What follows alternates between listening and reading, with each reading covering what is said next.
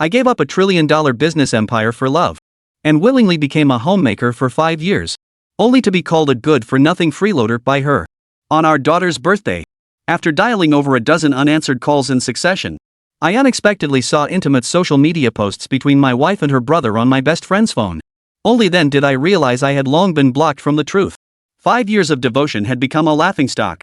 Anger and betrayal surged like tidal waves. Yet they seemed to have forgotten. The company my wife took such pride in was entirely sustained by my God-tier patents. When I ceased to endure in silence and resolved to reclaim all that is rightfully mine, those who once looked down upon me shall witness with their own eyes the rise of a true titan of commerce. However, when I revealed just a fraction of my true power, my ex-wife and the powerful family behind her knelt, begging for forgiveness. My obedient yet frail daughter in my arms, what choice would she make then? Chapter 1, The Unanswered Call. Shangjiang City. Longjiang Villa Community. The dinner table was laden with a sumptuous spread of dishes, with a large pink cake placed right in the center. "Daddy, when is mommy coming home?" a childish voice piped up. "Isn't An hungry?" Jiangchen bent down and gently touched his daughter's soft hair. Seeing her pale face, his heart melted with tenderness. "Then An can have a little something to tide you over. Daddy will call Mom." Under his daughter's hopeful gaze, Jiangchen dialed the number he had already called over a dozen times, yet still, no one answered. Beep beep beep. As time passed minute by minute, the call still hadn't connected. Jiangchen's heart sank little by little. Today was his daughter's birthday. Because An had congenital heart disease, for the first 4 years, she spent every birthday in the hospital. This year, our daughter's health has finally improved. Jiangchen had discussed with his wife early on that they would spend an unforgettable birthday with their daughter today. But not only did his wife not come back after the food was ready, she didn't even answer her phone. Jiangchen's heart couldn't help but grow anxious. Is my wife involved in something? Turning his head, Jiangchen met his daughter Jiang'an's gaze. Jiang'an didn't need anything, instead looking at him expectantly. A 5-year-old girl should be lively and adorable, fearless at this age. But Jiang'an was so well behaved it made one's heart ache. She cannot run or jump excessively, engage in vigorous exercise, or even experience significant emotional fluctuations.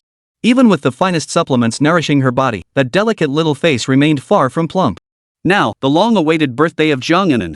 Sorry, the number you dialed is not answered for the moment. Dad? What did Mom say?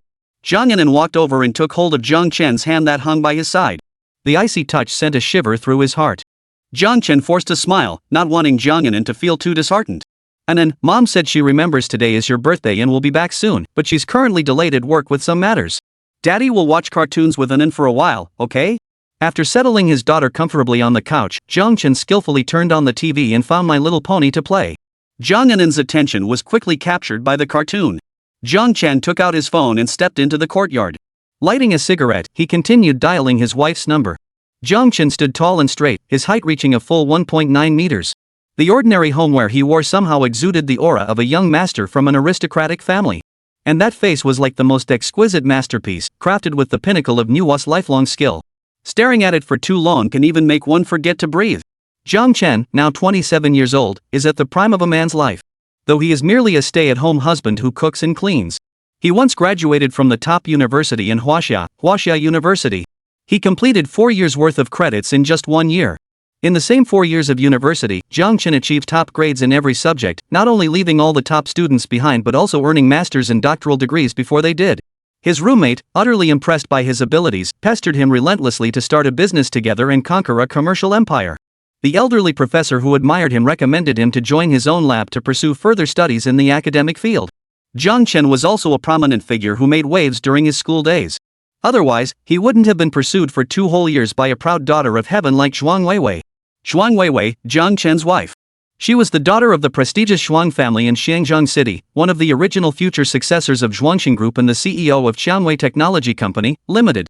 Her face was stunningly beautiful, as radiant as a dignified and elegant peony. Her 1.72 meter height, with long and straight legs, was utterly captivating. Her slender waist and voluptuous hips gave her a nearly perfect figure. Especially as time passed, the youthful innocence transformed into the allure of a mature woman. Wherever Zhuang Weiwei goes now, she becomes the center of attention in the crowd. His wife's face surfaced in his mind. A faint, blissful smile played at the corners of Jiangchen's lips. Back then, whether it was choosing to further my studies in academia or deciding to start a business with my roommate and strive together, Jiangchen's future should be filled with infinite possibilities. But in her senior year of college, Zhuang Weiwei got pregnant unexpectedly, and despite opposition from family and friends, she insisted on marrying Jiang Chen, who had little family wealth, to start a family. For this, he was even willing to relinquish his inheritance rights to the family business and strike out on his own, which deeply moved Jiang Chen. After marriage, their daughter Jiang Anan was diagnosed with congenital heart disease, requiring constant care. Jiang Chen, who lost both parents in his youth, harbored a deep-seated obsession with having a happy family. Under the combined influence of various factors, Jiang Chen made his choice between career and family. To better care for his daughter and the household, he painfully declined the professor's recommendation and withdrew from the newly established company he co-founded with his friend. Thus began their post-marriage life with the wife as breadwinner and the husband as homemaker.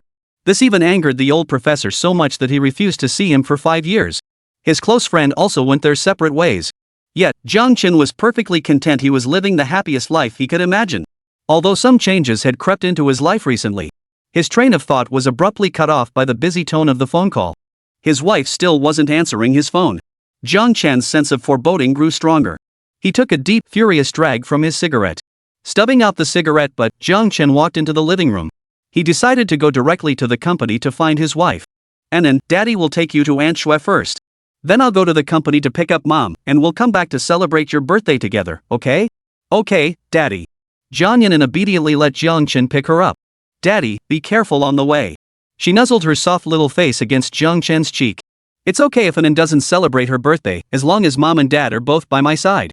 Jiang Chen's heart suddenly trembled. He lowered his head and kissed his daughter's cheek. Mom and Dad will always be with you. Anan's aunt is named Zhao Shuer. She is Zhuang Weiwei's longtime best friend, a straight woman who has been single since birth. Back when Zhuang Weiwei was pursuing Jiang Chen, she offered quite a few counterproductive and terrible ideas, but Zhuang Weiwei still ended up winning the handsome man in the end. Zhao Shuer's home is right next door, just a few dozen steps away. Shortly after Jiang Chen rang the doorbell, an elegantly dressed, stunningly attractive woman with a hot figure opened the door. The moment she saw who had arrived, Zhao Shuer's expressionless face instantly broke into a smile, her voice turning syrupy. Sweet baby Anan. After taking Anan into her arms, she looked at Jiang Chen with confusion. Why did you bring Anan here? Isn't today her birthday? Jiang Chen didn't want to tell the truth in front of Anan. Weiwei has something to do, I'll go to the company to pick her up. But Zhao Shuer's reaction made Jiang Chen feel something was off. She blurted out, she asked you to pick her up at the company? Immediately, Zhao Shuer seemed to realize something, her face turning unpleasant for a moment. Before Jiang Chen could respond, she hastily added, what I mean is, what trivial matter could possibly be more important than Anan's birthday, and she even sent you to pick her up? Jiang Chen frowned. Thank you for your trouble today. I'll come back for Anan soon. Zhao Shuer nodded absently, alright, don't worry. Anan will definitely have a great time with me. After taking 2 steps, Jiang Chen still felt something was off, and the ominous premonition in his heart grew stronger. Could it be that what he had long suspected was true? Had he not been overthinking it? At this thought, Jiang Chen stopped in his tracks and turned to look at Zhao Shuer. Are you? Zhao Shuer's fingers were still swiping on her phone. Seeing Jiang Chen suddenly turn around, she seemed startled, as if caught off guard. In the flurry of movement, the phone slipped and fell to the floor with a thud. I didn't even say anything, why are you so scared? As he spoke, Jiang Chen bent down to help pick them up. Zhao Shuer couldn't stop him in time and could only watch helplessly as Jiang Chen picked up the phone and saw what was on the screen. On the screen was a face Jiang Chen knew all too well. Chapter 2, The Blocked Moments. The moment he saw the content, Jiang Chen froze completely. His eyes locked onto the phone as his hands trembled uncontrollably. Dear little brother, you've been working hard lately. Brought him to the long-awaited Haizonlin for a celebration feast. Do any friends have dish recommendations? Make sure they're suitable for us. Roses, roses, roses. The accompanying photo was a picture of Zhuang Weiwei cheek to cheek with a young man. Judging from the shooting angle, it was Zhuang Weiwei who took the picture using her phone. Even a blind man could see the infatuation and unwavering determination in the young man's eyes as he gazed at Zhuang Weiwei. But Zhuang Weiwei actively took such an intimate photo and even posted it on her social media. Even the accompanying text is so ambiguous. There are still quite a few comments below. Wow, is it a dear little brother or a lover little brother? Wink. Haizonlin restaurant? Not bad, very suitable for couples. Remember to order the red beans of longing dish chuckling. A perfect match, so sweet, so sweet. Blessings 999999. Jiang Chen's brain felt as if it had been struck hard by a hammer. The blow left him dazed and his consciousness muddled. The first reaction wasn't anger or sadness over being cheated on. Instead, he wanted to ask his wife, you have time to post on social media, but no time to answer my call? Oh, it was posted 3 hours ago. Jiang Chen sensed something was amiss. He took out his own phone, also clicked into Zhuang Weiwei's friend circle, and began comparing each post one by one. Only then did he realize that Zhuang Weiwei had blocked him from seeing many of her posts. My younger brother fell ill and I rushed to take care of him. He made me a candle at dinner but burned his hand in the process. He's still not very skilled at work. What a little klutz. Once the dominoes fall, they set off countless chain reactions. Jiang Chen began to recall in his mind the time when these events had occurred. It was precisely during the times when Zhuang Weiwei kept working overtime, attending social events, or even making excuses about being too busy at the company to come home. Everything matches up perfectly. Every time before, when he sensed something amiss and tried to ask for more details, Zhuang Weiwei would show impatience, saying he wasn't considering her feelings and that she was busy working hard for the family. Is this what she's been busy with? For the first time, Jiang Chen felt the world was absurd. Only then did the belated surge of anger and sorrow from betrayal and deception flood his heart. He could feel the blood rushing wildly through his body, pounding so hard it made his heart ache. Jiang Chen's usually upright shoulders slumped down. The vague suspicions he had been too afraid to dwell on had now solidified into undeniable truth. Zhuang Weiwei had betrayed their family. Betrayed him. Jiang Chen's grip on his phone turned white-knuckled, the immense pressure making the device creak and groan. Zhao Shuer watched from the side, her heart pounding with fear. She had seen everything that just happened clearly. Many of Zhuang Weiwei's WeChat Moments posts were actually blocked from Jiang Chen. Zhao Shuer stammered in explanation, I just saw this content too, will you believe me? Jiang Chen, I really didn't mean to hide it from you. I didn't know you didn't know. I thought you were aware. You. Perhaps Jiang Chen's gaze was too terrifying. Zhao Shuer was completely panicked. Don't act rashly, calm down, think of Anan. Hearing her name, Anan nearby curiously raised her head to look in this direction. Seeing his daughter, Jiang Chen forced himself to calm down. Anan must not be frightened, he couldn't lose his temper in front of Anan. Come with me outside. Jiang Chen's voice was hoarse, and the mere 5 words had to be forcibly squeezed out from his throat. Zhao Shuer followed behind Jiang Chen on wobbly legs, not daring to make a sound. It's over, it's really over this time. She wondered why Zhuang Weiwei wasn't afraid Jiang Chen would get angry seeing those photos and videos she posted on social media. Jiang Chen had actually been clueless all along. Now Weiai had really gotten her into trouble. It would have been better if she had blocked her too. How must Jiang Chen be thinking of her now? Stepping outside, Jiang Chen had already calmed down. Only his eyes betrayed the fury he felt. Zhao Shuer. I'm here. Anan is in your care now. Keep a close eye on her, and don't let her find out about any of this. Hey, you mustn't act on impulse. Anan can't go a single day without you. Jiang Chen took a deep breath and nodded, I know, I just want to bring her back for Anan's birthday. After speaking, regardless of whether Zhao Shuer believed him or not, Jiang Chen turned and left. He got into the car.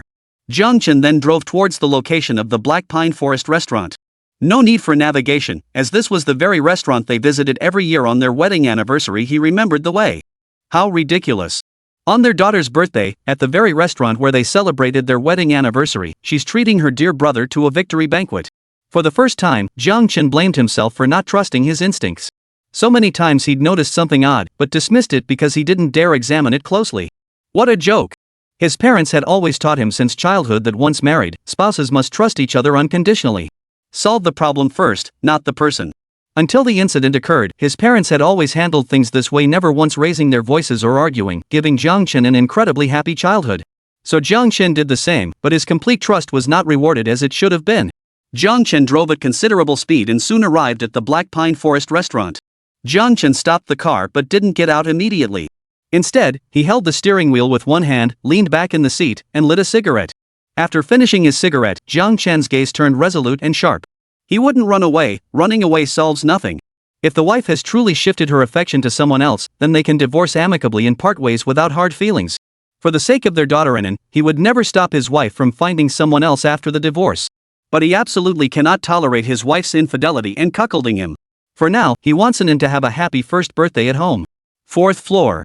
As soon as Jiang Chen stepped out of the elevator, 2 waiters approached him. Good evening, sir. Welcome to Black Pine Forest Restaurant. Do you have a reservation? Jiang Chen shook his head and forced out a sentence through clenched teeth. I'm here to meet someone. They've already arrived. With that, Jiang Chen brushed past the waiter's attempts to stop him. He walked straight into the restaurant. At this moment, by the window, a man and a woman were chatting and laughing while enjoying their meal. The man happened to look up and saw Jiang Chen striding toward him with an aggressive demeanor. He instinctively swallowed hard. He quickly lowered his head again, moving his body much closer to the woman. He even jokingly raised his own cup to the woman's lips as if showing off. The woman actually took a sip just like that. They actually shared the same straw. Zhuang Weiwei. He ought to feel disgust and rage, but against his own expectations, Jiang Chen's voice emerged terrifyingly calm. Husband. Zhuang Weiwei looked up, and the moment she saw Jiang Chen, the smile on her face vanished instantly. Then she stood up with an utterly bewildered expression. How did you? Xiao Lu just secured a huge 50 million yuan deal through his connections, so I came here to celebrate with him. Zhuang Weiwei hastily explained. She forced a smile onto her face. What's wrong, honey? Did you miss me? How about we eat together? Jiang Chen remained calm. Zhuang Weiwei, do you remember what day it is today? Without waiting for Zhuang Weiwei to respond, Jiang Chen continued speaking. Today is the first birthday our daughter gets to celebrate outside the hospital. Anen has spent all 4 of her previous birthdays in the hospital, and you know how much she's been looking forward to this day. But before I came out to look for you, Anen waited until the food went cold without you coming home. Chapter 3, Divorce After Today. What about you? Are you at the restaurant right now? Celebrating someone else? Does it have to be today? For questions in a row sent panic rippling across Zhuang Weiwei's face. She lunged forward and grabbed Jiang Chen's arm. Honey, please listen to me first.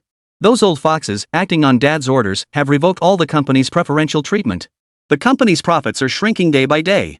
If this keeps up, the company will go bankrupt. How can we give Anen a life of comfort and security? I'm doing this for our family too. The man beside her shifted his gaze nervously. Seeing this, he quickly interjected, this must be Brother Jiang, right? Oh my, Sister Weiwei has mentioned you before. I'm Lu Zhiping, her personal assistant. Come, Brother Jiang, sit down and join us. Take this seat next to Sister. Keep it down in public like this, it's not good for Sister's reputation. Jiang Chen finally gave the man a meaningful look. The man calling himself Lu Zhiping was quite young, with the classic pretty boy looks. Without Jiang Chen standing beside him for comparison, one might even say he was quite handsome. Though he was urging Jiang Chen to take his seat, his own but didn't budge an inch. Instead, his gaze shifted toward Zhuang Weiwei. Zhuang Weiwei's tone carried a hint of displeasure. Honey, just sit across from us. We can talk properly. Zhiping is right. With so many people watching, could you please consider the bigger picture?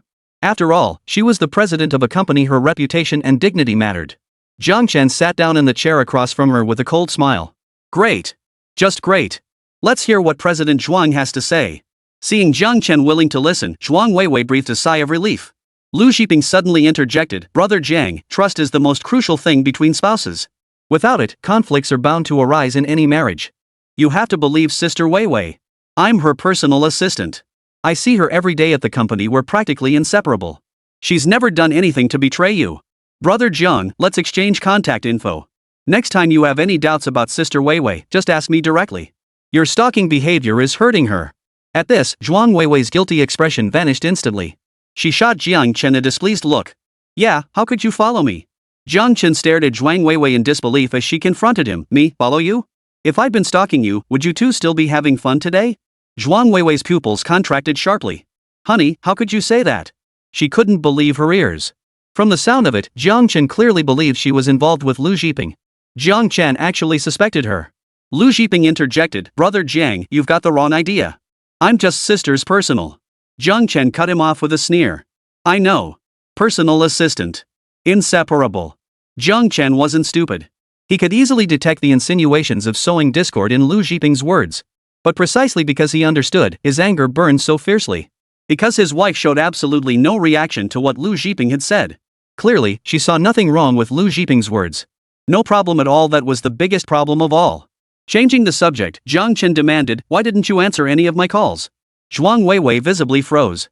You called me? She picked up her purse and pulled out her phone. Seeing the dozen or so missed calls on her phone, her previously confident demeanor weakened slightly. Oh dear, honey, my phone was on silent mode. I didn't notice. I didn't mean to ignore your calls either. Strange, I didn't press any buttons. How did it go silent?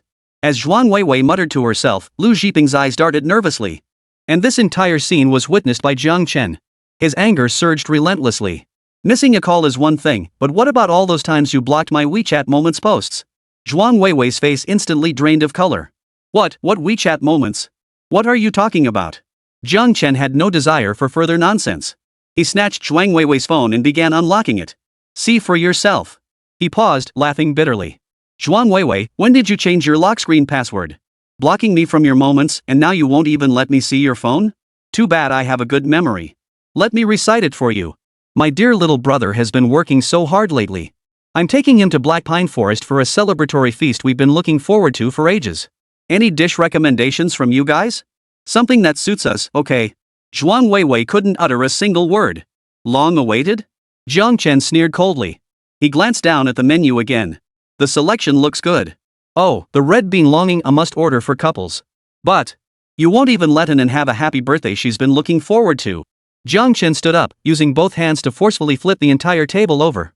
Then you won't get to eat your brother's celebration feast either. Ah! Crash! Crack! The man's shrill scream, mingled with the splatter of sauce and the crash of shattering plates, erupted abruptly throughout the dining hall. Zhuang Weiwei's eyes widened as she stumbled back a few steps. Jiang Chen! Have you lost your mind? How could you flip the table? Lu Shiping was covered in vegetable juice. But he quickly turned his concern to Zhuang Weiwei. Sis, are you okay? This dish is so hot. Did it burn you? Are you hurt? Zhuang Weiwei tore off a tissue to wipe the vegetable juice from Lu Shiping's face. I'm fine. You're all messed up and still worrying about me? Take care of yourself first.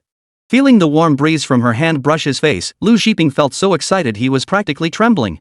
Sis, you're so kind to me. I'm fine. Don't be mad at Brother Jiang. He turned to face Jiang Chen, his expression turning angry. Brother Jiang, if you have any beef with me and want to pick a fight, I'll swallow my pride for Sister Weiwei's sake. But before you lay a finger on me, could you show some concern for my sister? What if this scalding hot dish burns her? Don't you care about her at all? Jiang Chen gave a cold laugh. I don't care about her, but you sure do. Zhuang Weiwei. If you don't want to continue, just say so. We can part ways amicably. Stop playing this sister-brother nonsense to disgust me. I'll accept divorce, but wearing a green hat. No way. Zhuang Weiwei took a deep breath. Jiang Chen, stop this nonsense. Stop threatening divorce over every little thing. How old are you, acting so childish? You just flipped the table and scolded Jiping. Apologize to him first. Lu Shiping grasped Zhuang Weiwei's hand as she wiped his burn. His gaze toward Jiang Chen was defiant. Brother Jiang, if you don't want to apologize, fine. Just stop misunderstanding my sister all the time. Jiang Chen was so infuriated by this pair of scoundrels that he laughed bitterly. He flexed his wrist and delivered a vicious punch, landing squarely on Lu Shiping's left cheek. Jiang Chen had trained in martial arts since childhood and never stopped practicing after marriage. Though the punch looked unremarkable, its force was immense. A single punch sent Lu Shiping flying. He crashed heavily to the ground. After venting his anger, Jiang Chen forced himself to calm down. It's getting late. Anan is waiting for me to take her out for her birthday. Zhuang Weiwei, if you still care about our daughter, you'd better hurry home. Once Anan has a happy birthday today, we'll get divorced. Hearing her daughter's name, Zhuang Weiwei's earlier fury vanished completely. She grabbed her bag, ready to follow him. But, Chapter 4, Am I your husband or your alarm clock? Ah. That hurts. Sis, are you still there? Did the power go out in the store? Sister Weiwei, I'm so scared. Lu Shiping's scream was piercingly shrill. Zhuang Weiwei's footsteps halted, her grip on her purse tightening involuntarily. Watching Lu Shiping fumble to get up from the floor, Zhuang Weiwei's inner balance swayed back and forth. Her gaze wavered between the direction Jiang Chen had left and Lu Shiping. But at some point, everyone's eyes had turned toward her. Those piercing stares felt like needles, making her back burn. Did I hear that right? She brought some young stud out to dinner on her daughter's birthday? You heard right, you heard right. Her daughter's been sick for 4 years.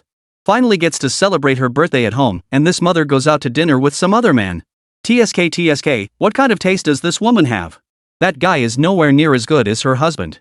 If my husband looked that handsome, I'd be home with him every day. And she claims he's just a personal assistant? Bet he's more like a personal attendant in bed too. Listening to the gossip around her, Zhuang Weiwei felt a stinging heat spread across her face. It's all Jiang Chen's fault. Couldn't he have said whatever he wanted to say privately? He had to humiliate her in front of everyone. Zhuang Weiwei couldn't help but feel resentment welling up inside her. She looked at Lu Shiping, who appeared pitifully helpless, and said defiantly, I'll take you to the hospital. Once seated in the car, Jiang Chen didn't hesitate for a second. He started the car and headed straight home. How should he explain this to Anan? The birthday she'd been looking forward to for so long. The first birthday not spent in the hospital. After the birthday, the separation of his parents would follow. How could he possibly tell his daughter? And his love. 9 years since they met, 7 years in love, 5 years married. He had poured his whole heart into Zhuang Weiwei. People called him foolish for abandoning his future, short-sighted, a freeloader, but he didn't care. All he wanted was happiness for this family. He never imagined it would end this way. Jiang Chen felt a stinging sensation in his nose. He rolled down the window. Jiang Chen pressed the accelerator pedal hard. A fierce wind rushed in through the open window. It dried the moisture lingering in his eyes. They arrived at the home of his wife's best friend, Zhao Shuer. Zhao Shuer asked with concern, how are you? Jiang Chen shook his head. Come to my place later. Let's celebrate Annen's birthday together. Zhao Shuer nodded hesitantly. Jiang Chen looked at his daughter, who was running toward him in small steps. Annen, look what Daddy has prepared for you. A fried chicken meal, you can have some today. Due to her health condition, Annen's meals required strict dietary restrictions. Foods like fried chicken were normally off limits for her. But today, Jiang Chen just wanted to make his daughter happy. Wow! Daddy's home. After throwing herself into Jiang Chen's arms and giving him a kiss, Annen happily looked at the fried chicken in his hands. Thank you, Daddy. Come on, Annen. You get to cut the cake today. Make sure the slice for Daddy is bigger than the one for Aunt Shui. Even after Annen finished her fried chicken, Zhuang Weiwei still hadn't returned. Jiang Chen's heart sank to the bottom. Zhao Shuer busied herself trying to lighten the mood. As Jiang Chen lit the candles on the cake, he pondered how to broach the subject with his daughter. But Annen cupped Jiang Chen's face with both hands first. Daddy, I'm so happy that you and Auntie Shui are here to celebrate my birthday with me. I'm content, so you should be happy too. Jiang Chen's lips trembled, but no words came out. All his words dissolved into a single exclamation, hey! Annen, make a wish. They say brilliance often comes with its own wounds. Sometimes Jiang Chen truly wished Annen could be a little less clever, a little more innocent. As long as she could live a healthy, peaceful life. Not like this so clever, so considerate. Late at night. Zhuang Weiwei rushed back, a thin sheen of sweat glistening on her forehead, adding a touch of allure to her delicate, lotus-like features. Her full chest rose and fell with each slight breath, stirring the imagination. Glancing at her watch, it read 11:30 p.m. Zhuang Weiwei exhaled deeply. Thankfully, her daughter's birthday wouldn't be over for another half hour. She hadn't arrived too late. Standing at the doorway, Zhuang Weiwei composed her expression, then stepped inside with a smile. Honey, I'm home. No matter how late she returned, Jiang Chen would always wait for her. All she had to do was call out honey at the door, and Jiang Chen would come over to take the things from her hands. Then they'd embrace and share a deep kiss. Afterward, Jiang Chen would help her remove her makeup and apply skincare products, and during that time, they would soak in the tub together and chat. Zhuang Weiwei would share her work frustrations, and Jiang Chen would comfort and reassure her, then recount the day's amusing moments with Annen. Finally, they would fall asleep in each other's arms. Every day felt sweet and comforting to Zhuang Weiwei. But today, the only thing responding to Zhuang Weiwei was an empty living room. Zhuang Weiwei felt a twinge of annoyance. She felt Jiang Chen was giving her the cold shoulder because of what happened today. Lu Xiping's words inevitably surfaced in her mind again. Sis Weiwei, brother Jiang might have been living too comfortably at home for too long. He has no concept of the difficulties the company is facing, which is why he acted this way today. I'm not saying brother Jiang is bad. My mom is the same when she's sheltered at home, untouched by wind or rain, she craves a sense of purpose too. Sister, don't be angry with brother Jiang. Don't worry, sister. You've been so good to me. I won't blame brother Jiang for hurting me this time. But, you're so kind, sister, and brother Jiang, sigh, I shouldn't be saying this, but I really feel for you. Zhuang Weiwei shook her head, dismissing the vague thoughts surfacing in her mind. She flung her bag onto the sofa in a fit of petulance. But when she looked up, she froze. A cake still sat on the dining table nearby. Clearly left for her. Zhuang Weiwei pressed her pink lips together, trying to suppress the smile tugging at the corners of her mouth, but she couldn't help it curled upward. She knew her husband still cared about her. She admitted she was at fault today for not being there for Annen's birthday. As long as Jiang Chen apologized to her tomorrow, she'd forgive him. The next day. Zhuang Weiwei opened her eyes and picked up the phone beside her, stunned into a daze. It was already 8:30 in the morning. Why hadn't Jiang Chen woken her up today? This morning, the major client introduced by Lu Xiping was coming to the company to discuss the contract. She absolutely couldn't be late. Zhuang Weiwei rushed into the bathroom to get ready. Toothbrush, where's the toothpaste? Where did I put it? Usually, Jiang Chen would squeeze the toothpaste onto her brush for her, but today he hadn't done a thing. Zhuang Weiwei's first reaction was to stomp her foot and shout toward the door. Jiang Chen, where's the toothpaste? Jiang Chen was downstairs in the dining room feeding Annen. Hearing the commotion upstairs, he remained completely unfazed. Annen looked up at the upstairs, then back at Jiang Chen. Annen's eyes resembled neither Jiang Chen nor Zhuang Weiwei, but rather Jiang Chen's mother. They were almond-shaped with slightly drooping outer corners, the light brown irises like transparent glass marbles, clear and bottomless. Right now, Annen was looking at Jiang Chen with those very eyes. Daddy, Annen can feed herself. Mommy needs you more. Jiang Chen ruffled Annen's hair. You're such a little grown-up. Daddy will be down in a minute. Upstairs. Jiang Chen silently retrieved the toothpaste and handed it to Zhuang Weiwei. Zhuang Weiwei was holding her toothbrush, waiting for Jiang Chen to squeeze the toothpaste. But to her surprise, he handed her the tube and turned to leave. Zhuang Weiwei's dissatisfaction grew even stronger. She demanded, why didn't you wake me up today? Jiang Chen stared straight at Zhuang Weiwei. Am I your husband, or your alarm clock? Zhuang Weiwei's pent-up anger boiled over. Jiang Chen, can you not be so sarcastic? Why are you suddenly losing your temper? You still haven't apologized for yesterday. Jiang Chen laughed bitterly and retorted, who should I apologize to? You, for standing up to Anan on her birthday, or that pretty boy who insisted on having dinner with you yesterday? Zhuang Weiwei, he deserved what he got. And I don't believe you couldn't hear the insinuations in his words. Don't make me doubt your intelligence after already doubting your character. Zhuang Weiwei's pretty face flushed crimson. You, don't talk nonsense. My character is fine, my intelligence is fine, it's you who's the problem.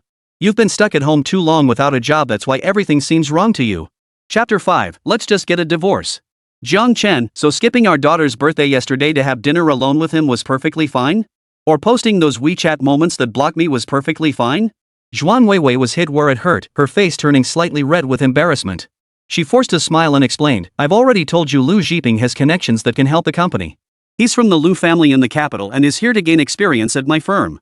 Besides, he's so young. I treat him like a little brother. If there's any feeling between us, it's purely familial. Husband, you're the only one I love. I would never do anything to betray you. We just had dinner together yesterday. Jiang Chen found this brother-sister explanation utterly laughable. He never imagined such an absurd situation could ever happen between him and Zhuang Weiwei. Gritting his teeth, Jiang Chen snapped, Does your father know you claimed a bastard son for him? Does your brother know you claimed a bastard brother for him? Does the entire Zhuang family know you claimed a bastard heir for them? Zhuang Weiwei, you! How dare you speak to me like that? Zhuang Weiwei had never heard Jiang Chen speak so venomously before. What nonsense about illegitimate sons and brothers? Zhuang Weiwei, don't talk about Zhiping like that. He didn't hold you accountable after you beat him up yesterday.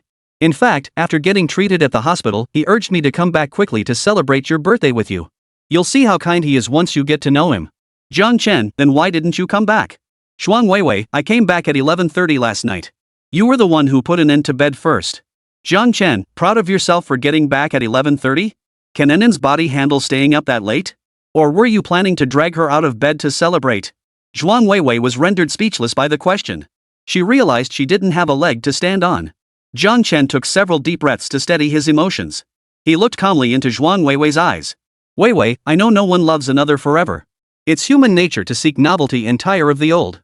From the day I was with you, I prepared myself for the possibility that your love for me might fade, or even cease entirely. If your love for me wavers, we can divorce. I won't cling to you or stand in the way of your happiness.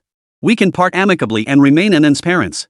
Zhuang Weiwei, but I cannot accept your neglect of our family, nor can I accept you cheating on me and cuckolding me during our marriage. Yes, I know it's tough for you working outside the home. I gave up my career to care for our family and be with Enen without a single complaint. I did everything I could to make you feel comfortable and relaxed at home. Jiang Chen's voice cracked slightly. Zhuang Weiwei, if it were possible, I would have wanted to grow old with you and given in a happy, complete family. But you. Before Jiang Chen could finish, Zhuang Weiwei threw herself into his arms. Honey, please don't say anymore. We won't get divorced. I haven't changed my heart, and I haven't cheated. She knew her husband's former mentor had recently been awarded the National Special Contribution Medal and honored with the title of National Sage. Since the founding of the People's Republic of China over 70 years ago, only a handful, just over 30 of the nation's most outstanding talents had ever received this honor. The old professor had practically treated Jiang Chen like his own nephew or younger relative. Had Jiang Chen continued his studies under the old professor, he would have had a bright future ahead. But Jiang Chen had sacrificed his career for this family, severing ties with the old professor. Then there was the friend who had started a business with Jiang Chen back in the day. Now, even when meeting him, that person addressed him as Mr. Jiang. Thinking of this, Zhuang Weiwei's heart softened. Husband, I love you most of all. I would never set my sights on anyone else. But Jiang Chen didn't return her embrace. Instead, he closed his eyes. But your actions don't match your words. Weiwei, with an in here, I don't want us to become enemies just because of this divorce. Zhuang Weiwei immediately stood on tiptoe and silenced Jiang Chen's unfinished words with her own lips. No divorce. I can't possibly divorce you. Husband, I only love you. You're the one I love most. Didn't you always say you wanted a happy family? If we divorce, our family will fall apart. Jiang Chen lowered his head, his expression softening. The love they once shared wasn't fake. Years of devotion had gradually crystallized into today's sunk costs. The bonds between them ran too deep, and Jiang Chen's heart softened slightly. Fine, we won't divorce. I can pretend the past never happened. But starting today, remove Lu Zhiping from the company and sever all ties with him. Zhuang Weiwei hesitated, her voice trembling. Husband. What does he have to do with us? Besides, that major client he introduced is coming to sign the contract today. If I push him away now, wouldn't that be like killing the donkey that carried the millstone? What will the people in the company think of me? Honey, please think about me.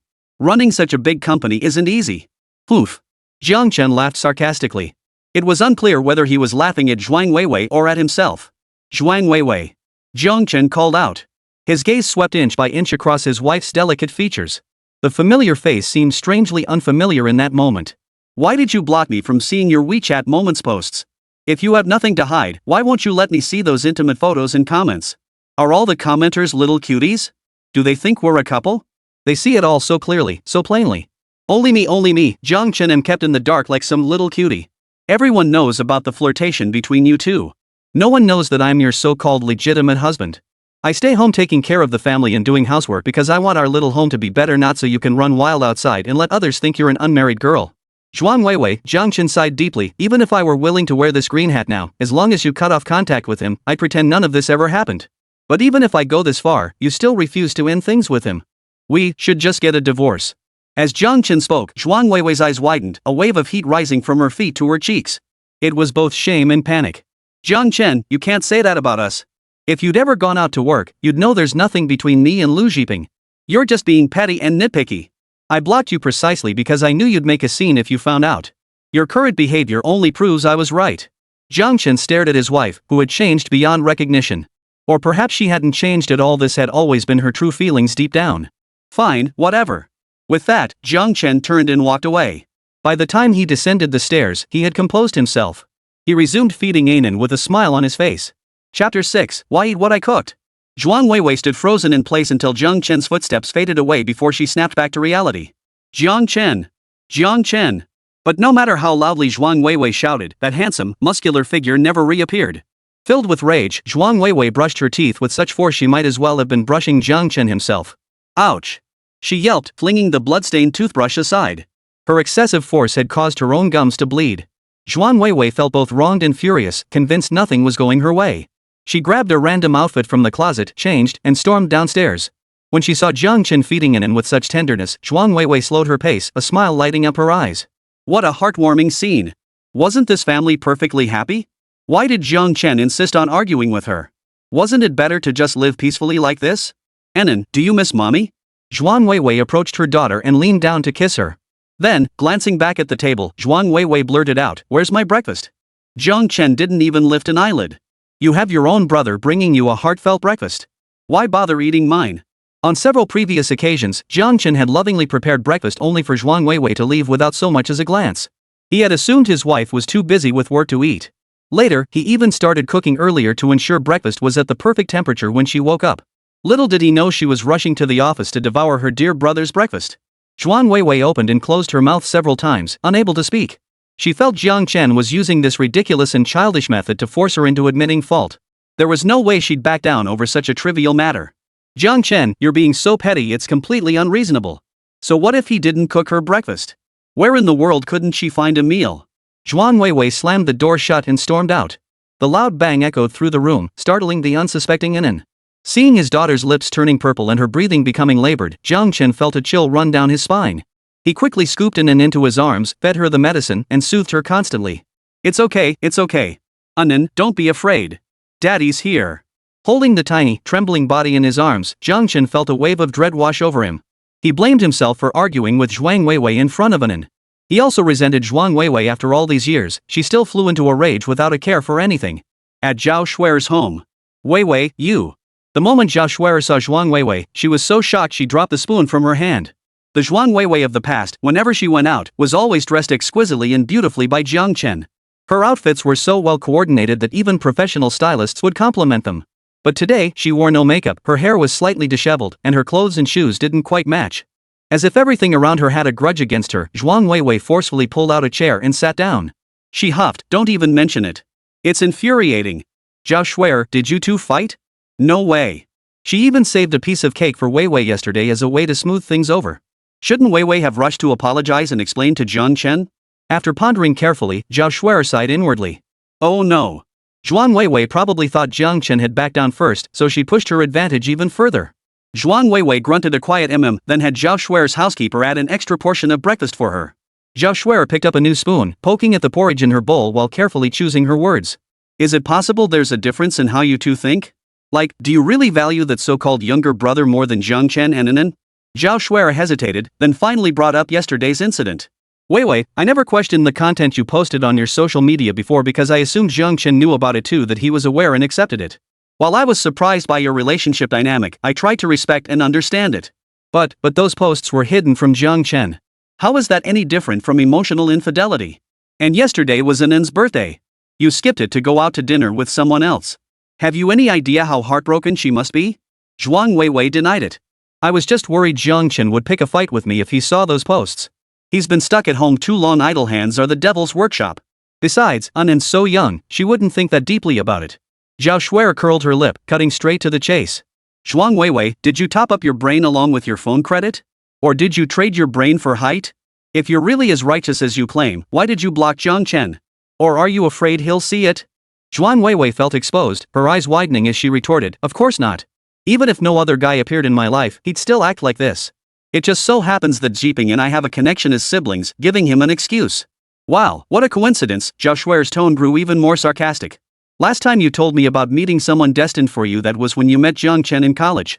Zhuang Weiwei paused mid-bite, stammering, yeah, it's all family destiny. Jiang Chen is my husband, Jiping is my little brother. You don't know, if my brother grew up, he'd be just like Jiping. Oh, come on. Jiang Chen just has too much free time on his hands to get all those wild ideas. How could a busy person like you ever think that way?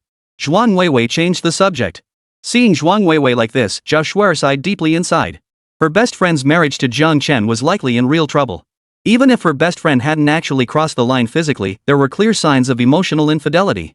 Zhao Shuer's eyes flickered as she lowered her lashes and asked, can you two even continue like this? Are you getting divorced? Impossible.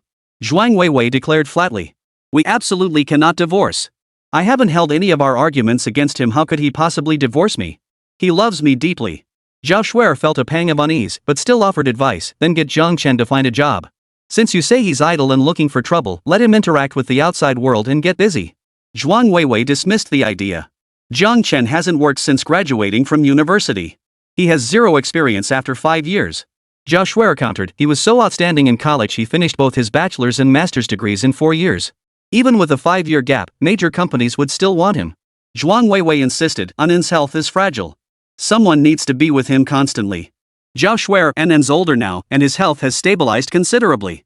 With your family's wealth and influence, finding a trustworthy nanny to care for him shouldn't be difficult. Zhuang Weiwei, I'm the CEO, for heaven's sake. Having him work outside would be an embarrassment. Zhao Shuer took a deep breath. Then have him submit resumes to universities. He could work there permanently, it's both leisurely and respectable. Zhuang Weiwei countered, I can support him. Why should he work?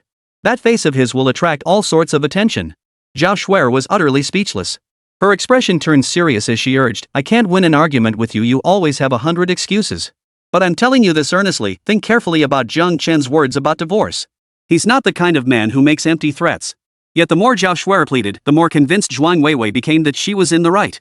Instead, she began to blame Zhao Shuer. Enough. Lend me your dressing room so the makeup artist can do my face. And yesterday, you didn't even give me a heads up beforehand. Because of you, I was completely unprepared.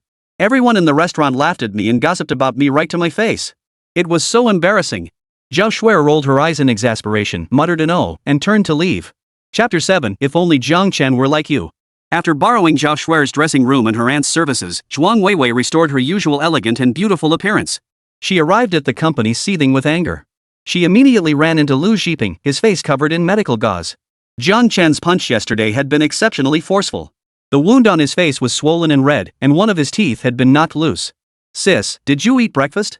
Lu Zhiping waved the insulated lunchbox in his hand. My head still hurt a bit while cooking today. I got distracted and made too much, so I brought it to the office. Would you like to share some with me? Lu Zhiping smiled sweetly, but the movement tugged at his facial wound, making him hiss in pain. Seeing this, the anger in Zhuang Weiwei's heart dissipated somewhat, though her tone remained stiff. Didn't I tell you yesterday to rest longer before coming back to work? How bad is the headache? Should I take you back to the hospital? It's fine, just a minor scrape. Can't let a little injury hold me back from work today. Lu Zhiping lifted the insulated box higher. Sis, breakfast. Zhuang Weiwei shook her head.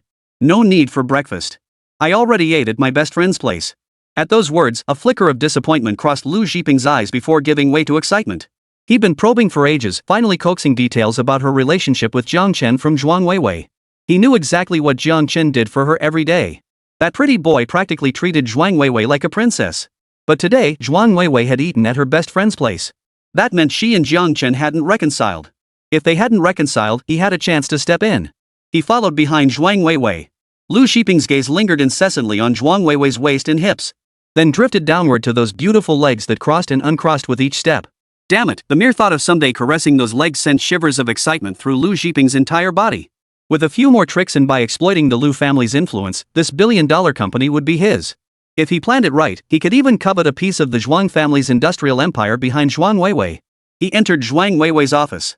Lu Zhiping expertly boiled water and brewed coffee, adding sugar cubes according to Zhuang Weiwei's preference before placing it on her desk. Zhuang Weiwei sipped it. Not bad. You're becoming more and more considerate.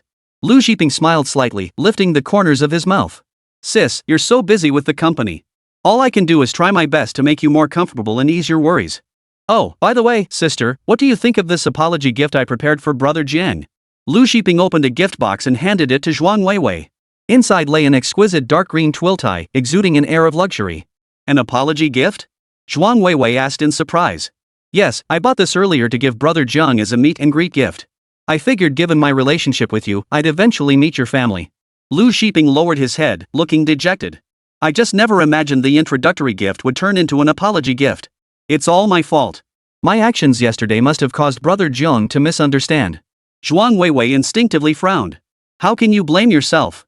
He should be the one apologizing to you for yesterday. Zhiping, you just care too much about others. Sigh, if only he were more like you. Lu Zhiping shook his head quickly. Sis, you're so beautiful and capable. Brother Jiang can't help but be a little strict. But I see things differently than Brother Jiang, Lu Zhiping said, meeting Zhuang Weiwei's gaze directly. If I had a girlfriend like you, I wouldn't care who she hung out with because I trust her completely. Zhuang Weiwei's gaze shifted nervously. Sigh. Lu Zhiping knew when to stop. Alright, sis, could you please deliver this apology gift to Brother Jiang for me? Get him to forgive me. I'll apologize in person when I get the chance. After speaking, Lu Zhiping glanced at his watch. Sis, Mr. Li should be arriving soon. I'll go prepare to welcome him. He's quite particular about reception standards. Mom said when he visits client companies, he won't even drink tea unless it's brewed with a specific brand of water.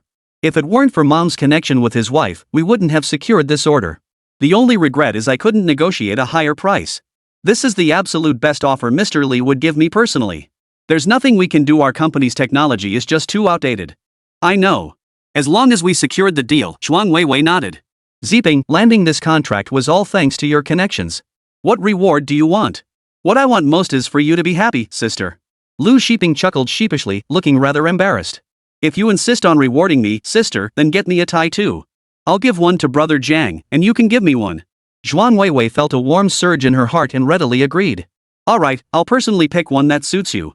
But this reward doesn't quite match your contribution. Is there anything else you want? Sis Weiwei, could I take you home to meet my mom? Lu Zhiping's voice dropped so low, Zhuang Weiwei could barely hear him without straining. Mom knows I consider you my sister and wants to meet you too. She's always wanted a daughter. Zhuang Weiwei's eyes lit up. Lu Zhiping came from the Lu family of the capital. If she could use this to connect with the Lu family, she wouldn't have to worry about her family threatening her with company business anymore. Great. Once this busy period is over, I'll come visit Auntie. Really? That's wonderful, Sister Weiwei. My mom will be so happy when she hears this. Turning to leave the office, Lu Zhiping wore a confident smile. Combining emotional appeal with material gain, there was no woman he couldn't win over. Mr. Li. This way, please. The elevator is ready. Lu Zhiping had arrived early to wait downstairs at the company building. He never let such minor details slip through the cracks. Mr. Li nodded with a smile. You've been waiting quite a while, haven't you? Not at all. Besides, waiting is a form of mental discipline. While waiting for you, I was also tempering my own character. I should thank you for giving me this opportunity. Ah, no wonder my wife says Mrs. Lu always beams with pride whenever she mentions you. If my son had your mindset, I'd be praising him every day too. The group chatted and laughed as they entered the company building. Once inside the elevator, surrounded by their own people, Mr. Li lowered his voice and asked Lu Zhiping. Zhiping, are you certain Mr. Zhuang has no objections to this price I'm offering? This price essentially squeezed Rose Technologies' profits to the absolute limit, a market-disrupting low rate by any standard. Lu Zhiping assured him, absolutely no objections, Mr. Li, rest assured. I'm taking full responsibility for this collaboration. Good. President Li patted Lu Zhiping on the shoulder and probed, Zhiping, do you know how President Zhuang secured this patent technology back then? I heard the patent holder is surnamed Jiang. Does he work at your company? Lu Zhiping dismissed the question casually. There's no one surnamed Jiang at our company. It's likely a technology secured by the former President Zhuang for our current President Zhuang's use. You know my relationship with President Zhuang. If I hear anything, I'll be sure to let you know. Mr. Li recalled recent rumors and exchanged a knowing smile with Lu Zhiping. He had his reasons for agreeing to this collaboration. Although Rose Technology's patented technology wasn't the most advanced nationwide, it wasn't entirely outdated either. It still led in certain performance aspects. Moreover, with Lu Zhiping his own man brokering the deal and driving down the price, he stood to earn more than if he'd signed with another company. And if Rose Tech failed to deliver on time, he'd pocket a hefty penalty fee. It was a win-win situation. Mr. Li couldn't help but feel a pang of regret. Years ago, he had wanted to collaborate with Jiang Chen, the patent holder. Unfortunately, the other party dug in their heels, refusing to budge no matter how high the price offered. They insisted on granting exclusive rights to Rose Technology, leaving him no choice but to give up. Little did he expect that 5 years later, Jiang Chen's technology would end up being sold off cheaply by his wife and her lover. And Jiang Chen himself? Not a single soul at his wife's company even knew his name. The mistress who sold his technology cheaply didn't even know it was his. How utterly ridiculous. Chapter 8. Anan wants to stay with Daddy. Inside the Longjiang villa, Jiang Chen finished his household chores as usual. Then, he moved some of his frequently used personal belongings into the guest room. Having resolved to divorce, Jiang Chen would no longer share a home with Shuang Weiwei.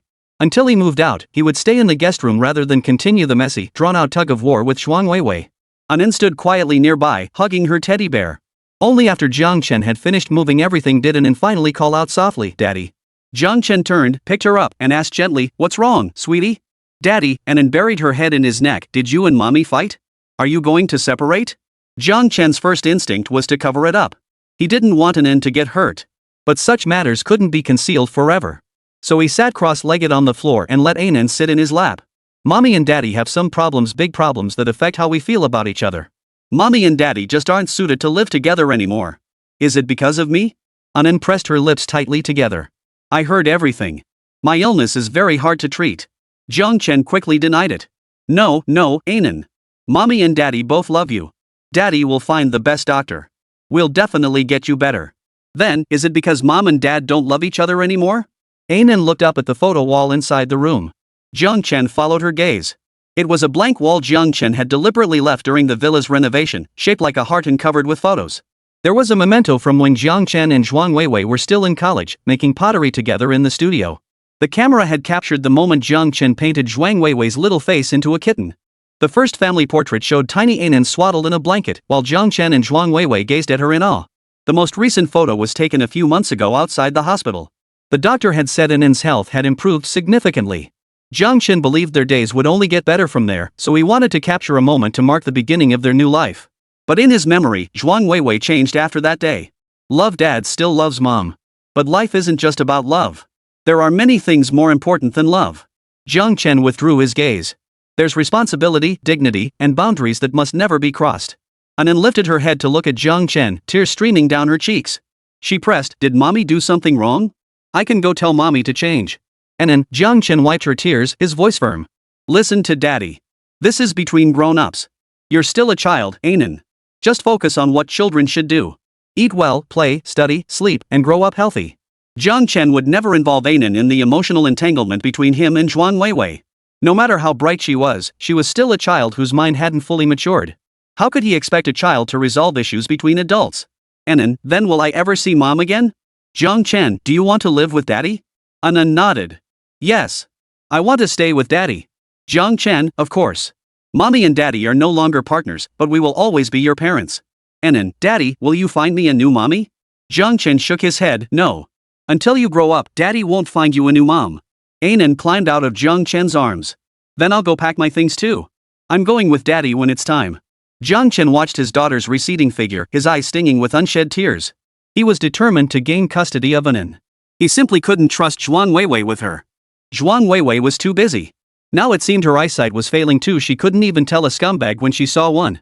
If they divorced and Shuang Weiwei remarried, Jiang Chen couldn't bear to imagine how much Anan would suffer. Only by raising her himself could he feel at ease. But to fight for custody, he needed to strengthen his position. Jiang Chen lowered his head, wiped his face, and began calculating his current assets. What did he have? A degree certificate from 5 years ago, a blank resume.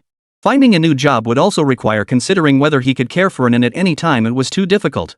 Jiang Chen rubbed his face. Fortunately, there was the old apartment his parents had left him. It had been vacant all this time, located in a desirable school district and close to the city's first hospital. After the divorce, he and Inan would have a place to live. But money?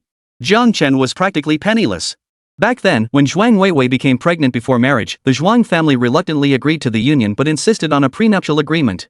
After marriage, Jiang Chen had no right to claim any of the money Zhuang Weiwei earned or the property she purchased, including the house and car. In the event of divorce, he could only take his own premarital assets. As for his premarital assets, his parents had left him a substantial inheritance. Combined with money he earned working for his university advisor and some investments he made, his total assets amounted to over 3 million yuan. But all that money was spent on Anan's medical treatment. After marriage, Jiang Chen had considered continuing some investments or research, but each time Zhuang Weiwei blocked him with various excuses. She claimed she didn't want him to be too tired, that it was enough for her to work hard outside the home, and she gave him her supplementary card, telling him to charge whatever he needed directly to it. Over time, Jiang Chen stopped bringing it up. Back then, they were still deeply in love. But now, when Jiang Chen thought back, he felt something had flashed through his mind, something he couldn't quite grasp. Sigh. Jiang Chen stood up. He planned to take Inan with him to clean up the old house first. See if there was anything in the house that needed repairing or replacing. At the very least, get the living space in order first. Work and money matters could be figured out later. Click. The motion-activated lights in the hallway flickered on and off with Jiang Chen's footsteps. The once clean and tidy hallway had deteriorated significantly, bearing the marks of time. The walls were plastered with advertisements of all sizes, 24-hour locksmith services, drain cleaning, dry cleaning. Even the doors of the first and second floor residence bore numerous stickers. Holding Jiang Chen's hand, Anan asked curiously, "Daddy, are we on an adventure?" Jiang Chen teased her, "Yes, we're exploring the cave where Princess Anan will live from now on." Jiang Chen climbed the stairs, and the third floor was soon reached. To his surprise, the old house's front door was spotless, not a single flyer in sight. He pulled out his key and inserted it into the lock. As the door swung open, long-buried memories flooded back into Jiang Chen's mind. Just as Jiang Chen stood dazed in the doorway, the door behind him opened. Out stepped a beautiful girl with an oval face. The moment she saw Jiang Chen, her eyes widened. Brother Jiang Chen? Chapter 9, Trash given by trash soiled my hands. Hearing the voice, Jiang Chen turned around in surprise. Ru Xuan? Is that you? You've changed so much. Jiang Chen compared the image of the little girl who always kept her head down and cried in his mind with the person before him. Her face had filled out, her oval features now radiating warmth and approachability. Her skin was fair and luminous, no longer the waxy pallor of childhood malnutrition. Her smile bloomed like spring peach blossoms, gentle and lovely. She wore a crisp, professional outfit that accentuated her curves. Seeing Jiang Chen recognize her, Deng Ruzhuang smiled even more tenderly. Brother Jiang Chen, it's been so many years, how could I not have changed? Do you still think of me as that little girl from before? Her gaze softened as she turned to Anan. Is this your daughter? Jiang Chen nodded and said to Anan, her name is Jiang Anan. Anan, this is your Aunt Ruzhuang. Anan looked up and said, hello, Aunt Ruzhuang. You're so beautiful. Deng Ruzhuang crouched down to meet Anan's eye level. Thank you, Anan. You're beautiful too. Brother Jiang Chen, Deng Ruzhuang stood up and glanced inside the house. Did you come back to clean up? Let me help you. No need. Before Jiang Chen could refuse, Deng Ruzhuang had already deftly sidestepped him and entered the house. No need? What no need? If it weren't for you and Uncle Jiang and Aunt Jiang protecting me when I was little, those two heartless people would have worn me down to death long ago. Back then, you left without so much as a word, didn't even give me a key. All these years, I could only keep the front door clean. Now that you're finally back, I have to give the inside a good cleaning. Deng Ruzhuang deftly found a rag, dampened it, and began wiping away the dust inside. Seeing this, Jiang Chen knew he couldn't stop her. He fetched a stool from inside and had Anan sit in the breezy doorway while he rolled up his sleeves to join the deep cleaning. The two chatted as they cleaned. Jiang Chen, I never imagined I wouldn't come back for 5 years. But why haven't you moved out? Deng Ruzhuang chuckled, no way I'm moving. Even though that house holds few good memories now, it once did. Besides, this place holds our shared memories. Besides, those two were always trying to wear me down. But I didn't die, they did. Now I get to lord it over their house. How satisfying. Fearing they'd revisit painful memories, Jiang Chen quickly changed the subject. What are you doing now? I studied law and became a lawyer after graduation. Jiang Chen paused in his movements. Well, won't that interfere with your work? Not at all. I partnered with friends to open a law firm. I'm a partner, so skipping a day won't hurt. All my cases are wrapped up anyway. Deng Rusong's pride shone through her words. Jiang Chen exclaimed in admiration, truly, one should never judge a book by its cover. Although Shangjiang City wasn't as cutthroat as the capital or Haicheng, opening a law firm wasn't something just any lawyer could afford. Both professional competence and connections were essential. As their conversation deepened, the distance between them, born of time apart, gradually faded. Deng Rusong blurted out her old nickname, "Brother, you're teasing me again." Jiang Chen felt an instant closeness at the nickname. Deng Rusong had essentially been raised under Jiang Chen's watchful eye since birth. He had witnessed the first decade of her life. In their childhood, it wouldn't be an exaggeration to say they were like siblings from different fathers and mothers. It wasn't until adulthood, when gender distinctions became more pronounced, that they gradually drifted apart and eventually lost contact. "Brother, enough about me. How are you doing now?" Deng Rusong asked. Jiang Chen gave a bitter smile. "Me? Well, it's better left unsaid." Deng Rusong raised an eyebrow. "Having issues with your wife?" She remembered Jiang Chen getting married and had even sneaked a peek at the ceremony, where he'd looked blissfully happy. Jiang Chen leaned forward to check on Anan, who was playing by the doorway nearby, making sure she couldn't hear. Only then did he whisper, "Yeah, we're getting divorced." Deng Rusong, "Divorce? That's serious? Are you filing for divorce? I can help." Jiang Chen, "Not yet. I'll talk to her first and see if we can settle it amicably." Deng Rusong had no intention of rubbing salt in the wound. "Alright, bro. If the mutual agreement falls through and you need to file for divorce, come find me. If you trust me with this case, I'll handle it with my full dedication. I still have some influence in Shangjiang City." "Alright, thanks, Ruxiang." "No need for thanks between us." Even with Deng Rusong's help, cleaning the 3-bedroom apartment took considerable effort. As dusk fell, Jiang Chen straightened his aching back while surveying the spotless apartment. "You really worked hard today. How about I treat you to dinner?" "No need for that. Come straight to my place and try my cooking." Without waiting for a response, Deng Rusong scooped up Anan and headed straight into the next apartment. Jiang Chen had no choice but to follow. After dinner, feeling indebted, Jiang Chen helped pack up the trash to take away. By the time he got home, it was already 8 o'clock at night. The moment Jiang Chen entered the door carrying Anan, he heard Zhuang Weiwei's accusatory voice, "Where have you been?" Jiang Chen set Anan down. "Can you manage to bathe and brush your teeth on your own today?" "Yes." Anan nodded. "Good. After your bath, Daddy will tell you a story. Go on now." Only after Anan disappeared from sight did Jiang Chen turn to face Zhuang Weiwei. "Do I need to report my whereabouts to you? Can you give me some personal freedom?" Zhuang Weiwei's expression stiffened. That sounded exactly like something she'd said to Jiang Chen just a few days ago. Jiang Chen continued, "I haven't blocked you from my social media, and I haven't changed my screen lock password." "What? Do you want to attach a tracking device to me?" Zhuang Weiwei's expression darkened. "Jiang Chen, can you please speak calmly? It's already 8 o'clock and you still haven't come back. I'm concerned about you, and you're snapping at me?" Jiang Chen's eyes burned with scorn. "What gives you the right to question me like this? Forget about that time you didn't come home all night and the countless other late nights. Just take Anan's birthday you didn't get back until dawn." Zhuang Weiwei suppressed her anger. "I won't argue with you." She pulled out the tie Lu Jiping had given him. "This is Jiping's apology gift to you. Take it. Let's all have dinner together sometime soon, and we'll consider this settled. No offense, but you're an adult and still less magnanimous than a child. He got beaten up by you and still thinks to bring you an apology gift." Jiang Chen saw the dark green tie and listened to Zhuang Weiwei's incessant chatter. A surge of anger shot straight to his heart. It burned so fiercely it made his chest ache, even his temples throbbing painfully. Jiang Chen flicked the tie upward with a single finger. Holding it before Zhuang Weiwei, his gaze sharp as a blade, he demanded, "An apology gift? You expect me to accept this as an apology? I punch him once, and he gives me a green tie. What gift will he give me the day he sleeps with my wife? A green hat? Oh, he already has." Jiang Chen waved the green tie in his hand, a mocking smile on his lips. He flung the tie toward Zhuang Weiwei, his voice cold. "I won't accept trash from trash. Don't dirty my hands." Zhuang Weiwei scrambled to catch the tie flung at her. A surge of humiliated rage made her lose control of her voice as she shouted, "Jiang Chen, what do you think you're doing? Ziping got beaten up by you yesterday and didn't even think of calling the police. He had the nerve to hit someone else's girlfriend and still think he could call the police." Jiang Chen looked at Zhuang Weiwei as if she were filth. "If you won't make him leave, then I will. Continuing to associate with him only makes me think you're just as dirty." Chapter 10, Panicked Zhuang Weiwei, "Husband, we can't get divorced." "You, what did you say? You think I'm dirty?" Zhuang Weiwei's eyes widened.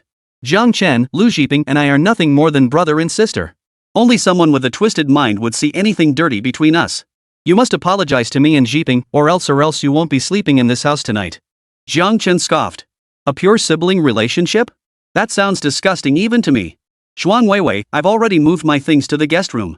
I don't need your permission, and I won't sleep in the same bed with you anymore. Don't even think about me apologizing. If you can't handle it, we'll go to the Civil Affairs Bureau tomorrow to file for divorce. Hearing Jiang Chen mention divorce again pushed Zhuang Weiwei's anger to its peak. Jiang Chen. I got pregnant before marriage for you, gave birth to an and broke ties with my family just to marry you. Is this how you treat me? Have you no conscience left? You're nothing but an ungrateful wretch. Jiang Chen, however, had no desire to argue with her further. He turned to head upstairs. Don't you dare leave. Zhuang Weiwei blocked his path, insisting he give her an explanation today. Jiang Chen, pushed to his limit, shoved her aside. He shot her a cold stare before turning and walking away. An inexplicable panic began to grip Zhuang Weiwei's heart. Despite Jiang Chen's final words and even pushing her aside, her strongest reaction wasn't anger but panic. Without pausing to think, she hurried after him. Jiang Chen! Jiang Chen! Come out! Come out and talk this through with me. If you don't want to apologize, fine, but you have to come out and talk to me. No matter how hard Zhuang Weiwei pounded on the door and shouted outside, Jiang Chen refused to open it. He simply couldn't bear to exchange another word with Zhuang Weiwei. He feared he wouldn't be able to control his temper if he said one more thing. Mom? Anan, dressed in her pajamas and clutching her stuffed bear, looked at Zhuang Weiwei with a timid expression.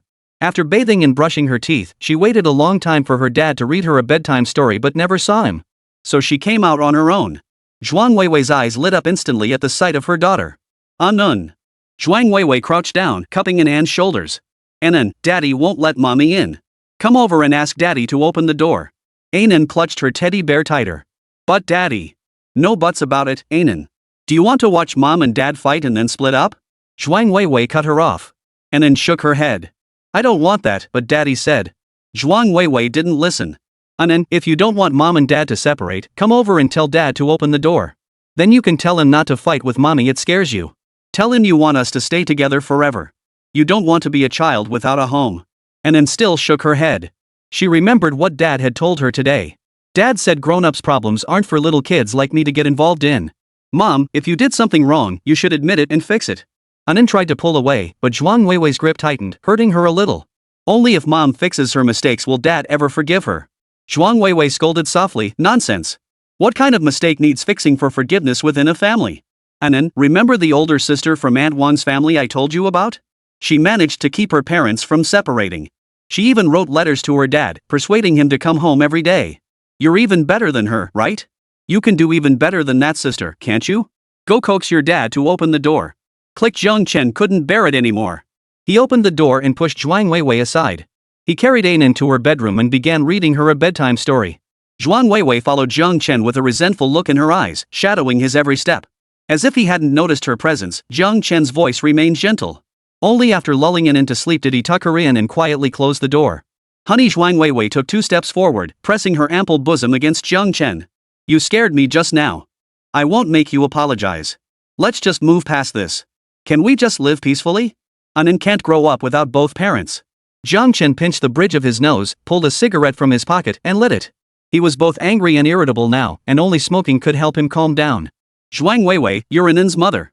You're not her daughter. Zhuang Weiwei froze. What do you mean? Jiang Chen, keep our issues out of this. What were you saying to her just now? You can't even be a decent mother if you can't manage being a wife? Husband, I was wrong. I was just so scared. I don't want a divorce. Zhuang Weiwei, startled by Jiang Chen's earlier reaction, softened her tone considerably. She could tell Jiang Chen was resolute. This wasn't something she could change by throwing a tantrum. From the moment she first laid eyes on Jiang Chen years ago, Zhuang Weiwei had resolved to spend her life with this man. No one would ever make her divorce him. To appease Jiang Chen, Zhuang Weiwei reluctantly conceded, once this batch of orders is delivered, I'll transfer Lu Xiping from his current position. No, I'll fire him. As soon as the orders are delivered, I'll fire him. Seeing Jiang Chen's expression hadn't softened, Zhuang Weiwei changed her tone again. Let's make up. No more fighting, no divorce. I can't live without you, honey. Jiang Chen remained silent. Truthfully, he didn't believe Zhuang Weiwei could follow through. Rather than waste time arguing with Zhuang Weiwei, he'd be better off figuring out how to find a high-paying job with flexible hours.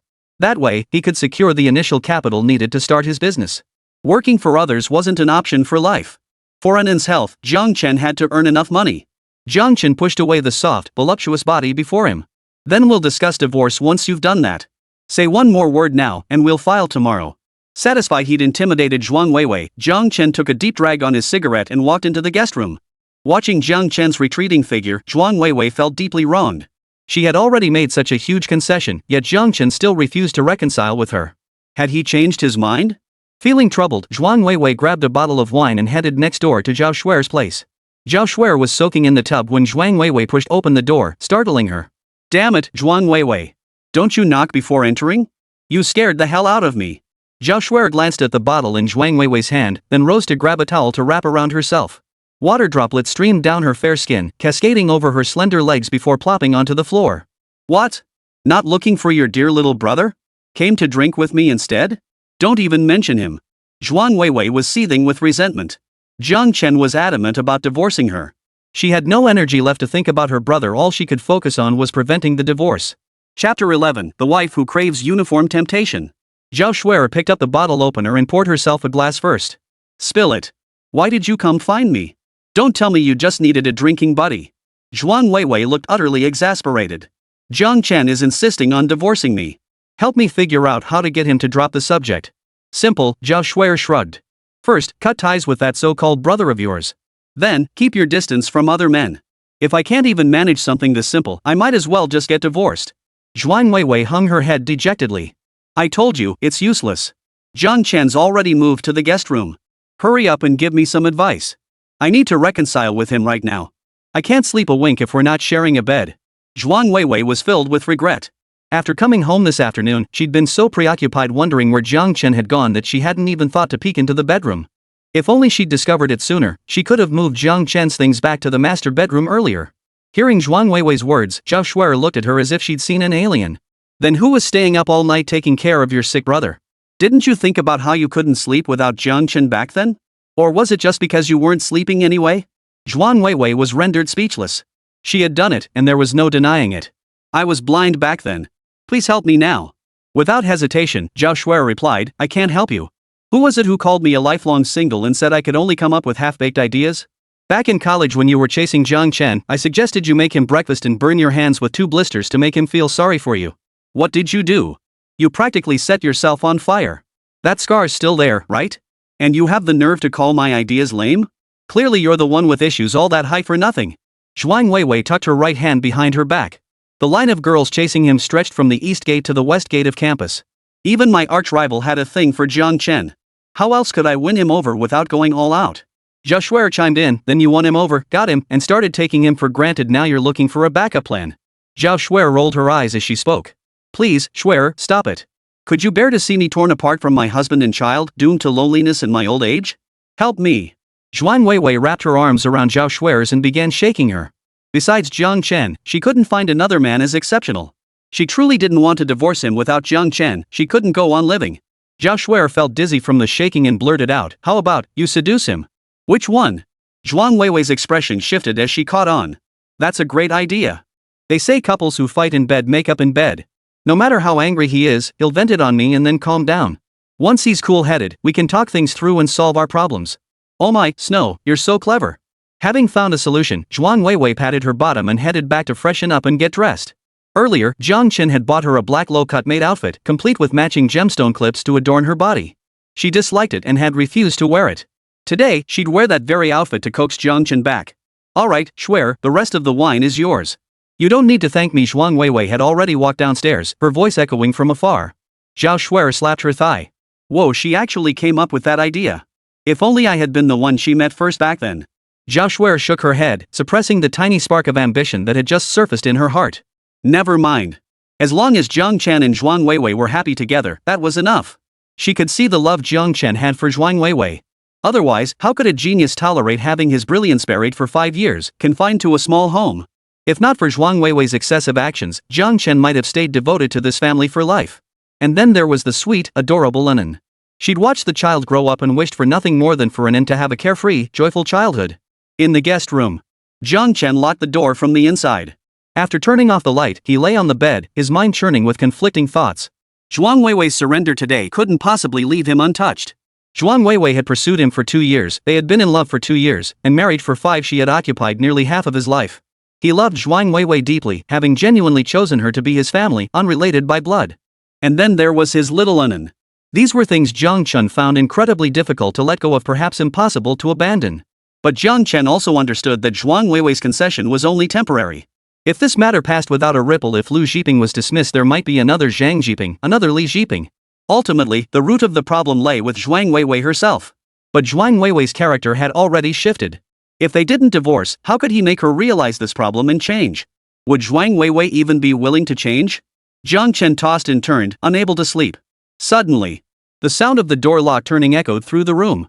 Jiang Chen shot upright, alert. The door opened, revealing a figure that astonished Jiang Chen beyond belief. First to step into the room were a pair of small feet clad in black high heels with red soles. His gaze followed upward, taking in slender, straight legs clad in black fishnet stockings, the tops leaving a faint indentation at the thigh. A white apron cinched her slender waist, making it appear even more delicate. It was Zhuang Weiwei dressed as a maid. The warm yellow glow of the bedside lamp illuminated Zhuang Weiwei, making the gemstone hairpins glint with dazzling sparkles.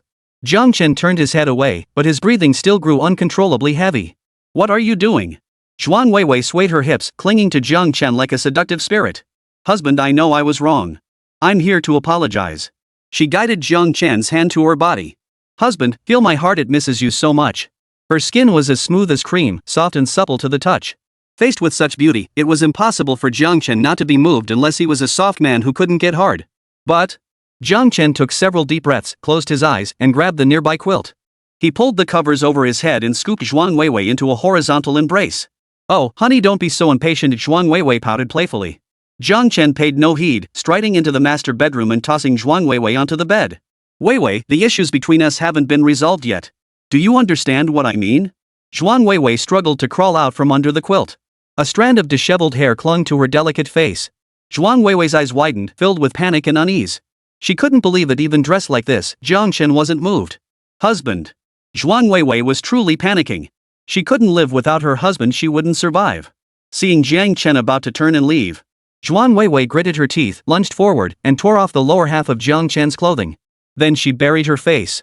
Chapter 12, Husband, this time you must believe me. Jiang Chen's legs buckled, and he steadied himself against the wall just in time. Watching Zhuang Weiwei crouch there, fiddling with the Sony device, Jiang Chen closed his eyes, swallowing the words that had been on the tip of his tongue. One night passed. The next day, Jiang Chen got up to prepare breakfast and found Zhuang Weiwei flustered in the kitchen. As Jiang Chen approached, Zhuang Weiwei's beautiful eyes glistened with moisture, fixed on him without blinking. Husband. Get out, Jiang Chen said. Zhuang Weiwei protested, holding up her hands, reddened from the heat, for Jiang Chen to see. Husband, I haven't made breakfast for an in so long. How about letting an have a heartfelt breakfast made by his mom?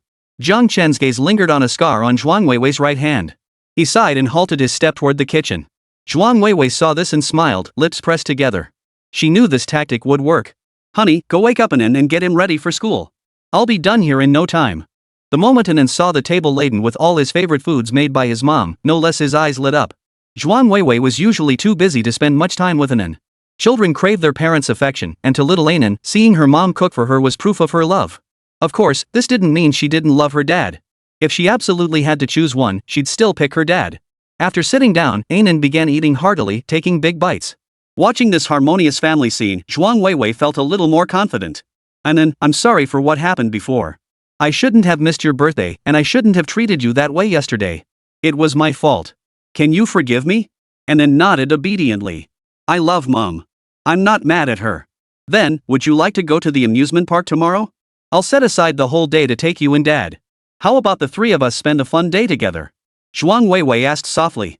The moment Zhuang Weiwei finished speaking, not only Anan but even Jiang Chen looked at her with surprise. Zhuang Weiwei was driven by ambition and career goals. Except when Anan was hospitalized, she had always been fully immersed in her work. They had never once gone to the amusement park together as a family. Sure enough, Anan was intrigued. She looked at Jiang Chen, her big eyes filled with conflict. Anan wanted to go. She knew other kids had been to amusement parks with their parents. But she remembered the problems between her mom and dad. If she insisted on going, would it make her dad sad? Since Anan had been frightened last time, Jiang Chen had refused to argue with Zhuang Weiwei in front of her. He thought to himself, no matter what Zhuang Weiwei wanted to do, no matter what their future held, at least going to the amusement park was what Anan wanted right now. He wanted to leave happy memories of the three of them together in Anan's childhood. If Anan wants to go, Mom and Dad will take you, Jiang Chen said, ruffling her hair. Anan wants to go. Zhuang Weiwei's eyes stung slightly. Husband, you have to trust me this time. Tomorrow, I'll make sure Anan has a whole day of fun.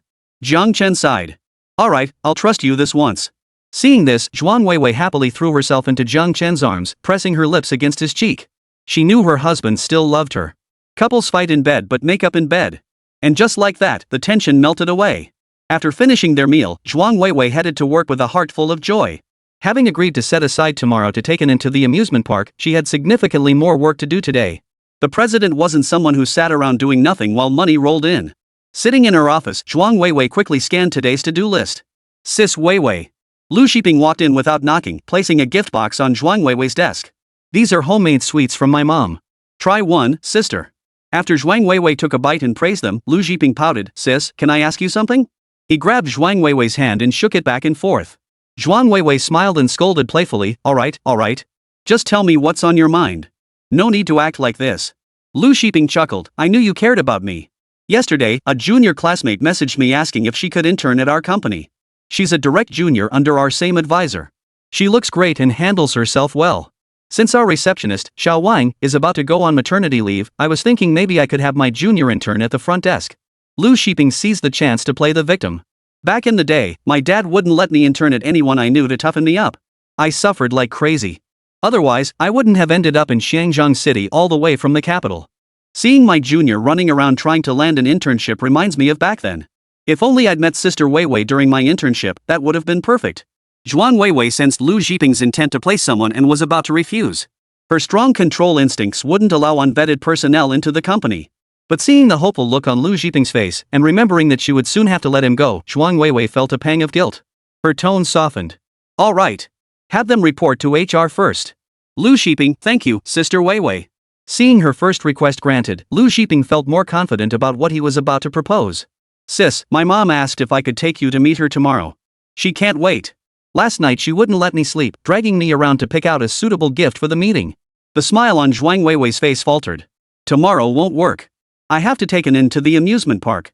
Zhuang Weiwei recalled her husband Jiang Chen's stance. He clearly wanted her to sever all ties with Lu Shiping. If Lu Shiping was to be cut off, naturally his mother couldn't be seen either. Her tone turned colder. We'll discuss meeting another time. Lu Shiping froze. He'd assumed this would be a piece of cake easier than planting his own people. He hadn't expected Zhuang Weiwei to refuse his request for a meeting. Alright, sister. I was too abrupt. I'm sorry, sister. Lu Shiping's lips trembled as he spoke, his face pale and drained of the energy he'd possessed upon entering. Even his eyes were rimmed with redness. Seeing Lu Shiping's dejected state, Zhuang Weiwei couldn't help but say, Shiping, work hard. You'll have a bright future ahead. Lu Shiping snapped his head up. Ha? Does that mean you have some good news to share?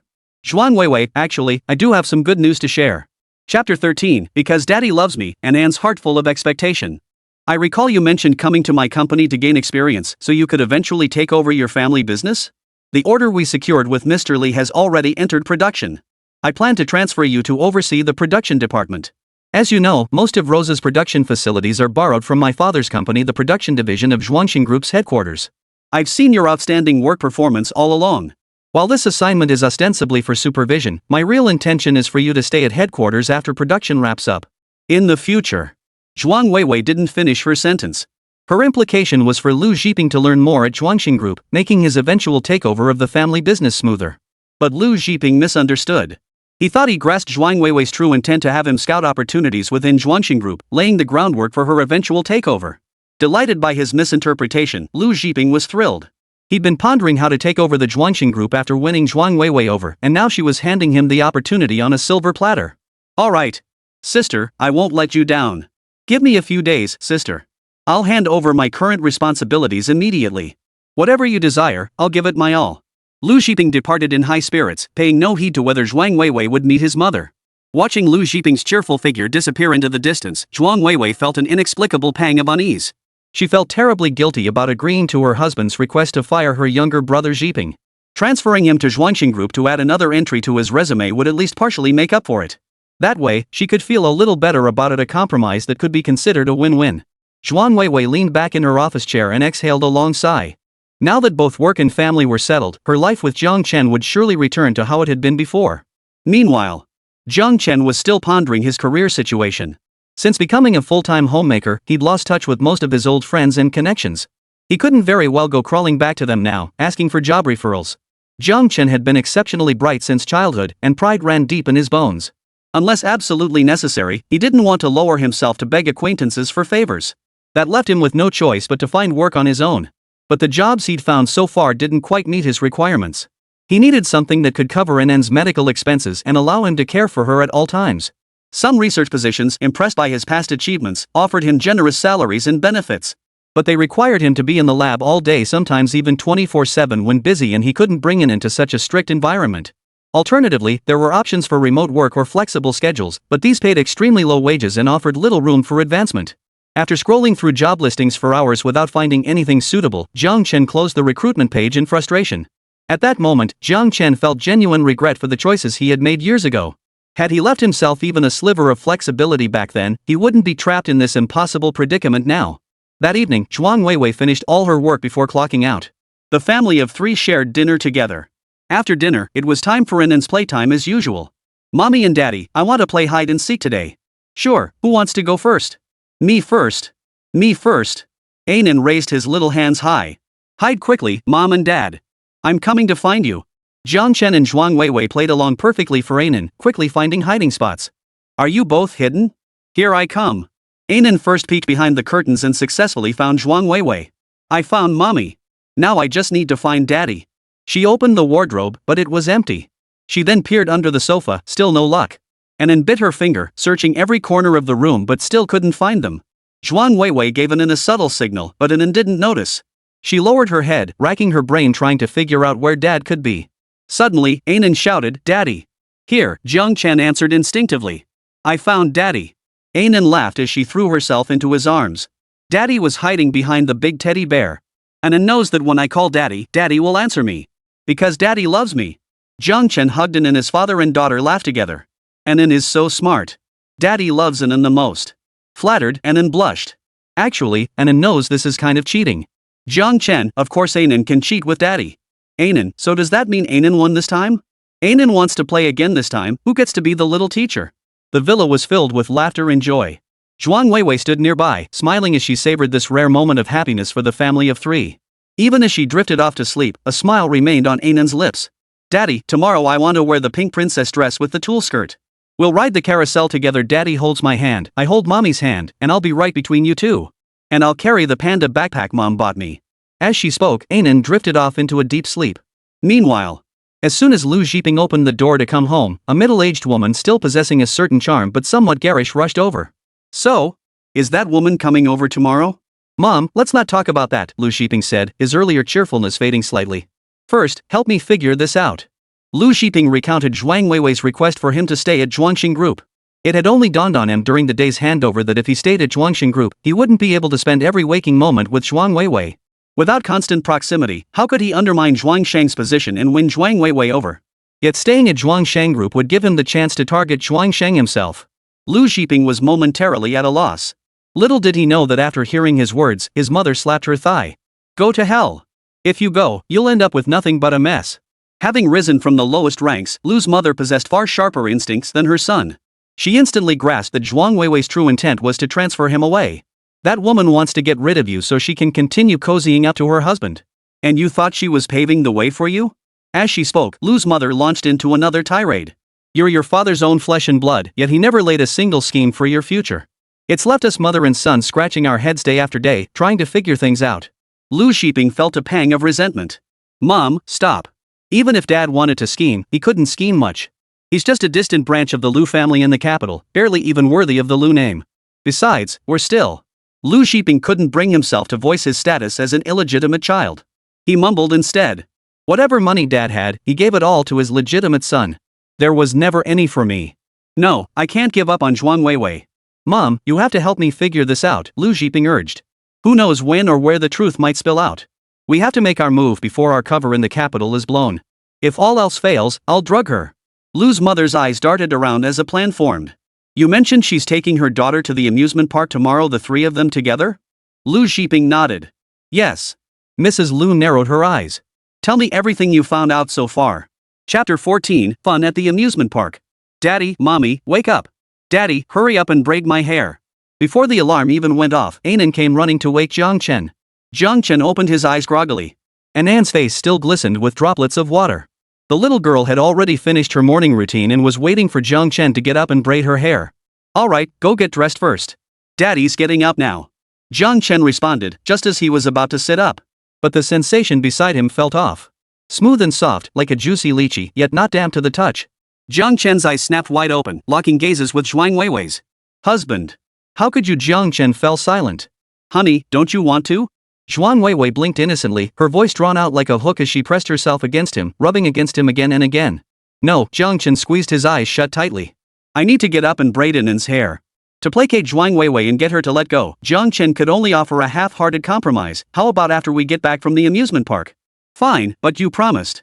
Whoever goes back on their word is a little dog. Satisfied with his response, Zhuang Weiwei reluctantly released her grip. Persistence pays off sooner or later, her husband would be won over. Hugh Jiangchen scrambled out of bed, mentally noting he needed to find an opportunity to get the key to Zhuang Weiwei's room. Otherwise, with her ambushing him daily, what was the point of moving into this guest room? Had he grown tired of the master bedroom and wanted to spice things up? "Hurry up, Mom and Dad." Anan tugged at Jiang Chen with one hand and pulled Zhuang Weiwei with the other. The little one tugged at both adults like a tug of war, pulling them forward. "I see the carousel. But there are so many people." Anan stood on tiptoes to peer ahead. Zhuang Weiwei scanned the area. "Anan, let's ride the Ferris wheel first. It'll be less crowded later." "Okay." Up on the Ferris wheel, Anan felt both scared and excited. "Wow, this is so high. Mommy and Daddy, I can see so far away. There are birds.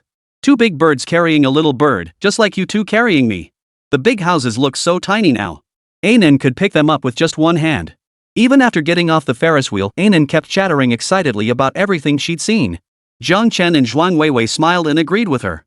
Their eyes met without warning. Zhuang Weiwei looked at Jiang Chen earnestly and intently. "Husband, I'll make sure to spend more time with Anan and you from now on.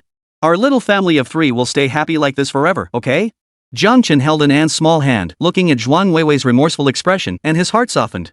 If his wife could recognize her mistakes and make amends, he could overlook it for Anan's sake and for the sake of their past bond. After all, she hadn't truly been unfaithful physically. Jiang Chen tried to convince himself. Just as Jiang Chen nodded and opened his mouth to say yes, a jarringly abrupt voice rang out from the side. "Sister Weiwei." The smile vanished instantly from Jiang Chen's face. As he turned his head, he could almost hear the cracking sound of his neck moving. A bear plushie approached them. After performing several silly antics around Zhuang Weiwei, the bear puppet finally removed its hood. "Surprise!" it exclaimed to Zhuang Weiwei. Zhuang Weiwei froze for a moment before a smile spread across her face. "Sheeping? What are you doing here?" Lu Sheeping grinned. "Are you happy to see me, Sister Weiwei? I specially found this teddy bear because I know you love them." Only then did Lu Sheeping seem to notice Jiang Chen. "Brother Jiang, you're here too? Did you get the apology gift I sent last time? I thought that color was really elegant, perfect for someone like you." Jiang Chen didn't even bother to spare him a glance, making Lu Sheeping look like he was performing a one-man show. Lu Sheeping didn't seem embarrassed, though he did feel a bit disappointed that he hadn't managed to provoke Jiang Chen. He promptly shifted his attention back to Zhuang Weiwei. "Sis, you've helped me so much, I can't even begin to think of how to repay you. Gifts feel too cliché, and they wouldn't fully express how I feel. Yesterday you mentioned wanting to visit the amusement park. I thought, why not accompany you and your family there? I could apologize to Brother Jiang in person, and we could all have a good time. That would be my way of showing my gratitude. I didn't tell you ahead of time because I wanted to surprise you. You're not mad at me, are you?" Zhuang Weiwei didn't hesitate. "Of course not. You did this for me. How could I be mad at you?" Lu Xiping jumped up excitedly and pouted at Zhuang Weiwei. "Sis, I knew you were the best. So let's play together at the amusement park today." Just as Zhuang Weiwei was about to agree, but her shoulder was pressed down. Jiang Chen cut in immediately. "No." Zhuang Weiwei froze, her gaze shifting to Jiang Chen, who was staring intently at Anan. Zhuang Weiwei apologized. "Sorry, Xiping. I promised Anan we'd spend the day together as a family. Next time, okay? We'll definitely hang out together next time." Seeing Zhuang Weiwei politely decline, Jiang Chen's heart finally settled into place. However, Lu Xiping didn't leave immediately. Instead, his face was filled with regret. "Oh, does Brother Jiang not want to play with me?" Anan couldn't hold back any longer. "Don't talk about my dad. I don't want to play with you. Today is our family outing. Who are you anyway?" "Hello, Anan. I'm your uncle." Lu Xiping extended his hand, reaching out to shake Anan's. Anan retorted, "I've never seen you before. You're not my uncle." "Anan. Be polite and call him uncle." Zhuang Weiwei scolded. Under Zhuang Weiwei's disapproving gaze, Anan reluctantly extended the hand tucked behind her back, but stubbornly refused to utter the word uncle. Anan is such a good kid. Sister Weiwei, you've raised her so well, so polite. Lu Shiping beamed. Unlike my cousin's kid, so rebellious. She nearly sabotaged the patent contract my uncle signed. That patent could boost mobile phone battery energy density to 400 Wh. Jiang Chen couldn't help but interject, 400 Wh? That's impossible. Current technology uses gel or solid electrolytes, which can only achieve energy densities of 200-300 Wh at most. Unless there's been a major technological breakthrough. Lu Shiping was startled. He hadn't expected this man to actually know something. He wasn't just a pretty face. Brother Jiang, Lu Shiping cut him off, you're talking about outdated technology. We've long since made new breakthroughs. Your statement is too hasty. Lu Shiping tried to keep his sarcasm subtle yet noticeable enough for Zhuang Weiwei to catch. Next time, Brother Jiang, do your homework first. But hey, I'm family, so no hard feelings. Sure enough, Zhuang Weiwei's pretty face flushed, and she shot Jiang Chen a reproachful glare. Honey, how long have you been out of the research field? Everything you know is so outdated. Don't bring it up anymore. Zhuang Weiwei clearly felt embarrassed by Lu Shiping's remark. I don't expect anything from you. Just take good care of Anan at home. Don't worry about anything else. Jiang Chen didn't argue. There was no point wasting breath trying to wake someone pretending to sleep. A fleeting smile touched Lu Shiping's lips. Sis Weiwei, if Brother Jiang doesn't want to join us, then forget it. But I've already taken the day off. Why not let me reach out to our relatives and see if we can get a piece of the action too? Zhuang Weiwei's expression shifted. How could I possibly accept that? Besides, you're already here. Jiang Chen's gaze fixed intently on his wife. Zhuang Weiwei bit her red lips, her eyes darting around, unable to meet Jiang Chen's gaze. Honey, it's fate we met here. Let's just play together. Just for a little while. We still have a whole day left as a family of 3. By the end, Zhuang Weiwei's tone had grown defiantly justified. Yes, the 3 of them had a whole day to enjoy the amusement park. Daddy? Anan instinctively let go of Zhuang Weiwei's hand and moved closer behind Jiang Chen. Are we still going on the carousel? Jiang Chen's facial muscles twitched as he struggled to control his emotions. Forcing a smile, he said in a low voice, sure. Mom, Dad, and Anan will all ride together. Chapter 15, I didn't push him, he pushed me. Jiang Chen clenched his fists then relaxed them. Zhuang Weiwei's choice instantly shattered the glimmer of hope he'd begun to feel for her. She truly had changed. But today, no matter what, Anan had to ride the carousel she'd been dreaming of. Jiang Chen forced himself to endure. Hearing Jiang Chen say play, Zhuang Weiwei felt a wave of relief wash over her. She smiled at Lu Shiping and said, alright, since Brother Jiang has spoken, let's all join in. Lu Shiping grinned at Jiang Chen. Brother Jiang, I'm really sorry about that. You don't hold anything against me from before, do you? Brother Jiang, if you have any grievances against me, I'll take whatever you dish out, be it blows or scolding. But please, don't ever go after Sister Weiwei. Though we're not blood related, I genuinely treat her like my own sister. If you dare bully her, you'll have to get past me first. Though meant as an apology, Lu Shiping delivered it with a distinctly defiant edge. Zhuang Weiwei, oblivious to the tension, laughed and playfully shoved Lu Shiping away. What are you saying? You're so disrespectful. Your brother Jiang would never dare to bully me. Jiang Chen felt a buzzing in his ears, like flies buzzing around. Seeing that he still couldn't get a reaction from Jiang Chen, Lu Shiping shot a reluctant glance at Anan. Brother Jiang, weren't you going to take Anan on the carousel? I'll go buy the tickets with you. Jiang Chen instinctively refused, no need. I'll go myself. He bent down to instruct Anan, stay with mommy, okay? Don't let go. Daddy will be right back. Jiang Chen strode toward the ticket booth, while Lu Shiping's smile grew even brighter. Oh, right, Sister Weiwei, I actually have some questions about the production process I wanted to ask you. Let's not talk work when we're out having fun. Zhuang Weiwei took Anan's hand. Lu Shiping insisted, sis, it's just a small issue. It won't take long. I can't stop thinking about it until I figure it out. You're just too dedicated, Zhuang Weiwei teased playfully. She released Anan's hand and took the phone Lu Shiping handed her. Alright, let me see. With her hand released, Anan felt a bit lost and helpless. She took 2 steps forward, wanting to be closer to her mother, but Zhuang Weiwei was completely absorbed in the phone and didn't notice her at all. Lu Shiping took the chance to crouch down, smiling warmly at Anan. Anan, how about Uncle takes you on the carousel later? You, me, and your mom, the 3 of us together. Anan puffed out her cheeks. No way.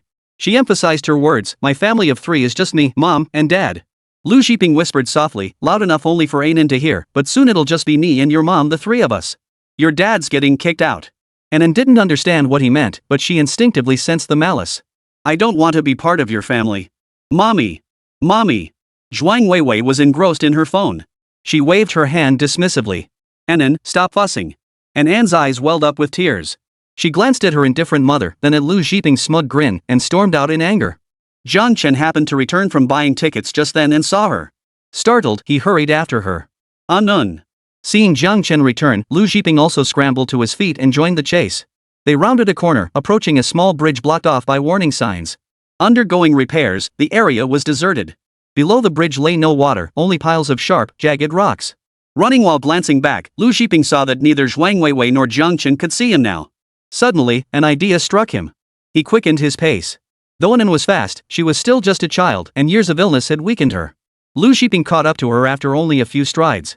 As the warning sign grew closer, Lu Zhiping reached out to push Annan toward the edge of the bridge. But he misjudged the force and distance. Annan was knocked down beside the bridge, and Lu Zhiping himself slipped and fell, his abdomen scraping hard against the edge of the warning sign. Ah! Wah!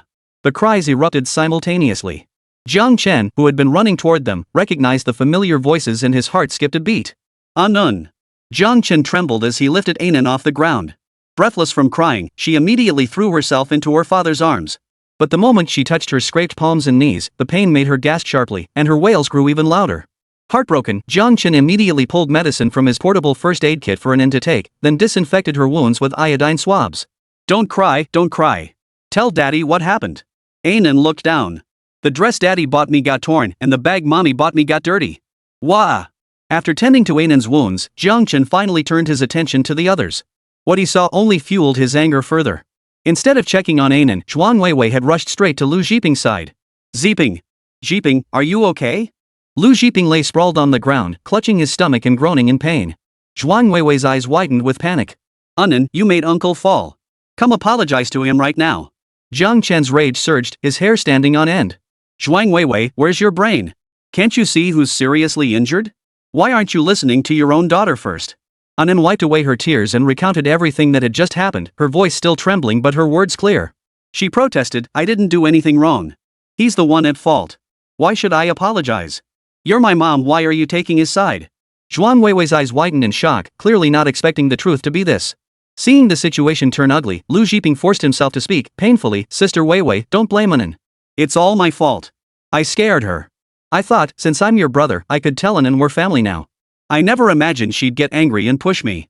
I slipped on my own. It's all my fault. I saw Annan fall and tried to help her up. It's all my fault. My mistake. Hearing this, Zhuang Weiwei's thoughts shifted. She apologized awkwardly, Zhiping, I'm truly sorry.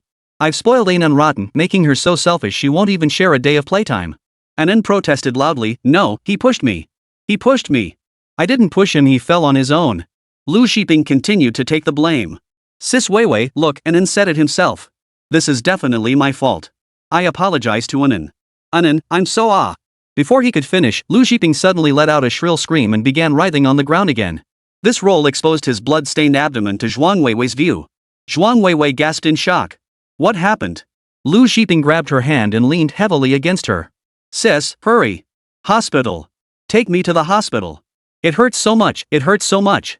What? Zhuang Weiwei froze, instinctively helping him up as she headed toward the parking lot. Okay. Jiang Chen grabbed her arm. Zhuang Weiwei, how could you agree to Annan's request? Zhuang Weiwei's mind flashed back to the promises she'd made these past 2 days in the warm, happy atmosphere that had returned to her home. Zhuang Weiwei felt flustered and hesitant, two conflicting voices tugging at her mind. He's bleeding. I'll take him to the hospital and come right back. Just to the hospital and back, Zhuang Weiwei murmured. Jiang Chen gritted his teeth. Zhuang Weiwei, you promised Annan you'd ride the carousel with her today. Annan and I will wait for you right here. Zhuang Weiwei, if you don't come back today, it's over between us. Zhuang Weiwei's lips trembled as her voice floated away, I'll be back. I'll be back. With that, Zhuang Weiwei turned and walked away. As she walked, she reassured herself that this was about helping save someone. Minute after minute passed, yet Zhuang Weiwei's figure never appeared. The light in Ann's eyes slowly faded. Daddy, why isn't Mommy back yet? Did Mom leave? I didn't do anything wrong. Why is Mom blaming me? Mom promised we'd play together today. Where did she go? Does Mom not love me anymore? I didn't make him fall, he pushed me. Annan grew increasingly agitated, sobbing so hard she could barely breathe. No matter how Jiang Chen tried to comfort her, she couldn't stop crying. Suddenly, Annan jerked violently, her lips turning purple as she passed out. Jiang Chen panicked. Annan. Annan, don't scare Daddy. I'll take you to the hospital right now. Chapter 16, as long as you're okay, as long as you're okay. As Zhuang Weiwei helped Lu Zhiping to the parking lot, her mind was still in turmoil. Her mind kept flashing back to her daughter and Anne's hopeful eyes, making her want to wait for the ambulance to arrive before going back to be with her daughter. But before Zhuang Weiwei could speak, Lu Zhiping looked at her with desperate, pleading eyes. Sister Weiwei, hurry up and drive. Take me to the nearest hospital. I'm in so much pain. Am I going to die? Sister, if I die, please don't blame Anan. It's all my fault. I'll leave a will. Tell my dad and the others it was all my choice. They won't come after you. Sister, I'd give my life for you. Sister, I'm so scared. Enough, stop talking. You'll be fine. Sit tight, I'm taking you to the hospital. Zhuang Weiwei snapped out of her daze and slid into the driver's seat without another word. The amusement park could wait, this was a matter of life and death. Since Anan was often sick due to poor health, Zhuang Weiwei knew the location of the nearest hospital by heart. Soon, she drove them to the hospital. The moment the car pulled up at the hospital entrance, Zhuang Weiwei jumped out and shouted for emergency assistance. A female doctor passing by was immediately enlisted as a helper. Thinking they were in genuine trouble, the doctor helped Lu Zhiping onto a stretcher and prepared to administer emergency treatment. But upon cutting open his outer clothing, she saw only a single wound on Lu Zhiping's abdomen. It looked frightening, but it wasn't actually deep. The doctor remained cautious, suspecting possible internal injuries. But after a thorough examination, the doctor confirmed again and again that Lu Zhiping really was fine. All right, the examination is complete. The patient is fine. Once the wound is disinfected and sutured, he can be discharged. The doctor flipped through the examination report in her hand and handed it to Zhuang Weiwei. Zhuang Weiwei persisted. How could he be fine? He was screaming in such agony, he must be in terrible pain. Check him again. That warning sign was sharp, could it have damaged his internal organs? Shouldn't we get an X-ray? Hey, I can afford the medical bills and won't skip out on payment. What's the big deal if you order a few more tests? With that kind of attitude, you better believe I'll file a complaint against you. The female doctor rolled her eyes in exasperation and started to walk away. Lu Zhiping grabbed Zhuang Weiwei's hand. Sis, it's okay. I'll just tough it out. Don't be angry, sis. It's all because my body's weak. Hey sis, will brother Jiang be upset that you came to the hospital with me? Zhuang Weiwei shook her head. This is about saving lives. He won't mind. Lu Zhiping, that's good. Oh, Weiwei, my mom will be here soon. Could you go meet her? Mother-in-law is coming too? Zhuang Weiwei asked in surprise. Was Lu Zhiping's home really this close? Before Zhuang Weiwei could ponder further, Lu Zhiping's words diverted her thoughts. Yeah, my mom dotes on me like I'm her precious treasure. The moment she heard I was in trouble, she rushed right over. Zhuang Weiwei was preoccupied with Jiang Chen and Anan waiting for her at the amusement park. She also worried that Lu Zhiping might upset the Lu family of the capital over an Anne's incident, leaving her distracted and unfocused. When Mrs. Lu appeared before her, Zhuang Weiwei didn't even register it at first. You must be Weiwei. Zhiping has always praised you, but this is the first time I've met you. We owe you so much. If anything had happened to Zhiping, our whole family wouldn't have been able to go on. Zhuang Weiwei flushed with guilt. Auntie, it's my fault. I failed to raise my child properly, leading to Zhiping's ordeal today. That you haven't blamed me already weighs heavily on my conscience. Mrs. Lu waved it off. Oh, children are just children. Zhiping is a grown man, he wouldn't hold a grudge over something like this. You're being too formal. Don't worry. The doctor said he's fine. He's a grown man, if anything were seriously wrong, he'd grit his teeth and endure it. Mrs. Lu patted Zhuang Weiwei's hand reassuringly. Zhuang Weiwei felt reassured and opened her mouth to take her leave, but then thought it might be inappropriate to mention it now. Mrs. Lu pretended not to notice. It's such a coincidence we met today. Why don't we grab a meal together? Zhuang Weiwei thought of Jiang Chen and Anan, who might still be waiting for her at the amusement park, and tried to decline. Zhiping still needs someone to stay with him. How could I possibly ask you to dine with me now? I'll bring some nourishing food to visit him tomorrow. Mrs. Lu held her hand firmly. Oh, with families like ours, how could the nanny not be devoted? Zhiping is fine with the nanny watching over him. It's so rare for us mother and daughter to see each other. Just think of it as keeping me company. Lu Zhiping grabbed her other hand, his face pleading. Sis, please do this for me. Spare a little time to keep mom company and bring me some food back. I'll make amends with brother Jian later. Feeling guilty, Zhuang Weiwei reluctantly agreed and followed along. She thought to herself, Jiang Chen wasn't stupid. He couldn't possibly have left Anan waiting at the amusement park for so long. Maybe he'd already taken Anan for a carousel ride and gone home. After Anan was wheeled into the emergency room by the doctor, Jiang Chen looked up at the small electronic screen above the emergency room. Red, glowing letters that captured his entire attention: resuscitation in progress. Anan, it's all daddy's fault. Jiang Chen slammed his fist against the wall, overcome with grief and rage. Ever since Anan was born, he had cared for her day and night with unwavering devotion, finally nurturing her health to the point of improvement. The doctors had assured him that as long as no complications arose before adulthood, the gap in Anan's heart would gradually close, and she would grow up as healthy as anyone else. But how could a simple trip to the amusement park lead to another emergency room visit? For a moment, Jiang Chen didn't know whom to blame. Was it himself for being too naive, leaving himself no room to retreat, for not learning his lesson, and for still harboring unrealistic hopes for Zhuang Weiwei? Or should he blame Zhuang Weiwei, who had changed beyond recognition and no longer cared about this family? Who was there to blame? Ugh! Jiang Chen slid down the chair onto the floor. He grabbed his hair, buried his face in his knees, and let out a muffled groan, the sound of utter despair. Ultimately, it was all his fault as an unfit father. He was the one who had failed his daughter. He didn't know how long it had been. The door to the emergency room across the hall swung open. Jiang Chen staggered forward. How is she? Doctor, how is my daughter? The doctor adjusted his glasses and reassured him, please calm down, sir. The patient is out of immediate danger. Hearing this, Jiang Chen's heart suddenly relaxed and his legs went weak, threatening to collapse to the ground. Whoa! Another female doctor passing by quickly caught her arm. Are you okay? Jiang Chen steadied herself with the support. I'm fine. Anan is fine too. Thank goodness, wah. A man doesn't shed tears easily, but at this moment, Jiang Chen couldn't care less about saving face. His heart was filled with pure joy that Anan was safe. Overwhelmed with emotion, he didn't even listen to what the doctor was saying. He just kept repeating the same words over and over, crying as he went, as long as she's okay, as long as she's okay. The doctor, accustomed to seeing family members react this way, calmly reassured Jiang Chen. He even found time to chat with the female doctor who had helped steady Jiang Chen earlier. Why are you here? I remember you just took an emergency patient before I went into surgery. How is that going? The doctor remembered her distinctly because the woman accompanying him was exceptionally beautiful. Chapter 17, Jiang Chen, your choice back then was wrong. The female doctor grumbled, what nonsense. It was nothing serious. The patient had just a tiny cut that needed stitches. He was yelling and screaming like he had a terminal illness. Insisting he's sick when he's perfectly fine? I bet it's all a scam to rip off some sucker. I went back to check on him during rounds. Two men, one old, one young, had her surrounded, sweet-talking her. Let me tell you, that sucker was gorgeous, looked like a movie star. The man's family had her completely wrapped around their fingers, insisting it was their kid's fault and apologizing non-stop. What a waste of that pretty face and big eyes. Useless. Ugh. Jiang Chen overheard the entire conversation, his mind still sluggishly processing it. Who would fake an illness for no reason? If Anan were truly fine, he'd never set foot in a hospital with her for the rest of his life. After a moment of turmoil, Jiang Chen regained his composure. Doctor, thank you so much. You're welcome. It's my job, the doctor replied, then inquired, you know about the child's condition, right? There's a gap in the atrial septum of her heart, it didn't develop properly. It's like there's always been a large hole in her heart. Moreover, the location of this hole in the heart is quite.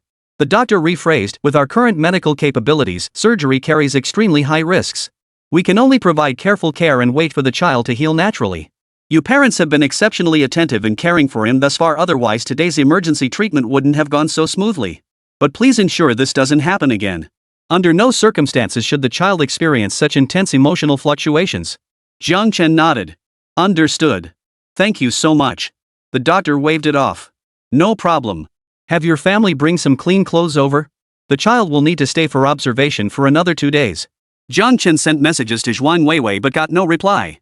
His calls went unanswered. He had no choice but to call Zhao Shuer, asking her to bring some clean clothes over. She had keys to his place and knew where everything was stored. When Zhao Shuer arrived, she saw Jiang Chen staring intently at Anan in the hospital bed. The tiny figure lay pale-faced under an oxygen mask, while the monitoring equipment beside her emitted intermittent beeps. Zhao Shuer felt a wave of panic wash over her. Jiang Chen, isn't Anan okay? She's out of danger now. Just 2 days of observation, and she'll be discharged to go home. Jiang Chen didn't turn his head, his gaze still fixed on Anan. Zhao Shuer exhaled a long breath and sat down, clutching her chest. She'd rushed here so urgently that her heart was still pounding wildly, her lungs ached from running, and the taste of blood filled her mouth. Oh no! I forgot to bring clothes. Only after calming down did Zhao Shuer realize what she'd forgotten.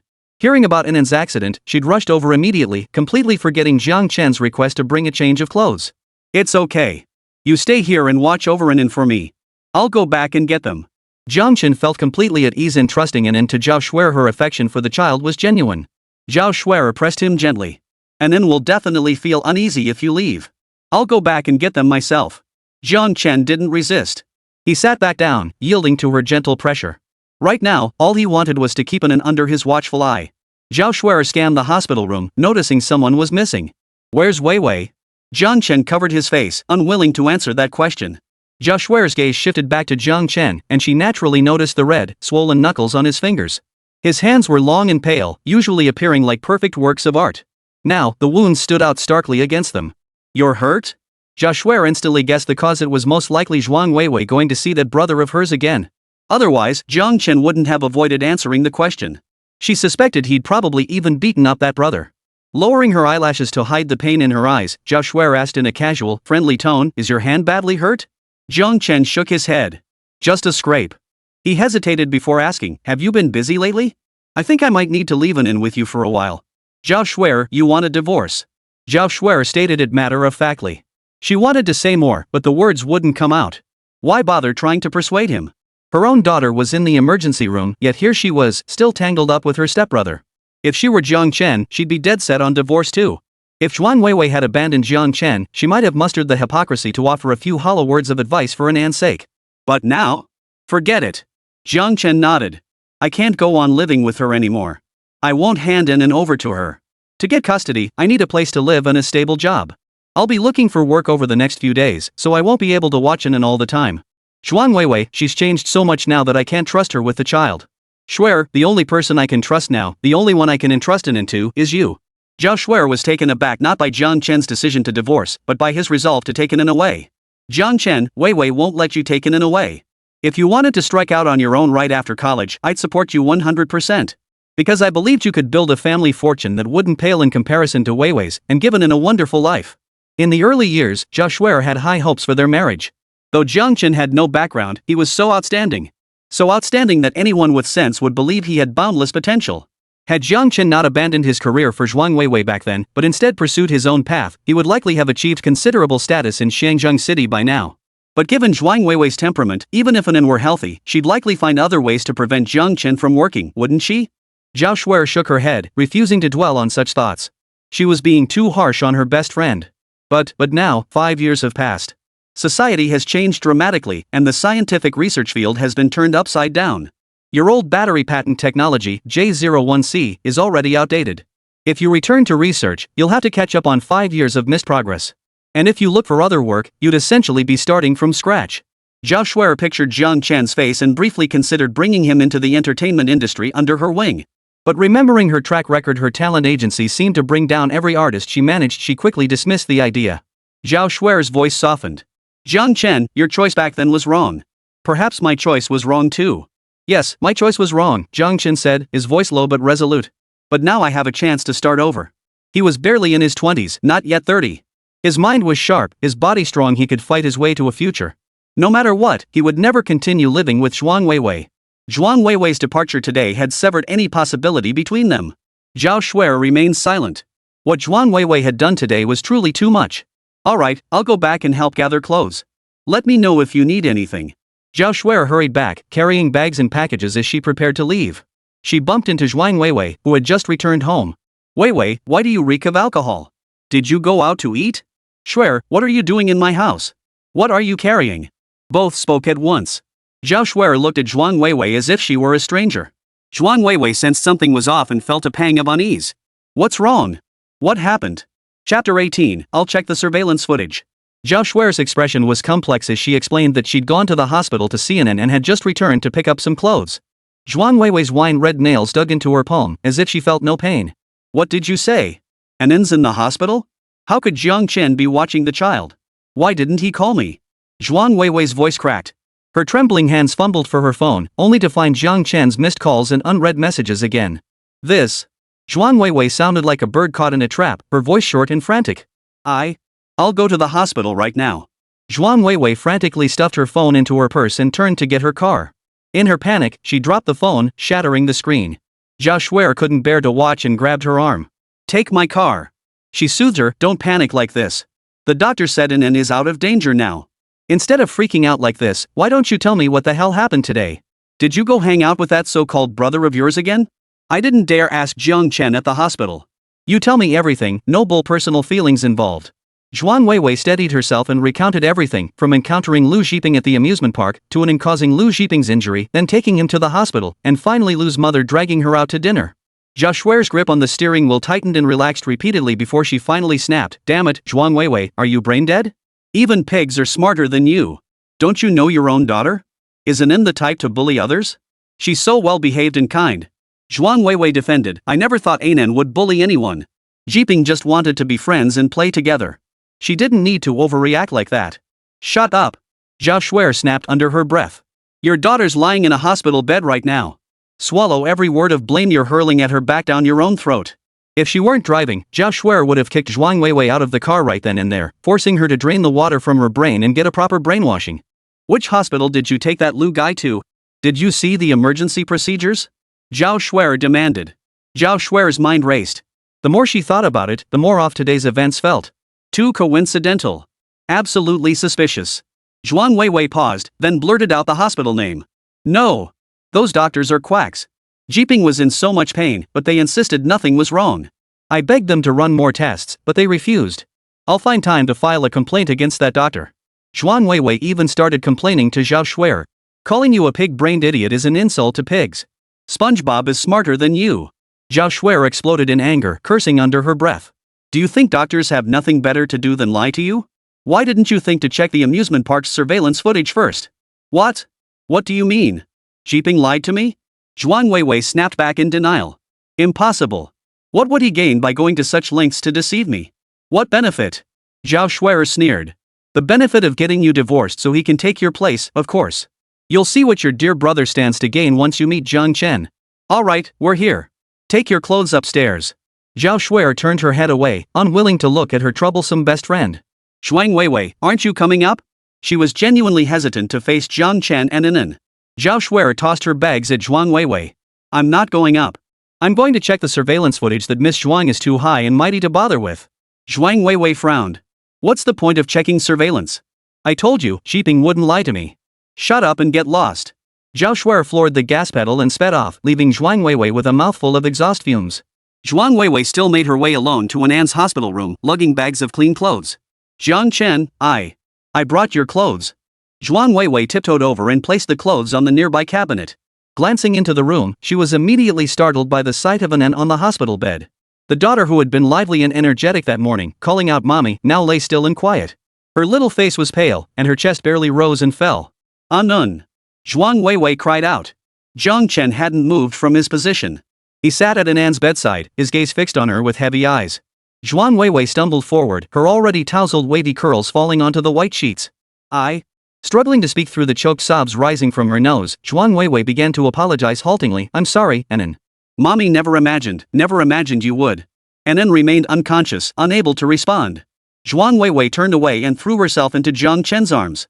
Husband, I truly never imagined this would happen. I didn't want Anan to get sick. I swear to heaven, today I genuinely wanted to take Anan and you all three of us to the amusement park for a happy day out.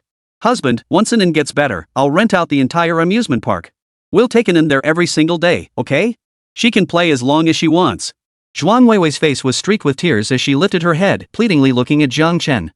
Before, whenever she even frowned let alone shed tears, Jiang Chen would feel heartbroken and forgive her instantly. Whatever she asked, he'd agree. But now, not only did Jiang Chen refuse to pull her into his arms, wipe away her tears gently, and comfort her, he wouldn't even look at her. Husband. Honey, I know I was wrong this time, but I had my reasons. Please listen to me, honey. Jiping suffered severe injuries. The doctor said he needed emergency treatment. I was worried something might happen, so I stayed by his side.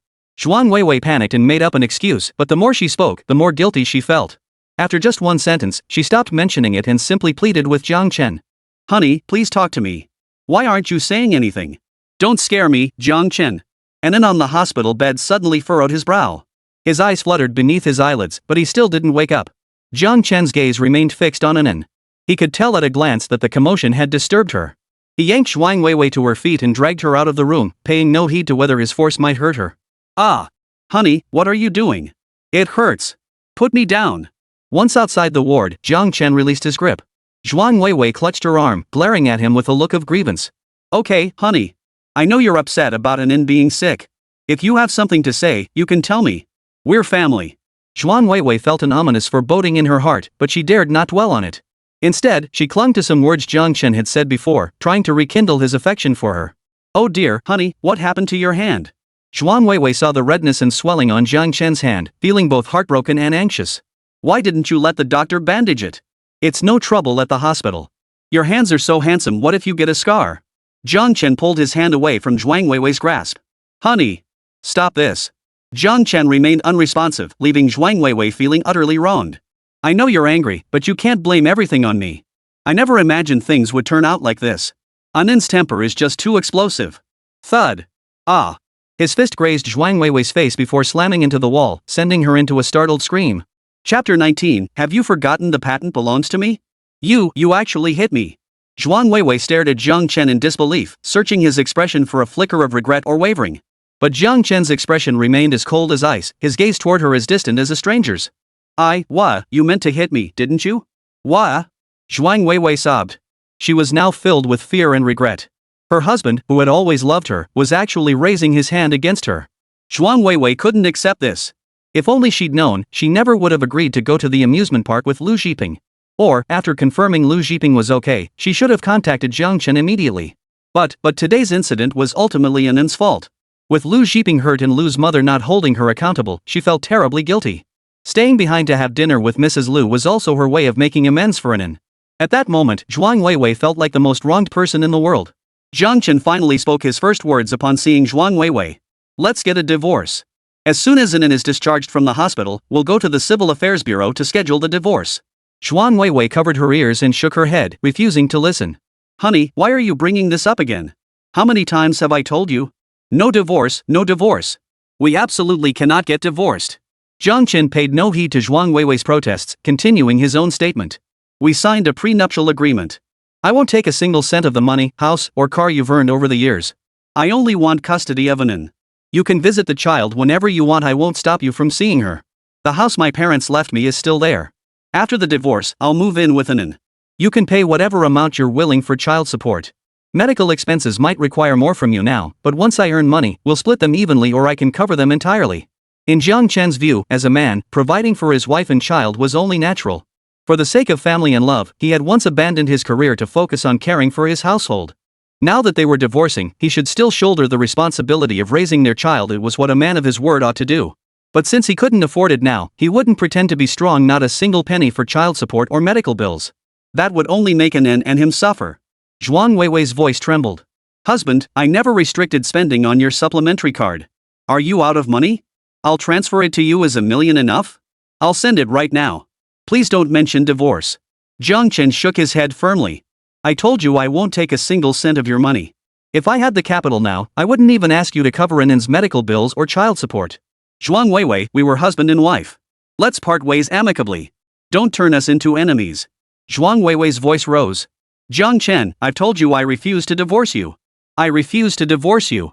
You'll only get a divorce over my dead body. Jiang Chen shushed her. Don't disturb Anin.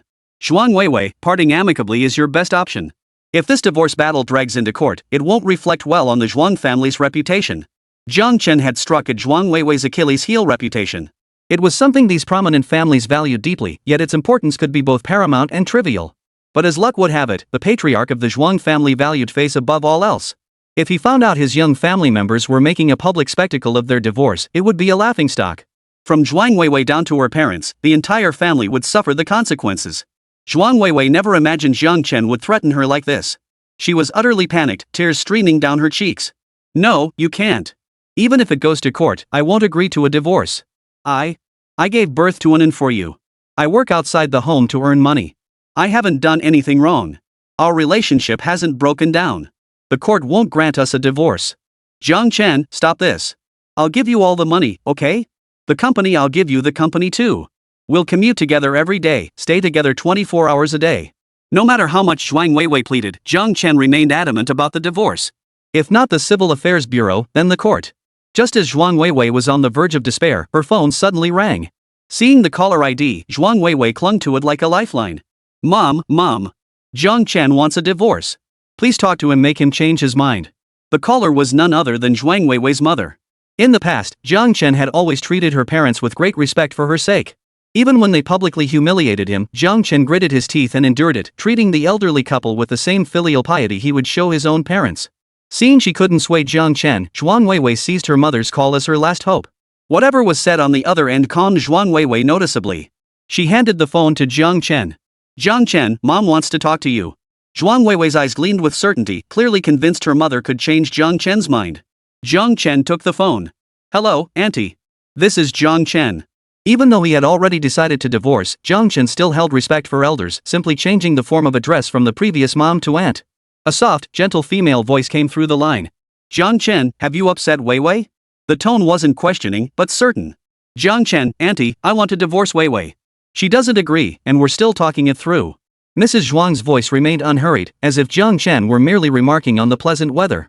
Jiang Chen, if you divorce her, you won't get a single penny of Weiwei's money. You, a man with no background or family connections, dragged my daughter into marrying a sickly weakling. Back then, Weiwei insisted on marrying you despite everything. We reluctantly accepted you and your daughter, letting you live in luxury all these years. But Jiang Chen, one must know when to be content. Our Zhu family is wealthy and powerful. We don't mind supporting an idle man like you. But if you make my daughter unhappy and bring shame upon the Zhu family, I can ensure you won't find a single job in Xiangyang City. Then after the divorce, you'll be left with nothing but that sickly child to live under bridges and beg for food. You won't even be able to afford her medical bills. Jiang Chen's expression darkened. Zhuang's mother was threatening him with an. After speaking, Mrs. Zhuang paid no heed to Jiang Chen's reaction. Alright, I'll give you one more chance. Make Weiwei happy, and she'll pretend she never heard what you said today. Jiang Chen hung up the phone. Seeing Zhuang Weiwei across from him staring at him expectantly, Jiang Chen suddenly burst out laughing. Ha ha, Zhuang Weiwei, is this what you and your mother wanted to say? Zhuang Weiwei looked doubtful, but remembering her mother's assurance that everything was under control, she nodded firmly. Zhuang Weiwei, something just occurred to me. The patent that Rose Company relies on, it's mine, right? That patent also made a fortune for your father's Zhuangxing Group. Jiang Chen was being modest. Back then, Zhuangxing Group hadn't even ranked in the top 3 in Xiangyang City. It was only after receiving Jiang Chen's free patent license that it skyrocketed to become the wealthiest enterprise in Xiangyang City. The smile vanished from Zhuang Weiwei's face, while Jiang Chen's grew wider. I still remember the contract terms.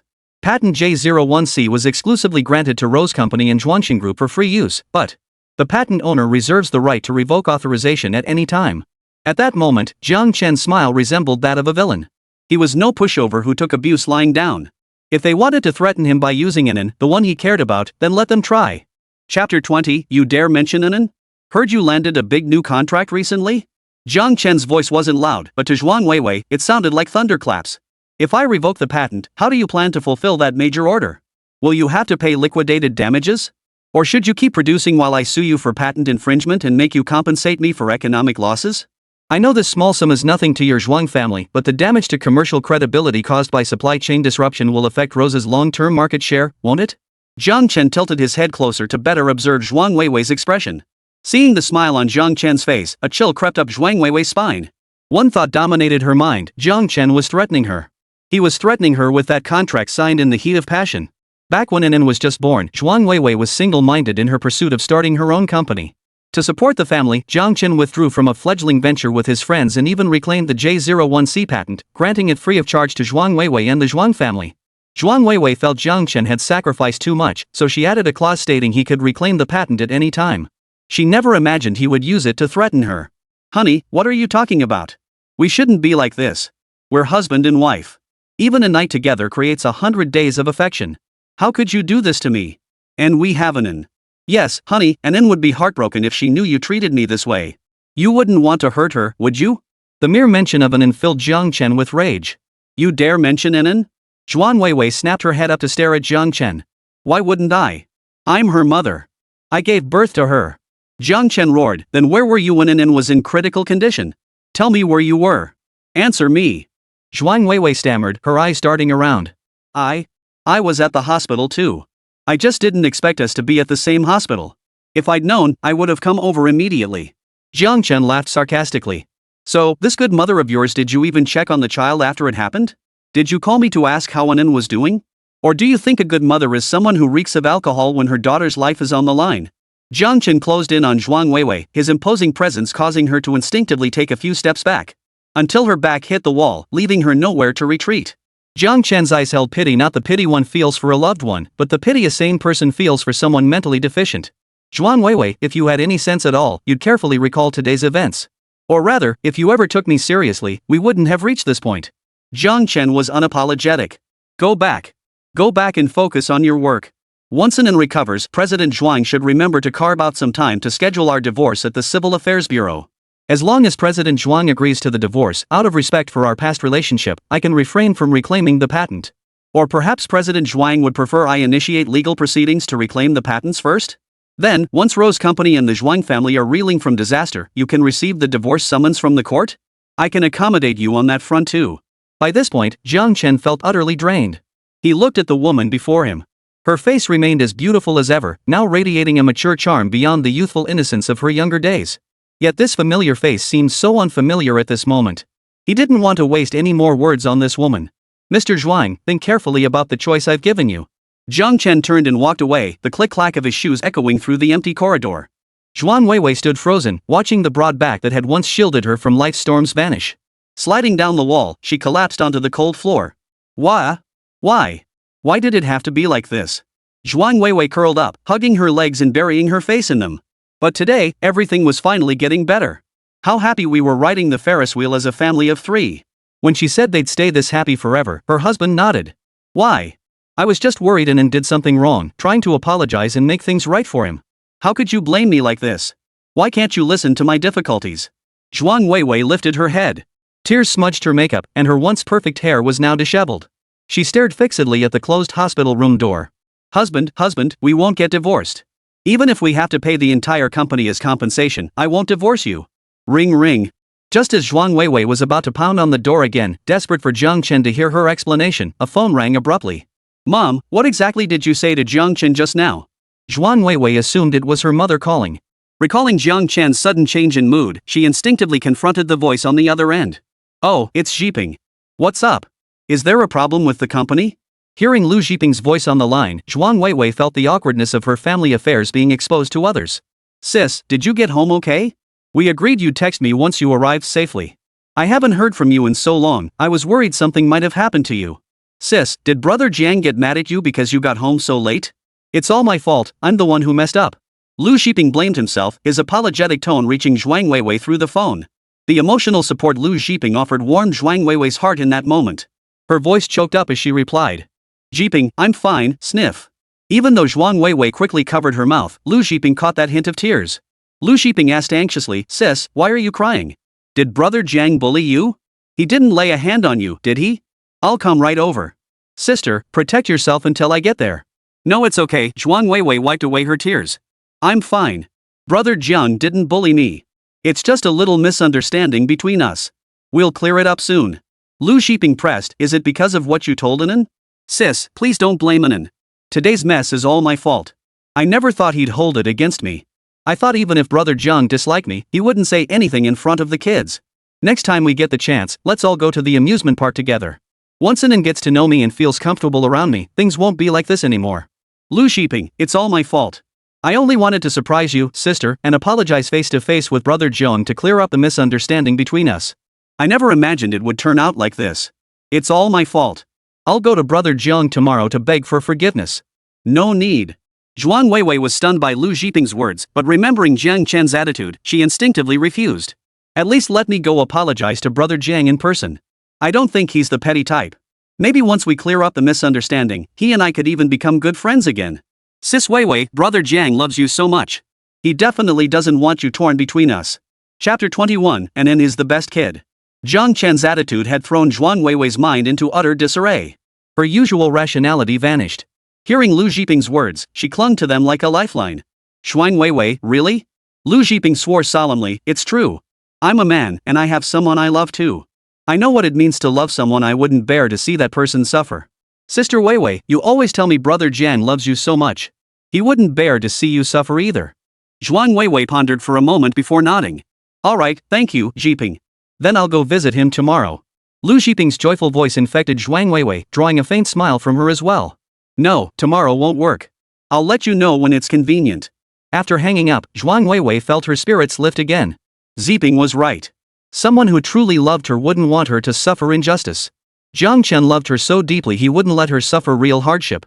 He must just be so angry right now that he was trying to scare her.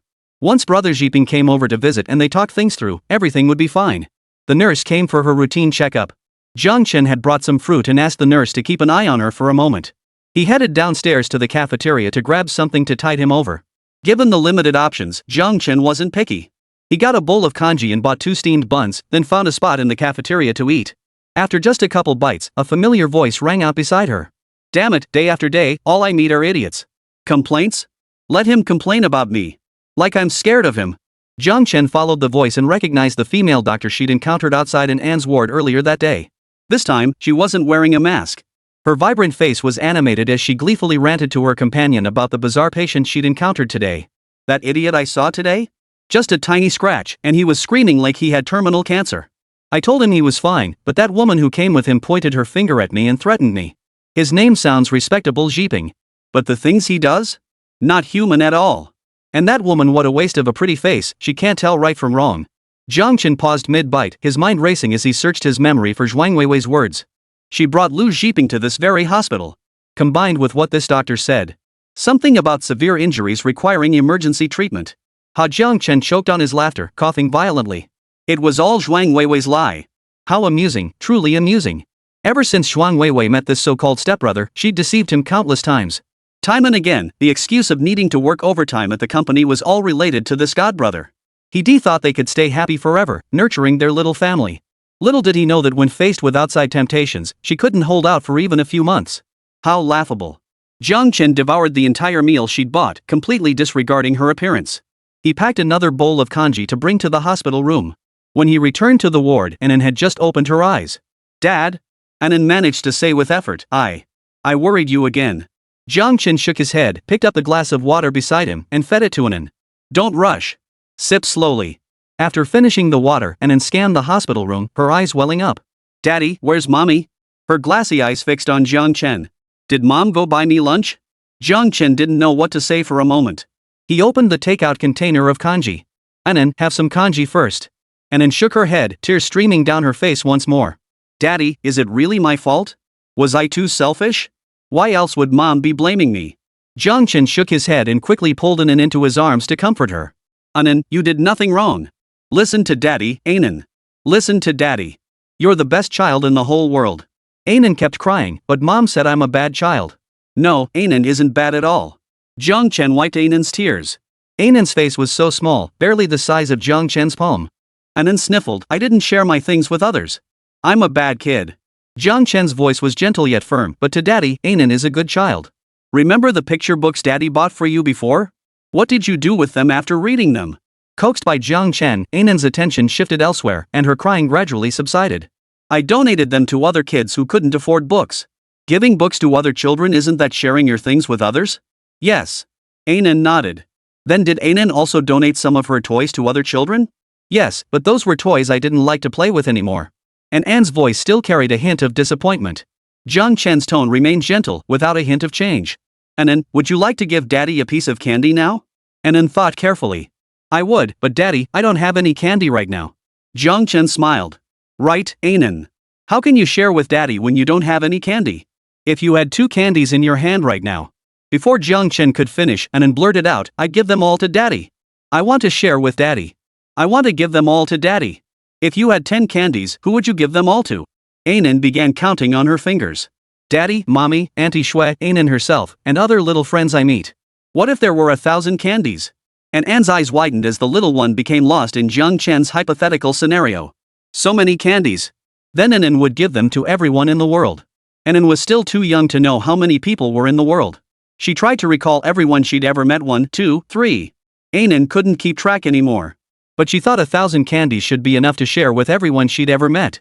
She was willing to share every piece of candy she had with everyone in the world. Jiang Chen gazed at the tiny being in his arms, bound to him by blood. Why? Why would Annan want to share with them? Annan, sweet candy makes you happy when you eat it, and it doesn't hurt so much anymore. I want everyone to be happy and not feel any pain. Jiang Chen fought back tears. So see, Annan? You're not a selfish, mean child who doesn't want to share. You're a kind child who thinks of others. But before thinking of others, Annan must first think of herself. Annan can only share candy when Annan has some. If Annan has no candy at all, what would Annan share? Like today, if Mommy could go out to play with Annan every day, would Annan choose to give up a day for someone else?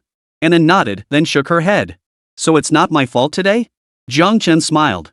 That's right, don't blame Annan. Today was our first family outing to the amusement park, a very important day for our family. Ainan's actions today protected our family. You did great. A smile returned to An's eyes. Chapter 22. The killing intent has been set. Lu Zhiping must die. After calming Anan down, Jiang Chen patiently and gently asked him to recount what had happened today. At the amusement park, he had entrusted Anan to Zhuang Weiwei while he bought tickets, trusting that as a mother, she could look after the child. Anan was also a well-behaved and sensible child. Jiang Chen didn't believe Anan would wander off without reason. Listening to An's tearful account, a murderous intent surged within Jiang Chen. What did Lu Zhiping think he was doing? Was provoking him not enough? How dare he lay a hand on a child? Recalling that small bridge under repair, Jiang Chen felt a wave of dread wash over him. The sharp rocks beneath the bridge. If Anan had truly been pushed off that bridge, given her fragile condition, hitting those jagged rocks would have spelled certain doom. Lu Zhiping intended to kill Anan. Lu Zhiping. Jiang Chen let the 3 syllables roll over his tongue before swallowing them down. Lu Zhiping had harbored murderous intent toward Anan. Only his clumsy execution had prevented success, but the failure of his attempt did nothing to erase the fact that he had struck. As a father, he would make Lu Zhiping pay for today's actions. Jiang Chen closed his eyes, reining in the murderous intent that had flared. This was a society governed by law, saturated with surveillance cameras and signal towers.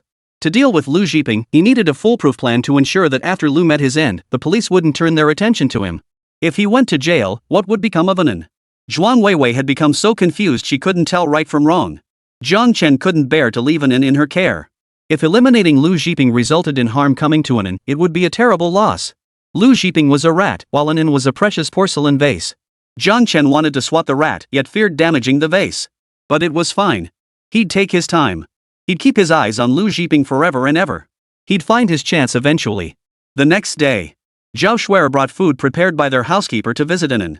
After Jiang Chen and Anan finished eating, she sat down and began peeling an apple, saying she wanted to give Anan some fruit for dessert. Jiang Chen was puzzled. Have you been free lately? I thought you'd been home these past few days. As an agent, Zhao Shuer had her own resources and connections, managing several minor artists not super famous, but not exactly unknown either. So when she got busy, spending a month or 2 on a production schedule wasn't unusual. Jiang Chen blinked, recalling that Zhao Shuer hadn't left the house since some time before An's birthday. Don't you need to keep an eye on that artist you just signed recently? When Zhao Shuer first signed that person, she'd even come over to their house, hugged Anan, and showered her with kisses. She'd declared she'd finally found her golden horse this time. The talent wouldn't collapse under pressure. Under her guidance as the discerning eye, they'd shine brightly, sweeping awards like Best Actor and Best Actress. That memory was vivid enough for Jiang Chen to bring it up. Zhao Shuer's expression froze. Her hand gripped the apple knife tightly, digging it deeper into the flesh. Then she spat out 2 words, he fell. Fallen again? Jiang Chen blurted out. How many times is this now? Jiang Chen's reaction was understandable. Zhao Shuer seemed like a curse in the industry. Any artist under her wing, no matter how promising they appeared at signing, would inevitably fall from grace within a year. Drunk driving, fake academic credentials, sleeping with fans, attempting to force themselves on others, cursing during live streams, or using Zhao Shuer's connections to bully others. In her 4 or 5 years as an agent, Zhao Shuer had lost count of the artists under her who had fallen from grace. Lying in her hospital bed, Anan couldn't help but snort with laughter before quickly covering her mouth with her hand. Oh, Anan, you're laughing at your auntie too. Wait till I finish all these apples, not a single bite for you.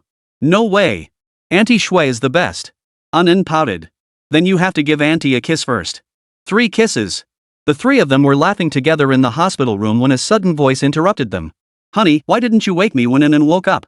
Zhuang Weiwei entered the room, followed by a middle-aged woman carrying a thermos. Standing at the doorway, she glared at Jiang Chen with a look of resentment.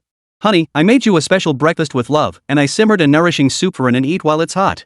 Jiang Chen's expression turned cold, but remembering Anan was present, he swallowed the words he'd been about to say. We've already eaten. Please take it back.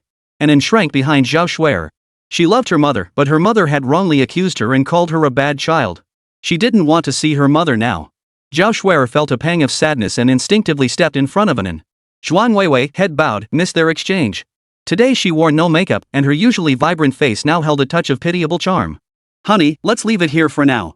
You can eat it later when you're hungry. Shuer, you came too. Thank you for looking after Anan. After greeting them, Zhuang Weiwei turned to Jiang Chen and said, This is Aunt Wang. After my mom found out about our argument, she worried we might fight and neglect Anan. She asked Aunt Wang to come help for a couple days. Aunt Wang raised me since I was little, so I trust her completely. Honey, I don't like having outsiders in our home either, but with Anan in the hospital these 2 days, let Aunt Wang take care of him. Once we're back home, she can leave. We'll still be a family of 3. Zhuang Weiwei reached out to take Jiang Chen's hand. Jiang Chen pulled away, giving Aunt Wang a once-over. Aunt Wang kept her head bowed, silent and composed. Her movements were almost soundless, clearly reflecting the strict etiquette of the Zhuang family's ancestral home. Jiang Chen understood instantly. This wasn't about caring for Anin, it was sending someone from the main house to keep tabs on him, worried he might harm Zhuang Weiwei. Mr. and Mrs. Zhuang held little regard for Jiang Chen and Anin, viewing them as burdens on their precious daughter, who was as beautiful as a flower. In their minds, without Jiang Chen and Anin, Zhuang Weiwei could marry a wealthy young man of equal standing, living the pampered life of a wealthy wife. Her days would be filled with nothing but shopping sprees. Why would she need to struggle outside like she did now? When others spoke of their sons-in-law and grandsons, they boasted endlessly about their excellence and pride. Only the Zhuang family couldn't bear to speak of theirs. They didn't want anyone to know their daughter's husband was a useless slacker at home and their daughter was a sickly invalid with little time left. After Zhao Shuai left, Jiang Chen called Zhuang Weiwei out to the hallway outside the hospital room. He glanced up at the hallway surveillance camera. From this distance, it wouldn't capture what they were saying. Jiang Chen smiled. Zhuang Weiwei, you want to avoid divorce, right? Chapter 23, looks like I'll have to take matters into my own hands. Yes, we won't divorce. Husband, I won't divorce you. Zhuang Weiwei's eyes suddenly lit up. She knew her husband loved her. It was all just a misunderstanding, a momentary outburst of anger that led him to mention divorce. Jiang Chen lowered his voice and whispered into Zhuang Weiwei's ear, I know the Zhuang family has some underhanded tactics and specially trained operatives. Take care of Lu Zhiping. If you can make it happen, I won't divorce you. We can still be a happy family of 3. This thought had struck Jiang Chen the moment he saw Aunt Wang. The Zhuang family was a colossus in Shangzheng City. A family like that couldn't possibly operate without some shady tactics behind the scenes. Having those professionals handle it would be swift, precise, and ruthless. Taking matters into his own hands would be satisfying, but the risks were enormous. As long as it could eliminate the threats endangering his daughter, Jiang Chen was willing to seek help from Zhuang Weiwei. His backbone was strong, but for his daughter, he could bend. Zhuang Weiwei's smile remained fixed on her face. Honey, what are you talking about? What do you mean, if we get rid of Zhiping, we won't divorce? Zhuang Weiwei let out a couple of dry laughs. Honey, are you talking about firing Zhiping from the company? I've already started the process. In a few days, Zhiping won't be at Rose anymore. Jiang Chen didn't correct her choice of words. He leaned close to her ear. I said take care of him, not just removing him from Rose, but making him disappear from this world entirely. Zhuang Weiwei stared at Jiang Chen in shock, biting her lip. Husband, why would you suddenly think of such things? This involves a human life. How can you casually mention taking someone's life and use it as a condition for us not divorcing? What are you thinking, husband? Jiang Chen's lips tightened. Do you remember what happened at the amusement park yesterday? You saw how sharp those rocks were under the bridge. If Anin had fallen from the bridge onto that pile of rocks, have you considered the consequences? We could have lost Anin from that tiny newborn we raised with all our heart and soul to the child she is now. She nearly faced mortal danger because of your beloved younger brother. At this point, Jiang Chen's emotions surged uncontrollably. Any father, upon learning his daughter nearly faced mortal danger, would want to tear that person limb from limb. Zhuang Weiwei, however, didn't see it that way. To her, Jiang Chen was simply consumed by jealousy over Lu Zhiping. His misunderstanding had driven him to extremes. Jiang Chen, I know how much you care about Anin, and I know you think there's something more than a sister-brother relationship between me and Zhiping. But there's nothing between us beyond sibling affection. Jiang Chen, calm down. You're seeing problems everywhere through suspicious eyes right now. Zhuang Weiwei tried to wrap her arms around him to explain. Jiang Chen forcefully pushed her hand away. He's the problem. Anin already said it was him who pushed her. He shoved her toward the edge of the bridge, but he misjudged the distance. He pushed her a second too early. Anin didn't fall off the bridge, she crashed onto the bridge railing. Zhuang Weiwei, if he hadn't pushed a second too early, you'd never have seen your daughter again. Your daughter said it herself, she was pushed. You believe your brother over your own daughter, is that it? You claim to be a good mother. Zhuang Weiwei desperately tried to calm Jiang Chen down. Yes, I am Anin's mother. But tell me, what benefit would Zhiping gain from harming Anin? He's part of the Lu family in the capital. What financial gain could harming Anin possibly bring him? None. If it was to curry favor with me, he certainly wouldn't do it either. He knows how much I cherish Anin. He would only treat her well. Jiang Chen, I know you're sensitive now that Anin is hurt, but you can't take it out on an innocent person. Besides, he's part of the Lu family from the capital. If you lay a finger on him, the Lu family won't let you off the hook. Zhuang Weiwei pleaded earnestly, honey, trust me, I've already made arrangements. He'll be gone from Rose Garden in a few days, and I won't have any further ties to him. I'll devote myself entirely to our family, to you and Anin. Please believe me, honey? No one loves you and Anin more than I do. Seeing Jiang Chen still unmoved, Zhuang Weiwei blinked nervously, her heart racing. If she absolutely had to choose between her husband and her brother, she would choose her husband. But that didn't mean she'd sacrifice her brother's life just to make her husband happy. Honey, trust me. There's a deep misunderstanding between you and Jeeping. Once Anan is discharged and back home, I'll have Jeeping come over.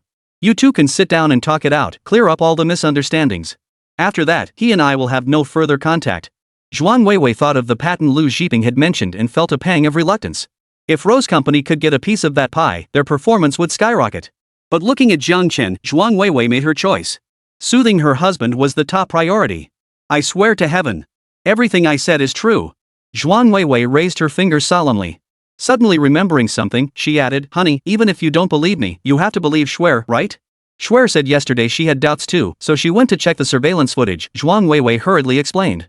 But look, she hasn't said a word about it today. As if she'd found compelling evidence, Zhuang Weiwei excitedly declared to Jiang Chen, if the surveillance footage showed anything suspicious about Jeeping last night, Shuer would have uncovered it and told us by now. But she hasn't said anything proof that Jeeping is absolutely innocent. Jiang Chen could only feel both amused and deeply saddened. Even Zhao Shuer, an outsider, could sense something was amiss and went to check the surveillance footage. Yet Zhuang Weiwei, his wife and mother, couldn't see it. Even when her husband, daughter, and best friend all pointed out that her younger brother was problematic, she stubbornly covered her eyes and plugged her ears, insisting there was nothing wrong. Sigh. Jiang Chen let out a long sigh. He could accept Zhuang Weiwei choosing her so-called younger brother over him. But Anan was her own flesh and blood. How could her daughter be less important than a stepbrother? He shouldn't have harbored any illusions about Zhuang Weiwei. That woman had a clever face for nothing. Resolving the matter with Lu Jeeping would have to be done by his own hand. Several days later, Anan was discharged from the hospital and returned home. Jiang Chen carried Anan to bed and settled her in. He then began sorting through her belongings one by one. For the coming period, Jiang Chen's top priority was to quickly pack everything up and move to the old house. Then he needed to find a job and schedule a divorce registration appointment with Zhuang Weiwei at the Civil Affairs Bureau. Although the doctor said Anan was no longer in critical condition, she had suffered significant trauma. Her recovered health had regressed to its previous state, requiring continued careful nurturing. Jiang Chen now treated Anan as if she were fragile porcelain, afraid to let her out of his sight. He constantly monitored her condition, frequently asking what she wanted to take with her. Whatever Anan expressed a desire to bring, Jiang Chen packed into the moving boxes without hesitation, regardless of whether it was too much to fit. If Anan wanted it, then it was coming along. Chapter 24, he came to bear the burden of guilt. The items Jiang Chen busily gathered gradually piled up throughout the living room. Boxes of all sizes were stacked high, mostly filled with Anan's belongings. Jiang Chen's own items were few and far between, consisting mainly of books and some drafts. Due to Lu Jeeping's mention of that new patent, Jiang Chen had squeezed in time these past few days to browse the latest industry journals. He hadn't found a single shred of news about any technological breakthroughs, which only deepened his suspicion about Lu Jeeping's claims. However, he did gain some inspiration from the new patent. Jiang Chen jotted these ideas down in his drafts, planning to study them in detail after the move.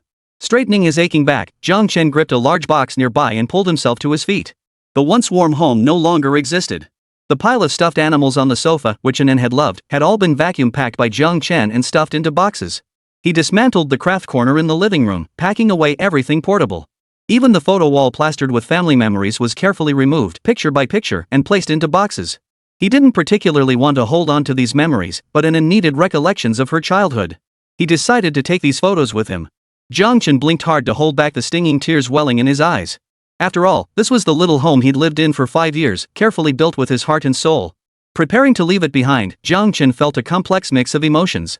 Just as he was lost in thought, the sound of a car engine cutting off suddenly reached him from outside the door. Thinking it was Zhuang Weiwei returning, Jiang Chen paid it little mind. But upon pricking up his ears to listen carefully, the engine sound wasn't Zhuang Weiwei's car. Jiang Chen frowned and walked to the living room's floor-to-ceiling window to look outside. What he saw sent a surge of rage coursing through his previously numb heart. An unfamiliar car pulled up at the gate, and 2 people stepped out.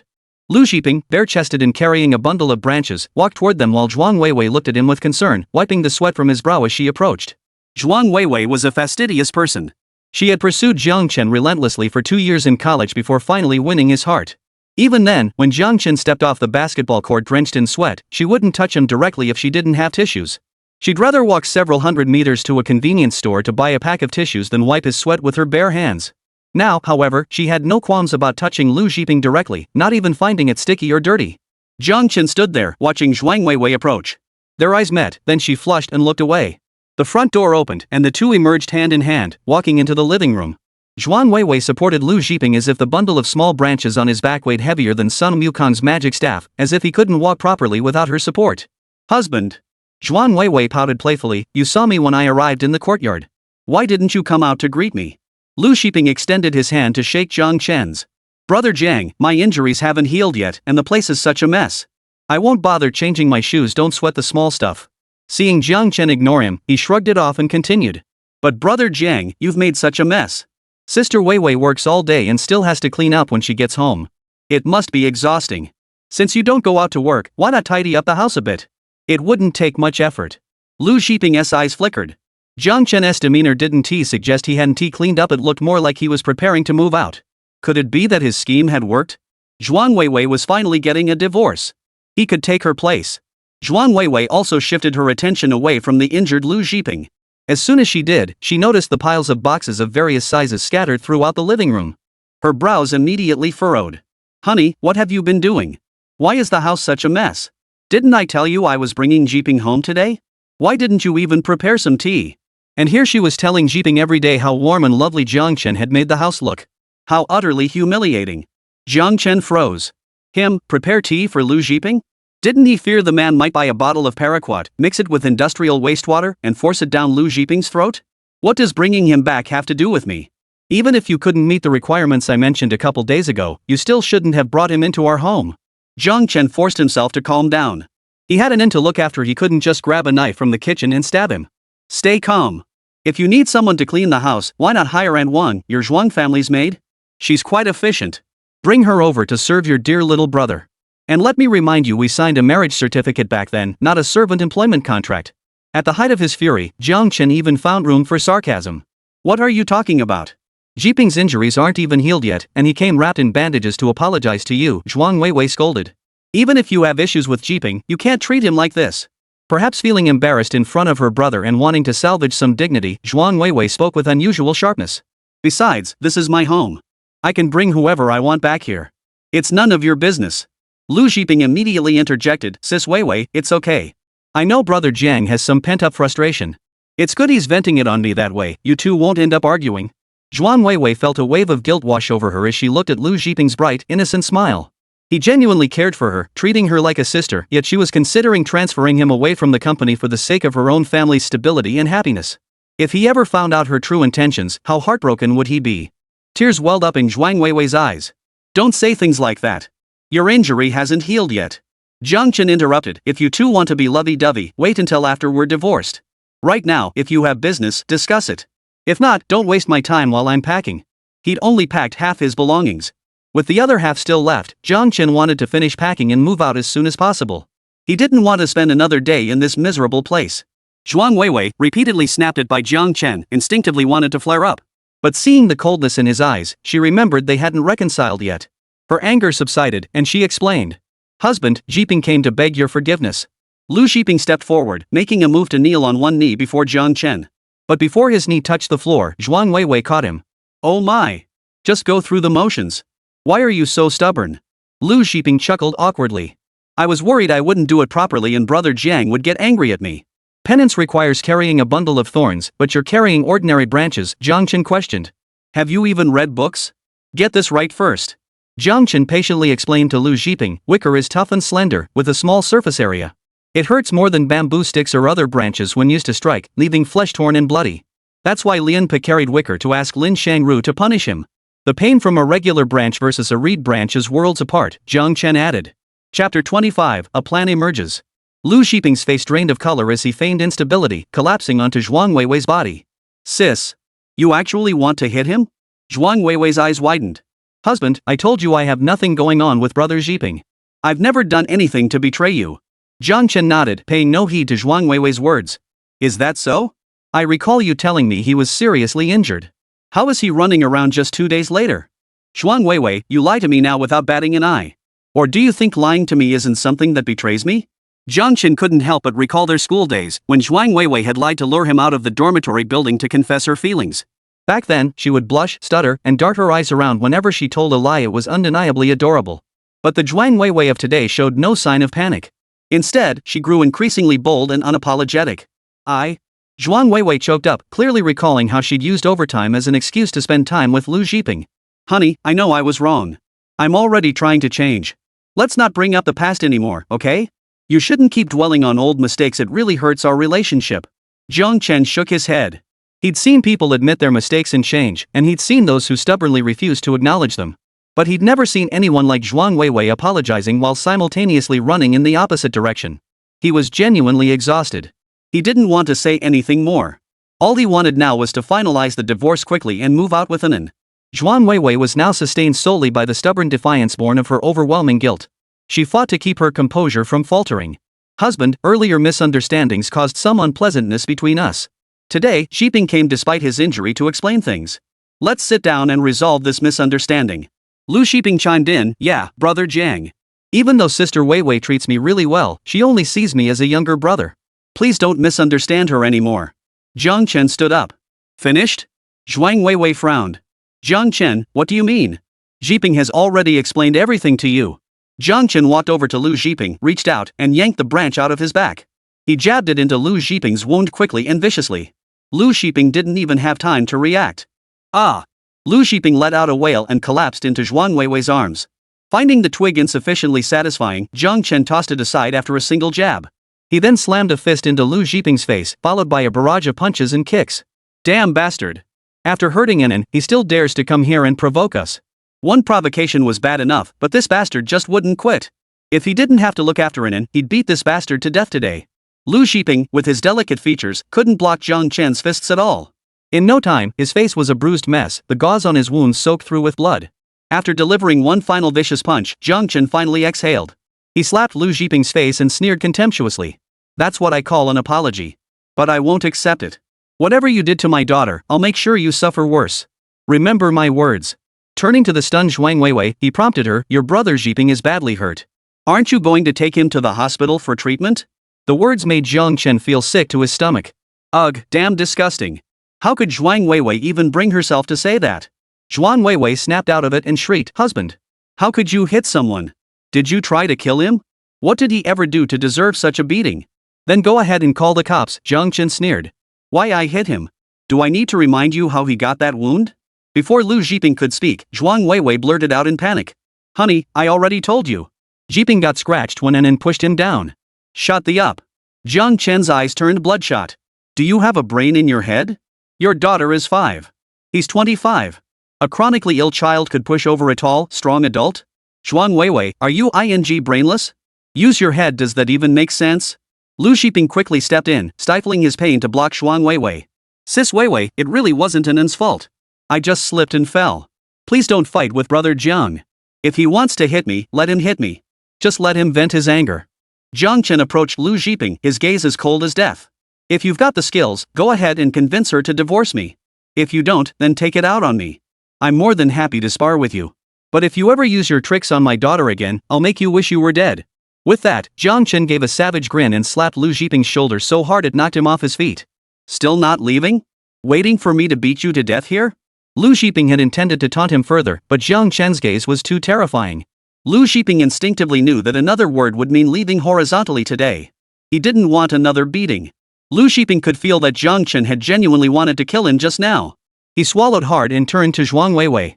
Sis, brother Jiang doesn't seem too thrilled to see me. Maybe I'll come back another time to apologize.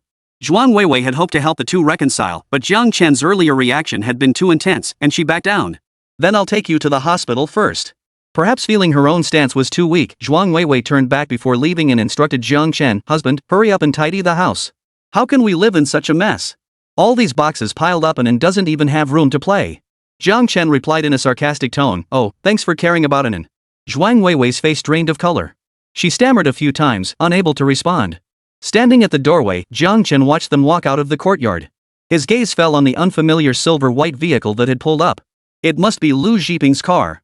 It was a Japanese-made car, not a high-end model, known for its speed but low defensive capabilities. Jiang Chen carefully noted the license plate and model. A plan formed in his mind. If it succeeded, Lu Xiping would die. Jiang Chen's breathing quickened. Moreover, even if he appeared at the scene, the police wouldn't suspect him.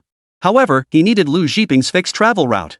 He couldn't hire a private detective to tail Lu Xiping that would leave traces. He'd have to do it himself. No rush, Jiang Chen reassured himself, telling himself not to act impulsively. He already had a preliminary plan. He would first secure a place for Anan and find her a job. Then he would wait until he identified a relatively fixed travel route for Lu Zhiping before taking action. Zhuang Weiwei supported Lu Zhiping as she examined the wound on his abdomen. Blood flowed rapidly, the gauze had already soaked to saturation. With each step, fresh blood oozed out, trickling down his lower abdomen. His once handsome face was now swollen and bruised, a sight too painful to behold. Zhuang Weiwei felt both guilt and heartache. He really went all out. The wound must have torn open completely.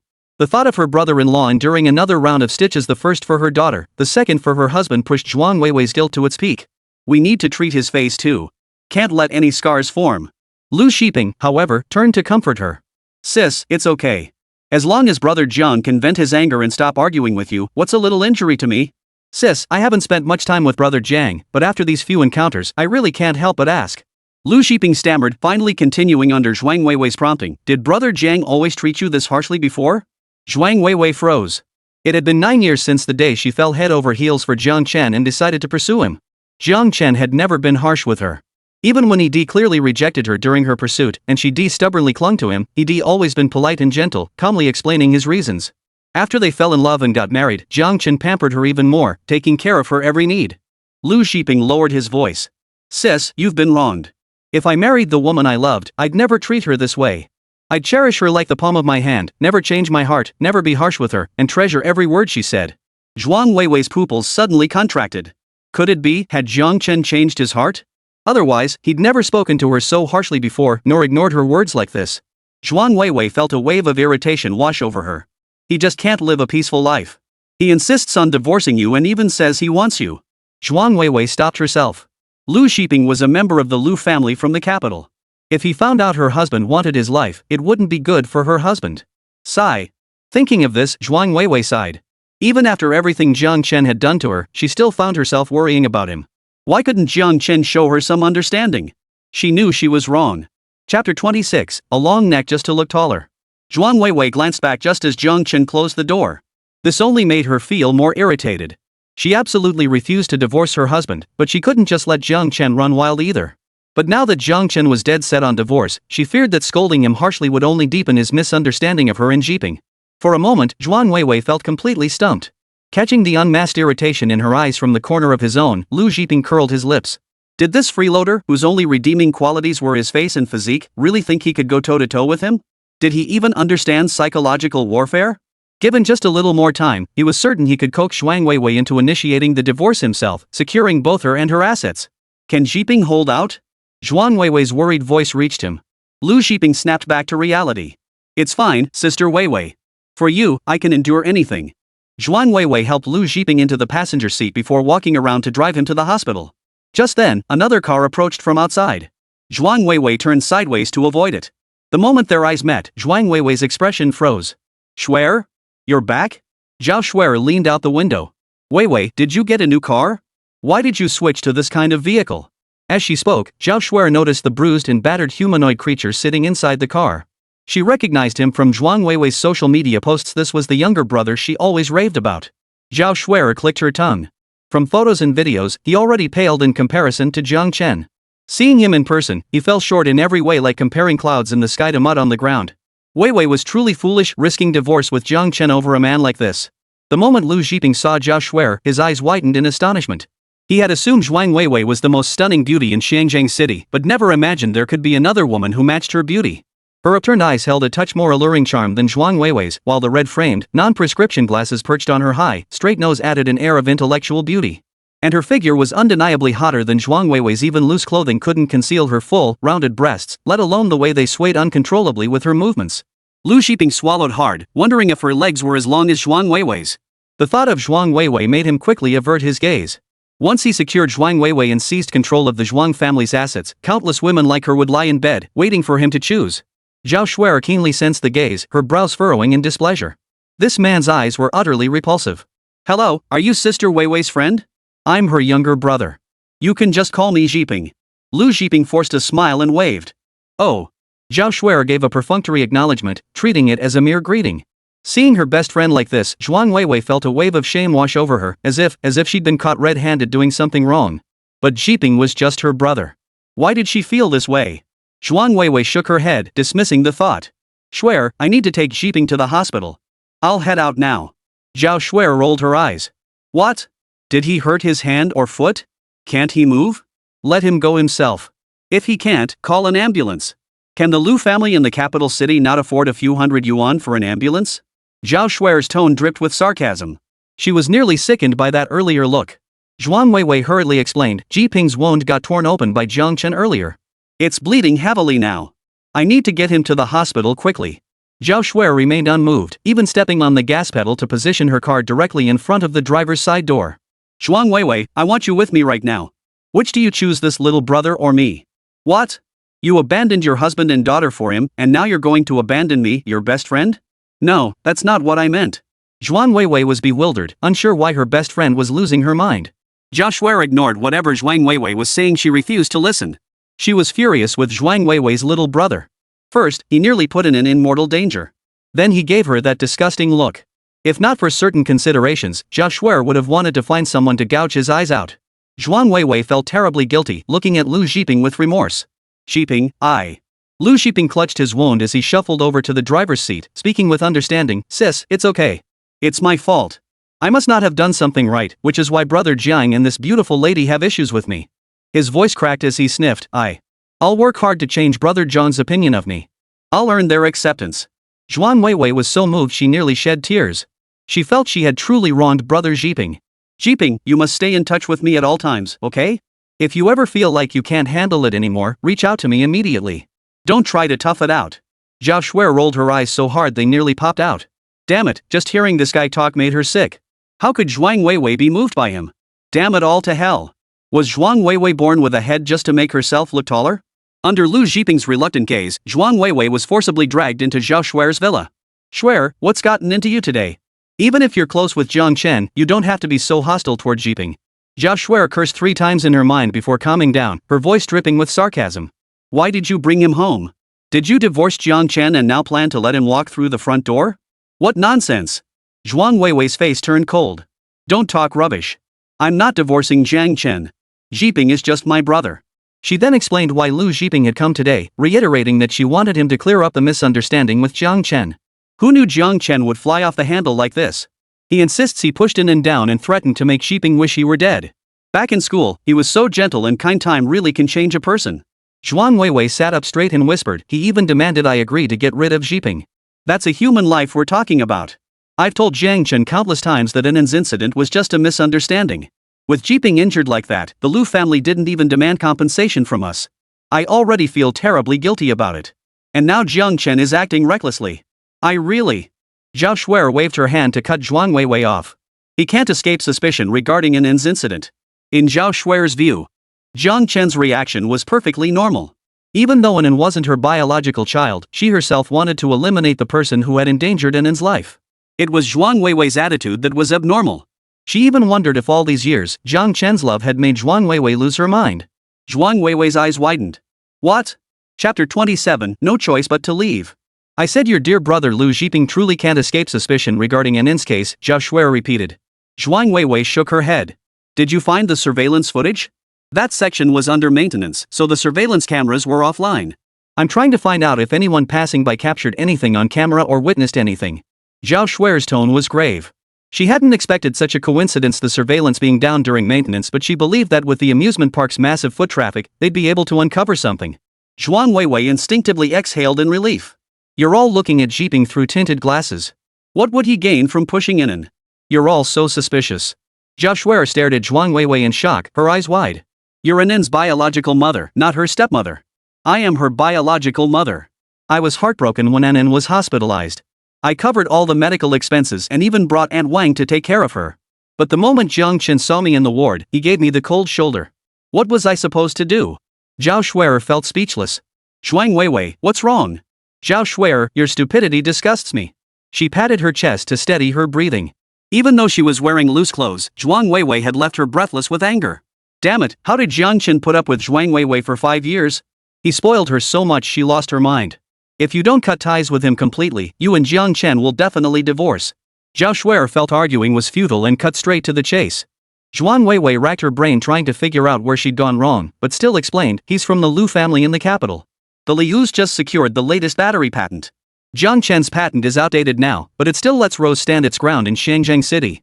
If I could get a piece of the pie from the Lius too. Zhuang Weiwei had her own calculations. She thought carefully about that day when Jiang Chen had threatened her with divorce over the patent.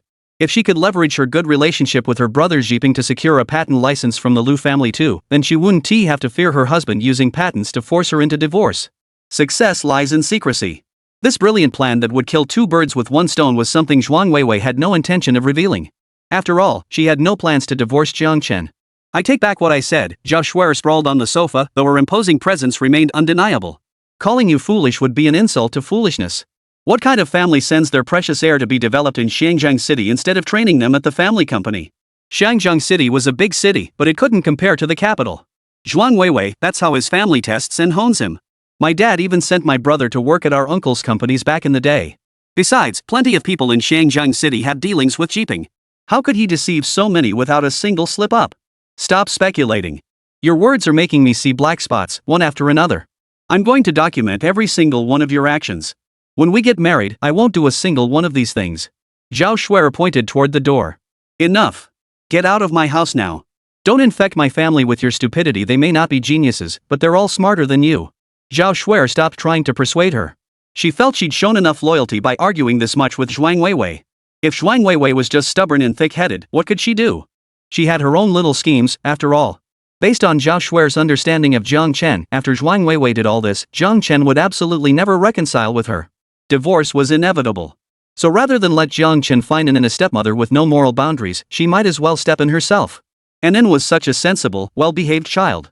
Even if she tried to conceive herself, she might not produce a child as wonderful as Anin. Why not just become a mother painlessly? How perfect. Meanwhile, when Anin came downstairs after hearing the commotion, Lu Zhiping and Zhuang Weiwei had already left. She was a bit confused, unsure what had happened. Daddy, did we have guests? Anin came down to say hello. Jiang Chen pulled Anin into his arms. No, it was just a fly. Daddy shooed it away. Why don't you go back upstairs and rest, okay? Anin wasn't happy. Daddy, I'm getting uncomfortable lying down. Let me help you tidy up. Alright, then today Anin is the little conductor. Come direct Daddy's work. Now, please give your orders, Commander Anin. Anin smiled, her pale little face flushing pink. I'm Commander Anin. Now I command Mr. Daddy to pack up my picture books. Aye, Commander Anin. Zhuang Weiwei opened the door to find this heartwarming scene of father and daughter. Just as she was about to smile, she saw Jiang Chen placing Anan's sketchbook into a box. Only then did Zhuang Weiwei realize that the living room was filled with boxes of all sizes, each containing items Jiang Chen had packed up to move. Jiang Chen was packing up to move out. Zhuang Weiwei's face turned pale. She lunged forward, snatching the box from his hands. Husband, what are you doing? Jiang Chen ignored her, instead coaxing Anin, reporting to Commander Anin, Mr. Daddy has encountered an emergency. Commander Anin, please go upstairs to rest first. Husband. Zhuang Weiwei desperately searched Jiang Chen's face for a trace of reluctance, but found none. All she saw was relief and liberation. Husband, we're not getting divorced. What are you doing? Jiang Chen could even manage a smile as he spoke to Zhuang Weiwei. I'm packing up to move out. If not today, then tomorrow. If not tomorrow, then the day after. I'll crawl away even if you break my legs. Even if you kill me and bury me here, I'd rather my soul scatter to the winds than stay by your side. He could already predict what Zhuang Weiwei would say, nothing but empty threats like I won't let you go. He didn't want to hear it. Zhuang Weiwei's face was pale, tears teetering on the brink of falling. Why? That day we went to the amusement park, you promised me we'd live a good life together. She saw the earnestness in Jiang Chen's eyes, yet stubbornly demanded an answer. She was trying to change, wasn't she? She'd already arranged to transfer her younger brother Zhiping out of the company. Jiang Chen sat down and motioned for Zhuang Weiwei to sit across from him. He took out a cigarette, lit it, and drew a deep drag. Weiwei, do you remember the promises we made to each other before we got married? From this day forward, we would put each other first in our lives. No deceit, no betrayal, no separation. Weiwei, you've broken these promises. You even Jiang Chen, usually so composed, felt his mind grow chaotic. He took another drag. These past months, ever since you deceived me, your heart has wavered. Shu, don't speak. Let me finish. In your heart, you've already placed others before me. I am no longer your priority in life. Don't deny it. Your actions contradict your words. You can't fool me. I don't intend to hold this against you. I just want you to know that now I, too, am breaking this promise. In my heart, Anan is the priority now. Let's part ways amicably, okay? In that instant, Zhuang Weiwei felt her heart stop beating. Jiang Chen's rage and his demand for divorce didn't bother her. It proved he still cared, at least loved her enough to bring it up. She could still find a way to salvage things. But now, Jiang Chen was calm. He said she was no longer his top priority.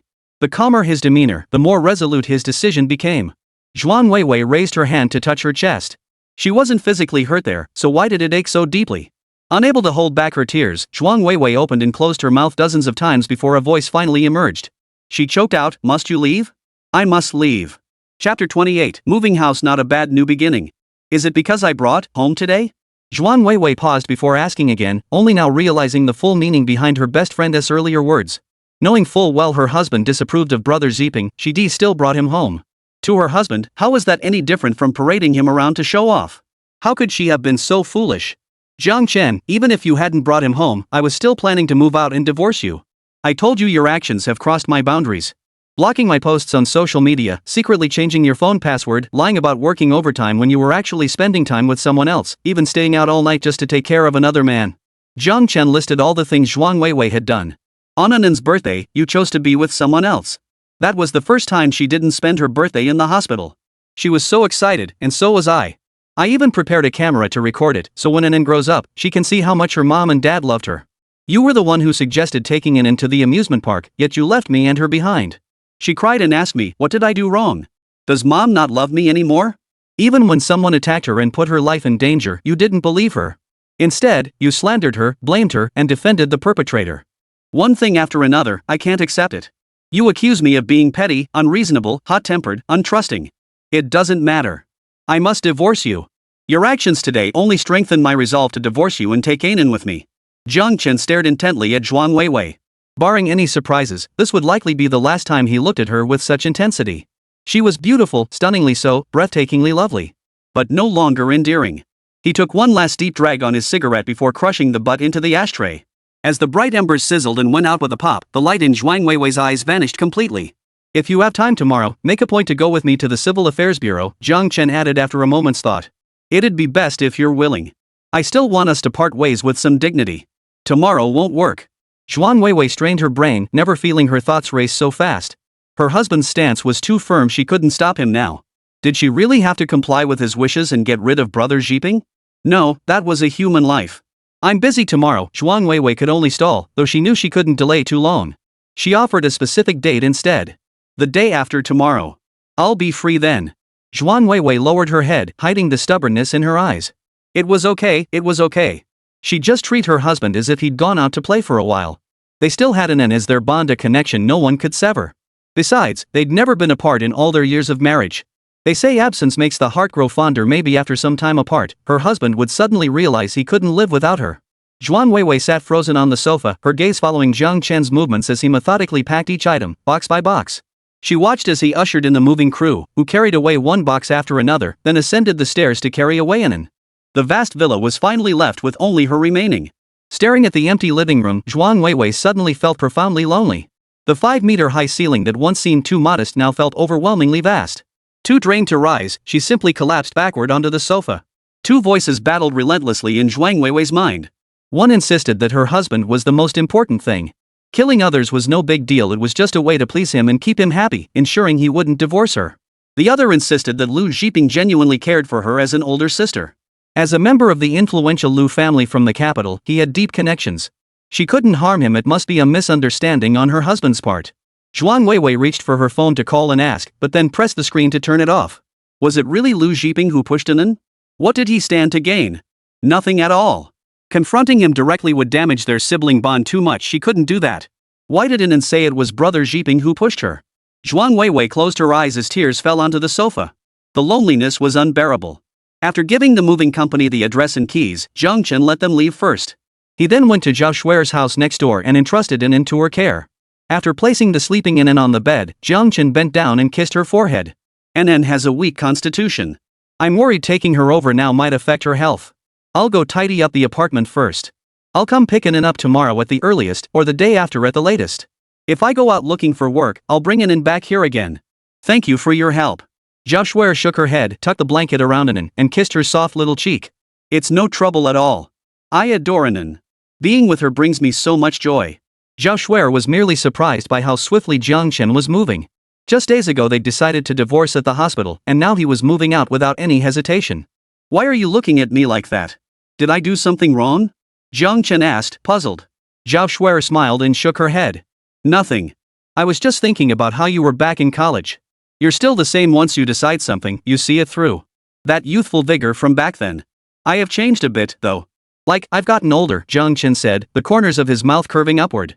By the time Jiang Chen hailed a cab to the old house in the Changhua Road residential compound, night had fallen.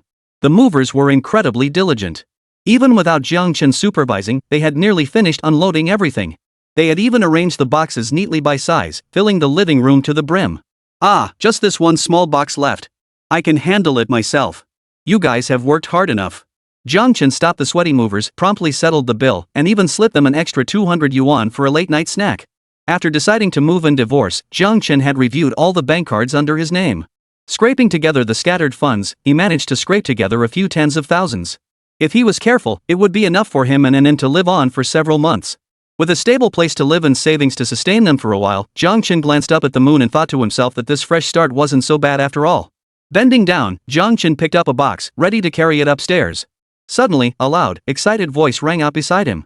"Xiao cutie. This is the place you found for me? What's the difference between this and a half-finished building? You expect me to live here? Miss, I followed your instructions exactly. It's not off by a hair. Quiet in the midst of chaos, unique and thrilling.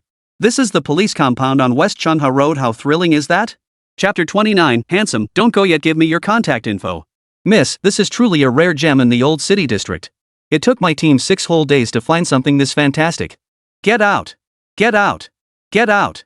The girl's shrill voice erupted again. I'd rather stay in my presidential suite. Is this place even fit for humans? I ask you, is this place fit for humans? Others joined in the commotion. Exactly. How could we let Sister Qingfeng live here? Xiao cutie. You must be out of your mind. Take your head off and let me kick it like a ball. Missy, come stay at my place. Just renovated downtown penthouse 300 square meters. Jiang Chen shook his head. Judging by the commotion, these were likely spoiled brats from wealthy families who'd probably leave soon. He paid them no mind, hoisting his suitcase to depart. Hey, wait! A series of clattering footsteps echoed, and before Jiang Chen knew it, a figure, presumably a girl, appeared before him. She sported spiky short hair, rows of piercings in her ears, and 2 studs pierced through her brow bones. Heavy smoky eye makeup obscured her features, her lips painted jet black, and a skull-shaped chain hung from her collarbone. She was petite and slender, her waist appearing thinner than Jiang Chen's arm. He felt he could lift her with just one finger. She was over 5 feet tall, but as Jiang Chen's gaze drifted downward, he retracted his earlier statement. She was closer to 5 feet tall. After all, the heels on her shoes were at least 4 inches high. Catching Jiang Chen's gaze, the girl flushed with momentary embarrassment and annoyance. She stepped in front of him, her body jingling with the clatter of her accessories. Hey, what was that look just now? Looking down on me? Jiang Chen shook his head. Nothing. Excuse me. He sidestepped to pass her, but she didn't budge. Instead, she thrust her chest forward, practically colliding with him. Though Jiang Chen didn't think it qualified as a chest, the physiological structure of the human body still dictated that term for that area. The girl declared stubbornly, no apology, no leaving. Sorry. Jiang Chen wanted no further entanglement and just wanted to leave quickly. He still had a room full of things to pack. The girl raised an eyebrow, her gaze fixed intently on Jiang Chen's face. Just sorry? You slept with me for a night. At the very least, you should add my contact info to make amends. What? Jiang Chen froze. Ahem, I said, handsome, wanna join us? We're having a party tonight. Just exchange contacts. Jiang Chen frowned. Sorry, I didn't mean to look down on you. If my gaze offended you, I apologize. But I have no interest in parties. Can I leave now? Jiang Chen had no intention of remaining chaste for Zhuang Weiwei after their divorce, but if he sought a new relationship, he would wait until the divorce papers were finalized. It wasn't about guarding his marriage to Zhuang Weiwei, but about upholding his own principles regarding marriage. Marriage was choosing someone unrelated by blood to become lifelong family, and that required loyalty. The girl showed no intention of stepping aside. Instead, she reached out and grabbed Jiang Chen's arm. Handsome, don't go. Jiang Chen immediately took 2 steps back and shook off her hand. Before she could say anything, the crowd behind her erupted. Do you know who she is? It's your honor that the young miss has taken a liking to you. Hurry up and clean yourself up to serve her. Countless men would line up to win Miss Qingfeng's favor. Don't bite the hand that feeds you. Do you still want your head? I'll twist it off and kick it like a ball. Jiang Chen frowned deeply. After a few seconds of silence, he spoke. One of you mentioned this is the police family compound on Changhua West Road. The Public Security Bureau is right next door. Do you want me to take you there? The room fell silent for 3 seconds. Ha! Of course we know that. We're here for the thrill. You don't think we're scared of the cops, do you? Ah, did he trade his brains for that face? When Sister Qingfeng stamps her foot, Shangjiang City trembles 3 times. Another man lunged to restrain Jiang Chen, but his hand was met with a swift parry. Jiang Chen pushed him back, sending him stumbling 3 or 5 steps before crashing onto the floor. Jiang Chen sighed. Looks like he wouldn't be leaving easily today. He flexed his wrists, preparing to set the box down on the ground nearby. Better not risk damaging its contents if these guys started a fight. Seeing their comrade suffer, the others moved to surround and beat Jiang Chen. The girl exploded first. Who the hell gave you permission to touch my people? Did you get my approval? You think you can boss me around? Get the hell out of here. Get out. Get out. The girl unleashed a torrent of abuse at the group. Her extensive vocabulary stunned Jiang Chen, leaving him feeling like his brain had undergone a baptism of profanity. If someone recorded her rant and posted it online, every swear word would get bleeped out. Exhausted from ranting, she finally paused. She circled Jiang Chen twice, her expression growing more excited with each turn. Handsome, it's fine if you don't give me your contact info. But do you live around here? Just answer that one question, and I'll let you go immediately. Seeing Jiang Chen still silent, her face puffed up with annoyance. Fine, I don't need you to say it. I already know. Go on. She stepped aside to let him pass. The others looked reluctant but scattered to make way. Jiang Chen turned and entered the apartment building. Hey, the girl called after him, batting her eyelashes. Handsome, you look so good, being a little mean is totally fine. I like it even more. After Jiang Chen left, the crowd gathered around the girl again. Sis Qingfeng, you should really stay at my place. This dump is full of cheapskates who can't tell a good thing when they see it. Brings bad luck. No, I'm staying right here. Little cutie Chu. You found this place perfectly, I'll give you credit for that. I've got another task for you. Dig up everything you can on that hottie from earlier. I want his height, weight, and, size. Can you handle it? Her voice carried a confident edge. And listen up, if anyone dares touch him without my permission, I'll make sure you all pay with your lives. Got it? Closing the door, Jiang Chen placed the last small box in his arms onto the pile in the living room. Surveying the sea of boxes filling the room, he took a deep breath and buried his head in the task of unpacking. The incident from earlier quickly faded from his mind. Even if that young lady truly lived here, it wouldn't be for long. She'd have to leave sooner or later. And even if she did settle in, knowing those spoiled brats as he did, they were likely party animals who lived upside down, ignoring normal schedules. They probably wouldn't cross paths with him anyway. Earlier, it was probably just that girl seeing his face and getting carried away. In less than 2 days, her attention would be drawn elsewhere. He was utterly insignificant. Chapter 30, Noise Disturbance Leads to a Visit. Jiang Chen focused intently on packing his belongings. After filling 3 boxes, he looked up to find it was already past midnight. Staring at the remaining boxes, Jiang Chen straightened his back and stretched. Finishing everything will probably take all of tomorrow.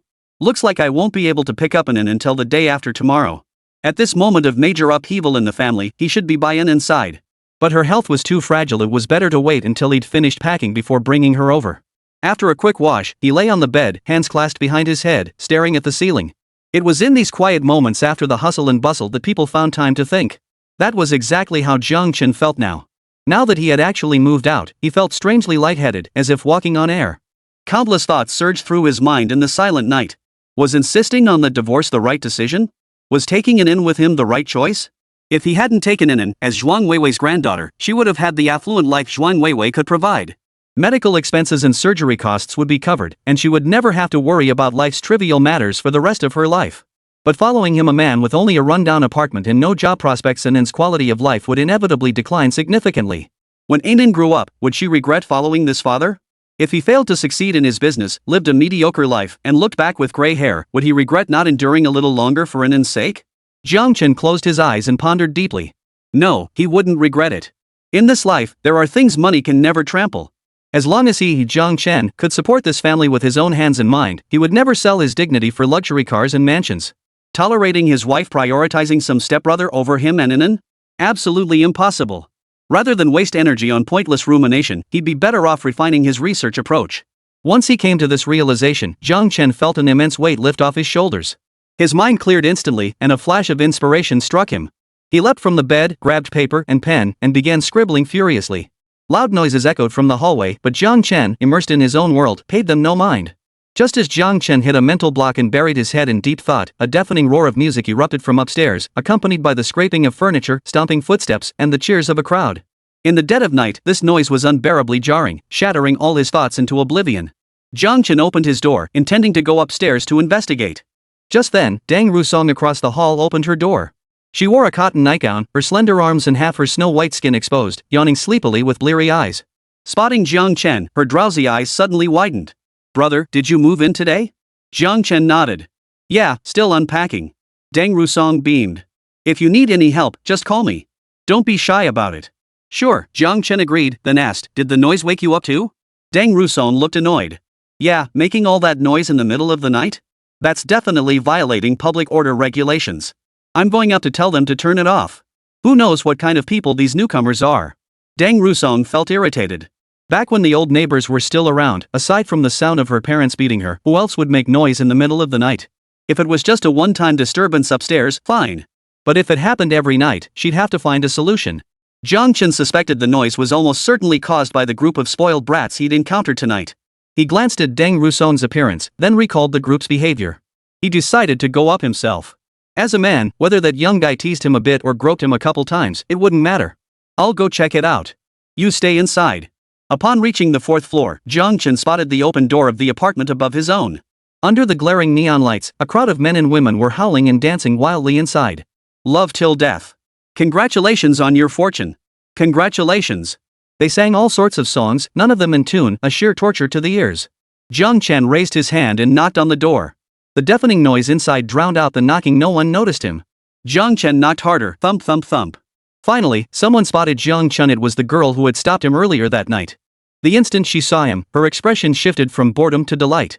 She approached carrying a bottle of imported liquor covered in English labels. "Hey, handsome, come to your senses? Come join the fun." She handed him the bottle, reaching out with her other hand to grab his arm. Jiang Chen sidestepped her. "Can you guys keep it down?" He recognized the bottle. He had seen it in the cellar of the Zhuang family's ancestral home when he visited with Zhuang Weiwei. It was a treasured collection that Zhuang's father couldn't bear to drink, said to be worth millions per bottle. In reality, it was priceless and impossible to buy, yet this girl was drinking it and spilling half. "What?" The girl hadn't heard him clearly. "Jiang Chen," I said, "it's past 1 a.m. now. I need to sleep, and so do the other residents in the building. Could you please keep the noise down? Sleep with me?" The girl deliberately leaned her ear closer. "How exactly do you plan to sleep?" I said. Jiang Chen realized she was doing this on purpose and decided to shout right into her ear, "Turn down the volume." Startled, the girl clutched her chest. "Whoa! Why so loud? You scared me. You really can be fierce when you want to." She huffed and turned to bark at the room. "Everyone, keep it down." The room remained filled with raucous noise, completely ignoring her command. I said, "Shut up. Can't you hear me?" Seeing that no one paid attention to her words, the girl suddenly erupted, hurling the wine bottle in her hand toward the crowd.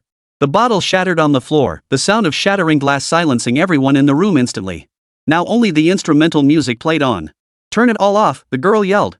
"Hey, okay. Didn't you hear Sister Qingfeng say to turn everything off? Hurry up and turn it off. Shut it down. Shut it down. Shut it all down. Damn it, who the hell decided to throw this welcome banquet for Sister Qingfeng here? I'll rip your head off and kick it like a ball." "Miss, everything's off.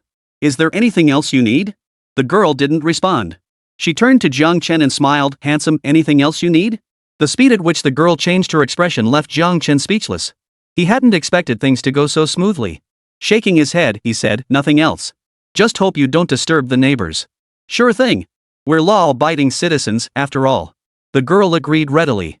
She flicked her hair, but it was too short to toss properly, so she awkwardly let it fall back. "But handsome, since I did you this favor, you owe me one too." Chapter 31, Receiving the Divorce Registration Application Acceptance Slip. The girl stood on tiptoe to reach him, but even then she couldn't match Jiang Chen's towering 1.9 meters. "Handsome, bend down a little. I want to whisper something to you." When Jiang Chen didn't move, her expression soured. "What? You won't even do this small favor? Then should I tell them to keep singing?" Jiang Chen frowned, bending down to hear what she had to say, but he remained vigilant. Thus, the instant the girl leaned in to kiss him, Jiang Chen dodged just in time. The girl hadn't expected him to dodge at all, and her lips smacked right against his chest. A dark lipstick mark stained the white nightgown. Jiang Chen's well-developed chest muscles cushioned the impact, preventing her from hurting her mouth.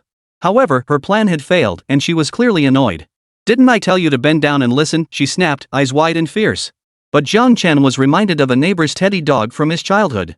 That dog would bare its teeth and glare fiercely at anyone it saw, yet the moment someone picked it up, it would instantly start trembling, wag its tail, and even lick fingers in an attempt to curry favor. Jiang Chen drifted off in thought. The girl remained silent, and her younger brother charged forward once more. "It's you again. You've upset Sister Qingfeng. Do you believe she'll make your whole family pay with their lives? Get over here and kowtow to Sister Qingfeng to apologize. But the next second, the girl grabbed whatever was nearby and hurled it at the younger brother. She hurled insults as she struck him. Who do you think you are, trying to boss me around? Didn't I tell you? No one gets to boss me around. Did I give you permission to speak? Miss, I'm sorry. I know I'm wrong. Ow. The younger brother lay sprawled on the floor, begging for mercy. Though much stronger than the girl, he dared not resist. After dealing with the henchman, the girl stood up and stared straight at Jiang Chen. My name is Lu Qingfeng. Are you really not afraid of me? Jiang Chen looked puzzled. What should I be afraid of? Even if you called yourself the Jade Emperor, I wouldn't be scared. What truly frightens me is your state of mind, Jiang Chen replied pointedly. Lu Qingfeng's expression stiffened, but she quickly regained her smug demeanor. Fine, you don't fear me. But mark my words, I'll stay here every single day until I take you down. Let's see if you can outlast me. Know your place. Just submit to me quietly. Otherwise. Oomph. Jiang Chen took a deep breath. He could tell the girl wasn't very old, which was one reason he hadn't resorted to harsh words. After all, he had a daughter himself. Who knew what an in would be like when she hit her rebellious phase? The mere thought of his sweet, soft, obedient daughter one day entering that phase dressed up like some strange creature made Jiang Chen's scalp crawl. He wished he could just die. But judging by the girl's tone, if he didn't make himself clear, she was going to stick to him like glue, upstairs and downstairs. For the sake of his own peace and quiet, Jiang Chen had no choice but to set the record straight. Your clothes and accessories are all custom made. You casually smash bottles of wine worth millions. You don't even care about the police. All of this shows your family is both wealthy and powerful. Coming from such a background, you'd verbally tease someone you've just met and only tease, not force yourself on me. When others try to lay a hand on me, you stop them. This shows you're not inherently bad and don't truly fancy me. You're likely using me to provoke someone, most probably your family. This was the second reason Jiang Chen refrained from harsh words. As a father himself, Jiang Chen chose his words carefully to avoid provoking her. After all, she was just a daughter seeking her parents' attention or trying to break free from their control. Your family doesn't seem to care much about you. You need to stir up trouble to get their attention, right? Or perhaps they're overly controlling and you need to cause a scene to rebel against them? But Miss Lu, I'm already married. Interfering in a marriage, will that make them notice you, understand and respect your feelings? Or will it make them ashamed of you, even more reluctant to mention you, or make their desire to control you even stronger? After Jiang Chen finished her lengthy speech, Lu Qingfeng stood frozen in place. She hadn't expected Jiang Chen, whom she'd only met twice, to see right through her thoughts. A wave of shame washed over her, as if she were standing naked before everyone. You Lu Qingfeng's lips trembled. Get out! Get out! All of you! Get out! Jiang Chen sighed. I never meant to hurt you. Lu Qingfeng ignored him, shoving him roughly toward the door. Get out! Get out of here! And you lot, all of you, get out! All of you, get out! Perhaps Jiang Chen's words had struck a nerve with Lu Qingfeng. The next day, the upstairs remained calm and quiet. Jiang Chen tidied up the room and sent Zhuang Weiwei a message to set the time for their visit to the Civil Affairs Bureau the next day. 10:30 a.m. Jiang Chen stared at the receipt for the divorce registration application he had just received. Within 30 days from the date of acceptance of the divorce registration application, either party unwilling to proceed may withdraw the application at this marriage registration office. Both parties must jointly present relevant materials to this office to apply for a divorce certificate.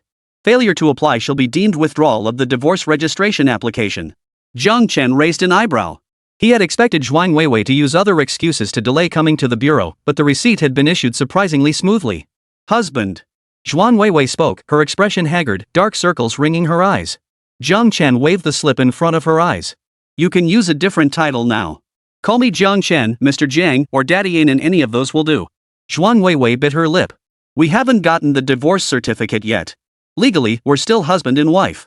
I'm your wife, and you're my husband. That's a fact. Whatever you say. Jiang Chen didn't want to argue about it. Zhuang Weiwei clutched the thin receipt in her trembling hands. She hadn't wanted to come, but Jiang Chen had threatened to file for divorce immediately if she didn't show up. So she had come. Husband, have you been doing okay these past few days? Without you by my side, I've been miserable. Sleeping alone, I just can't fall asleep. When I lie in bed, I instinctively feel you beside me. But when I reach out, it's empty. I just can't sleep. Your presence is everywhere in this house. Being alone like this, it's unbearable. Zhuang Weiwei's voice trembled, laced with tears. Her heart felt like it was being torn apart. Jiang Chen turned his head, silent. If Zhuang Weiwei was suffering, he was no better off. He had given everything, without reservation, pouring his entire being into 7 years of love. Carving the other person out of his life felt no different than ripping out his own heart. But a short, sharp pain was better than a long, drawn-out agony. Without divorce, he'd endure endless deception and betrayal. He had given Zhuang Weiwei chances, even considered enduring it, only to be met with increasingly outrageous behavior. No man could endure that. Chapter 32, Brother, are you there? Jiang Qin pressed his temples and said gravely, Zhuang Weiwei, we've reached this point because of the choices you made. Everyone must take responsibility for their own decisions. I've always chosen you, husband. I never chose to divorce you. Zhuang Weiwei's face contorted with anguish. Jiang Qin sensed he couldn't reason with Zhuang Weiwei. He cut to the chase, then consider this my choice to divorce you. I'm the one who's let you down, right? With that, Jiang Qin stood up, ready to pick up Anan from school. Ignoring their location at the entrance of the Civil Affairs Bureau, Zhuang Weiwei threw herself at Jiang Chen, clinging tightly to him as she buried her face in his chest and wept. Don't go. Husband, I truly never wanted to divorce you. I feel so miserable, so miserable. Buried in the familiar embrace, breathing in Jiang Chen's comforting scent, Zhuang Weiwei's anguish only deepened. She wished she could rip her heart out and show him how deeply she loved him. He was the one she had always loved. Seeing Lu Zhiping had merely made her imagine what it would be like to have a brother, causing a momentary softening of her heart. Why had it come to divorce? Jiang Chen tried to pull away, but found her clinging tightly.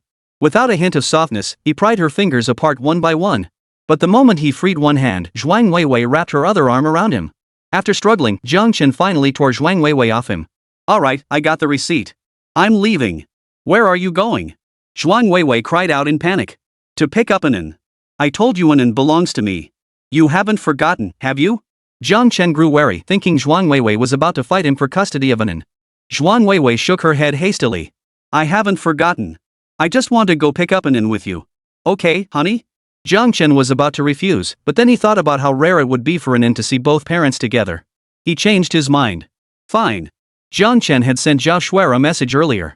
As the car pulled into the Longjiang Villa complex, he saw Zhao Shuer waiting at the gate, holding Anan. Jiang Chen got out of the car, took Anan, and thanked Zhao Shuer. He then turned to Zhuang Weiwei, alright, I've got Anan. I'll be heading out now. Zhuang Weiwei hurriedly stopped him. Wait, honey. Jiang Chen frowned impatiently. Mindful of Anan, he softened his voice and asked, what else is there? Zhuang Weiwei's eyes were red-rimmed. She wiped away tears and spoke softly, how are you leaving? It's hard to get a taxi here. Let me drive you. Before marriage, Jiang Chen had stayed on campus and never planned to buy a car. After graduation, he focused on starting his business, investing all spare cash into the company instead of purchasing a vehicle. After marrying, Zhuang Weiwei forbade him from buying a car, insisting he use hers. So he had always driven the car registered under her name. Now that they were divorced, Jiang Chen truly had no car to drive. Zhuang Weiwei insisted on driving him, but Jiang Chen wanted to avoid further entanglement. Yet, with Anan present, he couldn't speak harshly, leaving the situation at an impasse. Zhao Shuer sighed and stepped in to smooth things over. They couldn't just stand there forever. Jiang Chen, I just bought a bunch of gifts for Anan anyway. Take me with you. I can get familiar with the route and visit Anan when I have time later. Zhuang Weiwei shot Jiang Chen a plaintive look. Honey, I've already agreed to your. Zhuang Weiwei mumbled, requests. Just grant me this one small favor, let me see you off. Jiang Chen relented. Everyone got into the car, but it didn't start immediately. Zhuang Weiwei hesitated before asking Jiang Chen, honey, where are you living now? I know you're staying in the house your parents left behind, but I've never been there. I don't know where it is. Zhuang Weiwei was filled with regret. She remembered Jiang Chen had once offered to take her there, but she'd been uncomfortable during her pregnancy, and after Anan was born, she'd been too busy with the company to find the time. Jiang Chen had told her the address of the old house several times, but she hadn't paid attention. Now she felt both regretful and embarrassed. Jiang Chen sighed and gave her the address. The car finally merged into the flow of traffic. Jiang Chen held Anan's small hand, glancing out the window as the number of cars and people gradually increased. Before long, they arrived at the residential compound on Changhe West Road. Holding Anan with one hand, he took a large bag of toys from Zhao Shuer with the other. Follow me. It's in this building. Jiang Chen led them upstairs and opened the door, revealing a dramatically transformed apartment.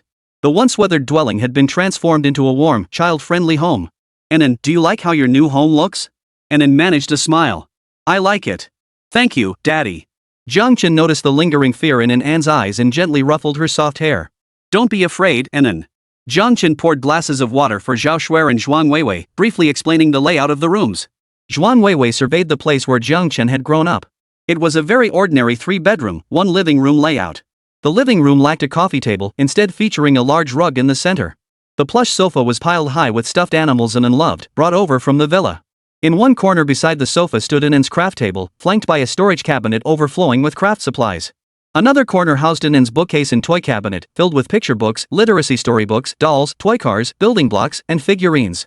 The study door was open, revealing shelves lined with certificates of honor and trophies from Jiang Chen's youth. The large room facing the sunrise with a balcony was likely Anan's bedroom, decorated warmly.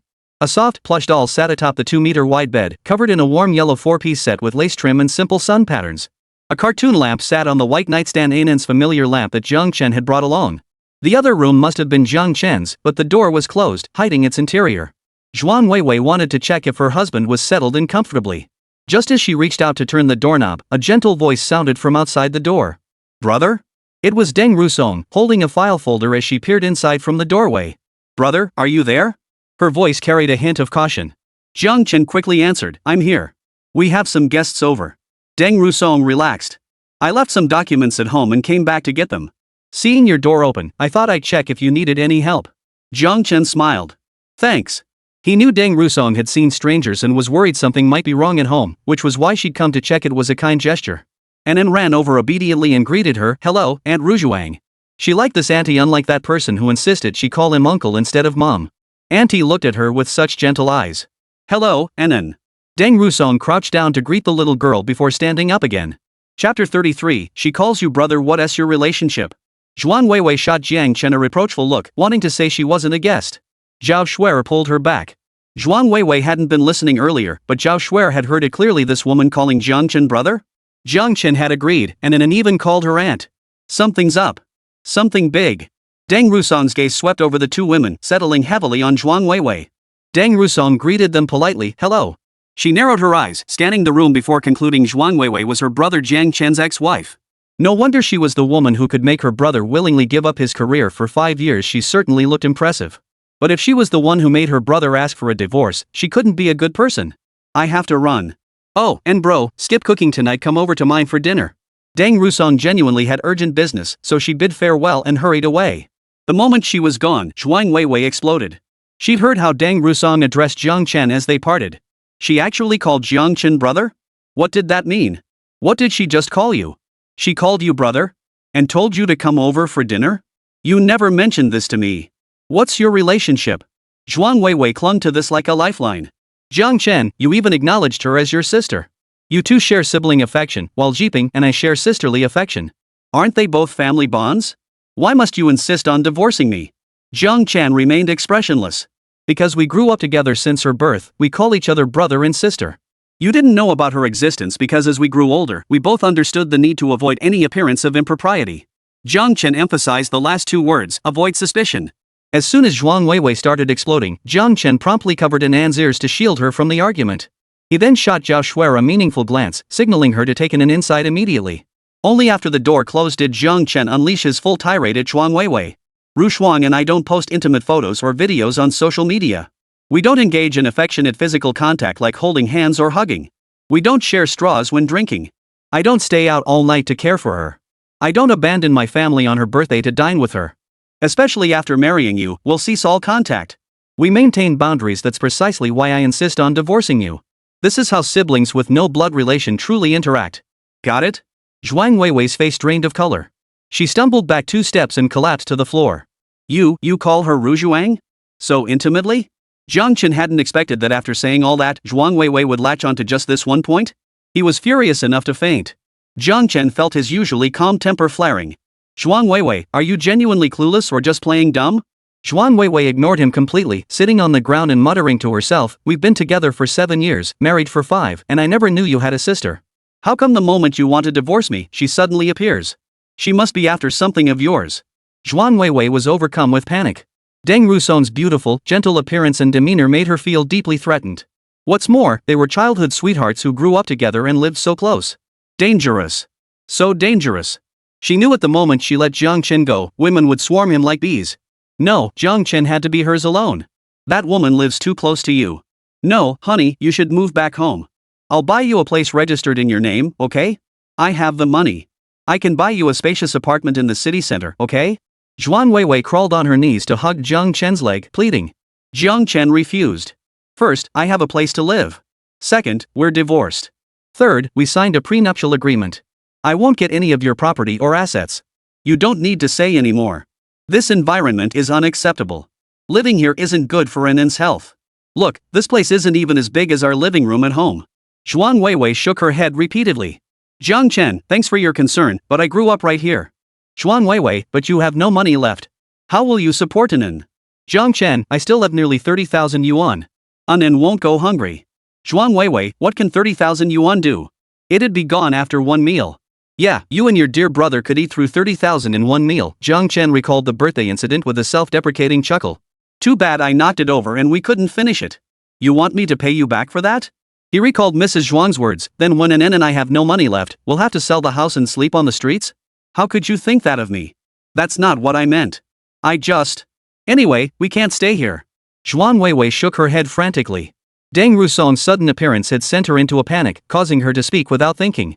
Husband, how long will that 30,000 last you? You don't have a job. Once the money runs out, how will you afford Annen's treatment? Annen won't live long. Smack. Ah. Zhuang Weiwei covered her cheek in disbelief, tears streaming down her face. You hit me? You've never laid a finger on me before. Is it because of that woman? Don't you deserve it? One slap is too light for you. Jiang Chen's eyes were bloodshot as he lowered his voice, afraid Annen would hear. That's your own daughter. How could you curse her? Zhuang Weiwei tried to say something more.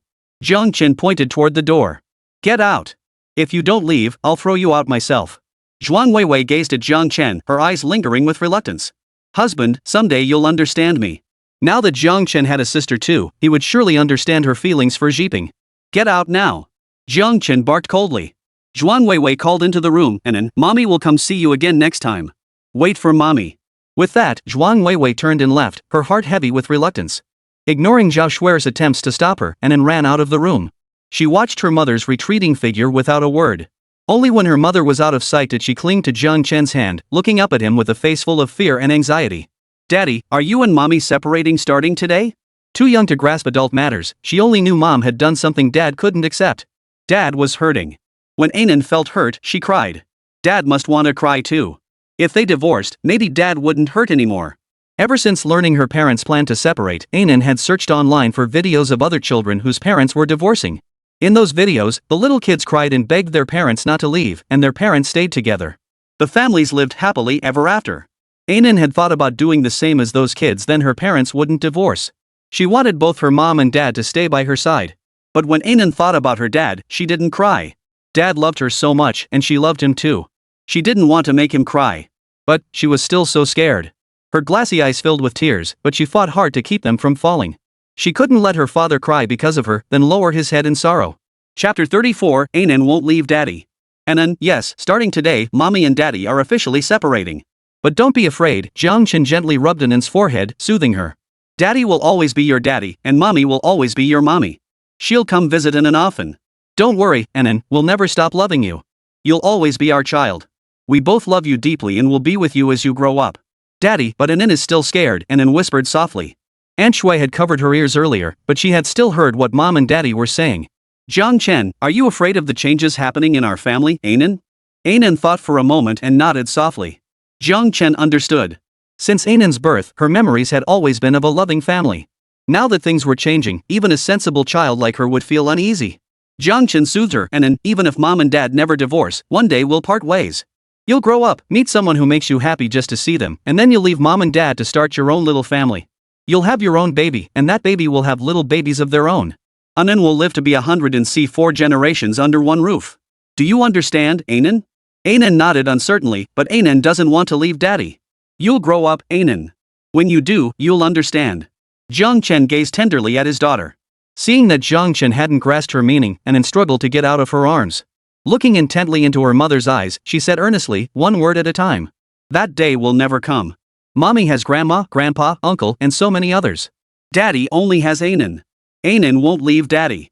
Annen won't leave Daddy alone. Jiang Chen froze, then choked out after a long moment, okay. He turned his face away, unwilling to let Annen see his tears.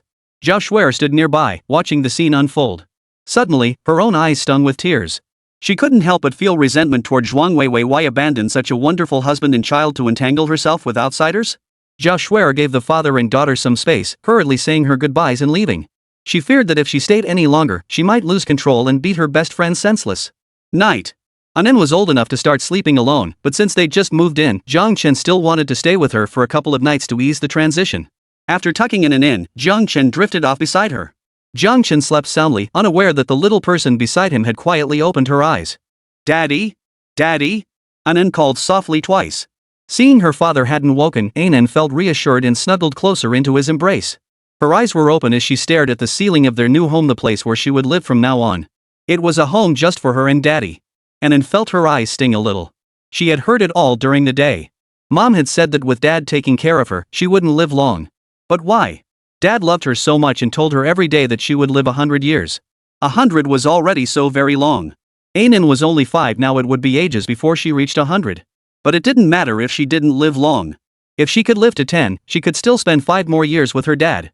5 years was a very, very long time. Every day she spent with her dad during those 5 years was so happy. Then there was the illness. Anin knew it was a nasty thing hiding inside her body. It would take money to cure it and make it leave her. In Anin's mind, money quickly became synonymous with good things. With money, she could stay with Daddy for a very, very long time. But Mom said Daddy had no money. How could she earn money? Anin thought, but couldn't figure it out. She had no choice but to give up. Turning over again to look at her father's sleeping face, Anin thought of her mother. She was still angry with her mother. Her mother believed others but not her, even calling her a bad child. She refused to forgive her mother. But, Mom, is Mom asleep now? From the moment she got in the car, Zhao Shuer hadn't stopped talking. Each word cut like a knife, finally shattering Zhuang Weiwei's already frayed nerves. She couldn't hold back any longer and burst into tears, crying without a care for her dignity. Why are you saying this to me too? Jiang Chen wants to divorce me and abandon me. You don't want me either, do you? Zhao Shuer sighed, reaching over to pull out a tissue and hand it to Zhuang Weiwei in the passenger seat. She conceded, all right, I won't say another word. Here, wipe your tears. Truth be told, she didn't want to see her best friend get divorced either. Compared to her own petty thoughts, she hoped more than anything that Anin and her family of 3 could be happy and joyful. Jiang Chen had built such a wonderful home, so perfect that no one with a conscience could bear to destroy their happiness. That was precisely why Zhao Shuer had suppressed her feelings for 5 years while living next door, never letting them surface. But what Zhuang Weiwei had done was utterly unacceptable. At this point, Jiang Chen would never reconcile with Zhuang Weiwei, she could see that clearly. Yet seeing her best friend weeping so pitifully, her resolve began to waver. Zhuang Weiwei took the tissue, sniffling as she wiped her tears, but the more she wiped, the more tears flowed. I truly regret it, she sobbed, her voice filled with hurt. I really do regret it so much. Shuer, please help me. Help me figure out a way. That woman, sniffle, you saw her too, she's so close to Jiang Chen. I'm so scared, sniffle. She says they haven't been in touch for years, but the moment they reconnect, they're so intimate? Going to her house for dinner? Something's definitely wrong, sniffle. Zhao Shuer tried to comfort her, stop thinking about that woman. She doesn't matter. Though Zhao Shuer felt a sense of unease too, she could tell Jiang Chen's feelings for Deng Rusong were purely brotherly. Even if Jiang Chen did harbor feelings for Deng Rusong, given his character and integrity, he'd wait until he and Zhuang Weiwei finalized their divorce before acting on them. Jiang Chen was a man of his word. He had pledged fidelity in marriage and would remain faithful to the end unless his partner betrayed him first.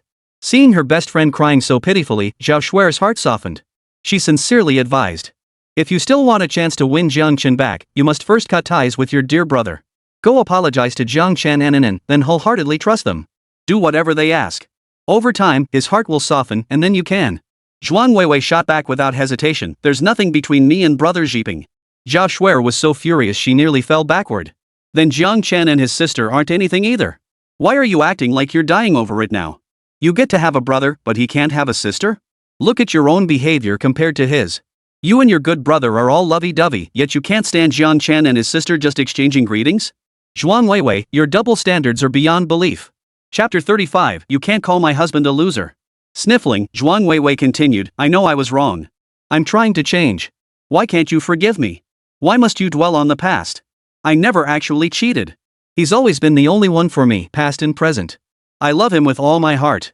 Zhao Shuer suppressed her rage, enunciating each word, that's not the core issue at all, do you hear me? You refuse to confront the real problem. You don't want to change. You just want Jiang Chen to swallow his pride and cater to you. When he won't bend to your will, you blame him. Zhuang Weiwei, you're a hypocrite who wants to keep up appearances. The car pulled up at Longjiang Villa. Zhao Shuer stopped the vehicle, jumped out, and walked away. Zhuang Weiwei called after her, I didn't. Shuer, don't go. Stay and have a drink with me. I feel so miserable. Drink by yourself. I won't join you. I need some time alone. Zhao Shuer walked away without looking back. Sniffling and sobbing, Zhuang Weiwei entered the house alone. Surveying the empty room, her tears welled up again. She grabbed the bottle and downed it in one gulp. Ring ring. The phone rang. Zhuang Weiwei's hand holding the bottle slipped, spilling liquor across the coffee table and onto the carpet. Zhuang Weiwei answered the phone and heard Lu Zhiping's energetic voice on the other end. Sis Weiwei, I went for a follow-up at the hospital today. The doctor said my wound has healed a lot. I'll be able to get the stitches removed soon. Please don't hold a grudge against Brother Jiang over my injury, okay? Husbands and wives should talk things out. Brother Jiang hurt me because he cares about you. As long as you're happy, I don't mind getting hurt. Hearing the concern in his voice, Zhuang Weiwei felt her eyes sting again. Zhiping, who wasn't even related to her by blood, cared for her so deeply. That was why she treated him so well. Why couldn't her husband understand that? Zhiping, thank you for not holding a grudge against Brother Jiang. I've transferred 1 million yuan to you for nutritional expenses. Use it to nourish your body. No need, no need. Take what's yours. Don't worry about me being broke, this is just pocket change to me. If you ever need anything, just tell me. Call me sister, and I'll definitely help you. Okay, I know. I'll take good care of myself. They chatted for a long while before Zhuang Weiwei finally hung up. Wiping her face, the skin felt tight and uncomfortable after crying. Zhuang Weiwei stood up, intending to wash up in the bathroom. The moment she rose, the villa's front door was knocked upon. The next second, it swung open. A well-preserved woman, looking only in her 30s, dressed in elegant and luxurious attire, stepped inside. The large diamond ring on her hand, clutching her leather handbag, sparkled so brightly it momentarily dazzled Zhuang Weiwei. Recovering, Zhuang Weiwei called out in surprise. Mom, why are you here? The woman was none other than Zhuang Weiwei's mother, Shang Shuyao. Due to Zhuang Weiwei's previous stubborn insistence on leaving home to establish her own business, Shang Shuyao had held a strong dislike for Jiang Chen. She had only visited the Longjiang villa a few times during the period shortly after Renan's birth. Seeing her mother arrive uninvited now, Zhuang Weiwei was utterly astonished, her heart racing with unease. Shang Shuyao glanced at the tear stains on her daughter's face, then surveyed the crookedly scattered wine bottles before them. She snorted coldly. If I hadn't come, how would I know what Miss Zhuang was up to? What? Did your father and I spend tens of millions, even hundreds of millions, raising you just so you could drink yourself into a frenzy at home? Look at yourself now. Would you dare show up at a banquet like this? Living outside for so long has made you forget everything I taught you. You must maintain your composure at home too. As Shang Shuyao spoke, the maid who had accompanied her had already laid out fresh cushions and backrests on the sofa, as if afraid any dirt might soil the noblewoman. Zhuang Weiwei's expression darkened. Mom, what exactly are you doing here? Shang Shuyao sat down with deliberate grace, her demeanor elegant, though her words were far from pleasant. I came to see how the marriage you insisted on turning out.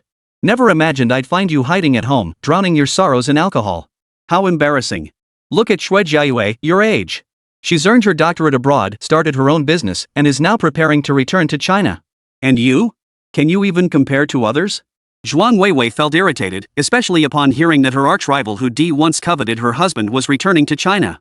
If that's all you came to say, then leave. I won tea listen. Shang Shuyao changed the subject. I heard from Wang Ma that Anan was taken away by Jiang Chen. Well, it's for the best. Once you remarry and have another healthy child, raise her well. Only then can you live a peaceful life. Mom, Anan is my daughter. You can't talk like that. Zhuang Weiwei retorted, clearly displeased. Shang Shuyao snorted coldly.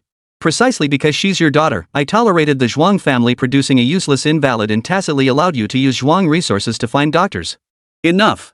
Listen to me, get divorced quickly and ditch that good for nothing. You're still young, there are plenty of suitable families to choose from. I heard you were close with Xiao. Zhuang Weiwei cut her off. Mom, you can't call my husband useless. You know how much his patents have helped Dad and my company. He just prioritizes family and hasn't pursued outside work. The Zhuang family had never ranked among the top 3 in Shangjiang City. They spent money to cultivate connections everywhere, hoping to climb higher. The Shui family had once been Shangjiang City's wealthiest dynasty. They built their empire on energy resources, cultivating powerful connections across both legitimate and underworld circles. But as Shangjiang's energy reserves dwindled, the Shuis began to decline. After Jiang Chen granted free patent licensing to the Zhuang family, Zhuangqing Group's performance skyrocketed. Its market value quickly surpassed other families, even overtaking the Shuis to become Shangjiang City's new wealthiest clan. Meanwhile, the Shui family was still scrambling to pivot. Their heir, Shui Jiayue, had gone abroad to study precisely to explore new avenues for the family business. Shang Shuyao scoffed. What else could he be but a good-for-nothing? Everything he eats, wears, and lives in comes from us, the Zhuang family. What has he ever accomplished on his own? Zhuang Weiwei protested passionately. Jiang Chen's patent saved Dad and me a fortune. He never asked for a single penny. Otherwise, the annual patent fees alone would have eaten up half our profits. Without him, where would our family be today? Sheng Shuyao dismissed her indignantly. He didn't ask for money because he's stupid. With such a sharp mind, why didn't he use it to build a business and make money? Instead, he quits everything to be a stay-at-home husband? Does our family need a housekeeper? If only you persuaded him to build a career outside, or if he'd convinced you to swallow your pride and reconcile with the family. Would my brother and I have to give him the cold shoulder every time we see him? Enough! Get out! You're not welcome here. Zhuang Weiwei's face darkened as she pointed toward the door, shooing her out. I don't want to hear another word from you about his shortcomings. If you keep it up, I'll turn against you even if you're my own mother. Chapter 36. Why does everyone say she's wrong? Shang Shuyao remained completely unmoved. He extended a finger, pointing at Zhuang Weiwei from a distance, and reproached her. I'm your mother, can't I say a few words to you? You're turning against me over a man? If you love him so much, why did you have an affair? Why did you push him to divorce you? Divorce him then. Get it over with cleanly. I hear you've been getting close to someone from the Lu family in the capital lately. Bring them to meet us sometime. If your father and I approve, we can set the wedding date quickly and throw a grand celebration. You've lost a watermelon, so you should at least pick up a sesame seed. Zhuang Weiwei shook her head. I've told you I won't divorce Jiang Chen. Besides, I only see Lu Zhiping as a younger brother. Shang Shuyao's smile froze. Her teeth clenched so hard her well-maintained skin trembled. She rose abruptly and lashed out, slapping Zhuang Weiwei across the face. You have no brother. Don't you dare mention him again. Remember this, you have no brother. Shang Shuyao's expression was agitated, as if Zhuang Weiwei's words had struck a nerve. Her fingers jabbed repeatedly at Zhuang Weiwei's forehead. And those posts you made on social media, does that look like how sisters and brothers behave? If you want to find a lover outside, just go find one. Don't use this as a cover to embarrass me. Zhuang Weiwei clutched her face, insisting, I'm not looking for a lover. My heart belongs only to my husband. I love only him. Within moments, Sheng Shuyao regained her composed elegance, showing no trace of the furious rage that had driven her to slap someone moments before. She raised an eyebrow, her expression a mocking smile as she looked at Zhuang Weiwei. Weiwei, you're my daughter. I can see right through you. No amount of lies will change that. Alright, I'll lay it out plainly. If you want a divorce, get it over with. If not, keep this under wraps. Don't make a scene and bring shame upon the Zhuang family. Your father's health has been poor these past years, he can't afford the stress. Sheng Shuyao sauntered out, leaving Zhuang Weiwei alone in the room, sobbing bitterly. Why did everyone say her relationship with her younger brother Zhiping was inappropriate? Her husband said it, Zhao Shuer said it, and now even her own mother was saying it. But she truly only saw brother Zhiping as a brother. The next day, after Jiang Chen helped in with her morning routine, fed her breakfast, and planned her morning activities, he dove back into his study to continue his research. The breakthrough from his last session kept the ideas flowing. He was confident this path would lead to a new patent-worthy technology. Then he'd have the money to treat Ann's illness, allowing her to continue living a life of comfort and abundance. Time flew by when he was deeply focused. It wasn't until An knocked on the door, calling out that she was hungry, that Jiang Chen realized 6 hours had already passed. It was past noon. I'm sorry, An. Daddy was so absorbed he forgot to make dinner for you. An shook her head, leaned in close to Jiang Chen, and planted a big kiss on his cheek. It's okay, Daddy. An knows Daddy was busy working. Jiang Chen returned the kiss. Thank you, Anan. Daddy will make dinner for you right now. Brother, Anan, are you home? There was a knock at the door. It's Auntie. And An's eyes lit up. Anan scampered to open the door, finding Deng Rusong's smiling face crouched down before her. It seemed Deng Rusong had anticipated Anan answering the door all along.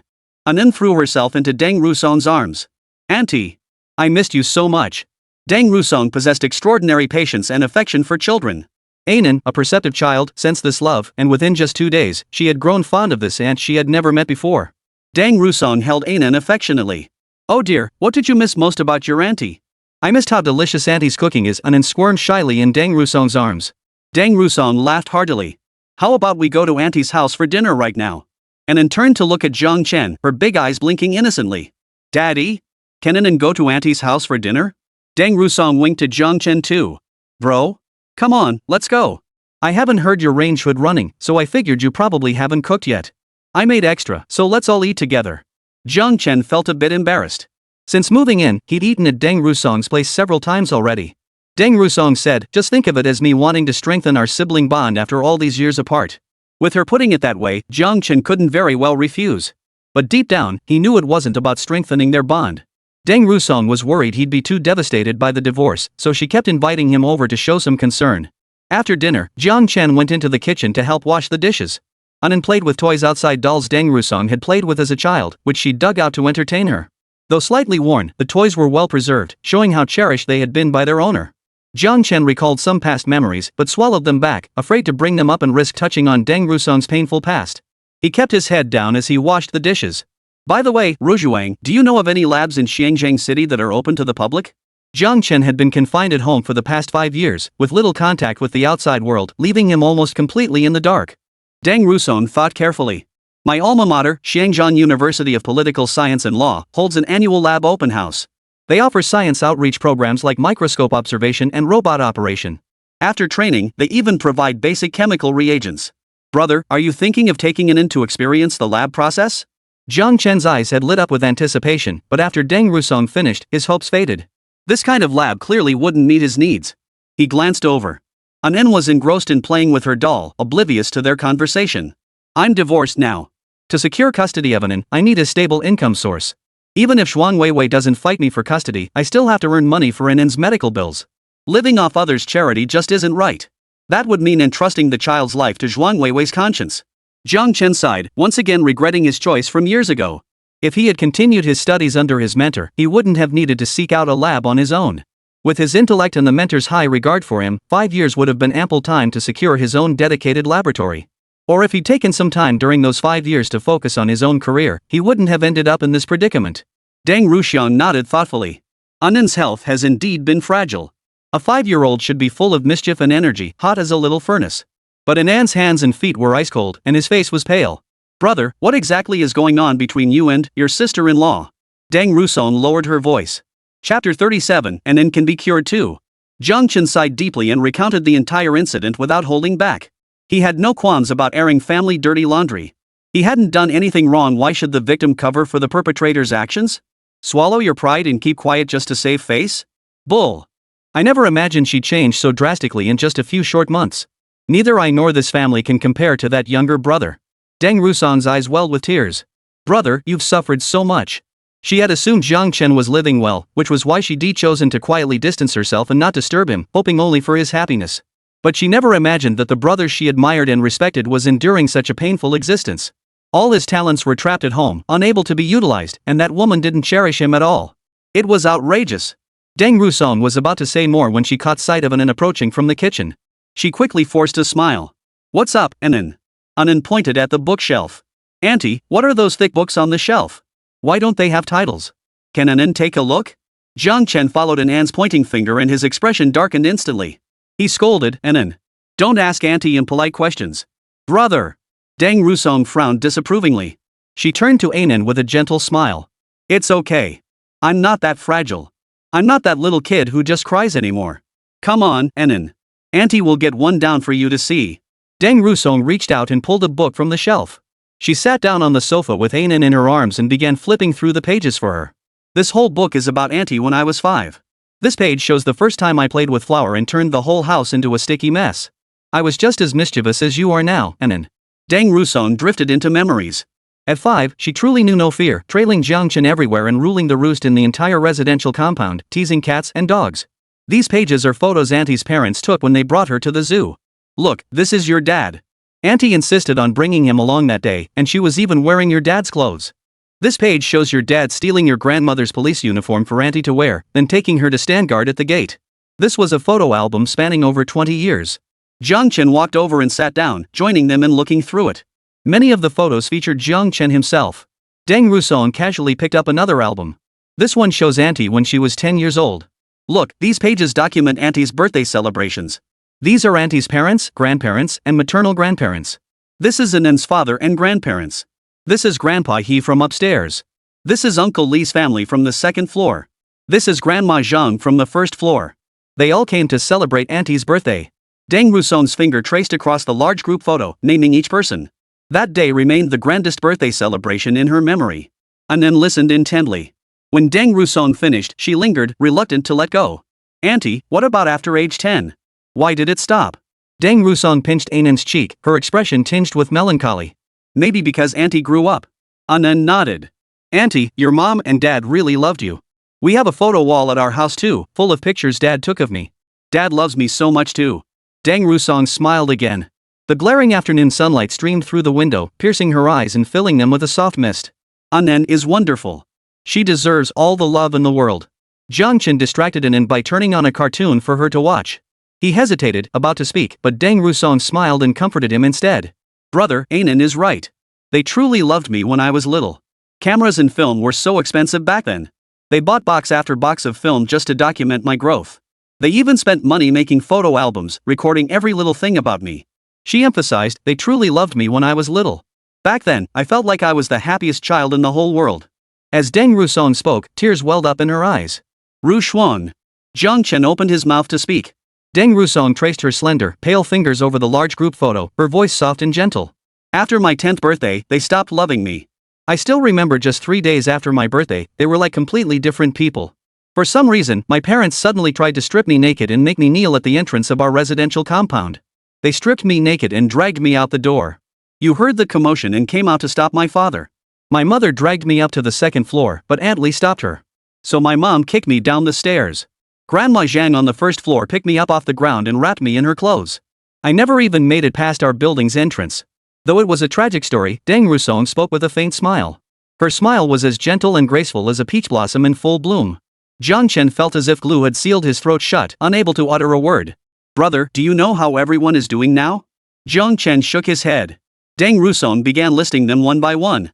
My parents were the first to leave, followed by Grandpa He. His children all moved abroad for work, so he sold his house. It was bought by someone else not long ago. Grandma Zhang still goes out looking for her eldest son who was abducted. She's not home right now but should return soon. If she saw how much you've grown, she'd be overjoyed. Uncle Lee from the 2nd floor got promoted to the capital. His nephew is quite the catch solving major cases and pulling Uncle Lee up with him. He even funded and helped treat Uncle Lee's daughter's heart condition. Jiang Chen froze. Heart disease? Uncle Lee's daughter has heart disease too? An image of a chubby-cheeked little girl flashed through Jiang Chen's mind. In his memory, her lips had a faint bluish tint. Deng Rusong nodded. Yes. By the time it was diagnosed, you had already left for college. Jiang Chen gripped Deng Rusong's hand urgently. How was it cured? Which hospital? What medication? Deng Rusong glanced at Jiang Chen in surprise, not expecting such a strong reaction. Her expression immediately changed. An? Jiang Chen nodded. An has heart disease too. Congenital. Oh my god. Deng Rusong gasped, then hurriedly explained it was an old Chinese medicine practitioner Grandma Zhang knew. He prescribed herbal formulas for several years of treatment, and then she had surgery at the capital hospital. Jiang Chen's eyes burned with intensity as his breathing grew heavy. That's wonderful, absolutely wonderful. Anen could be cured too. Deng Rusong comforted him, brother, don't worry. Grandma Zhang has been away for a while, but she should be back soon. When she returns, we'll visit her and ask her to help connect us. Anen will definitely get better. Yes. Rujuang, thank you for telling me this news. Brother, you're flattering me.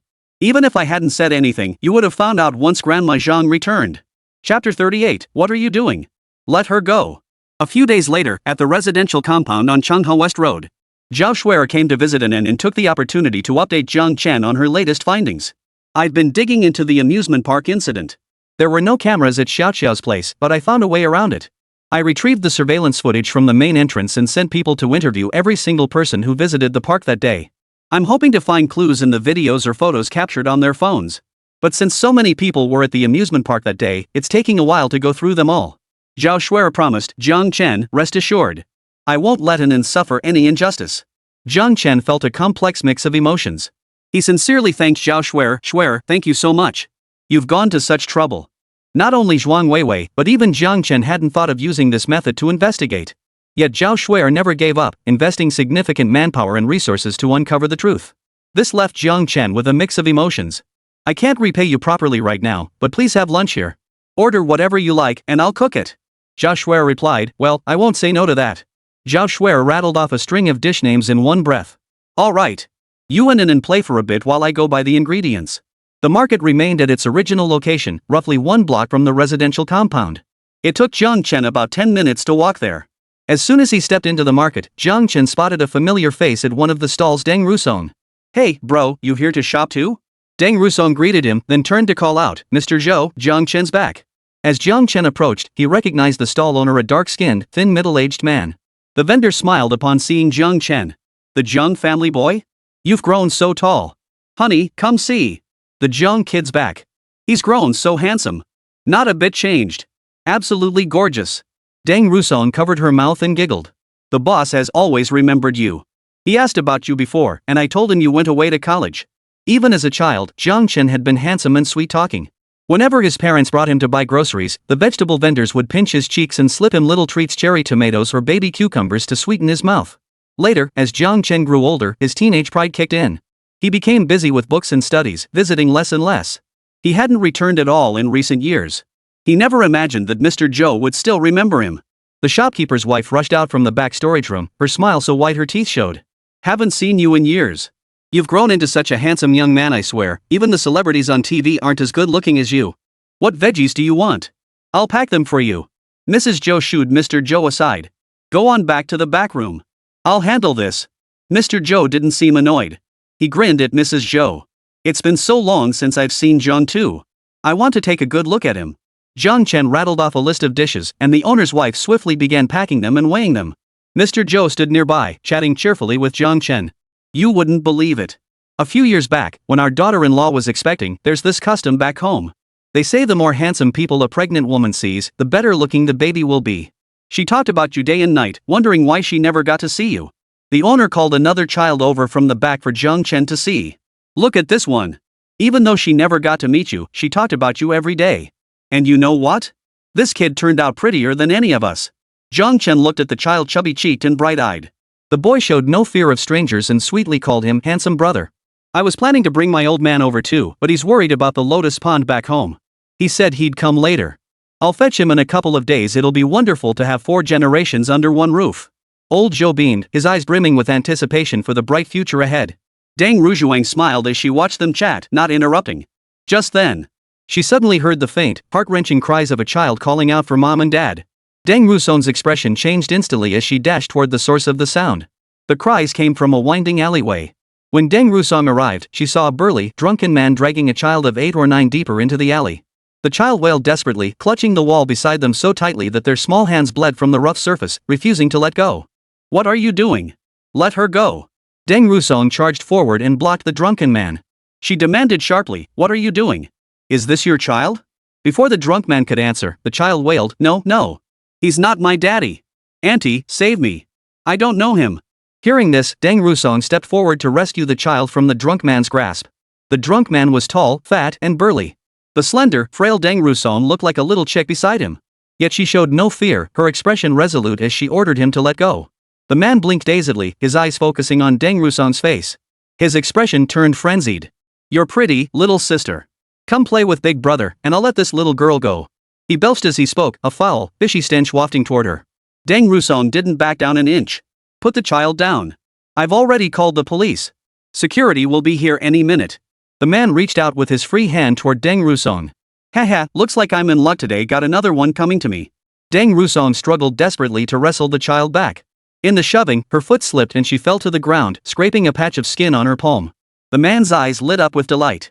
He lunged forward 2 steps, clenched his fist, and swung it toward Deng Rusong's temple, intending to knock her unconscious and have his way with her. But his thick fist was seized midair by another, powerful hand. What are you doing? Jiang Chen barked coldly. He had noticed Deng Rusong's sudden disappearance, sensed something was wrong, and come looking for her. He arrived just in time to see this man about to attack her. Deng Rusong's eyes blazed with fury. Jiang Chen, hold him down. I'll call the police. The drunk man tried to pull his hand free, but against Jiang Chen's strength, he couldn't budge an inch. The drunk man sobered instantly. He released the child, pulled a pack of cigarettes from his pocket, and offered it to Jiang Chen. Hey buddy, have a smoke. I'm wasted, haha. Is this your wife? Oh man, if I'd known it was my sister-in-law who fell, I would have helped her up. The man laughed awkwardly, but Jiang Chen tightened his grip, causing the man to wince in pain. Ow. Let go, man. I'm disciplining my own kid. No cigarettes? I'll send you a red envelope, okay? Just let me take the kid and go. Shut up. Jiang Chen roared, forcing the man's hands further behind his back. The child was crying, drenched in sweat, his hands covered in blood. If this man was truly the child's father, would he really ignore it? Absolutely not. The more Jiang Chen thought about it, the angrier he became, and his grip tightened even more. Ever since Anan came into his life, Jiang Chen couldn't stand seeing anyone lay a hand on a child. The drunk man hadn't expected Jiang Chen to remain unmoved. He threatened, "Bro, give a man a break. We're all in this together out here, right? Let go of her, and we'll call it a day, consider us friends. Otherwise, I'll make you." Chapter 39, Self-Defense Counterattack. Deng Rusong had already dialed the police number swiftly. Hearing the drunk man's words, she glanced around, pried off half a brick, and smashed it toward his head. "Oh my god, Jiang Chen, he's going to attack you. He's going to kill us. Help! We're going to get beaten to death." Deng Rusong screamed frantically, her hands moving with surprising precision. Jiang Chen reacted swiftly, playing along with cries of murder. "Help!" as he kicked the man hard in the knee. With a thud, the man collapsed to his knees before Deng Rusong. At this height, Deng Rusong found it easier to strike. Within moments, the drunken man lay unconscious on the ground, his face a bloody mess, blood streaming from his nose.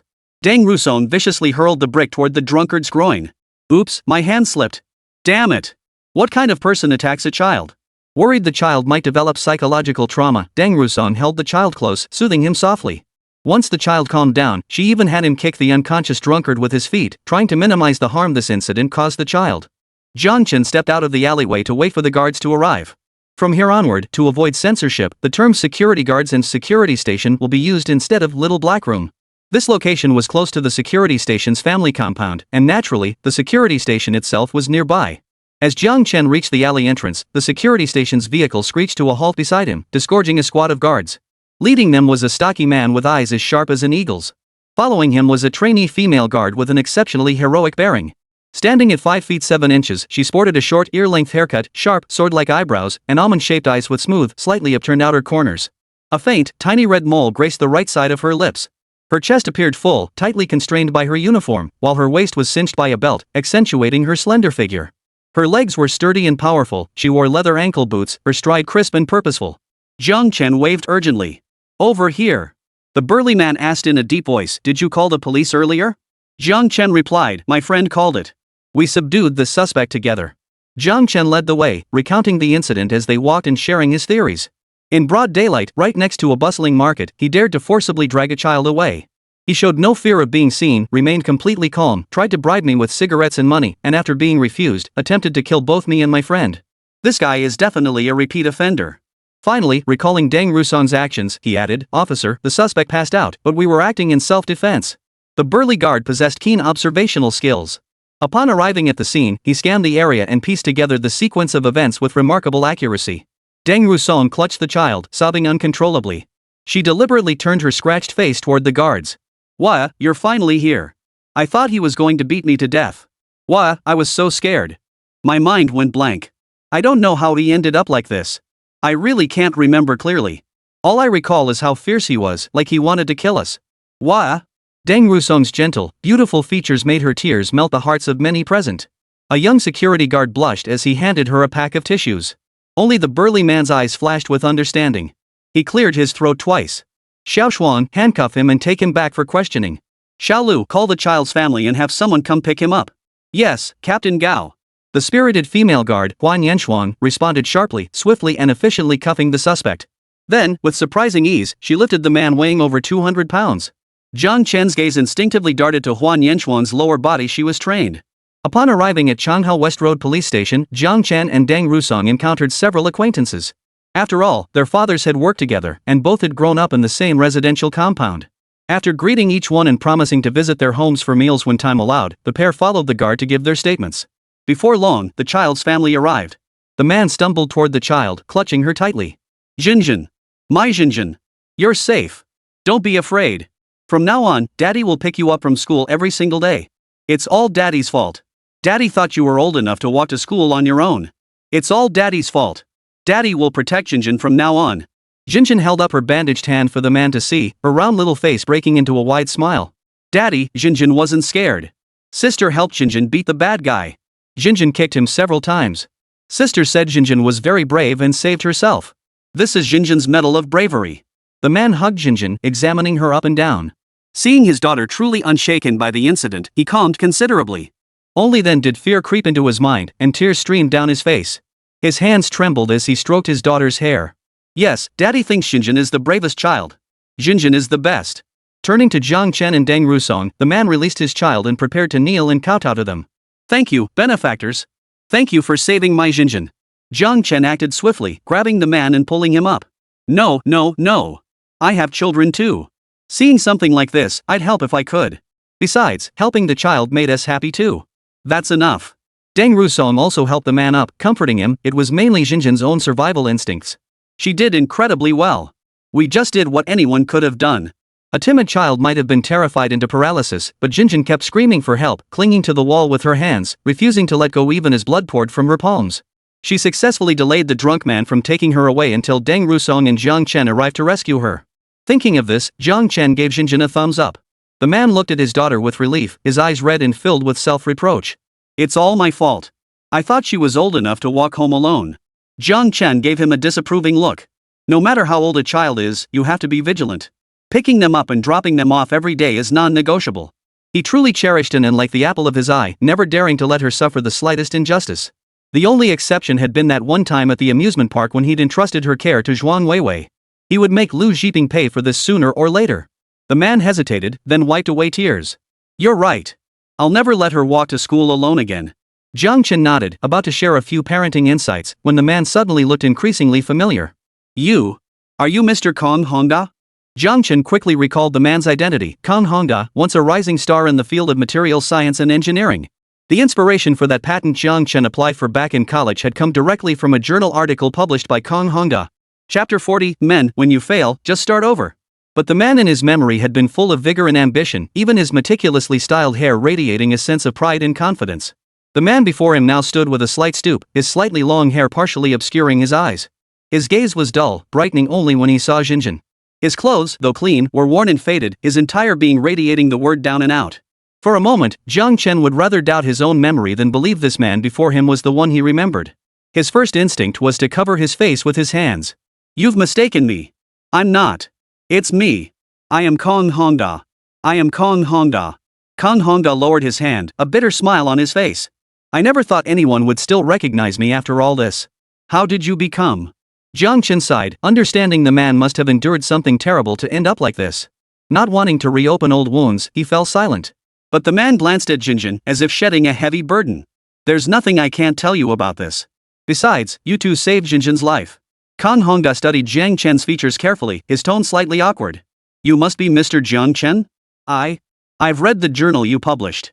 Your article discussing the diverse applications of graphene gave me tremendous inspiration. Jiang Chen was taken aback. You recognize me? In Jiang Chen's memory, they had never actually met in person. Every academic conference during their university years where they might have crossed paths, both had somehow missed each other by a hair's breadth. Kong Hongda smiled, his expression regaining some of its former ease. You look much better in person than in photos. You're the only one in our field this handsome. I've heard your name and seen your pictures. Your invention back then was incredible. Everyone said you'd eventually leave us all in the dust. Plus, you're academician Bai's star pupil. Oh my, even when I went knocking on academician Bai's door, he wouldn't take me on. Of course I remember you. Recalling his former glory days, Kong Hongda straightened his back and even cracked a few jokes. Back then, I was the undisputed authority in the industry. Wherever I went, everyone fawned over me, treating me like royalty. Those were the days. My career was thriving, everything was going smoothly, and then I met. Kong Hongda paused, unsure whether to continue in front of Jinjin. Deng Rusong, reading the mood, immediately smiled and asked Jinjin if she needed to use the restroom. Once Jinjin was out of earshot, Kong Hongda slumped back into his chair. At the peak of my glory, I met the woman I believed was my soulmate. She pursued me, treating Jinjin like her own daughter. With Jinjin's mother gone, I thought she needed a female elder to guide her. She was so beautiful and considerate I held her in the palm of my hand. We married quickly. Jiang Chen nodded. This happened during his university days, and he overheard bits of it back then. Everyone in the industry said Kong Hongda had truly achieved success in both career and love. His second wife was stunningly beautiful, more so than any minor celebrity. For 4 or 5 years, we got along wonderfully. She took such good care of our home. Jinjin gained weight, her face lit up with more smiles, and my research was on the verge of a breakthrough. I thought life would only get better. Until one day she told me she had a serious illness. Jinjin's mother died from the same disease. Back then, I couldn't afford her treatment and watched helplessly as she passed away. Now that I have money, I didn't hesitate to pay for her treatment. I told her I'd cover whatever it cost, didn't even blink an eye. When she recovered, I was overjoyed. She suggested celebrating. I drank too much. The next morning, I discovered she'd taken all my money and the patent application documents I'd been preparing. The man took several deep breaths before continuing. She'd vanished with everything. His teeth clenched as he spoke, his face twitching with fury. The hatred ran deep. She even colluded with others to frame me, forcing me out of the capital. That's when I realized she'd been involved with someone else all along. I was blind. Kang Hongda covered his face with his hands, burying his expression in his palms. He knew sharing these details wasn't honorable, but since Jiang Chen had recognized him, it was better to tell the story himself than let Jiang Chen hear distorted rumors elsewhere later. Perhaps because Jiang Chen was his daughter's savior, or perhaps because of those words spoken long ago by a fellow traveler that Jiang Chen would one day leave him washed up on the shore. Kang Hongda spoke without holding back. I had no choice. I couldn't stay in the capital anymore. By sheer luck, I used my old connections to hide in Xiangjiang City and found a job in school maintenance to support myself and Jinjin. That's when I realized how incredibly hard life is for an ordinary person raising a child alone. Jinjin was so understanding, wanting to lighten my load and make things easier for me. I was so preoccupied with making ends meet that I let her commute to school by herself. I never imagined, it nearly cost Jinjin her life. After finishing his story, Kang Hongda's body went limp, his back slumping once more as if the momentary burst of energy had been nothing but a fleeting illusion. Jiang Chen listened quietly to this man's heartfelt lament, feeling deeply moved. Though he hadn't personally experienced such a situation, he believed that even if he hadn't divorced, Zhuang Weiwei would never have let him suffer the same fate. Yet as a fellow man, Kang Hongda's ordeal struck him like a warning bell. Jiang Chen, you never thought of getting revenge? Empathy was one thing, but Jiang Chen couldn't fathom how Kang Hongda had simply endured it all, appearing utterly drained of vitality. If it were him, he would have sought revenge by any means necessary. Even if past affection made him reluctant to retaliate, he wouldn't let himself be crushed, allowing his enemy to profit materially while also defeating him mentally. Hearing Jiang Chen's words, Kang Hongda's pupils contracted sharply. He closed his eyes in anguish, and when he opened them again, they were filled with turmoil. Life must go on. Jiang Chen, since life must go on, doesn't it matter how you live it? You can muddle through, or you can fight back with determination. Only the weak choose retreat. His tone was harsh, utterly unsparing. Watching a veteran of the industry crumble before his eyes, Jiang Chen's emotions were deeply complicated. A man who fails simply starts over. As long as you're still breathing, there's always a chance to turn things around. Choosing to give up is what truly leaves you with nothing. Kang Hongda shook his head, his expression desolate. You don't understand. I can't fight them. Those powerful families. In their eyes, I'm just a smarter ox or horse. But no matter how clever an ox or horse is, it's still just an ox or horse, isn't it? Their blade could fall on my neck at any moment. All I can do is keep my distance and live day by day. Chapter 41, more powerful than them. Do their hands reach that far? From the capital all the way to Xiangjiang City? Is there no one who can rein them in? Jiang Chen frowned. Kang Hongda nodded. Those are the offspring of truly powerful families. Squeezing me is no different from crushing an ant. The only reason I'm alive today is because I know my place and keep a low profile. If I make a fuss and draw their attention, I'd be sunk to the bottom of the river by the next day. Jiang Chen was stunned. He couldn't help but press further, but you have status and reputation in the industry. Do they really think they can crush you like an ant? If this gets out, they won't get away with it either. I refuse to believe they can cover up the entire scientific community. What Jiang Chen found utterly unbelievable was this: Kang Hongda wasn't some obscure nobody.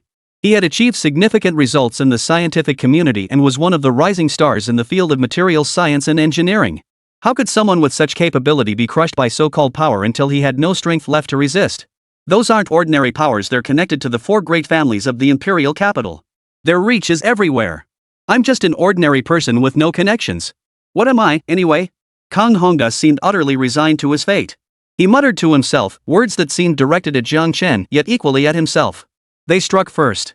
In the scientific community, I'm already branded a despicable villain. No one will believe a word I say. If I hadn't succumbed to temptation and remarried, my money could have provided Jinjin with a lifetime of comfort. But I've already wronged her enough. I can't let my momentary resentment cost her life too. Kang Hongda's eyes were red and swollen. Jiang Chen, I know you're fighting for me, but I accept it. Let it be. Let it be. The man hunched his shoulders, his arched back bearing the weight of 1,000 pounds. An indescribable frustration welled up inside Jiang Chen. He frowned. Is there absolutely no way? Jiang Chen possessed an exceptionally even temperament and an optimistic outlook on the future. Unless someone crossed his absolute boundaries, his tolerance was remarkably high. But at this very moment, Kang Hongda's plight sounded a warning bell for Jiang Chen. A sense of shared misfortune enveloped him. He suddenly understood those with power and influence could truly do as they pleased. It made the past 5 years of cold treatment he endured at the Zhu family seem entirely justified. Zhuang Weiwei would kiss him and comfort him, crying that it was her mother and brother, her family, and what could she do? She would ask Jiang Chen to be understanding, to endure it, but she never once urged the Zhuang family to treat him like a human being. Even his daughter suffered because of him, shunned by others. If he were Kang Hongda, what could he do to avoid ending up like Kang Hongda now? Jiang Chen pondered and pondered. The best solution he could conceive was to become more powerful and influential than they were. Seeing Jiang Chen remain silent, Kang Hongda grew visibly uneasy. Under the weight of this crushing blow, his sense of right and wrong had been shattered. Though he hadn't done anything wrong, he instinctively took all the blame upon himself. I'm so sorry. It's all my fault. I shouldn't have said any of that. Mr. Jiang, saving Jinjin meant saving me. If anything happened to her, I couldn't go on living. Whatever you need, anything within my power, I'll make sure you get it. Jiang Chen replied without hesitation, I want you to continue pursuing your research. Kang Hongda's eyes widened, his pupils trembling, but in the end, he lowered his head and said nothing. Jiang Chen sighed. He couldn't force someone to follow his will. Then let me rephrase. Do you know of any laboratories in Xiangjiang City that offer public access? Places you can rent for a fee? Kang Hongda instinctively began listing options. Some companies in Xiangjiang City offer commercial lab rentals to the public. You pay to use them. First, submit a rough experiment plan. After passing the safety review, you can book the lab. For instance, Jinxiu Group's lab offers paleontological fossil identification services. They recently launched a new program allowing participation in protein structure reconstruction. You could also collaborate with university professors. Draft a simple research proposal, connect with experts in your field, get approval, sign a safety agreement, and complete lab safety training. But such opportunities are rare, really rare. Kang Hongda rattled off the details like they were old friends, even breaking down the pros and cons of different lab types for Jiang Chen. He spoke until his mouth went dry before pausing. I can help connect you with a lab. Since you saved Jinjin, I should really cover the costs myself. Kang Hongda's face flushed crimson. But I'm really strapped for cash, penniless, to be honest. Still, I guarantee the lab I find will absolutely meet your requirements. Jiang Chen hadn't expected any reward for saving someone in the first place. Finding a suitable lab was already a pleasant surprise. Kang Hongda was a professional. If he said it met the requirements, there would be no issues. Alright, then I'll leave it to you to make the inquiries. Thank you. No, Kang Hongda waved his hands frantically. Don't thank me. This is what I should do. I'm the one who should be thanking you. I'll start reaching out immediately. As soon as I find a suitable lab, I'll call you right away. After exchanging contact information, Kang Hongda bowed repeatedly in gratitude before leading Jinjin away. Watching the man and child walk away, Deng Rusong placed her hands on her hips, her expression filled with satisfaction. How wonderful.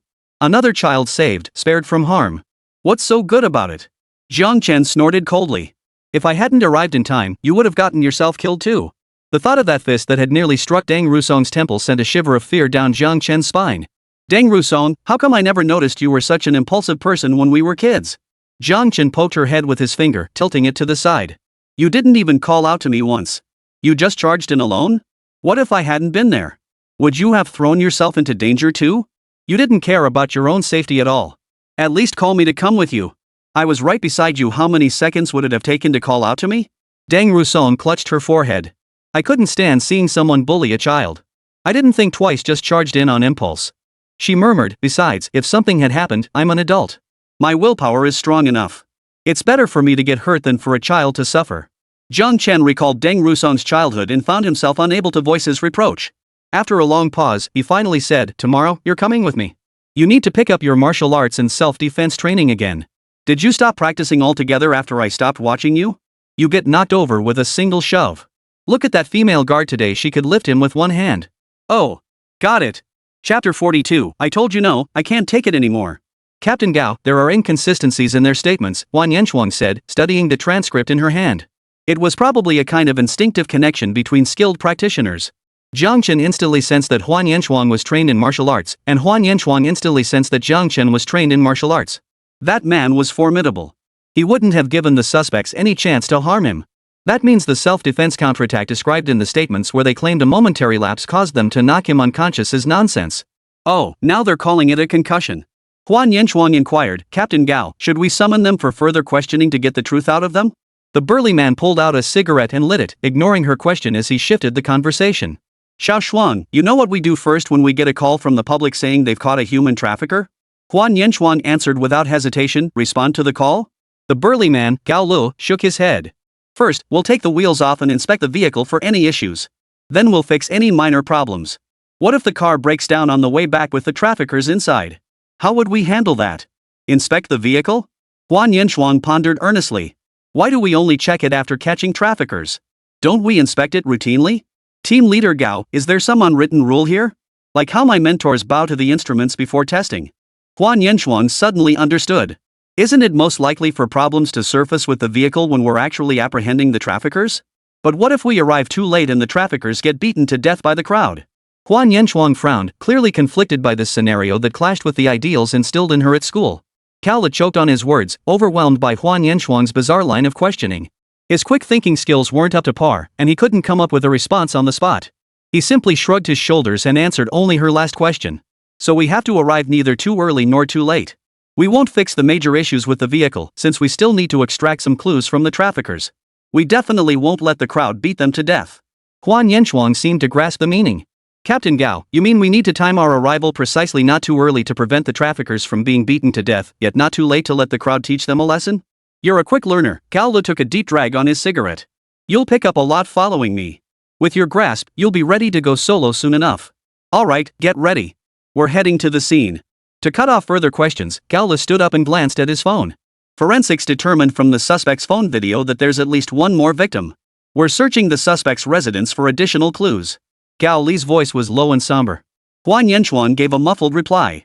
At least one victim had been harmed. The following hours saw everyone immersed in their respective tasks. Zhang Chen tended to Anan, immersed in his research. While waiting for Grandma Zhang to return downstairs and training Deng Rusong, he found time to visit several familiar elders still residing in the family compound. From them, he learned the outcome for the drunk man, sentenced to 15 years in prison, with immediate execution of the sentence. Hearing this sentence, Zhang Chen instantly realized the drunk man was indeed a repeat offender. And a repeat offender with particularly heinous circumstances. Under Chinese law, such offenses typically carried sentences ranging from 3 to 10 years. Yet this drunkard had received 15 years.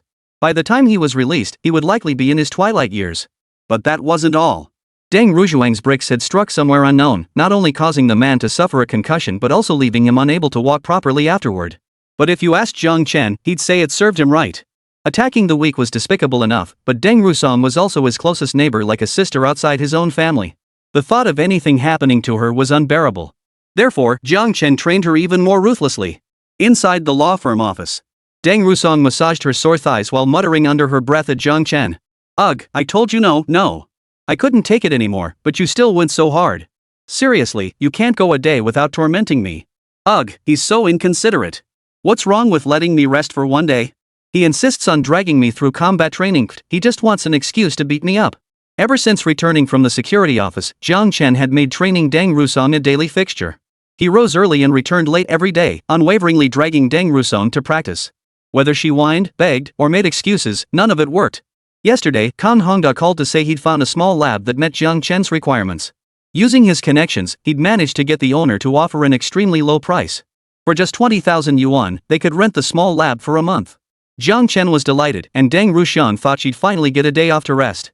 But the heartless Zhang Chen actually doubled her training regimen. The training left Deng Rusong limping as she walked.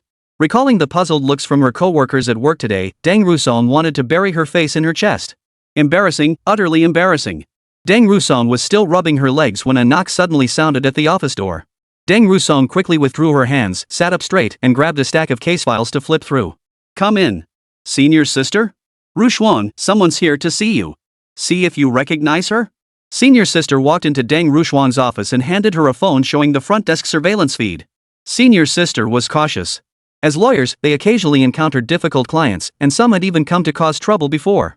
Seeing this aggressive woman clearly looking for trouble, she had excused her to wait at the front desk and come upstairs to ask Deng Rusong first. Deng Rusong took the phone. The woman on the screen looked familiar. It was Zhuang Weiwei, Zhang Chen's soon-to-be ex-wife, whom she had met at Zhang Chen's home that day. Why would she be coming to see me? Could it be she wanted me to help mediate? Deng Rusong raised an eyebrow. Senior sister, I know her. Tell her to come over. Alright, her senior sister nodded, but didn't leave. She spoke cryptically, ahem. Rujuang, have you been dating someone lately? Dating is fine, but you should still think carefully about that. We girls are different from men. Deng Rusong had been mentored by her senior sister since university. She regarded Deng Rusong like a younger sister, always fearful she might be taken advantage of or suffer injustice. This time, she'd come under the pretense of inquiring about someone to probe the situation. Deng Rusong's face instantly flushed scarlet. She stammered, no, nothing like that. Senior sister, what are you thinking? I just overdid my workout. It's muscle soreness, not what you're imagining. Her senior nodded, neither confirming nor denying belief. Rushuan, if you ever truly fall for someone, you must bring them to me for my approval, understand? As someone close to Deng Rusong, she knew the gentle girl's past. Her heart ached for her, and she couldn't help but worry a little more. Chapter 43, Deng Rusong strikes back, Zhuang Weiwei breaks down. Deng Rusong offered a polite, forced smile. Ms. Zhuang, please sit. Zhuang Weiwei sat down with an air of superiority, flinging a checkbook onto the table. Since you know who I am, you should guess my purpose. Your house is worth about 1.5 million. I'll give you 3 million, sell it to me. Deng Rusong shot the woman across from her a surprised look. No deal. She had assumed this woman was here to seek her help in mediation, but instead she was here to buy the house? Was she out of her mind? 6 million. Not selling. 10 million. You're pushing your luck. If you have this kind of money to buy my house, why not use it for your daughter's child support? Or give some to your husband so he doesn't have to be so strapped for cash. Deng Rusong asked with genuine sincerity. She couldn't fathom the logic of the woman standing before her. She wanted to win back her husband by buying the apartment across from his workplace, yet she couldn't bring herself to transfer money to him. After paying for the lab rental, he was left to scrape by on a meager income. Recalling what Jiang Chen had told her, Deng Rusong began to see clearly. This was treating Jiang Chen as her personal property. She was marking every inch of Jiang Chen's surroundings as her territory, confining him to live solely within her sphere of influence. But how he actually lived? She couldn't care less. Realizing this truth, the suppressed rage within Deng Rusong surged relentlessly to the surface. Jiang Chen was such a good person. During the days she endured beatings and abuse, it was Jiang Chen who carefully protected her. The moment he heard commotion from her home, he would rush to break down the door and save her. When she was so desperate she considered self-harm or suicide, it was Jiang Chen who tenderly and patiently stayed by her side.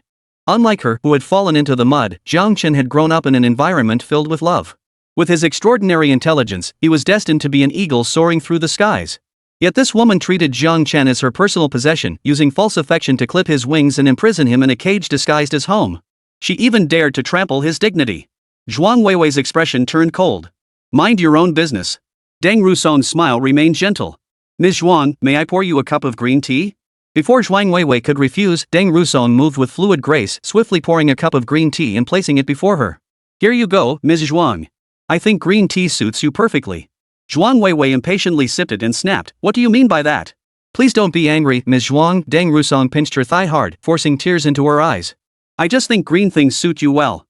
Green tea is good for your health after all. At your age, various ailments can arise. This is the tea I carefully selected as the most suitable for you. I have no ulterior motives. As she spoke, Deng Rusong's hand under the table lit up her phone screen. She blindly typed a message and hit send. Zhuang Weiwei wasn't stupid. Once she grasped the meaning, she shot to her feet, the chair scraping across the floor with a shrill screech. Are you provoking me? What green things suit me? Are you trying to make me wear a green hat? What have you done to my husband? The moment Zhuang Weiwei's accusation fell, her phone rang. Deng Rusong quickly answered, her voice thick with feigned distress. Brother, your ex-wife came looking for me. I just suggested green tea would be good for her health, but she got so aggressive. She's so scary, brother, I'm so scared. What? Zhuang Weiwei's eyes widened, her pupils shrinking to pinpricks. She demanded coldly, what did you say? Who's the ex-wife? We never divorced. What are you doing calling my husband? Deng Rusong ignored her completely, instead cooing sweetly at Jiang Chen. I was thinking of giving her some green jewelry to build a good relationship, but I never expected. What? I asked what you just said. Say it again. You clearly implied I'm suited to wear a green hat. Zhuang Weiwei couldn't help but growl.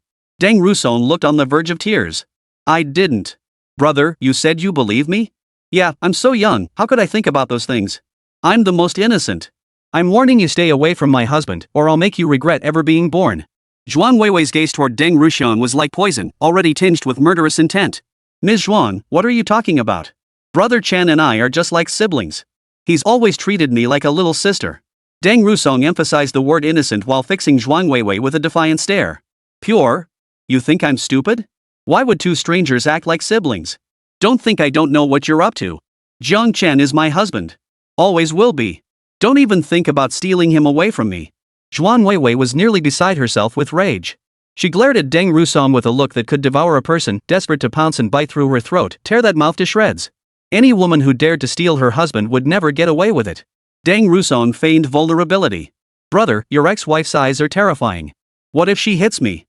It's all your fault for being so rough yesterday. My legs ache so much I can barely walk. I'm so scared, brother.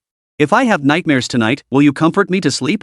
Whatever Jiang Chen said on the other end made Deng Rusong's expression freeze before she quickly resumed her coquettish tone.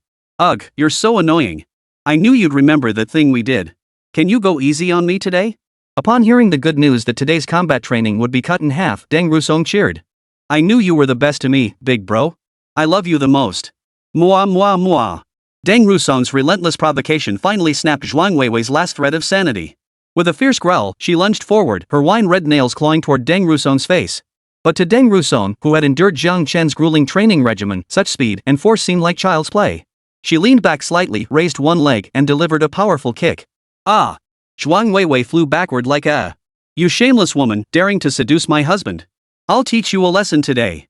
Zhuang Weiwei refused to back down, scrambling to her feet without regard for her appearance and charging at Deng Rusong once more. But the pain in her abdomen made her stumble a few steps, and the force in her hands weakened considerably. Deng Rusong seized the moment.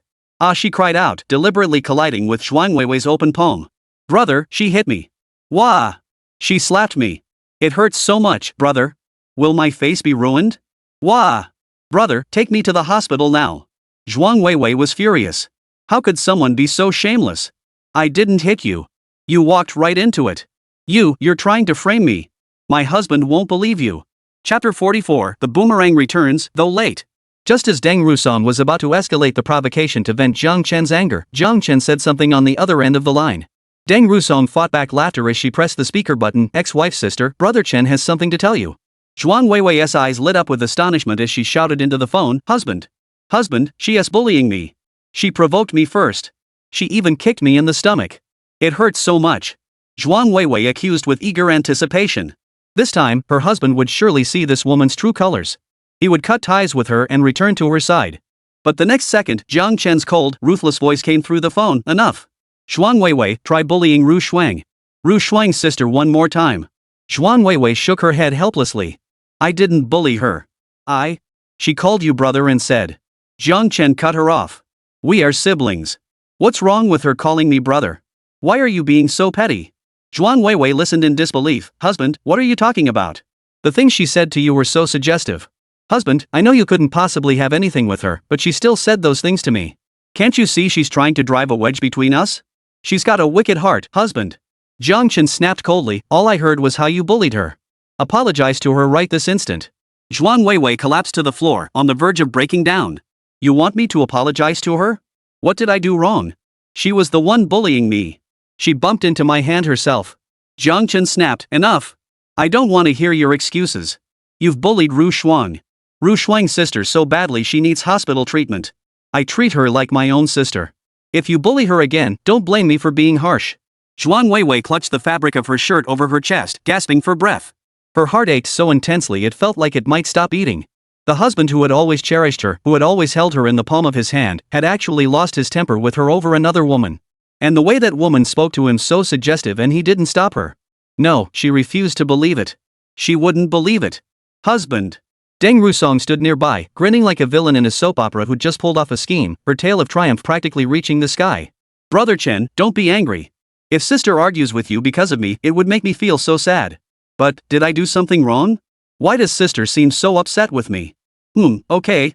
Brother, I'll try my best to fit into your family and make sister change her mind about me. You say her opinion doesn't matter?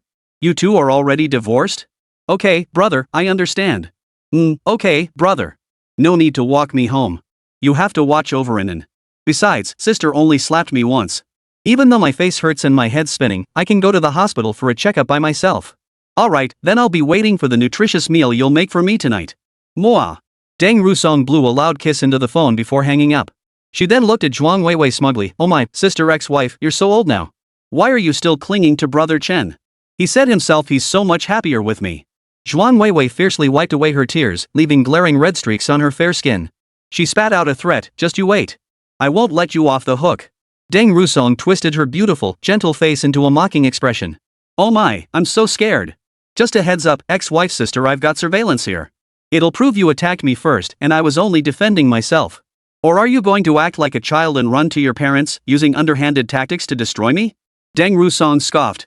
Go ahead and sue. Let's see if you and your backers can reach under Teacher Tan Ton's protective umbrella to take me down. Deng Rusong knew that every wealthy family kept henchmen to handle their dirty work. The masterminds certainly had theirs too, but she wasn't afraid.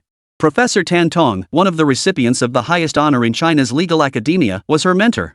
She was Professor Tan's youngest and most cherished disciple. Even setting Professor Tan aside, the judicial system of Xiangzhang City alone was filled with her senior mentors and fellow disciples.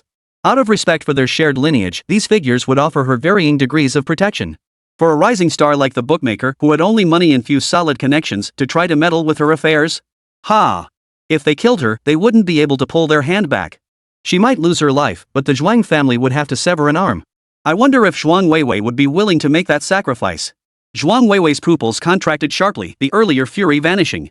What is your relationship to Representative Tan? Who I am has nothing to do with you. Deng Rusong smiled gently, tucking a stray strand of hair behind her ear. Alright, if there's nothing else, my dear ex-wife, you should leave. Don't delay me from going to the hospital. Or would you rather have Brother Chen come send me there? Zhuang Weiwei's eyes turned icy as she glared at Deng Rusong. Don't get too cocky. My husband will come back to me sooner or later. Come back to you? Brother Chan and I have already bathed together. He even said he wants to bathe with me forever. How could he possibly return to a frumpy old hag like you? That happened when they were 5. She'd gotten covered in flower playing, and since the adults weren't home, Jiang Chen had bathed her. The two little kids splashed around happily in the tub, and in the midst of their fun, they made a pinky promise to always bathe together from then on. Of course, the next day the adults lectured them about gender differences. Little boys and little girls couldn't bathe together. But Zhuang Weiwei didn't know that. Deng Rusong's vague words were deliberately meant to mislead her. Thinking back to the bath she and Jiang Chen had shared, Zhuang Weiwei flushed again. What are you trying to achieve by stirring up trouble between us? What exactly do you want? Deng Rusong replied in a sardonic tone, I want Brother Chen, of course his body, his mind, his house. But he insists on treating me like a good little sister and dotes on me. What am I supposed to do about that? You. What about you? Get out of here. Deng Rusong shoved Zhuang Weiwei out the door. Emerging from the law firm in disarray, the wind tangled Zhuang Weiwei's already messy hair further. As she reached up to smooth it, a sudden thought flashed through her mind. Knowing her husband as she did, he would never engage in anything substantial with another woman before the divorce papers were finalized. Chapter 45, she knew she was wrong, truly knew. Because of Jiang Chen's character, when he said he wouldn't cheat during the marriage, he meant it. And Jiang Chen loved her. Therefore, it was that woman who deceived her. Her husband had been misled by that woman too. She had to expose that woman's true colors. No, first she had to win her husband back. With that thought, Zhuang Weiwei quickly dialed Jiang Chen's number. Ring ring ring. A voice that tugged at Zhuang Weiwei's heartstrings answered, Hello? Zhuang Weiwei clutched her phone tightly, her voice trembling with tears. Honey, I was wrong. I know how much you suffered before. Jiang Chen frowned. What are you talking about? Zhuang Weiwei, husband, I finally understand how much pain you went through. It's my fault for not keeping my distance from Lu Zhiping and hurting you. Honey, I'll change. Please give me another chance? Let's give in a happy home with both parents present. Zhuang Weiwei's voice was pleading.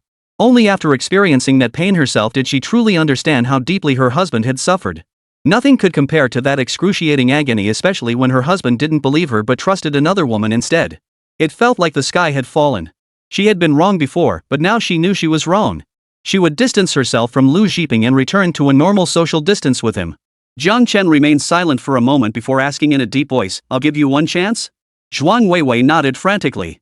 Husband, this time I absolutely won't let you down. Jiang Chen chuckled twice. You really will change? Yes. I'll change everything. Zhuang Weiwei beamed with delight. Her husband truly loved her most. Once she recognized where she'd gone wrong, he'd forgive her. Then push Lu Zhiping off that little bridge at the amusement park right now. Jiang Chen had already decided to deal with Lu Zhiping himself, but since Zhuang Weiwei offered, he didn't mind letting Lu Zhiping experience a taste of the pain and had nearly endured before he took action. He could endure humiliation himself, but not Inan. Zhuang Weiwei hadn't expected Jiang Chen to make such a request.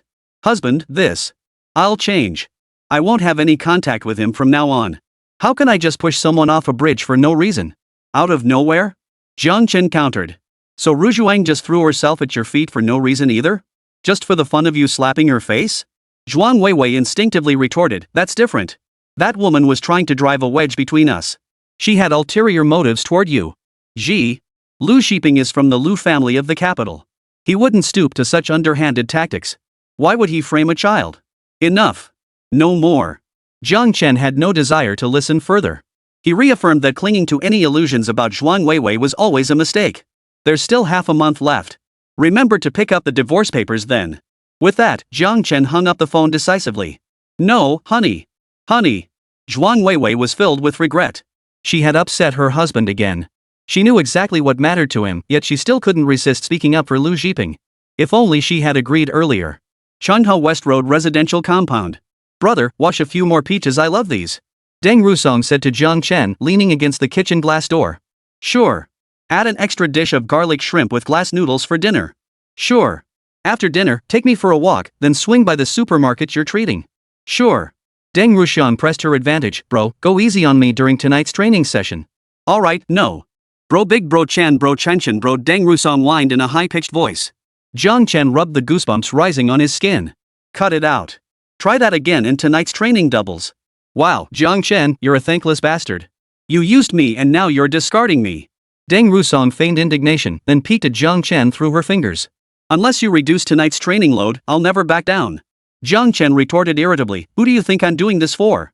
With your hot-headed nature, always jumping into every fight you see, if I don't train you properly, you'll get yourself killed sooner or later. 6 days prior, a couple had violently beaten their child in public. Deng Rusong had charged forward to shield the child, taking a blow to the chest in the process. The wound had swollen for 3 days before subsiding. It turned out the 10-year-old had secretly taken the adult's car out on the road, a lesson well deserved. 3 days ago, on her way home from work, Deng Rusong sensed trouble at an intersection. She rescued a child from the clutches of a street beggar and delivered the kid to the police station to await family identification. The begging gang chased Deng Rusong for 2 whole blocks, but thankfully, every last one of them was apprehended. If not, Jiang Chen would have lived in constant fear of retaliation against Deng Rusong. And then yesterday. Jiang Chen couldn't wrap his head around it. How had this girl, who'd been so shy and timid in her youth, barely daring to look someone in the eye when she spoke, become so courageous in just a few short years? Deng Rusong grinned cheekily. Well, I saw it and just went for it. You guys helped me out plenty before, didn't you? Bro, I know you mean well, but springs need to be stretched and relaxed to last. If you keep compressing it, it'll break. Deng Rusong held her hand out in front of Jiang Chen to demonstrate. Fine. I'll cut it in half again today, just a quarter of the usual practice. Jiang Chen relented. Deng Rusong cheered. Bro, you're the best. How was my performance today? Did you enjoy it? Deng Rusong nuzzled close to Jiang Chen, winking playfully and nudging him with her shoulder. I think I could even star in a TV drama. You're such a kid. How old are you anyway? Jiang Chen tapped Deng Ruxian's head, avoiding the question of whether it was satisfying. Deng Rusong smiled sweetly and pouted at Jiang Chen. I just can't stand her attitude. She thinks she can do whatever she wants just because she has a little money. She doesn't treat others like human beings. But, bro, you're not mad at me for taking matters into my own hands, right? Deng Rusong's expression turned slightly cautious. Jiang Chen replied without hesitation, of course not. Deng Rusong hadn't acted behind his back, she'd messaged him the moment she found out. Besides, she'd done it for his sake, how could he possibly blame her? After dinner, Jiang Chen started washing the dishes as usual. Just as he squeezed dish soap onto the sponge, Deng Rusong pounded on the door. Brother, Grandma Zhang is back. Grandma Zhang is back. The bowl in Jiang Chen's hand crashed to the floor with a loud thud. Ignoring the cuts on his foot from the broken porcelain, Jiang Chen rushed downstairs. Only upon reaching the second floor did he realize he hadn't prepared anything. Visiting like this would be too abrupt and impolite. He returned upstairs to tidy up, then went out to buy some fruit and milk before paying his respects. Chapter 46, Why didn't you say so earlier? Standing outside apartment 102 with little Anan in hand, Jiang Chen's heart pounded like a drum. It was the hope of seeing his daughter might be cured, but also the fear that hope might be dashed. As they approached the door, their eyes met. Grandma Zhang was just opening the door to go out. Oh my! Xiao Chen! Grandma Zhang was so startled she dropped what she was holding. Grandma Zhang, whose full name was Zhang Yan, had been a professor of traditional Chinese music at Xiangjiang University's conservatory before retiring. She possessed impeccable taste and poise. Though approaching 70, she looked no different than someone in their 50s. Her snow-white hair was neatly pinned up with a wooden hairpin. She wore a beige long skirt and a white knit sweater, standing tall and straight like an elegantly aging swan. Grandma Zhang. It's me. I moved back a while ago, Jiang Chen replied. This is my daughter, Anan, Jiang Chen added, turning to the little girl. Anan, this is grandma, a term in Xiangjiang dialect for a woman of a generation above grandmother. Hello, madam. Grandma Zhang was momentarily mesmerized by Anan's large eyes. Good, hello. She hurriedly ushered them inside. Come in quickly. Oh, you little rascal. What did you bring me? Don't you think of me as your grandmother anymore? Take it back. Jiang Chen smiled as he placed the items by the entrance. Grandma Zhang, I haven't visited you in so many years. You want me to take back these few fruits and milk? He deftly opened the shoe cabinet, pulled out his old slippers from his youth, and slipped them on. Then he took out Deng Rusong's pair and changed in and into them. When they were kids, they were such rascals, running around treating every apartment in the building like their own home. Even as teenagers, they'd still drop by each household from time to time. That's why back then, every family in the building kept a pair of slippers for the two of them. "Grandma, I knew you cared about me. You still kept my slippers," Jiang Chen said with a smile, his heart filled with mixed emotions. These were the people who had watched him grow up. How could he have been so foolish, not returning even once in the 5 years since his marriage? Just because Zhuang Weiwei said the Longjiang villa was his home, he'd actually taken it as his own? "You little rascal," Grandma Zhang said, her voice choked with emotion. "You know I love you, yet you never came back to see me. I thought you held a grudge against me." She had divorced early in life. Her eldest son from her first marriage had been abducted as a child, and she had heard nothing from him for decades. Her younger son, who had been the deputy chief of the Changhua West Road Security Office, had died in the line of duty in his prime, leaving no descendants. Jiang Chen and Deng Rusong, whom she had watched grow up from childhood, were her emotional solace. But ever since learning that Zhang's mother had sacrificed her life to save her youngest son, Grandma Zhang found it hard to hold her head high when looking at Jiang Chen. Even though her own son ultimately didn't survive, it was still a life-saving favor. She felt she owed this child. "Grandma, how could I ever blame you?" Jiang Chen knelt beside her, clasping her hand. "You watched me grow up. My mother and Uncle Zhang were both guards protecting our homeland. They sacrificed themselves fighting evil forces to safeguard the people. How could I possibly blame you?" To say Jiang Chen felt no emotion would be impossible. The sudden shattering of a happy, complete family dealt a massive blow to the young boy, leaving him with an obsessive attachment to the concept of home. But he understood, defending the homeland was his parents' duty. His mother would choose to sacrifice herself to save her colleagues over hiding in the shadows to survive. If blame was to be placed, it belonged with those who committed evil. Zhang Yan wiped her tears and gestured for Jiang Chen and Anin to sit down. She went to pour them some water. Only then did Jiang Chen have a chance to look around the room. Years had passed, yet the room remained unchanged, still clean and tidy. Only now, stacks of neatly organized family tracing materials had been added, neatly arranged in piles. "Grandma, have you found any leads on that uncle you're searching for?" Jiang Chen asked. Zhang Yan handed in a cup of warm milk and gave Jiang Chen a cup of lukewarm water. "Not long ago, there was a lead in the capital. I went to check it out, but it turned out to be nothing." Her expression remained composed. After years of disappointment, this latest setback was no longer enough to unsettle her. Jiang Chen offered reassurance, "We'll find him." Zhang Yan exhaled deeply, her tone flat. "It's been so many years now. Honestly, I've started wondering if he's gone. But even if he's gone, I need to know where he is. As his mother, I have to see him one last time." "Let's not talk about sad things." Zhang Yan shook her head, her face softening with affection as she looked at Anin. "How old is Anin this year?" 5 years old. "How wonderful, she's grown so much," Zhang Yan smiled. "When I first saw her, I was stunned. Her eyes are so much like yours. The power of blood ties is truly amazing." Jiang Chen agreed. "Yeah, sometimes I catch myself staring." "Grandma, actually, I came here today because I have something I'd like to ask for your help with." Jiang Chen explained his request. He wanted Zhang Yan to connect him with the traditional Chinese medicine doctor who had prescribed the tonic for Uncle Li's daughter. "What?" Zhang Yan stared at Anin in shock. "Why didn't you say so sooner?" "Grandma, is there some reason it's inconvenient?" Jiang Chen's heart clenched. Had the master physician traveled away?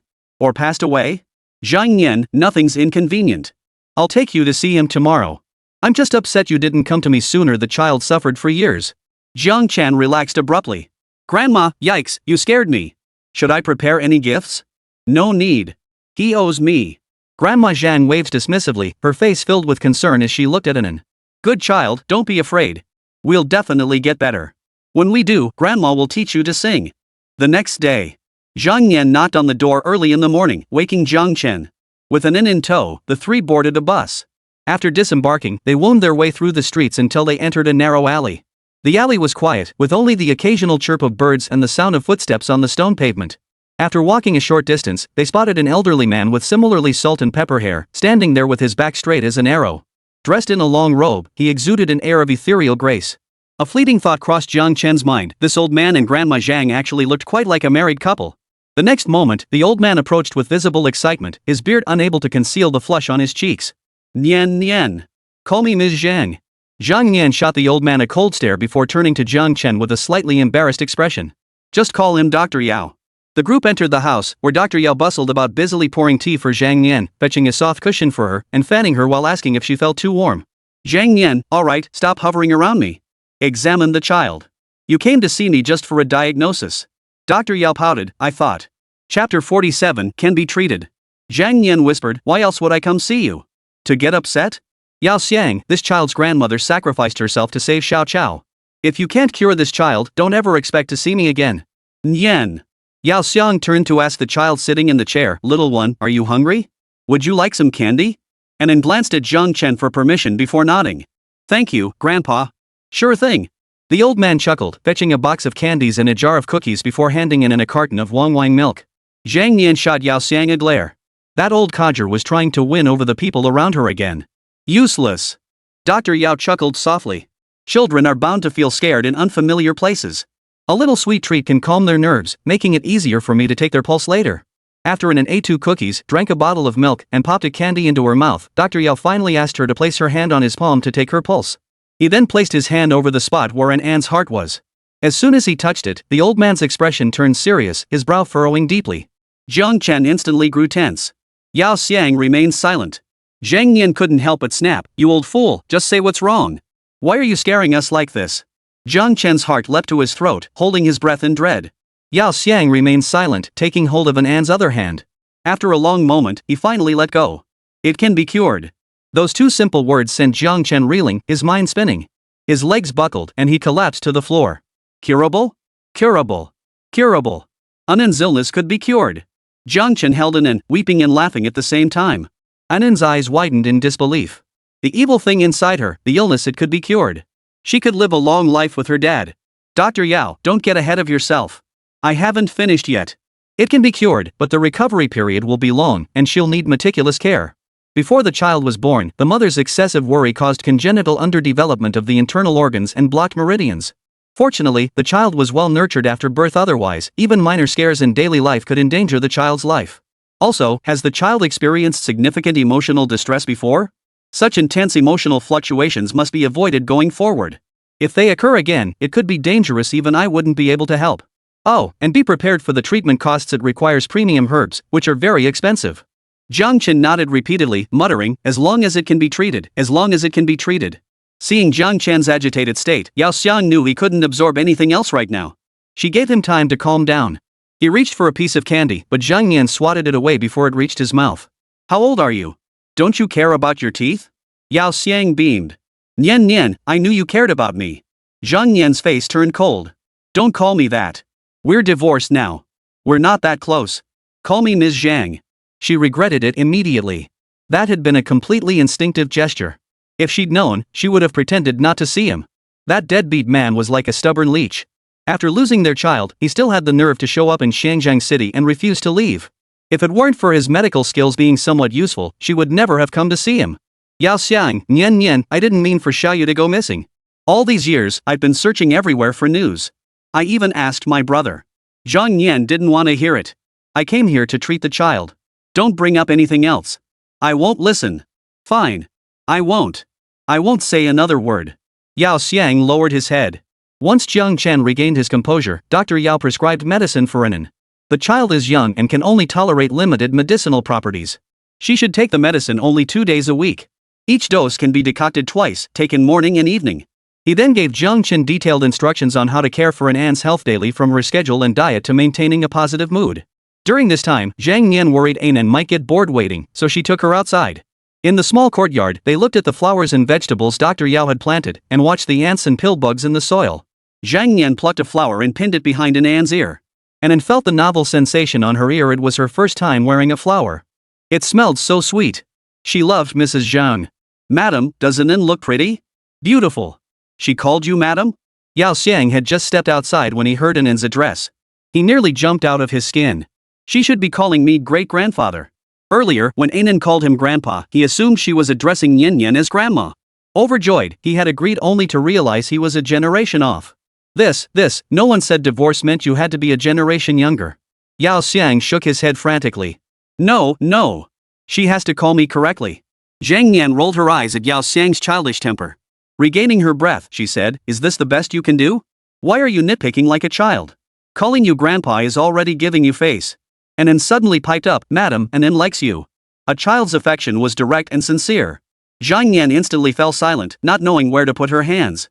Finally, she ruffled Anan's hair and smiled, Mrs. also likes Anan. And then looked at Dr. Yao. Thank you, Grandpa, for treating Anan. Anan knew that being cured meant Daddy wouldn't be sad anymore. She was overjoyed. In her eyes, both the mistress and the master were kind people. Though she didn't understand the affairs of adults, she didn't want them to argue. If calling him master made things better, then so be it. Yao Xiang's bloom vanished instantly. He showered the child with praise, stuffing candies into her hands as he spoke, as if the man who'd been pacing anxiously moments before wasn't him at all. Zhang Yan teased him, "Is that all you've got?" Before leaving, Jiang Chen insisted on paying the consultation fee, but Dr. Yao refused to accept anything. The two argued back and forth until Zhang Yan finally shoved Yao Xiang through the door. Anan held Zhang Chen's left hand in Grandma Zhang's right hand, her pigtails swinging back and forth as she walked between them, looking utterly adorable. Zhang Yan asked Zhang Chen, how many doses did he prescribe? 10 doses. Dr. Yao said to finish them first, then come back for a follow-up. He'll adjust the formula based on Anan's progress. Zhang Yan nodded. Good. That old man's medical skills are solid. No need to be polite with him. Zhang Chen was baffled by the dynamic between Grandma Zhang and Dr. Yao, but he could sense Grandma Zhang's unease whenever she saw Yao Xiang. Naturally, he wouldn't rub salt in the wound. Though Dr. Yao's medical skills were exceptional and could cure Anan, it was Grandma Zhang who had introduced him. He wouldn't forget that favor. Moreover, he felt deeply guilty that his own situation had forced Grandma Zhang to face someone she didn't want to see. Anan caught her father's expression and immediately leaned in to ask, Daddy, what are you thinking about? I'm thinking how adorable our Anan is, the most adorable and fortunate child in the whole world. And Daddy is the most adorable and fortunate father in the world. Zhang Yan felt his heart lighten at Anan's innocent words. A child as wonderful as her would surely be blessed by heaven, destined to live a long and healthy life. Chapter 48, Making a Scene at the Door. Zhang Chen wanted to go to the pharmacy alone to pick up the medicine, but Anan refused, insisting on accompanying him. Stepping into the pharmacy, Anan's eyes darted everywhere in an instant. An entire wall was lined with 5-drawer cabinets, each compartment labeled with 2 or 3 small tags bearing characters, some recognizable to Anan, others not. Zhang Chen handed the prescription to the pharmacist, waited for the medicine to be prepared, then scanned the QR code to pay. Anan saw the payment amount on her dad's phone, 1,000. 3 zeros far bigger than the 2 zeros in 100. Back home. Zhang Chen immediately began preparing the first dose of medicine, its pungent smell filling the air instantly. Anan stared at the bowl of medicine with teary eyes. It smelled awful, and she didn't want to drink it. But this was medicine her dad had paid a fortune for. It could drive away the bad things in her body, so she had to drink it. Anan lifted the bowl, puffing out her cheeks to down it in one gulp. But the moment the medicine touched her tongue, the bitterness made her spit it out. Wah! So bitter. Bitter, spicy, salty, and fishy. Zhang Chen paced anxiously as Anan couldn't finish it, worried the medicine would lose its potency if it cooled, yet also fearful the bitterness would overwhelm Anan. Anan recalled the secret question she'd asked her aunt, 1,000 yuan for 10 doses of medicine, each dose costing 100 yuan. If she could just swallow this 100 yuan bowl of medicine, she could stay with her dad until he turned 100. Anan squeezed her eyes shut and forced it down in gulps. Ugh, Anan covered her mouth, tilting her head back high. Zhang Chen's hands went limp with panic. What's wrong, Anan? Anan tilted her head back without speaking, only waving her hand at Zhang Chen. She dared not speak, afraid that if she did, she'd vomit the medicine, and vomiting would cost a fortune. Zhang Chen understood, his heart twisting with sorrow. He quickly unwrapped a piece of candy for her to suck on. Countless times he'd wished Anan wouldn't be so sensible. Children who understood too much always broke his heart. After taking the medicine several times, Anan's health improved significantly. Her complexion visibly brightened, and she could eat nearly half a bowl more at meals. Zhang Chen was overjoyed. But Anan was thinking about how many more times her dad's money would cover the medicine. She had secretly looked at his phone, which showed only 3 zeros. Each dose cost 1,000 yuan. 1,000 was also 3 zeros.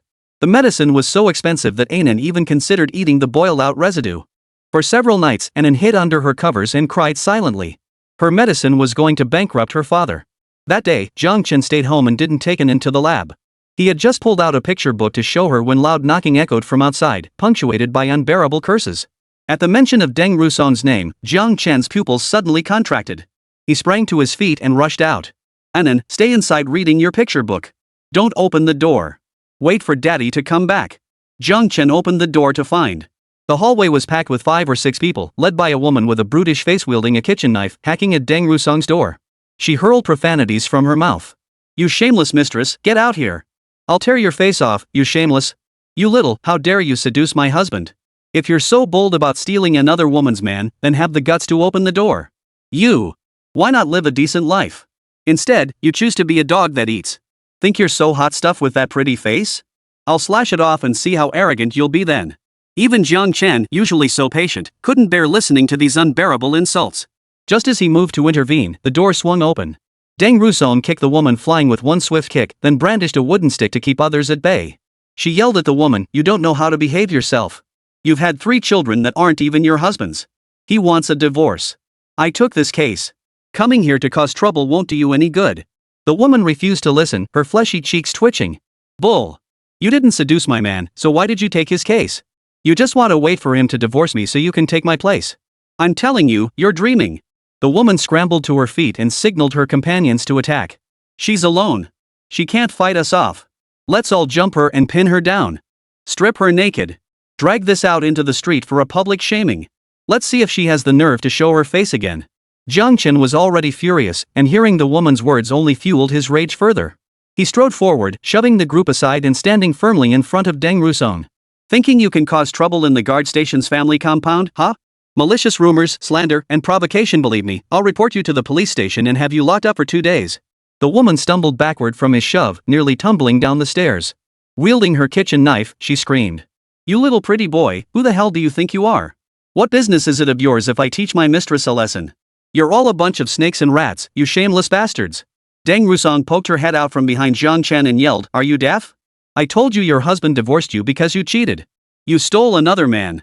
None of your 3 kids are his. I'm a lawyer. Taking divorce cases is perfectly normal. Did you hear me? I said your husband divorced you because none of those 3 kids are his." The woman brandished a kitchen knife. "What nonsense are you spouting? All 3 kids call him dad. They're his children, whether he admits it or not. It's all because of you, stirring up trouble. That's why my husband divorced me. Once I deal with you, he'll have to come home and take care of the kids. My kids have called him dad for over a decade. What else does he want? You. I'll slash your face. Just you wait. That mistress will kill your whole family." The woman showed not a shred of remorse, her mouth spewing filthy curses. Jiang Chen had pieced together the whole story and grew even more disgusted with the unreasonable woman before him. "Your mouth stinks. How about I kick you into the sink to wash it out before you speak again?" Upon clearly seeing Jiang Chen's face, the woman paused, a flash of astonishment and greed crossing her eyes. "What are you to her?" Deng Rusong sprang out from behind him, hooking her arm through his and sneering. "This is my husband. You called me the other woman? Where's your proof? Bring it on. I'll say you're the mistress. Trying to seduce my husband and slander me with dirty tricks." The woman waved her arms wildly. "You're talking nonsense." Deng Rusong gave the woman a dismissive once-over. "Look at yourself, then look at me and my husband. Anyone with eyes can see who's trying to seduce whom. Why would I leave a hunk like my husband to go after yours? Give me a break." Seeing the woman still wouldn't let it go, Jiang Chen grew impatient and threatened. "I've already called the police station. Guess how many minutes it'll take them to get here? If you don't leave now, you'll all be spending time in the detention center. Or do you want to test how it feels to be outnumbered?" He clenched his fists, knuckles cracking audibly. Combined with his towering 6'3" frame and muscular physique honed by years of training, his imposing presence successfully intimidated the woman into backing down. Dragged away by her companion, she reluctantly hurled a parting threat. Deng Rusong and Jiang Chen had better watch out, she'd make them pay. The woman departed reluctantly. Jiang Chen exhaled in relief, gripping Deng Rusong's shoulders. He scanned her from head to toe, satisfied that not a single scratch marred her flawless skin before relaxing. "Spill it, Ms. Heroine Deng. What noble deed did you perform this time?" Deng Rusong stared at her damaged door with a pained expression. She puffed out her cheeks indignantly.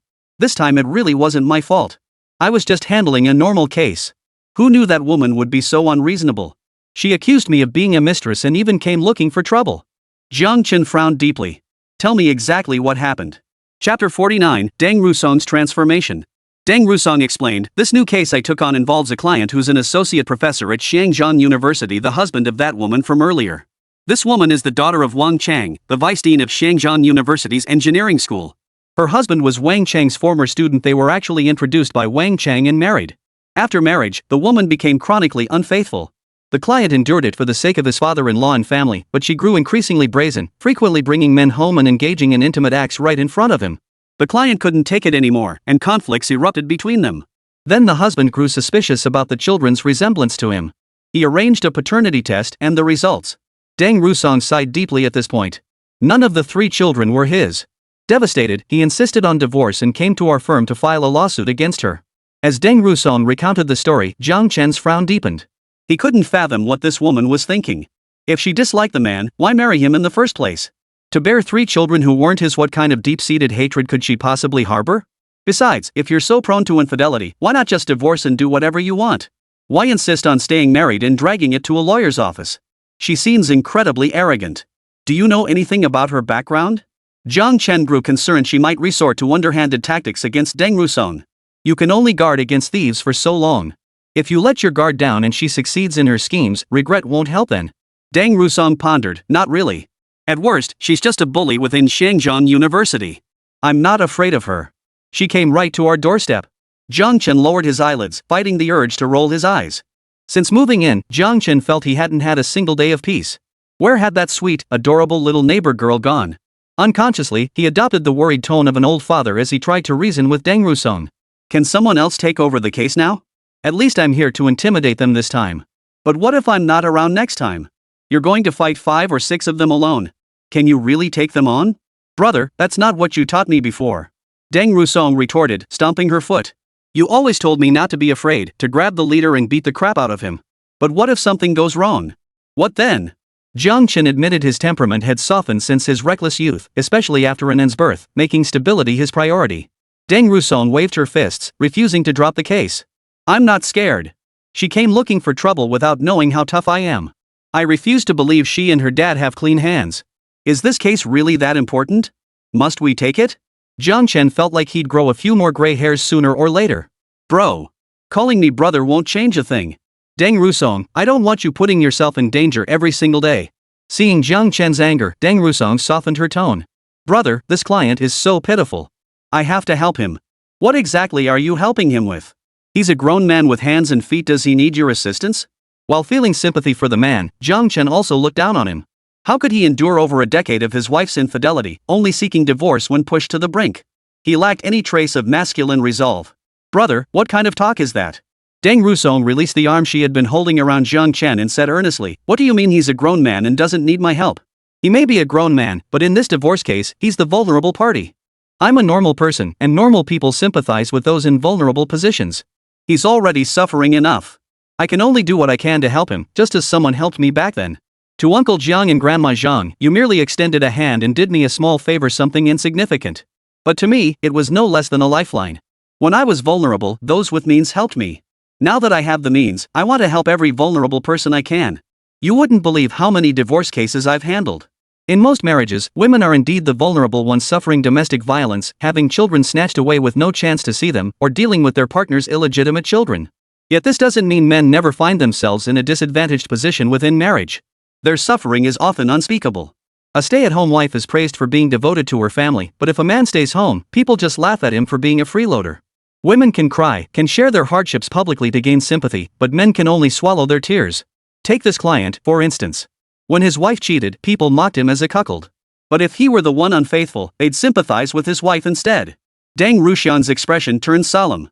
Brother, I won't give up on this case. I will help every single person I can.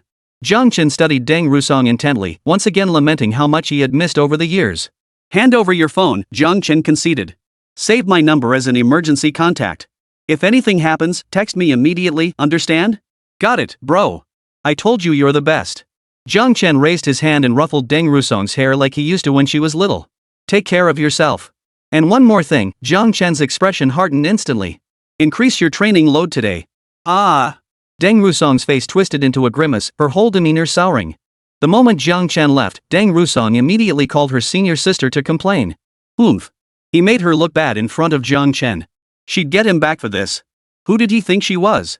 Someone without connections? Anen had been quietly looking at her picture book. But a voice kept whispering in her mind, if she couldn't earn money, she could save it. The medicine Dad bought could only be boiled twice before being discarded, what a waste. Anyway, the bitter medicine tasted just as bitter after 2 brews, so why not brew it twice more? That way, 1 dose could be used 4 times. After many such uses, she could save Dad 1,000 yuan. And then retrieve the medicine residue from the trash can. The larger pieces were easy to pick out, but the smaller ones were tricky, along with the residue stuck to the trash bag. Anen carefully placed all the salvageable bits into a large basin. Since they came from the trash, she felt they were dirty, so she mimicked Jiang Chen and washed them with dish soap. White foam bubbled up on the dark residue, and Anen felt satisfied it must be clean now. Anen ran to the door and peered through the peephole. Dad was talking to Auntie. She pursed her lips, climbed down from the stool, and continued her medicine-changing mission. She pulled out the wax paper used to wrap the medicine and dumped the cleaned residue onto it all at once. Left bundle, right bundle. She ended up with a crooked little medicine pouch. Chapter 50. He would make sure Anan lived a good life. Anan opened the cabinet, took out the medicine packet from the pharmacy, glanced at the pharmacy packet, then looked at her own packet, then looked back at the pharmacy packet. Anan pouted. It wasn't what she had imagined. Even she could tell the difference between the two medicine bundles was huge, let alone her smartest daddy. This approach just wasn't working. Anan bit her finger, her delicate eyebrows furrowed tightly. A sound came from the front door. Dad was back. Anan hurriedly stuffed the medicine packet into the back of the cabinet. Daddy, you're home. Let me sing you a song. Daddy, you're the best daddy I know. The sun is so bright, the moon is so round, clouds drift in the sky, flowers bloom on the ground, all because of my daddy, all because of my daddy. Anan sang while wrapping her arms around Jiang Chen's legs. Her big, round eyes darted left and right, avoiding his gaze entirely. Jiang Chen's mouth twitched. This little girl had definitely been up to something behind his back. Something was clearly off. But Jiang Chen didn't call her out. Children growing up needed their own little secrets. A pang of sadness tugged at his heart, but he accepted it. He grabbed her under the arms and lifted her high. Wow, Anan sings so beautifully. All these are for Daddy. What does Anan want? Do you want Daddy to lift you high? Yes. Toss me up high, toss me up high. Anan's attention was quickly diverted by Jiang Chen. It was time to boil the medicine again.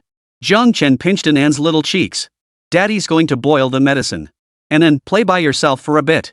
Anan immediately jumped off the sofa and clung to Jiang Chen's leg. No, Daddy. Not now. She hadn't found a chance to hide the medicine packet yet. She couldn't let Daddy go boil it. Jiang Chen narrowed his eyes. He knew this little one was hiding something from him. Could it be she hid the medicine because she didn't want to drink it? Why not? Anan needs to take medicine today. Jiang Chen teased her deliberately. Anan scratched her face, then her bottom. After a long pause, she finally came up with a good excuse. Daddy, today I want to boil the medicine myself. Jiang Chen, brew it yourself? Anan, yes. I'm a big kid now. I should do my own things.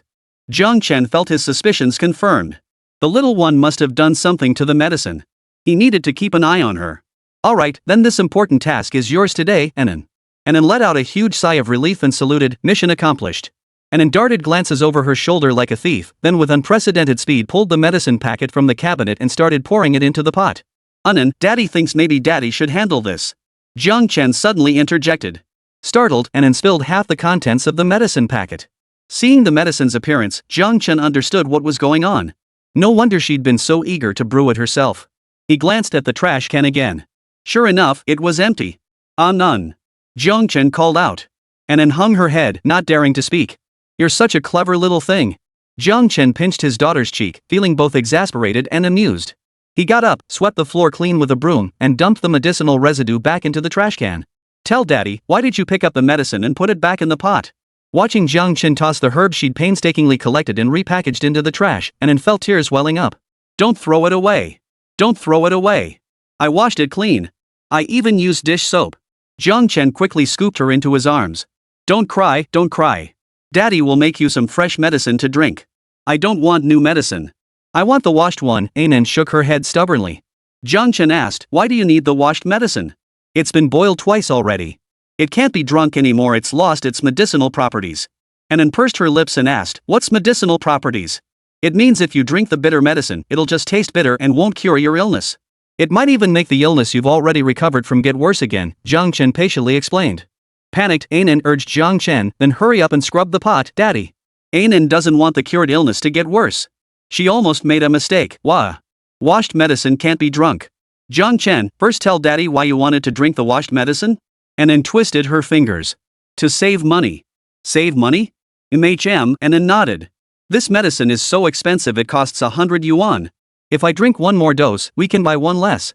I can't earn money, so I wanted to save Dad some money. None. Anan, your health is the greatest treasure to Daddy. Jiang Chen's eyes stung with tears. He felt like such a failure as a father. How could he let his little child worry about money like this? He was truly worthless. Jiang Chen carried Anan to the sofa and sat her down, beginning to patiently explain things to her. Anan, remember what Daddy told you? You're a little kid. Your job is to eat, sleep, play, and learn. Making money is for grown-ups like Daddy and Mommy. Anan remained silent, her quietness a form of protest. Jiang Chen, why aren't you talking, Anan? Do you think daddy's wrong? Anan, I'm part of this family too. If I just eat and don't work, I'll eat dad out of house and home. Jiang Chen rested his head against hers. Anan, you're daddy's child. If I can't afford to raise you, it only means daddy isn't good enough. A sharp pang of pain shot through Jiang Chen's heart, like a giant hand had clenched it tightly, making it hard to breathe. He would make sure Anan lived a good life. Anan, remember that lab I took you to recently? Anan nodded. She remembered it, a magical place where daddy wouldn't let her touch anything inside. Jiang Chen's voice softened. Daddy's been working on a new research project lately. We're getting close, success is just around the corner. Once it succeeds, daddy can buy Anan lots of medicine. You won't have to worry about eating daddy out of house and home. Anan nodded in agreement, then asked, will there be medicine with 3 zeros? As many as you can count, Jiang Chen promised. Now can you relax and take your medicine? A smile returned to Anan's face. Wonderful. She wouldn't have to worry about daddy going hungry anymore. Lately, Deng Rusong enjoyed spending time at Jiang Chen's home whenever she could. First, it was for exercise. Second, she genuinely liked Anan as a child. Watching over the little girl freed up Jiang Chen to attend to other matters. Anan handed Deng Rusong her favorite cheese stick. Auntie, have some too. Deng Rusong smiled. The last one is for Auntie. Are you sure you want to share, Anan? I'll share. Anan answered without a moment's hesitation. Deng Rusong gave him a kiss on the cheek. Good heavens, if only she could have a daughter this wonderful. While the living room was filled with warmth, Jiang Chen's expression darkened in the study. Chapter 51, Trouble at the Lab. Mr. Jiang, there's a problem with the lab. They want to terminate the lease agreement. I argued my case, but they insist on taking back the lab even if it means refunding your money. Kong Hongda's voice was bitter. Jiang Chen remained calm. Don't panic.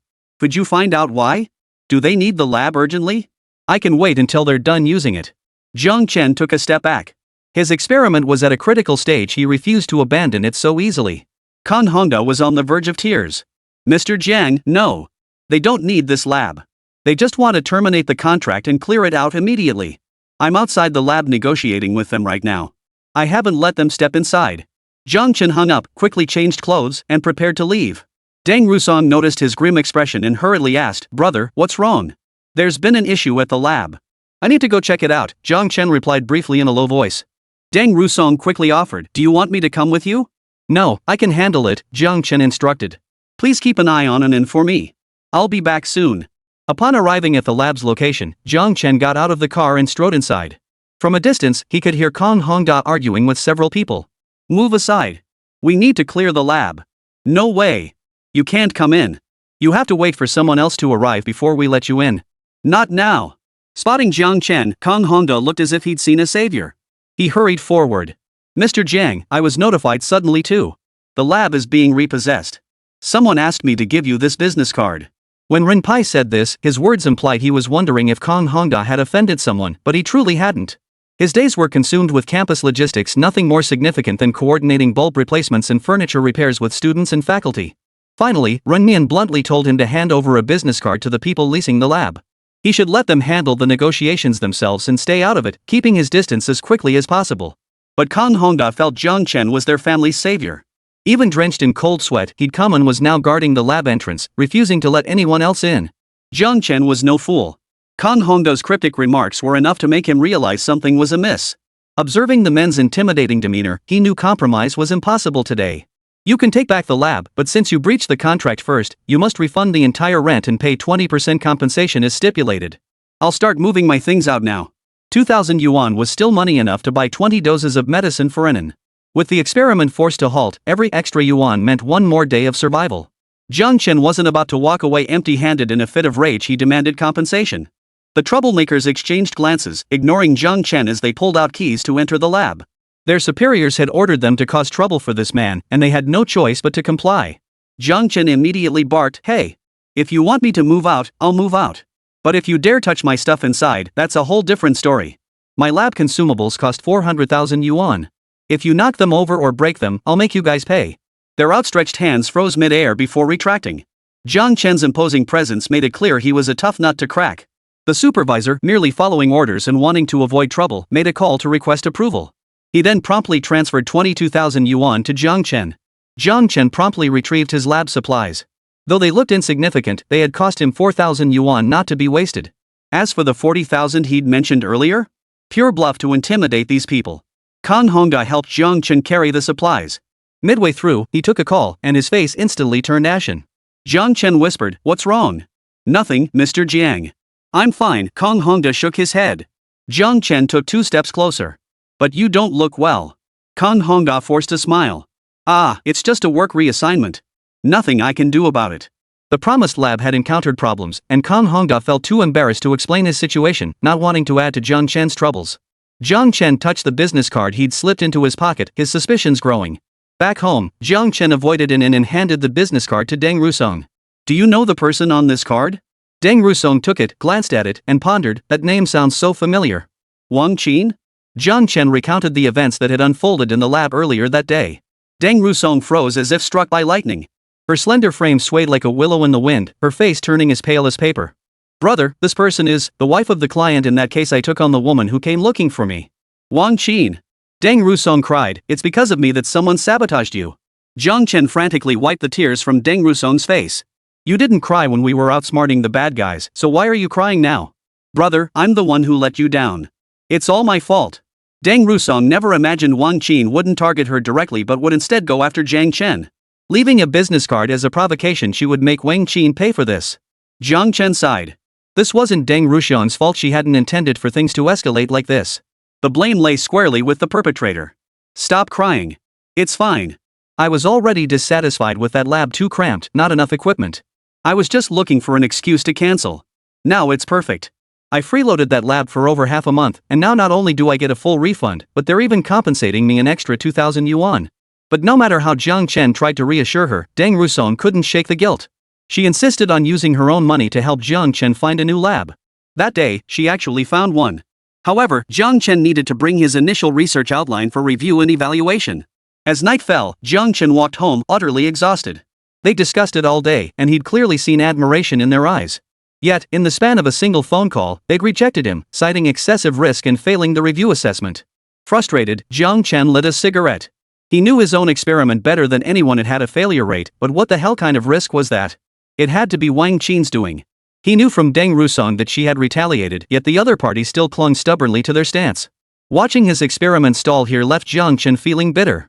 Vroom vroom vroom, the roar of sports cars echoed from the street. Jiang Chen looked up to see several convertible sports cars pull over. A familiar figure stepped out of one of them. Spotting Jiang Chen, Lu Qingfeng shot him a glare before turning away with a cold snort, pretending not to see him. "Everyone out. Check out the spot I picked." Not a soul around. The next second, a flash of silver light suddenly shot toward Lu Qingfeng. Chapter 52, Rescue. Thud. The distinct sound of a blade-piercing flesh reached Jiang Chen's ears. Then he saw a spray of crimson blood erupt from Lu Qingfeng's chest. The man with the scruffy beard and bloodshot eyes raised the dagger, poised to strike again. Jiang Chen's breath caught in his throat, his heart skipping a beat. Murder in broad daylight. His body reacted faster than his brain. Jiang Chen lunged forward in a single stride, grabbing the dagger just as it was about to pierce Lu Qingfeng's throat. Pain shot through his mind as adrenaline surged. "Run!" He shoved Lu Qingfeng behind him, positioning himself to block the killer and engage in combat. Armed with a knife and agile, the attacker thrust blow after blow toward Jiang Chen's vital points. Jiang Chen was no slouch either. His punches were powerful and fast, but he was unarmed. Amidst the struggle, the man tried to break free and lunge at Lu Qingfeng. Jiang Chen seized the moment, landing several punches that sent the man crashing to the ground. By the final punch, the man's eyes glazed over, yet he still struggled toward Lu Qingfeng. He mumbled incoherently, kill you, mission, give me the money." Jiang Chen stepped forward and delivered a final punch, ensuring the man was unconscious and unable to resist. He spun around swiftly to check on Lu Qingfeng. The girl lay on the ground, her face contorted in pain. Her hands clutched her chest as she stared blankly at Jiang Chen. Blood flowed steadily through the gaps between her fingers, clearly indicating the stab wound was deep. "Any doctors or nurses? Or medical students?" Jiang Chen looked around frantically. But this road was rarely traveled even during the day, and now it was night. The only people nearby were Lu Qingfeng's henchmen, slumped on the ground. Their limbs were limp, their faces deathly pale, utterly useless. Let alone offering any help. Jiang Chen could only shout at the henchmen, "You lot! Do any of you know her family? Call them immediately. And dial 120. Quickly." Jiang Chen watched the blood gushing from Lu Qingfeng's chest, feeling utterly helpless. This was only the second time he'd seen so much blood pour from a person. The first time had been in the hospital, seeing his mother. "You won't die. I won't let you die. Hear me? You won't die."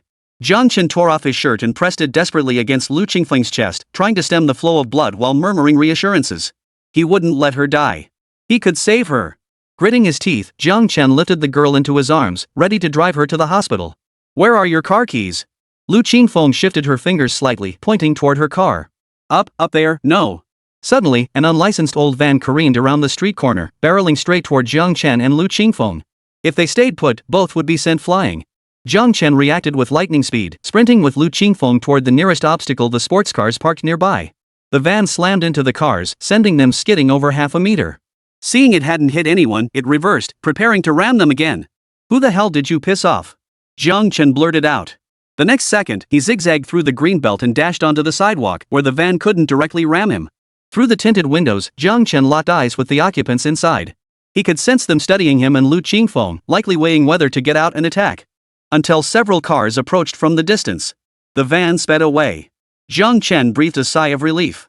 Seeing Lu Qingfeng still bleeding in his arms, his lips turning pale, Jiang Chen urgently asked his henchman, "Did you call 120?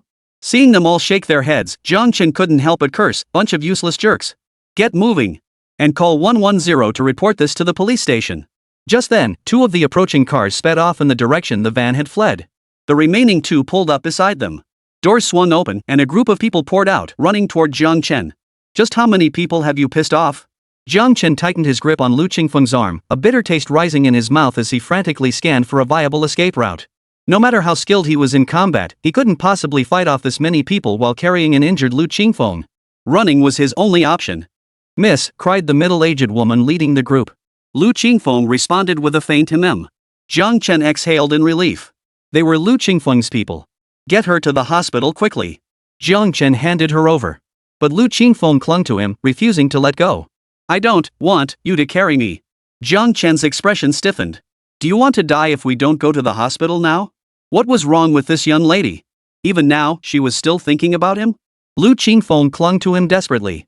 Jiang Chen, mindful of her injuries, dared not move her. The middle-aged woman said gravely, "Sir, please get in the car with us. We'll compensate you. Saving a life is better than building 7 tiers of a pagoda." Jiang Chen had no choice but to get in the car. Before leaving, Jiang Chen saw the assailant being roughly dragged into a car by 2 bodyguards. He knew the man wouldn't meet a good end. In the car. Worried Lu Qingfeng might bleed out, Jiang Chen kept his hand pressed against her chest. "Hey, wait a minute. Does this count as taking advantage of me?" Perhaps reassured by the safety of their surroundings, Lu Qingfeng shed her initial panic and, despite the pain, teased Jiang Chen with a few playful remarks. Before Jiang Chen could respond, she closed her eyes. "It hurts so much. It's been years since I felt this kind of pain." Lu Qingfeng grimaced, her forehead beaded with sweat from the agony. Her punk makeup smudged into a blur, dark circles encircling her eyes. Jiang Chen offered reassurance, "It'll be over soon once we get to the hospital. Just hang in there." "Really?" Lu Qingfeng trembled violently from the agony. Jiang Chen nodded. "Really?" Lu Qingfeng murmured, "You saved me." Jiang Chen replied, "I couldn't just ignore you when I saw you." From then on, Lu Qingfeng spoke a sentence, and Jiang Chen replied to each one. He knew he absolutely couldn't let Lu Qingfeng lose consciousness at this moment. But Lu Qingfeng's subsequent remarks left Jiang Chen speechless, each one more absurd than the last. Since Jiang Chen had carried Lu Qingfeng into the car, Lu Qingfeng's head rested against Jiang Chen's chest. Lu Qingfeng shifted his head. "Hey, your pecs, they're huge. Bigger than mine. How'd you get them?" Jiang Chen, "Worked out." Lu Qingfeng, "They look so soft. I wanna touch them." Jiang Chen, "You can't touch them."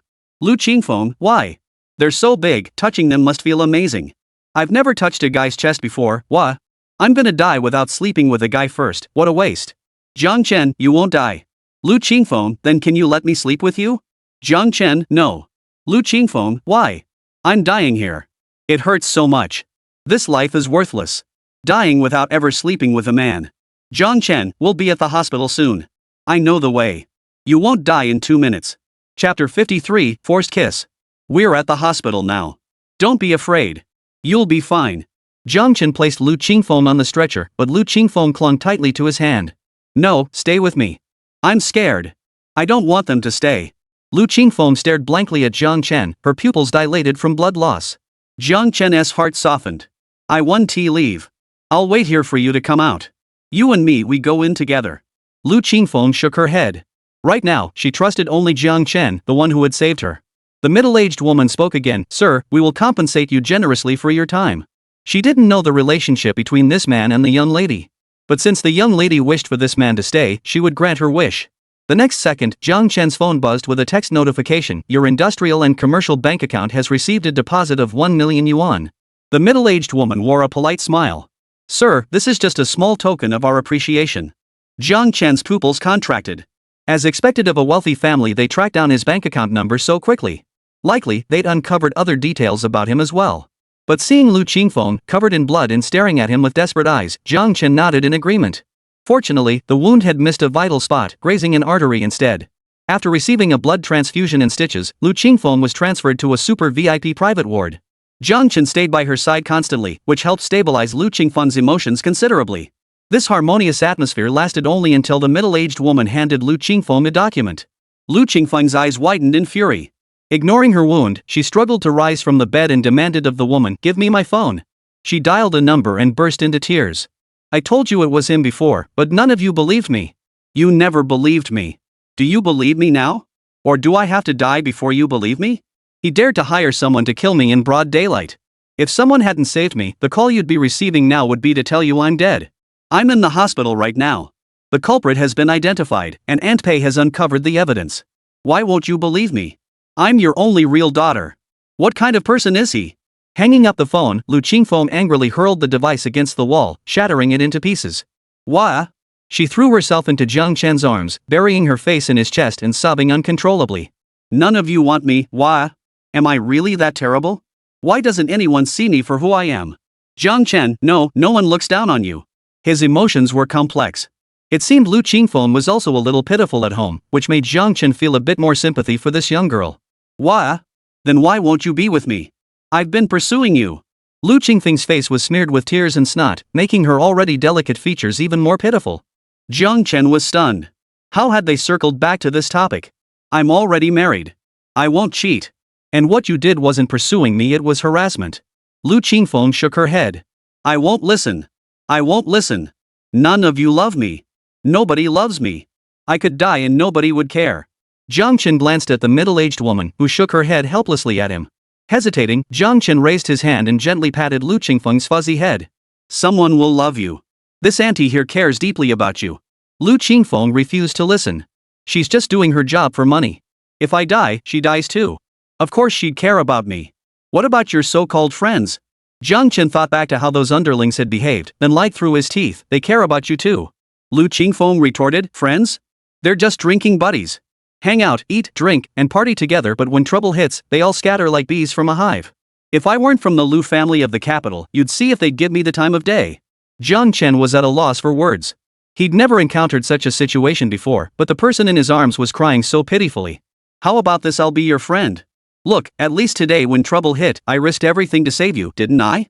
Only then did Jiang Chen recall the wound he'd sustained when snatching the knife. He held out his palm for Lu Qingfeng to see. See? Can you really say I don't care about you? Lu Qingfeng froze, trembling as she touched the rather severe scar. You got hurt saving me? You didn't take any money from the Lu family. Why risk injury to save me? Jiang Chen corrected him, actually, you did take it. Your people transferred 1 million yuan to me before I went into surgery. Lu Qingfeng persisted, before you saved me, you hadn't taken the money. Why risk injury to save me? Am I that important to you? Jiang Chen glanced at the middle-aged woman again, hoping she'd come over to break the awkward silence.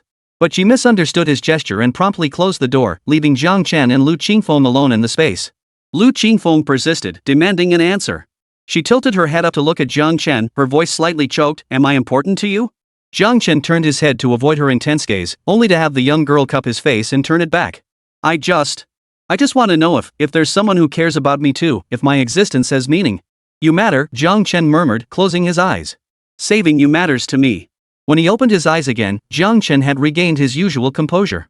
Miss Lu, saving you, preventing you from losing your life before my eyes is important to me. It was as if another version of himself in another timeline had saved the person most precious to him. Lu Qingfeng's eyes suddenly burst with intense radiance. Even with her face covered in bruises, Jiang Chen could see the smile spreading across it, like withered branches suddenly soaking up water and unfurling, reawakening to life.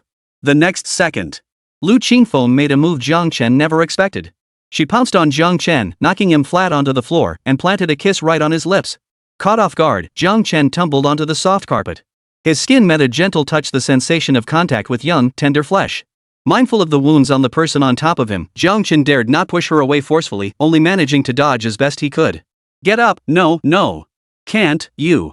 When Jiang Chen finally pushed her away, he saw that her lips, originally painted jet black, had been kissed until they revealed their natural soft pink hue. Without needing a mirror, Jiang Chen could imagine the disheveled state of his own face. Lu Qingfeng collapsed to one side, laughing. Jiang Chen, you saved me. I'll repay you with my body. Jiang Chen frantically wiped his face, feeling utterly cursed today. No thanks. If you really want to repay me, give me money, a house, a car, anything. Just don't give me yourself. He couldn't handle that kind of commitment. Jiang Chen began to wonder if he was just too old, experiencing a generation gap with today's youth. Did girls these days just kiss anyone they met? Chapter 54, Another Boomerang. Lu Xiping clutched his lower abdomen with one hand while pulling open the car door with the other. Sis Weiwei, get out now. Zhuan Weiwei gave a cold nod, dodging Lu Xiping's outstretched hand meant to help her. She stepped out of the car alone. Lu Xiping's outstretched hand froze mid-air, the smile on his face twisting for a moment. Sis, I'm almost fully recovered. I really shouldn't have bothered you to come for this follow-up checkup. I feel bad about it. It's just a tiny wound, you know. Thanks for coming all this way. A flicker of emotion flickered across Zhuan Weiwei's expressionless face. It's fine. It's only right that I accompany you to the hospital. Let's go. Okay. Lu Xiping replied with a smile, then immediately turned away with a sour expression. He couldn't figure out what had gotten into Zhuan Weiwei lately. She'd suddenly started keeping her distance. The usual tricks that worked before only managed to shake her resolve a little now. Lu Xiping hadn't yet figured out an excuse to stay at Rose's company. Zhuan Weiwei's attitude made him feel a strong sense of crisis. That's why he used the hospital follow-up as an excuse today, forcing her out of the company, hoping to find an opportunity to get some information out of her. Lu Xiping turned his head and smiled. Sis, we'll wait for the elevator. Zhuan Weiwei nodded. Are you feeling too tired, sis? Lu Xiping probed. Zhuan Weiwei, no, why? Lu Xiping blinked innocently at Zhuan Weiwei, his voice tinged with hurt. Sis hasn't been paying much attention to me lately. Did I do something wrong? You can tell me directly, I'll change whatever it is. Zhuan Weiwei tightened her grip on her purse. No, you're misreading the situation. It's just that I feel, as siblings, we should maintain a proper distance between a man and a woman. We've been too close before, which could lead to misunderstandings. From now on, let's just maintain a normal sibling distance. Otherwise, my husband might get the wrong idea, and it wouldn't be good for you to find a girlfriend either, right? After saying this, Zhuan Weiwei seemed to have shed a heavy burden, her whole demeanor lightening considerably. Lu Xiping's pupils suddenly contracted. Damn it! Things had been going so smoothly before. Why was this stupid woman suddenly wanting to keep her distance? What went wrong? Sis, he managed, squeezing out 2 tears, I didn't expect this. I thought it was just how we expressed our close sibling bond. I truly treated you like my own sister, that's why I was so affectionate with you. Sis, don't push me away.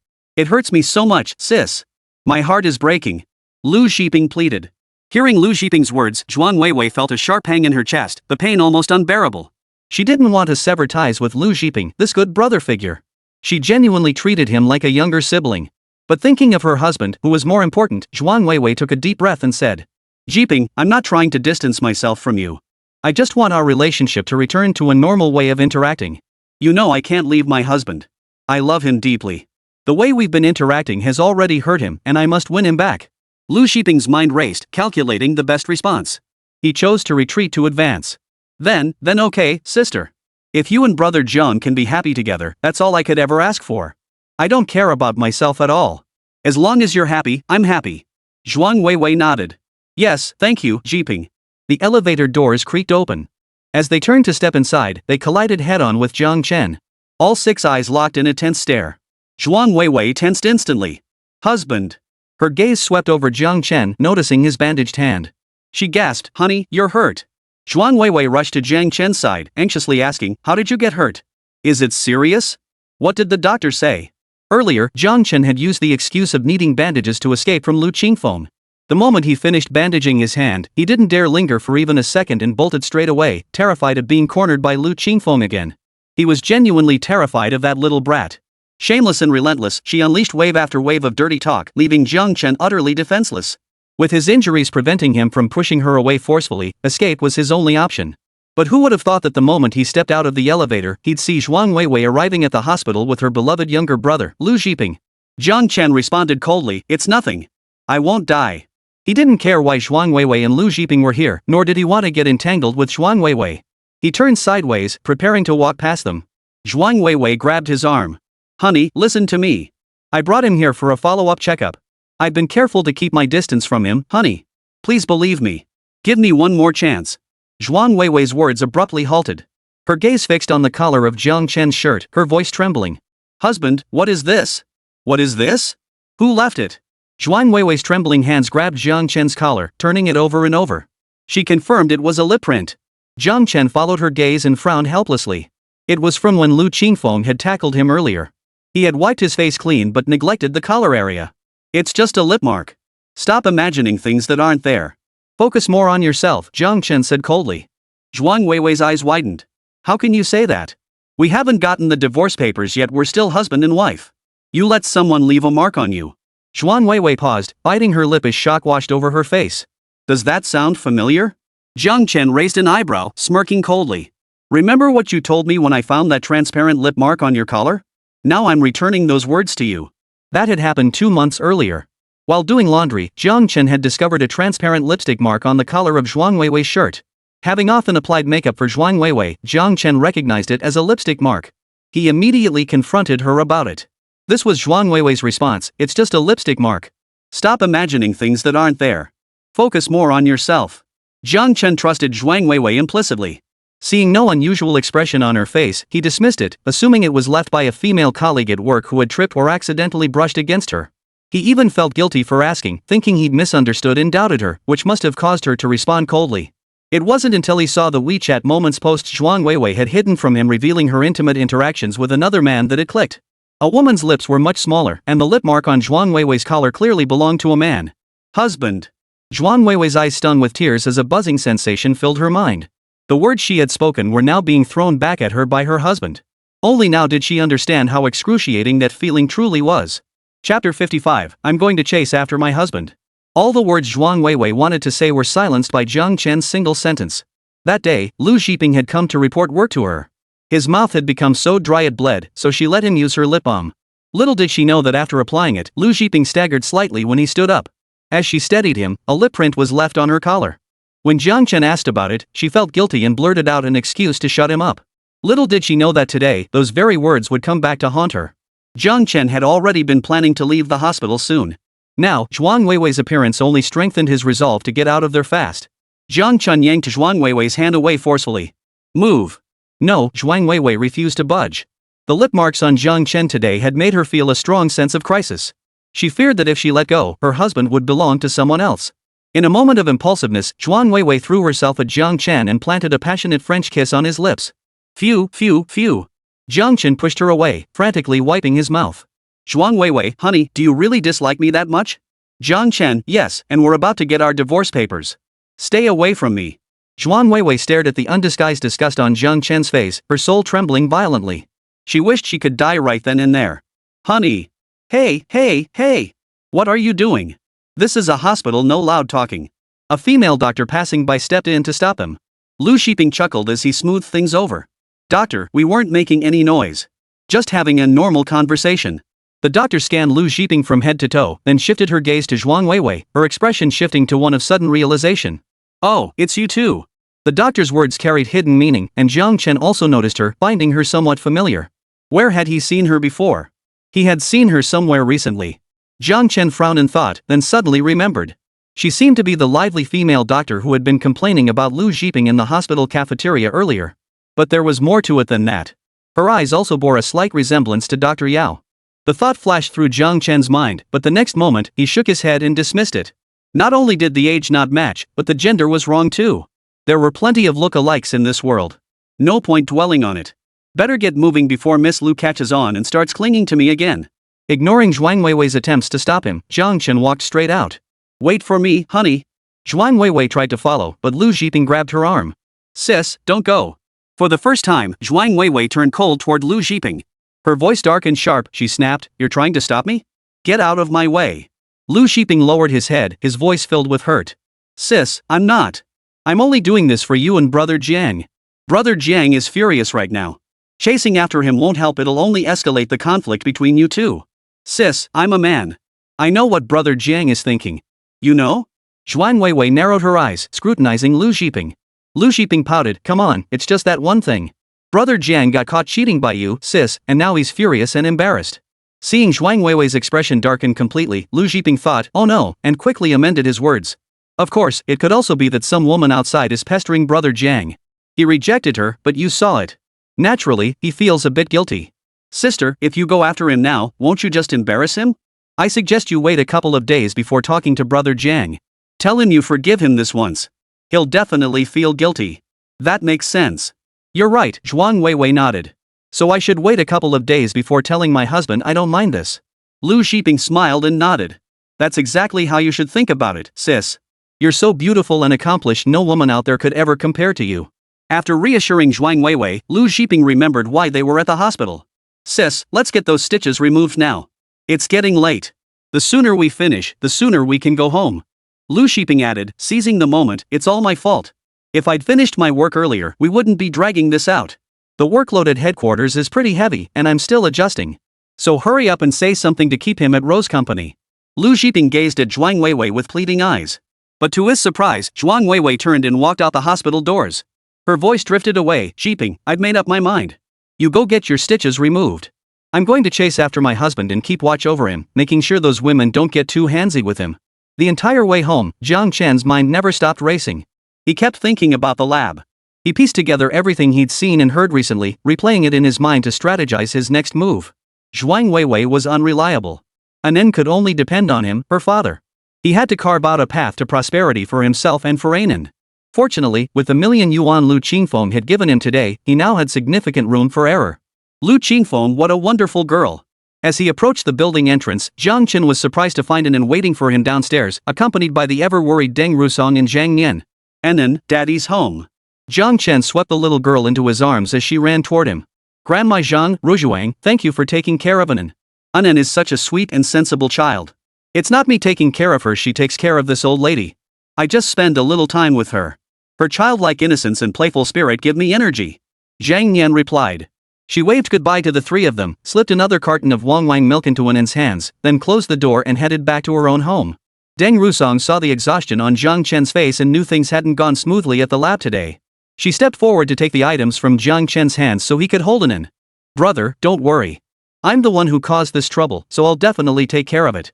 It's fine, Rujuang. I encountered something good today, so the lab issue can wait, Jiang Chen smiled. Deng Rusong's peripheral vision caught sight of Jiang Chen's hand, suddenly noticing the bandage wrapped around it. Brother! She stopped herself. Anen was still there, she couldn't let the child worry. The group ascended the stairs under the motion-activated lights. After opening the door and entering the house, Jiang Chen coaxed Anen to go wash up. He then held out his palm to Deng Rusong and said, just a minor scrape. Nothing to worry about. Deng Rusong grew visibly anxious. Was it that woman again? I'll go deal with her right now. Jiang Chen stopped her. This is a wound from acting courageously. Acting heroically? Deng Rusong asked. Jiang Chen teased her playfully, exactly. Only you, the great heroine Deng, gets to be a hero? What about me, the great hero Jiang? Can't I be a hero once? Brother! Deng Rusong's face flushed red. Chapter 56, try it again and I'll kick you. Just kidding. It's really just a minor scratch. Don't you know how skilled I am? Since childhood, I've been undefeated in our residential compound. Jiang Chen knew exactly what Deng Rusong cared about most. After teasing her a bit, he recounted today's events to her. In his view, cutting ties with Deng Rusong and the others over the past few years had been his mistake. Now that he'd moved back, he intended to mend whatever bonds he could. After all, they were childhood friends he could trust implicitly. Glancing at her watch, Deng Rusong realized it was quite late. She rose to take her leave, and Jiang Chen opened the door to see her out. Just as they were about to say goodbye, the motion-activated lights on the staircase flickered on. With the sound of high heels echoing, Zhuang Weiwei appeared in their line of sight. Seeing Deng Rusong leaving Jiang Chen's place so late, she immediately went on the offensive. Honey! Jiang Chen had already felt uneasy seeing her with Lu Shiping at the hospital earlier today. He hadn't expected her to follow him here now. Call me Mr. Jiang or Daddy and Ms. Zhuang. Why are you here looking for me instead of staying at the hospital with your dear little brother? Deng Rusong's eyes darted around as she grabbed Jiang Chen's hand. Brother, it's all my fault. I should have gone with you to the hospital today. I haven't been caring enough about you, brother. You won't blame me, will you? Zhuang Weiwei lunged forward to pull them apart. Let go of her. Don't touch my husband. Ignoring Jiang Chen's attempts to stop her, Zhuang Weiwei lunged forward, clawing at Deng Rusong's face. You shameless woman. How dare you kiss my husband today? I'll scratch your face to pieces and see how you seduce men then. Deng Rusong frowned. What did she mean she kissed Jiang Chen today? This crazy woman was having another psychotic episode. One more step and I'll kick you down the stairs. Deng Rusong extended a slender, straight leg, threatening in a low voice. Zhuang Weiwei turned to Jiang Chen. Husband, look at her. She's doing this to me right in front of you. She's young and playful. You're an adult, why bother arguing with her? Jiang Chen sneered coldly. Zhuang Weiwei, I. That was another line she once said to her husband. She must have been out of her mind back then. So what if her husband was a few years older than Lu Zhiping? He doted on her, yet she stabbed him in the heart with those words. Honey. I. Zhuang Weiwei was filled with regret. She shouldn't have treated her husband like that. Enough. What exactly are you here for? Jiang Chen gestured for Zhuang Weiwei to leave. Zhuang Weiwei seized the moment. I came to see Anan. Husband, I'm Anan's biological mother. Even if we divorce, I have the right to visit him. Anan needs his mother. At the mention of Anan, Jiang Chen took a step back. Come in. As they passed each other, Jiang Chen warned in a low voice, but I'm warning you, don't say anything you shouldn't to Anan. She's your daughter. She shouldn't be treated like an outsider. Make her happy, or else. Zhuang Weiwei replied timidly, I know. I'm her mother. I wouldn't harm her. Jiang Chen shook his head. I hope you can manage it. Just as Zhuang Weiwei entered, Anan emerged from the bathroom after washing up. Seeing her daughter, Weiwei's eyes instantly welled up with tears. It had been so long since she'd last seen her child. You've gained weight. Your complexion looks rosy. Zhuang Weiwei covered her mouth, a wave of guilt washing over her. And Anne's eyes lit up the moment she recognized her mother. She started running toward her, but halted just before embracing Zhuang Weiwei, her small hands retreating behind her back. Yet the excitement in her eyes and brows betrayed the little girl's inner joy. Zhuang Weiwei couldn't hold back any longer. She scooped Anan into her arms, kissing her soft little cheeks. Anan, mommy missed you so much. Anan hesitated for a moment before wrapping her arms around Zhuang Weiwei. In her childish voice, she said, I missed you too, mommy. Every single day. Jiang Chen stood nearby, watching the scene unfold with a heart full of mixed emotions. What a happy family of three they once were. Alright, it's too late. It's time for bed, Anan. Jiang Chen sat on the edge of the bed, putting away the picture book in his hands. It was too late. If Anan didn't sleep soon, it wouldn't be good for her health. In bed, Zhuang Weiwei held Anan close and whispered softly, sleep now, and mommy will stay with you tonight. Honey, is that okay? She turned to look at Jiang Chen, her eyes pleading. Jiang Chen's expression darkened. He hadn't expected Zhuang Weiwei to resort to this tactic. But seeing Anan's sleepy eyes, he nodded. You stay with Anan. Closing the bedroom door softly, Jiang Chen sat alone in the living room smoking. Huff. Exhaling a smoke ring, Jiang Chen stared blankly into the void. A child's craving for maternal love was instinctive. As Anan's father, he had the responsibility and obligation to ensure Anan grew up healthy in body and mind. He couldn't blame the child for needing his mother. Even if Zhuang Weiwei might not be a good mother, he couldn't sever the connection between Anan and her. At worst, it would be more trouble for him. He'd just have to keep a closer eye on things. As long as his resolve remained firm, Zhuang Weiwei wouldn't sway him toward divorce. Reaching this realization, Jiang Chen felt a sense of clarity wash over him. When he saw Zhuang Weiwei emerge from the room, his expression softened considerably. Sit down. Zhuang Weiwei's eyes were brimming with tears, but upon hearing Jiang Chen's words, she wiped them away instantly, her face lighting up with a smile as she sat beside him. Husband, I truly love you. Jiang Chen waved his hand dismissively. I don't want to hear that. Let's not talk about things that don't exist between us. Zhuang Weiwei's smile froze on her face. She lowered her head blankly, her hands clenching her clothes so tightly they became wrinkled and crumpled. Husband, what happened to your hand? Did someone hurt you? Tell me, and I'll make them pay. A fierce edge cut through Zhuang Weiwei's tone. Now, facing imminent loss, her possessiveness and protective instincts toward Jiang Chen had reached their peak. Not even outsiders, not even her own parents could say a single unkind word about Jiang Chen in front of her now. Especially now that Jiang Chen was surrounded by all those little temptresses. She was terrified he might change his heart. Jiang Chen's tone was cold. It's none of your business, Zhuang Weiwei. How many times do I have to tell you? From now on, the only relationship between us is that of Anan's father and mother. You needn't concern yourself with my well-being, nor shall I concern myself with yours. All that's required is that you fulfill your duties as a mother to Anan. Zhuang Weiwei, you are no longer a child who can act on a whim. Zhuang Weiwei sighed deeply and said earnestly, I'll change. I'll do what a mother should do. I'll take good care of Anan. Husband, in the days to come, you'll see how I've changed. That's the best outcome. Jiang Chen nodded. He didn't ask what Zhuang Weiwei and Lu Zhiping had done at the hospital today. It was pointless. That was enough. It was enough that he and Zhuang Weiwei maintained this peaceful facade in front of Anan. Chapter 57, a battlefield shrouded in smoke. Brother, open the door. Just as Jiang Chen finished washing up and was about to go to bed, Deng Rusong knocked on the door. Jiang Chen looked surprised. So late? What is it? Deng Rusong grinned as she squeezed inside, holding a small tray laden with dishes and carrying 2 bottles of drink in her bag. Want some late-night snacks, bro? You must be starving after coming home so late. I rushed back and whipped these up right away. I didn't include any trigger foods since you have that injury. It's all stuff you love and can eat right now. Deng Rusong winked. As soon as she entered the room, she scanned the place. The moment she spotted Zhuang Weiwei, her face fell instantly. Great. She hadn't heard the door open or footsteps downstairs earlier. She'd made up an excuse to come check and sure enough, this woman was still here, refusing to leave.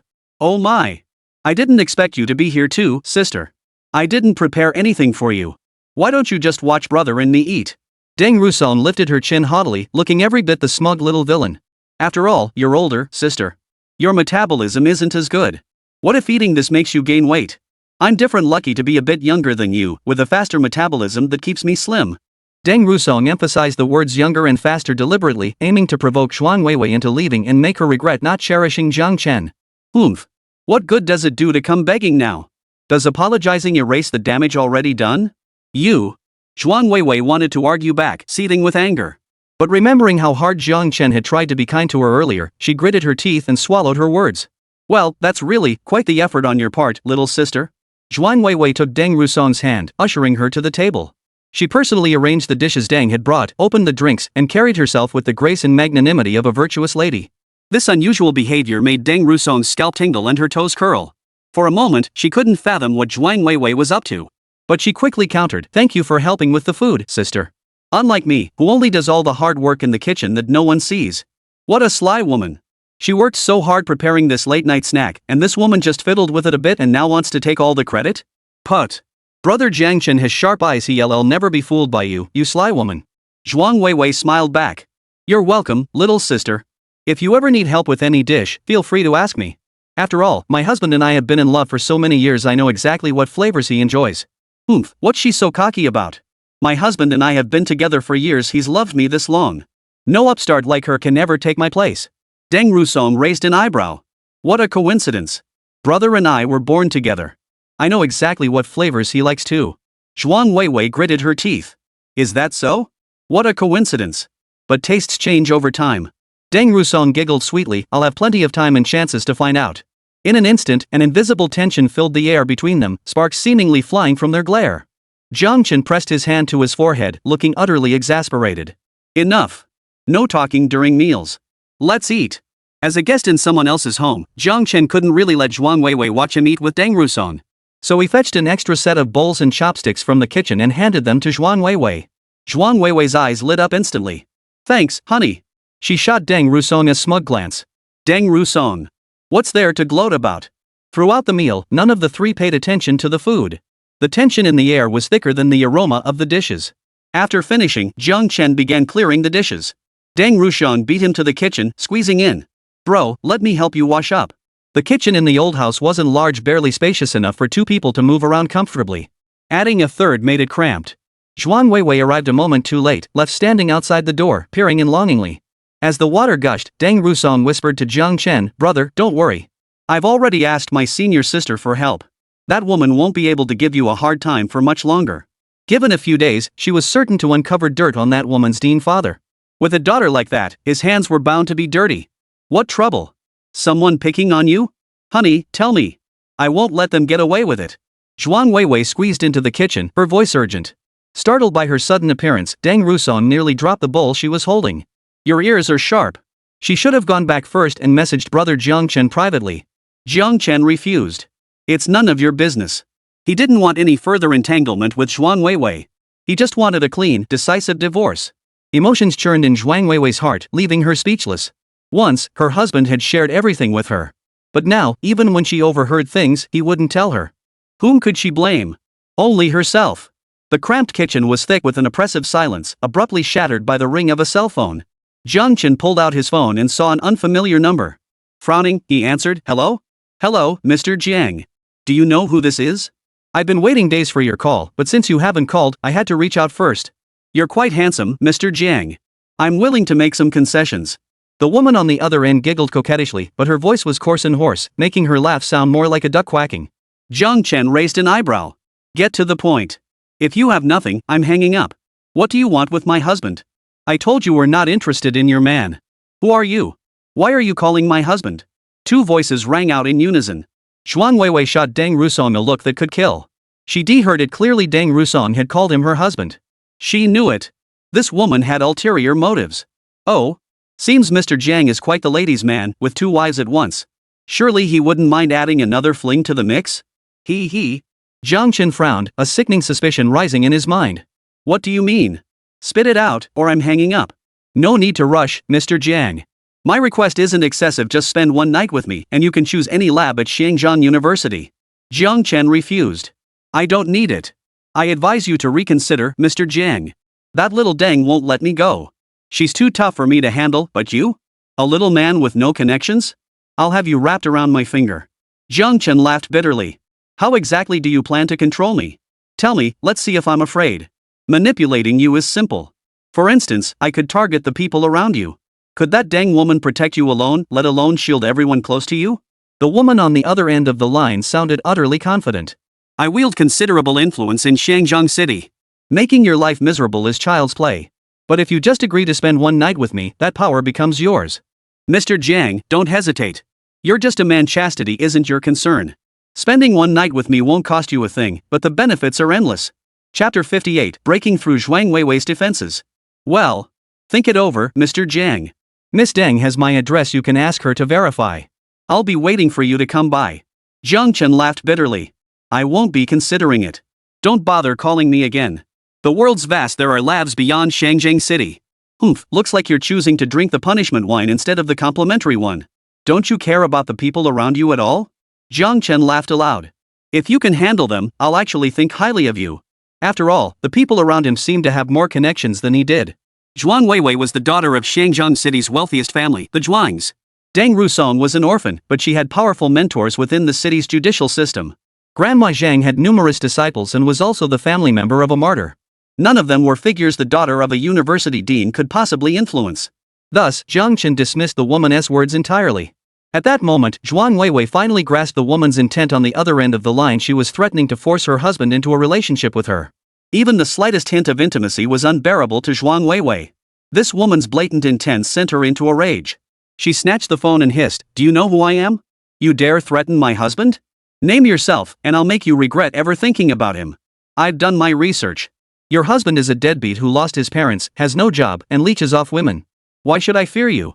Stop threatening me." The woman on the other end spoke with full confidence, showing no trace of fear, clearly trusting her investigation. Zhuang Weiwei retorted heatedly, "Then do you know whose freeloader he is? He's freeloading off me, Zhuang Weiwei. Afraid to give your name, huh? Fine. I've got your number. Within 3 days, I'll make you regret every word you've said." After hanging up, Zhuang Weiwei looked at Zhang Chen with a pained expression. "Honey, next time something like this happens, please tell me, okay?" Zhuang Weiwei had learned to be a bit smarter. Knowing Zhang Chen disliked hearing such confrontational words, she changed her approach. After all, you're Anen's father. If someone bullies you, Anen will feel hurt too. I'm Anen's mother. It's my duty to protect his physical and mental well-being. Zhang Chen looked up at Zhuang Weiwei and nodded, acknowledging her words and accepting her concern. Deng Rusong seethed with indignation. "I knew that woman was no good. Brother, rest assured I won't let you suffer this injustice in vain." She was getting too cocky. Complaining to her senior sister alone wouldn't be enough. Tomorrow, she'd have to pay a visit to the teacher's house and beg for favors. After that shared outrage, the atmosphere in the room had improved considerably. At least the palpable tension had dissipated. Zhuang Weiwei wanted to ease the tension further. After a moment's thought, she recalled the lab Zhang Chen had mentioned on the phone earlier. "Honey, are you looking for a lab? Our company has one. Tomorrow I'll have it cleared out and set aside just for you." After speaking, Zhuang Weiwei gazed at Zhang Chen with hopeful eyes, craving a favorable reaction from him. But Zhang Chen's instinctive response made her face go pale. Taking one of my patents for free wasn't enough? Now you want to claim half the ownership of all my future patents too? Suddenly, Zhang Chen felt that not finding a lab might be a blessing in disguise. If he developed a new invention during their marriage, he might have to split the patent rights with Zhuang Weiwei. Now, with the million yuan Lu Qingfeng had given him, he could wait patiently. He'd resume his research after obtaining the divorce certificate and apply for patents that belonged solely to him. Thanks again to Lu Qingfeng, what a great girl. Zhuang Weiwei was deeply hurt. Jiang Chen turned away upon seeing her reaction, realizing his words had been harsh. It wasn't something a man should say to his own wife. Jiang Chen wasn't necessarily fixated on keeping his share from his wife. He was simply unwilling to accept it. He had willingly given everything, not a penny from the patent royalties, not a shred of reservation in any other aspect, only to face this outcome. What man could accept that? If he and Zhuang Weiwei had parted amicably, even if she had fallen for someone else, as long as she had confessed and been honest before taking action, saying she loved another man, Jiang Chen wouldn't have minded splitting his possessions with her during the divorce. After all, she was someone he had loved, and the mother of his daughter. If she was happy, his daughter would be happy too. But, sigh. Jiang Chen rubbed his aching temples. Husband. I never thought that way. I just wanted to help you. Realizing Jiang Chen was voicing his true feelings, Zhuang Weiwei felt her face flush with embarrassment. She knew the Zhuang family had acted dishonorably. They'd snatched someone else's patent, catapulting their status in Shangjiang City to industry leader, yet treated Jiang Chen with utter disregard. Even their own company had been built entirely on the foundation of Jiang Chen's patent. I won't bring it up, honey. I won't mention it. Let's just be good to each other, Zhuang Weiwei murmured through her sobs. Her tears were too pitiful for Deng Rusong to bear, so she handed her a few tissues. Jiang Chen remained unmoved, replying coldly, I hope you can keep your word. The day we get the divorce papers is approaching.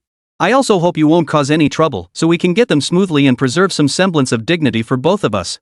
After all, your words sound nice, but your actions are completely opposite. Don't argue with me, you're not genuinely unaware of this problem. You just want me to back down, to retreat without any boundaries. I know this very well. The moment I show mercy for your sake, you'll revert to your old ways, betraying this family again, treating me as less than human.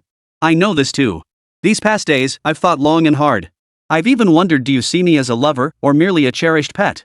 Staring at her tear-streaked, delicate face, Jiang Chen forced himself to stay calm and clear-headed. He mustn't feel pity. He had already pulled himself out of this quagmire, he couldn't afford to get muddied again. Zhuang Weiwei looked up at him in stunned silence, then without another word, stormed out the door. Jiang Chen wasn't surprised by Zhuang Weiwei's reaction. His words had truly exposed the hidden thoughts deep within her heart. Deng Rusong asked cautiously, did you break through her defenses? Jiang Chen rose, pulled Deng Rusong to her feet, and pushed her toward the door. Leave it to me. Go rest now. It's late, and we have early training tomorrow. No slacking off. With no one else around and fast asleep, the room was enveloped in silence. Returning to his own room, he washed up, lay down on the bed, and replayed today's events in his mind. There were difficulties, but they weren't insurmountable. Chapter 59, Lu Zhiping's Relentless Pursuit. Zhuang Weiwei ran downstairs in tears and drove back to the Longjiang villa. Zhao Shuer noticed her distress and tried to offer comfort, but Zhuang Weiwei shut her out, refusing to see anyone. Husband, how could you think so badly of me? Zhuang Weiwei clutched their wedding photo, drowning her sorrows in alcohol as she muttered to herself. Unable to admit the truth in Jiang Chen's words, she numbed herself with alcohol. Hello? Who is this? Stop bothering me. Zhuang Weiwei answered the phone, her tongue thick with alcohol. Lu Zhiping's voice came through the phone. Sis, you're home. What's wrong? Did you drink? Is anyone looking after you? Where are you? I'll come over right now. Zhuang Weiwei shook her head, realizing he couldn't see her. She held the phone close to her mouth and shouted, I don't want you to come. You made my husband angry. I need to stay away from you. I'm going to make my husband come back. Don't come over. Stay away from me. Lu Zhiping, sis, did you fight with brother Jian again? No, I haven't. Say another word and I'll hang up. Hang up. Zhuang Weiwei snapped irritably. The alcohol was hitting her hard, and she couldn't be bothered with Lu Zhiping's polite niceties. The sound of rustling clothes came from the other end of the line. Sis, I can tell you're pretty drunk right now. Give me your address. I won't come over, but I'll find someone to take care of you, okay? Lu Zhiping's mind raced. It would be best if he could persuade Zhuang Weiwei to come take care of her. After all, with her drunk, it was the perfect opportunity. Drunkenness could cloud judgment, and he could play the victim, pretend she'd taken advantage of him. Zhuang Weiwei was so furious she hurled the wine bottle in her hand. I told you not to come over. I only want my husband. Lu Zhiping hurriedly tried to calm her down. All right, I won't come over. Why did you call me? Zhuang Weiwei demanded again. Don't call me unless it's urgent. Lu Zhiping was displeased. He'd spent nearly a year screening and investigating before settling on Zhuang Weiwei as the easiest target, then months building rapport with her. There was no way he'd let this sure thing slip away. Sis, I'd never call you without a reason, and it's great news. I told you before that our cousin in the capital signed a patent that can increase phone battery capacity and speed up charging. I checked, it's an exclusive patent. After lengthy talks with him, he's willing to license it to our Rose Company. This was the plan Lu Zhiping had painstakingly devised. As a distant branch of the family, a bastard child among bastard children, he naturally lacked the clout to persuade the main family to grant Rose Company the license. But finalizing a patent licensing contract could take anywhere from a month to 3 or 5 months. That window was ample time to secure Zhuang Weiwei. He could fabricate any excuse to gloss over the matter. Could Zhuang Weiwei really turn against him? Thus, Lu Shiping spoke with brazen audacity. He expended considerable effort painting a rosy picture for Zhuang Weiwei of the benefits that signing the patent would bring. Her Rose Company could leap to become one of the top players in the industry, and her influence within the Zhuang family would grow. With such wealth at her disposal, how could she not win her husband back? Zhuang Weiwei's drunken mind gradually sobered up as Lu Shiping painted his rosy picture. The mere thought of it made her breathing grow heavy. "Shiping, thank you so much," Zhuang Weiwei murmured softly. "I was in a bad mood earlier and had a few drinks, which is why I spoke harshly." "I won't do it again, sister." "Lu Shiping, it's fine, sister. As long as it makes you feel better, you could even hit me a couple of times." Zhuang Weiwei felt a huge weight lift off her shoulders upon receiving this incredible news, pushing the setback she'd faced with Jiang Chen far from her mind. She giggled coquettishly. "Why would I hit you? I'm too busy cherishing you." Lu Shiping continued to coax and tease her, making Zhuang Weiwei giggle uncontrollably. Suddenly, his tone shifted as he began to sigh. "What's wrong? Is something bothering you? Let me comfort you, little brother." Zhuang Weiwei asked with concern. Lu Shiping hesitated, then said, "It's not really sad, just a bit annoying. You know I came all the way from the capital to Shangjiang City, right? My parents keep pressuring me to return. If I don't go back, they'll force me into an arranged marriage. But all I want is to be with the person I love someday. I don't care about status or background, I just want to marry her." Hearing it was a family matter, Zhuang Weiwei felt it wasn't her place to interfere and could only offer polite words of comfort. These words didn't sit well with Lu Shiping, who gradually revealed his true intentions. "My parents say if I keep being so stubborn, they'll strip me of my inheritance rights. Sister, I'm not afraid of losing it, I can start from scratch if I have to. But if they refuse to agree, I won't be able to secure the patent licensing. They say if I refuse the arranged marriage, I'll have to find someone of equal standing myself. Sis, how about you help me out?" "How could I help you?" Zhuang Weiwei asked in surprise. "Are you asking me to help arrange?" Her first thought was her single best friend, but Zhao Shuer had always looked down on Lu Shiping. So Zhuang Weiwei swallowed the words that had nearly slipped out. Lu Shiping stammered, "Well, sis, you could pretend to be my fiancé or girlfriend, just fool my parents." Zhuang Weiwei instinctively refused. "No way." Lu Shiping pleaded, "It's not real. Just pretend, maybe have a meal together at most. Sis, I'll definitely have someone I truly like be my fiancé later. But right now, I have no choice. Sis, please help me out. I genuinely want to help our Rose Company grow stronger." At the mention of Rose Company, Zhuang Weiwei hesitated. "Zhuang Weiwei, seriously, just one meal?" Lu Shiping hastily assured her, "Honestly. Just a meal. No press conferences or anything. Just dinner with my parents. Nothing more." Zhuang Weiwei lowered her eyelids, pondering for a moment. "Let me think about it. If her husband found out she went to dinner with Lu Shiping's parents and pretended to be his girlfriend, he'd never forgive her. Or, could she stall as long as possible? Sign the patent licensing agreement first, then find an excuse not to go? It would be unfair to Lu Shiping, but she had no choice. Her husband was the most important person in her life, she couldn't lose him. Zhuang Weiwei said, "Give me some time to think it through, okay?" Lu Shiping laughed, "Sure, I'll wait for your news, sis." The smile vanished instantly from Lu Shiping's face after hanging up. He had been certain he could handle Zhuang Weiwei with ease, but her reaction just now made him think it was better to play it safe. "Zhuang Weiwei, oh Zhuang Weiwei, I never intended to resort to this tactic. You forced my hand." Lu Shiping instructed his mother, who had been listening nearby, "Mom, find a way to get some medicine through a covert channel. It has to be the most discreet route possible, no one can know we bought it." Lu's mother replied, "That could take days. Why not buy it from someone else? It'd be much faster. No rush. We've waited over a year already. What's a few more days? Confidentiality comes first." Lu Shiping shook his head. Chapter 60, Lu Qingfeng turns out to be a sweetheart. With nothing else to do, Jiang Chen spent several days at home glued to an inn. One day, while playing games with an inn, there was a sudden knock at the door. The moment he opened the door, something slipped under his arm. "Wow, your place is so cozy." A girl with an incredibly sweet appearance wandered around the room, moving with such familiarity it was as if she were in her own home. Jiang Chen frowned. "Who are you?" "Me. Your new wife, Lu Qingfeng." The girl stood before Jiang Chen, cupping her small face with her hands, batting her big eyes flirtatiously at him. "You're Lu Qingfeng?" Jiang Chen exclaimed in shock. The girl before him wore minimal makeup. Her delicate, dark willow leaf brows framed eyes with pronounced downward slanted corners, giving her a distinctly puppy-like look. Her lips were a delicate cherry pink, and her petite face, barely larger than Jiang Chen's palm, had soft, graceful contours. A few strands of hair fell obediently beside her face. Her skin was exceptionally fair and delicate, not the heavy, milky white, but rather a translucent, luminous pallor, as light and pure as milk diluted with water. She looked as sweet as a freshly peeled lychee. No matter how you looked at her, she was the epitome of a sweet girl. How could this innocent girl possibly be that punk rock style young Miss Lu Qingfeng? Both her name and appearance were completely mismatched. You? Jiang Chen stared at the girl before him, stammering, "Where did all those studs and rings on your face and ears go?" There was no way they could have healed in just a few days. Lu Qingfeng pouted, pointing at herself with 2 fingers. "I stuck them on." "Jiang Chen, then why did you cover your face with makeup before? You look so much prettier like this." Lu Qingfeng's face was the sweetest among sweet girls, and even Jiang Chen couldn't help but soften his tone when looking at it. Really?" Lu Qingfeng stammered. "Don't you think my face looks way too weak for a tough girl? I look so fierce with makeup on." Jiang Chen shook his head and pursed his lips. "I don't see the imposing part. I just see you looking more lively." Lu Qingfeng rolled her eyes dramatically. "You really have no eye for beauty. But it's okay, I'll teach you in the future." And then walked over curiously, taking Jiang Chen's hand. "Daddy, who is she? Is she our new auntie?"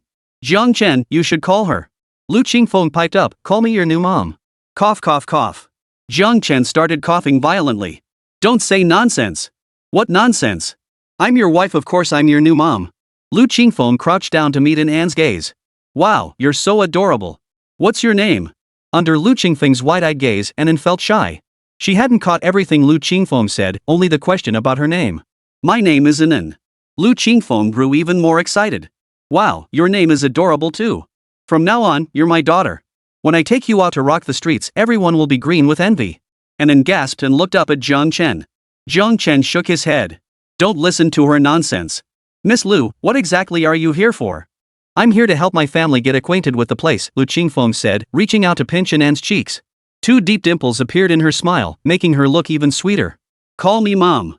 Jiang Chen feared Lu Qingfeng's nonsense might upset An's emotional stability. Even if it meant returning the million yuan, he couldn't give in. Jiang Chen stepped forward and grabbed her hand. "Miss Lu, you're welcome to visit, but don't tell my daughter nonsense. Otherwise, you're not welcome here. Please leave my home."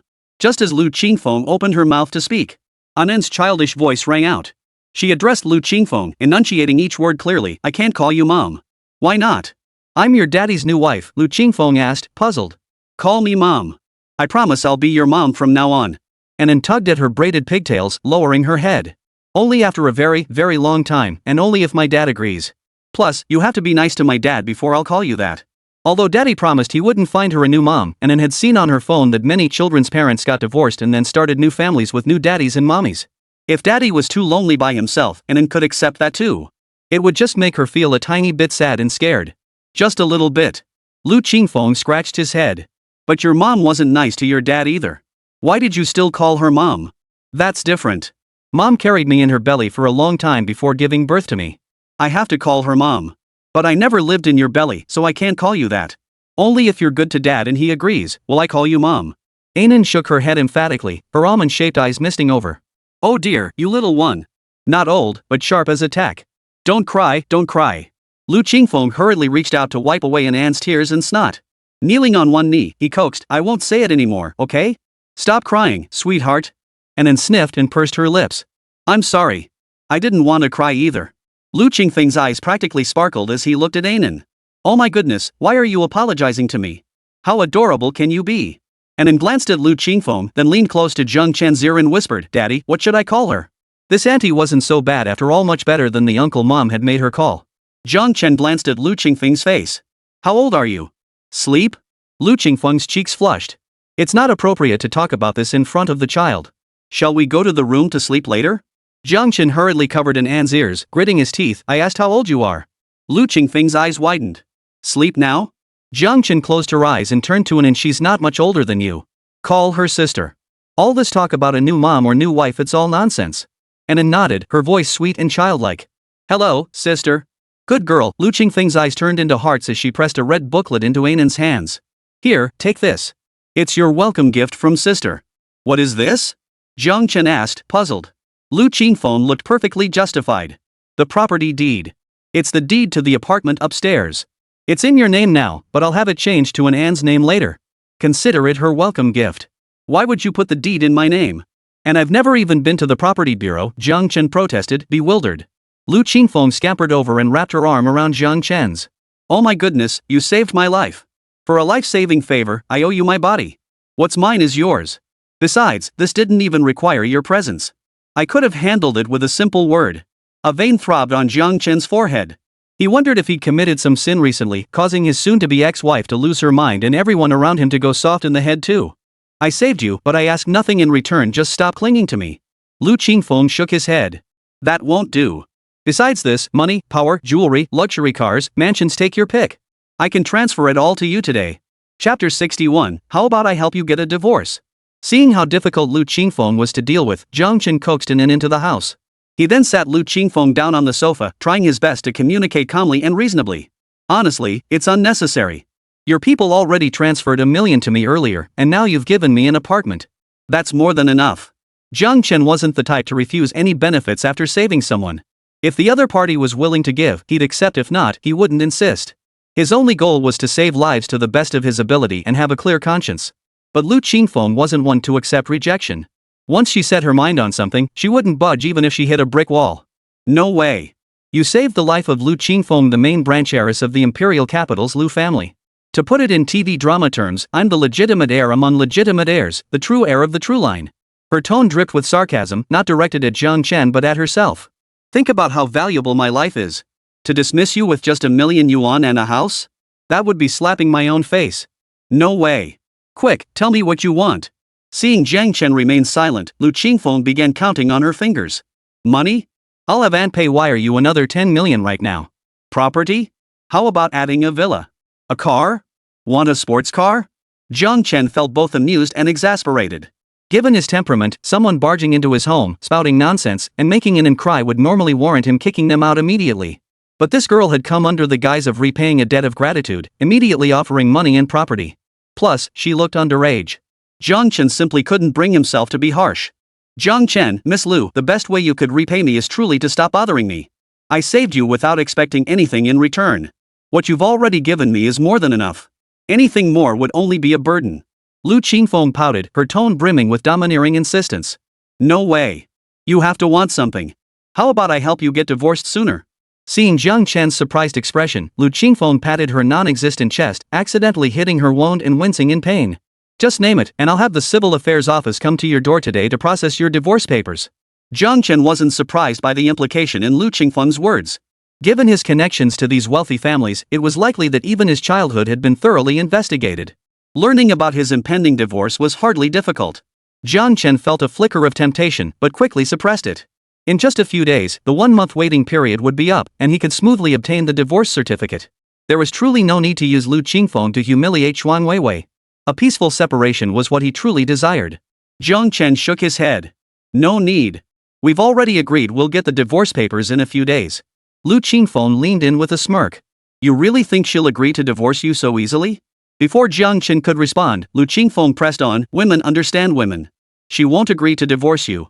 She'll just find excuses to drag it out day by day until you give up. After all, a man as brilliantly intelligent as you, with connections, a clean background, integrity, and on top of that, handsome, great physique, and, well endowed? Men like that are hard to come by. Lu Qingfeng emphasized the last 4-character phrase.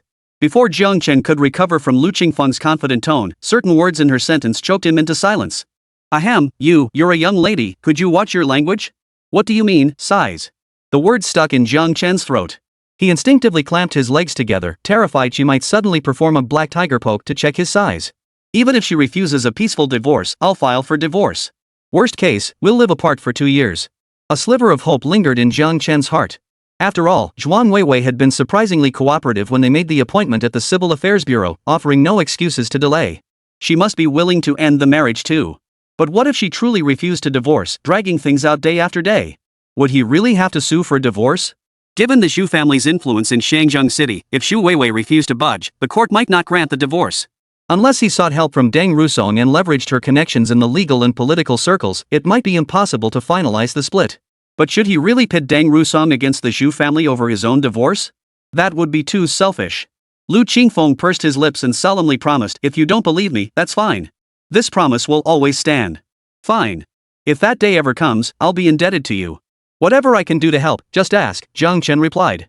Really? Hearing this, Lu Qingfeng, who hadn't been serious for even a moment, reverted to his usual robe-like demeanor. Then take me in. Which room are you staying in? I'll have my things moved in later. Jiang Chen, ? You don't have a place to stay? Lu Qingfeng pointed toward An's room. It's yours now. The house belongs to you. The vein on Jiang Chen's temple twitched uncontrollably. Buying a new place shouldn't be hard for you, right? Or if you just give the word, plenty of people would be willing to provide you with a home. Lu Qingfeng blinked his big eyes innocently. But I gave you my house. Then I'm giving it back to you right now. Jiang Chen gritted his teeth. He could already picture the chaos if Lu Qingfeng moved in. His home would turn into a complete madhouse. Lu Qingfeng spread his hands helplessly. That won't do. You have to go to the property bureau to transfer the deed to me, but I don't need it. Ha ha ha. Watching Lu Qingfeng pull faces with utter abandon, Jiang Chen's mouth twitched. He felt his fists clench. They were genuinely hardening. After a long moment, Jiang Chen said, You can stay upstairs. Didn't you say the upstairs apartment was mine? I agree to let you stay there now. No way, Lu Qingfeng's big eyes darted around. The upstairs apartment belongs to An now. We need her permission. Before Jiang Chen could refuse, Lu Qingfeng covered his ears. I won't listen. I won't listen. Adults can't force kids to do things they don't want to do, otherwise, they're not good adults. Jiang Chen chuckled in exasperation. How old are you? Lu Qingfeng declared with righteous indignation, I'm 19 today, exactly. 19 by Chinese age is still 19, after all. Jiang Chen sighed.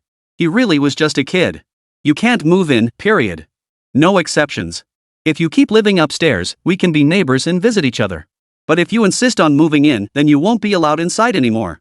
Seeing Jiang Chen's unwavering stance, Lu Qingfeng reluctantly conceded. He held out his snow-white little hand. Then give me your key. It'll make visiting easier. Jiang Chen, knock on the door. Lu Qingfeng, fine, you stingy little brat, take that. Jiang Chen. Lu Qingfeng, you're so unlovable. I'm not playing with you anymore. I'm going to play with my precious Anan. Chapter 62, Two Childish Little Devils. To Jiang Chen's surprise, Lu Qingfeng had already started playing with Anan in no time. Each holding a Barbie doll, they sat in front of the dollhouse playing house. Anan patted Lu Qingfeng, Sis, you're squishing me. Move over a bit, okay? Lu Qingfeng didn't budge. I want to squeeze right next to you. Who can resist someone as adorable as you? Anan retorted, but you're cute too, sister. Who said you could call me cute? Lu Qingfeng flushed, stammering, No, you can't say I'm cute. Anan tilted her head. Why can't I say you're cute? You really are cute. Your eyes are round, your face is tiny, so adorable. Lu Qingfeng insisted, cute is what grown-ups say about little kids. I'm older than you, so I should be the one calling you cute. Anan protested, but you play with Barbie dolls with me. Your mental age is about the same as mine, so I can call you cute. Lu Qingfeng immediately jumped up, using his 5-foot frame to tower over Anan. See? I'm taller than you, so I'm older. Anan, refusing to back down, fetched a small stool and climbed onto it. Now I'm taller than you. I'm older. Lu Qingfeng jumped up. Now I'm taller. Anan jumped too. Ouch. She covered her mouth and spat out a mouthful of blood. Lu Qingfeng turned pale. Ah. Why are you coughing up blood? Jiang Chen. Jiang Chen. You're older than me, I admit you're older, but don't scare me like that. Seeing Anan's mouth full of blood, Jiang Chen's mind went blank. He instinctively scooped her up, ready to rush downstairs. But Anan pulled him back. Daddy, my tooth hurts. After checking, Jiang Chen breathed a sigh of relief, even feeling a bit happy. Anan, you lost a tooth. A tooth? Anan and Lu Qingfeng asked simultaneously. Jiang Chen nodded. Anan, this is your first tooth to fall out. Let's wash it clean, okay? With a piece of gauze stuffed in his mouth to stop the bleeding, Anan whimpered, I'll listen to Daddy. Ouch, it hurts so much. Lu Qingfeng chimed in, I heard you have to toss the tooth up onto the roof. Is that true? Where should we go to toss it? The rooftop? Anan's eyes widened, clearly hearing this for the first time. Really, Daddy? Jiang Chen nodded. Yes, Daddy will take Anan to the rooftop later. Lu Qingfeng raised his hand. I want to go too. I've never seen it before. I want to watch. Jiang Chen, sure. Just going to the rooftop together, no big deal. Anan pouted. It hurts so much, wah. Lu Qingfeng suddenly leaned close to Anan, flashing a mouthful of pearly whites. All my baby teeth have fallen out already. Yours still have to fall out one by one, ha ha ha. Now admit I'm older than you. Anan covered her mouth. Teeth changing hurt so much, and she'd keep losing them forever? How scary. Wah, Daddy, no. Anan doesn't want to lose teeth. Lu Qingfeng panicked after making her cry. His face flushed as he tried to comfort her. Don't cry, don't cry. Once your teeth are gone, you'll be a big girl. Really? As true as can be. If you're lying, you're a puppy. Woof woof. Ha ha ha. Wah wah wah wah. Jiang Chen had no choice but to step in and smooth things over. Alright, enough arguing. Let's listen to today's picture book story. Anen and Lu Qingfeng both rushed over to Jiang Chen at the same time. Both reached out to tug at each other. I want to hear it. Me. You're copying my words. You copy what I say. You copy me. You copy me. Anen puckered her lips. That's a story my daddy told me. Lu Qingfeng crossed his arms. I can call you daddy too. She turned to Jiang Chen and called out a clear, crisp daddy. Jiang Chen. Keep making noise and you'll scare away the little fairy in the story. No one will get to hear it today. Keep arguing. Anen and Lu Qingfeng simultaneously reached out to cover each other's mouths, and the room finally fell silent. Jiang Chen cleared his throat and began telling them the story. Lu Qingfeng listened even more intently than Anen. Wah, did the little fairy find a home in the end? Anen nodded. Of course it did. Everyone finds their home. Not everyone can find their home, Lu Qingfeng countered. You silly goose. You're the little dummy. You are. You are. You. Jiang Chen covered his face, feeling like 800 ducks were squawking in the room. He set down the picture book. Enough arguing. Go wash a peach to eat. I'll make dinner. In just a few seconds, the two were back on good terms. This biggest peach is for you. Anen picked through the pile, selecting a large, red one to hand to Lu Qingfeng. Lu Qingfeng took it, his face flushing again. You're giving me the biggest one? Anen nodded. It's for you. Lu Qingfeng said, then I'll pick the biggest one for you too. Anen gestured, the one I gave you is the biggest. Yours can only be the second biggest. Lu Qingfeng shook his head. No, no, no. I can pick out the biggest one for you. The one I gave you is the biggest. Yours is the second biggest. Mine is the biggest. Yours is second biggest. Jiang Chen. Here we go again. Somehow, he had a feeling there'd never be a quiet day again. Dinner's ready. After Jiang Chen brought all the dishes to the table, he called over the two who were playing together affectionately beside him. Wash your hands first, then come eat. Once they sat down with clean hands, Jiang Chen magically produced a cake. Anen, Daddy, is it someone's birthday today? Lu Qingfeng chimed in, Daddy, is it someone's birthday today? Anen, it's my daddy. Lu Qingfeng, it could be mine too. Jiang Chen. Don't get angry if you get so angry you die, you'll be gone. Didn't you just say you'd be 19 today? Jiang Chen addressed Lu Qingfeng. I ordered you a birthday cake. Jiang Chen lit the candles and smiled. Alright, blow out the candles and make a wish. Who gave you permission to order me a birthday cake? Lu Qingfeng fiercely wiped away his tears, stammering, How do I make a wish? Do I have to say it out loud? I don't know how to make a wish, She burst into loud sobs. This is the first time anyone has celebrated my birthday for me, what? You? Jiang Chen hesitated, you've never celebrated your birthday before? Lu Qingfeng shook her head while crying, no, what? Wiping away her tears, Lu Qingfeng made her first birthday wish under Jiang Chen's guidance, blew out the candles, and ate the birthday cake. And then even sang happy birthday to her. Moved to tears, Lu Qingfeng offered to give her everything she owned. And then also offered to let Lu Qingfeng play with all her favorite toys. Though they'd known each other less than a day, the two little friends had already become as close as one person. Only when Jiang Chen noticed the late hour and coaxed in to wash up and go to bed did the two reluctantly bid farewell. Chapter 63, If you don't leave in 3 hours, I'll send you to your death. Alright, it's too late. You should go upstairs and sleep now. Jiang Chen was eager to send Lu Qingfeng away, he needed some quiet. It was too noisy. Lu Qingfeng refused. No way. I called you daddy too. I want to sleep at home with Anen. Jiang Chen took 2 deep breaths. That's not something you can just call out randomly. Go back now. Lu Qingfeng tried to keep sulking. A series of violent knocks on the door, accompanied by shouts, interrupted her words inside. Mr. Jiang, I beg you, spare my life. Mr. Jiang, I was wrong. I'll kowtow to you, an apology, please spare me. Jiang Chen opened the door to find a woman kneeling at the entrance, Wang Qin, the same woman who had come to Deng Rusong's door to cause trouble that day. In just 3 short days, Wang Qin's fleshy face had become deeply lined with wrinkles. She looked utterly exhausted and terrified, her hair disheveled and tangled, like a bird startled by a bowstring. As soon as Jiang Chen opened the door a crack, Wang Qin immediately began kowtowing to him. Each blow was delivered with such force that within moments, her forehead swelled red, leaving crimson marks on the floor. As she bowed, she wailed. I was blinded by greed, daring to scheme against you. I'll never do it again. Please, sir, show mercy and spare me this once. Mr. Jiang, if you spare me, I'll give you anything you want. Choose any lab at Shangjian University, I'll cover every expense. I can even divorce my husband. I'll divorce him. Mr. Jiang, I beg you, give me a way out. I truly know I've done wrong. Seeing Jiang Chen unmoved, Wang Qin crawled forward on her knees, reaching to cling to his leg in supplication. But before her hands could reach, she was kicked away by a pair of long legs clad in high heels. "Who the hell do you think you are, acting up in front of my husband?" Zhuang Weiwei panted, her ample chest rising and falling with each breath, clearly having rushed over upon hearing the news. Zhuang Weiwei snapped, "Get out of here!" Wang Qin scrambled to her feet, pleading desperately, I didn't come to cause trouble. Miss Zhuang, I truly didn't know he was your husband. If I'd known, not even 100 dares would have given me the nerve to think such a thing." Wang Qin regretted it so much she could have bitten her teeth to dust. She had discovered Jiang Chen had no job and no connections, so she stopped digging deeper. She figured he was just a pretty boy she could easily manipulate. A little pressure and temptation would be all it took to get him. Little did she know the woman behind the pretty boy was formidable, and Deng Rusong wasn't someone to be trifled with either. They'd caught her red-handed with a mountain of evidence. Why hadn't she investigated more thoroughly back then? She regretted it to death. Picking a fight with the colossal Zhuang family? What could her father, a mere deputy dean, possibly do? Worse still, all the skeletons in her closet, the messes her father had cleaned up for her, had been dragged out by the Zhuangs. Forget about continuing to enjoy luxury and power at Xiangjiang University. If her father didn't still hold some leverage, she'd have been lucky to keep her life. Wang Qin had no choice but to beg Jiang Chen for mercy, pleading for a way out. If Jiang Chen spoke up, how could Zhuang Weiwei and Deng Rusong ignore her man's words? Zhuang Weiwei pointed down the hallway and commanded, "Get out of Xiangjiang City now. I'm giving you a way out. Set foot in Xiangjiang City again, and I'll take your life." Wang Qin's gaze darted between Jiang Chen and Zhuang Weiwei. Seeing Zhuang Weiwei's unwavering resolve, she turned to Jiang Chen with a desperate plea.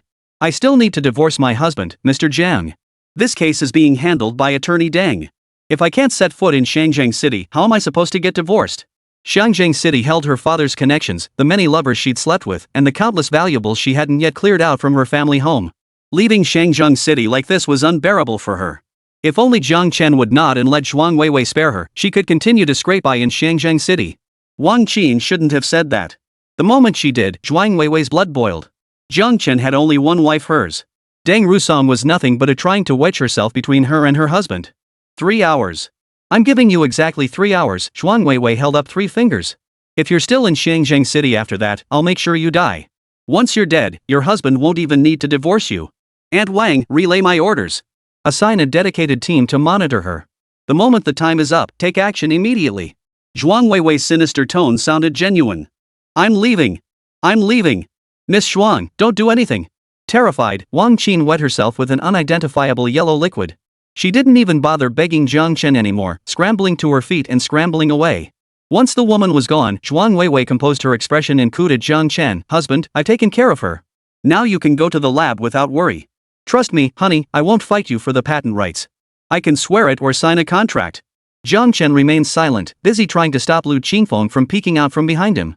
He truly feared Lu Qingfeng's mouth might spew some earth-shattering remark in front of Zhuang Weiwei. Zhuang Weiwei wasn't one to hold her temper, and Lu Qingfeng was as fearless as they come. When these two met, it was bound to be a clash of titans. But Jiang Chen forgot one thing: his height could block Lu Qingfeng's body, but not his hands or mouth. Cannot describe in detail. Feeling an extra pair of small hands on his body, Jiang Chen stiffened. One hand gripped the doorknob tightly while the other struggled to tear Lu Qingfeng off him. His innocence. Shameless. Scoundrel. He would never open the door for this woman again. "Honey, what's wrong? Why is your face covered in sweat?" Zhuang Weiwei asked with concern. Jiang Chen gritted his teeth. "Nothing. If there's nothing else, you can go back now." "Zhuang Weiwei, honey, let me wipe your sweat."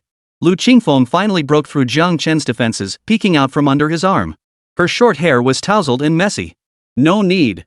I'll wipe it for him. You should leave now." Zhuang Weiwei gasped in shock. "Honey, who is she?" Lu Qingfeng shook her head, repeating in a mocking tone, "Honey, who is she?" Jiang Chen felt his head spin. "Husband, tell me right now, who is she? Did you just try to kick me out because of her?" Zhuang Weiwei glared at Lu Qingfeng, her eyes sharp and icy. From the moment she first laid eyes on this woman, Zhuang Weiwei had a bad feeling. Though Lu Qingfeng's looks weren't her style, they were far too sweet, the kind that could easily lower a man's guard. Just now, she'd coaxed Jiang Chen into dismissing her. Lu Qingfeng continued to repeat cheerfully, "Honey, tell me who she is. Did you just try to get rid of me because of her?" Zhuang Weiwei demanded, "Who are you? Have the guts to state your name." Lu Qingfeng stuck out her tongue and taunted, "Who are you? Got the guts to tell me your name?" Zhuang Weiwei's nerves were being strung taut by Lu Qingfeng's taunts, teetering on the brink of snapping. She roared, "Get out of here. Don't you dare cling to my husband. Aunt Wang, call someone over. I'll kill her today." Chapter 64. Don't forget to pick up the divorce papers the day after tomorrow. Lu Qingfeng shrugged indifferently. Go ahead and scream. Let's see if the people you call can even make it upstairs. As if. Ever since the assassination attempt 3 days ago, her people had been stationed everywhere nearby. Trying to take her life within this layered security perimeter? That was easier said than done. Zhuang Weiwei narrowed her eyes, halting the person behind her from making a call. Seems you've got some serious connections. Zhuang Weiwei scrutinized Lu Qingfeng's face, certain she'd never encountered him in Shangjiang City's upper echelons. From out of town? Ever heard the saying, a strong dragon can't overpower a local snake? Zhuang Weiwei threatened. Lu Qingfeng rolled his eyes defiantly. Then go ahead and kill this mighty dragon. Let's see how long you, the local snake, survive after you're done with me. As the two men edged toward a direct confrontation, Jiang Chen stepped in to diffuse the tension. Enough, enough. You're blaring so loud my ears are going to bleed. Zhuang Weiwei retorted resentfully, Husband, why do you always let these shady characters into our home? Jiang Chen scoffed coldly. This is my home. I bring back whoever I want. It's none of your business. Zhuang Weiwei paled. She remembered this was exactly what she'd said to her husband a month ago when she brought Lu Zhiping home. What a fool she was. How could she have hurt her husband so deeply? Zhuang Weiwei fell silent. Jiang Chen addressed Lu Qingfeng first. Miss Lu, it's very late. You should go home and get some sleep. If you don't, you won't even need to remove your smoky eye makeup. Seeing Lu Qingfeng's reluctance, he added gently, if you want to play with Anan tomorrow, just knock on the door. I'll open it for you, okay? Lu Qingfeng replied, then you have to tell me Anan a story tomorrow too. Only after receiving Jiang Chen's affirmative response did Lu Qingfeng finally crawl out from under his arm and head upstairs. Zhuang Weiwei didn't stop her either, simply stepping aside to make room. So you're Anan's friend? My apologies for my rudeness earlier. I'm Anan's mother. After getting a clear look at Lu Qingfeng, she had calmed down.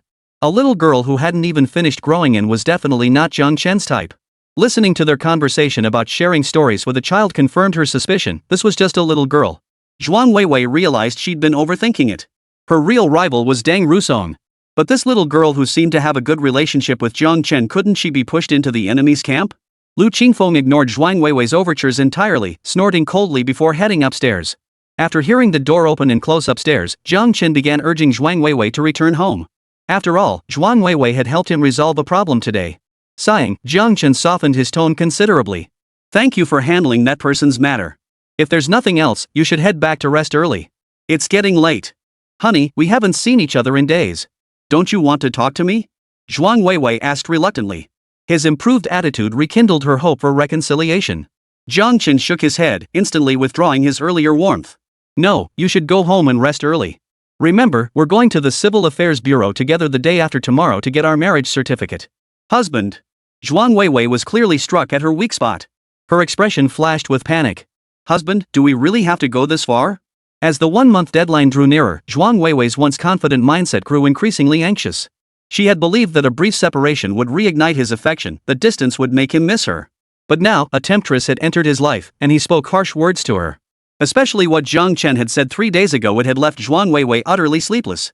Every time she closed her eyes, those words played on repeat in her mind, and she'd even started having nightmares. Jiang Chen's voice was cold. It's true. I gave you a chance, Zhuang Weiwei. How many more times do I have to say it? There's no future between us. His heart sank. Could Lu Qingfeng be right? Was Zhuang Weiwei stalling the divorce? Zhuang Weiwei was speechless. Jiang Chen continued, I'm grateful for your help today. As long as you don't cross my boundaries again, I won't take back the patent. Consider it payment for your assistance. Likewise, you don't need to play false modesty with me. We both know exactly what's going on. All your current displays of weakness are just to lure me back. Once I'm moved enough to return, you and Lu Zhiping will trample all over me again, and even. Zhuang Weiwei, I'm not some little cat or dog for you to toy with. Jiang Chen's words once again tore away Zhuang Weiwei's mask. They also signaled his unwavering resolve to divorce. After seeing things this clearly, how could he possibly step back into this whirlpool? Zhuang Weiwei's heart ached unbearably, and she regretted her past actions more than ever. Husband, Can I go see Anan? At that moment, the only thing Zhuang Weiwei could think of was their daughter, Anan. In Jiang Chen's heart, Anan was paramount. If Anan pleaded for her parents to stay together, Jiang Chen would surely waver. Jiang Chen turned to let her in. Anan's already asleep. Keep it quiet, don't wake her. Zhuang Weiwei stiffened. Okay, I know. Gazing at her daughter's sleeping face, mist gathered in Zhuang Weiwei's eyes. After kissing her daughter's forehead, Zhuang Weiwei reluctantly stepped out the door. She looked at Jiang Chen and confirmed, "Husband, even if we divorce, you won't stop me from seeing Anan, right?" "Yes," Jiang Chen nodded, his tone calm. "You're her mother. I won't stop you two from seeing each other. Even after our divorce, I hope the love we give her won't diminish." Zhuang Weiwei forced a smile. I understand." Jiang Chen nodded. "Good. Alright, I'll walk you out." "No. It's fine." Zhuang Weiwei's heart skipped a beat. "I can walk myself." She'd rather he lashed out at her, gave her the cold shoulder, or even raised a hand, anything to show she could still stir his emotions. Rather than this polite, distant demeanor now, as if she were merely a guest visiting his home. Before leaving, Zhuang Weiwei turned back and tentatively asked, "Oh, by the way, honey, do you know that girl upstairs? I mean, she was playing with Anan. It's better to know everything about her, right?" "None of your business," Jiang Chen rubbed his temples. "I saved her a while back. She came today to bring gifts. It just so happened she and Anan hit it off." Zhuang Weiwei felt considerably reassured. So that was it. She had wondered how someone with such a powerful background could live in such a shabby little house. Turns out her husband had just happened to save her. If she really came from some powerful, wealthy family and had designs on Jiang Chen, her family probably wouldn't approve of her relationship with her husband. If the woman's background wasn't that formidable, then she had even less to worry about. Zhuang Weiwei completely let go of that lingering guard she'd held toward Lu Qingfeng. But a hint of resentment toward Lu Xiping began to stir within her. It was all his fault for suggesting that men understand men best, that she should give her husband some space. But now, after just a few days, another woman had appeared in her husband's life. She couldn't listen to Lu Xiping anymore. Zhuang Weiwei walked away lost in her thoughts, forgetting her original plan to ask her husband the woman's name. Chapter 65, Lu Qingfeng corrupted Anan. Anan was a sensible and well-behaved child. Even when Jiang Chen played games with her, she wasn't overly talkative. But ever since Lu Qingfeng arrived, Jiang Chen felt like her home had turned into a kindergarten. The little girl chattered non-stop, not stopping for even a minute. Plus, she was always teasing Anan, and the two of them bickering back and forth. Even though only one person had joined the household, it felt like a whole crowd had moved in. Jiang Chen was getting a headache from the noise, struggling to keep his calm expression. Yet under Lu Qingfeng's influence, Anan had gained much of the liveliness expected of a child. This made Jiang Chen's tolerance for Lu Qingfeng rise another notch. Perhaps that's how a person's endurance gradually increases step by step. Lu Qingfeng's temperament resembled that of a child. When left undisturbed, she radiated boundless energy and curiosity about everything, especially Anan's toys and picture books. She delighted in playing with toys Anan had long deemed too childish, often pestering Anan to join her in play. In just 2 short days, Lu Qingfeng had become the person Anan liked most in the world, right after her parents and Aunt Ru Shuang. The two little ones would sometimes bicker fiercely over whose toy was the most fun, only to make up affectionately the very next moment. Deng Rusong, who had dropped by for a visit, couldn't help but chuckle at the sight and teased Jiang Chen, "Looks like you haven't just welcomed a distinguished guest into your home, you've got a whole new kid." With 2 little ones together, that roof's bound to be torn off sooner or later. The image made Jiang Chen's head ache, yet he felt deeply gratified. They fight. But don't be fooled, they'll be as thick as thieves again in no time. Anan's become much more articulate than before, Jiang Chen remarked, watching Anan stand with her hands on her hips, arguing with Lu Qingfeng like a little adult. Deng Rusong sighed. Who would have thought a young lady from the capital would be so down to earth? Yeah, Jiang Chen nodded, a fleeting question crossing his mind. Are all young ladies from prominent families in the capital like Lu Qingfeng? From his observations these past days, Lu Qingfeng had plenty of contradictions. She showed no signs of being constrained by the formal etiquette and rules often associated with prominent families. But her extravagance was undeniable. Money seemed like worthless paper to her. This morning, when she knocked on the door, she shoved a bag stuffed with cash into Anan's hands, calling it pocket money. It was so heavy Anan could barely hold it, nearly getting pinned to the floor by the weight of the bag. And that assassination attempt was real. If he hadn't happened to be there, Lu Qingfeng would have lost her life. The wound she sustained was dangerously close to an artery. The attacker clearly intended to kill her. Jiang Chen decided not to dwell on the unanswered questions. He knew there wouldn't be any further development with this imperial capital heiress anyway. As long as he could ensure she wouldn't harm Anan, that was enough. Deng Rusong clicked her tongue, bringing up yesterday's events. Bro, didn't expect that guy to move so fast, huh? Jiang Chen nodded. Yeah, pretty fast. Deng Rusong asked, so, should you head back to the lab now? Nah, I'll wait a few more days, Jiang Chen shook his head. It would only be a matter of tomorrow. First, he needed to handle the most crucial matter, the divorce. Then, he'd find an opportunity to eliminate Lu Xiping. His career wasn't urgent right now. He could only thank Miss Lu for the emergency supplies she'd sent. With food, drink, and Anan's medicine secured, he now had ample time to monitor Lu Xiping's daily routes. Then, with some careful planning and a minor mishap, Lu Xiping would pay dearly for his actions. I'm the one who's right, you little fool. I'm the one who's right. You're the big dummy. After exchanging just a few words, Lu Qingfeng and Anan started bickering again. They ran over to Jiang Chen and Deng Rusong, demanding they settle the dispute. Strangely enough, Lu Qingfeng treated Zhuang Weiwei like dirt, but in front of Deng Rusong, he acted like a little chick seeing its mother hen. Deng Rusong herself was gentle and kind-hearted, always willing to help the weak. Seeing Lu Qingfeng, a child much younger than her, she naturally treated him with tolerance and friendliness. Despite being new acquaintances, their relationship was oddly harmonious and friendly. Jiang Chen and Deng Rusong hesitated for a moment before stepping in to mediate, coaxing the pair back to continue playing. Halfway there, Lu Qingfeng suddenly ran back. "Hey, I haven't asked you yet what's the deal with that woman yesterday? She came up and kowtowed to you begging for mercy. Did she bully you before?" Upon hearing this, Anan also ran over and hugged Jiang Chen's leg. "Daddy, who bullied you?" The child's voice was high-pitched and sharp. "Tell me, and I'll go poop on their doorstep." Jiang Chen. What had he just heard? Jiang Chen's voice cracked. "Anan, what did you just say?" Anan repeated earnestly, "I said whoever bullies my daddy, I'll go poop at their doorstep." Jiang Chen quickly covered An's little mouth. "Anan, you're a girl. How could you say something like that? Who taught you that?" Before Anan could answer, it dawned on Jiang Chen. He glared at Lu Qingfeng, who looked guilty as sin. "Lu Qingfeng, did you corrupt Anan?" Lu Qingfeng put on a brave front despite his guilt. "What's the big deal? Everyone poops in peas. I'm just teaching Anan basic life skills." Jiang Chen's finger trembled as he pointed at Lu Qingfeng. You. In the end, it was Deng Rusong who stepped in to smooth things over, soothing both sides. Finally, Lu Qingfeng raised 4 fingers in a solemn oath. "I promise I won't teach Anan any more dirty words about poop and pee, okay?" Anan wrapped her arms around Jiang Chen's neck and pouted, "Daddy, I won't poop at their door anymore. I'll just curse them to poop at other people's doors every day, okay?" Jiang Chen. What a mess. Jiang Chen pointed at Lu Qingfeng. "You're not allowed to play with Anan for the next hour." "Fine, no playing then." Lu Qingfeng nudged Jiang Chen with his elbow. "Hey, honey, Sister Rujuang mentioned a lab, and that old woman yesterday talked about a lab too." "What lab?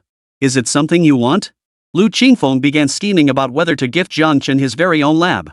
"I'll get you a lab. Then let Anan keep playing with me, okay?"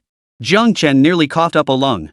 He knew Lu Qingfeng treated money like dirt, but he hadn't realized she treated it quite this much like dirt. A lab costs at least 8 figures. 8 figures?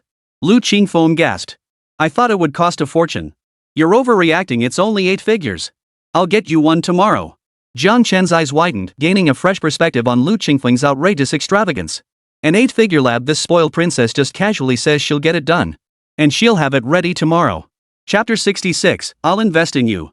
Before Jiang Chen could refuse, Lu Qingfeng pressed on, "What kind of experiments are you doing? Inventions? By Yubio? I can invest in you." Jiang Chen's interest peaked. He fetched a business plan he'd drafted from his study and handed it to Lu Qingfeng. "Take a look." Lu Qingfeng took the proposal with a casual wave. After flipping through just a couple of pages, the spark in her eyes faded. "This is the business plan? Why is there foreign text? What are these characters? I don't recognize them." "Jiang Chen, you can't read it? I don't get it." "I never even went to school," Lu Qingfeng admitted frankly, shoving the plan back into Jiang Chen's hands. "Just tell me what it's about." Jiang Chen took a deep breath and explained it in plain language. After listening, Lu Qingfeng summarized, "So your invention can achieve high energy density, fast charging, and high safety for batteries?" Jiang Chen nodded. "Exactly. Current batteries typically reach around 300 Wh/kg. My solid-state battery technology can achieve at least 500 Wh/kg, nearly double the energy density of standard batteries on the market today. It also achieves stable interfaces between the solid electrolyte and electrodes, enables ultra-thin fabrication processes, accelerates charging speeds, and reduces heat generation." Jiang Chen launched into an enthusiastic explanation of his invention, leaving Lu Qingfeng's eyes glazing over. Hold on. Lu Qingfeng cut him off. "Are you saying this invention can get batteries to that 500 thing?" Jiang Chen nodded. "Yes, and that's the minimum." Lu Qingfeng perked up. "So it's higher than 400? Jiang Chen, yes. What's the problem?" Lu Qingfeng gritted his teeth. "Investment. I have to invest in this. I don't want dividends or shares. I have only one demand, whatever this is called, a patent, right? You're not allowed to sell it to the Lu family in the capital." "Huh?" Jiang Chen asked, puzzled. Lu Qingfeng pressed relentlessly, "I'll invest whatever amount you ask for. Just don't sell it to the imperial capital Lu family. You can sell it to anyone else." "Jiang Chen, may I ask why? Aren't you part of the imperial capital Lu family?" Lu Qingfeng nodded. "I am." "Then why?" Jiang Chen frowned. Why? Why? Why? Why? Why? Why? Why? Why?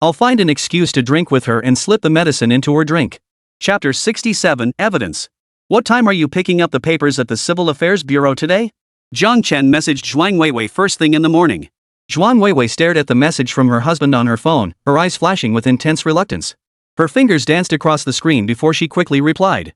Honey, I've been so busy lately I forgot to tell you I have a celebratory banquet at work this afternoon.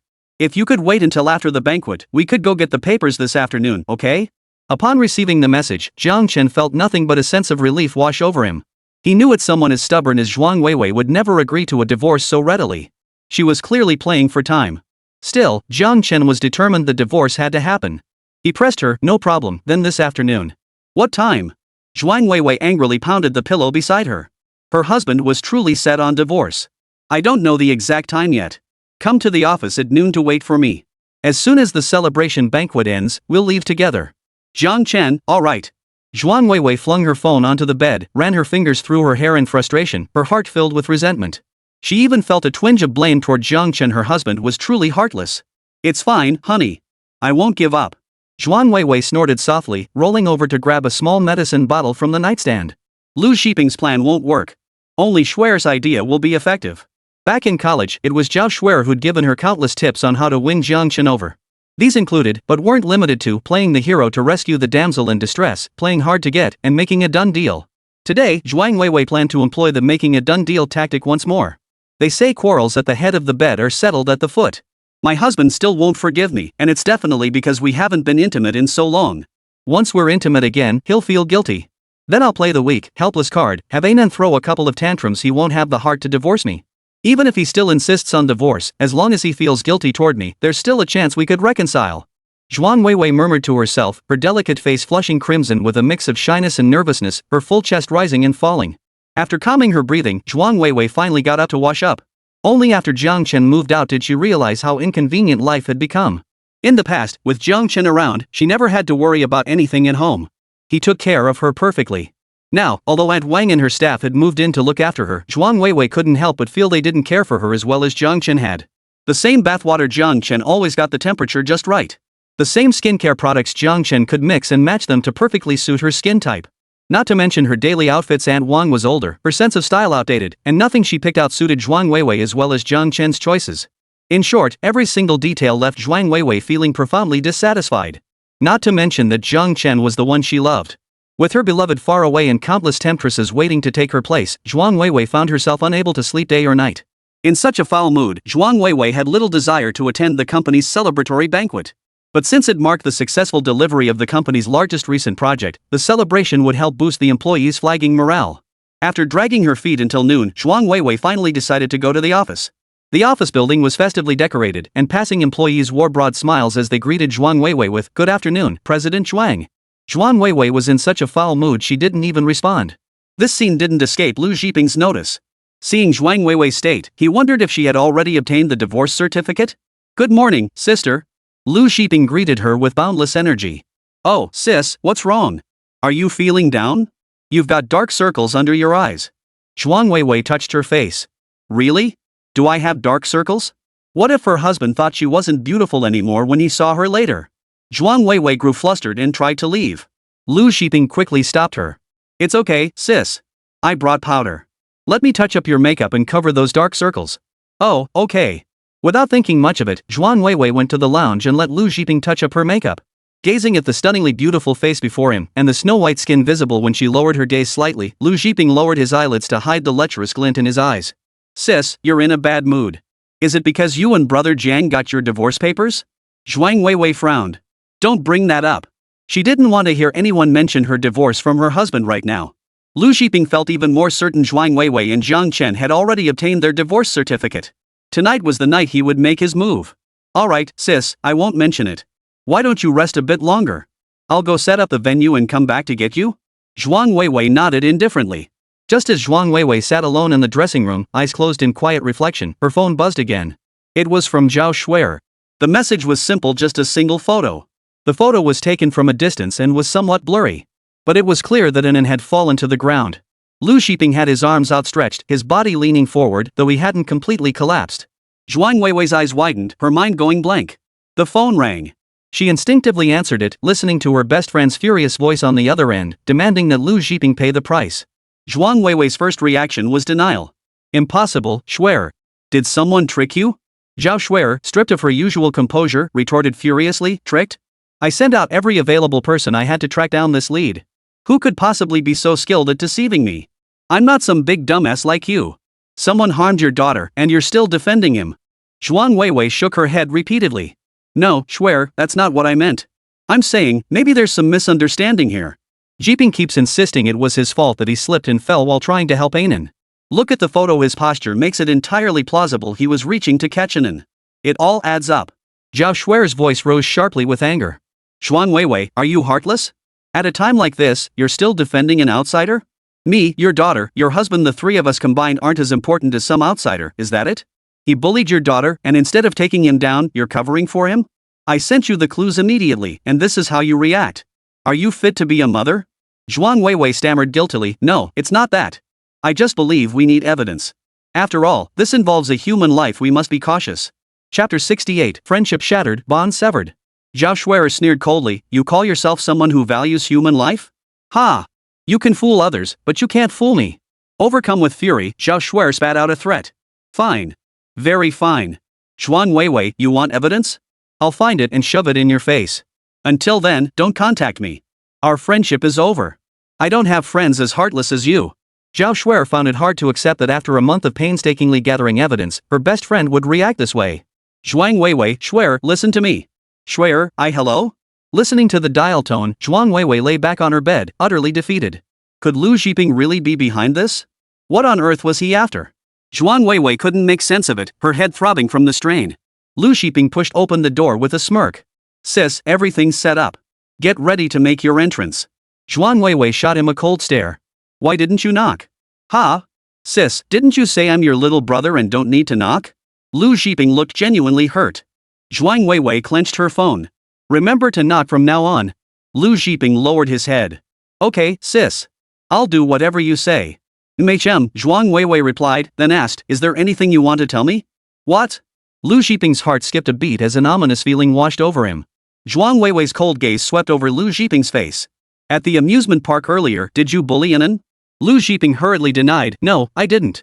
Confess now, and I might forgive you. But if I discover you've lied to me, even if you're from the Lu family of the imperial capital, I will make you pay the price.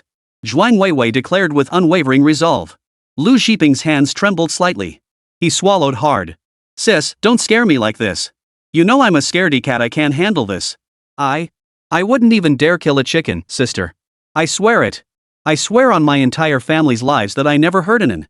Besides, Anan is so adorable, she's your only daughter. How could I ever bully her? I cherish her like my own child. Then how do you explain this? Zhuang Weiwei placed the photo from her phone in front of Lu Zhiping, scrutinizing every flicker of expression on his face. Lu Zhiping's pupils suddenly contracted. He hurriedly explained. Sis, I told you I slipped while trying to catch Anan. Look at this photo, my hand was already reaching out to grab her. Anan falling was partly my fault. Maybe she doesn't like me, so when I chased after her, she ran too fast and tripped. I admit that was my mistake. But I didn't do it on purpose. I genuinely want to get along with Anan. Sis, if you want to blame me, I'll take it all. Just don't ignore me. It's all my fault. After hearing this, Zhuang Weiwei took a deep breath, her expression softening considerably. You know, once hands are raised, marks are left behind. If I find even the slightest trace, I won't let the person who hurt my daughter off the hook. Lu Zhiping relaxed visibly, realizing he'd managed to placate Zhuang Weiwei this time. Sis, rest assured. I'll protect Anan alongside you. Lu Zhiping seethed inwardly. He checked the area was clear before acting, yet someone had managed to snap a photo from so far away. Thankfully, fate was on his side, the photo hadn't captured the moment he pushed her down. Otherwise, it would have been impossible to explain. But there was only this one photo. The bridge was remote and under repair, with no surveillance nearby. Pushing Jiang Anan down had been an instantaneous act. It couldn't possibly have been captured by chance. Lu Zhiping forced himself to stay calm, hiding any telltale signs. Sis, everyone's here for the celebration banquet. Let's go together. Alright, Zhuang Weiwei stood up, then turned back to Lu Zhiping with a calm expression. After tonight's celebration, you'll be working at headquarters. Don't come to Rose Company anymore. Lu Zhiping's eyes instantly filled with hurt. But sister, I'm unhappy and don't fit in at headquarters. I can't bear to leave everyone at Rose Company. Zhuang Weiwei cut him off coldly, then go back to the capital. With that, Zhuang Weiwei turned and walked away. Sis Lu Xiping's expression turned icy as his hand slipped into his pocket and clenched around a small medicine bottle. Asking him to leave right after the victory banquet? Zhuang Weiwei had grown suspicious of him after all. No, he had to find a chance to drug her soon. Right. Lu Xiping's eyes lit up. This was the perfect opportunity. With the entire company present at the celebration banquet, once he drugged her and took advantage of Zhuang Weiwei, the whole company would know. She wouldn't be able to avoid responsibility. Meanwhile, when Jiang Chen received Zhao Shuer's call, he had already entrusted an into Deng Rusong's care and was on his way to Rose Company. He had anticipated his wife's actions and wasn't as furious as Zhao Shuer. He even found the composure to comfort her. Jiang Chen, all right, calm down. Lu Xiping will pay for this. You mustn't take matters into your own hands, understand? Whatever Zhao Shuer said on the other end of the line made Jiang Chen's voice soften further. Don't ask. You've already helped me by finding this photo. Shuer, I'm truly grateful to you, but some things only a father can handle. He was truly grateful to Zhao Shuer for not giving up on finding clues for an entire month. Jiang Chen, I've thought about it and I won't act impulsively. Trust me, okay? He would stay calm, utterly calm. He would eliminate any trace of suspicion on himself. For Annen's sake, he would eliminate anyone who threatened her. Lighting a cigarette, Jiang Chen stood below the Rose Corporation building, gazing up at the towering structure. This was his wife's company, yet he had never once visited it. How laughable. He entered with heavy footsteps. Hello, sir. Do you have an appointment? A receptionist with curly hair stopped Jiang Chen. I'm here to see Zhuang Weiwei, Jiang Chen replied. The receptionist chuckled softly. Sir, do you have an appointment to see our CEO, Ms. Zhuang? Jiang Chen frowned. She told me to come. Didn't she inform you? The curly-haired receptionist's smile remained unchanged, but her gaze turned scrutinizing. I'm sorry, sir, but Ms. Zhuang hasn't informed us. If you don't have an appointment, we'd have to ask you to leave. Jiang Chen's voice turned grave. I'm her husband. She told me to come. Here's the chat record. But Woolly Curl didn't believe him for a second. Covering her mouth, she whispered to her colleague beside her. Look at this pretty boy. He's clearly trying to latch onto Ms. Zhuang for personal gain. Look at his pathetic state wearing rags like that. How dare he claim to be Ms. Zhuang's husband? The whole company knows Mr. Zhuang's boyfriend is me, Senior Lu. Chapter 69, Champagne spiked with double the dose. Rose Company Lounge. Sis, tired? Lu Xiping smiled as he pushed open the door, carrying 2 glasses of champagne. The liquid was clear, sparkling with tiny bubbles. Lu Xiping set the glasses down and smiled at Zhuang Weiwei. I remember to knock, but I had both hands full. Next time I'll definitely knock before entering. Please forgive me this once, sis. Zhuang Weiwei rubbed her temples and gave a non-committal MHM. Lu Xiping tentatively moved closer to sit beside Zhuang Weiwei. Sis, I could tell you were upset earlier. Is something bothering you? Maybe I can help? Zhuang Weiwei waved him off, her expression cold. You can't. Her husband would be here soon to take her to finalize their divorce. She was already overwhelmed with frustration. Lu Xiping's smile froze, a flash of viciousness crossing his face. He picked up a glass of wine and offered it to Zhuang Weiwei.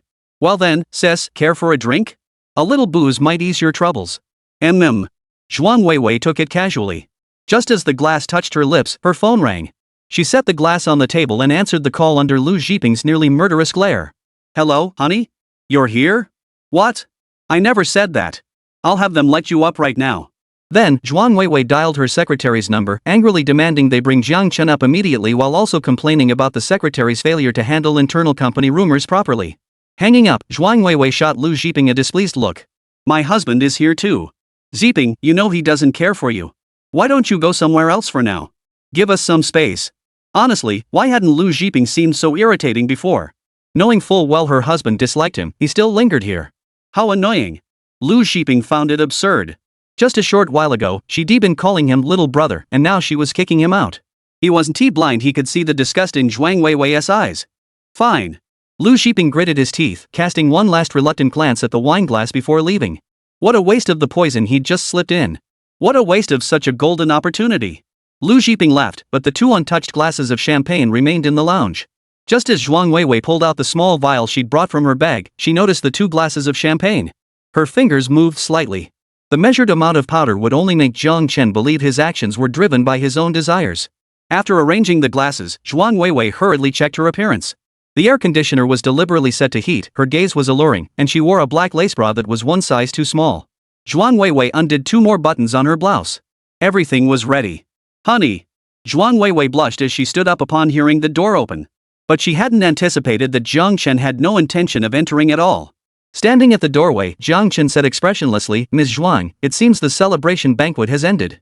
The decorations are being taken down. Shall we head to the Civil Affairs Bureau?" Zhuang Weiwei pleaded, "Husband, I'll divorce you. Can you spare me a little face? At least come in and sit for a moment." Jiang Chen paused, then walked over to sit on the sofa opposite Zhuang Weiwei. He repeated, "When are we leaving?" Zhuang Weiwei stared blankly at her wine glass, suddenly hesitating. "Hurry up and say it." "I've got things to do," Jiang Chen urged. "You know we're getting divorced sooner or later anyway." He had already scheduled the elimination of Lu Zhiping and didn't want to waste any more time with Zhuang Weiwei. Why drag things out when it was inevitable? "Husband, I know you think I made a mistake, but..." Zhuang Weiwei began. Jiang Chen cut her off. "Ms. Zhuang, if you think you're in the right, then go ahead. Just get divorced from me. Don't bother me afterward, and don't expect anyone else's sympathy. No one will understand your actions." The memory of Zhuang Weiwei's countless times of favoring Lu Zhiping even when confronted with evidence, she still made excuses for an outsider, stirred a wave of disgust within Jiang Chen, which he forced himself to suppress. Zhuang Weiwei covered her face. "I know you can't understand my actions or thoughts. I know I made mistakes, but I'm already changing." "Enough." Jiang Chen cut her off. "Even the receptionist at your company knows you and Lu Zhiping are dating, and still believes it to this day. Meanwhile, your legally recognized husband remained completely unknown to everyone." Jiang Chen sneered contemptuously, his tone turning harsh. "Hearing you say you're changing only makes me feel disgusted. Let's get down to business. What time are we going to the Civil Affairs Bureau?" Zhuang Weiwei stammered, "I don't know, I really don't. They were talking behind my back." "Husband, which receptionist said that? I'll fire her right now." "Jiang Chen, whether she gets fired or not is none of my concern. How much control you have over the company is none of my concern either. All I care about is what time we go to the Civil Affairs Bureau." Zhuang Weiwei looked at Jiang Chen, her eyes filled with despair. Jiang Chen continued, "Or are you planning to drag this out day by day, thinking that if you stall long enough, I'll change my mind about the divorce? Let me tell you right now that's impossible. If we go to the Civil Affairs Bureau today, we can part ways with dignity. But if you delay another day and I lose patience, we'll see each other in court." Zhuang Weiwei remained silent for a long time before finally forcing a bitter smile. "I didn't. I promised I'd divorce you. I'm just a little tired." Today's celebratory banquet was to mark the successful delivery of that order from Mr. Li. "Business has been getting tougher lately, and I've been racking my brain every day trying to figure things out. Sit down for a moment. Stay with me. I'll rest a bit and then head out." Jiang Chen clearly didn't trust her words, but he didn't argue either. He sat upright, ready to get up at any moment. Zhuang Weiwei gave a bitter smile. "Have a drink. When we got married, we shared a cup of wine. Now that we're divorcing, let's have one more." Seeing Jiang Chen unmoved, Zhuang Weiwei pleaded, "Just one glass. After that, we'll leave." She raised the glass to his lips, her beautiful eyes filled with pleading. Jiang Chen sighed and took the glass. Leaning back, he tilted his head and drained it in one gulp, their arms still locked together. "We're done. Let's go." Jiang Chen stood up. The next moment, he sensed something was terribly wrong with his body. His eyes flushed crimson as he whipped his head toward Zhuang Weiwei. "You! What did you put in this wine?" "Mum." Jiang Chen couldn't speak. The sky shifted from white to black, then from black to blue. Within the room, waves of crimson surged, accompanied by soft moans and heavy panting. By the time the voices grew hoarse and could no longer utter a sound, it was already the early hours of the next morning. Chapter 70, Filing for Divorce. Zhuang Weiwei nestled shyly in Jiang Chen's embrace. "Husband, it's been so long since you've loved me this passionately." She felt her legs had gone completely numb. Jiang Chen didn't respond. His mind was a tangled mess. He had come here to divorce her, so how did they suddenly end up together? That drink must have been tampered with. Zhuang Weiwei pouted, "Honey, why aren't you paying attention to me?" She placed her hand on Jiang Chen's chest, feeling the familiar warmth and rhythm of his heartbeat. But Jiang Chen was irritated. He yanked her hand away. "Don't touch me. Husband." Zhuang Weiwei pouted in displeasure. "What are you doing? Slept with me and now you're denying it?" Jiang Chen snorted coldly, his gaze slicing like knives across Zhuang Weiwei's voluptuous figure. "Why would I sleep with you? Don't you have any self-awareness? What did you put in my drink? Did you think this would stop me from divorcing you?" Zhuang Weiwei stammered guiltily, I didn't. I agreed to the divorce, honey. But today's appointment time has passed. Let's just reschedule for tomorrow, okay?" She raised her finger. "Husband, I swear, next month I'll definitely go with you to get the divorce papers on time." "Believe me, husband." Jiang Chen didn't believe a single word of Zhuang Weiwei's. He stood up to get dressed, but his legs suddenly gave way as he stepped off the bed. Fortunately, he managed to steady himself by grabbing the bed frame, preventing himself from falling to the floor. "Zhuang Weiwei, did you use animal drugs on me?" Jiang Chen demanded through gritted teeth. I really didn't. Zhuang Weiwei's eyes darted around, avoiding his gaze. Something was off. And Wang wouldn't dare lie to her. The drug's effects were way too different from what was on the label. Jiang Chen closed his eyes. Zhuang Weiwei, doing this makes me feel like you're. The flush drained from Zhuang Weiwei's face. Husband, I didn't. You're the only man in my life. How could you say that about me, You can't say that. Jiang Chen had already dressed. Enough. Since you refuse an amicable separation, I see no reason to hold back. I'll file for divorce in court. Wait for the hearing. With that, Jiang Chen strode out, ignoring Zhuang Weiwei's attempts to stop him. He finally understood, only through confrontation could he get what he wanted. His compromises and concessions made for the sake of affection were only seen as retreat and cowardice. Zhuang Weiwei's legs gave way beneath her and she collapsed to the floor, watching Jiang Chen's indifferent figure disappear into the distance. Husband. Husband. Who is it? Who is trying to harm me? Zhuang Weiwei wasn't some innocent little thing. Such a strong reaction would make even a pig notice something was wrong. She clung to a sliver of hope, thinking that quarrels in bed end in reconciliation. Dialing the number, Zhuang Weiwei's voice was cold and commanding as she instructed, Aunt Wang, find out. Find out who it is. Whoever ruined my plans, I want them to die a horrible death. Meanwhile, Chunha West Road residential compound. Deng Rusong and Nen waited until nightfall. The Civil Affairs Bureau had long closed, yet Jiang Chen still hadn't returned. He hadn't even responded to their calls or messages. Deng Rusong felt deeply uneasy. Logically, getting a divorce certificate shouldn't take this long. But seeing An's eyes grow even more frantic, Deng Rusong forced herself to steady her emotions. She coaxed An, saying Daddy had something urgent and wouldn't be back tonight, telling her to go to sleep first. Daddy will be back after you wake up. After watching An close her eyes and breathe evenly for a while, Deng Rusong finally turned off the bedroom light and sat on the living room sofa to wait for Jiang Chen to come home. The sound of the door closing reached her ears, and An's tightly shut eyes snapped open. 2 streaks of tears ran from the corners of her eyes into her hair. She looked out the window. Everything outside was pitch black, devoid of light. Anan knew today was the day her parents would go to get their divorce papers. Once they got them, it meant that starting today, her parents and Anan would no longer be a family. Dad must be too heartbroken to come home, right? Would he hide under the covers and cry silently like Anan? What was her mother doing now? Was she with her little brother? Why did having a brother mean Anan no longer had a home? Dad's sister would take care of her, but Mom's brother pushed her and made her fall. Why? What was the difference between a sister and a brother? So many questions swirled in Anan's mind, but she dared not ask her father. She didn't want to upset him. Anan rolled over and wiped her tears. While playing on the tablet today, she saw other children's families again. Those children loved both their fathers and mothers, and they chose to live together as a family. Anan loved both her father and mother, but she chose her father over her mother. Anan thought she was such a bad child. No wonder Mom believed her brother and not her. She burrowed deeper under the covers. She pushed the blankets up on both sides, as if her mom and dad were sleeping beside her. And Anne's thoughts drifted as her eyelids grew heavy. Jiang Chen pushed himself up with his legs to climb the stairs to the 3rd floor. After opening the door, he stared in astonishment at Deng Rusong, who was sitting on the sofa, her head nodding slowly. The warm yellow light illuminated her face, making the fine hairs on her skin glow. This late at night was she waiting for him to come home? Jiang Chen touched his chest. It felt warm. Was this the feeling of someone waiting for him to come home? For the past 5 years, only Jiang Chen had waited for Zhuang Weiwei to come home. This was the very first time someone had waited for him to return. Rushuang, Jiang Chen called softly, I'm home. Deng Rushuang opened her eyes groggily, instantly waking up the moment she saw Jiang Chen. Brother? Brother, you're finally back. You scared me to death. I called and texted you, but no one answered. I thought something happened to you. I was afraid you were in a bad mood and didn't dare disturb you. Jiang Chen smiled.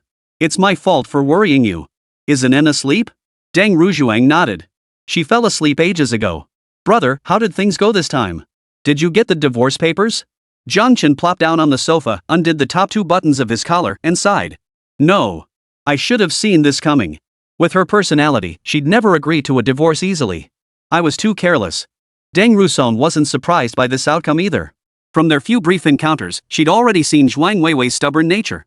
Someone like that wouldn't budge once they'd made up their mind. She offered comfort, brother, it's not carelessness. You still harbored hopes and illusions about her. Sometimes your ideas are just too naive. Jiang Chen nodded. You're right. I need to change. From now on, his tolerance and kindness would be reserved only for those who deserved it. As for the rest, well, forget it. Jiang Chen spoke with regret. I didn't want to trouble you, but now I have no choice. About the divorce proceedings. Deng Rusong shook her head. Brother, what are you saying? We're siblings, your matters are my matters. Jiang Chen, thank you, Rujuang. Deng Rusong replied earnestly, brother, you've helped me countless times. Now, giving me a chance to help you is the best way to show your gratitude. Chapter 71, I promise it'll only take 3 days. Deng Rusong confirmed his demands, so you want a divorce, no assets, and full custody of Anan? Yes. Here's some evidence I've gathered. Jiang Chen handed his phone to Deng Rusong.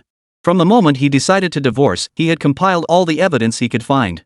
He hadn't presented it earlier because he'd hoped for an amicable separation. After reviewing everything, Deng Rusong frowned, pondering carefully. Based on this evidence, the divorce might be difficult.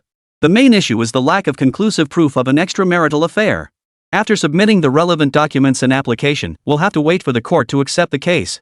Once accepted, a copy of the lawsuit will be served to the defendant, and then we'll wait for the trial date. This process typically takes about a month. Moreover, the first trial usually doesn't grant a divorce, we'd have to wait for the second trial. Just as Jiang Qinshin's heart sank deeper, she suddenly changed the subject.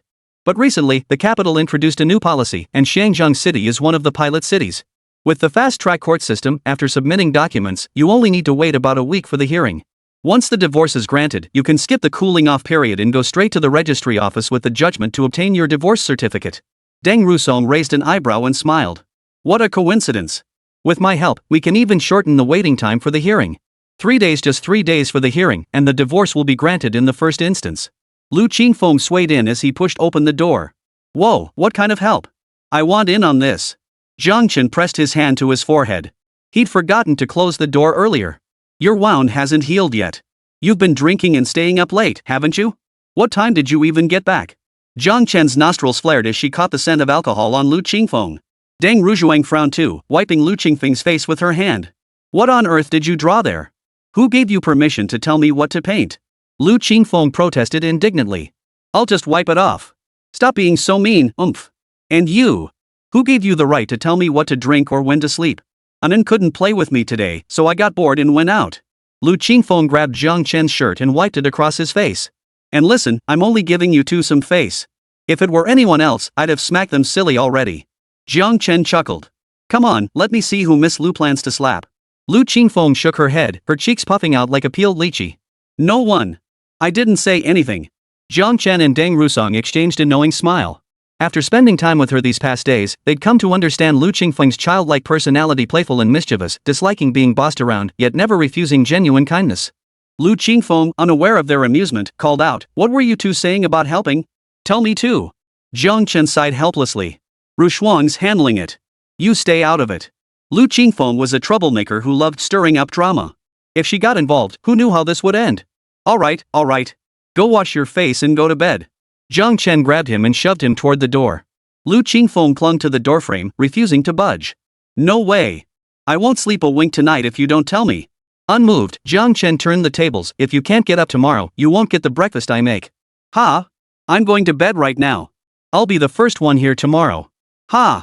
Deng Rusong covered her mouth and giggled. You're quite lively. I'm heading back too. Get some rest. Early the next morning, Jiang Chen was roused by Lu Qingfeng's clamor, urging him to go out and buy groceries for breakfast. Jiang Chen suspected the guy hadn't slept a wink all night, just waiting by the alarm clock to knock on his door. As soon as he reached the entrance of the market, Jiang Chen saw the area ahead completely blocked. As he tried to slowly make his way through the queue, the murmurs of those around him flooded his ears. Oh my, what a tragedy. An entire family of 5 wiped out, a complete massacre. What kind of grudge could be so deep? They didn't even spare the children. But I'd never heard of old Zhou's family having any conflicts with anyone. Oh my, I got here early and saw the scene. Let me tell you, the first sight scared the living daylights out of me. Their eyes were bulging wide, refusing to close in death. It's terrifying. What era is this, still having things like this happen? The security station guys have been here for ages and still haven't said anything? Our Chanha West Road security station is usually great at solving cases. You're talking about ancient history from years ago. Chief Jiang and Deputy Chief Zhang have both passed away. Deputy Chief Li and his nephew were transferred away. Now it's all up to Captain Gao from the criminal investigation team and his few apprentices to solve cases. Chief Jiang was such a kind person. Before the incident, I'd often see her at the market and she'd always greet me. Ah, if only Chief Jiang and the others were still here. The Zhou family wouldn't have suffered this tragedy. Even if something did happen, they'd catch the killer in days and give the Zhou family some peace. It's so tragic, utterly tragic. Jiang Chen felt a hollow roar in his head as his mind went completely blank.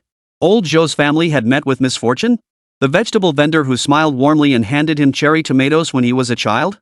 The boss's wife who kept saying she wanted to see him when she was pregnant, hoping it would make the baby look good? And what about that lively, smart little kid who called him handsome brother? Let me through.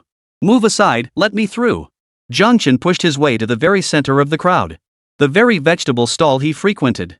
The police station had already cordoned off the area with caution tape. Criminal investigation team Captain Gao Lu and several officers were conducting an investigation in the warehouse behind the vegetable stall. Several other guards were taking statements from bystanders nearby. Jiang Chen watched the scene in a daze. Another familiar face gone? Jiang Chen couldn't quite pinpoint the feeling in his heart. He and old Zhou's family weren't particularly close, yet why did his heart feel so heavy? Jiang Chen wanted to do something, anything. Jiang Chen? A skeptical voice snapped him back to reality. Hello, Captain Gao. Jiang Chen extended his hand to shake Gao Li's. He asked Gao Lu, is it true? Old Zhou's entire family of 5 is gone? Old Zhou and his wife, their son, daughter-in-law, and little grandson all gone? Gao Lu nodded solemnly. Yes. You shop here often. Did you know anything about old Zhou's family? Did they have any enemies? No. Jiang Chen declared flatly. Old Zhou and his wife had such gentle dispositions. They'd often round down customers' bills or slip in a bunch of scallions. They never raised their voices at anyone. Some customers would even leave their kids with them for a bit if they had urgent matters. Gao Lu instructed the young guard beside him to record every word of Jiang Chen's statement. He asked Jiang Chen a few more questions, which Jiang Chen answered one by one. Gao Lu, alright, thank you for your cooperation. Jiang Chen suddenly asked, may I go inside to take a look? Chapter 72, hoping to give them peace. The request was abrupt and clearly against protocol, but Gao Lu considered it and surprisingly agreed. He handed Jiang Chen a pair of blue disposable shoe covers. Put these on. You can only stay by my side and observe. Do not disturb the scene. Jiang Chen nodded and followed Gao Lu into the warehouse. Several guards were photographing the scene, while 2 forensic technicians in white coats conducted preliminary assessments. Seeing Gao Lu bring in a stranger, they showed little surprise. Only the flower-patterned guard gave Jiang Chen a couple extra glances before trailing behind them, while the others remained focused on their tasks. Jiang Chen's gaze swept over the scene, imprinting every surface detail into his mind.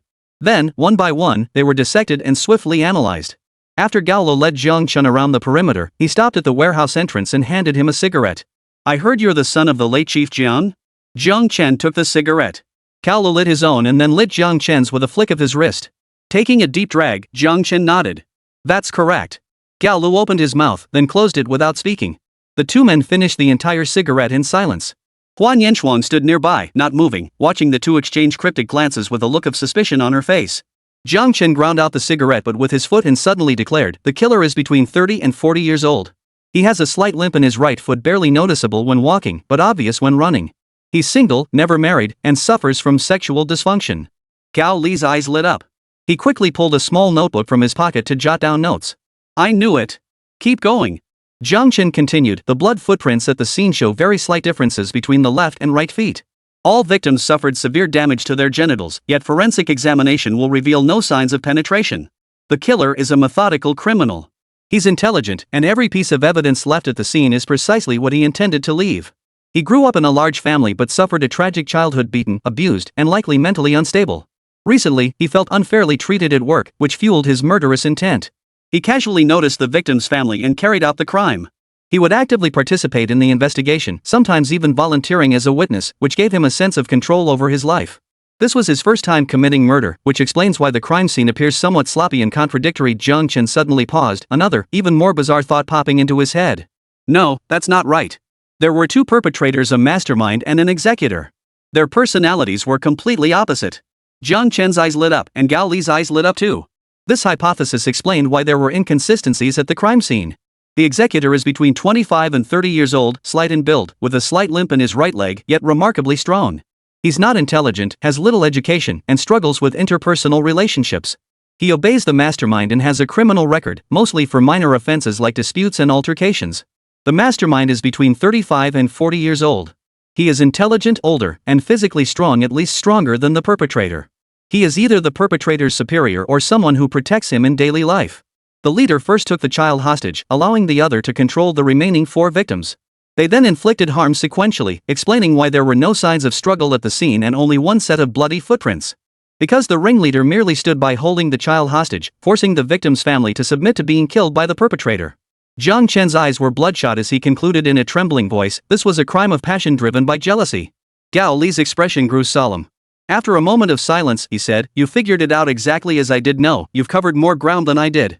Jiang Chen paused to consider before continuing his analysis. The killer's profession would have allowed the Zhou family to welcome them into the warehouse at dawn without suspicion, and without alerting other nearby vegetable merchants. They were most likely employed at a restaurant, with one serving as the master and the other as the apprentice. Investigate nearby restaurants that suddenly changed suppliers or chefs. No, first identify anyone in the vicinity who volunteers as a witness and works as a chef in a restaurant. Jiang Chen explained, most people buying vegetables at this hour are local residents. Restaurant staff come much earlier and wouldn't linger this long. Cao Lo, with his wealth of experience, instantly grasped Jiang Chen's meaning. I've noted everything. Thank you for your help, Cao Lo said solemnly. Jiang Chen shook his head. You're welcome. The Zhou family were good people. I hope you catch the killer soon. Cao Lu, I will. By the way, did you graduate from a security academy? No, Jiang Chen shook his head. I took a course in criminal psychology in college, and I tagged along with my mom to a few crime scenes. Cao Lu, I see. Director Jiang would be very pleased to hear that. Alright, I'll notify you once we confirm the arrest of the killer. Jiang Chen replied, alright. He pulled out his phone, intending to add Gao Li's contact information. Suddenly, another hand reached out. Scan the code. Oh, Jiang Chen scanned the code Huan Yenshuang held out, successfully adding her as a contact. I'll be heading out now. Feel free to reach out anytime. Jiang Chen took his leave. This was the only thing he could do for old Zhou's family. He hoped it would bring them some peace. Master, is his analysis correct? Huan Yenshuang asked curiously, staring at the sky avatar on her phone. Cao Lo put away his notebook. Yes, at least it aligns with criminal psychology. Huan Yenshuang stroked her chin. If someone that intelligent commits murder, they'd be incredibly hard to catch. He is smarter than you. Your IQ is only slightly higher than a police dog's, Gao Lo teased, then added, but don't go spreading rumors. He's the son of our station's former chief. He's as upright as they come. Oh, so that's why you pulled strings to let him into the crime scene? Huan Yenshuang asked with deadpan seriousness. I told you not to make things up. Cao Lo cleared his throat. Did you know our Chanhe West Road security office used to have a detective nicknamed Lucky Carp? Huan Yenshuang nodded. I know. His surname was Li. Cao Lu, his uncle, was our deputy chief Li. When this kid cracked his first case, he wasn't even on duty at Chanhe West Road. He'd just finished his college entrance exams. But it was this kid who helped us solve countless major cases. In just a few short years, he propelled Deputy Chief Li all the way to the capital. Gao Lo patted Huan Yenshuang on the shoulder and advised, rules are rigid, but people are flexible. Be resourceful. Oh, and send me that kid's contact info. Huan Yenshuang, huh? Cao Lu, what huh? Who knows when I might need his help someday. Huan Yenshuang scratched his head, but Captain, didn't you say anyone who needs my contact info can just add me? Cao Lu, I had you add them because I found it bothersome. You young folks aren't afraid of a little trouble. Gao Lo snatched Huan Yenshuang's phone and clumsily tapped to share the contact card. Security, I have a lead I'd like to share with you. Cao Lo froze, looking up. The speaker had a thick neck and a tall, sturdy build, flanked by a slender companion with muscular arms. Cao Lo and Huan Yenshuang's expressions darkened simultaneously. Their cold stares locked onto the pair, flanking them from both sides. Chapter 73, No One Goes. Whoever goes, I'll kill them. Meanwhile, Zhuang Weiwei hadn't gone to the company. Shortly after Jiang Chen left, she forced herself back to the Longjiang villa. After applying medicine to her wounds, she broke out in a high fever. Certain activities, when done in moderation, benefit health. Overdoing them depletes the body. Unfortunately, Zhuang Weiwei's physical constitution wasn't as robust as Jiang Chen's. After a night of intense exertion, Jiang Chen merely felt weak and sore, while Zhuang Weiwei was racked by an unrelenting fever. The maid tending to her, seeing her unconscious from the fever, immediately reported the situation to the higher-ups. They feared that if Zhuang Weiwei truly suffered an accident, they themselves would face the wrath of the Zhuang family and might not live to see the next day. No matter how much Shang Shuyao despised this troublesome daughter, upon hearing of her accident, he rushed over to check on her. His arrival coincided with Zhuang Weiwei regaining consciousness. The trembling maid then handed him a newly delivered summons. Zhuang Weiwei's lips were pale and chapped, her face streaked with tears, bearing no resemblance to her usual stunning beauty. Why, honey, how could you be so heartless? Couldn't you wait just one more month? It's not like I don't agree to the divorce. Why? Zhuang Weiwei clutched the papers, sobbing until she was breathless. Shang Shuyao watched her with growing irritation and frustration. The maid who had accompanied her sensed the tension and promptly laid out a cushion for her to sit on. Stop crying. It's giving me a headache. Shang Shuyao pressed his forehead. He never imagined Jiang Chen would actually file for divorce in court. His useless daughter truly was useless. If word got out, those rival wives would rub it in her face with their mockery. It was infuriating. If old Zhuang found out, his health couldn't take the stress. I said stop crying. Shang Shuyao snapped angrily. Zhuang Weiwei was so overcome with tears she could barely breathe, shaking her head repeatedly. I don't, wah. Without another word, Shang Shuyao ordered the maid to wipe her face clean, then yanked her off the bed and forced her to sit upright. Fed up with her tears, Shang Shuyao resorted to threats. Listen here, Zhuang Weiwei. The Zhuang family can't afford this kind of disgrace. If you keep this up, don't blame me for taking action against Jiang Chen. Don't you dare. Zhuang Weiwei screamed hoarsely. If you lay a finger on him, I'll make the entire Zhuang family pay with their lives. Her eyes were bloodshot, her expression frenzied, startling Shang Shuyao. Once he regained his composure, rage surged through him. Smack! Shang Shuyao's hand struck Zhuang Weiwei's face with brutal force. The Zhuang family raised you so you could turn your back on us? Sacrifice the entire Zhuang family for an outsider? How dare you even say that? If you loved him so deeply and couldn't bear to part, why did you seek out a lover in the first place? Shang Shuyao sneered. Dare you claim that Jiang Chen's decision to divorce you had nothing to do with your affair? He worshipped you like a goddess, even sacrificing his career for your sake. If you hadn't crossed his absolute line, would he have ever brought up divorce? Zhuang Weiwei collapsed onto the floor in a daze, taking a long moment to regain her senses. No. I told you I love my husband. I didn't have a lover. I only love him. Her eyes held a complex mix of regret, despair, and unwillingness. Bottom line, I won't let you lay a finger on my husband. She had already caused her husband so much pain she couldn't let her family suffer because of her. Shang Shuyao sat there, looking down on Zhuang Weiwei from his lofty perch. What do you have to threaten me with? The money the Zhuang family gave you? The company you built with their backing? Or the people they provided you? Zhuang Weiwei's expression hardened with defiance. I've told you before, sooner or later, I'll stand on my own 2 feet. Then come seek revenge on me for your husband once you've truly made it on your own. Shang Shuyao rose with a sigh of disinterest. This daughter of his was like an ungrown brat, spoiled and self-centered, convinced everyone should cater to her every whim.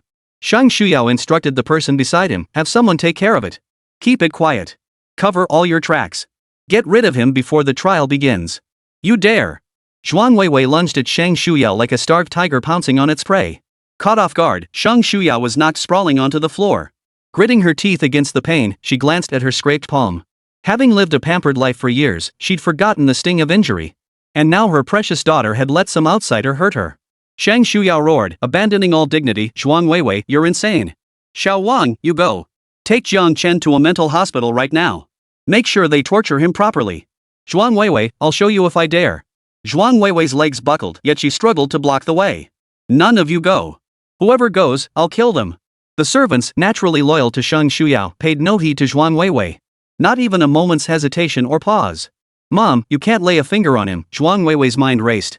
I can secure the new H58M patent. If you lay a finger on him, the Zhuang family won't get a single penny from that patent. I'll hand it over to our competitors. Upon hearing this, Shang Shuyao immediately turned his head to look at her. After confirming his good daughter wasn't lying, he ordered the servants. Everyone, stand down. Hold off on taking action. Weiwei, are you referring to that latest patent that the Lu and Qin families in the capital are scrambling to sign? Yes. Zhuang Weiwei nodded. Oh, Weiwei, Shang Shuyao said with a smile, helping Zhuang Weiwei lie down on the bed. Mommy knew you were my best daughter.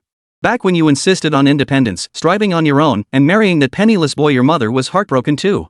I couldn't bear to see you suffer. Shang Shuyao brushed Zhuang Weiwei's pale cheek. Look how thin you've become. It breaks my heart to see you like this. Zhuang Weiwei kept her head down, silent. Only now did she realize how few people she had cultivated under her in all these years. The Zhuang family's personnel all answered to her parents. As long as she didn't interfere with their affairs, she could borrow their people. But the moment trouble arose, not a single one would listen to her. Suddenly, Shui Jiayue came to mind. From childhood, the Shui family had cultivated personnel exclusively for her. Then there was Zhao Shuer. The Zhao family had also provided Shuer with her own dedicated team when she was young. Yet she had to cultivate her own people in secret. She suddenly envied them not for their personal staff, but for the love and trust their families had placed in them. Zhuang Weiwei knew the most urgent task now was to use benefits as leverage to prevent her mother from harming her husband. At the same time, Zhuang Weiwei pondered, what if they still acted after receiving the benefits? Then death. If they still harmed her husband, she would take them all down with her. After all, no one could be more important than her husband. And no one loved her more than her husband. At this thought, Zhuang Weiwei bit her lip. Seeing Zhuang Weiwei neither speak nor show anger, Shang Shuyao gently instructed the maid to quickly prepare some nourishing kanji. She wanted to feed her daughter something. Shang Shuyao was clearly a formidable and intelligent woman, having persuaded Zhuang Weiwei's father to add her name to the group's corporate structure. Without Zhuang Weiwei saying a word, he quickly figured out the means she'd used to secure that latest patent. Shang Shuyao spoke softly, bring Jeeping home later. Let mom and dad take a look and give you some guidance. Weiwei, I'm your mother. I would never harm you. Chapter 74, what I gave her far exceeded what she gave me. 3 days later. Shangjiang City People's Court. Jiang Chen had barely reached the courthouse entrance when a line of black-clad bodyguards blocked his path. He recognized the man leading them, wearing sunglasses, Hu Jun, the longtime personal assistant to Zhuang Weiwei's brother, Zhuang Yumiao. Our president wishes to see you. Hu Jun uttered these words before turning and walking away. As if, by uttering those words, Jiang Chen should follow him with gratitude and deference. Jiang Chen snorted derisively. He had already decided to divorce Zhuang Weiwei. Did some underling of the Zhuang family really think he was a pushover? Jiang Chen ignored him completely and strode straight into the courthouse. Hu Jun took a few steps before realizing something was amiss. He turned back, his face darkening. Refuse the wine offered, and you'll drink the punishment wine. The president seeing you is giving you face. Take him down. He waved his hand, signaling his men to seize Jiang Chen and bring him over. Jiang Chen reacted swiftly, kicking one attacker flying as he lunged forward. Just as he prepared to defend himself further, a familiar voice rang out. Stop. Everyone, stop right now. Jiang Chen froze and looked up. A group approached from a short distance away. The voice belonged to Zhuang Weiwei, who was running at the front, her face haggard. Behind her walked a stern-faced young man. Dressed in a crisp suit with meticulously styled hair, he approached at a measured pace. This was Zhuang Shang Group's president, Zhuang Weiwei's older brother, Zhuang Yumiao. Panting heavily, Zhuang Weiwei rushed to Jiang Chen's side. Before catching her breath, she frantically checked him for injuries. Seeing Jiang Chen completely unharmed, Zhuang Weiwei let out a sharp sigh of relief before turning to unleash a torrent of scolding at Hu Jun. Finally, she threatened viciously, if I ever catch you laying a finger on my husband again, I'll sink you to the bottom of the Xiang River first. Stop looking at my brother like that. Do you think he values you more than he values me? Enough, Weiwei, come here. Zhuang Yumiao walked up to Jiang Chen, halted, and beckoned with a raised hand. His commanding presence was palpable. With just those 6 simple words, Zhuang Weiwei instantly reined in her outburst, standing obediently beside Zhuang Yumiao like a little rabbit. Brother! Zhuang Yumiao, Xiaowu, how many times have I told you? Don't act impulsively. Jiang Chen is my brother-in-law. How could you lay a hand on him? Your bonus is suspended for 6 months. Jiang Chen, my subordinate, acted out of line. I've already disciplined him. Please don't hold it against him. Jiang Chen frowned. General Manager Zhuang, you're too kind. When Zhuang Weiwei and Zhuang Yumiao were together, others usually referred to them as Big Zhuang and Little Zhuang. Jiang Chen was about to get divorced, no need to keep calling Zhuang Weiwei brother anymore. Better to avoid the risk of being humiliated if he slipped up. Jiang Chen wasn't born a fool. He had considered the possibility of Mrs. Zhuang, Shang Shuyao, attending, but never imagined it would be Zhuang Yumiao. She was a very busy person. Ever since Mr. Zhuang stepped back to recuperate due to poor health, Zhuang Yumiao had been handling the day-to-day affairs of Zhuangxing Group over the past few years, with Shang Shuyao overseeing the broader strategy from behind the scenes. The president of Zhuang Group sent for me. Is there something you need? Jiang Chen stood tall, his tone neither humble nor arrogant. In the past, whenever he met the Zhuang family, he had always sought their approval and blessing, carefully maintaining a polite smile. Today, finally, he didn't have to. Zhuang Yumiao's face softened into a smile. Jiang Chen, calling me that is putting too much distance between us. Seeing Jiang Chen remain unmoved, Zhuang Yumiao's smile faded slightly. When my father and I agreed to entrust Weiwei to you, we never intended for you to mistreat her or bring shame upon the Zhuang family. Though the Zhuang household has tested you over the years, it was all meant to temper you.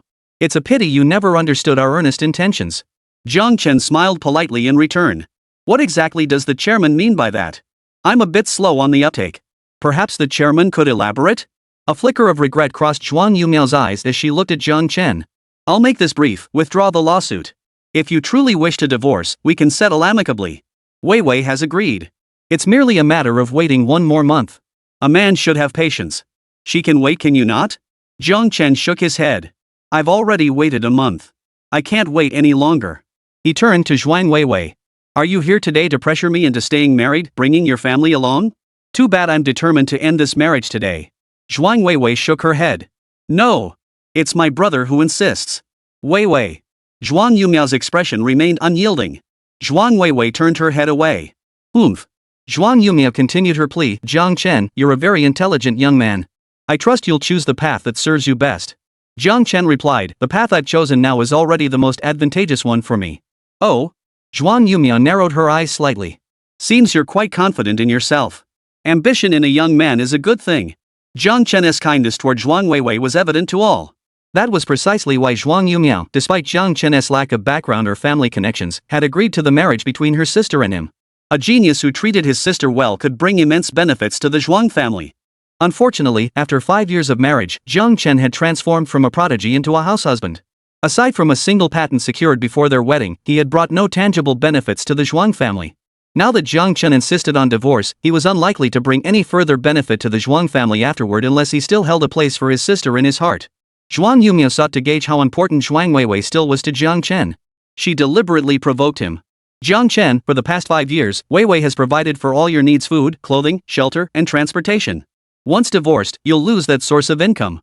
Weiwei could then marry another wealthy young master. Jiang Chen, are you truly indifferent? Jiang Chen replied calmly, Madame Zhuang knows full well that what I've given her far outweighs the material comforts she provided me. As for Ms. Zhuang finding her next happy occasion, I'll offer my congratulations in advance. He paid little heed to Zhuang Yumiao's insinuation about Weiwei remarrying. As long as the divorce went through, she could do as she pleased afterward. Zhuang Weiwei's face drained of color. Husband, I haven't. I truly haven't been with anyone else. I only love you. Seeing Jiang Chen unmoved, she whipped her head around and glared fiercely at Zhuang Yumiao. Brother, you mustn't say such nonsense. Zhuang Yumiao's expression faltered, his smile growing stiffer than before. Jiang Chen, you're still too young. There are countless geniuses in this world who desperately seek a platform to showcase their talents but never find one. In the end, they waste their lives away, dying in frustration. As the old saying goes, master your skills, then sell them to the imperial court. Jiang Chen, it is the Zhuang family that has provided you this platform. You must know gratitude. He still wanted to offer Jiang Chen a way out, to salvage their relationship. Hearing this, Jiang Chen laughed bitterly. You Zhuang family members truly share the same thick skin impervious to wind and rain. Thick-skinned indeed. Chapter 75, What do you think you are, threatening me now? Zhuang Yumiao understood. No one had ever dared speak to him like this to his face. Especially after he'd already lowered himself to offer an olive branch. A surge of rage shot through him. Zhuang Yumiao raised his hand, ready to slap Jiang Chen across the face. Zhuang Weiwei watched with eyes bulging in fury, ready to leap forward and shield Jiang Chen from the blow. Yet to her and everyone else's shock, the slap never landed on Jiang Chen's face. Zhuang Yumiao's hand was firmly seized mid-air by Jiang Chen. You dare? Zhuang Yumiao gasped in disbelief. Having wielded power for so long, he never even shifted his body when striking someone. He was certain no one would dare dodge his blow. Whoever he chose to strike had to stand their ground and take it. Yet today, in full view of everyone, Jiang Chen dared to resist his blow and even seized his hand. Zhuang Yumiao struggled fiercely, yet he couldn't break free from Jiang Chen's powerful grip. Zhuang Yumiao was furious beyond words. Mother was right, Weiwei has spoiled you rotten. With your temper, and then will only pick up bad habits from you. I'll send someone to bring her back to the Zhuang family estate for proper upbringing. You're never to see her again. Jiang Chen's heart tightened. Threatening him with an I endured all your harassment and insults before for Zhuang Weiwei's sake and because I respected you as family elders. Now that we're divorcing, who do you think you are to threaten me? Jiang Chen abruptly let go. Zhuang Yumiao stumbled back 2 steps from the momentum. I am Zhuang Yumiao. Don't even mention your name. Even if you were the Jade Emperor or the Queen Mother of Heaven, you wouldn't dare threaten my daughter. Jiang Chen said coldly. Zhuang Weiwei's expression hardened. Brother, what did you just say to Jiang Chen? If you dare lay a finger on my daughter, I'll take the entire Zhuang family down with me. Enough. Zhuang Yumiao steadied herself with her bodyguard's support. He smoothed his clothes, regaining his initial composure, though the bulging vein on his temple betrayed his inner rage. Jiang Chen, I know what you're banking on, nothing more than that outdated, worthless patent of yours. Do you really think that's enough to hold me over a barrel? Let me tell you this, Weiwei has the means to help the Zhu family secure a far more advanced patent. You hold no threat over them. Zhuang Weiwei immediately interjected, Brother, what are you saying? You promised me you were here to help me win Jiang Chen back. Her face drained of color as she avoided Jiang Chen's gaze. Husband, believe me, my brother's words don't represent my views. I never meant for you to withdraw the patent. I never looked down on your ideas. Believe me, husband. Jiang Chen ignored Zhuang Weiwei, instead locking eyes with Zhuang Yumiao without flinching. The tension between their gazes was palpable. Jiang Chen said coldly, since the esteemed CEO Zhuang has made the suggestion, I'd be rude to refuse. I'll withdraw my worthless patent immediately, so it doesn't sully your esteemed company. I also hope that the more advanced new patent young Master Zhuang values will truly bring greater prosperity to the Zhuang family. With that, he turned and strode toward the courthouse. This marriage arrangement disgusted him more with each passing day. Zhuang Yumiao, feeling humiliated, sought to vent her anger by making Jiang Chen pay. His high position and authority meant he didn't need to give direct orders. A single glance was enough for his subordinates to take action on their own. But unfortunately, there was still Zhuang Weiwei, the one who truly understood him. Zhuang Weiwei's pent-up emotions erupted. Like a madwoman, she lunged at Zhuang Yumia. Her hand shot out, landing a sharp slap across her brother's face. Smack! Don't you dare lay a finger on Jiang Chen. Zhuang Yumia was momentarily stunned by Zhuang Weiwei's sudden action. When he regained his senses, he roared angrily. Weiwei, what are you doing? Stop this nonsense. I said don't you dare lay a hand on my husband. Zhuang Weiwei's hands trembled, yet she stood her ground against Zhuang Yumiao, refusing to back down. Zhuang Yumiao gritted his teeth, signaling his men to scan the surroundings to ensure they weren't being filmed. Frowning, he said, Weiwei, you bear the Zhuang name. Zhuang Weiwei shook her head. I told you if you lay a finger on Jiang Chen, I'll hand over the new patent to the rival company and take the entire Zhuang family down with me. Seeing his sister's unprecedented resolve, Zhuang Yumiao asked, do you love him that much? Zhuang Weiwei nodded. Yes. He's the only one I love. If anything happens to him, I won't go on living either. Zhuang Yumiao couldn't help but snort derisively. If you love him so much, how could you bear to let him stew in misery at home for 5 years? How could you bear to humiliate him by taking a mistress, forcing him to file for divorce? If you truly loved him, you should have supported his career and remained devoted to him. I didn't. Zhuang Weiwei looked flustered. After all, she was her own sister. Zhuang Yumiao sighed deeply. I can refrain from taking action against him myself, but Zhuang Yumiao paused before continuing. I've inquired about the judge presiding over this case. We share some acquaintance, so I should be able to make a request. Zhuang Weiwei's eyes lit up. She had tried to find out about this judge before, but no one had given her any information this time, unlike before when it was always possible. Did her brother mean to pull strings with the judge to prevent the divorce? She knew it. Her brother loved her. He'd come to help her win back Jiang Chen. She'd misunderstood him earlier. But the next moment, Zhuang Yumiao's words extinguished the light in Zhuang Weiwei's eyes completely. Have him grant the divorce in the first trial. Wrap this up quickly, then bring back that young man Mom mentioned, the one named Ji, so we can meet him. If he's suitable, you should accompany him to the capital for a visit or two. Then hurry up and get engaged. That way, we can also establish a cooperative relationship with the Lu family in the capital. Brother, I have nothing to do with Lu Zhiping. I only love my husband, and even if we divorce, I'll only ever love him. Zhuang Weiwei pleaded, her face contorted with anguish. She pleaded softly, I don't want a divorce. I truly don't. Brother, please help me. Zhuang Yumia cut her off. Weiwei, Jiang Chen no longer brings any benefit to the Zhuang family, but Lu Zhiping does. He patted Zhuang Weiwei's shoulder meaningfully. Brother believes you'll make the choice that's best for you. Meanwhile, after meeting with Jiang Chen, Deng Rusong flashed him a sly wink. Got it. You can relax today, I've got everything covered. Jiang Chen replied, thanks. He still felt a pang of guilt. I'm really sorry. Because of me, you're going up against the Zhuang family. If they pull strings, could it affect you? Deng Rusong shook her head. Not at all. Businessmen are no match for officials. The Zhuang family's foundation isn't rock solid. Even if they were the richest in Xianjiang City or even the entire Xie province with my teacher backing me, I wouldn't fear them. Though China is a society of personal connections, you give me face, I give you face. It ultimately depends on whose face carries more weight. Jiang Chen breathed a sigh of relief, his mind at ease. It was best to resolve this smoothly without any negative repercussions for Deng Rusong. Chapter 76, Finally Divorced. The court session began promptly. Jiang Chen and Zhuang Weiwei took their respective seats. Zhuang Weiwei glanced at Jiang Chen, her eyes brimming with countless unspoken words. Yet Jiang Chen's emotions no longer stirred for her. Deng Rusong presented each piece of evidence Jiang Chen had gathered. Zhao Shuer kindly provided records of Zhuang Weiwei blocking Jiang Chen from viewing her WeChat Moments posts over the past few months. Video surveillance showing that while Anan was rushed into the emergency room, Zhuang Weiwei, despite being in the same hospital, was accompanying someone else. Even Lu Qingfeng had helped obtain, from who knows where, records of Zhuang Weiwei's money transfers to Lu Zhiping. The amounts ranged from thousands to tens of thousands. The largest single transfer was a recent gift of 1 million yuan. In stark contrast, Jiang Chen's own transfer records show that since the day he moved out of the Zhuang residence, Zhuang Weiwei has never paid a single penny in child support or medical expenses. Deng Rujuang stated, this evidence sufficiently proves that the marriage between our client and the defendant has encountered problems, and their relationship has irretrievably broken down. Memories deliberately buried in the past were now brutally resurrected. Zhuang Weiwei was overcome with unbearable sorrow. She was so foolish, truly foolish. She should have known these actions would hurt her husband. She shouldn't have done any of this. And the money, how could she have forgotten to transfer funds to her husband? He must be so disappointed in her now. Zhuang Yumia watched with a face as pale as stone.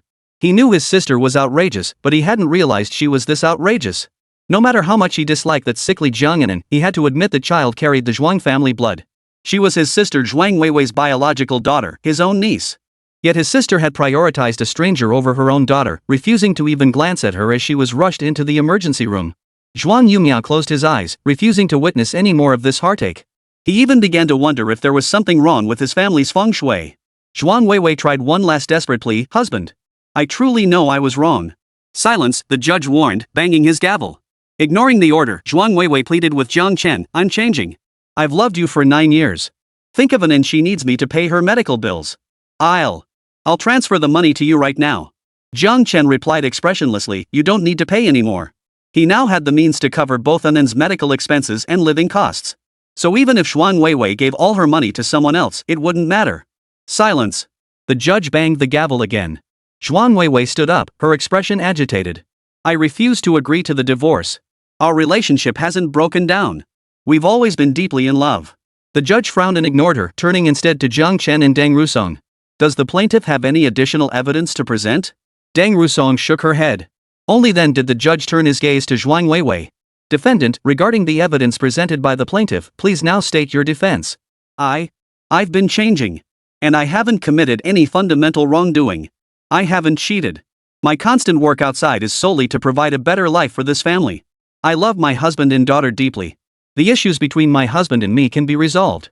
I can make it up to him. Our relationship hasn't broken down. Husband, I can transfer all my money to you right now. The house and car under my name, I can put them all in your name. Please give me another chance. Summer doesn't need winter coats, winter doesn't need ice cubes. Things that come too late never move the heart, they only become burdens." Jiang Chen shook his head. "I can earn money through legal and compliant means. I can cover Anan's medical expenses and living costs myself. I don't need Ms. Zhuang's money. My only demand is divorce, with custody of our daughter going to me. As for Ms. Zhuang claiming our relationship hasn't broken down, I no longer have any feelings for her. Her actions cause me immense pain. I live in constant fear of losing my reputation.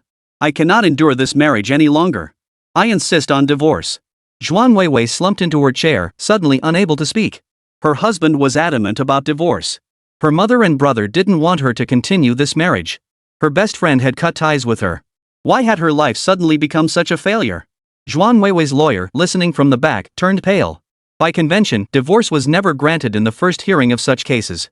Yet he had this overwhelming feeling it was inevitable. After the routine arguments concluded, the court adjourned for mediation. Zhuang Yumia seized the chance to approach the judge and catch up, but unexpectedly, the judge acted as if he didn't recognize him. He walked straight past him without so much as a glance. The clerk beside him murmured suspiciously, "That looks like the president of Zhuangxing Group.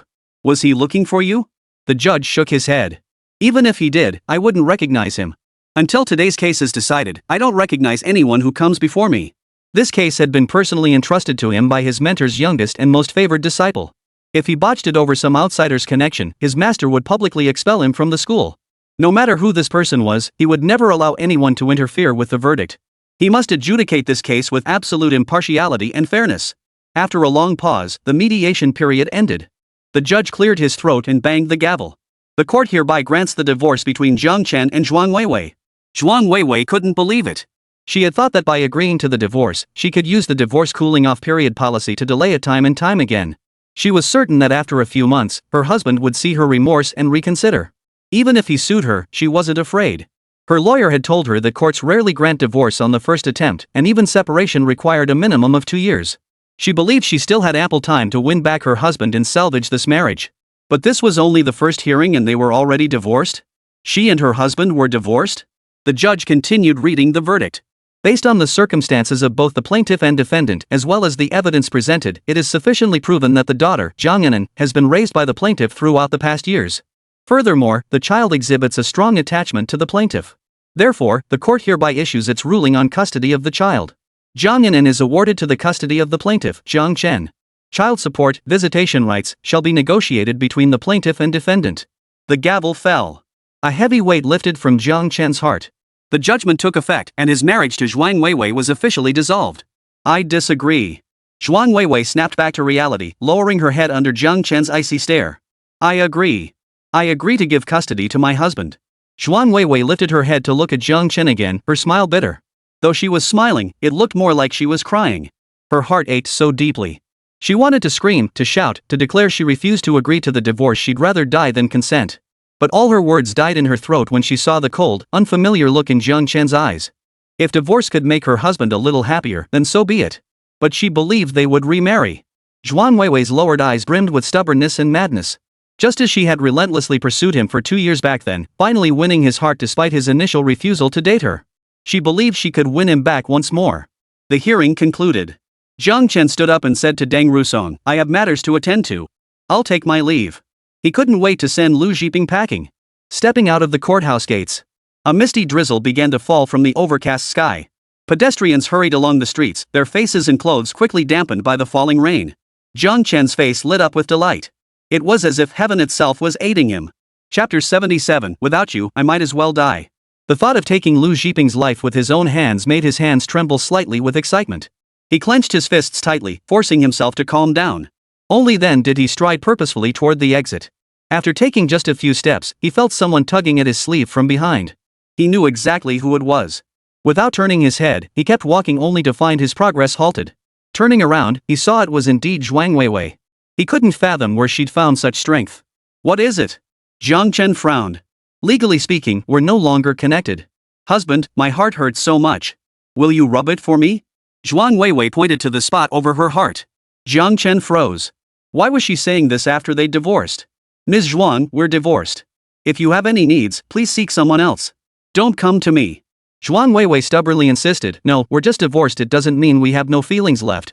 I refuse to believe you don't love me anymore." Jiang Chen repeated, "Ms. Zhuang, we're divorced. We should keep our distance now. Besides, it seems you're starting a new relationship?" Zhuang Weiwei shook her head frantically. No, there's no new relationship. Husband, I love you. I only love you. Everything my brother said was just to provoke you. It's not true." "Is that so?" Jiang Chen raised an eyebrow and chuckled softly. "Whether it's true or not doesn't matter. The point is, you should meet with your dear brother. After all, from now on, each time you see each other will be one less."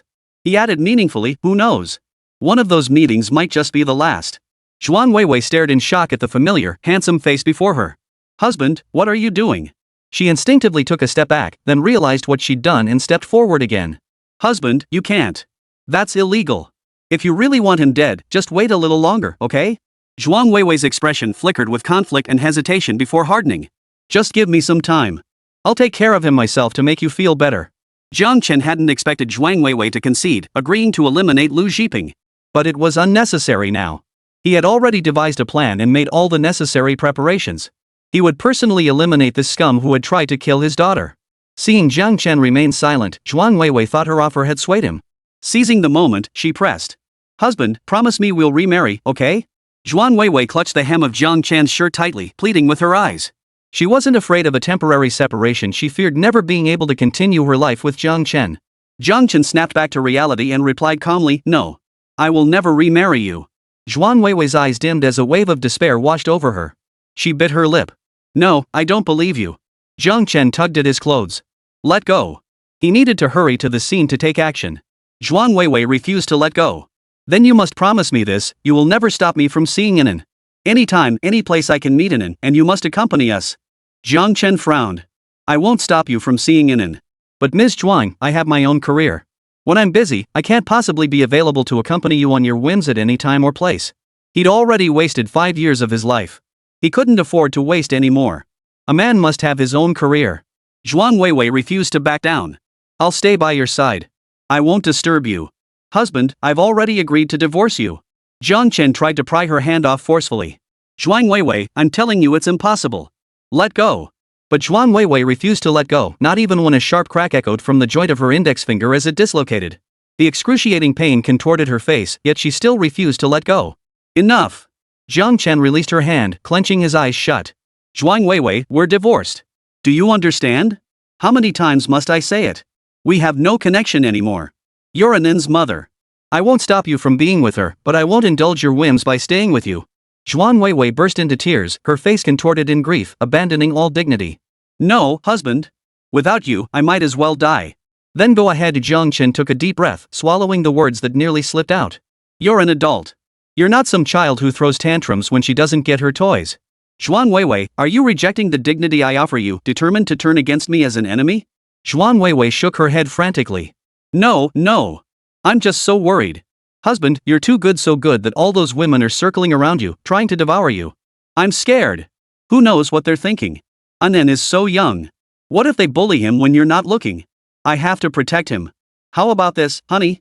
I don't need you by my side every second, but you have to promise me you won't find Anen a stepmother, okay? For Anen's sake, I'm begging you. Jiang Chen sighed, his eyes filled with complex and sorrowful emotions. Wei Wei, I'm her father. I won't let anyone hurt her. I promise you, before Anen has her own little family, I won't find another partner.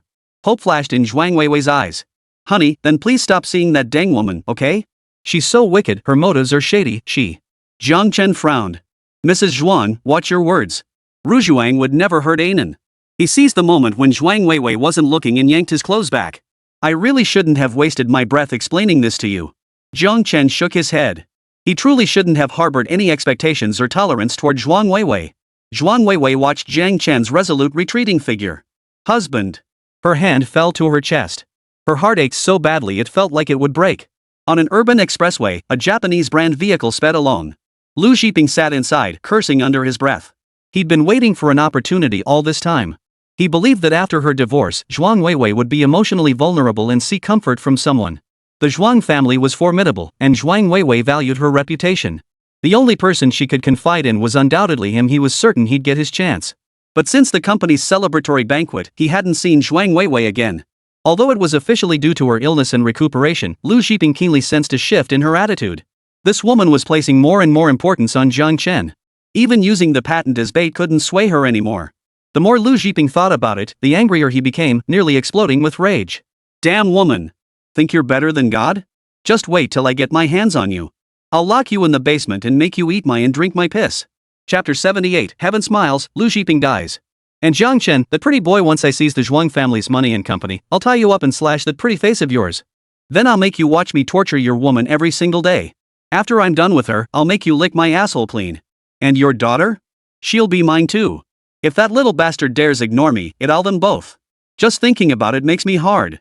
Lu Xiping grew more enraged with each curse. A chill wind blew steadily through the slightly open car window.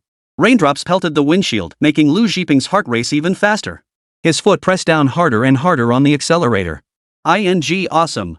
This was the feeling of total control. Lu Xiping felt his heart pounding wildly, a shiver spreading from his tailbone throughout his entire body. Suddenly, a phone rang abruptly. His mother's voice came through the car stereo. Son, where are you now? Have you come back yet? Hurry home, dear. Mom's heart aches terribly. I keep feeling something bad will happen to you. Xiping, listen to Mom, come back quickly. I couldn't get the rice to cook properly just now. Lu Xiping frowned impatiently. Alright, Mom, I'm on my way. Cut out all that superstitious nonsense, it's all rubbish. Before his mother could respond, Lu Xiping impatiently declared, I'm hanging up. After hanging up, he looked ahead. He was almost at the junction of this expressway, the very spot where he needed to turn. The stretch of road where he could savor that feeling of control was growing short. That irritation he'd just suppressed surged back up, growing stronger by the second. This is infuriating. Lu Xiping pressed down hard on the accelerator. Right turn. He merged onto the service road without slowing down, then onto Shinping Road.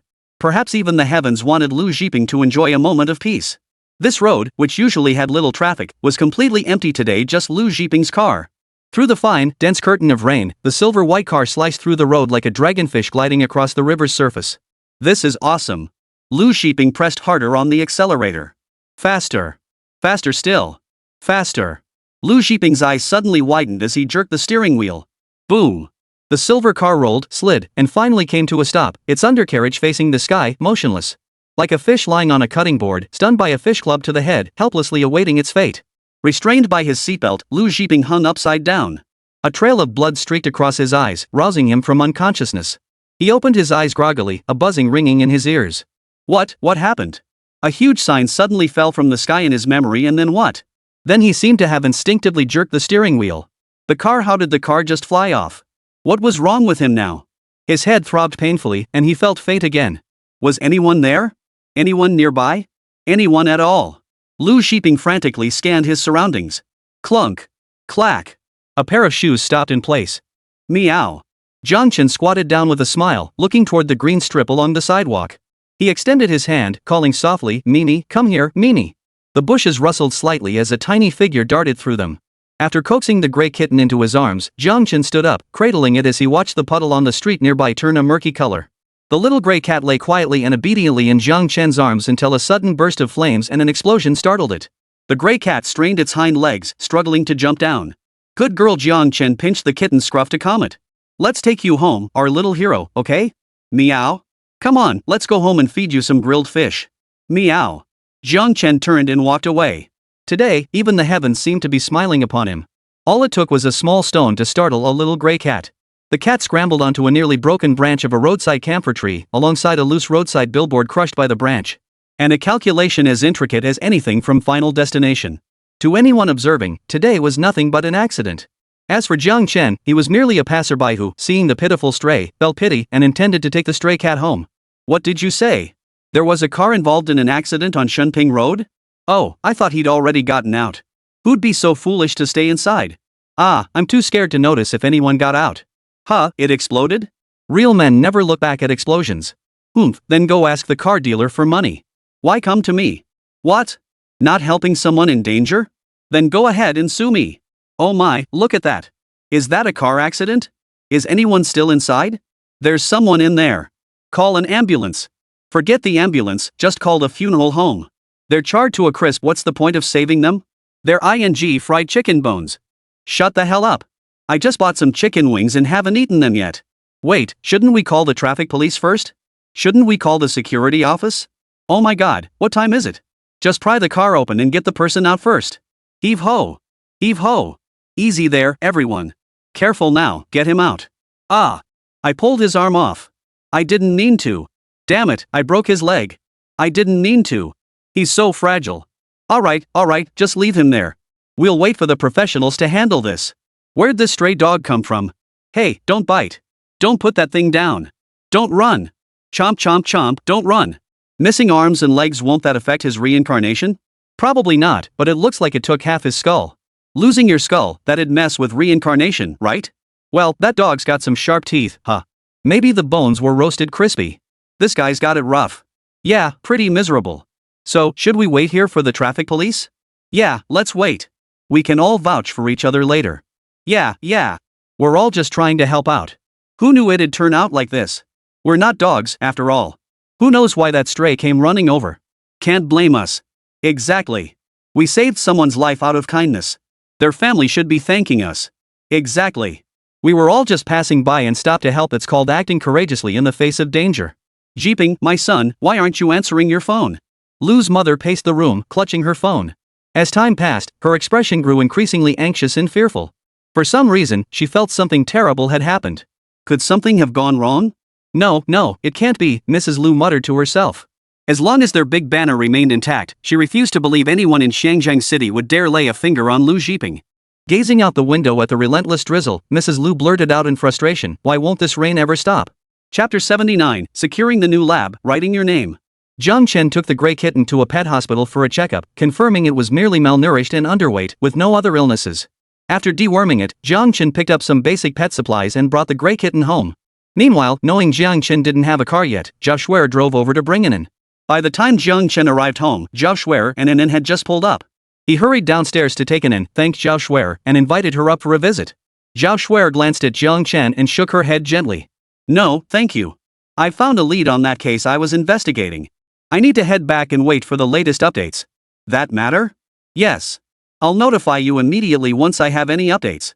With that, Zhao Shuer stuffed the snacks she just bought for Anin into his hands and turned to leave the residential compound.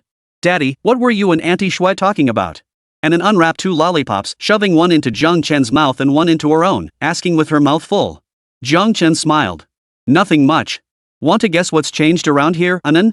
Anin puffed out her cheeks. Did Sister Qingfeng take the dollhouse apart again? Jiang Chen burst out laughing. Just a couple days ago, Lu Qingfeng had insisted she could renovate and expand the dollhouse. She learned the technique somewhere. But after taking it apart, she spent ages trying to put it back together and couldn't manage it. In the end, it was 5-year-old Anin who fixed it, leaving Lu Qingfeng flushed with embarrassment. She stubbornly insisted it was just giving Anin a chance to practice.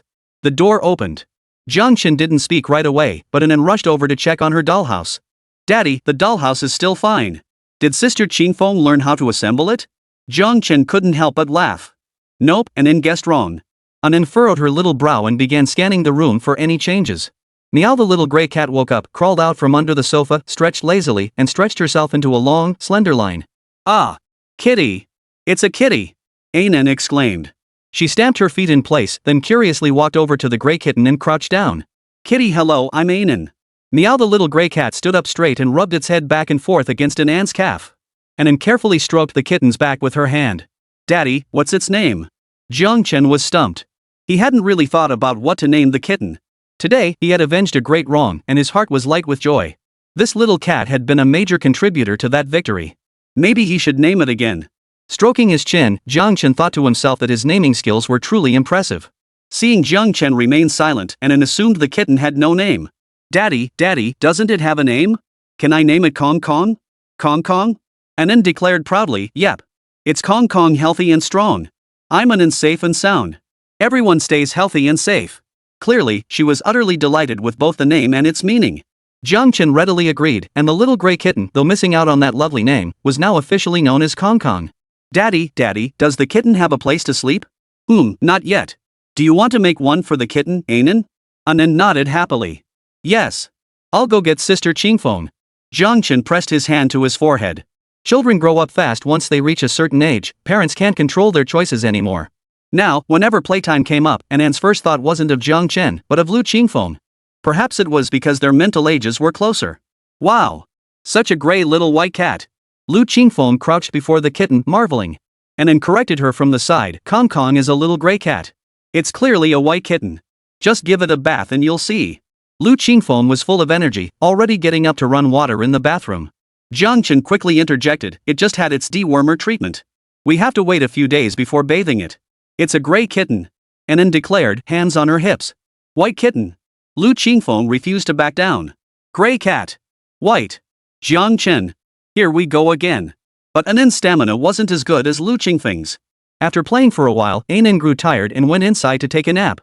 Lu Qingfeng nudged Jiangchen with his elbow, looking as secretive as a thief. Hey, how'd the divorce go today? You seem in a great mood. Any other good news? Yeah, it went smoothly. I'm genuinely happy, Jiangchen replied with a smile. Today was truly the happiest day he'd had in over a month. Not only had he gotten divorced, but he'd also taken care of Lu Zhiping. Wow, Lu Qingfeng clicked his tongue. Who knew Sister Rushiang was so tough? She really fought the odds and won the divorce case. She certainly did, Jiangchen reflected. Today truly owed everything to Deng Rusong. Who'd have thought I'd end up riding her coattails someday? Tisk, that's only because this lady here didn't compete with Sister Rushiang. If I'd gotten involved, you wouldn't even need a divorce trial, the divorce papers would have been delivered right to your door. Lu Qingfeng declared, pounding her chest. Jiangchen chuckled softly. Right. All thanks to Miss Lu's gracious restraint. Oh, right. I'll send you the lab's location. Lu Qingfeng pulled out her phone. Jiangchen's heart skipped a beat. How could Lu Qingfeng have actually secured a lab in just a few days? Lu Qingfeng lowered her head, looking quite embarrassed. I thought setting up a lab would be simple. But who knew just getting that German machine would mean waiting half a year on the waiting list? Then there's all this talk about inspections and certifications before shipping I didn't even understand at all. Bottom line, it takes forever to set up a brand new lab. So today I had someone buy out a lab at Xiangjiang University outright. It's already registered under your name. You can move in tomorrow. Lu Qingfeng blinked, clearly embarrassed that it had taken him 3 days to achieve this much. But Jiangchen was so stunned he couldn't speak. It sounded like a lab had been secured within a single day. Lu Qingfeng's influence was far greater than he'd imagined. Lu Qingfeng chuckled softly, leaning in closer. Are you feeling more excited now? Do you feel grateful to me? Jiangchen nodded. Indeed, thank you very much. Lu Qingfeng waved his hand dismissively. No need. If you really want to thank me, how about offering yourself? I poured so much energy into listening to those people explain every single piece of equipment it nearly killed me. Jiangchen was speechless. Lu Qingfeng truly embodied the essence of a spoiled brat to the extreme. Cut it out. Giving yourself to me? Impossible. Absolutely impossible. Fine, forget it then. But give me a key, Lu Qingfeng waved his snow-white little hand in front of Jiangchen. Otherwise, I'll be glued to my phone waiting for your reply before coming down. That's exhausting. Lu Qingfeng pouted playfully, just give me one, please. I promise I'll text you every time before I come down. Chapter 80, a lead emerges. Meanwhile, Zhao Shuer had just arrived home. As she drove into the courtyard, she spotted a disheveled figure crouched by the front gate. Wei Wei? Zhao Shuer's pupils contracted. This was the first time in over 20 years of knowing Zhuang Weiwei that she had seen her looking so utterly wretched. Zhuang Weiwei lifted her head, her pupils unfocused and vacant. Her eyes were swollen to the size of walnuts, her makeup smudged and blurred by the rain, her hair dripping wet and hanging limply behind her. She opened her mouth but no sound came out. Though furious with her and having resolved to cut ties, Zhao Shuer couldn't bear the sight of her in such a state. She hurriedly helped her up. "What happened to you?" Zhao Shuer frowned, suddenly recalling their divorce earlier that day. "Is getting divorced really worth reducing yourself to this state? Didn't you ever think this day would come when you hurt Jiang Chen like that? Or do you think humiliating yourself will make others feel sorry for you?" Though her words were harsh, Zhao Shuer's movements as she gently wiped Zhuang Weiwei's hair with a towel were tender. "I didn't," Zhuang Weiwei murmured, clutching a cup of hot ginger tea. "I didn't." "Enough. Talking about this won't help," Zhao Shuer said, switching to a fresh towel. "You're divorced now anyway. Figure out what you're going to do next. I begged you day after day, but you wouldn't listen. You kept saying it was just your brother, nothing more. You deserve this, Zhuang Weiwei." Zhao Shuer felt both heartache and fury welling up inside her. Zhuang Weiwei gave a bitter smile. "It's all my fault. I realized it too late." Her eyes were so dry she couldn't even cry anymore. Zhao Shuer shook her head. "Enough. You still have an in between you. For Annen's sake, stop tormenting yourself like this." Zhuang Weiwei gave an almost imperceptible nod. "I know. I'm not doing this for sympathy. We have an in between us. I believe we'll remarry someday." Zhao Shuer froze, her voice breaking. "You still want to remarry?" Zhuang Weiwei lifted her head, her gaze unwavering as she met Zhao Shuer's. "Shuer, you know this. Without him, even breathing hurts. The moment I saw him, I knew I could only be with him for the rest of my life. No one else, no matter how wonderful, could ever compare to a single hair on his body. A woman who has loved an eagle could never bear to lose him. We absolutely, positively will get back together." Zhuang Weiwei's tone was calm, but her expression was stubborn. Zhao Shuer, enraged, flung the towel straight at Zhuang Weiwei's face. "Stop clinging to these delusions. Weiwei, what makes you think Jiang Chen will ever forgive you and take you back? Isn't today's incident enough to wake you up? He has no feelings left for you. Even if he did, those feelings aren't strong enough to sustain this marriage." Zhuang Weiwei's expression hardened. "If he's gone from my life forever, I might as well die." Zhao Shuer. "Oh no. Has Weiwei snapped from the shock and turned into a Yandere?" Zhao Shuer was too stunned to speak, but Zhuang Weiwei smiled. "Shuer, you're my only friend left. You'll help me, right?" What can I do for you?" Zhao Shuer grew wary. Was Weiwei asking her to be her accomplice? She tentatively suggested, "Do you want me to help you strategize? Whisper sweet nothings in Jiang Chen's ear? Or help you get rid of the other women around him? But my relationship with Jiang Chen isn't close enough for me to speak freely. He might not listen to me," Zhao Shuer preemptively cautioned. Zhuang Weiwei gritted her teeth. "Jiang Chen has issues with me now. If I show up too often, it'll only worsen his impression of me. But you're different, Shuer. Jiang Chen trusts you enough to leave Anan in your care. You can visit Anan wearing my clothes and jewelry, reminding him of me. That way, when he remembers me on his own, he'll idealize my image in his mind. Given time, I can actively pursue him again." Zhao Shuer shook her head, wanting to refuse. What would that make her but a substitute? "Weiwei, stop thinking about these devious schemes. Then I won't wear your clothes or jewelry. But please visit Anan more often, okay? The three of us share memories together. Just mention them occasionally." Zhuang Weiwei looked at her expectantly. "All right," Zhao Shuer hesitated, "but only occasionally. She'd do it to soothe her guilty conscience, just occasionally mention him." Zhao Shuer picked up the towel again, her hands moving steadily as she absorbed the last trace of moisture from Zhuang Weiwei's hair. "Oh, Weiwei, we've got a lead on the amusement park case." At the word clue, Zhuang Weiwei flinched involuntarily. Her hand slipped, spilling a full cup of hot ginger tea down her arm and onto her body, leaving a trail of red scorch marks wherever it touched. Fortunately, Zhao Shuer reacted swiftly, tossing the towel over in time. "Quick, rinse it off with cold water." Zhao Shuer applied ointment to Zhuang Weiwei's skin. "I haven't even said anything yet, and you're reacting this strongly? Enough with the act in front of me. If you didn't have some idea, you wouldn't react this strongly." Zhuang Weiwei lowered her head. "What's the clue?" Zhao Shuer pulled out her phone to check a message. "My people tracked down everyone who entered the amusement park that day. One person happened to be on the Ferris wheel at the time. He recorded it and copied it onto a disc. My people paid to get the video. It'll be delivered to me shortly. Want to see it?" Zhuang Weiwei's heart pounded wildly. She pressed a hand to her chest and nodded softly. "I'll watch it." Just then, a knock sounded at the front door. Moments later, the maid brought in a box. Zhao Shuer gently opened the box to reveal a laptop with the disc already inserted. She turned on the computer, entered the password, and clicked the player. A somewhat blurry video began to play. The background audio featured the intimate chatter of a couple. The camera swayed unsteadily before settling on the view outside the window. A small figure ran ahead, an adult caught up to her, then shoved her hard. He then slipped and fell himself, his body scraping across a warning sign. Zhao Shuer clicked to enlarge the video, clearly showing the moment Lu Zhiping knocked Anan down. Jiang Chen was right, and had come within inches of falling off the bridge onto that pile of sharp rocks. Zhao Shuer's eyes widened in fury as rage surged through her. Zhuang Weiwei, did you see that? If you didn't, I'll play it again until you see it clearly. That she even tried to harm sweet little Anan. If Zhuang Weiwei dared utter a single unpleasant word today, she would sever ties with her completely. Chapter 81, I want him dead. What? He's already dead? Zhuang Weiwei stared fixedly at the screen, not blinking once. Zhao Shuer shook her gently. Speak up. Don't play dumb with me. What are you going to do about him?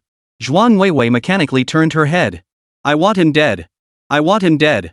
He dared to lay a hand on Anan, and then had the nerve to deceive me, blaming Anan for it. I want him dead. Zhuang Weiwei screamed hoarsely. She slid down the chair and collapsed onto the floor. Burying her face in her knees, Zhuang Weiwei began to sob uncontrollably. Even though her eyes were dry and no tears came, even though it was just a dry wail, she simply didn't know how else to vent the emotions churning inside her. Only crying could make her feel a little better. If only she had refused Lu Zhiping back then, it would have been a happy day of family fun for the three of them. Her husband would have forgiven her and given her another chance. She wouldn't have lost him. But she hadn't refused. She welcomed Lu Zhiping into their family of three. She still didn't trust Anan, nor did she trust her husband. Not only did she disappoint her husband in Anan, but Anan ended up in the emergency room because of her. It's all her fault. It's all her fault. Zhuang Weiwei screamed, it's all my fault. I deserve to die. Her husband had warned her so many times, but she refused to listen or believe him, thinking he was just jealous or looking for trouble. Turns out it was that bastard Lu Zhiping who was stirring trouble. Zhuang Weiwei was consumed by regret. Patents and career ambitions no longer mattered. All she could think about was making Lu Zhiping pay dearly for his actions. Shuer, I'm such an irresponsible mother. Zhuang Weiwei muttered to herself, her eyes bloodshot and red. I have things to attend to. I'll be leaving now. Without waiting for Zhao Shuer's reaction, Zhuang Weiwei rose and walked out. Back at her own home, Zhuang Weiwei first soaked in a hot bath. Feeling the water slightly warmer than her body temperature, she replayed every word Lu Zhiping had said over and over in her mind, trying to figure out what his true purpose was. After a long while, she stepped out of the now chilled water. Her slender arms wrapped a towel around her curvaceous, breathtaking figure. Zhuang Weiwei picked up her phone and dialed a number. Find out where Lu Zhiping is right now. Keep it quiet. Bring him to me. Who cares what he's thinking? Just torture him to death and hand him over to her husband. Let him think whatever he wanted as long as Jiang Chen could see her resolve. The steady voice of a middle-aged woman on the other end acknowledged the order, then reported another matter to Zhuang Weiwei. What did you say? Lu Zhiping was the one who drugged the wine glasses at the victory banquet? Zhuang Weiwei screamed, stumbling back 2 steps. The revelation hit her like a thunderclap. He? How? Bring him here. Bring him here now. Beat him if he resists, just keep him alive and bring him to me. Rage surged in Zhuang Weiwei's eyes as her fury reached its peak. She had cherished Lu Zhiping like a beloved younger brother. For Lu Zhiping's sake, she had deceived her husband, leaving early and returning late, sometimes not coming home at all. She had even missed Anan's first birthday celebration at home to throw him a victory party. Time and again, she had favored Lu Zhiping over her own husband. But this bastard dared to drug her. He dared to harbor such disgusting intentions toward her. She hung up the phone. Zhuang Weiwei changed her clothes, sat down on the sofa, and began to think. How should she torment Lu Zhiping later? Should she just chop off his head? No, that would be too easy for him. Or should she slice off his flesh piece by piece, roast it, and force-feed it to him? Or use small creatures like ants and rats? A water dungeon seemed rather appealing too. One by one, the most brutal methods of punishment flashed through Zhuang Weiwei's mind. If her husband found out what she did to Lu Zhiping, he'd surely feel vindicated, right? Yes. Call her husband over. Let him witness Lu Zhiping's fate. He'd surely forgive her. No time to waste. Zhuang Weiwei immediately pulled out her phone and dialed the top number. Honey, let me finish. I have something to tell you. It's important. I already know. It was Lu Zhiping who pushed him. What? You already knew? Oh right, Shuer sent it to you. What I mean is, he dared to lay a hand on Anan. He has to pay the price. A simple death is too easy for him. I've already had him brought over. I'll make sure he suffers terribly. Honey, do you want to see his fate? If you like, we can do it together, or you can do it yourself. Jiang Chen chuckled softly. You had him brought over? From where? The funeral home? Zhuang Weiwei frowned, her voice urgent. Husband, don't you trust me? I swear I'll make him pay. Even if he's from the Lu family in the capital, he'll die. I'll make sure his death is utterly miserable. Jiang Chen's laughter grew louder. No, no, no. I don't care whether he lives or dies. It's irrelevant. He was already dead anyway, probably charred to a crisp by now. If you're just calling to discuss such trivial matters, Ms. Zhuan, please don't disturb me. With that, Jiang Chen hung up the phone. Honey, hello? Honey. Zhuan Weiwei stared blankly at the dial tone on the other end. How disappointed could her husband be in her, not even wanting to hear about Lu Zhiping's fate? The phone rang again. Zhuan Weiwei snatched it up to answer. Honey. What? You say he's already dead? A buzzing sensation filled Zhuang Weiwei's head, as if thousands of flies were swarming around her ears. Really dead?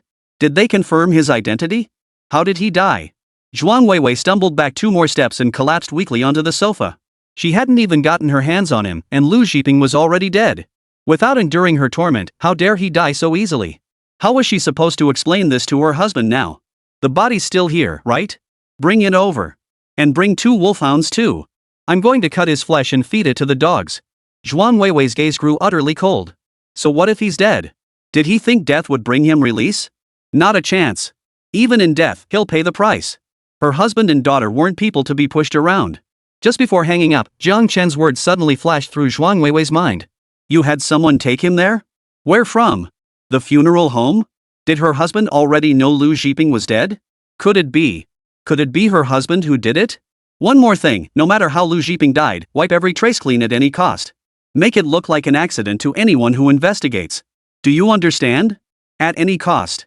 If it absolutely can't be done, pick one of the people we keep to take the fall. Old rules apply, generous treatment for the family. Chapter 82, Chop him up and feed him to the dogs. This is annoying. Upon receiving the news, Lu's mother rushed to the funeral home and saw Lu Zhiping's gruesome state. This isn't my son. My son was handsome. This isn't him. Where have you hidden my son? Hand him over now, or I'll make you pay. After seeing the overwhelming evidence confirming it was indeed Lu Zhiping, Lu's mother let out a wail and lunged forward, screaming at the top of her lungs. My son!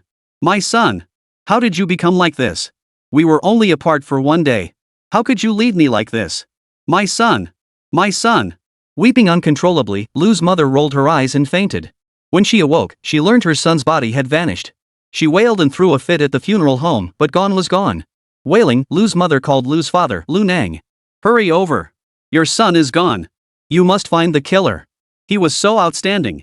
He can't have died for nothing. He was your son. Now even his body has been stolen. Alright, I'll wait at home. Hurry back, my son. Under Lu's mother's urgent demands, Lu's father, Lu Nang, had no choice but to set out immediately. Over the phone, he reassured his mother he would leverage connections to have the security office increase manpower investigating his son's murder. He also urged her to recall anyone who might have had a motive to harm Lu Zhiping. Inside the Longjiang villa, a group of black-clad bodyguards entered the Zhu residence carrying a large suitcase. Young Master Zhuang, the items you requested have arrived. The black-clad man stepped forward and opened the large black suitcase. Zhuan Weiwei glanced at it casually, then instantly whitened her eyes. She gasped in shock, is that Lu Zhiping? He was barely recognizable as a human being. Zhuan Weiwei muttered to herself, wondering how her husband had managed this. She was determined to clean up all traces of it. The man in black asked for instructions. Boss, what should we do with this? Zhuang Weiwei frowned in distress. He was burned beyond recognition. None of her original plans would work now. Chop him up and feed him to the dogs. What a pain, even dead, he's still causing me trouble. Zhuang Weiwei spat in Lu Zhiping's direction. The man in black responded, yes, ma'am. Zhuan Weiwei stood up, gazing down at the charred mass on the ground. You brought this upon yourself. Don't tell me you only gave me the illusion that you resembled my brother who didn't survive. Even if he were alive today and did something like this, he wouldn't be allowed to live. And you certainly won't. Pushing her daughter toward death, sending her into the emergency room, causing her husband to lose all hope in her. Damn it! The man following Zhuang Weiwei rummaged through the tools he'd brought, deftly pulling out a cleaver, ready to chop. Hold on. Zhuang Weiwei suddenly thought of a way to win her husband back. She held out her hand to the man. Give me the knife. Teach me how to do it, I'll handle this myself. You just stand by and film it, record every step of how I handle him. First, cut it into large chunks, then chop them finely. Occasionally, pieces that wouldn't break down were pounded into mince with a small hammer. Finally, everything was mixed together and fed to the 2 drooling wolfhounds nearby. Only then did Zhuang Weiwei feel some of the pent-up anger in her heart vented. It was all that Dama's fault. She'd ruined her marriage and shattered her once happy family. That deserved to be torn limb from limb and condemned to eternal damnation. Glancing at the remaining ashes nearby, Zhuang Weiwei narrowed her eyes and ordered. Oh, and contact someone from the mystic sect. Send them this ashes. I want him to suffer a horrible death in his next life and the one after that. No, make his soul vanish completely. Price is up to them. After hanging up with Zhuang Weiwei, Jiang Chen sent Zhao Shuer a text message saying he owed her a huge favor and that she could ask him for anything she needed. Zhao Shuer replied with a thumbs up emoji. Jiang Chen set his phone aside, grabbed a change of clothes, and entered the bathroom. He turned on the shower, the powerful stream of water cascading over his body. Today marked the first time he'd personally ended a life, yet he felt no nausea or revulsion, only the sweet satisfaction of vengeance fulfilled. A month of patience and waiting had earned him the enemy's death without a burial place. It was worth it. As he lathered himself with shower gel, Jiang Chen mentally reviewed today's actions, searching for any flaws. None. The police station had no concrete evidence to convict him of suspicion. He had merely happened to be passing by. The only threat to him now was Lu Zhiping's family. If they sought revenge, should he eliminate them too? Not killing them? That would leave a ticking time bomb. Even a dud bomb carried the risk of exploding in his hands. He hadn't, and he couldn't leave any potential threats behind. Kill them? That would require carving out time to plan, conduct surveillance, and execute the hit. He was itching to build his own empire. Only by becoming powerful could he better protect and get others to help? No. This kind of thing had to be done personally to keep it secret.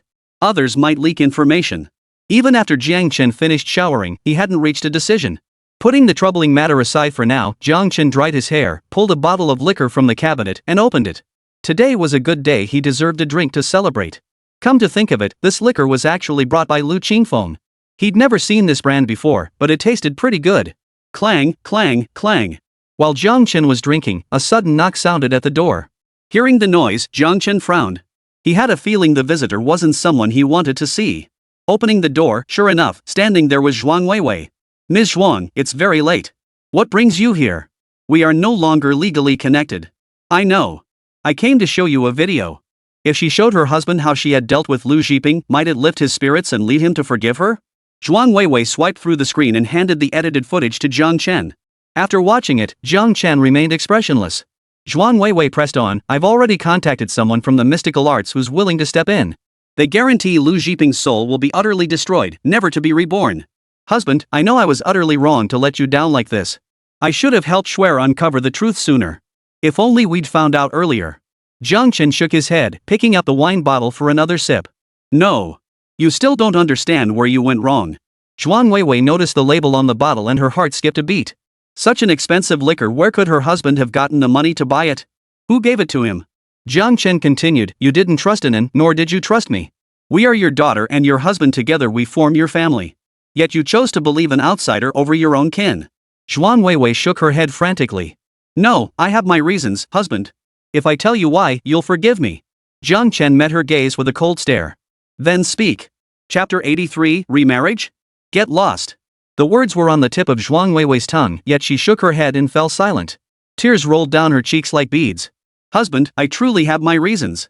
She couldn't say it. If she did, it would shatter the image he had of her. He already harbored resentment toward her. She couldn't let him be disappointed in her again. Jiang Chen watched Zhuang Weiwei stop mid-sentence, a wave of irritation rising within him. Here we go again. As if her excuses were enough for him to forgive her for anything. Sensing Jiang Chen's thoughts, Zhuang Weiwei trembled as she explained.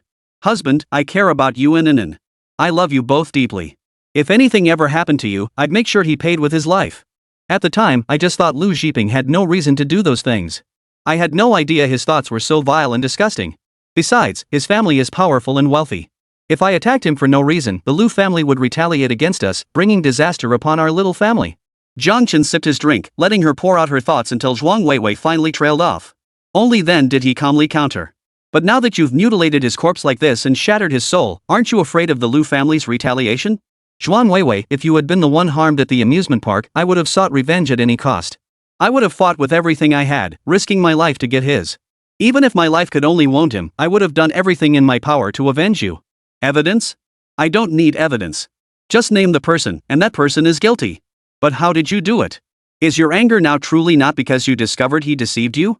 Jiang Chen glanced at Zhuang Weiwei, his expression utterly devoid of emotion. Hearing this, Zhuang Weiwei's face drained of color, as if struck by lightning. The initial anger and confusion had vanished from Jiang Chen's heart.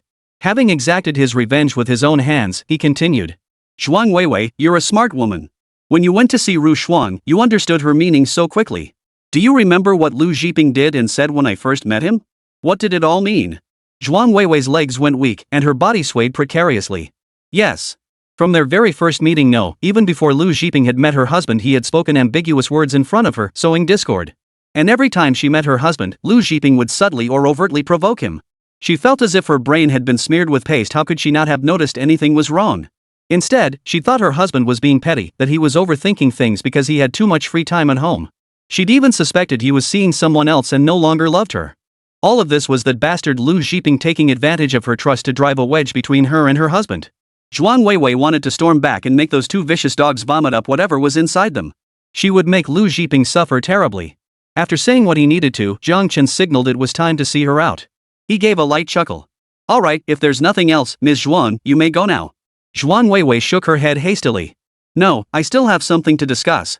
Husband, I've already had my men clean up all traces. Just in case, I've also found someone to take the fall. Husband, rest assured I absolutely won't let you go to jail. Jiang Chen shrugged indifferently. With his meticulously calculated moves, no one could trace his involvement. Even if they did, there was no way to legally convict him. Who said he couldn't walk past that spot? Who said he couldn't kick a pebble off the road? And who said that witnessing an accident required calling an ambulance? No one. Then on what grounds do you say I'm guilty? Zhuang Weiwei pouted. I'm telling the truth. Not necessary, Jiang Chen cut her off. You didn't need to get involved in the first place. Zhuang Weiwei suddenly threw her arms around Jiang Chen, knocking him onto the sofa.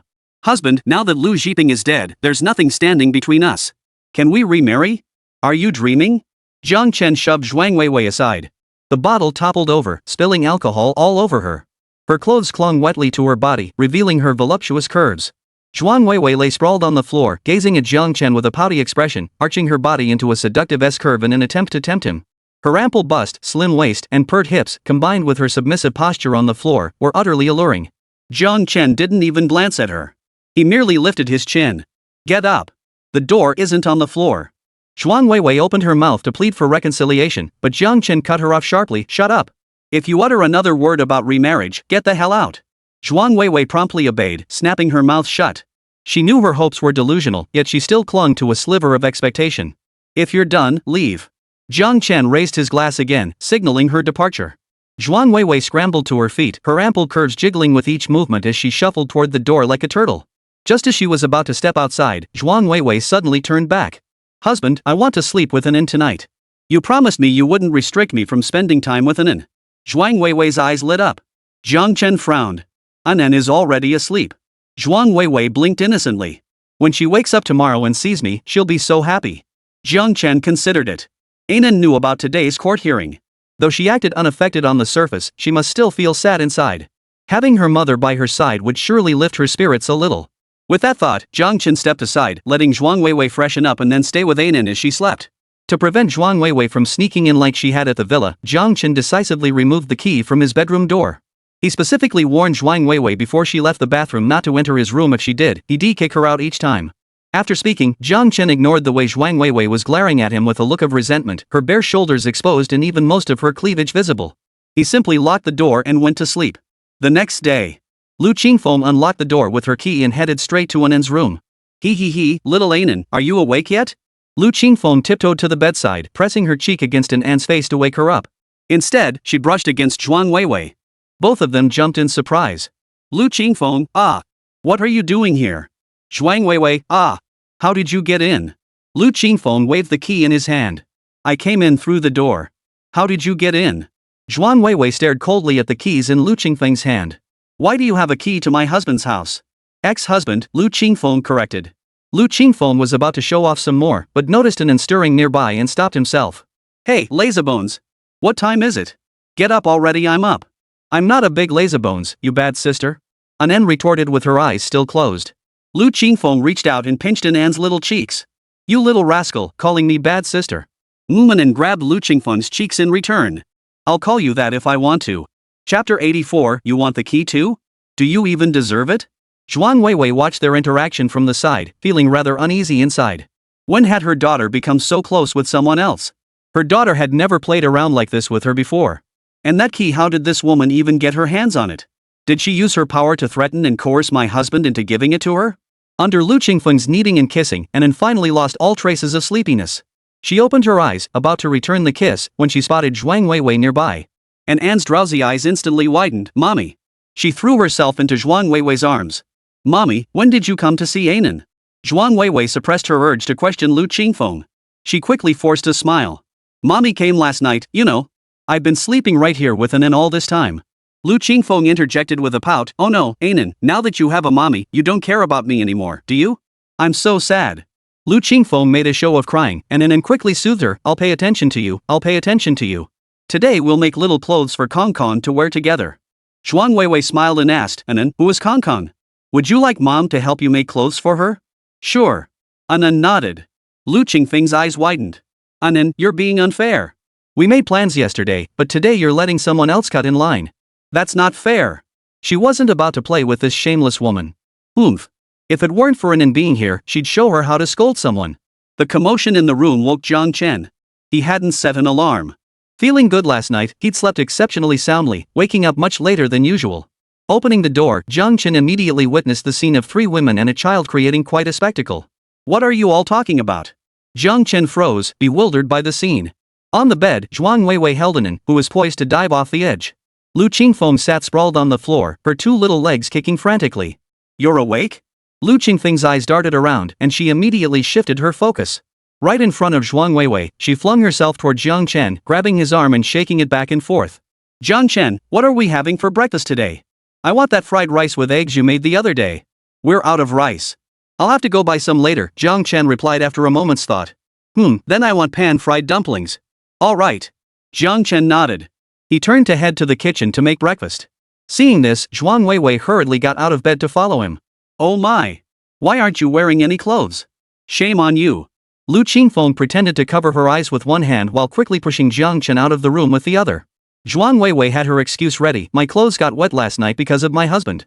They're still drying after being washed, so of course I have nothing to wear. Husband, could you hand me my clothes first? Zhuang Weiwei called out in a soft, high-pitched voice. Lu Qingfeng narrowed his eyes. Perfect. She knew it. The court granted the divorce yesterday, and this woman showed up at Jiang Chen's place this morning. She must have been planning this all along. Just as she suspected. Now she was using clothes as an excuse, clearly trying to seduce Jiang Chen. What a joke. Was Jiang Chen the type to fall for such tricks? If he were, they would have already slept together. Lu Qingfeng, should have woken up in Jiang Chen's bed this morning. But Lu Qingfeng glanced at Zhuang Weiwei's ample bust and long legs, then looked down at her own flat chest and stubby legs. Why couldn't the heavens have blessed her with more height? Either bigger breasts or longer legs would be fine. In the end, under Lu Qingfeng's strict vigilance, Zhuang Weiwei still got dressed before leaving the bedroom. She immediately approached Jiang Chen in the kitchen. In a submissive, pitiful tone, she asked, Honey, can I stay for breakfast? I want to spend a little more time with Anan. Jiang Chen didn't even look up. Sure. He wasn't so broke he couldn't afford to make breakfast for one more person. There was no need to nitpick over such a minor detail with his ex-woman. Fine, let her eat. With Jiang Chen's response, Zhuang Weiwei felt reassured. It seemed her husband and that short guy weren't involved in any intimate relationship. Otherwise, he wouldn't have allowed them to share the same space. But that key. Until she got to the bottom of this, Zhuang Weiwei felt like a cat scratching at her insides. What if one night that little girl launched a midnight surprise attack? How would her husband's reputation survive? Honey, I noticed that little girl has a key to our house. Did you give it to her? Jiang Chen poured the starch mixture into the frying pan, and the kitchen instantly filled with sizzling sounds. He nodded. Yes, I gave it to her.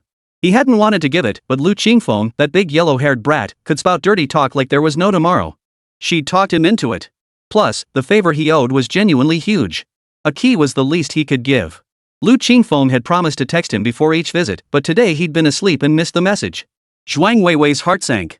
She sensed things were taking a turn for the worse. She hadn't even dealt with the troublesome Deng Rusong yet, and now she had to contend with this newcomer from out of town, a shorty who seemed like trouble. She needed to find a way to draw him out and gauge this little guy's depth. Honey, where is she from? How old is she? She seems to get along well with Anan. Do you know what she likes? I'll get her a gift to show my appreciation. Jiang Chen shook his head. No need. Lu Qingfeng wouldn't accept it. That wild-eyed girl was stubborn and unruly. If she said she didn't like Zhuang Weiwei, she truly didn't. Any gift from Zhuang Weiwei would only be humiliating. Zhuang Weiwei's smile faltered. Ah. Then, can I have a copy of the key too? Zhuang Weiwei ventured tentatively. No way. Jiang Chen refused without hesitation. Zhuang Weiwei took 2 steps closer and pleaded softly, having a key would make it easier for me to visit often and keep him in company. I know you need to focus on your career now, but Inan needs someone to look after him. As his biological mother, I'm the most suitable person.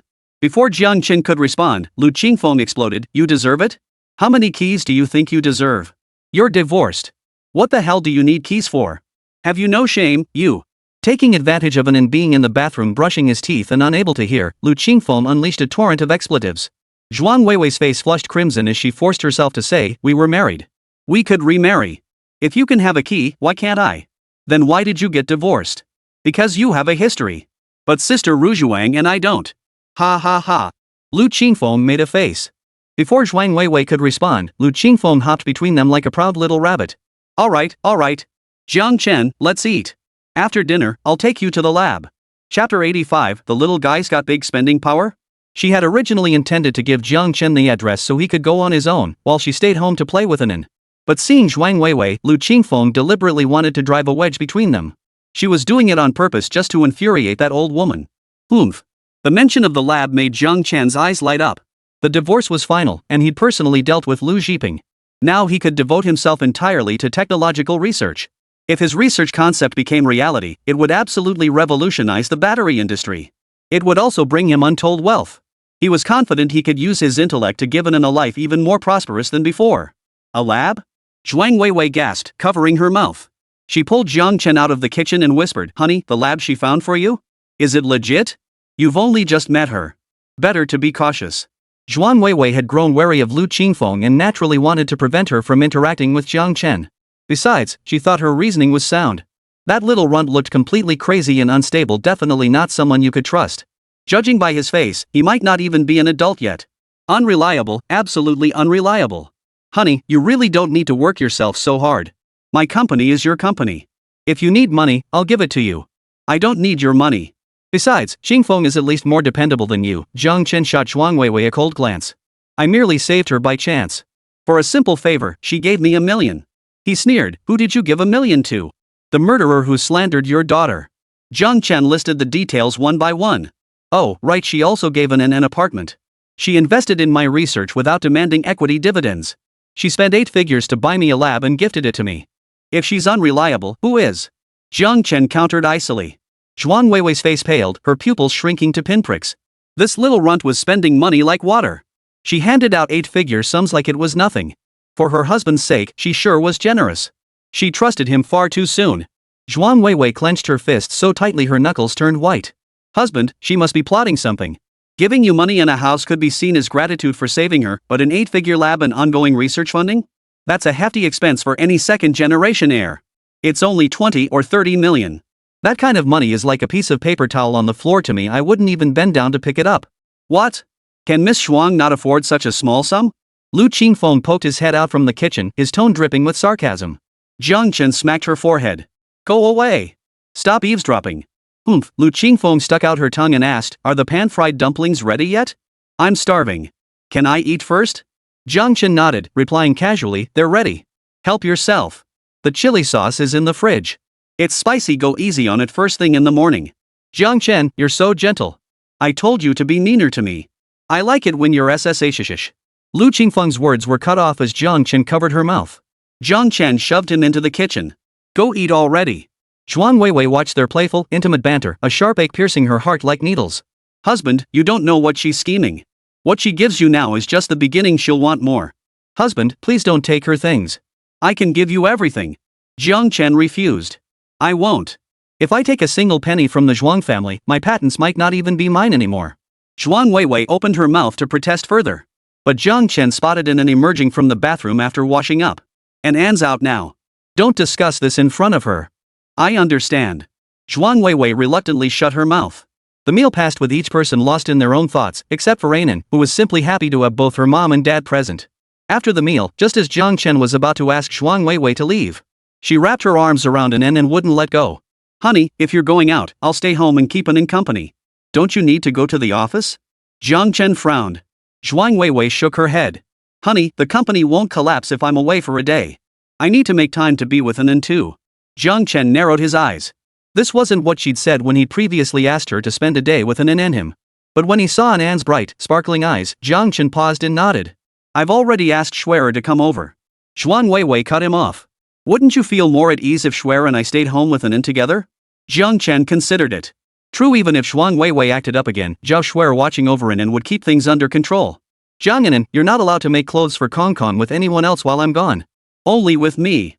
You promised me Kong Kong is our little buddy. Before leaving, Lu Qingfeng made a point of running over to An and making a pinky promise with her. An nodded obediently, promising to wait for her return. Lu Qingfeng drove, bringing Jiang Chen to Shangjiang University. Lu Qingfeng's subordinate had been waiting downstairs at the lab building for quite some time. Upon recognizing the familiar license plate, the group hurried over to greet them. One opened the car door, another held an umbrella, a third fanned the air. The elaborate display left Jiang Chen staring in astonishment. Lu Qingfeng waved impatiently. Enough, enough. No fuss today. Take us to the lab right away. The moment Lu Qingfeng finished speaking, someone immediately bowed and led the way. Yes, of course. Sister Qingfeng, brother-in-law Qingfeng, this way please. The speaker looked familiar to Jiang Chen. It was the man who had been the first to charge at Lu Qingfeng for a scolding when they met during the move.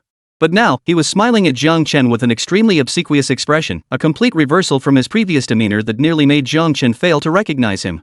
Still, what was this brother-in-law Qingfeng business? Jiang Chen cleared his throat. Just call me by my name. Lu Qingfeng, did you hear that? Call me brother from now on. Alright, Sister Qingfeng, brother Jiang Chen, please lead the way. The group ascended the stairs. Just as they were about to enter the laboratory building's main gate, a commotion nearby caught Jiang Chen's attention. A man who looked like a supervisor was berating a middle-aged man in a security uniform. Do you even know who you've offended? I'm being generous letting you stay here. You don't have to be grateful, but what's wrong with me yelling at you a couple times? The supervisor-like man even resorted to physical force as he spoke. So what if I hit you? Think you're still that industry leader giving speeches and presentations everywhere? Put. You're nothing but a lowly security guard begging me for scraps now. The middle-aged man was shoved twice but remained silent, head bowed. Jiang Chen's gaze fell on the man's face and he froze abruptly. Stop. He strode quickly to the man's side. Kang Hongda, what are you doing here? Aren't you supposed to be in logistics? Chapter 86, at least a 500 square meter lab. Kang Hongda felt utterly humiliated, once again exposed in his disgraceful state before someone he knew. But he was used to it by now. Thus, his discomfort lasted only a few seconds before he regained his composure. Kang Hongda forced a smile. Mr. Jiang, it's nothing much. Just a job transfer. Perfectly normal. But Jiang Chen suddenly remembered something. Earlier, he had received a threatening call from Wang Qin. She had implied she would force him into a one-night stand, warning that if he refused, those close to him would suffer. At the time, he'd assumed she was referring to Deng Rusong and the others, dismissing it as empty threats and even daring her to make good on her words. Now it seemed clear that the woman had targeted Kang Hongda. The reason? It was most likely because Kang Hongda had connected him with the lab. Unjustified trouble. Kang Hongda had truly suffered this unwarranted disaster because of him.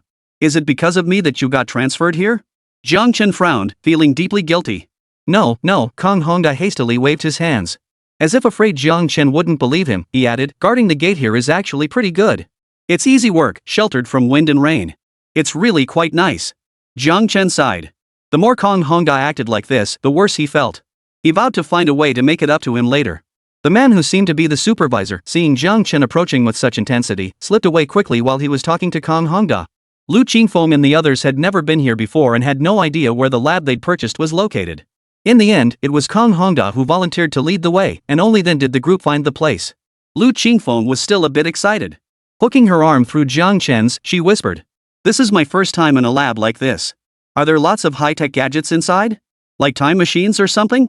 Jiang Chen murmured back, time machines aren't exactly within our current technological reach. Seeing Lu Qingfeng's slight disappointment, Jiang Chen asked curiously, what's wrong? Do you want to travel through time? Yeah, Lu Qingfeng nodded. I dream of going back to when I was a kid.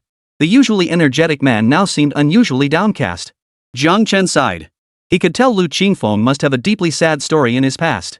Patting Lu Qingfeng's arm reassuringly, Jiang Chen comforted him, it's okay. I'll work hard and try to develop a time machine before you kick the bucket. Really? Lu Qingfeng perked up instantly. Jiang Chen replied, of course. Why would I lie to you? He. Lu Qingfeng let out a tooth-bearing grin, though what exactly sparked his laughter remained a mystery. Lu Qingfeng's crew trailed behind. They frequented bars, malls, and KTVs regularly, and some even visited art galleries and museums to pick up girls, but this was their first time in a lab. The group pressed their faces against doors to peek inside, then crowded around windows to peer in.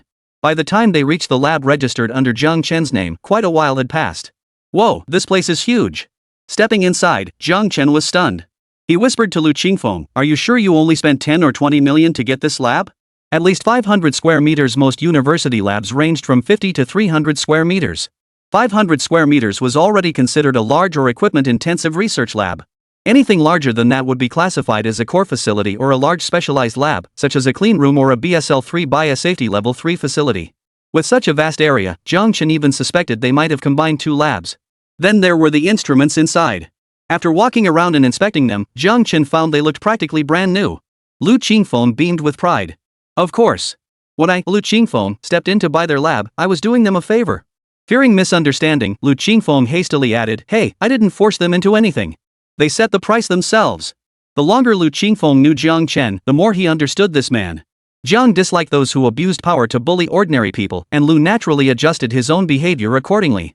Jiang Chen nodded, his attention now entirely focused on the laboratory. He was confident that with just one more month, at most a month, or perhaps even half a month if things went smoothly, he would achieve a breakthrough. In the other half of the lab, the group of underlings who had come with Lu Qingfeng huddled together, whispering among themselves. "Sis Qingfeng is so generous to our brother-in-law. She's only known him a short while and already showered him with gifts. I've been chasing that little model for 2 months and haven't given her nearly this much. Call him Brother Jiang. You don't know. You weren't there that day. Brother Jiang saved Sister Qingfeng from the jaws of death, like a god descending from the heavens, unstoppable. Of course her heart fell for Brother Jiang. Jealous? Well, you'd need his skills and that face to begin with. He's hotter than all of us put together. Oh, and let's not forget, yours isn't as big as his either. Sister Qingfeng would never go for you. Hey, you little punk. Weren't you the one looking down on Brother Jiang before? And you even laid a hand on him once. I never said that. Whoever Miss Lu favors, I'll support. Keep talking nonsense and I'll twist your head off and kick it like a ball. I know I was wrong. I'm trying to make it up to you. I even went out of my way to find out that the Zhuang family hasn't been treating Brother Jiang well. I was thinking of using the land in the west part of the city that my brother owns to trip up the Zhuang family." "The Zhuang family? That Zhuang family? My mom said Mrs. Zhuang bragged to her the day before yesterday about signing some big deal. What's the connection between Brother Jiang and the Zhuangs? Is he their son-in-law? Ex-son-in-law?" Zhuang's been losing his grip on power these past couple years. He's panicking, trying every trick to stay on top. Since Brother Jiang can't help him, they look down on him. Brother Jiang is incredibly powerful. How dare the Zhuang family look down on him? I've got some inside info. The reason Zhuang became the richest man in town in the first place was because of Brother Jiang's patent. Shoo. Don't let the young miss hear that. She'd blow a fuse if she did. If she takes down the Zhuang family, it could easily spill over to our own household. If the Xu family really goes down, there's an upside. Everyone gets a piece of the pie. Stability is paramount this year, the speaker said, raising a finger toward the ceiling. Changes are coming to Xiangzheng City this year. Then let's not talk about it. Shall we quietly make a move and give the Zhu family a hard time? Just to ease things with Brother Jiang. Sounds good to me. Brother Jiang isn't the type to hold grudges. We'll show our support, and Sister Qingfeng will be pleased too. Hold on. Let's see how long the young Mrs. interest in him lasts. What if she loses it after a while? We'll just stir up a little trouble to please the young miss. Nothing that'll cause any real damage. Well, fine. Chapter 87. If it were Jiang Chen, he would have avenged her. Meanwhile, Mrs. Lu finally waited for Mr. Lu to arrive from out of town.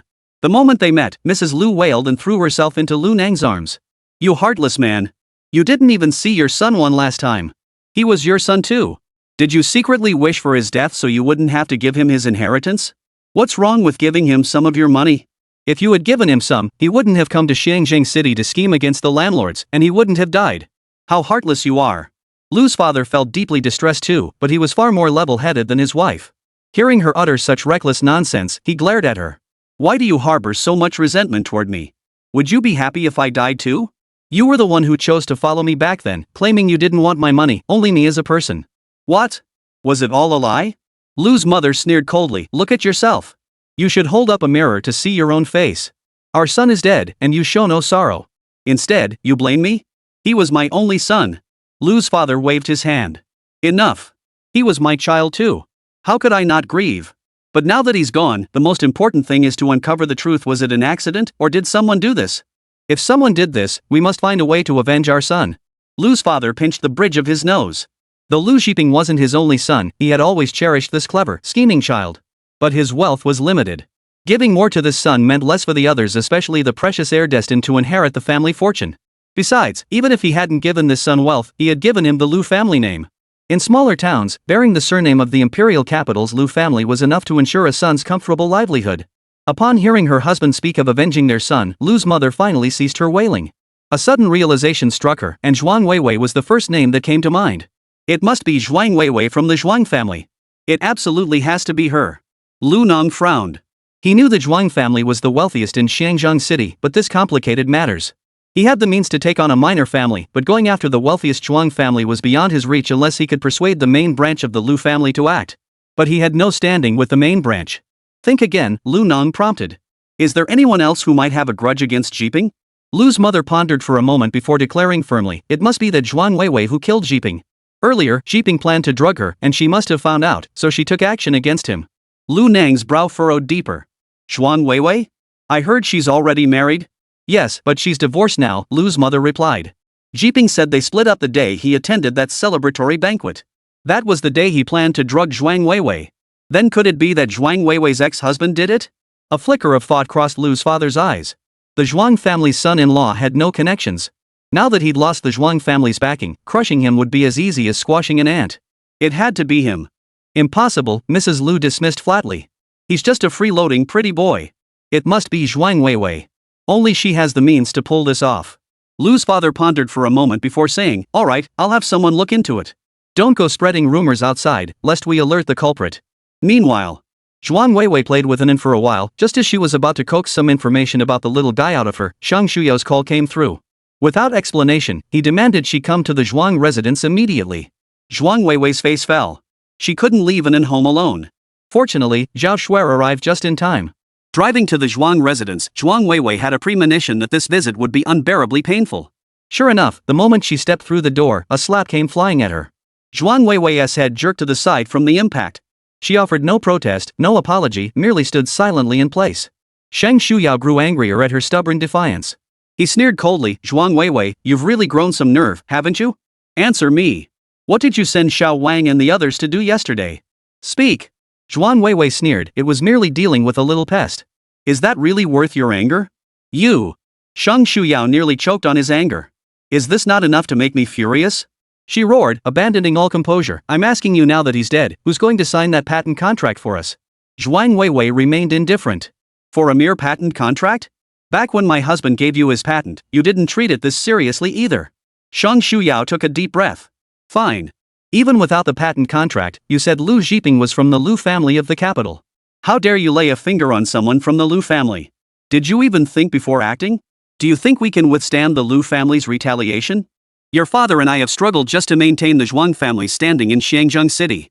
Do you really think the Zhuangs are omnipotent? Shang Shuyao's hair was slightly disheveled now, a far cry from his usual composed elegance. Clearly, Zhuang Weiwei's attack on Lu Zhiping had deeply shaken her. Zhuang Weiwei looked at her mother, tears welling in her eyes. Mom, did you know he drugged me? Chopping up his body and feeding it to the dogs was already letting him off easy. Shang Shuyao delivered another sharp slap across Zhuang Weiwei's face. So what if he drugged you? Do you have any idea how many people want that patent? If it meant securing that patent, I'd personally strip you naked and deliver you to his bed. Mom! Zhuang Weiwei's eyes widened in fury. I'm your own flesh and blood. Shang Shuyao replied without hesitation, you only deserve to be my daughter if you're useful to me. Tears streaked down her cheeks as Zhuang Weiwei sneered coldly, then I'm afraid I've disappointed you terribly. That bastard Lu Zhiping is dead. No amount of rushing will change that. If you're so capable, go ahead and bring him back to life. Zhuang Yumiao, who had remained silent until now, finally spoke up to smooth things over. Enough, Mom. It's already happened. Getting worked up won't change anything. Let's focus on cleaning up after our little sister first cover our tracks. Shang Shuyao sat down, clutching his chest. That unfilial daughter of yours is going to be the death of me. Zhuang Yumiao soothed her, all right, Mom. Weiwei is still young. She's bound to make mistakes. You should guide her more. After calming her mother, Zhuang Yumiao turned to Zhuang Weiwei. Weiwei, you acted impulsively this time and caused trouble for the family. You need to reflect deeply on your actions. Now that Lu Zhiping is dead, can the patent still be signed? Zhuang Weiwei's anger flared instantly. She'd already told them that bastard had drugged her, yet her own blood relatives only cared about the patent. If Jiang Chen knew someone tried to drug her, he would definitely find a way to avenge her. It can't be signed now. Zhuang Weiwei's eyes turned bloodshot. Just as Shang Shuya was about to explode again, Zhuang Yumiao stepped in at the perfect moment. Mom, don't get so worked up. We're family. We should discuss things together. Chapter 88, Zhang Chen won't be coming back to me. Zhuang Yumiao patted Zhuang Weiwei's shoulder, gesturing for her to sit down and talk. Weiwei, you know our family is going through a tough time right now. Your parents have placed such high hopes on you. What you did this time has deeply hurt them. But we're all family, no hard feelings between us, right? As long as you apologize and make amends, Mom and Dad will forgive you. Take Zhang Chen's patent, for instance. Though outdated, it's still somewhat usable. Zhuang Yumiao finally revealed her true intentions. He was a standard businessman, driven by profit. For the sake of gain, appearances meant nothing. Since Lu Zhiping couldn't bring them any benefits anymore, he was useless. They could just replace him with someone else. Alright, Weiwei, go talk to Zhang Chen. Get him to reauthorize the patent to us for free. His technology might be outdated, but it's still usable. I gave him a way out back then. It was his own stubbornness that refused to back down. I was just momentarily angry and said those things in the heat of the moment. It wasn't my true intention. Seeing Zhuang Weiwei lower her head in silence, Zhuang Yumiao added, Weiwei, if you can't even handle this, you'll disappoint your parents and me terribly. Relicense it to you? Zhuang Weiwei couldn't help but snort lightly, looking utterly incredulous that someone could be so brazen. You were the one who said Zhang Chen's patent was useless, and now you're the one demanding he hand it over again. You've managed to twist everything black into white. If my husband is petty, then you, Zhuang Yumiao, are shameless. Not a single member of the Zhuang family is decent. Have you forgotten how you bullied and ignored him before? Now that he's divorced me, why should he still put up with you? And what gives you the right to think you can still control him? Zhuang Yumiao hadn't expected her usually infallible rhetoric to fall flat. She guessed it might be because her sister had been hit too hard by the sudden divorce. Don't you know why we have issues with Zhang Chen? If you'd ever let him go out into the world and build a career, we would have welcomed him with open arms long ago. But you insisted on pursuing your own ambitions while keeping him tied to the house. What did you achieve after 5 years of struggle? And was it because of us that you divorced him? I saw all the evidence Zhang Chen presented in court. If I were Zhang Chen, I'd insist on divorcing you too. Zhuang Yumiao softened her tone and urged, Weiwei, remember this, the Zhuang family is bound to you by blood. We're your closest kin, all wishing you well. If you want to remarry him, your brother won't stand in your way. Zhuang Yumiao thought she had made a concession, expecting Zhuang Weiwei to comply. But she hadn't anticipated that Zhuang Weiwei, who had been relatively rational until then, would completely lose her mind upon hearing her words. She broke down in tears, sobbing while smashing everything in sight. Do you think I don't want to remarry? Zhang Chen won't agree. He refuses to remarry me. Got it? Zhang Chen will never come back to me. By the end of her wailing, Zhuang Weiwei was screaming at the top of her lungs. Zhuang Yumiao tried to comfort her again. Shang Shuyao spoke up, Yumiao, ignore her. Throwing yourself into despair over a man? It's an embarrassment to me. Her tone was icy, her command leaving no room for discussion. Weiwei, now that you're divorced, it's time to consider something important. That Su family boy will be returning to China for work soon. You two grew up together, you even insisted on marrying him when you were little. When he returns, you two will meet and settle the marriage arrangements. This is non-negotiable. Zhuang Weiwei, you've caused the Zhuang family immense trouble this time. You must take responsibility. Either secure the Lu family's patent, or get Zhang Chen to grant it free of charge, or marry into the Su family. Got it? This isn't a discussion, it's my order. Zhuang Weiwei had already lost her temper. Panting heavily, she glared at her family. If it were her husband, he would never force her to do something she didn't want to do. He would shield her from every storm he could. Not like these people, who hid behind the pretense of caring for her while forcing her into disgusting situations. Shang Shuyao shot Zhuang Weiwei an impatient glance. Zhuang Weiwei, are you even listening? If you dare to defy my orders, Zhang Chen's safety. The threat hung heavy in the unfinished sentence. Zhuang Weiwei shot back with equal coldness. The Zhuang family is my family or it isn't. I'll say it again, if any of you lay a finger on my husband or daughter, I'll make the Zhu family pay with their lives. Everything you eat and drink, I'll find a way to poison it. If nothing else, I'll slit your throats while you sleep. Or I'll hand over some of our family's evidence. Try me if you don't believe me. Remember this, you dare not lay a finger on my husband. Meanwhile, though Lu Nang's influence wasn't all-encompassing, he still had connections and old acquaintances. Upon learning of his son's death, these individuals offered their support. Soon, Lu Nang was shown the scene of the accident where Lu Zhiping had been killed. Through investigation, it was quickly determined that the other person present at the scene that day was Zhang Chen. However, he had no interaction whatsoever with Lu Zhiping's vehicle. Lu Zhiping's accident was caused solely by a roadside billboard falling, forcing him to slam on the brakes. To anyone observing, that was the clear conclusion. But Lu's mother couldn't accept it. After much commotion, Lu Nong used his connections to have the case assigned to Gao Lo, the criminal investigation team captain at Changhua West Road Police Station. Gao Lo enlarged the surveillance footage, scrutinizing it frame by frame, and also investigated the circumstances surrounding the disappearance of Lu Zhiping's body. After questioning Lu's mother about her son's relationships, Gao Lo had formed his own conclusions. Huan Yanchuan called out, "Captain Gao, Jiang Chen clearly had motive and was present at the scene during the incident. Shouldn't we arrest him now?" Gao Lo nodded. "Yes, he has motive and was present at the scene." "So what? Then?" Huan Yanchuan gazed out the window, pondering before exclaiming, "Oh, I get it, we need to fix the car first? Fix the hell out of the car." Gao Lo waited expectantly for his apprentice's response, only to get this completely irrelevant answer.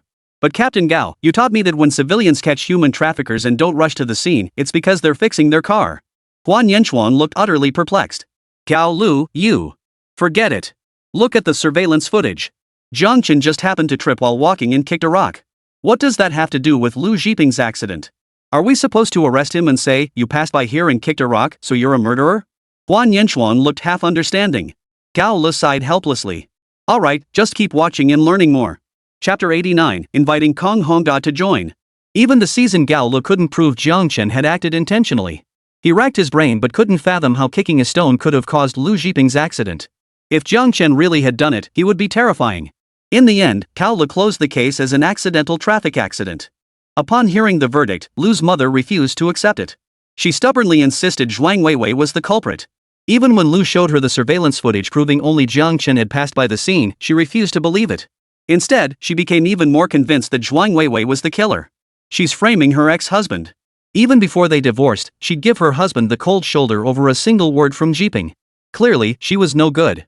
Now, making her husband take the fall is exactly the kind of thing she'd do. Heartless. Even streetwalkers peddling coins have more loyalty than her. Lu's mother wailed and cursed with heart-wrenching anguish until she collapsed from grief.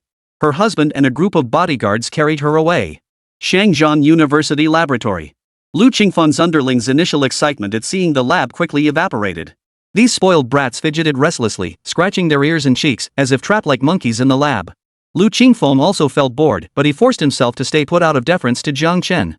Jiang Chen had just finished exploring a new piece of equipment with great enthusiasm when he noticed Lu Qingfeng's distracted expression. He couldn't help but chuckle. The sound snapped Lu Qingfeng back to reality. "What are you laughing at?" She touched her face and glanced up and down at her clothes. Nothing seemed amiss. "Nothing," Jiang Chen stifled his amusement. "Are you bored?" No, not at all. I'm not bored in the slightest. I absolutely love being in the lab, it's like my second home." Lu Qingfeng shook her head, her expression dead serious. Jiang Chen chuckled. "Honestly, I know your temperament. You're not the type to sit still." "Who says I can't sit still?" Lu Qingfeng insisted stubbornly. Jiang Chen had been holding back laughter anyway, and seeing Lu Qingfeng's absent-minded yet determined expression made him want to laugh even harder. Alright. Everyone has their own rhythm. If you're bored here, just find somewhere else to hang out. There are plenty of places to have fun, right?" Jiang Chen said. Lu Qingfeng couldn't help but nod in agreement. Jiang Chen continued, "Besides, doing experiments in the lab is inherently tedious and dull. If you find clubbing and singing boring, it's only natural that this feels even more tedious." Lu Qingfeng nodded again. Jiang Chen summed it up, "So, you don't need to stay here all the time. You can totally take your friends out to have fun. I'm not stuck in the lab forever. It's not like I only show up in the lab. After I go home tonight, you can come find an in to play." Lu Qingfeng found his reasoning increasingly persuasive and was soon convinced. With a wave of her small hand, she led a group of excited followers, bouncing like monkeys down a mountain, out of the lab and straight toward the wide open spaces. Kong Hongda remained remarkably inconspicuous until everyone had left, only then revealing his presence. Kong Hongda murmured, "Mr. Jiang, I'll take my leave as well. I won't disturb you any longer." Jiang Chen stopped him. "Mr. Kong, there's something I'd like to discuss with you." He motioned for Kong Hongda to sit down, and the two spoke at length. Though Kong Hongda took a seat, he dared only perch on the very edge. "Just call me Xiao Kong." It was clear he'd suffered considerable emotional strain these past days. Jiang Chen felt a pang of unease. If it weren't for helping him find a lab, Kong Hongda wouldn't have been targeted and sabotaged by that madwoman. His feelings toward Kong Hongda were complex: regret, sympathy, frustration at his potential wasted. "Mr. Kong, I asked you before whether you'd be willing to return to scientific research. I'll ask you again now, are you willing to return to scientific research?" Kong Hongda didn't lift his head or speak, looking utterly defeated, like a stray dog. Jiang Chen continued, "As you can see, this entire lab belongs to me. With Miss Lu handling the research funding, you won't have to worry about the money drying up mid-project. Moreover, I already have a complete research plan. All we need to do is proceed step by step with the experiments to achieve the optimal data ratio and develop a viable sample. I believe this research will revolutionize the industry. Everyone will know my name and my capabilities. When discussing his area of expertise, Jiang Chen grew animated. Have you heard of the latest patent on the market, H58M? My research will be 10 times more powerful than that. At this, Kang Hongda finally lifted his head. Outperform H58M? He incredulously listed H58M's advantages. Even though that patented technology is only a prototype, you claim yours is 10 times more powerful? I'm not doubting you, but I mean... Kang Hongda stammered, as if he'd said the wrong thing. Jiang Chen nodded. H58M excels in certain areas, but it has a fatal flaw: quality. Its product quality is unstable. If it were put into production and released to the market with current technology, many units would exhibit phantom power consumption. In severe cases, batteries could even spontaneously combust. Kang Hongda's eyes widened in shock. You noticed that? An idea flashed through Jiang Chen's mind, and he seized the moment. What you just mentioned, you know a lot about this patent? He recalled what Kang Hongda had said during their first meeting. You mentioned your technology was stolen? This one? Yes. Kang Hongda covered his face and admitted. I intended to wait until it was fully perfected before applying for the patent, but who knew? Jiang Chen's eyes lit up. H58M had sparked numerous ideas in him. He'd felt an immediate familiarity with it, never imagining it was actually the work of someone he knew. Mr. Kang, I hold your talent in high regard and sincerely wish to invite you to join my lab. Kang Hongda waved his hands repeatedly. Mr. Jiang, you're a good man, my savior. I couldn't possibly betray you. Someone like me would only cause you trouble. Jiang Chen was about to laugh in exasperation at Kang Hongda's evasive attitude. He pulled out a cigarette and offered one to him, lighting one for himself. Kang. I'll just call you by your first name, Hongda. You can call me Jiang Chen, Jiang Chen said after a moment's thought. You're worried about causing me trouble, but that hasn't happened yet. However, I've already caused you trouble once. If it weren't for me, you'd still be happily doing your logistics work. So even if you do get into trouble because of me, it'll just cancel each other out. Jiang Chen declared flatly. No need to rush with your answer. Take your time to think it over. Chapter 90, What? Lu Shiping isn't a member of the imperial capital's Lu family? The night before, Zhuang Weiwei received news from her subordinate. Lu Shiping's parents were searching everywhere for his body. Especially his mother, unable to accept that her son had died in an accident, insisted on finding the real culprit to seek revenge. Zhuang Weiwei felt uneasy, constantly worried that the Lu family might track down Jiang Chen. If a single oversight led to harm befalling her husband, she would regret it for the rest of her life.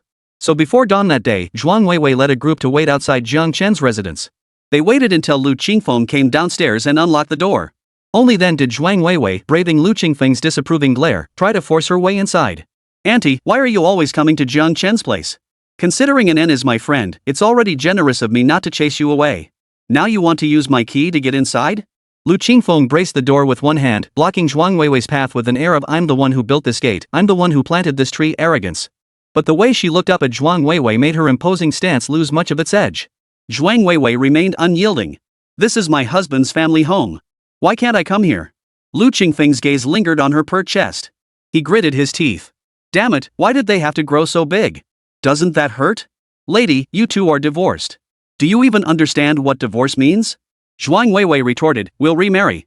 Stop fantasizing about someone you can never have. Lu Qingfeng surreptitiously puffed out her own chest. She had some too. Wait, no, she didn't. Damn it. Damn it all. She sneered, real or fake? Auntie, do you even believe your own words? Zhuang Weiwei's tone softened slightly. So what? We still have an. He won tea stop me from coming over. Come in, Lu Qingfeng conceded reluctantly, adding, humph. An's still young and needs his mom. Once he's older, you'll be useless. Lu Qingfeng took 2 steps forward, tiptoeing 2, and tiptoeing again, tiptoeing higher. Meeting Zhuang Weiwei's gaze, Lu Qingfeng declared solemnly, you'd better genuinely care for An, not exploit her. Otherwise. My daughter is none of your concern, Zhuang Weiwei replied coldly. Oh, is that so? Lu Qingfeng remained completely unmoved. Then I'll worry about your ex-husband, a whole lot more. Zhuang Weiwei's radar instantly emitted a sharp, piercing crackle. What did you say? Lu Qingfeng made a move to close the door. You want me to shut it? You're not coming in? I'm coming in. Zhuang Weiwei felt her rage boiling over. She stormed inside, unable to hold back her complaint. I have no idea where you come from, but you have absolutely no manners. The Lu family. So what? Think I'm rude? Go complain to the Lu family. Lu Qingfeng opened a page on his phone and held it out to Zhuang Weiwei. Here, the phone number. Call them. But I can't guarantee anyone will answer. The Lu family? Zhuang Weiwei suppressed her anger and began to think, wondering which Lu family could be as arrogant as this shorty. The Lu family. The imperial capital Lu family. A bolt of lightning shattered Zhuang Weiwei's ability to think. This little runt was actually from the imperial capital Lu family too. Why had she approached her husband? Was it for Lu Zhiping? Did she know who had killed Lu Zhiping? Zhuang Weiwei felt her brain racing at an unprecedented pace. Husband. Did he know about this? She had to tell him immediately. Zhuang Weiwei rushed toward Jiang Chen's room, flung open the door, and found him still asleep. Zhuang Weiwei threw herself at him. Husband, wake up. I have something extremely important to tell you. Jiang Chen reacted instinctively, executing a shoulder throw that slammed Zhuang Weiwei onto the bed. Only when his hands clamped around her throat did he fully snap back to reality. He immediately released her, took 2 steps back, and stood straight. What the hell? How did you get in? If you need something, just text me. Zhuang Weiwei clutched her throat, coughing violently as she lay sprawled on the bed. Lu Qingfeng arrived just in time to witness this scene. She stared dumbfounded at the room. Several seconds later, Lu Qingfeng finally gasped, "Wow. I think those guys' intel was off. You're not just 18, you're at least 20-something, right?" Her face flushed crimson, and she couldn't help but swallow hard. Goodness. Jiang Chen hadn't processed the meaning yet, but Zhuang Weiwei understood immediately. Covering her throat, she shouted, "What are you looking at?" "We're watching." Lu Qingfeng crossed her arms, her earlier shyness quickly replaced by fierce determination. Jiang Chen yanked the blanket over them, fuming with embarrassment. "Get out. All of you, get out. Does a man have no right to privacy?" Lu Qingfeng cast a lingering glance at the spot Jiang Chen was covering. "Fine, I'll leave. Just let me take one last look, it won't hurt you." All right, I'm leaving." Jiang Chen turned to Zhuang Weiwei. "You get out too." "Husband, I have something important to tell you." Zhuang Weiwei pulled Jiang Chen close and whispered, "Really, she can't hear this." Before Jiang Chen could respond, Zhuang Weiwei hurriedly added, "Seriously, she's from the Lu family in the capital. Husband, you must stay far away from her. Don't get close. She'll get revenge on you." "Revenge on me?" Jiang Chen frowned. "What kind of delusion are you having now?" "All right, you get out too." Zhuang Weiwei grew frantic. "I'm telling the truth. She's from the Lu family in the capital. Honey, I know Lu Zhiping died in an accident, but there's no guarantee they won't take it out on you. Lu Qingfeng deliberately approached you, it must be to take revenge for Lu Zhiping." Zhuang Weiwei declared with absolute conviction, causing Jiang Chen to laugh involuntarily. "Zhuang Weiwei, honey, what are you laughing at?" She was nearly frantic, yet her husband was still laughing. After laughing his fill, Jiang Chen finally addressed Zhuang Weiwei. "Her surname is Lu, but it's the character for green." Seeing Zhuang Weiwei still puzzled, Jiang Chen laughed even more unrestrainedly. "Ha ha ha, cough cough.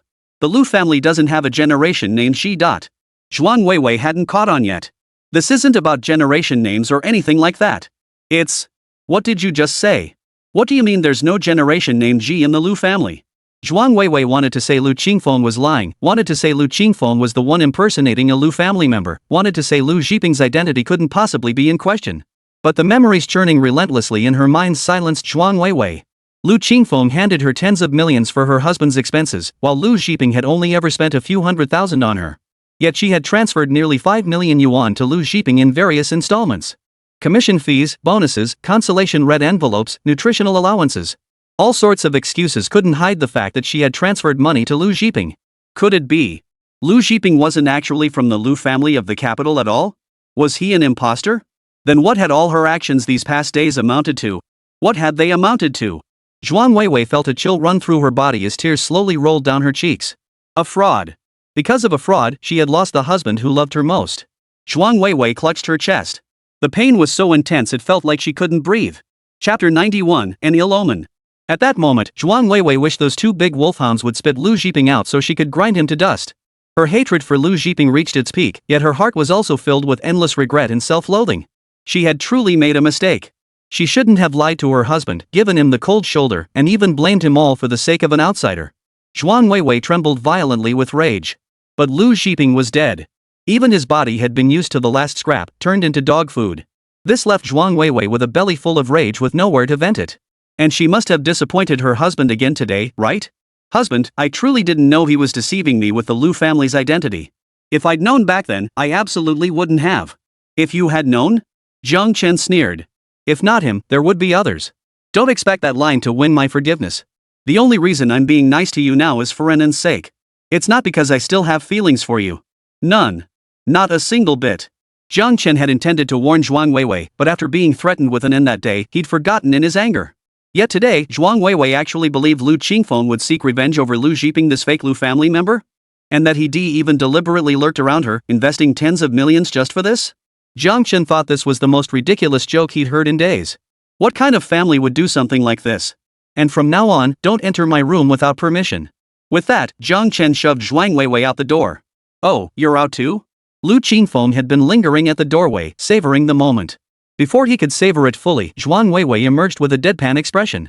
Lu Qingfeng deliberately bumped into her with his shoulder. Hey, say something, old lady? Zhuang Weiwei retorted, old lady? You'll be my age someday. Did you even think about yourself before saying that? Lu Qingfeng put her hands on her hips. But I'm younger and prettier than you now. By the time I'm your age, you'll still be older than me slightly. You? Zhuang Weiwei fumed. Lu Qingfeng grew even more smug. Auntie, at your age, you should stop clinging to Jiang Chen. My pursuit of him is like a fiery flame consuming a delicate woman, a thin veil that burns fast. You, though, are like a melon forced open, bitter to the taste. The melon I ate was sweet as can be, not bitter at all. As for you, be careful, what burns fast also fades fast. One misstep and you might just set yourself on fire. Zhuang Weiwei fired back, refusing to be outdone. Lu Qingfeng sneered coldly. Whether it fades or burns, it's none of your business, auntie. Instead of wasting your time clinging to Jiang Chen, you'd be better off taking care of yourself, you've already got crow's feet. Zhuang Weiwei looked down at him. What happens between husband and wife isn't clinginess, it's our joy. But your clinginess isn't affection either, it's harassment. Lu Qingfeng remained unfazed, grinning, so I harassed Jiang Chen. What of it? He's never laid a finger on me to push me away. Besides, no matter how much I pestered Jiang Chen or bickered with Anan, I never drove her to the emergency room. Yet you, her own mother, think it's no big deal, you even blame Anan for the whole mess. Zhuang Weiwei couldn't refute this. She could only change the subject. What does this have to do with you? Why did you have to butt in? Lu Qingfeng, because I'm Anan's friend now, and I'll be her new mom.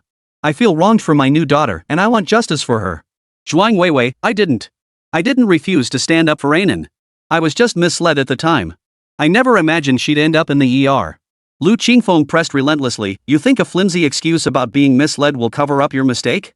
If you truly trusted your daughter 100%, even if he presented solid evidence, you should have slapped him twice and accused him of photoshopping lies to slander Anan. Zhuang Weiwei turned pale under the rebuke. At a loss for words, she could only repeat phrases like, I'm already changing, I'll make it right, and I didn't mean to, over and over.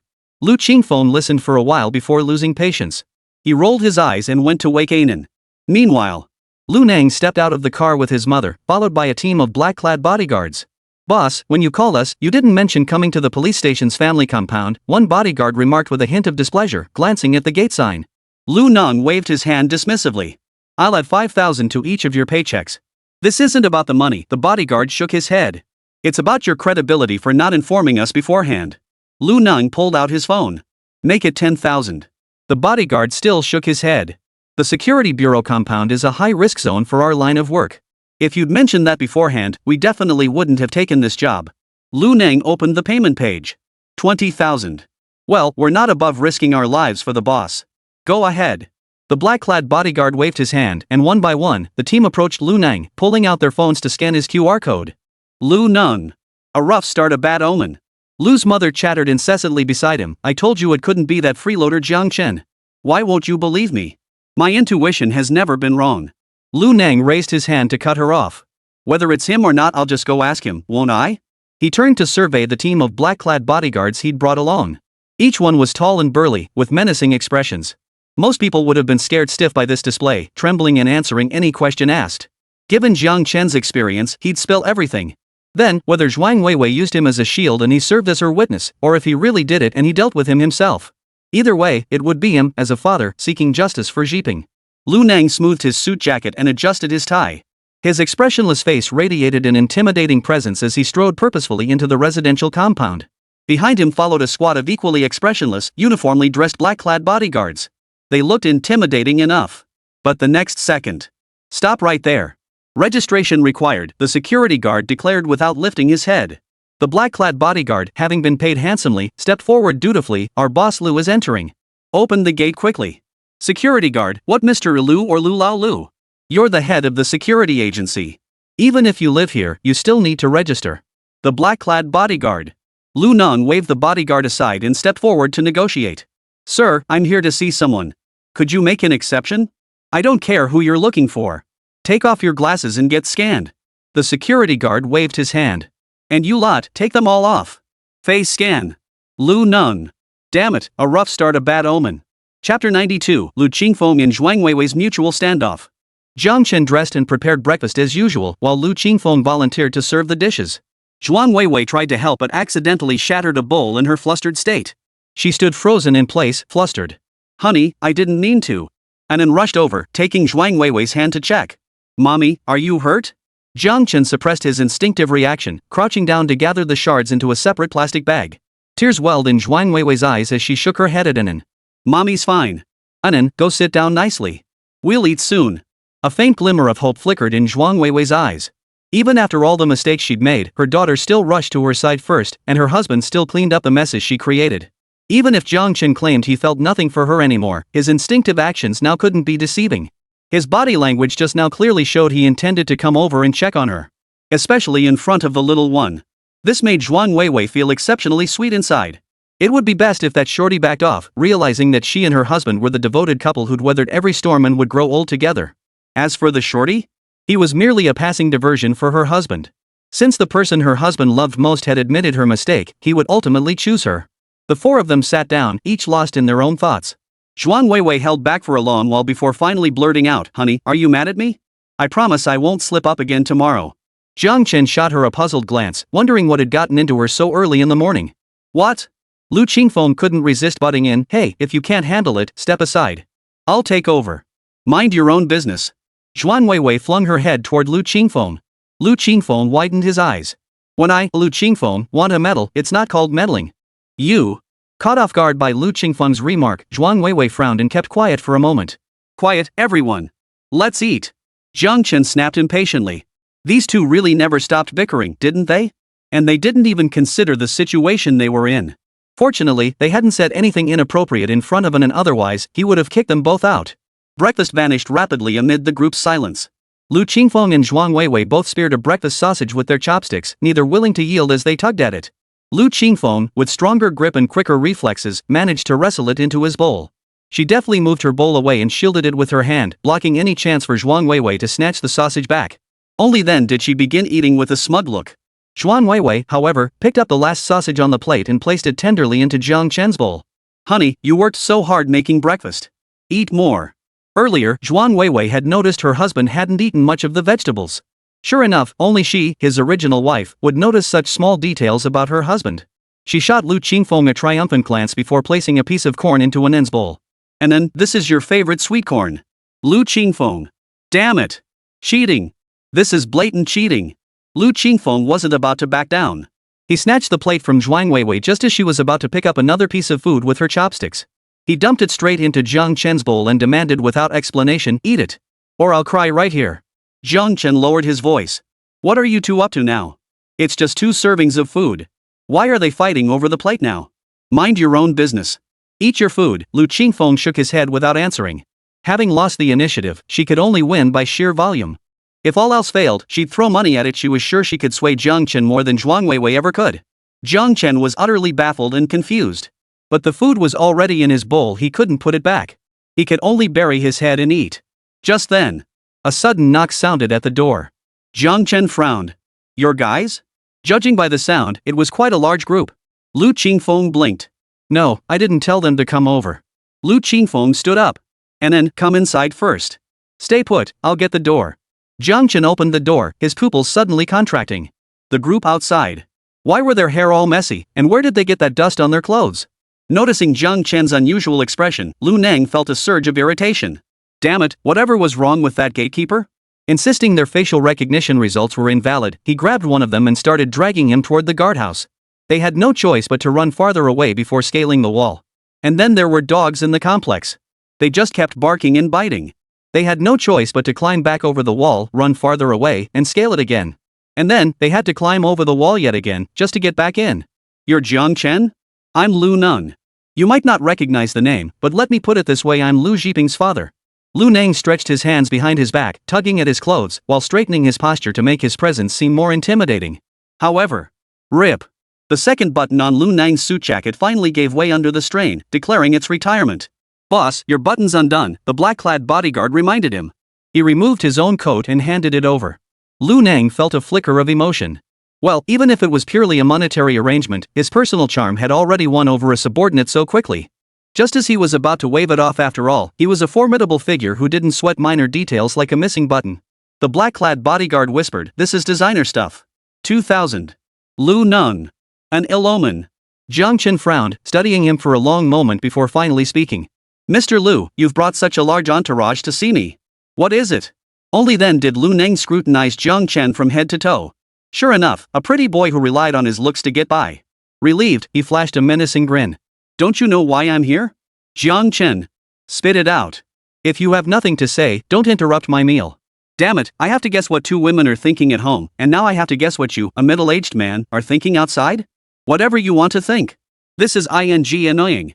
It must be said, no matter how calm Jiang Chen appeared on the surface, he was still furious inside over what Zhuang Weiwei had done. Now Lu Nang had walked right into Jiang Chen's boiling point. Lu Nang stared in disbelief, clearly not expecting that even after introducing himself, this freeloading pretty boy would dare treat him like this. Unbelievable. "I'm here regarding Jiping's matter, Mr. Jiang. I'm a guest at your doorstep, yet you make me stand out here? Is this how you treat your guests?" "Yes. What else?" Jiang Chen retorted. Lu Jiping was scum, but did that make his biological father scum too? Since neither was fit to be called human, it was better not to set foot in his house and soil his floor. Let's just talk at the door. It'll be easier to disinfect afterward. Chapter 93, Lu Nang, leg shaking, slaps himself 3 times. Lu Nang turned back in disbelief to look at the group he'd brought along. Yep, not a single one missing. Jiang Chen isn't afraid? Are you sure you don't want me to come in?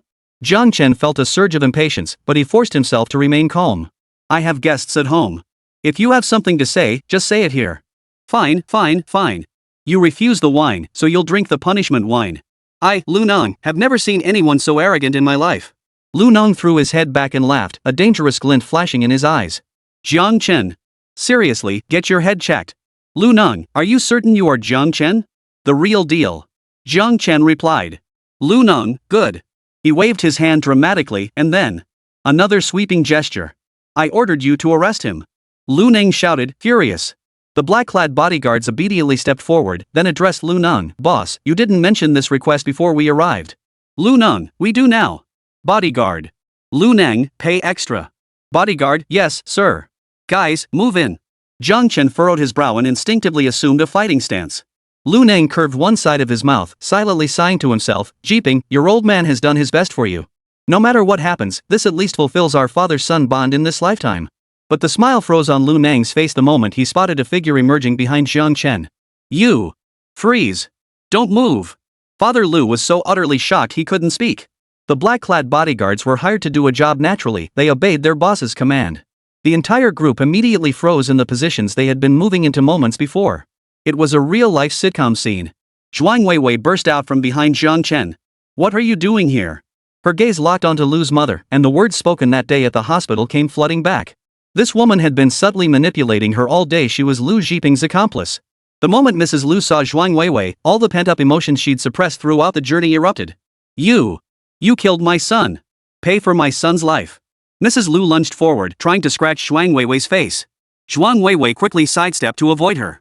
She instinctively swung a slap, knocking Mrs. Lu aside. What nonsense are you spouting? You dare hit me? Don't you know exactly what I'm talking about? You murderer, you! Mrs. Lu clutched her face, utterly incredulous. The last time they met, Zhuang Weiwei had been fawning over her, agreeing with everything she said. Today, not only did she refuse to meekly endure her abuse, but she actually dared to strike back?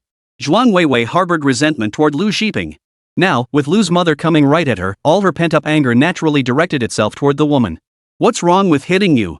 You failed to raise your son properly. He deserved to die. His corpse might even have been fed to the dogs, doomed to eternal torment. Lu's mother felt as if struck by lightning.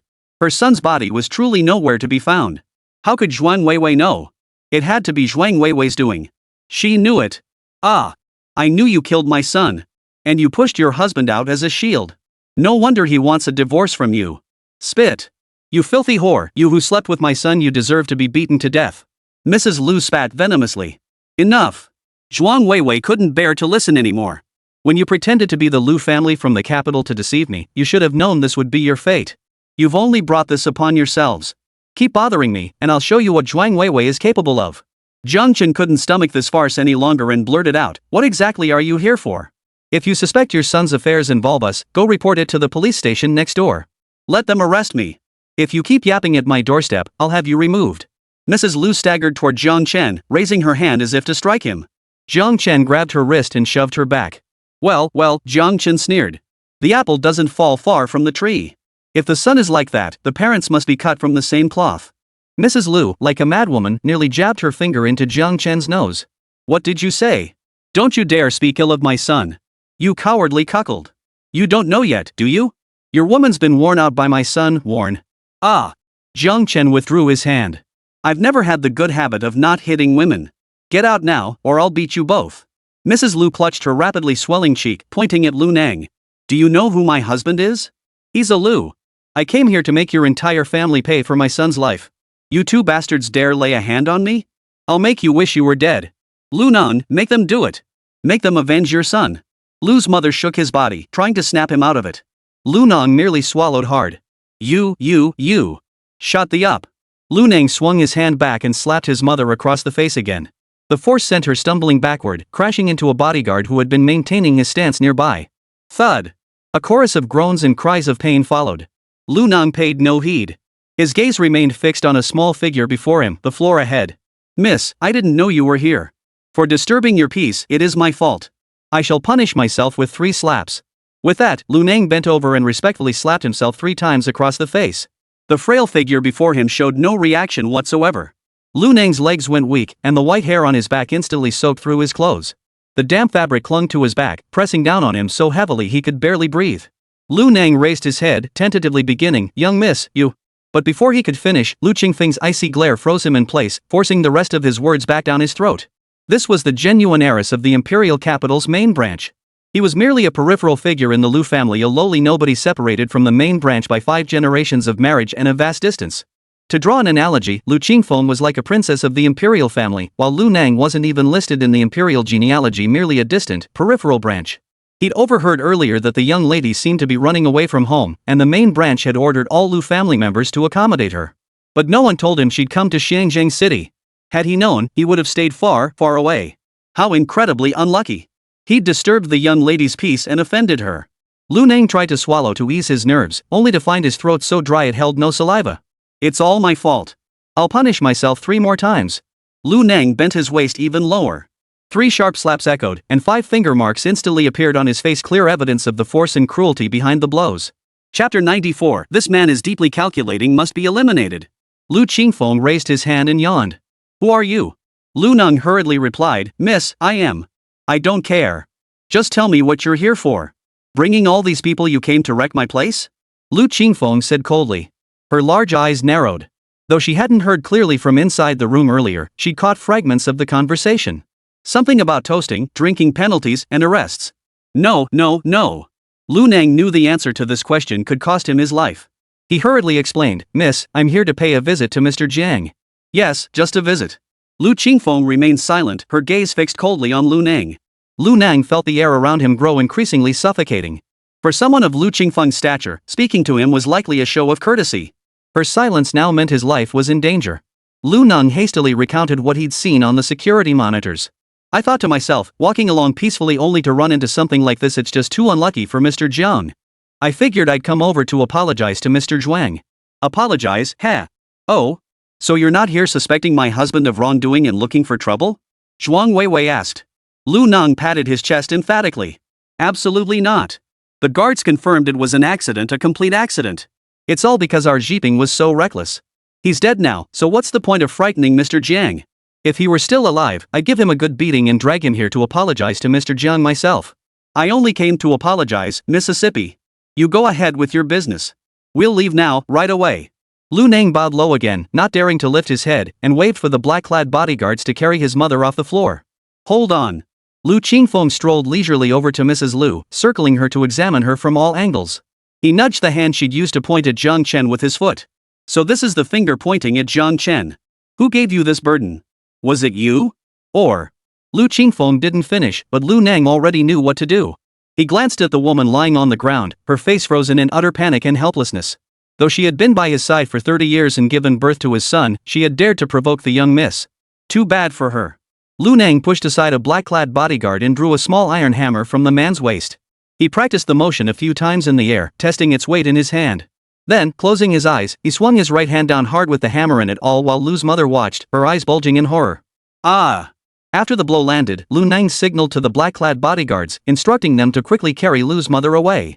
To his relief, this time no one claimed it was outside their scope of service and demanded payment.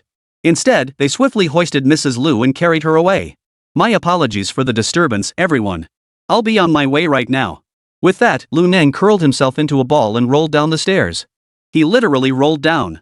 Jiang Chen watched expressionlessly as Lu Nang rolled down the stairs, one flight at a time. A flicker of caution rose within him. This man was Lu Zhiping's biological father, yet he acted so abjectly toward Jiang Chen, a suspected murderer. It was clear this man was cunning and calculating, with depths of scheming beyond measure. If he were to be let off, he would surely slip away like a fish into the sea, only to seek revenge once he gained power. He absolutely could not let him go. Must kill. Lu Qingfeng brushed past Zhuang Weiwei, smugly nudging her shoulder. Oh my, so this is why you were in such a rush to come today? You knew someone was coming for Jiang Chen all along, yet you didn't breathe a word about it. Playing the damsel in distress to rescue the hero, are we? Lu Qingfeng's face stretched into a wide grin as he spoke. Fortunately, her sweet features didn't make her look ugly. Instead, she appeared exceptionally adorable. But to Zhuang Weiwei, it was nothing but infuriating. Enough of that. What do we do now? I cleaned up every trace I could, yet they still tracked him down. Zhuang Weiwei's voice was dark and fierce. Clearly, she was determined to cut off the problem at its roots. What do you want to do? Lu Qingfeng pondered before asking. Take them out. Why should any threat be allowed to linger? This mess is my doing, so I'll clean it up. Otherwise, how could I ever face my husband again? Lu Qingfeng pondered her words. She was right. This group had come with such ferocity.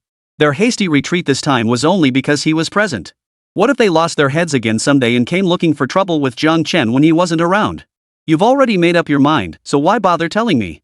What, you want to use my men to do the dirty work? TSK TSK TSK. See that, Jiang Chen? I'm the one who truly cares about you. Everything I give you is mine to give. Lu Qingfeng raised an eyebrow.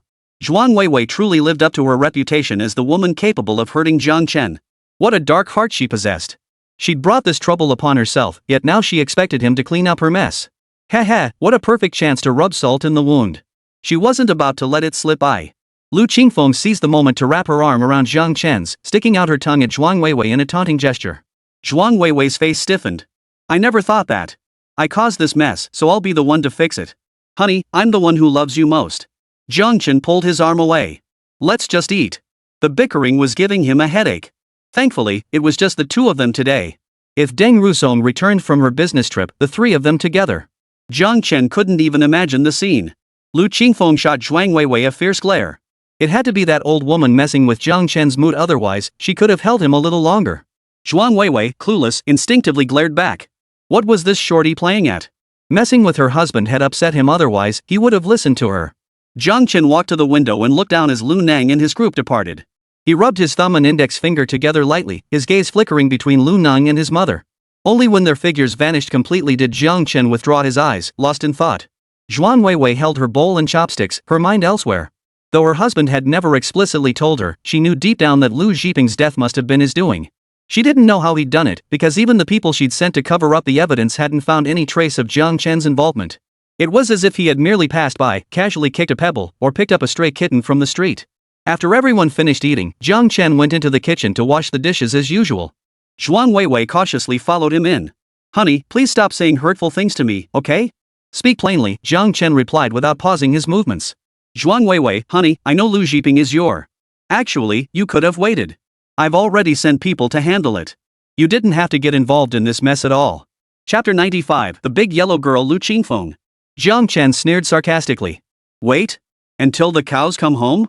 Zhuang Weiwei, this isn't muddy waters. It's something I must do as a father. I won't let anyone who's hurt and get away scot-free. Got it? Zhuang Weiwei pleaded earnestly, but this has already caused you trouble. If I handle it, I have the means to protect myself. Do you think I'm useless? Zhuang Weiwei, I'm no coward, nor am I weak. And I don't need your advice. I believe what I'm doing is absolutely right. This is merely making him pay the price. I haven't even extended my wrath to his family. Whoever dares to bully my daughter will die. Jiang Chen's words stung Zhuang Weiwei like a sharp blade. She hesitated, then began, husband. We're not from the same world. What I do and what you do are two different things. Don't try to limit me with your narrow-minded views, Jiang Chen said, enunciating each word. Sound familiar? Now I'm giving it right back to you. Do whatever you want. You think I have no right to interfere, and I won't bother anymore. Now, I'll do whatever I want. If you have no objection, shut up. If you do, get the hell out. Jiang Chen was visibly impatient, for he had recalled the words Zhuang Weiwei had spoken to him 3 months prior. Those words would pierce anyone's heart with pain, yet Zhuang Weiwei had casually thrown them at him before walking away without a trace of remorse. All because he'd stopped her late at night, worried about her safety, refusing to let her go to the company to work overtime. He'd said that if she really had to go, he could accompany her. Then, Zhuang Weiwei had flatly refused and uttered those words. While Jiang Chen stood stunned and dazed, she had slammed the door and left. But in reality, she was just using that as an excuse to go out with her good friend. I won't say it. I'll never say it again. Zhuang Weiwei's usually straight back hunched over. How could her own words hurt her husband so deeply? Zhuang Weiwei gritted her teeth, stepped in front of Jiang Chen, grabbed his hand, and slapped it across her own face. What are you doing? Jiang Chen pulled his hand back. Zhuang Weiwei threw herself into his arms, using his momentum to pull closer. Husband, hit me. Hit this mouth of mine. It's all my fault. Just hit me. At least it would make her feel a little better. Jiang Chen pushed her away impatiently. Zhuang Weiwei, are you out of your mind? Yes, I am crazy. Without you, I'm no different from a lunatic. Zhuang Weiwei was visibly agitated. If you're sick, go to the hospital. Jiang Chen coldly left those words hanging before wiping his hands dry and walking out of the kitchen. In the living room, Lu Qingfeng crouched before Kong Kong, petting the cat while teasing Anan. Wow, you said humans are born from humans, so why are eggs laid by chickens? Anan replied, it's the same thing. Eggs come from chickens. When eggs grow big, they turn into chicks. How can you not understand this? You're not as smart as you used to be. Did you stay up late playing again? My dad says staying up late makes you dumb. You can't keep doing that. Oh, you're actually concerned about me. Lu Qingfeng felt a bit embarrassed, yet also a little proud. Anan nodded. Yeah, you weren't that smart to begin with. If you keep staying up late, you'll just get dumber. Oh, really? Lu Qingfeng feigned a fierce expression and pinched An's soft cheek. So you're making fun of me? Then I have a question. Can clever Anan solve it for me? Anan lifted her chin. Go ahead, I'm sure I know the answer. Lu Qingfeng asked, then why do chickens lay eggs, but humans don't lay human eggs? That's different. People give birth to people. Anan was a bit flustered. Lu Qingfeng grinned slyly, pressing his advantage. But you just said they're the same. Clearly, one is human giving birth to humans, and the other is chickens laying eggs. Wow, even smart Anan doesn't know. Lu Qingfeng shook his head, dragging out the syllables. Jiang Chen couldn't help but chuckle. Alright, stop teasing her. Anan, go get ready. Aunt Shui will be picking you up soon to go play at her place. Anan obediently gathered the toys and picture books she wanted to bring. Lu Qingfeng took the chance to walk over to Jiang Chen, slipped his hand into Jiang Chen's, and tugged him back and forth, speaking in a peculiar tone, Brother Jiang Chen. Whoa! Jiang Chen jumped back in surprise. What are you doing? Act normal. Oh. Lu Qingfeng puffed out his cheeks, but soon leaned in again. Brother Jiang Chen, didn't I help you out today? Jiang Chen thought for a moment and nodded. Although he could handle that group on his own, avoiding conflict without resorting to violence was preferable. That way, after he dealt with Lu Nang and his mother later, it would lessen the security office's suspicion of him. So, do I get a reward? Lu Qingfeng winked suggestively at Jiang Chen. Jiang Chen. Go ahead, name your wish. Jiang Chen cut him off before Lu Qingfeng could speak, anticipating his request. But forget about sleeping together, kissing, touching, hugging, or cuddling. None of that is happening. Lu Qingfeng. What's the point of even asking for a reward then? Ah. She had an idea. Lu Qingfeng's big eyes twinkled as she came up with a brilliant idea. She giggled softly, revealing 2 dimples. Jiang Chen felt the hairs on the back of his neck stand up. What are you thinking? He asked warily. Nothing. Lu Qingfeng shook her head, confirming with Jiang Chen, I promise the reward I want isn't anything material or involving actions. All I need is for you to answer one question. Lu Qingfeng held up one index finger. Jiang Chen frowned. Just one answer? Lu Qingfeng nodded firmly. Just one answer. But first, you must swear on your integrity that you'll answer immediately and that your response will be your genuine, heartfelt thoughts, no lying. Jiang Chen considered it. One answer was manageable, but what if this big yellow girl asked what he really thought of her? He couldn't exactly tell her the brutal truth and break her heart. Coming up with an answer that wouldn't hurt the big yellow girl's feelings yet wouldn't give her false hope in such a short time was proving rather difficult. Jiang Chen's scalp tingled with the strain of it. Lu Qingfeng grew impatient. Come on, just say it already. Fine, fine, ask away, Jiang Chen conceded. Lu Qingfeng chuckled, motioning for Jiang Chen to bend down. She whispered something in his ear. Then his eyes lit up as he stared intently at Jiang Chen, waiting for his response. Hurry up! You promised me answer now. Your real thoughts. Jiang Chen. Holy crap, he'd overthought it, but this question still left him speechless. Big yellow girl. She really is a little yellow brat. Chapter 96, Only when the tide goes out do you see who's been swimming naked. He reluctantly stayed home until Zhao Shui'er came to pick him up. Then Jiang Chen bolted out the door like he was escaping. Zhuan Weiwei tried to follow him, but he vanished before she could even turn the corner. Walking through Shangjiang University's campus, Jiang Chen pondered whether he should buy a car. Relying on taxis and hitching rides every day wasn't sustainable. Feeling the youthful energy of the students passing by, Jiang Chen felt a few years younger himself. He shook his head, dismissing the stray thoughts. Pfft, what am I thinking? I'm not old yet. Arriving at the lab, he stared in surprise at a figure crouched by the doorway.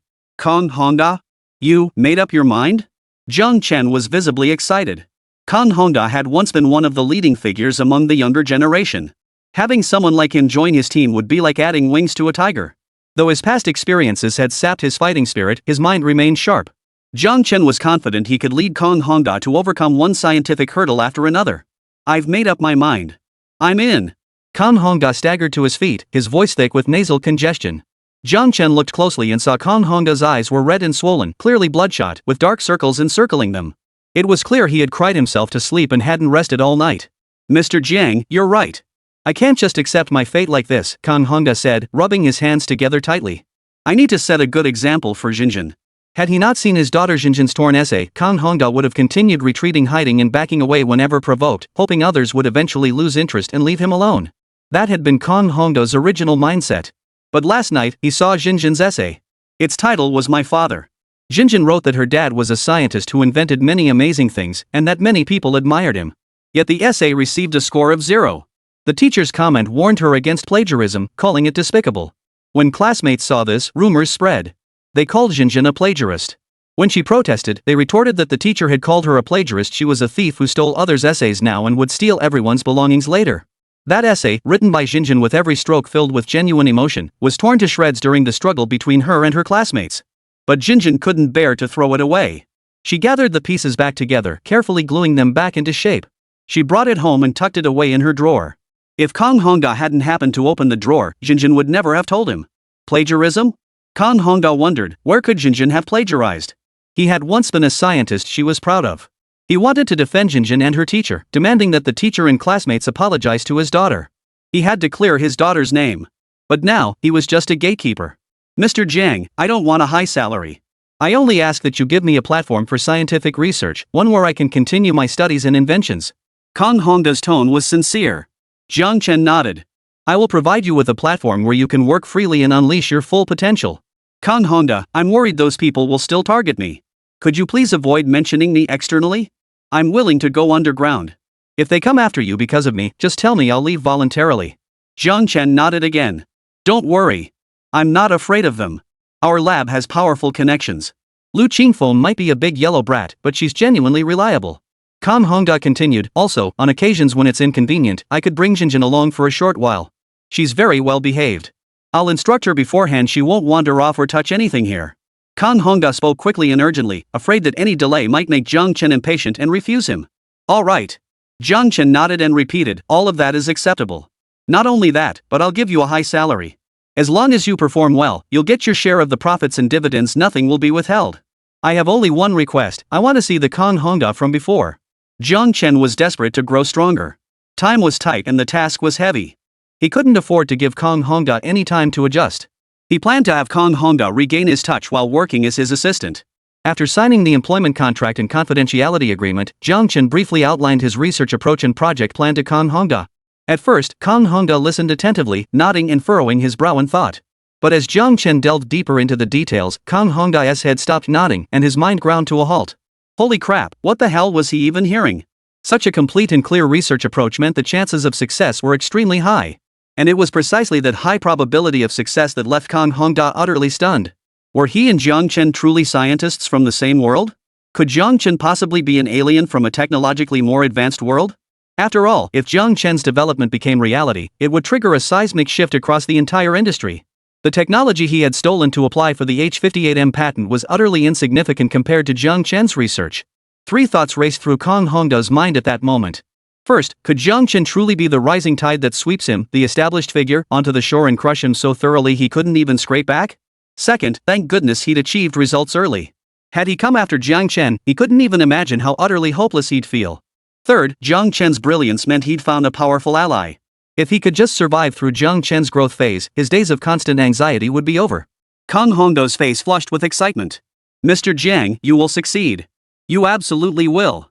Meanwhile, at Rose Company, Zhuang Weiwei stared at the mountain of documents before her, overwhelmed. Her assistant kept delivering bad news. Mr. Zhuang, he also announced today that he will no longer provide contract manufacturing services to us at Rose.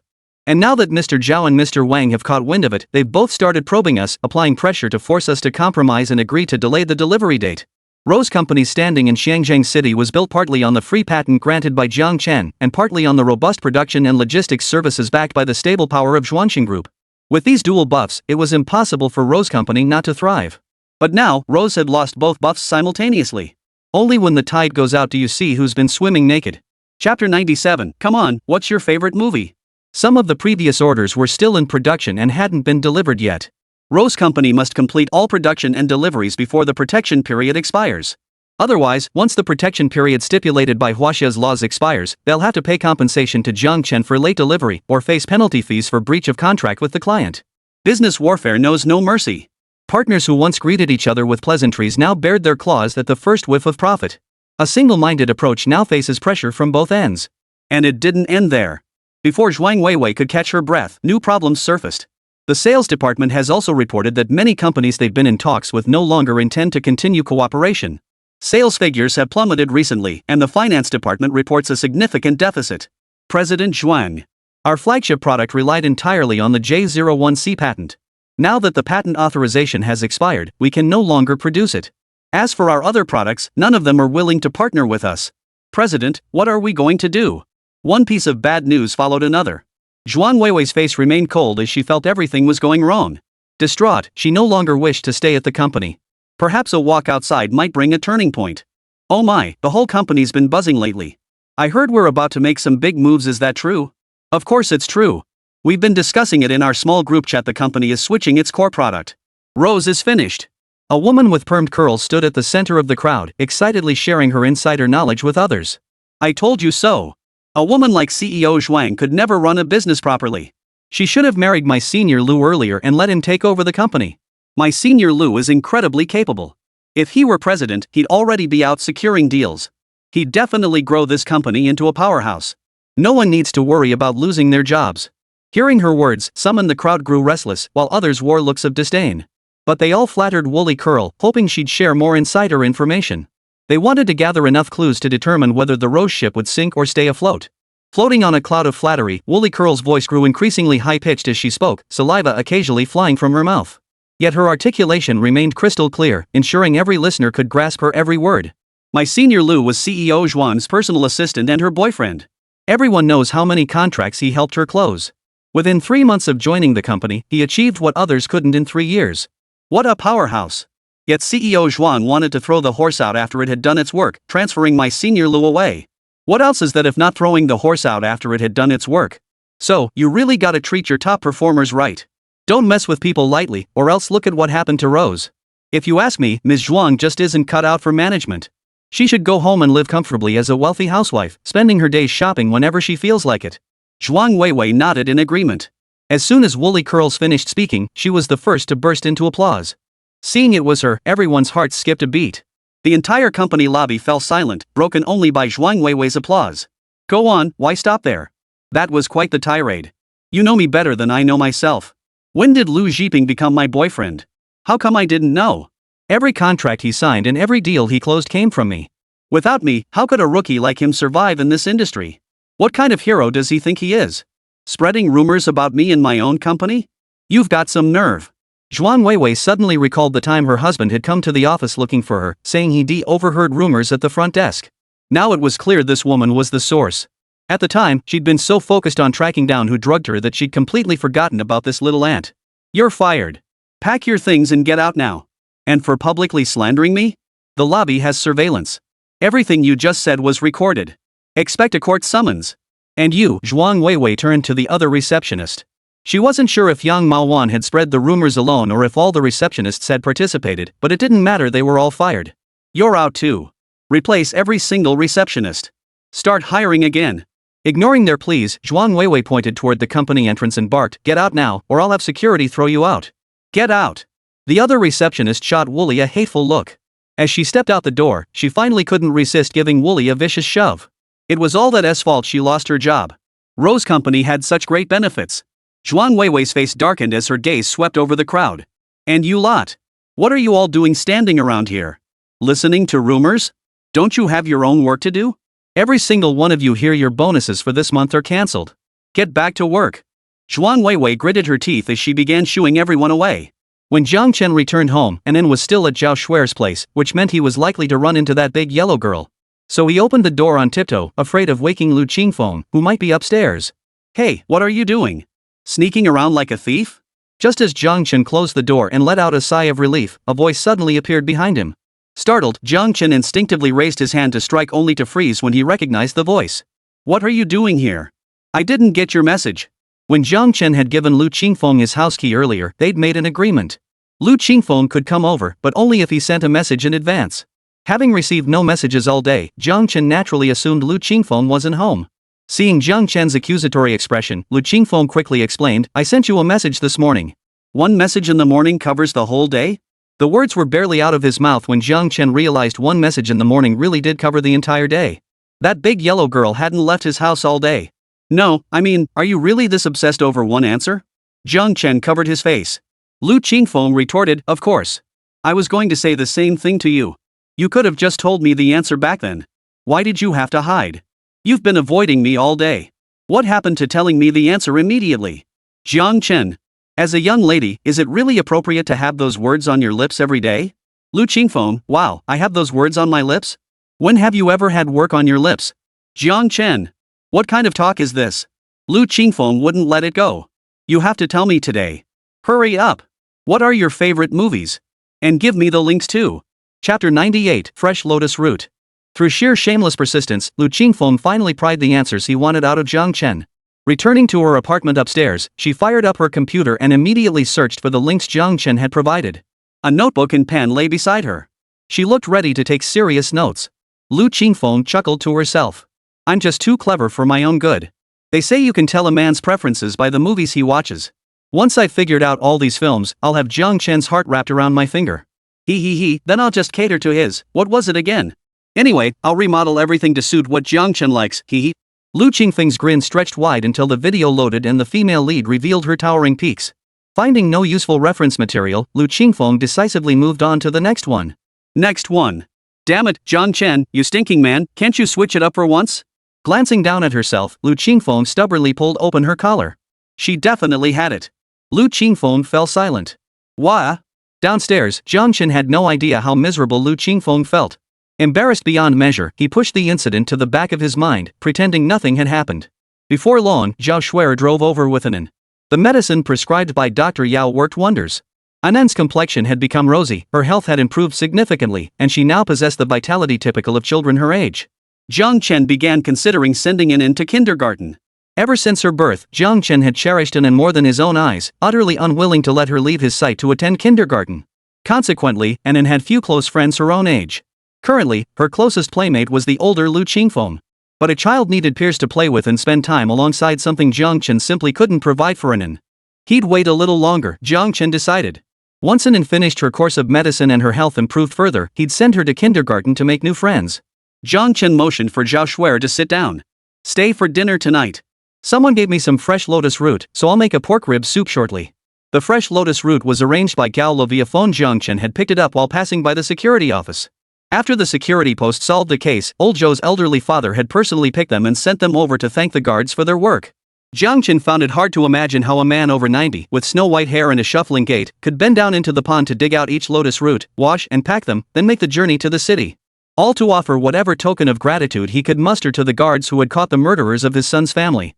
Jiang Chen also struggled to fathom how a man in his 90s could bear the loss of his son and all 5 members of his family. His hands refused to obey him. Though it was only a bag of fresh lotus roots, it felt so heavy he couldn't lift it. Gao Lu, seeing this, snatched the bag and thrust it into his arms. Take it. This is a father's gratitude to you. With their capabilities, they could have caught the killer without Jiang Chen's help. But apprehending the suspect within an hour, getting a confession within 2, and closing the case within 3, all that hinged on Jiang Chen's deductions. Gao Lu hadn't anticipated Jiang Chen's deductions being so precise, perfectly matching the killer's profile. By sheer coincidence, the moment Jiang Chen left, the killer voluntarily returned to the scene to act as a witness, only to be caught red-handed by him and Huan Yanchuang. Jiang Chen nodded firmly. Gao Li's eyes stunned slightly. Even after witnessing countless life and death partings, he still felt deeply moved. As Jiang Chen turned with the lotus root in hand, Gao Li called out to him again. Jiang Chen, you're a smart man. I believe you're as upright as Chief Jiang. You wouldn't kill innocents indiscriminately, right? Gao Lu murmured. Gao Li's eyes were sharp as an eagle's, but Jiang Chen met his gaze without flinching. He knew Gao Lu was questioning him that he knew about Lu Zhiping. But Jiang Chen remained completely unflustered. Under Huaxia's legal system, the presumption of innocence prevailed, and the Security Bureau held no evidence. I always remember my mother's teachings, to help the weak whenever I can. As an ordinary person, I believe that should be enough integrity. Jiang's mother herself would sacrifice her life to save others, yet she had never taught Jiang Chen this way. She always told him, do what you can with the strength you have. Saving someone is good, but if you can't, you've done your best. Gao Lu pressed relentlessly, you wouldn't kill innocent people indiscriminately, right? If they don't provoke me, I won't provoke them, Jiang Chen replied with genuine sincerity. I've always been a law-abiding citizen. He braced himself for Gao Li's likely follow-up questions. But to his surprise, Gao Li merely nodded and then turned to let him go. Jiang Chen froze for 2 seconds. You have no other questions? He'd expected some lecture about not taking the law into your own hands, trusting the legal system, or relying on the police station. No. I trust Chief Jiang, and I trust Chief Jiang's son. As long as you don't commit crimes or endanger ordinary citizens, my gun will never be pointed at you. Gao Li patted his waistband and answered earnestly. Upon hearing about the fresh lotus root, Lu Shuer's eyes lit up. Really? Then I'm in for a treat today. Your cooking is better than the family chef we hired. Zhao Shuer didn't hesitate, cheerfully urging Jiang Chen into the kitchen to help him prepare the meal. Jiang Chen smiled, handing Zhao Shuer several fresh lotus roots for her to prepare while he washed the pork ribs. Zhao Shuer chatted with Jiang Chen as she worked. My work is on hold right now. Not a single one of them is easy to deal with. Zhao Shuer worked as an agent, currently managing 2 or 3 minor artists. She pursued this career purely out of passion, dreaming of launching a leading actor or actress to stardom. But luck hadn't been on her side. In her 5 years in the business, her artists had fallen from grace one after another. Jiang Chen knew about this and frowned. Weren't those under you already disgraced? What new trouble has popped up? Ugh, just talking about it is annoying. It's that new guy I just signed. He's got talent, but his character is a mess. Now he's telling the media that I tried to force myself on him. It's all slander I'm pouring on him. It's ing trending on Weibo now. It pisses me off. Does he even look at himself? That washed-up guy who got played out by some old rich woman? Like I'd ever try to sleep my way to the top with him? Jiang Chen nodded in agreement. Zhao Shuer's standards for men were notoriously high. Zhuang Weiwei had complained about it to him before. She'd remained single all these years precisely because she couldn't stand any of the men she'd met. Now, to suggest she'd try to sleep her way to the top with some minor celebrity? Jiang Chen didn't buy it for a second. Chapter 99, A Chance Encounter. What a small world. Still, the media just reported it like that? Jiang Chen asked in surprise. Zhao Shuer's family had connections in the entertainment industry. How could they let such an unrealistic rumor get reported in the media? Zhao Shuer looked furious. Some small media outlets just don't care about their reputation. They'll say anything for clicks. They'll make up any nonsense just to get attention. And those brainless fans, they believe everything the celebrities say. Some brats are even calling for my doxing, demanding I get the hell out of showbiz. Zhao Shuer muttered under her breath. Jiang Chen could only comfort her. Those boring people aren't worth your energy or time. Don't touch the filth yourself, just have your legal department handle them. Also, have your bodyguards follow you everywhere lately? Some brainless fans lose all sense of reason. Zhao Shuer handed the lotus root to Jiang Chen. Don't worry, I won't bother with them. It's just that I haven't worked in ages and I'm bored. If you don't mind, I have a small favor to ask. Consider it a favor for someone as unlucky as me. Go ahead. Jiang Chen was actually pleased.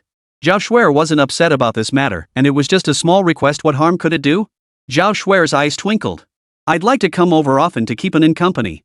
This way, she could free up Jiang Chen to focus on his career, fulfill Zhuang Weiwei's request, and satisfy her own little selfish desire, truly killing 3 birds with 1 stone. Ha! Jiang Chen froze.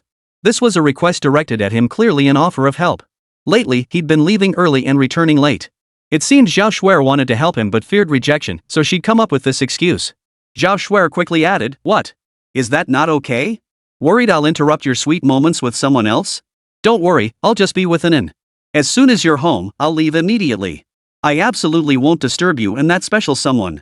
She'd heard from her best friend that Jiang Chen currently had at least 2 blossoming romantic interests. Jiang Chen hastily denied it. Nothing like that. His relationship with Deng Rusong was purely platonic. Even when that girl occasionally acted a bit too affectionate, it was only because she couldn't stand Zhuang Weiwei and wanted to spite her on purpose. As for Lu Qingfeng, that was even less likely. Setting aside the fact she was a much younger girl, her status as part of the Lu family from the capital alone made any romantic development impossible.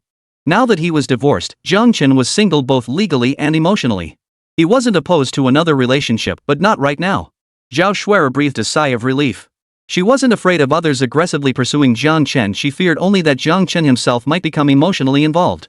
She had witnessed firsthand how utterly devoted Jiang Chen became once he committed to someone. With the danger averted, Zhao Shuer happily resumed assisting Jiang Chen. At dinner time, Lu Qingfeng strolled down again to piggyback on their meal. She downed a bowl of soup in one gulp, giving Jiang Chen a thumbs up with admiration. "This soup is amazing. Is there any left in the pot?" Jiang Chen nodded. "Plenty." He'd anticipated this very scenario while cooking and prepared half as much again as usual. "Woohoo!"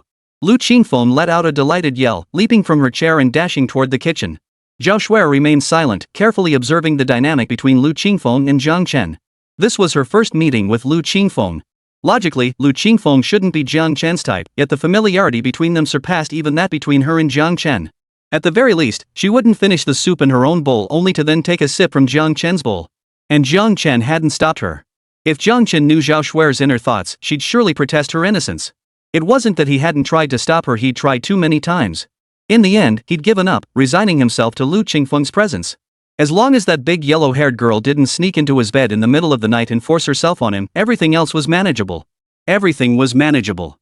As for Lu Qingfeng, she didn't care about Zhao Shuer at all.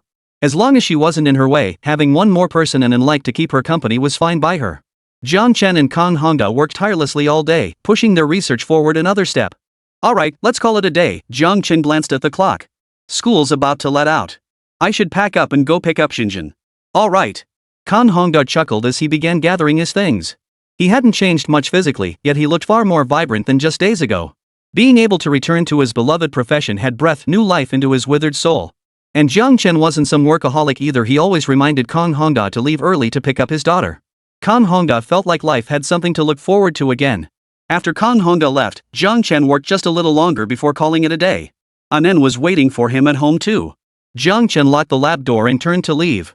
As he rounded a staircase corner, a familiar voice drifted from a nearby room. "Hu Jun, Professor Wang, I'm representing Zhuangxing Group with sincere intentions to collaborate with you. I hope you'll reconsider." "Mr. Hu, it's not that I'm unwilling to cooperate with you, but your offer is truly inadequate." The man's figure looked troubled. "Hu Jun, this is the highest price our Zhuangxing Group can offer."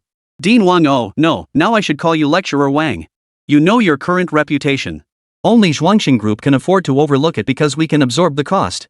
I understand Professor Wang harbors some grievances toward the Zhuang family regarding your daughter's matter. But Rose Company is Rose Company, and Zhuangxing Group is Zhuangxing Group. Professor Wang, you mustn't conflate the two. After a brief silence, the stranger spoke first. "Oh, Mr. Hu, please don't say that. My daughter brought this upon herself.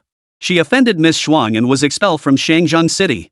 My current predicament is entirely due to her actions. How could I blame Miss Shuang? At the time, the Zhuang family generously spared me. I am a man who knows how to repay kindness."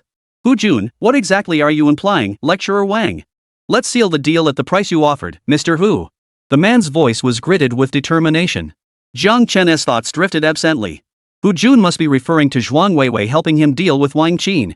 So this stranger must be Wang Chang, the father of the harassed woman? How did they happen to cross paths in the same lab building? The world sure is small. Jiang Chen? Just as Jiang Chen frowned in thought, Hu Jun's surprised voice rang out. Hu Jun raised an eyebrow. "What are you doing here? Jiang Chen, does it say your name here?" Hu Jun chuckled, still as sharp-tongued as ever. "But now that you're no longer with the Zhuang family, being so sharp-tongued might not be good for you. Get to the point, or move aside." Jiang Chen cut him off impatiently. Hu Jun offered a forced smile. This gentleman was once the Zhuang family's esteemed son-in-law. Now that he's been divorced by the Zhuang heiress, he's rather upset. I'm afraid he's made a spectacle of himself before Professor Wang. Chapter 100, Lychee Meat. Not at all, not at all. It's just the Zhuang family's private matter, huh? Every family has its own set of problems to deal with. Lecturer Wang smiled stiffly. Hu Jun chuckled. Exactly, it's my boss's family affair. Hu Jun suddenly recalled the patent Jiang Chen had accidentally stumbled upon earlier. Now that Jiang Chen had appeared in the lab building, could it be that he'd hit the jackpot again? Jiang Chen, young Master Zhuang took a liking to you. That was sheer luck. But luck won't last forever. A person's vision matters far more. Before making any decisions, think it through carefully and deeply. As Hu Jun spoke, he studied Jiang Chen's expression closely. But instead of showing interest, Jiang Chen grew even more impatient. Hu Jun's heart sank. But then he recalled the immense benefits J01C had brought to Zhuangxing Group. If Jiang Chen could produce another patent comparable to J01C, Zhuangxing Group would surely establish a firm foothold in Xiangyang City, perhaps even ascend to new heights. Chairman Zhuang would surely give him major credit. With that thought, Hu Jun cleared his throat and said, Jiang Chen, have you come up with another new patent? He reached out, intending to pat Jiang Chen's shoulder in a gesture of familiarity. Jiang Chen sidestepped him and replied coldly, none of your business. Move aside. Hu Jun was momentarily dumbfounded, but forced himself to continue, no offense, but this is precisely why the Zhuang family dislikes you. You never think of family first when something good comes along. You're too distant with them. After all, you're far less well off than young Master Zhuang. You should keep her preferences and her family's tastes in mind. Beyond that, you need to be more proactive. Use your efforts to bridge the gap between you. Then, maybe we can talk later. After speaking, Hu Jun shot another glance at Jiang Chen. This man adores young Miss Zhuang so much, referencing her should carry weight, right? Jiang Chen's expression turned stern. Not necessary. Move aside. Blah blah blah, what's he babbling about? Can't be bothered to listen. Hu Jun was enraged by Jiang Chen's cold attitude. Great. He'd gone out of his way to offer an easy way out, and Jiang Chen had the nerve to be so ungrateful. Did he really think Zhuangxing Group couldn't survive without his worthless patent? Zhuangxing Group owes its current standing entirely to the leadership of the great Mr. Zhuang and the hard work of capable executives like him. As for Jiang Chen, without the Zhuang family's backing, his patents wouldn't attract a single buyer. In other words, whether or not Jiang Chen's new patent existed made absolutely no difference to Zhuangxing Group. Having come to this realization, Hu Jun lost all desire to win Jiang Chen over for his own gain. He sneered coldly. Think one lucky break makes you untouchable? Jiang Chen, as long as I'm here, no matter how good your patents are, you won't sell a single one in Xiangyang City. Jiang Chen let the words go in one ear and out the other. Oh, rest assured, at least I won't be selling them to Zhuangxing Group. You. Hu Jun seethed, considering violence, but the memory of Jiang Chen's formidable strength made him hesitate. Yet to withdraw his hand now would be an admission of fear utterly humiliating, especially with others watching. His hand froze mid-air, suspended in limbo. Wang Changren's eyes flashed. Suppressing the twitch at the corner of his mouth, he stepped forward to defuse the tension. Now, Mr. Hu, give me some face. Let's keep things amicable. It's not worth it, really. Hu Jun promptly withdrew his hand. For Instructor Wang's sake, I'll let this slide. Come on, Instructor Wang, let's go sign the contract. Yes. A flash of ruthlessness flickered in Wang Chang's lowered eyes. It was because of this man that his daughter had been expelled from Xiangyang City and barred from returning. He'd been stripped of his deputy dean position, reduced to a lecturer without tenure. If not for the leverage he still held traded for a lifeline, he'd have no foothold left. What had his daughter done wrong? She just liked to play around with a few men. This was outrageous. They'd all wait. He would get his revenge sooner or later. Jiang Chen didn't give today's events a second thought. The knowledge resided in his mind. If the Zhuang family had the guts, let them try to steal his brain. Otherwise, his patents belonged to him. He'd sell it to whoever he wanted, just not to Zhuangxing Group. Upon returning home, Jiang Chen was startled by the scene inside the moment he opened the door. Lu Qingfeng was playing with Anan, Jia Shuer was snapping photos of Kong Kong nearby, and Deng Rusong rested her chin in her hand, smiling as she watched the three humans and one cat frolic together. It looked incredibly warm and beautiful. But Jiang Chen couldn't shake the feeling of his scalp tingling and cold sweat breaking out on his back. They're all playing? Jiang Chen swallowed hard. Deng Rusong stepped forward to take the bag from Jiang Chen's hands. You're back? Are you tired? I'm fine. Not tired. For some reason, Jiang Chen felt his toes digging into the ground. Anan came running and threw herself into Jiang Chen's arms. Daddy, look at the Princess Bun Aunt Shui did for me. Isn't it pretty? Lu Qingfeng followed suit, pouncing as well. Dad, I mean, Jiang Chen. Look at the little braids Auntie did for me. Aren't they cute? Lu Qingfeng usually wouldn't let anyone touch his hair, but Anan had insisted a new style would suit him better, and Anan always had good taste. Jiang Chen looked closely. and Anne's long hair was coiled into a flower bud-like bun, with loose strands curled into tiny ringlets framing her forehead exquisitely pretty. As for Lu Qingfeng's short hair, Zhao Shuer had somehow managed to braid it into tiny plaits. Paired with his sweet-as-can-be little face, he looked like the epitome of sweet yet cool style. Beautiful. All of you look beautiful. Jiang Chen nodded repeatedly. He hadn't expected Lu Qingfeng, with her temper, to get along so well with Zhao Shuer. At least, they seemed to be getting along well. Here, I picked up some lychees at the market on my way back. Try some. Jiang Chen carried a bowl from the kitchen and placed it before them. Whoa, so many lychees? Lu Qingfeng's eyes lit up. Did you guess I love lychees and bought them just for me? What, Jiang Chen, I love you so much. Jiang Chen cleared his throat and hurriedly turned away to peel the lychee in his hand. Cut the self-admiration. I just happened to pass by. That big yellow girl really seized every chance to spout nonsense at him. Lu Qingfeng suddenly leaned her face close to Jiang Chen's. Her fair, dewy cheeks looked even more appealing than the lychee flesh in her hand. Come on, admit it, Jiang Chen. With someone as amazing as me, it's only natural you'd fall for me. I'm totally, absolutely worth your affection. Go away, go away. You can't even shut up when you're eating. Jiang Chen panicked, losing control of her grip and crushing the lychee flesh. Don't waste it.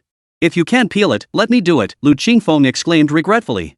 She shot Zhao Shuer a glance and deliberately announced loudly, Oh, I get it now. You're doing this on purpose. If you want me to feed you, just say so. Come on, brother Jiang Chen. Jiang Chen scrambled away. I'll do it myself. You just eat yours. He didn't even lift his head, focusing solely on peeling and eating and peeling. Chapter 101, Mercedes, for you. After dinner, Zhao Shuer didn't linger long. She tactfully chose to take her leave promptly. She wasn't in a rush. There was plenty of time. The moment Zhao Shuer left, Lu Qingfeng let loose. She hadn't provoked Zhao Shuer, and she wouldn't do anything to her. But as an unfamiliar outsider and the best friend of Jiang Chen's ex-wife, Lu Qingfeng's impression of Zhao Shuer wasn't exactly favorable. She'd only maintained a superficial, plastic friendship with her for Annan's sake. Annan, do you like her better than me just because she braids your hair and I can't? Lu Qingfeng asked, propping her cheek with her soft hand, her voice tinged with sarcasm. Annan sighed. Here we go again. Sister Qingfeng had asked variations of this question countless times over the past few days. She skillfully balanced her response, No, you're my good friend. We share a very strong friendship. Auntie Shui is my elder, and our bond is familial. Lu Qingfeng's eyes lit up. Does that mean I'm your best friend? Annan nodded. You're my best friend. Even though Sister Qingfeng often teased her, she still liked her. Lu Qingfeng handed Annan a beef jerky stick. Annan gripped it with both hands and bit into it with effort. Lu Qingfeng seized the moment. So do you want to stay friends with me forever and ever? Annan nodded without hesitation. Yes. Lu Qingfeng, then, do you want to add me to your household registration? That way we'll be family and can stay together forever. Annan thought for a moment, then suddenly snapped out of it. She rolled her eyes without hesitation. Sis Qingfeng, what are you thinking? I'm thinking about getting on your household register. Lu Qingfeng declared boldly, completely unabashed. Annan, well, don't even think about it. Lu Qingfeng, why? I'm so great. Don't you love me anymore? Why, I knew you loved her more. Lu Qingfeng pouted, on the verge of tears. Annan pulled out another beef jerky stick and shoved it into Lu Qingfeng's mouth. Her sobs stopped immediately, and she began munching away with a satisfying crunch. Munching away, she mumbled on, We know each other inside out. Having me as your new mom isn't a bad deal. If you don't like that, you can call me stepmom. Or whatever they call it in TV dramas, concubine, mistress, whatever works. I'm not picky. But my dad is picky, and he doesn't like you. Annan finished one stick, licking her fingers, and didn't forget to comfort Lu Qingfeng, but don't be sad, I like you. Lu Qingfeng shifted closer to Annan. Then what kind of person does your dad like? Annan thought carefully. Before, it was someone like my mom. Now, I don't know. Lu Qingfeng recalled what Zhuang Weiwei looked like. She was pretty, just like Annan, but Zhuang Weiwei had long legs and a big chest. Annan. Lu Qingfeng wiggled his stubby little legs, glancing down to see his heels clearly visible. Annan watched Lu Qingfeng's movements with confusion. What are you doing? Lu Qingfeng shook her head in despair. You wouldn't understand. But I know my dad doesn't like stupid people. Annan scratched her head, trying hard to remember. He doesn't like bullies either, and... Deng Ruson watched the pair whispering together with a smile. She quietly reached out and tugged Jiang Chen, signaling for him to follow her downstairs. Jiang Chen was confused but complied. The two rose quietly and opened the door. As they closed the door, they deliberately glanced back inside. Where are you two sneaking off to? Lu Qingfeng's curiosity was immediately piqued by their furtive movements. Nothing. Would we hide things from you? Keep playing. Deng Ruson quickly brushed it off. No way, take me with you, Lu Qingfeng blurted out without hesitation. Wherever there was excitement, Lu Qingfeng would be there and in too. She couldn't forget Inan. Jiang Chen turned to Deng Rusong, his eyes demanding to know what this was all about. Deng Rusong tugged at Jiang Chen's sleeve. Honestly, it's nothing major. Just some personal business I need to discuss with my brother. Qingfeng, you can relax. We'll be back up in a bit. Jiang Chen chimed in, we'll be right back. Lu Qingfeng nodded, neither confirming nor denying whether she believed him, and pulled Inan along as they continued whispering to each other. Deng Rusong pulled Jiang Chen downstairs and led him mysteriously to a parking spot in the residential complex. Seeing her tense expression, Jiang Chen couldn't help but feel uneasy himself, instinctively scanning the surroundings. Rushuan, is someone following you? Jiang Chen couldn't help asking. No. We're here. Close your eyes. Deng Rusong stopped. Jiang Chen instinctively glanced at the object in the parking space. Though obscured, it was clearly a car. He closed his eyes, a far-fetched guess forming in his mind. Make a wish. Deng Rusong's cheerful voice reached Jiang Chen's ears amidst a rustling sound. Then you can open your eyes. This is... Jiang Chen froze. Mercedes, Deng Rusong's low voice whispered into his ear. Before him stood a black Mercedes-Benz G400D. Its lines were bold and angular, its design simple yet imposing. The interior offered ample space, and its engine delivered powerful performance. It was the kind of vehicle no man could resist. I happened to see this car while traveling for work. You mentioned liking it before, so I bought it for you, Deng Rusong said with a smile.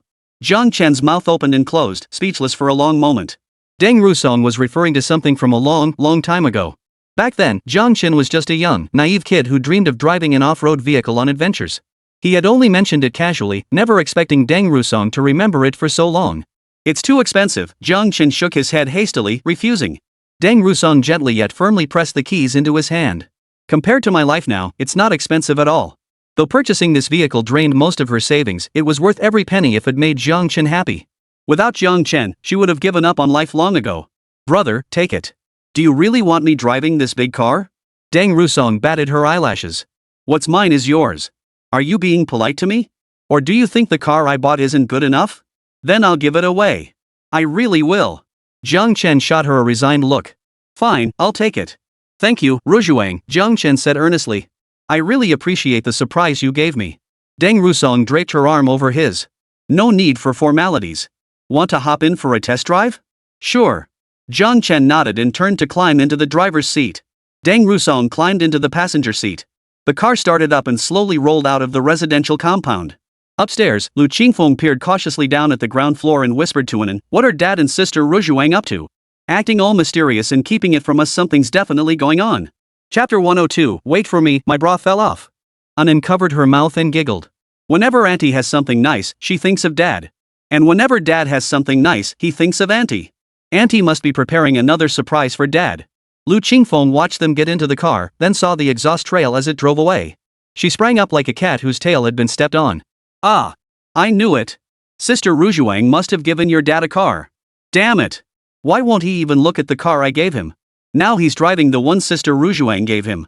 Lu Qingfeng paced frantically around the room, but the car was already long gone. She couldn't catch up. Meanwhile, Jiang Chen drove around the residential compound twice. The streets she remembered had changed considerably, yet some parts still retained their familiar appearance. The people beside him, however, had not changed.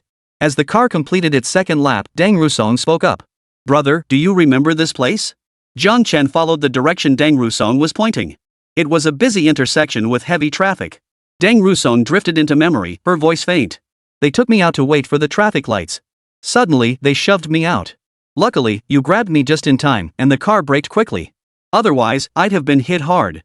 Seeing I was unharmed, they first sighed in relief, then obvious disappointment. That was the first time I realized they wanted me dead.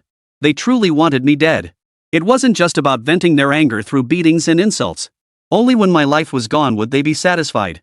Jiang Chen's knuckles turned white as he gripped the steering wheel. Even now, recalling that moment made his breathing quicken. So close. So close to witnessing someone he barely knew die before his eyes. Deng Rujuang's voice was light and detached, almost ethereal. I met someone during my business trip to the capital. Someone who looks a lot like me. But I don't know her. I've never seen her before. Deng Rusong's teeth chattered as her words became disjointed. With a screech, Jiang Chen pulled the car to a halt by the roadside. He stared at Deng Rusong in astonishment, his mind racing through the possibilities. Very similar? Deng Rujuang nodded. Very similar. The little child she was holding looked just like me too. If it was just a coincidence, it would be too much of a coincidence. A thought flashed through Jiang Chen's mind. Brother, what if I'm not their biological child? Deng Rusong turned to look at Jiang Chen, her eyes flickering with uncertainty. I don't resemble either of them. Jiang Chen recalled the appearance of Deng's parents. Indeed, they looked like ordinary people, while Deng Rusong herself was as delicate and beautiful as a peach blossom, a natural beauty since childhood. Deng Rusong sighed deeply, slumping weakly against the chair back. I always felt they loved me. They hit me, scolded me, tormented me, but afterward, they'd always cry behind my back. My mom would sneak in to apply medicine when she thought I was asleep. But why? Is it just because I'm not their biological child that they treat me this way? Do they want me dead? But they don't have any other children. Brother, I'm so scared. I don't even know what I'm afraid of. Jiang Chen wrapped an arm around her comfortingly. Rushuang, no matter what the truth is, I'll face it with you. Brother, you're building your career now. My troubles are nothing compared to that. Deng Rusong's beautiful eyes brimmed with tears. Jiang Chen, nothing about you is trivial to me, Rushuang. If you don't want to pursue this further, we can live peacefully in Shangzheng City. If you seek answers, I'll search alongside you. There's no need for formalities between us. Don't be afraid. I'll always be here. With Jiang Chen's reassurance, Deng Rusong gradually calmed down. Brother. She paused, then said, for now, I don't want to pursue it. I thought I was brave enough, but I still can't face the possibilities. Alright, then let's not dwell on them. Don't be afraid, I'll always be here. Jiang Chen patiently comforted her for a while longer. Only when the streetlights began flickering on one by one did the two turn back toward home. The car came to a stop. Just as Jiang Chen opened the door to get out, a short figure suddenly popped up beside him. Jiang Chen. Did you take the car she gave you? Lu Qingfeng asked, cheeks puffed out. Jiang Chen was taken aback. Huh? Where had he been hiding? He hadn't seen him earlier. How had he appeared so suddenly? Lu Qingfeng was furious. Then why didn't you take the car I gave you? This time, Jiang Chen heard Lu Qingfeng clearly. The veins on his forehead bulged. What car did you give me? Don't you have any idea? Lu Qingfeng retorted defiantly, that car was gorgeous. I even splurged an extra 3 million to have it covered in diamonds. Jiang Chen. A flashy pink sports car with diamonds plastered all over the chassis? Driving that down the street would guarantee a 250% turn head rate. He was practically driving his face around. Deng Rusong covered her mouth to stifle a giggle, quietly taking An's hand and slipping away from the scene. I don't care, I don't care. If you accept hers, you have to accept mine. You absolutely must. Lu Qingfeng pressed on. Agree. Quick, agree. What if I don't agree? Then I won't take it. Jiang Chen suddenly felt like teasing her. Lu Qingfeng, then I'll use other tactics. Jiang Chen, what trick? Lu Qingfeng, I'll cry, make a scene, and threaten to hang myself. Jiang Chen glared at her. Lu Qingfeng counted on her fingers, I'm crying right now. If you still don't agree, I'll make a scene. Then I'll rip off your belt and hang myself with it. I'll die on you. Jiang Chen. He knew a teasing her always ended up tormenting himself. Lu Qingfeng put on a show of wailing for a moment.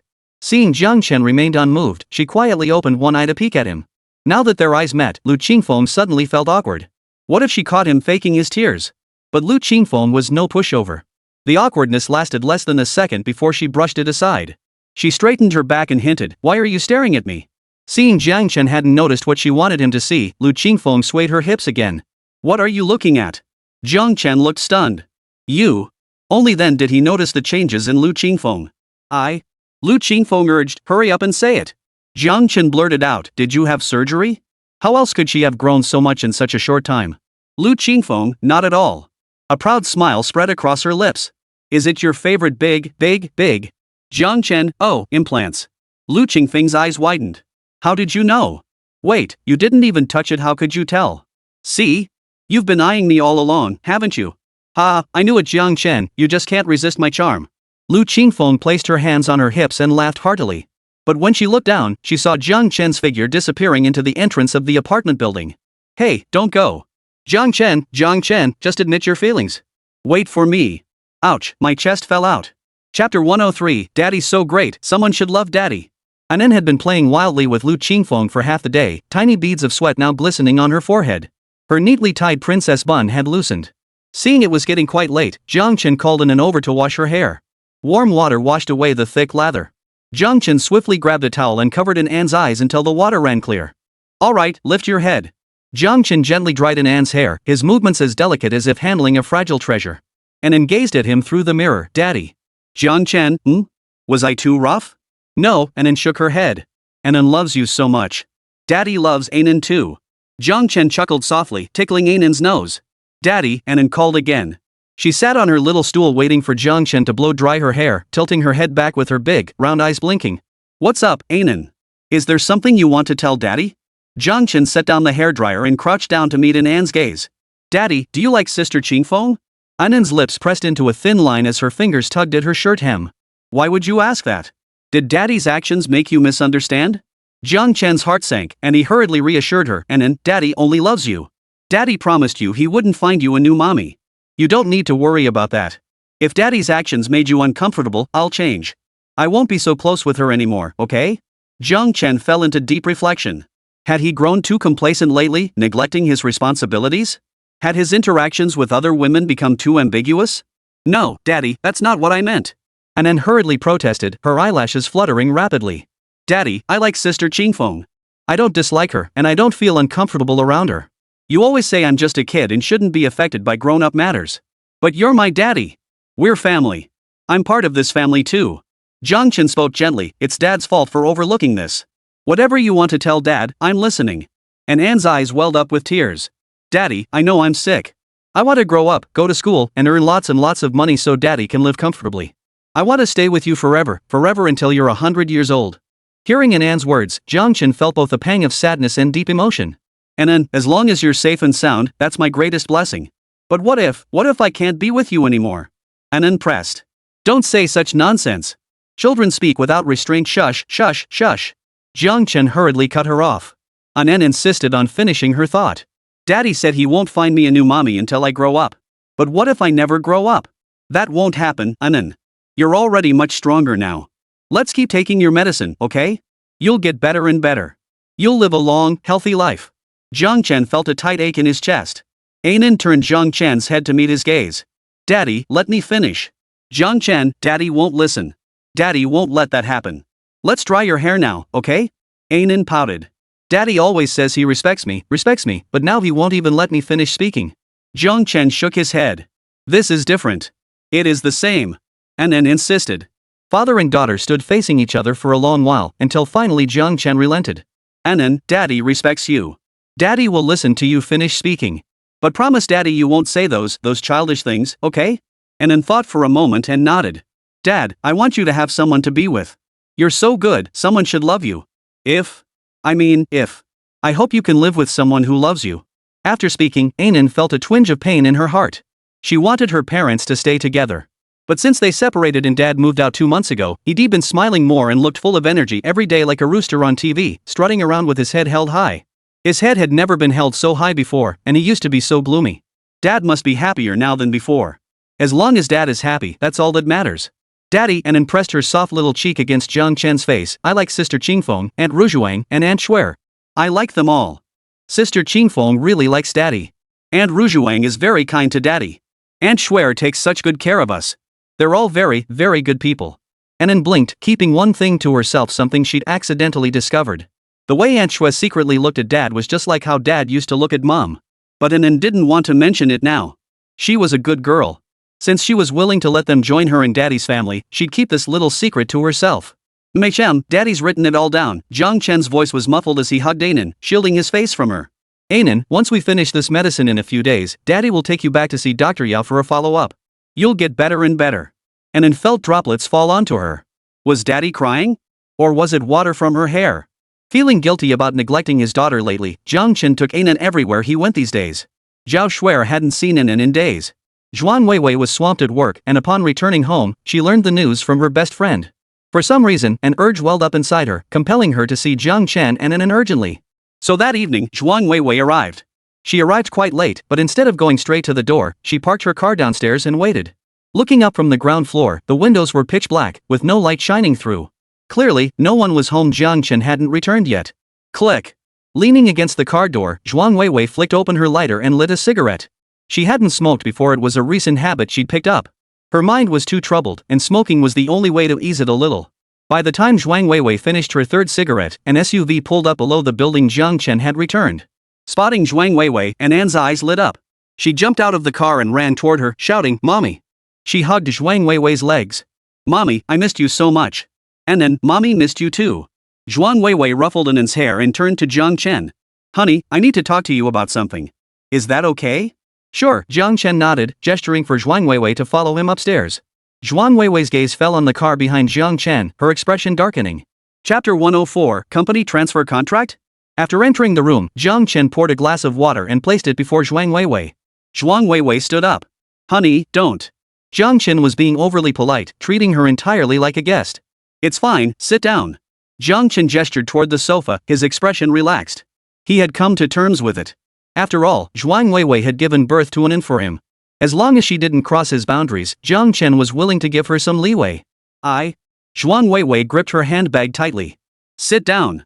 If there's something you need to discuss, feel free to speak openly. If it's something Anan shouldn't hear, I can send her to play in the bedroom or take her next door for a while, Jiang Chen said in a steady voice. Zhuang Weiwei let out a soft ah and looked up at Jiang Chen.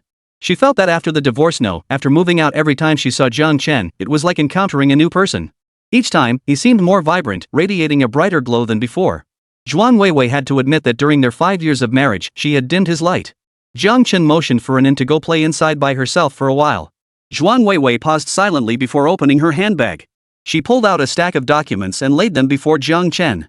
Jiang Chen glanced at them, puzzled, his eyes silently asking what they were. This is the company transfer contract. Zhuang Weiwei spread the contract open with her hand and pushed it toward Jiang Chen. Jiang Chen didn't take it. Instead, he stared at her in astonishment before asking, "What do you mean by this?" "I came here specifically to discuss this matter with you," Zhuang Weiwei murmured softly, a hint of melancholy in her expression. She took out a pen. "I've decided to transfer the company to you. All you need to do is sign here, and Rose will be yours." Jiang Chen took a step back. "Transfer it to me?" Zhuang Weiwei didn't answer, only looked at him with a bitter smile. Jiang Chen pushed the documents forward. "I won't take it." "Take it back." Zhuang Weiwei shook her head. "I won't take it back. Please accept it. If I don't give it to you, my brother will eventually merge it into Zhuangxin Group. Rather than letting them have it, I'd rather give it to you. At least this way, it can be left to Anan in the future." Jiang Chen suddenly understood and sneered coldly. "You think that if it's in my hands, the Zhuangxin Group won't be able to take it back? And then the Rose Garden will still be yours?" Zhuang Weiwei sounded urgent. "No, it's not that. If I give it to you, Rose will be yours." Jiang Chen waved his hand in refusal. "I can't take it. First, I have my own career plans, and I'll see results soon. This consumes all my energy. Even if you gave me Rose, I wouldn't have the spare capacity to manage her affairs. Second, I can earn my own money. I don't want any financial entanglement with you. What if something doesn't go your way later and you pull some strings to take it back? That would be exhausting for me. Finally, even if you didn't take it back, Rose is your heart and soul. If I messed with it even a little, you'd be heartbroken and come looking for me. Forget it, take it back." Bringing up all these old grievances again, Jiang Chen didn't want to revisit them.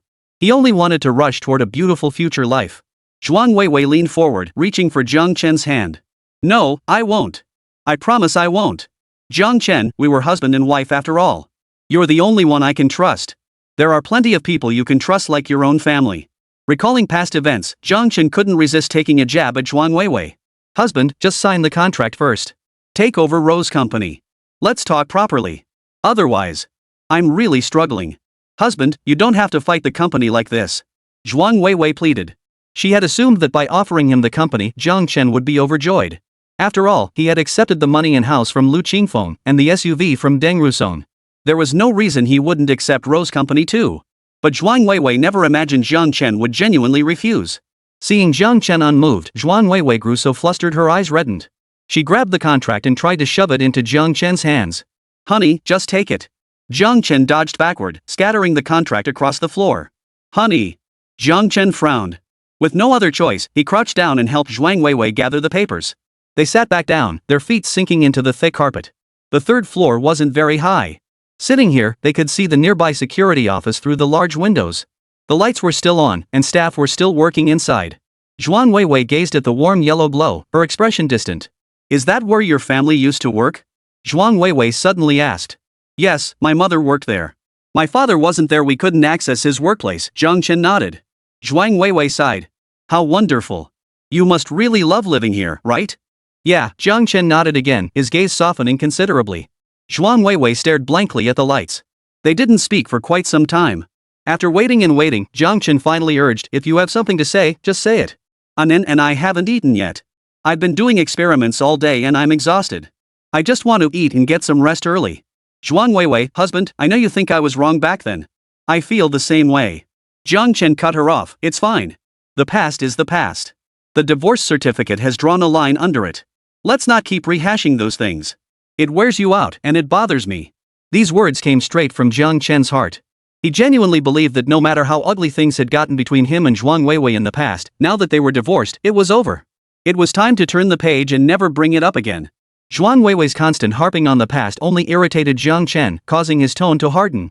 Husband, you can't possibly understand my situation now. I'm not asking for your understanding. I've only just realized what kind of people my family truly are, but You don't want to be the dutiful daughter anymore? Jiang Chen raised an eyebrow, his tone accusatory. How much she used to favor her family. When the Zhuang family gave her the cold shoulder, she told her to endure it. When Zhuang Weiwei brought him to a banquet, her mother had someone publicly splash hot water in his face. All those barbs and insults, she pretended not to hear them. When she couldn't take it anymore, she'd say it was her family and there was nothing she could do. Now, the knife had finally pierced her own flesh, and the pain had begun to set in. Enough. Let's get down to business. I won't take over Rose Company. No matter what you say, I won't. Zhuang Weiwei insisted, no. Once I give Rose to you, it's yours. Do with it as you please, develop it, sell it off. I won't interfere. Whatever you decide is fine. Just consider it my apology gift to Anan, okay? I shouldn't have said those things. Every time I see Anan now, I regret it. I must have lost my mind to say those things. I don't even have the face. Zhuang Weiwei murmured, Anan is such a good kid. She doesn't blame me, but I can't forgive myself. Chapter 105, I sympathize, but I refuse. The moment Anan's name came up, Jiang Chen's mouth moved faster than his brain. Zhuang Weiwei, if you truly wanted to apologize to Anan, you wouldn't wait until now to come knocking on my door and transfer the company to me. Let me guess. 1. I've reclaimed J01C. Without it, Rose Company's other operations can't sustain the business. The company can't keep running. You're just using an empty shell to win me back. If I take over Rose, I'll definitely relicense J01C to my own company, and your Rose can be revitalized. 2nd, by handing over the company to me, you'd silence me. I couldn't accuse you of neglecting Anan or anything like that anymore. Once you give me the company, no one could say anything against you. You'd be that good mother and good ex-wife again. 3rd, your brother saw me entering the lab building and assumed I might have something valuable again. He'd tell you to use the company to gain my favor and trust, or at least soften my stance toward you. Either way, the goal is to build rapport first. That would lay the groundwork for proposing a collaboration, like licensing a new patent to you. 4th, you had a falling out with your family and thought of me again. You figured I still had some influence, so you planned to use Rose as leverage to pull me back into your camp as a fallback option. Zhuang Weiwei looked at Jiang Chen, her eyes filled with shock and a hint of despair. Jiang Chen continued, choose one of these 4 possibilities or perhaps all 4 apply. I'll lay all 4 possibilities out clearly for you at once. 1. I've already reclaimed J01C. Even if it becomes obsolete, I will never license it to you again. 2. If you truly feel guilty toward Anan and believe the words you spoke were unworthy of a mother, then apologize with actions that come from your heart, not with any calculated moves. 3rd, my patents will never be licensed to the Shu family, not now, not ever. 4th, we are divorced. Our only relationship now is as Anan's father and mother. I will no longer be your shield or your fallback. Zhuang Weiwei, from now on, you walk your path alone. Is that clear enough? If there's anything you don't understand, I can explain it again. Zhuang Weiwei remained silent for a long time before finally letting out a bitter laugh and shedding a tear. If I said none of that is true, would you believe me? No. Jiang Chen didn't hesitate. Zhuang Weiwei's credibility with him had been completely exhausted. Zhuang Weiwei curled up on the sofa, resting her chin on her knees, shrinking into a small, confused ball. You guessed part of it right. Lately, things have been incredibly tough. The company, internal and external crises everywhere. Business can't sustain itself. Competitors are eyeing Rose like it's a juicy piece of meat. Former partners want to grab a slice too. My family disapproves of some decisions I made, so they've pulled back resources. My mom is pressuring me into an arranged marriage for profit. My brother, he really did want to use me to get information from you. Jiang Chen let out a cold laugh. Zhuang Weiwei paused before continuing. Back then, J01C brought them immense benefits, propelling them to become the wealthiest family in Shangjiang City. What glory! Naturally, they're hoping for another J02C to keep the benefits flowing. My brother investigated and learned that laboratory was under your name. Unable to uncover the connection between Lu Qingfeng and you, he assumed you'd re-establish ties with Academician Bai, that the lab was Academician Bai's way of lending you support through Lu Qingfeng. Jiang Chen sneered coldly. Exactly. Those who take shortcuts find the original path unbearably agonizing when forced to return to it. All they can think about is whether another shortcut exists. If the Zhuang family had built their empire steadily like the Shui family, focusing on each step, they'd be concentrating on strengthening their own foundations now, not constantly searching for shortcuts. They'd even treat a rumor they couldn't verify as a viable path. From his several conversations with Zhuang Yungyao, Zhuang Jia must have realized his intentions. He wouldn't sacrifice himself to integrate into their circle or seek their approval for Zhuang Weiwei's sake. Naturally, he wouldn't let them manipulate him anymore. So the Zhuang family planned to pressure Zhuang Weiwei, testing whether I still harbored any pity for her. If I did, they could leverage it to secure patent licensing or other benefits. If not, they stand to lose nothing. Zhuang Weiwei closed her eyes, feeling for the first time that she had no one to lean on. Jiang Chen had once been her anchor, but she had foolishly pushed him away. She had believed the Zhuang family would be her safe haven, only to discover that when she could no longer bring them profit, they became the very source of her storms. The dealer's actions, one after another, sent chills down her spine. The past kept churning and surfacing in her mind. How he treated Jiang Chen, how he treated Inan, how he treated her, someone who could no longer bring him profit. She refused to divorce, yet her family pressured her to do so, claiming it would bring greater benefits. And then there was the conversation she overheard at the bookmakers today. Zhuang Weiwei refused to dwell on it any longer. She had been so immersed in her own fantasy of family affection that she had neglected her real family. After coming to terms with all this, Zhuang Weiwei no longer felt the cold on her body. The coldest part was her heart. Zhuang Weiwei gave a self-mocking smile. Her husband had once been sincere toward her, enduring all manner of grievances for her sake, yet she had taken it all for granted, believing it was simply his duty. 5 years, a full 5 years.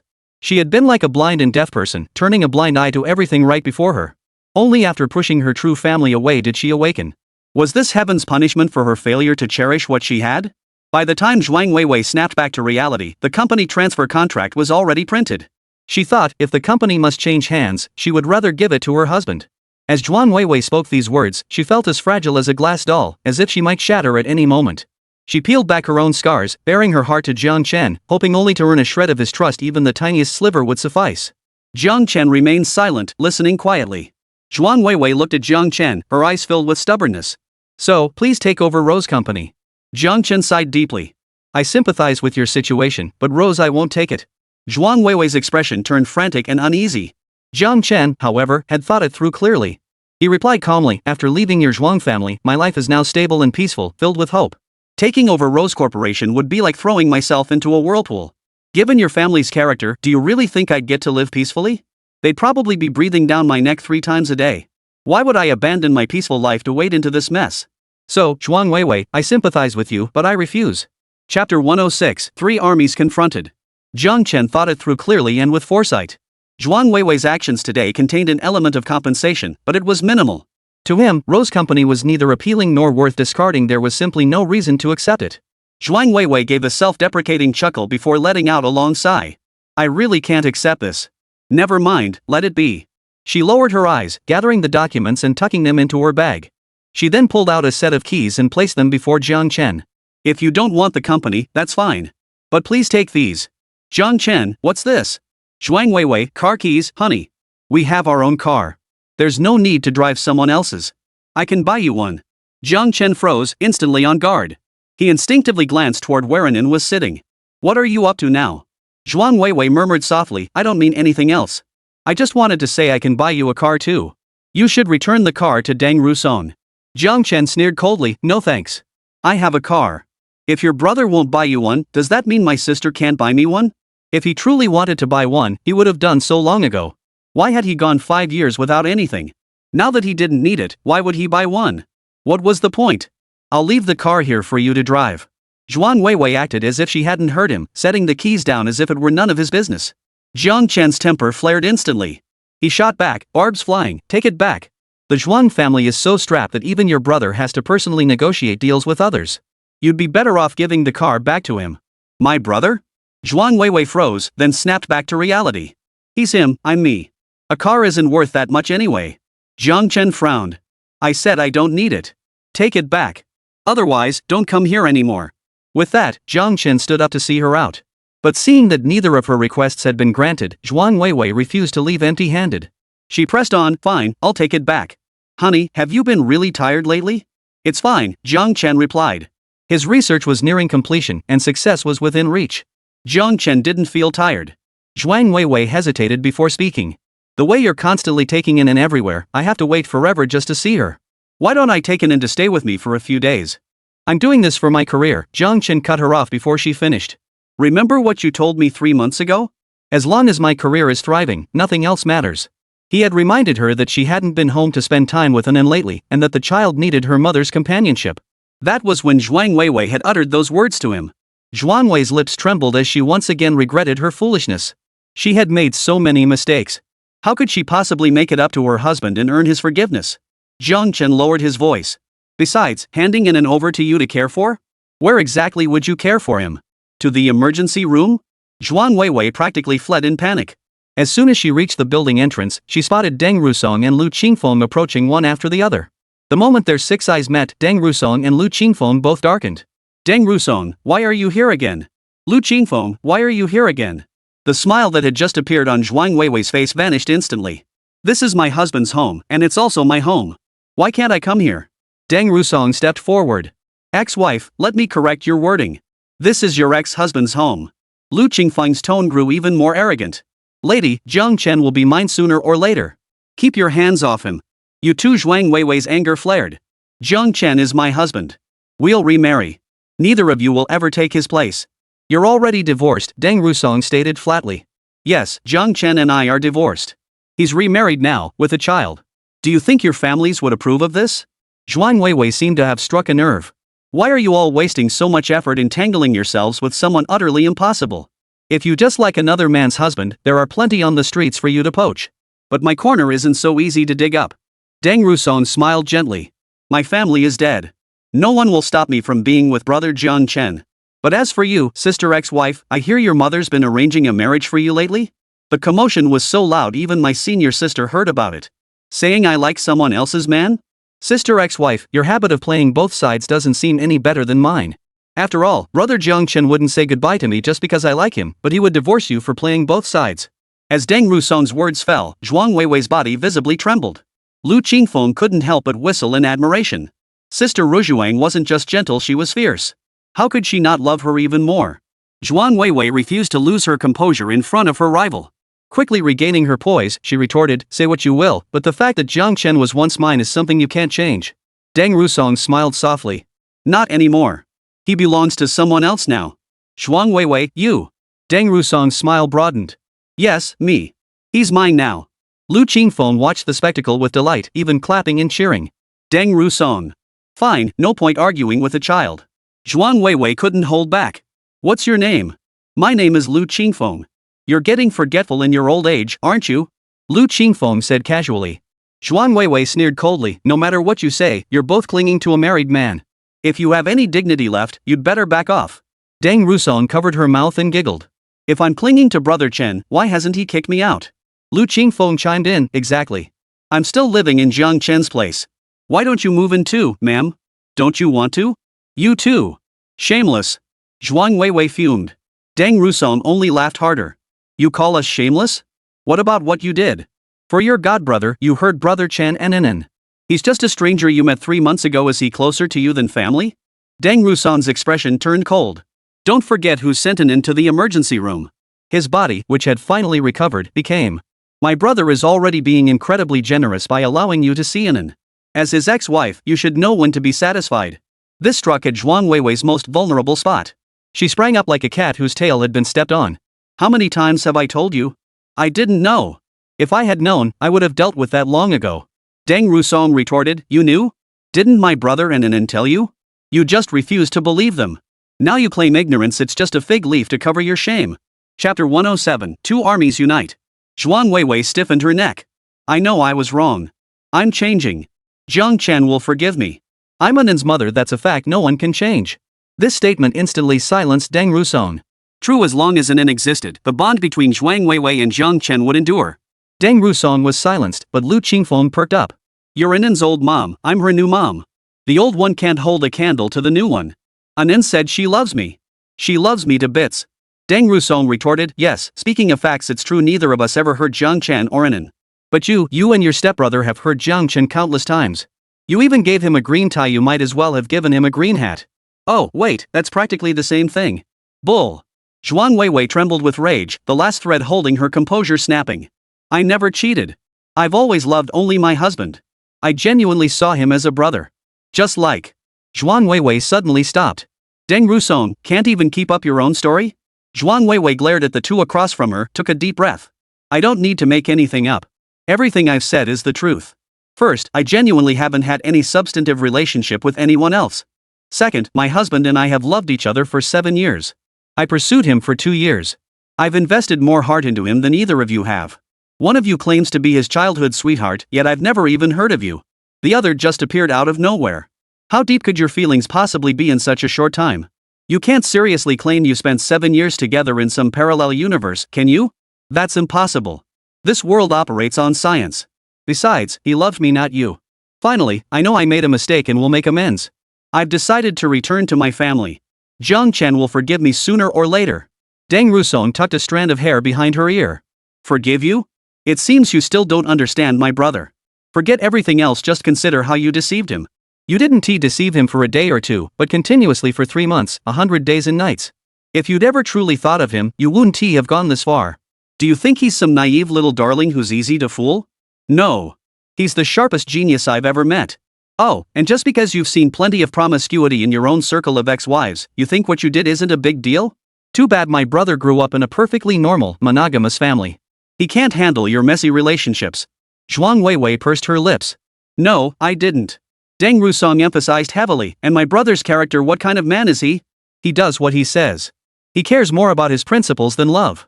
And he values an and more. Forgiving you and making him take back his words would mean letting you trample his principles again. It would mean putting an end back next to this ticking time bomb you are. The mention of an end drained the color from Zhuang Weiwei's face. I didn't. I just wanted to win him back.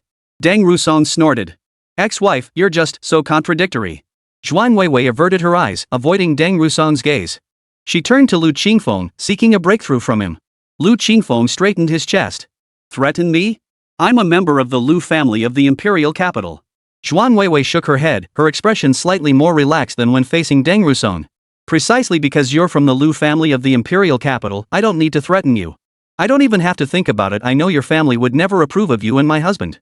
Forget that he's just an ordinary man. He's remarried, so much older than you, and has a child. Your family would never approve. Lu Qingfeng's face stiffened. Who gave you the right to meddle in my affairs? Think you're all that? Old lady, you're past your prime. Stop fussing and start taking care of yourself.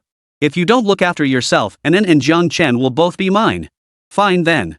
Even if none of those problems existed, there are 2 of you, but only 1 husband. In the end, who do you think will win? Zhuang Weiwei's lips curved upward, her mood instantly lifting. Ex-wife, you're not stupid, you even know how to play the scheming card. Deng Rusong smiled gently and magnanimously. But you miscalculated. Because as long as Brother Chen is happy, it doesn't matter if he chooses me or anyone else. Lu Qingfeng scratched his head. I don't mind either way. After all, Sister Ruzhuang and I get along so well, she wouldn't kick me out, right? As long as I'm in this family, that's all that matters. Deng Rusong and Lu Qingfeng exchanged a glance before turning to look at Zhuang Weiwei simultaneously. Ex-wife, sister, maybe you should think about whether Brother Chen will even let you in next time you come. Auntie, save your useless worries. Zhuang Weiwei was fighting 2 against 1 and couldn't hold her ground at all. No sooner had she attacked one than the other's cooldown reset. In the end, she could only flee in disarray. After finishing the last dose of medicine, Jiang Chen rushed straight to Dr. Yao for a follow-up checkup with Anan. Zhang Yan walked ahead holding An's hand. Spending time with the energetic child made her feel much younger herself. Anan chattered away to Zhang Yan the entire journey. With her health improving, she had become much more talkative than before. She chattered non-stop, commenting on everything she saw. When her spirits soared, she'd even sing a few lines of made-up lyrics. Zhang Yan beamed with delight, praising her talent and promising to teach her folk songs when she was older, convinced she'd become a star.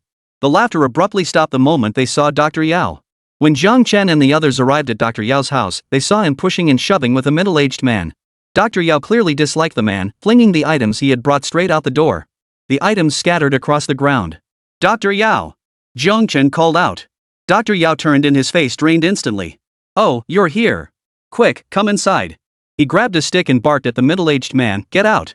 Get out now, or I'll beat you to death today. Zhang Nian sneered coldly and spoke up, what's with all the beating? Why put on such a show in front of me? Dr. Yao sheepishly lowered the stick. Nian, I. The middle-aged man picked up his belongings from the ground, yelled at Dr. Yao, then turned and ran. Dad, I'll come see you again next time. Dr. Yao hurled the stick at the man's back. Get lost. Don't call me Dad. I never acknowledged you. Turning back, Dr. Yao could barely stand straight. Nian, listen to me. Zhang Yan held An's hand, breathing steadily, her expression unchanged. Dr. Yao, we came for treatment, not to listen to your family drama. When can we be seen? Chapter 108, Follow-up Visit and Paternity Test. Dr. Yao hurriedly stepped aside to usher them inside. Right now. Right now. Zhang Yan walked into the small courtyard with Zhang Chen and An as if nothing had happened, graceful and composed. She even had the heart to point out the newly bloomed flowers in the garden to An, asking if she wanted to pick a few more to pin in her hair later. Dr. Yao seated An and the others, took her pulse, and listened carefully to her heartbeat. A smile spread across his face. Excellent, excellent. She's recovering beautifully. You've been caring for her wonderfully. Just keep maintaining this routine. Keep things consistent for a few years without any changes, and her body will recover to be nearly indistinguishable from a normal person. Remember, it's crucial to maintain this status quo, Dr. Yao emphasized. I'll prescribe another formula for you. It's the same as before, 10 doses. Take 2 doses per week, each dose boiled twice. Give the child 1 dose in the morning and 1 in the evening. This time, I'll also include a foot bath formula. Give the child a foot soak 3 times a week. Boil the herbs, let the water cool to lukewarm, and soak for 10 to 20 minutes each time, until the child breaks a light sweat. Once you finish this batch of medicine, come back for a follow-up. I'll adjust the formula for your child then. Hearing that Anan was recovering well, Zhang Chen was delighted. Yes, I'll follow your instructions. I'll start the treatments for my child as soon as I get home. Thank you, Dr. Yao. You're welcome, you're welcome. Your family saved my child. The least I can do is contribute with this humble medical skill. Dr. Yao patted Zhang Chen on the shoulder. He glanced toward the courtyard. Earlier, Zhang Yan, worried Anan might find the medical jargon boring, had taken her outside to play after Dr. Yao finished taking her pulse. Now, only Zhang Chen and Dr. Yao remained in the room. Yao Xiang gazed at the tender smile on Zhang Yan's face and murmured softly, "Good man. You're a good father. You take such responsibility for your child. A good father." Zhang Chen clenched his fists then relaxed them. Dr. Yao, is there some misunderstanding between you and Grandma Zhang? The interaction between these two elders didn't seem like outright hostility, rather, there was a subtle warmth between them. Yet the sight of that middle-aged man earlier had filled Zhang Chen with confusion. Dr. Yao's expression darkened as he shook his head, signaling he didn't wish to answer. Yet the next moment, watching the grandmother and granddaughter hugging tightly in the courtyard, tears welled up in Dr. Yao's eyes. If my child with Nian Nian were still here, I'd have a granddaughter by now. Maybe even a great-granddaughter. Yao Xiang gestured for Zhang Chen to sit down and began recounting that chapter of his past. It turned out that Dr. Yao and Grandma Zhang had fallen in love freely back then. They were deeply devoted to each other and had 2 sons. The boys were bright and sensible, and the family's life grew increasingly prosperous. Later, thanks to his mentor's promotion and his own exceptional medical skills, Dr. Yao gained favor with high-ranking officials.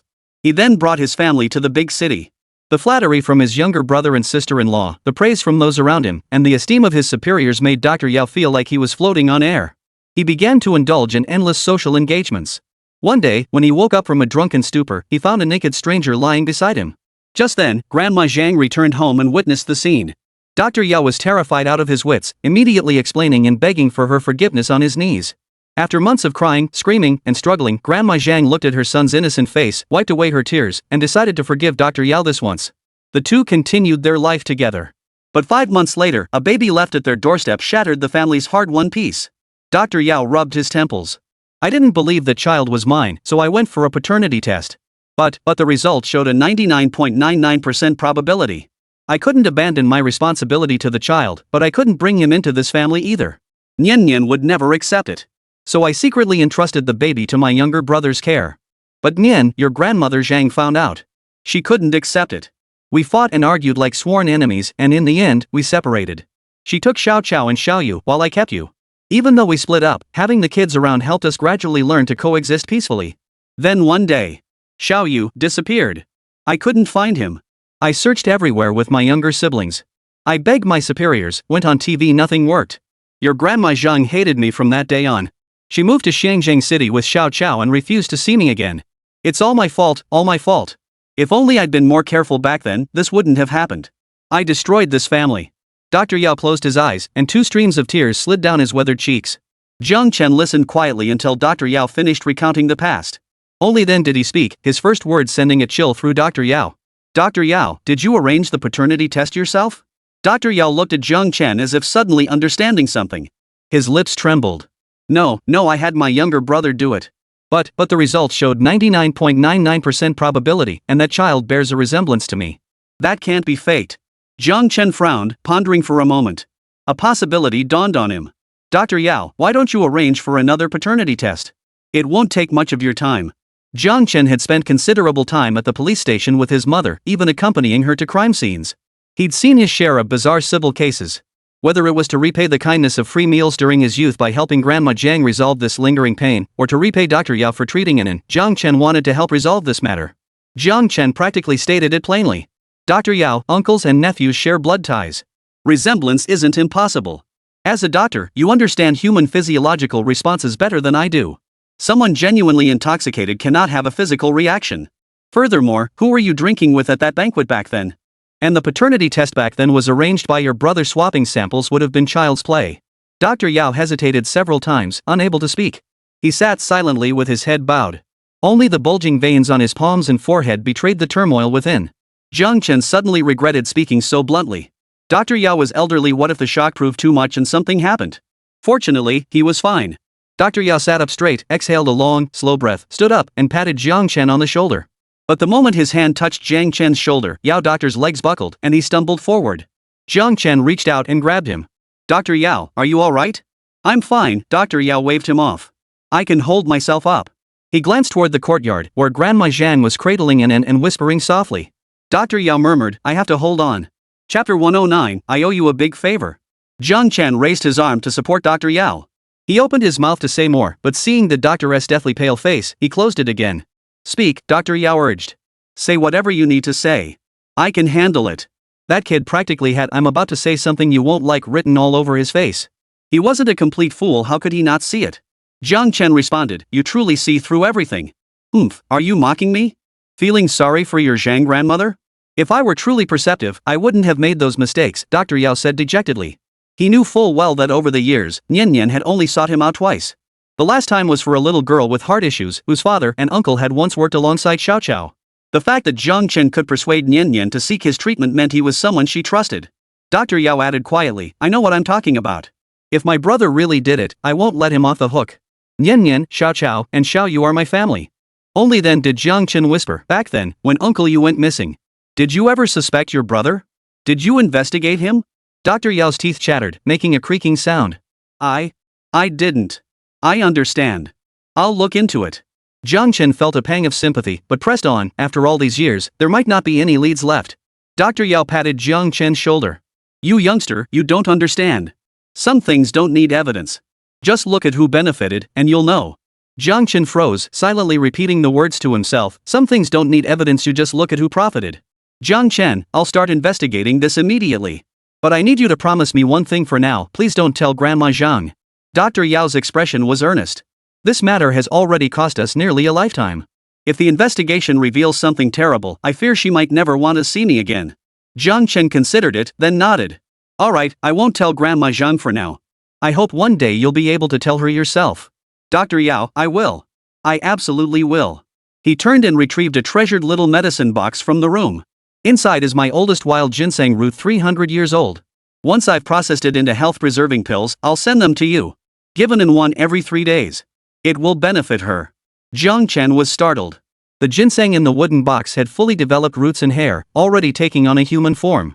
It was clearly an extremely precious specimen. He hesitated to refuse, but thought of an aunt's health. Jiang Chen, thank you, Dr. Yao. I'll take the liberty of accepting it. Dr. Yao, take it. Regardless of how this matter turns out, I owe you a huge favor. In the small courtyard, Grandma Zhang accompanied Anan as they admired the flowers and plants. Anan suddenly pointed at a small blade of grass on the ground and exclaimed, Grandma, look. This blade of grass has actually bloomed. It was a clearly malnourished blade of grass, its leaves thin and yellowed, rooted in a tiny crack in the concrete. This was a shady spot that never saw sunlight. Yet this blade of grass had not only taken root and sprouted, but had even produced a tiny, tender yellow flower. Anan crouched there, holding her breath as she watched it, afraid that even a single exhalation might blow the tiny flower away. She turned to Zhang Nian.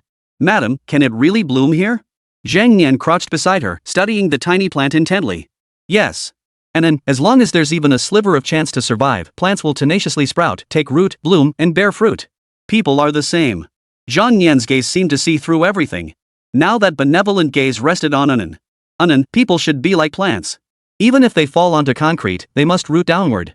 They needn't fear the hard ground beneath, keep rooting, and they will surely sprout in spring, bloom in summer, and bear fruit in autumn. That is life. Anin seemed to grasp it yet didn't. She was still too young to truly comprehend what life meant. In her young worldview, life simply meant that her father was happy when she was alive and sad when she was gone. She couldn't quite grasp why plants would struggle so hard to take root and grow. Was it because they too wanted to make their fathers happy? Mommy, do plants have daddies and mommies too? When they die, do their daddies and mommies feel sad?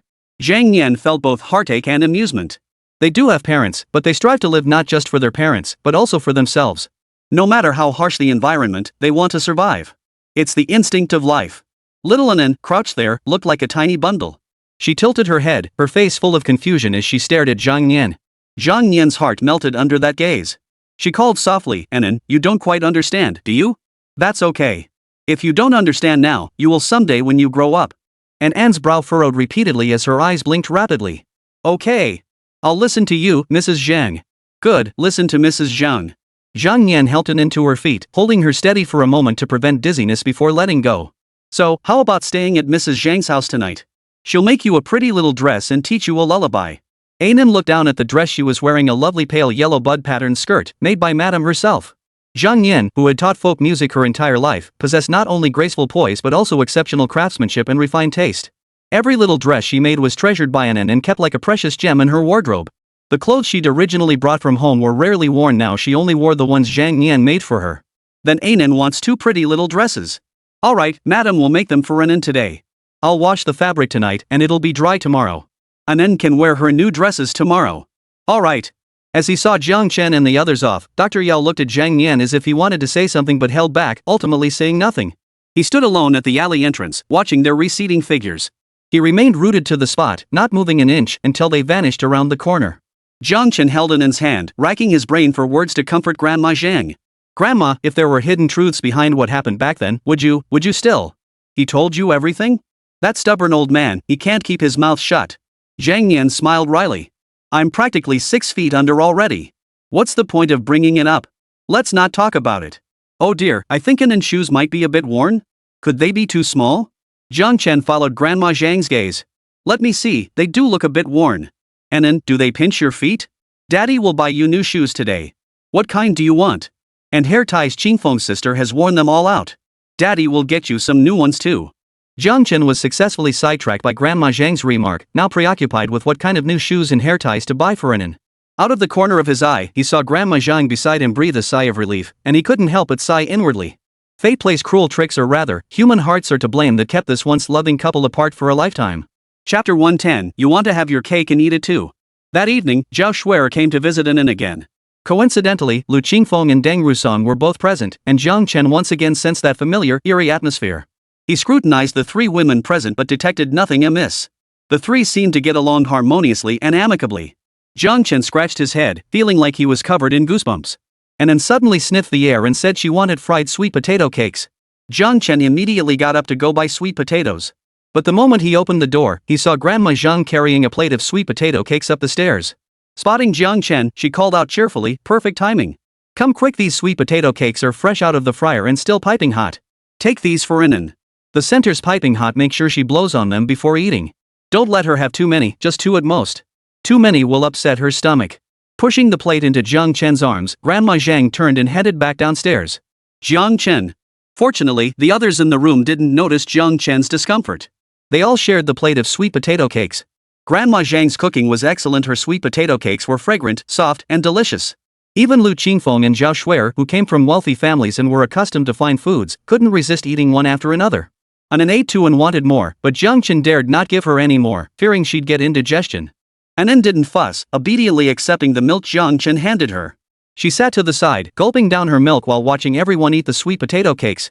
When Lu Qingfeng secretly slipped her one, she refused, saying indigestion would upset her stomach and worry her father. Lu Qingfeng could only shove the whole thing into his own mouth. Deng Rusong offered one to Jiang Chen. Lu Qingfeng glanced at the half-eaten sweet potato cake in his hand. Want it? Jiang Chen, what do you think? Lu Qingfeng gave an awkward smile and continued stuffing his face. After everyone finished eating, Zhao Shuer sat for a moment before rising to take her leave. Deng Rusong also got up to leave, needing to organize materials for a new case she'd taken on. Only Lu Qingfeng, Jiang Chen, and Anin remained in the room. Anin volunteered to join them in a puzzle-solving competition. The 3 of them sat down at separate sides of the table, each with a pile of puzzle pieces to sort through. Half an hour later. Wow, Anan, you finished your puzzle so fast. You're so smart. You're the smartest, most brilliant baby I've ever seen. Anan smiled with her lips pursed. Jiang Chen tugged at Lu Qingfeng's sleeve from behind. Lu Qingfeng, confused, obediently fell silent. Only after Anan went to wash up did Jiang Chen whisper to Lu Qingfeng. It's not good to praise the child like that. Try not to compliment her that way in the future. Lu Qingfeng looked puzzled. Why? Anan really is smart. Jiang Chen patiently explained. It's not that you shouldn't praise her at all, but you've been praising her far too often lately. That puzzle was simple perfect for her current skill level. But if you keep praising her like this, what happens when she faces a really difficult puzzle?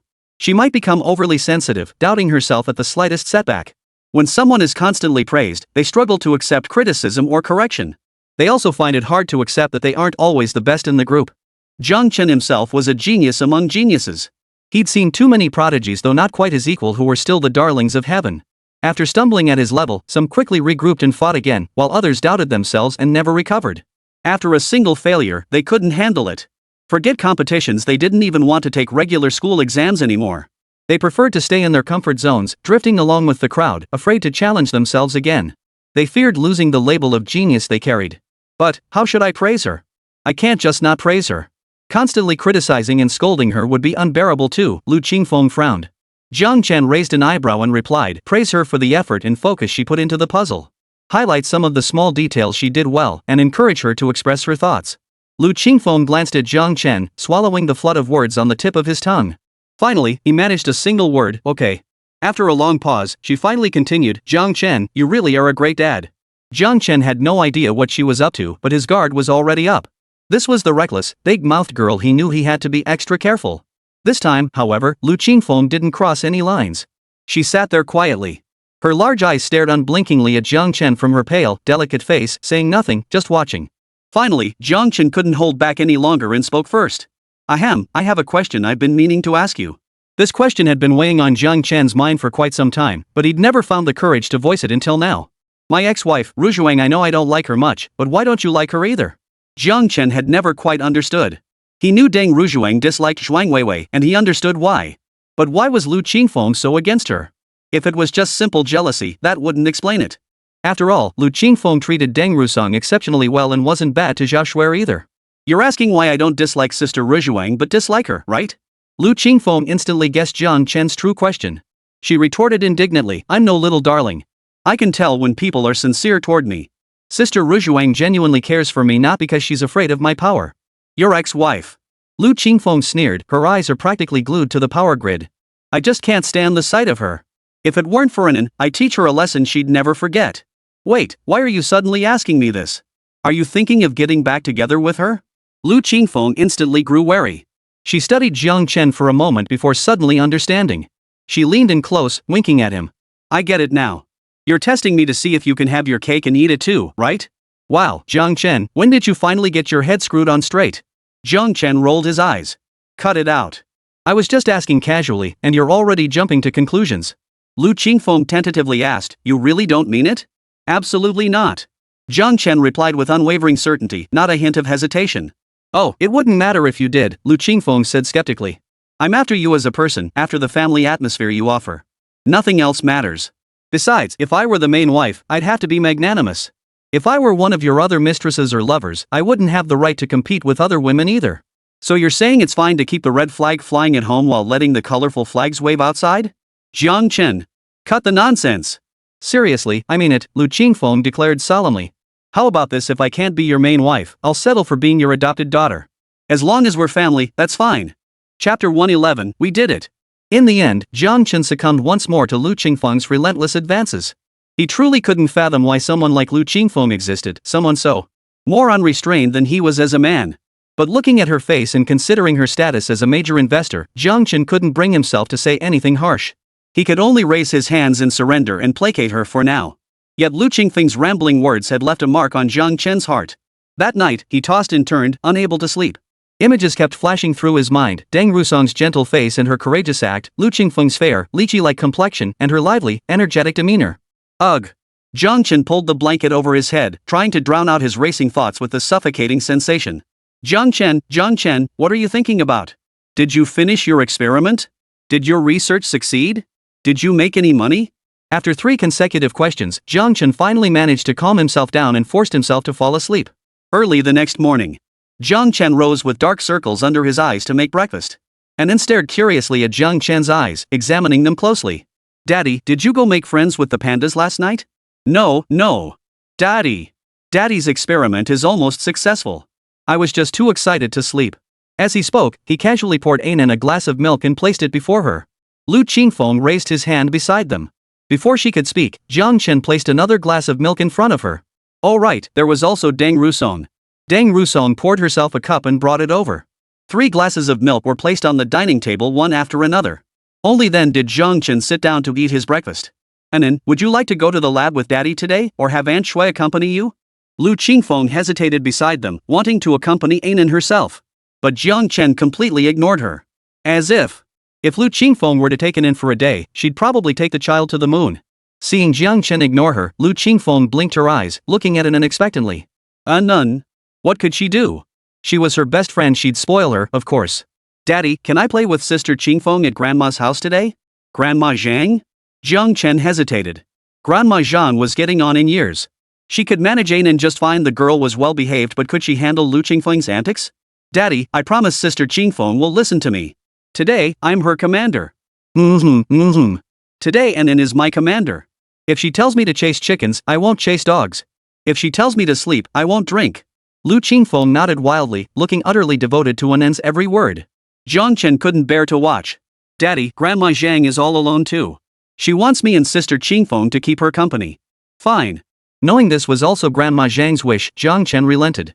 But he still gave Lu Qingfeng a few extra instructions, especially forbidding her from taking Anan outside the residential compound.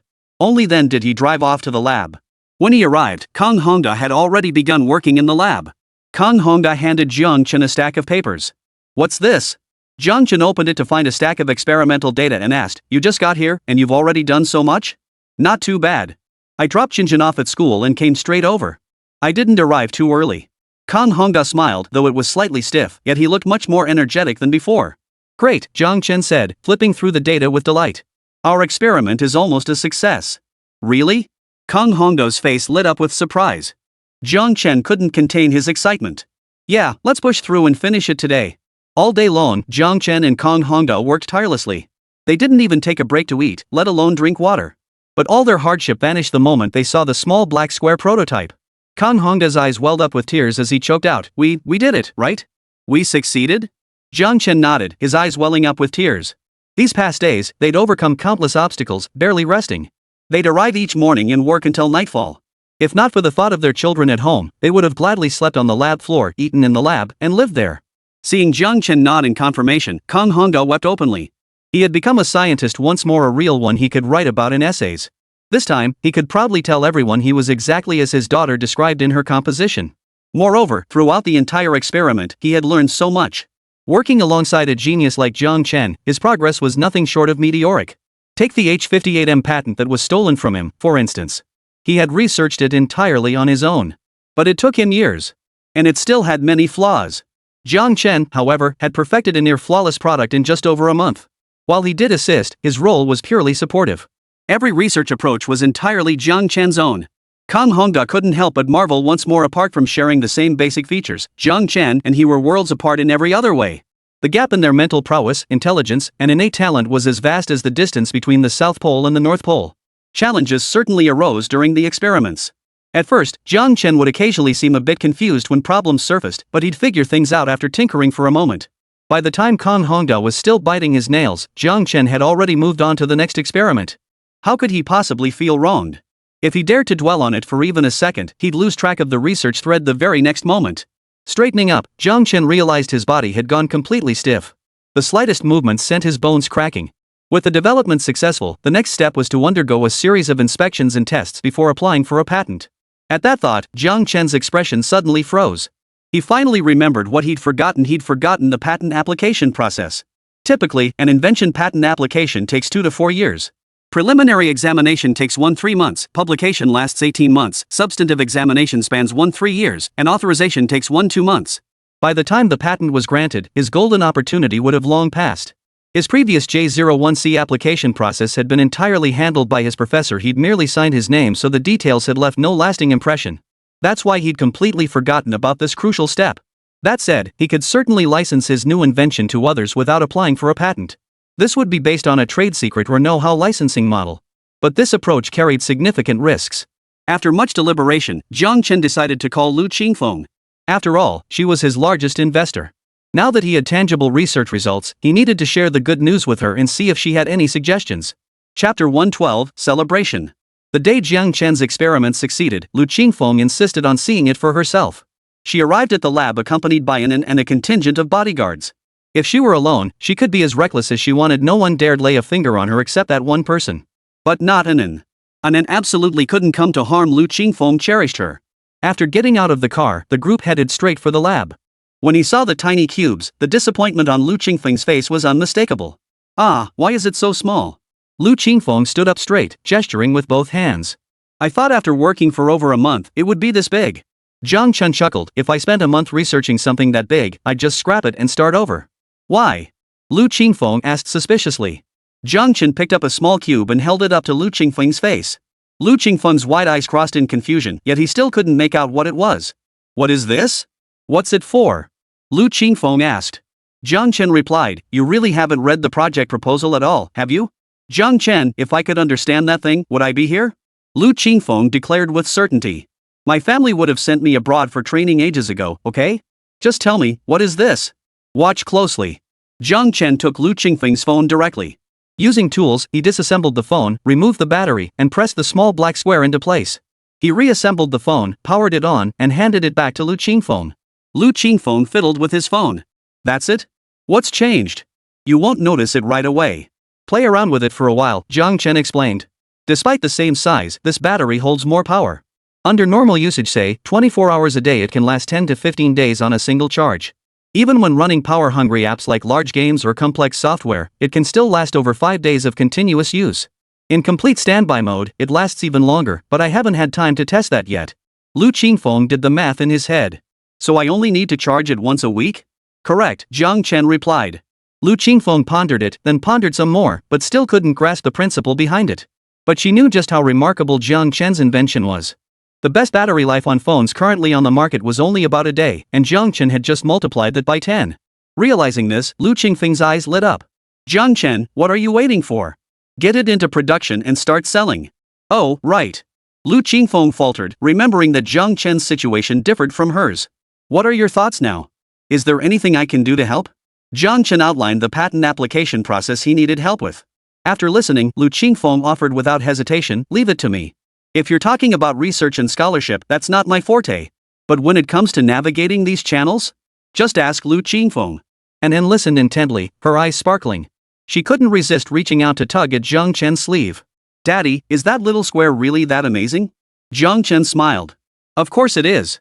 Wait until tomorrow when Daddy makes a new one to replace the one on your tablet, and then you'll see for yourself.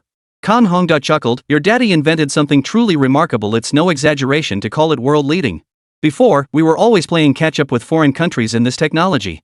Now we're slowly catching up in some areas, but your dad's new technology? It's even better than the international leading standard. And Anne's cheeks dimpled as she bounced excitedly. Really, Daddy? You're so amazing.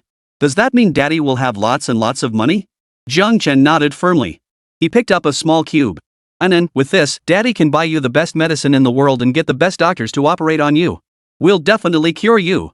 Anan cheered, snatching the cube from Jiang Chen's hand. Holding it high, she skipped a joyful lap around the lab before burying her face in his chest. Clinging to his neck, she cooed. I can stay with Daddy forever and ever. Yes. Jiang Chen had thought he could hold back his tears today. But when his daughter's soft, tiny body threw herself into his arms and said in that sweet, soft voice that she could stay with him forever, the tears still wouldn't stay back. Tears streamed down his face as he desperately tried to hide them, refusing to lose his composure in front of others. Kang Hongda's eyes also reddened. He thought of himself and Jinjin, patted Jiang Chen's shoulder, and neither of them could speak. Anan, confused, wiped her father's tears with her little hands. Daddy, how did Anan's tears get into your eyes? Jiang Chen ruffled Anan's hair. Daddy's just so happy, so happy. He was overjoyed at his renewed success, and equally thrilled that he hadn't betrayed Anan's trust. She hadn't chosen her wealthier mother instead, she'd chosen to endure hardship alongside him. How could he, as her father, ever let her eat coarse grains and vegetables? How could he let her live a life where they couldn't even afford medicine? Jiang Chen wiped away his tears, biting his lip tightly as he struggled to steady his emotions. Lu Qingfeng stood nearby. Though she hadn't cried, her eyes were reddened, and it took her a while to compose herself. She approached him and said, "Jiang Chen, it's taken care of. We just need to submit the paperwork. It should be finalized within a month at the latest." Jiang Chen was overjoyed. "Thank you, Qingfeng. No need for thanks between us. If you really want to thank me, wait until tonight." Lu Qingfeng chuckled. Jiang Chen's heart skipped a beat. What kind of mischief are you up to now? What else could I be thinking about? Of course it's. Lu Qingfeng nearly slipped up, her face flushing red. Stop slandering me. Jiang Chen cleared his throat. Fine, I won't accuse you. What would you like to eat tonight? I'll treat you. Returning to the Black Pine Forest restaurant, the familiar decor felt entirely different this time compared to their last visit. This was the first time Jiang Chen and Lu Qingfeng had eaten out together, but it wasn't their first time dining alone. Anen and Kong Honda were also present, and Jiang Chen had specifically asked Kong Honda to bring Jinjin along too. Today marked the first celebratory banquet for the core members of their lab, as well as their first group dinner. Elegant music filled the air. Jiang Chen raised his glass to toast with everyone. Here's to our lab growing stronger and stronger. Cheers. Taking a small sip, Jiang Chen set his glass down. He picked up his knife and fork, ready to eat. Several faint sounds drifted into his ears from nearby. Had his hearing not been exceptional, he might easily have missed them. Chapter 113, Lu Qingfeng in bed. A guy with a pompadour asked, "How'd that little trick I asked you to pull on that guy work out? Did it go down the drain?" The dark-skinned man patted his chest. "Don't worry. With me on the job, one man does the work of two. If we can't take him down, we can still make his life miserable. I'll crawl under his feet and annoy him." The skinny guy interjected, "But boss, I heard that kid's been pretty active lately. He's meeting this professor at Shangjiang University today, and that CEO tomorrow. The pompadour, who cares what he's up to? Just annoy him, that's all. If you screw this up, I'll twist your head off and kick it like a ball." Skinny guy, bro, I promise I can handle it. Just give me a few more days. I'll figure out what he's talking about with that professor and mess it all up for him. Buzzcut, fine, it's yours. Just make sure that Sprout gets screwed over. That'll make me happy. And if I'm happy, our brother-in-law is happy. And if our brother-in-law is happy, Sister Qingfeng is happy. Skinny guy, got it, boss. But, does Sister Qingfeng really have her eye on that guy? What's she after? His looks? I'm not bad looking myself. Buzzcut, shut up. Say another word and I'll wring your neck today better than having your mouth get you killed. Whatever Sister Qingfeng wants, that's what we do. Before you get any clever ideas, weigh your own worth first. We might be big shots around here, but compared to those truly powerful bosses with connections everywhere, our whole family tied together wouldn't even make the scales tip. What do we have to compete with others? Skinny guy, I know I messed up, big bro. I just don't get it. I understand wanting to follow Sister Qingfeng, and I get trying to curry favor with our brother-in-law. But why the hell do we have to sabotage that kid in the Zhu family? Aren't they divorced already? Dark-skinned man, that's where you're missing the point. Think of all the humiliation our brother-in-law endured at the Zhu family's hands. He's a grown man, he can't exactly use divorce as an excuse to take revenge on his ex-wife's family. That'd be utterly disgraceful. But he must be hurting inside.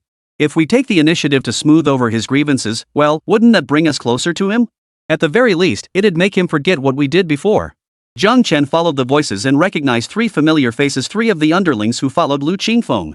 Listening further, Jiang Chen extracted the key points. That Sprout, meeting the professor at Shangjiang University, Zhuang family, wasn't that clearly referring to Zhuang Yumiao? Were these guys going to sabotage Zhuang Yumiao? Because he felt wronged? He shot a questioning glance at Lu Qingfeng beside him and whispered, "Did you order this?" Lu Qingfeng looked up. What? His round eyes were filled with utter bewilderment, and a smear of cream still clung to the corner of his mouth. Jiang Chen. Never mind. Keep eating. If Lu Qingfeng had done it, he'd probably already be here bragging about it. So it must have been these people acting on their own initiative? Jiang Chen felt a twinge of doubt, while also calculating in his mind what impact these people's actions might have on him. Seemed like it wouldn't. Lu Qingfeng's cheeks were puffed out with food. After swallowing, he asked, "Jiang Chen, your experiment succeeded. Any other ideas now? What plans?" Jiang Chen wiped Anan's mouth. Lu Qingfeng clarified, "I mean, are you going to keep holing up in the lab doing experiments? Or take a few days off and give yourself a break?" Jiang Chen rubbed his forehead. Future plans. He had no other inspiration at the moment. Might as well take a break and spend quality time with Anan. Ever since Anan was born, this was the first time he hadn't been with her every single day for such a long stretch. Fortunately, Anan was understanding and hadn't thrown any tantrums. But as a father, he couldn't help but feel heartbroken for his child. Even though Anan hadn't said anything, Jiang Chen was already aching with worry. I'll take a few days off. Jiang Chen said to Kang Hongda sitting across from him, you should also stay home and spend time with Xinjin these days. Don't worry, your salary will be fully paid as paid leave. Thanks, boss. Kang Hongda replied with a smile. He turned to his daughter. Xinjin, daddy will be home with you these days to help you with your essays. Quick, thank uncle. Having been saved by Jiang Chen before, Xinjin thanked him graciously, thank you, uncle. Lu Qingfeng's eyes lit up. Then let's all go to the amusement park tomorrow, okay? The amusement park? Jiang Chen's heart skipped a beat as he instinctively glanced at Anan. Anan was reaching out to grab Lu Qingfeng's hand. You promised. After we go to the amusement park, you have to take me on the bumper cars. Anan, Jiang Chen frowned disapprovingly, bumper cars are so dangerous. Then I'll ride the carousel with Sister Qingfeng. Anan's eyes twinkled. With both kids agreeing, Jiang Chen had no choice but to make arrangements. Just when Jiang Chen thought Lu Qingfeng wouldn't pull any more tricks, she slipped into Jiang Chen's room unnoticed, quietly donning new gear. Holy! Jiang Chen pulled back the covers and jumped in surprise at the figure lying on the bed. Lu Qingfeng! Jiang Chen roared, wanting to drag her out but unsure where to grab her. You're trying to scare someone to death in that outfit. Lu Qingfeng let out an ah. Where's the scary part? This outfit is adorable. Look! As Lu Qingfeng shook her head from side to side, the antennae on her cockroach hood swayed back and forth with her movements. Jiang Chen's brow furrowed tightly, his toes unconsciously digging into the floor. Take that mask off. Lu Qingfeng obediently removed the hood, revealing a head of messy short hair sticking up. Jiang Chen's face remained cold as he clutched his chest and demanded, take off your clothes too. Finding a giant cockroach on your bed in the dead of night, completely unprepared. No one's heart could take that. Lu Qingfeng hesitated uncharacteristically. You really want me to take it off? Take them off. Jiang Chen commanded. Lu Qingfeng's face flushed crimson as she eagerly began stripping off her clothes. Turns out the online research paid off. Everyone said men couldn't resist women dressed as little animals. Jiang Chen couldn't resist her cockroach costume either, hee. Stop. Stop right there. Jiang Chen turned his head in panic. Put it back on. Lu Qingfeng turned the tables on him. Hey, what's with you? First you make me take it off, then you make me put it back on. Are you trying to take advantage of me? Jiang Chen's face flushed crimson. Put it back on. Why didn't you tell me you weren't wearing anything underneath? Lu Qingfeng tugged at the tiny legs of her cockroach suit. Ah, big bro master, look at the little cockroach. Jiang Chen put on a mask of agony. Speak. Lu Qingfeng, this suit is too thick. I'd be sweltering if I wore my own clothes underneath. She leaned closer to Jiang Chen. But I'm wearing panties, lace ones the exact same style as in those videos you sent me that you liked. Want to see? They're just your type. Chapter 114, Fun at the Amusement Park.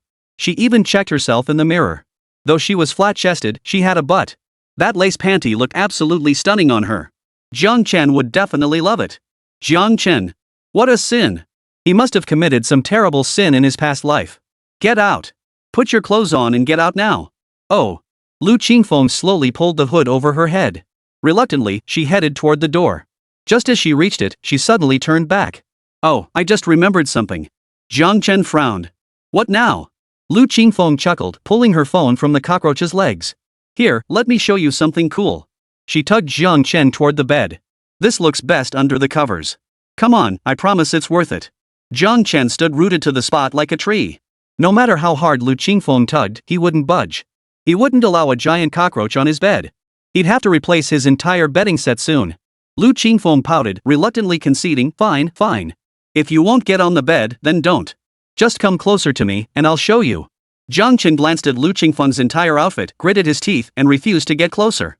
Thinking Jiang Chen was too shy to look, Lu Qingfeng moved closer herself. Holding up her phone for Jiang Chen, she said, Here, I finally found this clip.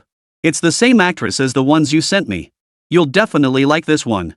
Jiang Chen, Lu Qingfeng. His fists clenched. Lu Qingfeng hurriedly explained, Don't get mad. I didn't tell anyone else. I found this myself, no one helped me. Hey, don't push me away. I still have something important to tell you. Really important. Jiang Chen halted his actions, ready to give Lu Qingfeng one more chance. Today, he was going to see what kind of pearls this dog's mouth could spit out. Seeing Jiang Chen pause the moment he spoke, Lu Qingfeng's heart leapt with joy.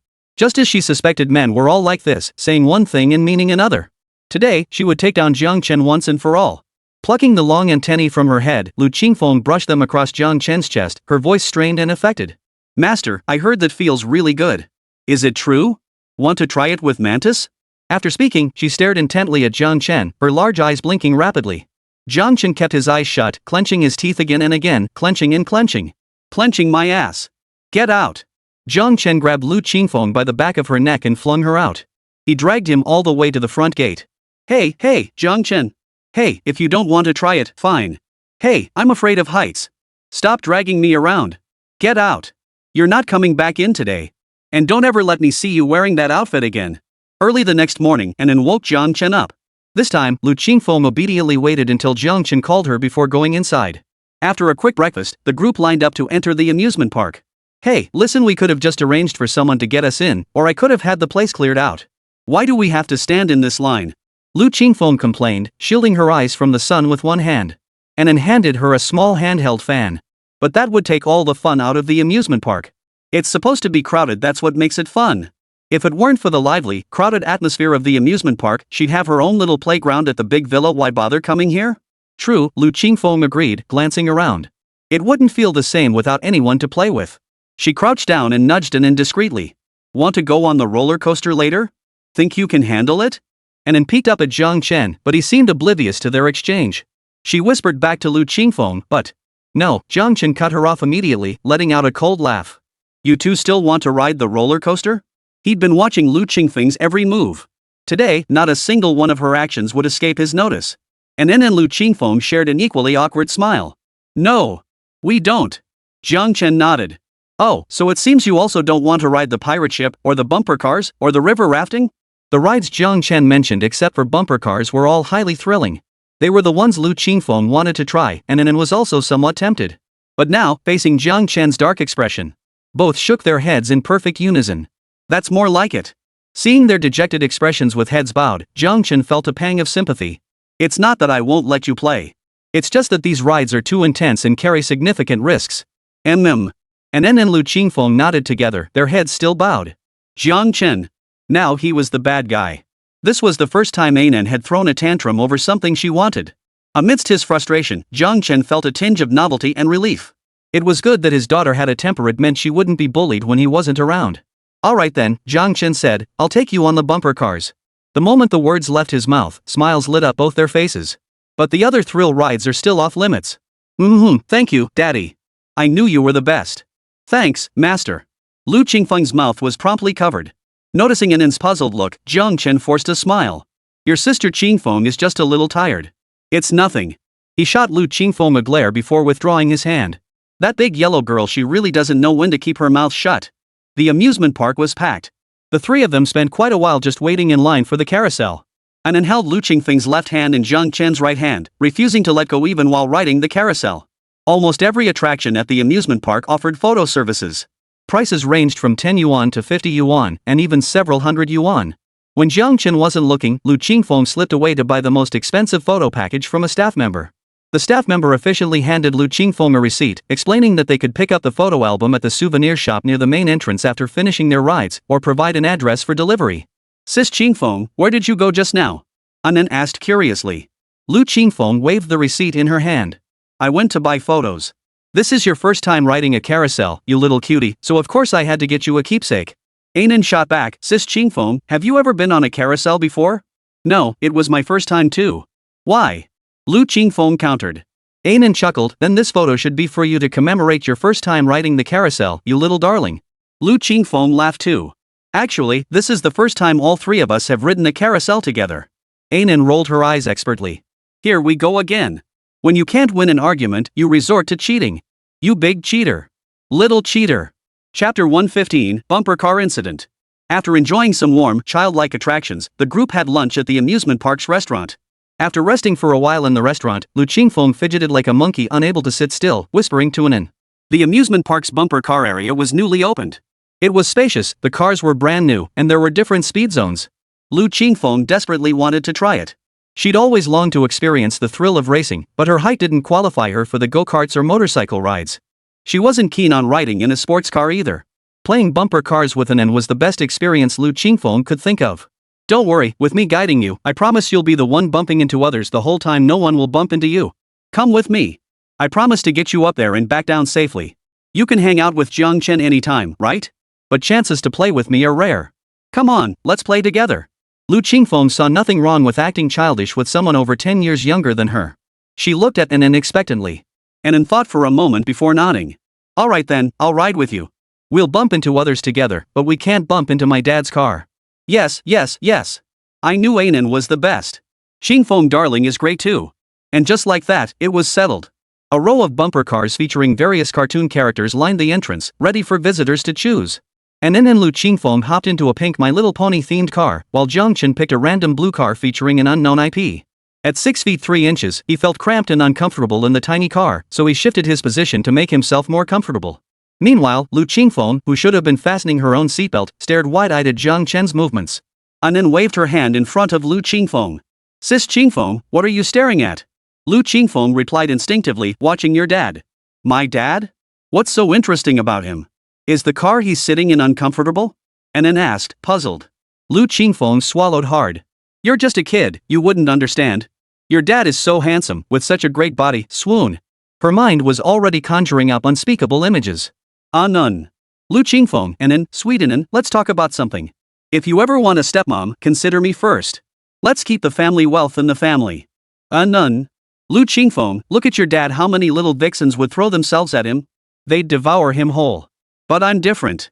I'm just one person. Your dad could handle me. Anan. She decided to buckle Lu Qingfeng's seatbelt herself. Let's go. Hey, I'm not settled yet. Anan, slow down. Woohoo. Crash. Crash into him. Speed up. Ha ha ha ha. You're so awesome, Anan.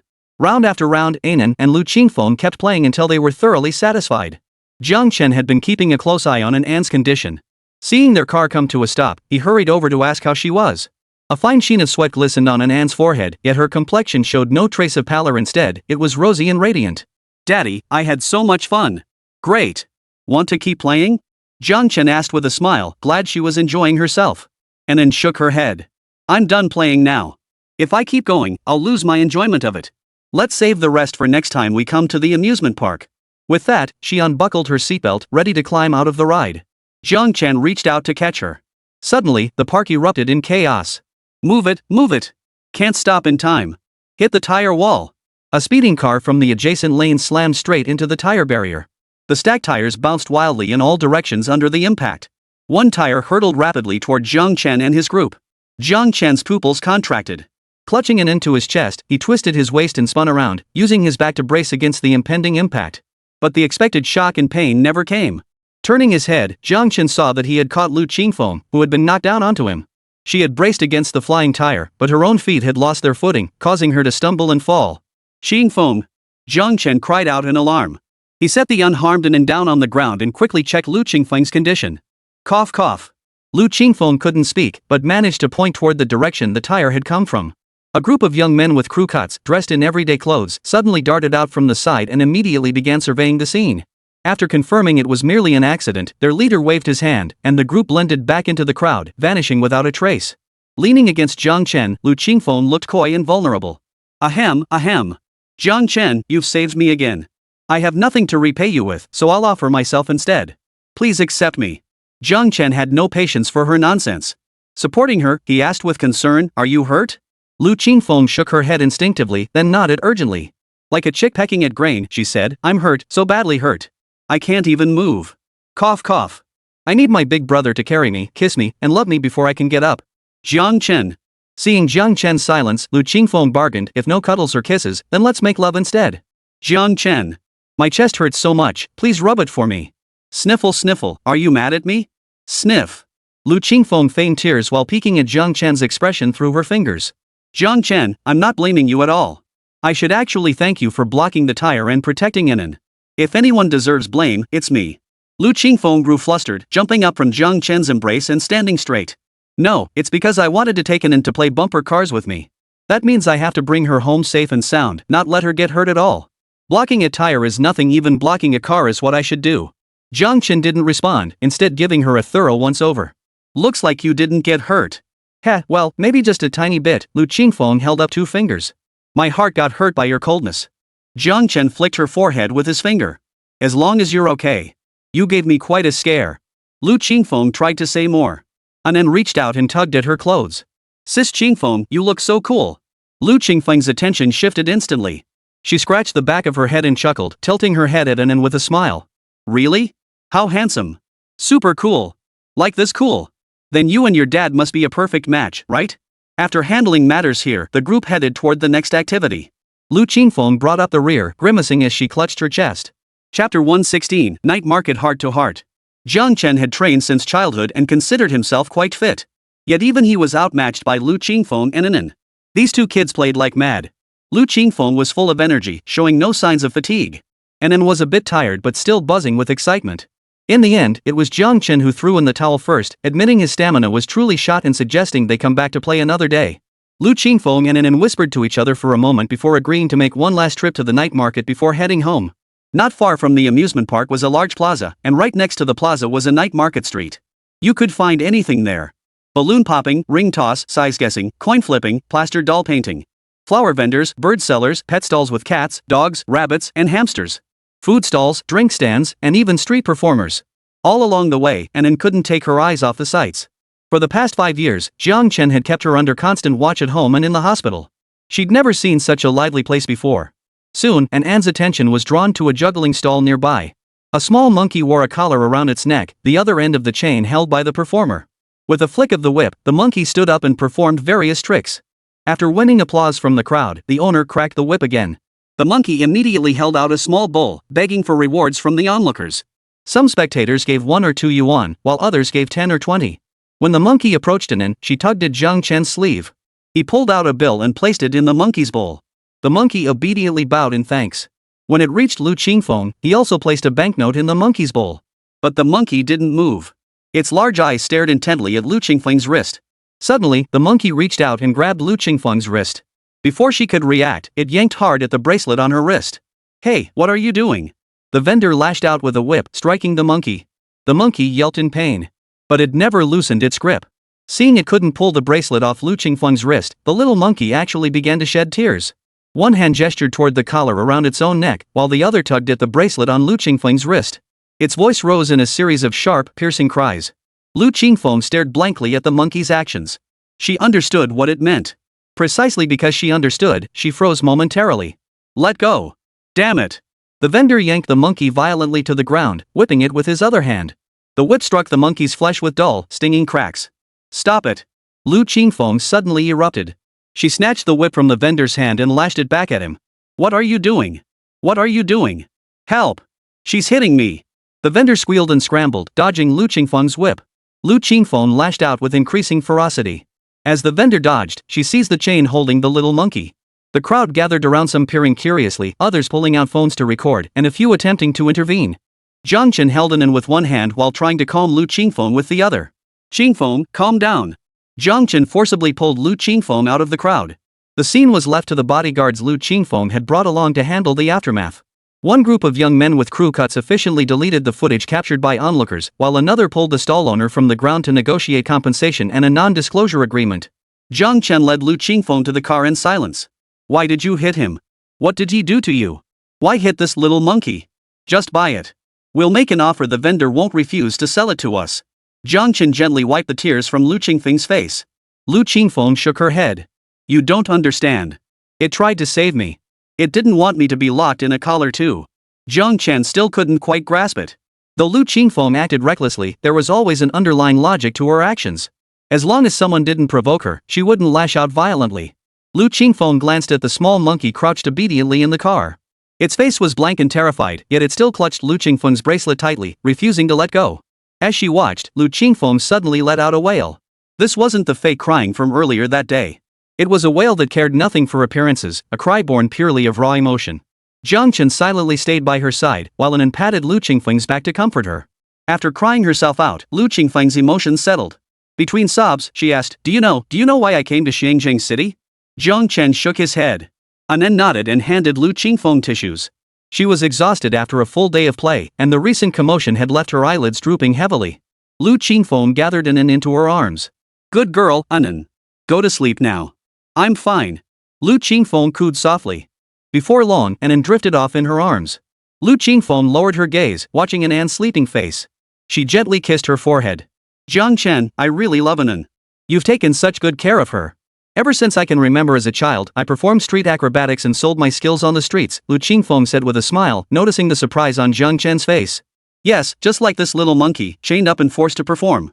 I grew up in the slums. Jiang Chen's heart skipped a beat. The most powerful aristocratic families in Huaxia resided in the imperial capital, and the Lu family ranked among the most influential of them all. How could she have grown up in the slums? Later, Aunt Pei found me and brought me back to the Lu family. That's when I learned I was actually the Lu family's eldest daughter. Ha ha ha. Though Lu Qingfeng was clearly laughing, Jiang Chen felt as if she were crying. A young lady who should have been carried on a litter, yet she was lost and ended up sold to a street performers troupe. And my own parents raised a bastard child with no blood ties, doting on that bastard like the apple of their eye. It's better for me, their biological daughter, not to compare myself to him, but when I do, I feel like a weed. He excels in studies while I'm useless, it's all my fault. He thinks every sneeze means I'm cursing him behind his back. Everything is my fault, and he even tries to control me. If it weren't for my grandfather and maternal grandfather holding them back, they'd have given all the family fortune to that bastard and kicked me out of the house. They think I can't bring them honor? Then I'll make them lose face. I came to Xiangyang City because that bastard wanted to partner with someone here. Ha! With me around, anything I can sabotage, I will sabotage. Lu Qingfeng's words made little logical sense. She spoke whatever came to mind, regardless of whether Jiang Chen could understand. As she spoke, tears streamed down her face once more. Too bad that bastard can suck up all he wants, my grandpa and grandpa just don't like him, no matter what. Lu Qingfeng wiped her tears and forced a smile through gritted teeth. Chapter 117, Intertwined Fingers. Jiang Chen listened quietly to Lu Qingfeng's grievances. After a long moment, he summarized, your obsession is why your parents loved him and not you? All your actions stem from this obsession? Lu Qingfeng pondered for a moment. Yes. She had pondered this for over a decade, yet could never comprehend it. After all, she was the one with the blood ties to them. Jiang Chen pressed further, how did your other relatives treat you? Very well, Lu Qingfeng replied in a subdued voice. They've always treated me well. Otherwise, she wouldn't be able to carry herself with such grace now. Jiang Chen, people always have things they cannot obtain, but they must not be trapped by these unattainable things. Lu Qingfeng muttered gloomily, so you're telling me to let them off? No. I mean let yourself go. Jiang Chen flipped open Lu Qingfeng's palm to examine it. Sure enough, deep pinch marks marred the skin. He gently rubbed them. You cannot change another person's thoughts or actions. If you keep pleading for them to look back at you, you're only adding to your own suffering and wasting your life. Take me, for example. If I hadn't chosen divorce but instead kept clamoring for her to change her mind and cut ties with Lu Zhiping, where would I be now? I'd still be trapped in that painful marriage. Her change now comes from what she's lost. If I hadn't chosen divorce, she wouldn't have changed, she'd have only gotten worse until she completely lost control. Divorce doesn't mean I back down. It means I chose a new possibility, a path in life I could control. You've been tormented by your own stubbornness for too long. Now, think back, did you miss out on the affection other elders in your family showed you? Lu Qingfeng remained silent. She looked at Anan, who slept soundly, her breaths long and steady, her tiny nostrils rising and falling with each inhale. Lu Qingfeng suddenly smiled. I was hurt today. I need compensation. Jiang Chen. Why does this feeling feel so familiar? Lu Qingfeng chuckled, I plan to send this little monkey to a specialized wildlife conservation center for proper care. She rested her head on Jiang Chen's shoulder. He shifted slightly but ultimately didn't pull away. Lu Qingfeng chuckled softly. Jiang Chen, you're quite right about most things, but you're wrong about one thing. If I hadn't come to Xiangyang City because of my obsession, I wouldn't have met you. I won't let you go. Jiang Chen. Lu Qingfeng, what's wrong? Just play along, okay? You can't tell me you didn't say all this today with even a tiny bit of hope that I'd return to the capital city? Jiang Chen stiffened. As expected, those from the great families of the capital city, none of them are truly sweethearts. Lu Qingfeng was quite the character. He might be a bit arrogant, but he's fundamentally kind. He got along well with Anan, provided him with money and housing, and helped his career immensely. But Lu Qingfeng's identity remained a major issue. Even if she herself had no particular inclinations, a never-ending stream of powerful figures would act to curry favor with her, constantly trying to discern her intentions. He genuinely wanted to persuade Lu Qingfeng to leave Xiangyang City and return to the capital. This time, his advice to Lu Qingfeng was genuinely sincere, though he had hidden a tiny bit of self-interest at the end. Little did he expect that even this tiny bit would be detected by Lu Qingfeng. Lu Qingfeng seized the moment, reaching out to grasp Jiang Chen's large hand. Seizing upon that flicker of guilt in Jiang Chen, she decisively interlaced her fingers with his. I know what you mean. I'll go back, but don't get too excited just yet, I'll be back. Lu Qingfeng, absolutely, positively won't let this juicy morsel slip away. Unless you let me have it. Lakeview Manor. Study. Sheng Shuyao pinched the bridge of her nose. Her well-maintained, slender fingers adorned a ring with a gemstone the size of a pigeon's egg, a new purchase from Zhuang Yumio. Why are you spending money on these things again? Zhuang Yumio approached and gently massaged Shang Shuyao's temples with just the right amount of pressure. Mom, the company has secured quite a few licensing deals lately and attracted many new partners. I'm happy. What's buying you a ring compared to that? He just couldn't figure out why a group of second-generation heirs had suddenly emerged, opposing him at every turn. But no matter how he investigated, it always seemed like coincidence. Today, he'd been forced to buy this ring because of the second-generation heir from the Chengxi family. He de-investigated afterward. It was the Chengxi family's heir who set a trap for someone else. But instead of the target falling for it, he'd been the one ensnared. Now he had to swallow this bitter pill. Shang Shuyao flashed a smile. I knew you could handle it. Your sister can't be counted on. The Zhuang family's future still depends on you. Mom, I'll do my best. You really don't need to worry so much. The family has earned a lot these past few years. The cash flow won't dry up. Zhuang Yumio thought to herself, thank goodness Jiang Chen never demanded any patent fees back then. Otherwise, at least half of that money would have gone to him. But my sister really mishandled the Jiang Chen situation. Instead of letting him unleash his genius to create more inventions, she kept him at home for 5 years as a house husband. We gained nothing from it. Now that they're divorced, Jiang Chen will certainly never bring any benefit to the Zhuang family. Shang Shuyao raised his hand to interrupt Zhuang Yumio. Ah, that boy Jiang Chen had everything going for him: a good nature, good looks, a sharp mind. It was just his family background that let him down, and he lacked his own convictions. One cry from your sister, and he actually abandoned his career. And because of him, your sister insisted on moving out on her own. I truly wish, if only. Enough, let's not speak of him. Your sister has thrown caution to the wind and forbidden us from touching him. We won't interfere. Without him, plenty of others will be lining up to offer us patents for the Zhuang family to sign. With money, everything else follows. Our next step is building connections and power. Once we have those, the Zhuang family will enjoy generations of prosperity and security. Yes, Zhuang Yumio nodded.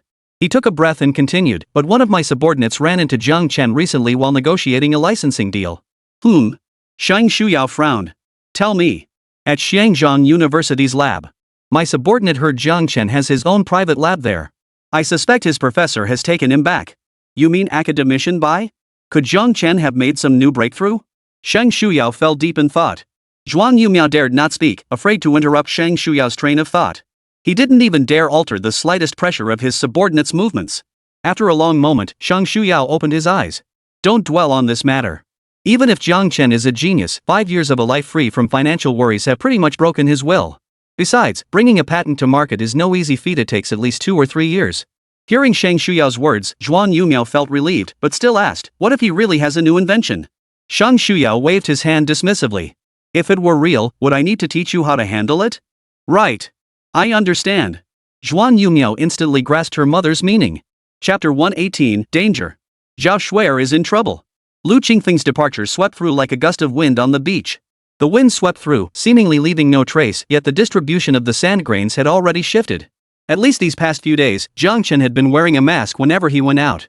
Caught off guard, his mouth had been bitten by a mosquito, leaving a large, swollen bite. Daddy, hasn't the mosquito bite gone down yet? Should we put some tiger balm on it? Anan held up the little green bottle, ready to apply it to Jiang Chen. Jiang Chen backed away. Repeatedly applying wind oil to his mouth would be too irritating. No, it's almost better already. Anan murmured, oh. Good thing that mosquito didn't bite my mouth, or I'd have a big bump too. Jiang Chen felt awkward, his toes digging into the floor. At a loss for words, he could only mumble a vague response. Fortunately, Anan didn't dwell on it. In the blink of an eye, she was hugging Kong, reminiscing about her beloved Qingfeng's sister. Before leaving, Lu Qingfeng hadn't forgotten her bet with Anan. The two of them bathed Kong together, revealing its originally snow-white fur. Pouting, Anan admitted defeat and asked Qingfeng what she wanted. Anything she had, she'd give it to him. But Qingfeng only whispered something into Anan's ear for a moment before slipping her a phone. She warned Anan not to tell even Jiang Chen. It was Anan's first time conspiring with someone to do something behind her father's back, and she felt a little guilty. But Lu Qingfeng argued passionately, this isn't mischief at all. You didn't do anything, you just sent me a message. Besides, I never asked you to spy on your dad. I only asked you to keep an eye on the women around him, anyone except Sister Rujuang. All you need to do is tell me if anyone shows up. This is just a little secret between us girls, it doesn't count as snitching. And Anne's eyes darted around. She tugged at Lu Qingfeng's sleeve, pulling her ear closer. You're about to go home, and you're still thinking about my dad? Lu Qingfeng whispered, I'm going home, not dying. Besides, even if I did die, I'd want to be buried next to your dad. It was love at first sight for me, love that grew over time, plus he saved my life. Bottom line, I'm smitten with both your dad and you. Anan, I'm your best friend. You can't just leave me all alone and helpless like this. Wah? Who cries fake tears without shedding a single drop? Anan sighed and patted her shoulder. Alright, stop crying. I won't tell you anything about my dad. Lu Qingfeng's expression froze. You don't love me anymore? Sniff. Anan deftly stuffed a beef jerky stick into her mouth to silence her. But you can still video chat with me all the time. Lu Qingfeng chewed, her eyes lighting up. Great idea. Before leaving, Lu Qingfeng stocked up on a year's worth of Kong Kang's cat food, litter, and toys. The items piled up, filling half the study and transforming it into a cat-themed makeover. Fortunately, Jiang Chen was currently occupied with patent applications and had no immediate plans for new research. These past few days, he'd been living in blissful relaxation. Seeing Anan looking a bit downcast, Jiang Chen began to wonder if persuading Lu Qingfeng to go home had been the right thing to do. After all, Anan rarely had a friend she got along with so well. Jiang Chen sighed and reintroduced the idea of enrolling Anan in school into his plans. As soon as Anan's health improved a bit more, he would enroll her in school, allowing her to interact with more children her age. Jiang Chen sat beside Anan, watching her play with Kong Kong. Anan, Auntie Shui will come see you soon. Are you excited? Excited. When is Auntie Shui coming, Daddy? Anan urged him to ask Zhao Shuer when she'd arrive. She hadn't seen Auntie Shui in days and missed her terribly. And she hadn't seen her mom in a long time either. Jiang Chen glanced at his phone, confirming the message Zhao Shuer had sent him. She's on her way now. She should be here in about half an hour. Jiang Chen ruffled Anan's hair. I'll ask Aunt Ru Shuang to come play with you for a bit. Then Daddy will go buy groceries. What would you like to eat today, Anan? Anan rubbed her little tummy. Sweet and sour spare ribs. And pineapple pork with sweet and sour sauce. Kids just love those sweet and sour dishes. Jiang Chen agreed to each request. Stepping out the courtyard gate, Jiang Chen headed toward the market. The distance wasn't far, no need to drive. As he walked, Jiang Chen happened to glance at the wide-angle mirror at the intersection, also known as a convex road mirror or convex traffic mirror. He paused briefly before continuing on as if nothing had happened. Passing another intersection, he glanced again. He confirmed someone was following him. The person was fully disguised, but after observing for a moment, Jiang Chen felt a sense of familiarity. Finally, it clicked: this was the person on his gift list, Lu Zhiping's mother. As for what kind of gift he'd given them? Well, it was the grand gift of sending them to the afterlife. As he walked, Jiang Chen pondered inwardly. He hadn't even gone looking for them to settle the score, yet here they were, practically walking right into his trap. Following him meant they must be plotting something sinister against him and Anan. Lu Zhiping's parents, one cunning and calculating, the other harboring sinister intentions. His initial plan to deal with them both had been spot on. By the time he reached the vegetable market, Jiang Chen had made his decision. He would take advantage of this lull in his schedule to deal with Lu's mother first. Then he would go after Lu Nang. After buying groceries, Jiang Chen carried them home. All the way, he kept a watchful eye on Mrs. Lu, who was following behind him. He pondered what method he would use to send her to the west. Seeing Jiang Chen return, Deng Rusong skillfully took the groceries from his hands and carried them into the kitchen. As Jiang Chen took off his shoes, he noticed Deng Rusong had even laid out his slippers for him to slip into. Jiang Chen paused for a second. These thoughtful gestures were things he used to do for Zhuang Weiwei at the Longhu Villa. Zhuang Weiwei hadn't contacted him in several days either. Daddy, when will Aunt Shui arrive? Anan came running over and hugged Jiang Chen's legs.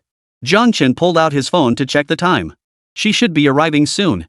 Anan whined, Daddy, call Aunt Shui and ask her when she'll be here. I miss her. Jiang Chen casually reassured her. Alright, I'll give her a call. The call connected immediately. Hello? Jiang Chen's expression visibly darkened. A muffled, sobbing voice came through the line, but Jiang Chen recognized it as Zhao Shuer's. There were also the intermittent voices of several other people in the background. Something's wrong. Something must have happened.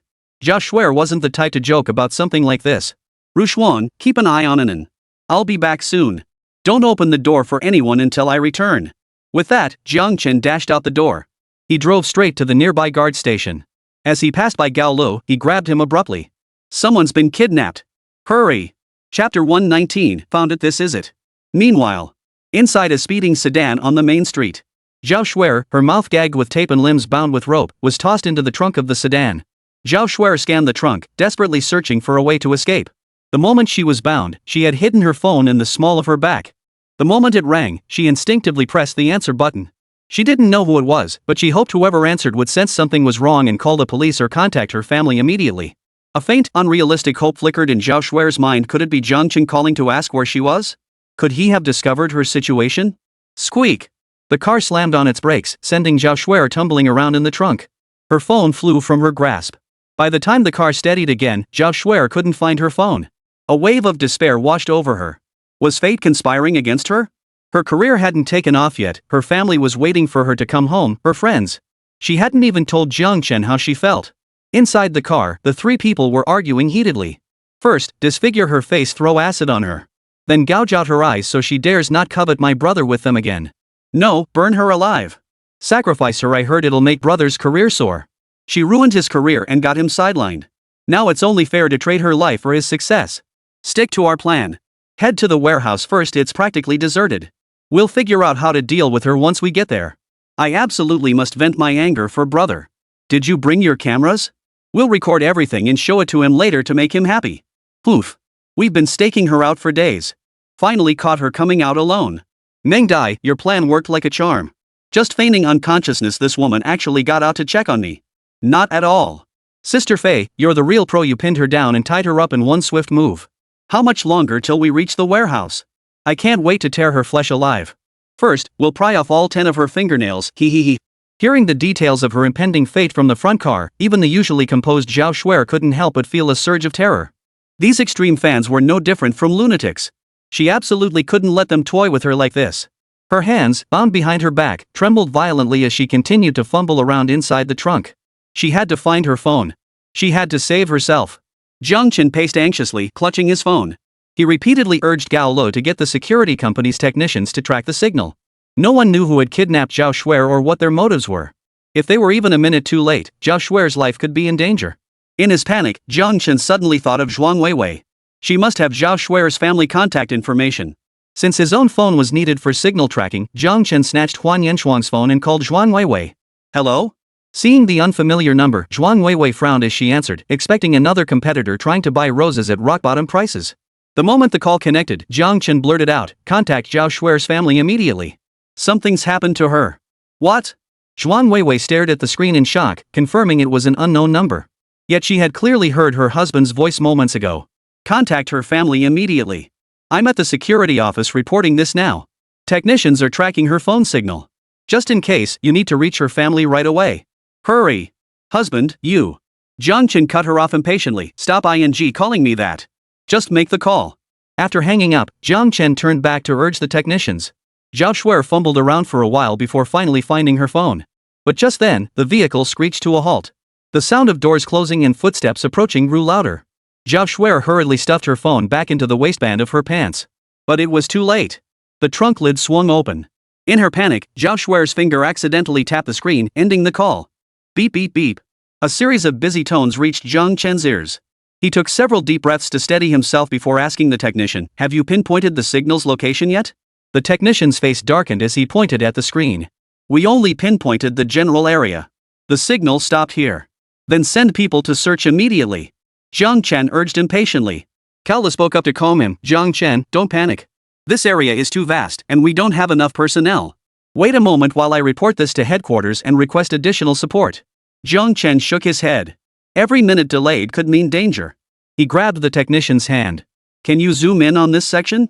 "Zoom in." Jiang Chen strained to recall every detail from the earlier call. Suddenly, a faint sound surfaced in his mind like a horn, but it was too faint. He wasn't sure. Jiang Chen closed his eyes, forcing himself to calmly recall. He opened his eyes again, his gaze hardening with resolve. "Are there railroad tracks in this section?" The technician quickly zoomed in on the location. "Yes." "What kind of buildings are in this area?" Jiang Chen asked again. The technician replied, "All active warehouses and factories." Jiang Chen frowned. "What about cargo volume? Are there any abandoned or low-traffic warehouses or factories?" "No, the focus should still be on the warehouses." The technician's fingers flew across the keyboard. "Hold on, let me check." Huan Yenshuang interjected, pointing to a small corner on the map. "That warehouse is abandoned. I went there during a previous arrest operation." Recalling her experience, Huan Yenshuang stated firmly, "It's the only abandoned warehouse in the vicinity." "That's the one." Jiang Chen made his decision swiftly. He didn't even bother going downstairs. He leaped directly from the second-floor window. Once again, he sped out of the guard station in his car. When three men dragged her out of the trunk and strapped her to a chair, Zhao Shuer felt almost hopeless. In such a vast abandoned warehouse, no one would come by, meaning no one would find her. Her only hope now rested on that phone call she'd just made. But was it really Jiang Chen on the other end? Could Jiang Chen really notice something was wrong in time? If Jiang Chen didn't notice, her only hope lay with the housekeeper at home.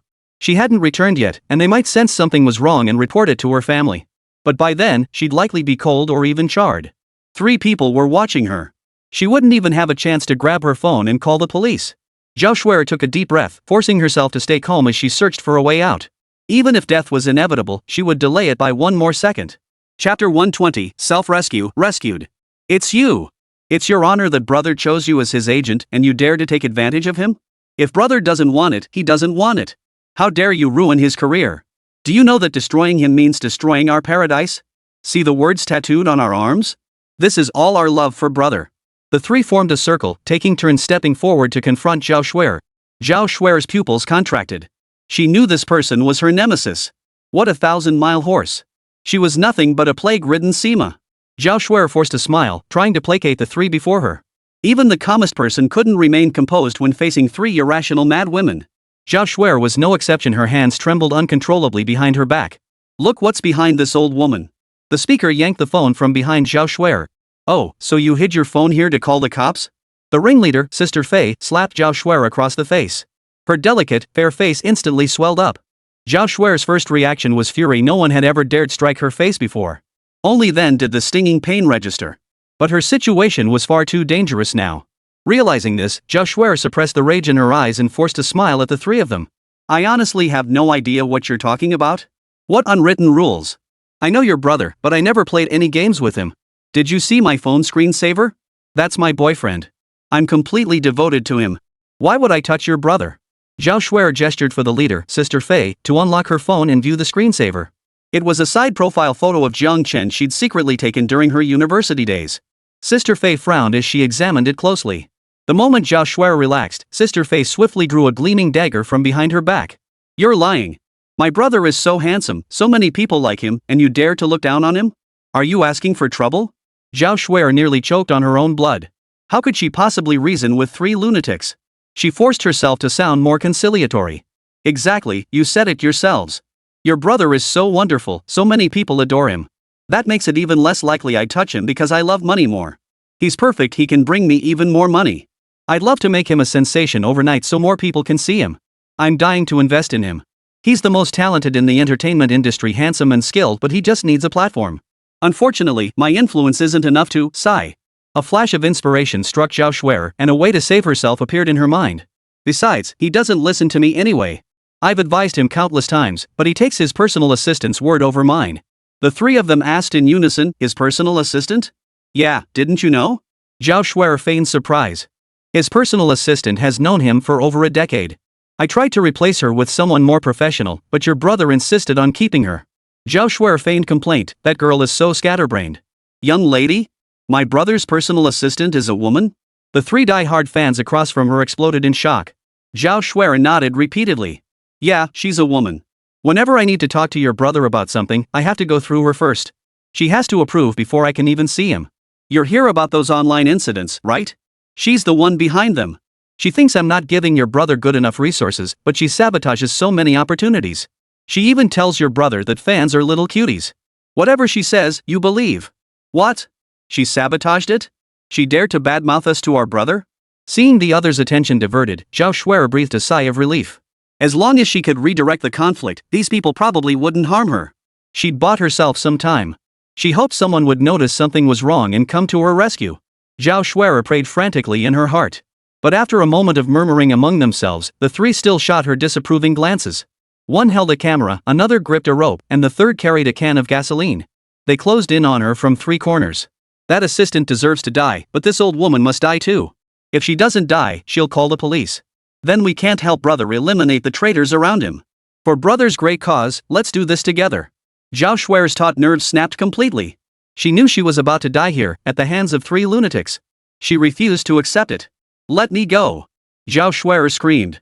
Or the Zhao family won't let you off. And your brother won't either. Ah, don't come any closer. Zhao Shuer screamed defiantly at the 3 men, struggling desperately to free herself from the chair. But she was bound tightly with ropes. No matter how hard she struggled, she could only shift the chair slightly, not free herself. What made her body go limp was that her threatening screams didn't deter the 3 extreme fans. Instead, it made their eyes redden and their expressions grow even more frenzied. One of them looped a rope around Zhao Shuer's slender neck and began to tighten it. A suffocating sensation flooded her brain. The sounds around her gradually faded away, and her thoughts began to slow. Is this what death feels like? Ah! A scream seemed to echo from the horizon.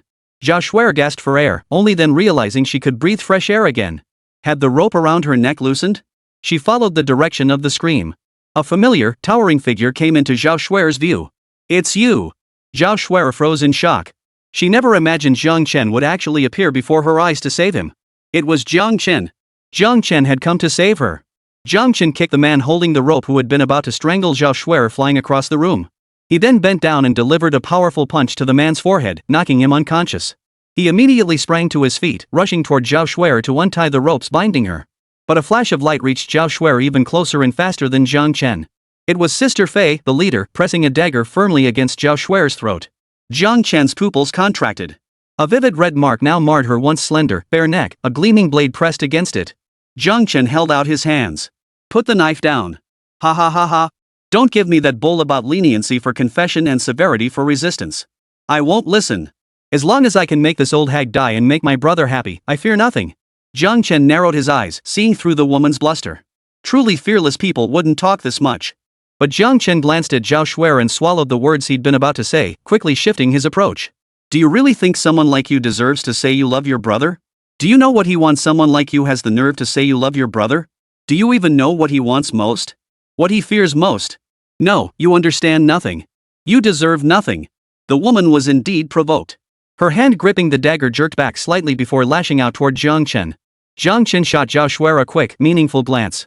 Chapter 121, a moment she would never forget. Zhao Shuer understood immediately. She decisively planted her feet firmly on the ground and threw herself backward with all her might.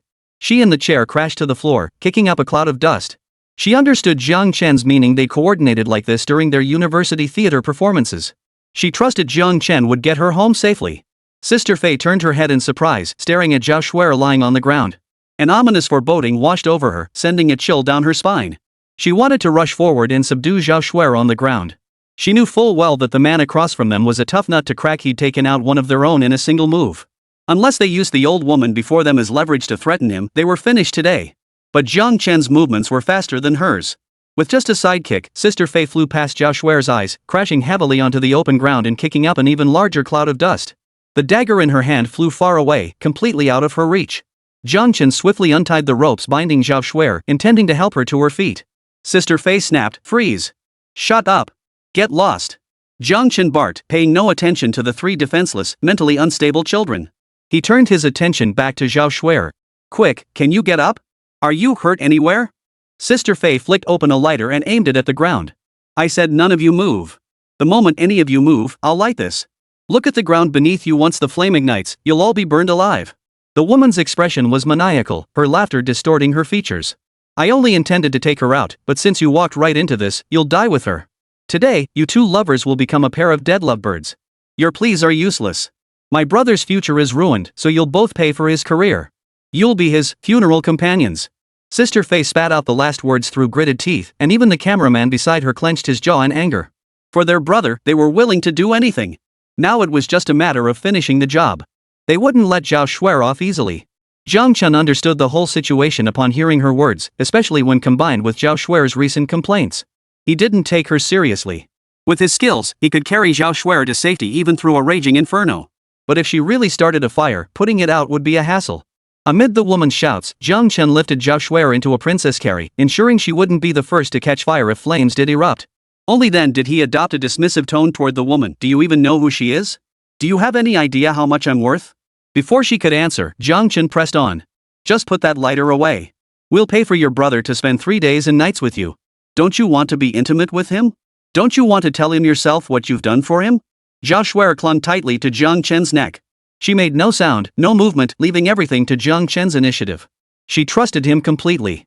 Seeing Sister Fei's expression waver, Jiang Chen pressed on. "But if you accidentally drop that lighter on the ground, I'll use every penny we have to hire online trolls to smear your brother." He whispered to Zhao Shuer, "Is that how you say it?" Zhao Shuer nodded, her voice muffled. "Mm." Jiang Chen curved one side of his mouth, lifting her up slightly before addressing the woman. As long as you don't light it and wait here quietly for the security office to arrive, I promise your brother will see you today.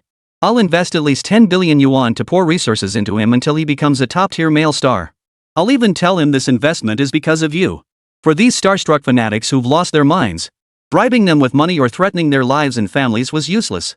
Only coercing them with their idol's influence would work.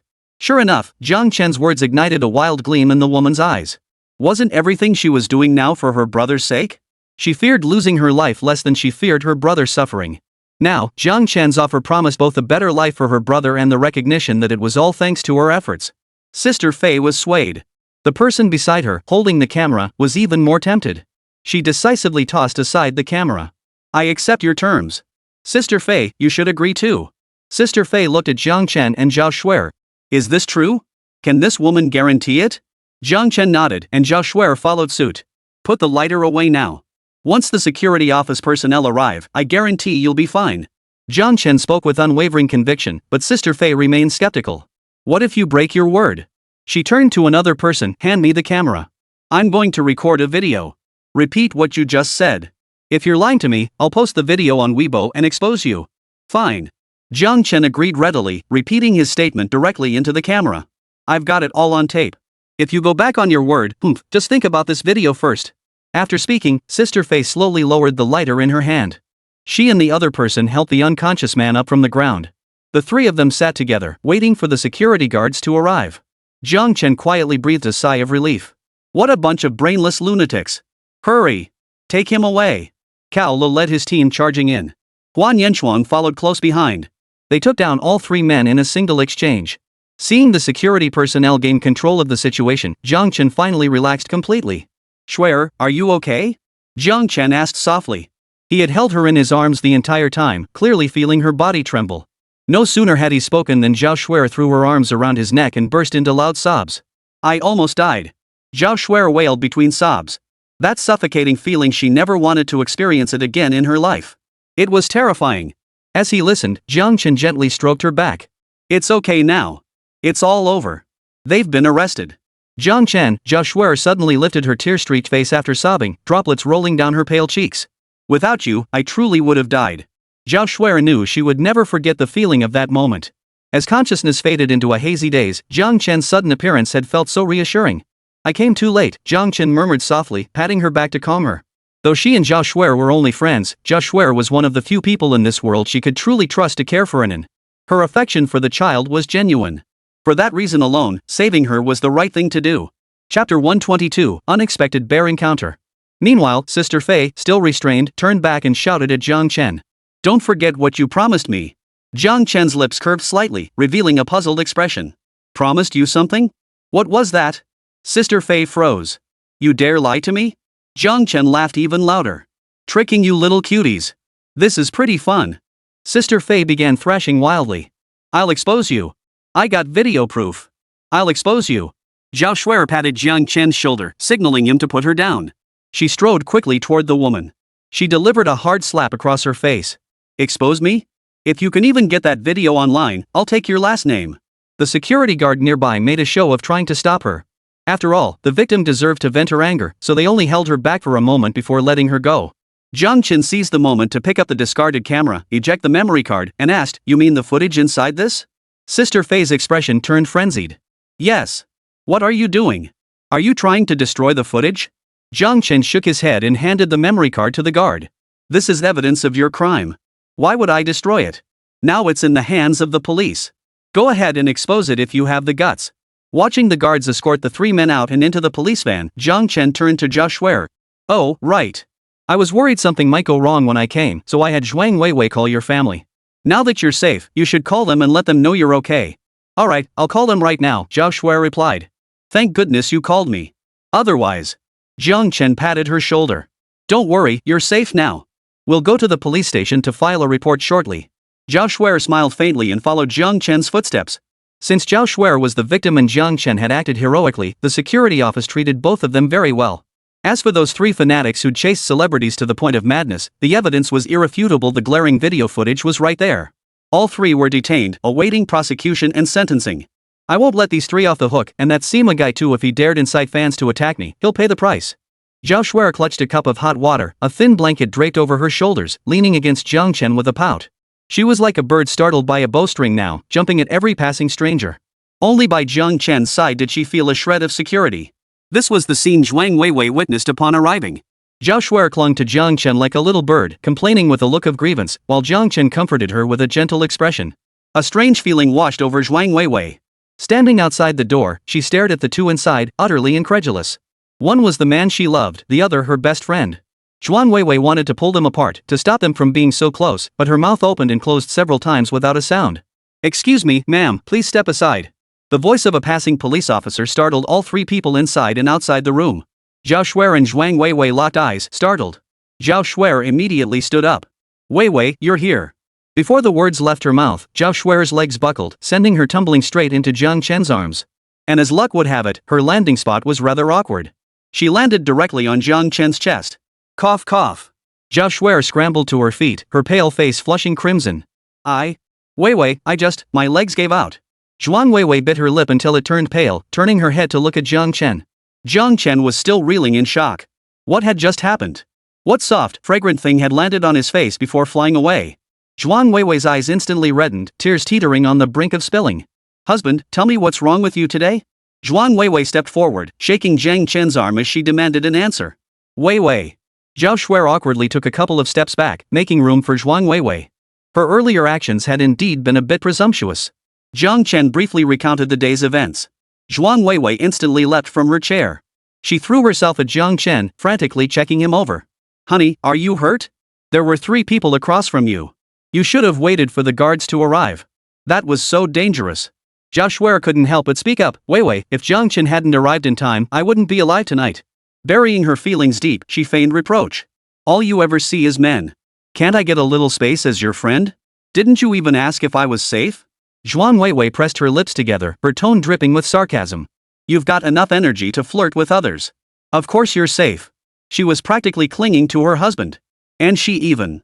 "Zhuang Weiwei, you've got a heart of stone. I was kidnapped and nearly strangled to death today, okay?"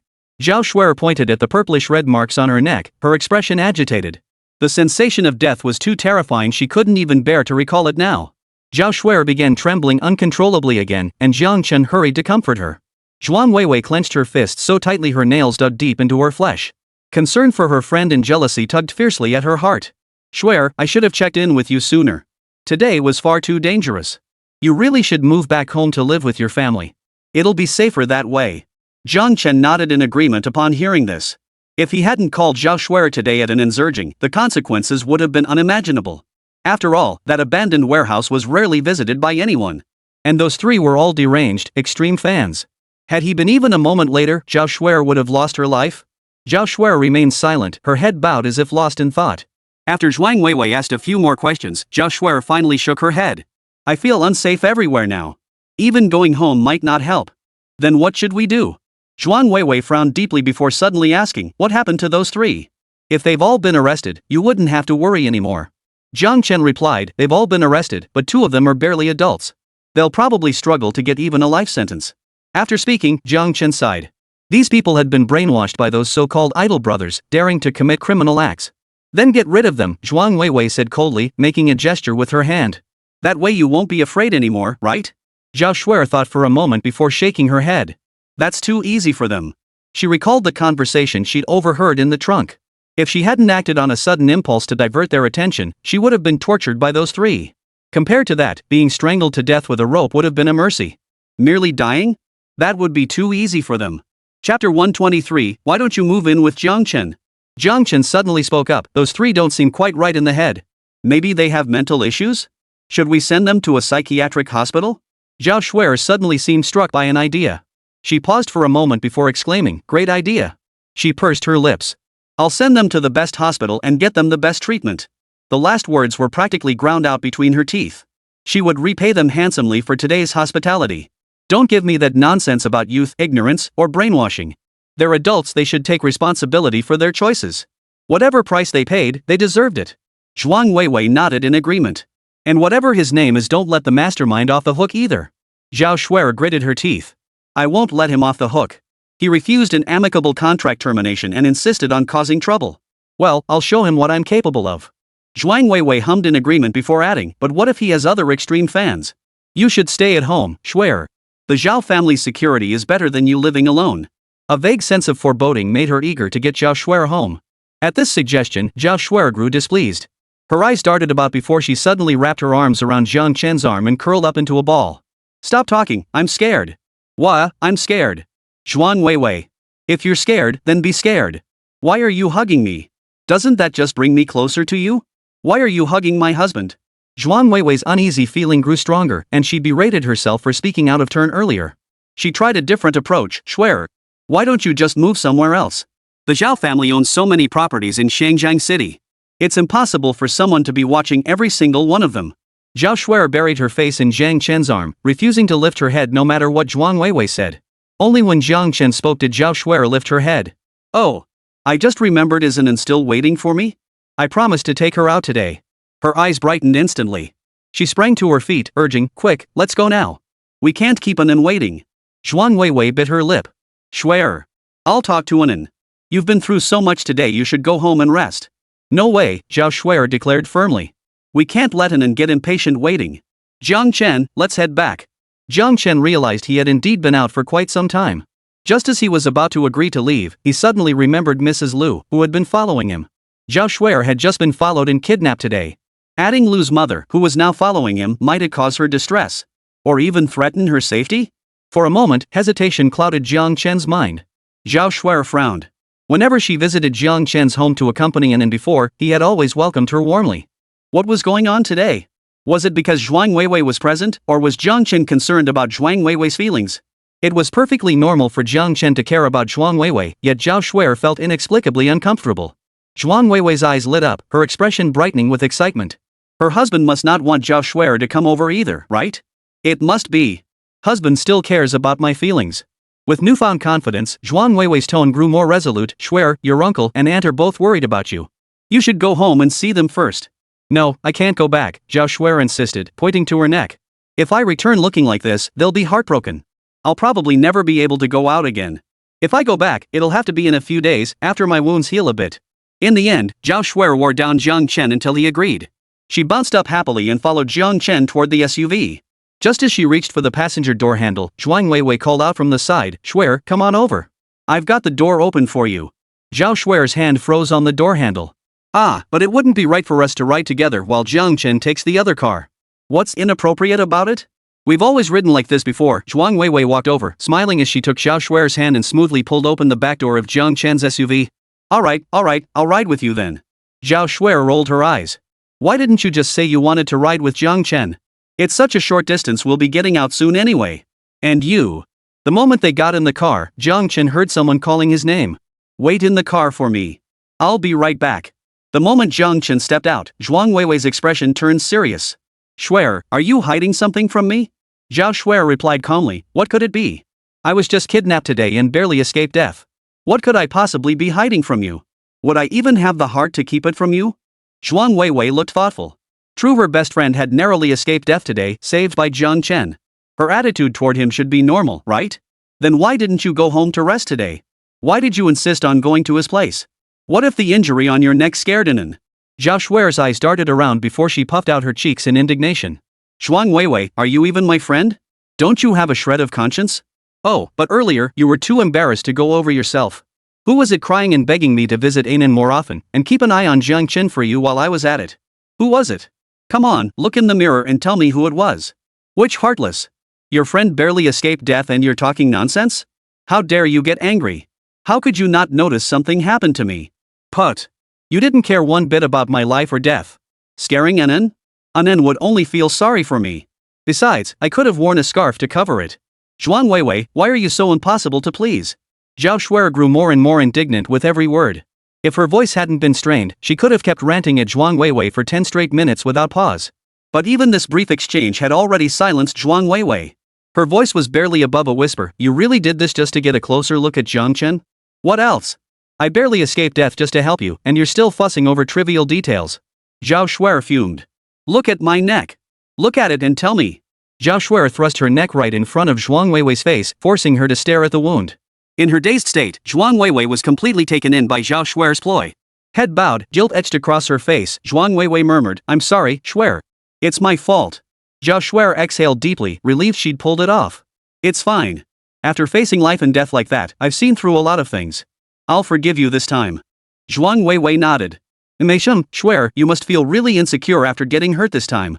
Why don't you move in with Jiang Chen for a while?" Chapter 124, I'm only looking out for her. No need. Zhao Shuer choked, surprised by this unexpected turn of events. Zhuang Weiwei was adamant. "No, Jiang Chen saved you this time. Staying with him will help you recover your mental health the fastest.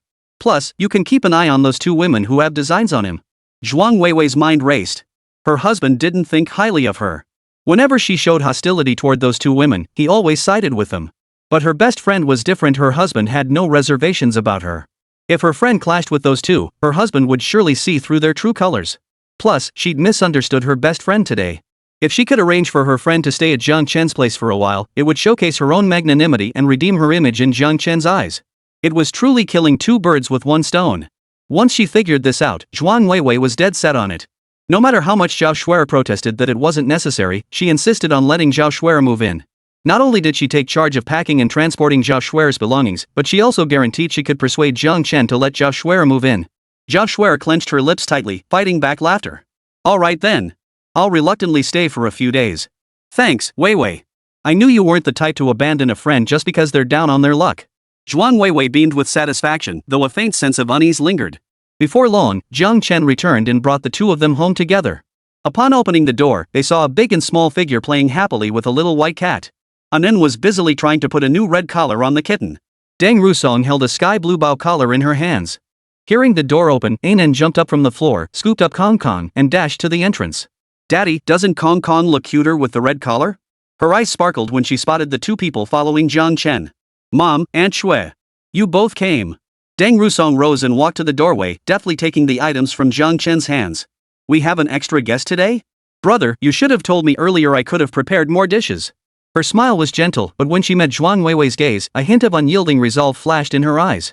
Noticing the scarf Zhao Shuer wore to conceal the marks on her neck, combined with Jiang Chen's attitude earlier that evening, Deng Rusong instantly understood something had happened. She gently took Zhao Shuer's hand. "Shuer, may I call you that? Come in and sit down. Make yourself at home, no need to be formal. Does your throat hurt? Shall I get you some honey water? Any dietary restrictions? I'll keep that in mind when I'm cooking." Deng Rusong's gentle, thoughtful words instantly put Zhao Shuer at ease. Jiang Chen nodded approvingly. His sister was just too gentle by nature, though thankfully she wasn't foolish. She didn't extend that gentleness to everyone. Zhuang Weiwei watched the three interact, feeling a surge of irritation she couldn't vent. Noticing Anen still clutching the little white cat, she snapped. "Anen, put that thing down. Carrying it around all day, it's filthy. Its fur is all over you." The group had already entered the house and was going about their business. Hearing Zhuang Weiwei's words, their expressions varied. Deng Rusong was about to snap back without a second thought, but Jiang Chen held her back. Zhao Shuer jabbed Zhuang Weiwei hard in the back, urging her to take back her words. But Zhuang Weiwei was furious at Deng Rusong for acting like she owned the place, and furious at Zhao Shuer for being swayed by a few words, pretending not to notice. She continued to chase after Anen, demanding she put the cat down. "I meant to tell you when Mom visited earlier, keeping this thing around for a few days to satisfy a whim is fine, but why have you kept it? It's covered in diseases and parasites. What if you catch something from it? Listen to Mom. We're giving it away today." Anen had been listening quietly until that last sentence. Now she refused, lifting her head to stare straight at Zhuang Weiwei. "No, I won't give Kong Kong away. It's my cat and Daddy's cat." She couldn't help but glance at Jiang Chen. He gave her a reassuring look, and Anen felt calmer. Dad loved Kong Kong too. He wouldn't let Mom give it away. Anen continued to Zhuang Weiwei, "Sister Qingfeng and I bathed Kong Kong and gave it a dewormer. It's clean now, no bugs at all. It won't infect me." Zhuang Weiwei cautiously checked Jiang Chen's expression. Seeing his impassive face, her heart sank a little. Well, maybe you could keep him for a couple more days. You're a big kid now. You should think about it yourself. Mom's only doing this for your own good." Deng Rusong added, "Anen is such a thoughtful, good kid, smart and sensible. But she's just too well behaved. Both Brother Chan and I thought getting a pet might be good for her, to help build her initiative." Though Deng Rusong herself had a gentle nature, she could be an iron lady when it mattered. She certainly didn't believe raising a daughter meant turning her into a little lamb. A bit of feistiness in her daughter was a good thing. Anen was too sensible, so sensible it broke your heart. She'd mentioned it to Jiang Chen, and the two of them were figuring things out. Today, Jiang Chen remained silent, wanting Anen to speak up for herself. With him as her father present, he wouldn't let her be bullied. Even Deng Rusong hadn't anticipated that the first person Anan would bravely refuse would be her own mother. Jiang Chen stared at Zhuang Weiwei with a blank expression, making her heart pound nervously. Her initial desire to compete with Deng Rusong vanished. She stammered. I'm her mother. I wouldn't harm her. No aunt or cousin could ever replace the bond between mother and daughter. Anan is my child. I want what's best for her. We're family. There's nothing to be gained from holding on to these things. Anan remained silent, but her chubby little face was set in stubborn resolve. Her arms never loosened their grip on the little white kitten. This is my home, not yours. Here, Anan can do whatever she wants, keep whatever she wants. If she wants to, she can even keep 100 cats. Jiang Chen spoke for the first time. Anan's behavior today had already surprised him pleasantly. During her time with Lu Qingfeng, Anan had picked up many of her good qualities. Take it slow. Raising a child is a 100-year journey, with worries for 99 of them. Zhuang Weiwei's flood of words was cut off by Jiang Chen's single sentence, leaving her speechless. Her husband had said this was his home, not hers. But just over a month ago, they had been a family. A family everyone envied. Finally, Zhuang Weiwei murmured softly, I was only thinking of what's best for her. Mei Chem, I know. Jiang Chen spared Zhuang Weiwei some dignity in front of the child and coaxed Anan into the room. I know you're her mother. How could you possibly harm her? Jiang Chen's expression was laced with sarcasm. Chapter 125, Your tears are worthless to me. You're just using those 3 worthless words, for her own good, to make her do as you wish. Since you can't control me, you're looking for an excuse to manipulate others instead. I didn't. Zhuang Weiwei shook her head. Jiang Chen cut her off.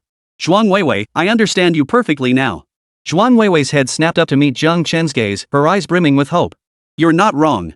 Everyone else is. Anyone who doesn't follow your lead is betraying your good intentions. You think a few words from you should earn forgiveness and tolerance. Otherwise, you'll cry to the whole world, I know I'm wrong, so why are they still like this? Hearing this, the light in Zhuang Weiwei's eyes shattered instantly. She knew she shouldn't listen any further. Every word her husband spoke pierced her heart like a thick needle, leaving it riddled with holes and agonizing pain. Yet her legs felt rooted to the spot, utterly unable to move. Search your own heart. As a mother, what have you ever done for Anan? Oh right, you endured the pain of carrying her for 10 months. And then? Did you ever spend time with her? Did you ever teach her anything? You were completely consumed by your company. How many times did you come home only to find her already asleep? And now what are you doing? Taking away her right to have a pet? Just because you don't like cats, she can't have one in her own home? What gives you the right? Or is it because I gave her this cat? If it had been your parents or brother who gave it to her, would you still object? Jiang Chen vented his frustration in one breath.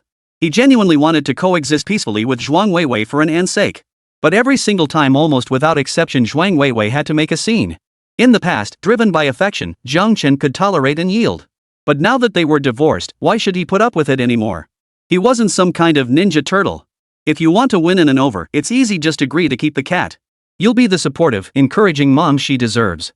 If anything happens to her because of the kitten, like getting scratched or bitten, it'll be my fault as her father. You can point your finger at me, scold me, and condemn me from your moral high ground. Wouldn't that give you even more leverage over me? Zhuang Weiwei stared at him blankly. Jiang Chen continued, think about it, manipulating me would be far more satisfying than manipulating Anan. Zhuang Weiwei was overcome with tears, unable to speak. Deng Rusong and Zhao Shuer huddled together in the back, holding their breath. This was the first time they'd ever seen Jiang Chen confront someone with such a stone-cold expression. It was truly both terrifying and captivating. He practically radiated an aura. Alright, wipe your tears. They're worthless to me now, no different from the raindrops outside. Jiang Chen had no desire to say more to her. Too much had happened today. So many that even he felt a bit unsettled. Zhuang Weiwei, I just wanted to. Jiang Chen, Zhuang Weiwei, I've been more than patient with you. Don't push my limits any further. Stop trying to use Anan to achieve your own ends. Zhuang Weiwei, no, I'm warning you, my new invention is complete and will hit the market soon. Don't do anything foolish or I'll bankrupt Rose within 6 months. All your hard work will vanish into thin air. I mean what I say. You've seen the power of J01C. Even if it's outdated now, it still holds advantages over other technologies. And my new invention will only surpass J01C, it'll be even more powerful and sought after. Zhuang Weiwei knew nothing about technological inventions, but she understood that J01C had propelled the Zhuang family to become the wealthiest in Xiangzheng City, amassing unimaginable riches for them. Jiang Chen wasn't one to make empty promises. When he said it would be superior, it would be superior. Zhuang Weiwei stared blankly at Jiang Chen, feeling both familiar and unfamiliar with the man before her. Indeed, the brilliance of a genius could never be concealed.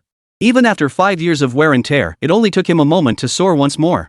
If it were her, 5 years of comfortable home life would likely have eroded her fighting spirit long ago. Perhaps she wouldn't even have the strength to struggle, let alone achieve anything. Behind Jiang Chen, Deng Rusong and Zhao Shuer both flashed a hint of nostalgia in their eyes. The Jiang Chen of those days was far more sharp and outspoken than he was now. Zhuan Weiwei murmured softly, I understand. I'll reflect on myself. Whatever Anin wants to do, I'll support her. Jiang Chen nodded, choosing not to press the matter further. Good. You understand. Alright, I'll start cooking. Finish eating soon and head back early, it's unsafe after dark. With that, Jiang Chen turned and headed into the kitchen. Deng Rusong hurried after him. Zhao Shuer gently tugged at Zhuang Weiwei's hand. Zhuang Weiwei didn't move. She stood where she was, watching Deng Rusong enter the kitchen and join Jiang Chen in the bustle. Their movements were perfectly in sync. Jiang Chen didn't even need to speak. Deng Rusong knew exactly what he wanted and would reach out to hand it to him. Throughout the meal prep, they would occasionally exchange glances, share a smile, and then return to their tasks. Peeling garlic, Deng Rusong asked Jiang Chen, Bro, why are you so furious today? What she does to me doesn't matter. But she can't treat Anin like that. She can't use Anin's well-being as an excuse to stop her from doing things. What's wrong with keeping a little cat? Anin isn't committing murder or arson, Jiang Chen replied. He knew he hadn't given Zhuang Weiwei any face today, speaking his mind freely in front of Deng Rusong and Zhao Shuer. But he didn't think he'd done anything wrong. Deng Rusong chimed in, You're right. If Anin wants a kitten, let her have one. As long as it makes her happy and helps her health, she can keep whatever she wants. My senior sister's niece even has a little snake and a nest of big spiders. Jiang Chen said, Huh? Well, it's a good thing Anin doesn't like those. Exactly. Our Anin is the sweetest kid ever. Deng Rusong smiled. Hey, bro, what's up with Shuer today? I noticed something on her neck. Jiang Chen shook his head, choosing not to reveal the truth. He wasn't sure if sharing it might cause Zhao Shuer further distress. Alright, I understand. Deng Rusong dropped the subject. Once all the dishes were ready, Deng Rusong and Jiang Chen carried them to the dining table. Anin had already returned to her usual lively self, seemingly unfazed by her earlier argument with Zhuang Weiwei. Mom, sit next to me. I'll pour you some water. After spending time with Lu Qingfeng, An's temperament had become lively and energetic. She flitted around the house like a little bee. Jiang Chen didn't stop her. Children naturally gravitate toward their parents, it's in their very nature to love them. Jiang Chen would do everything in his power to protect Anin, but he wouldn't stand in the way of her closeness with her birth mother. Chapter 126, The upper floor is out of the question. We can't stay there. After dinner.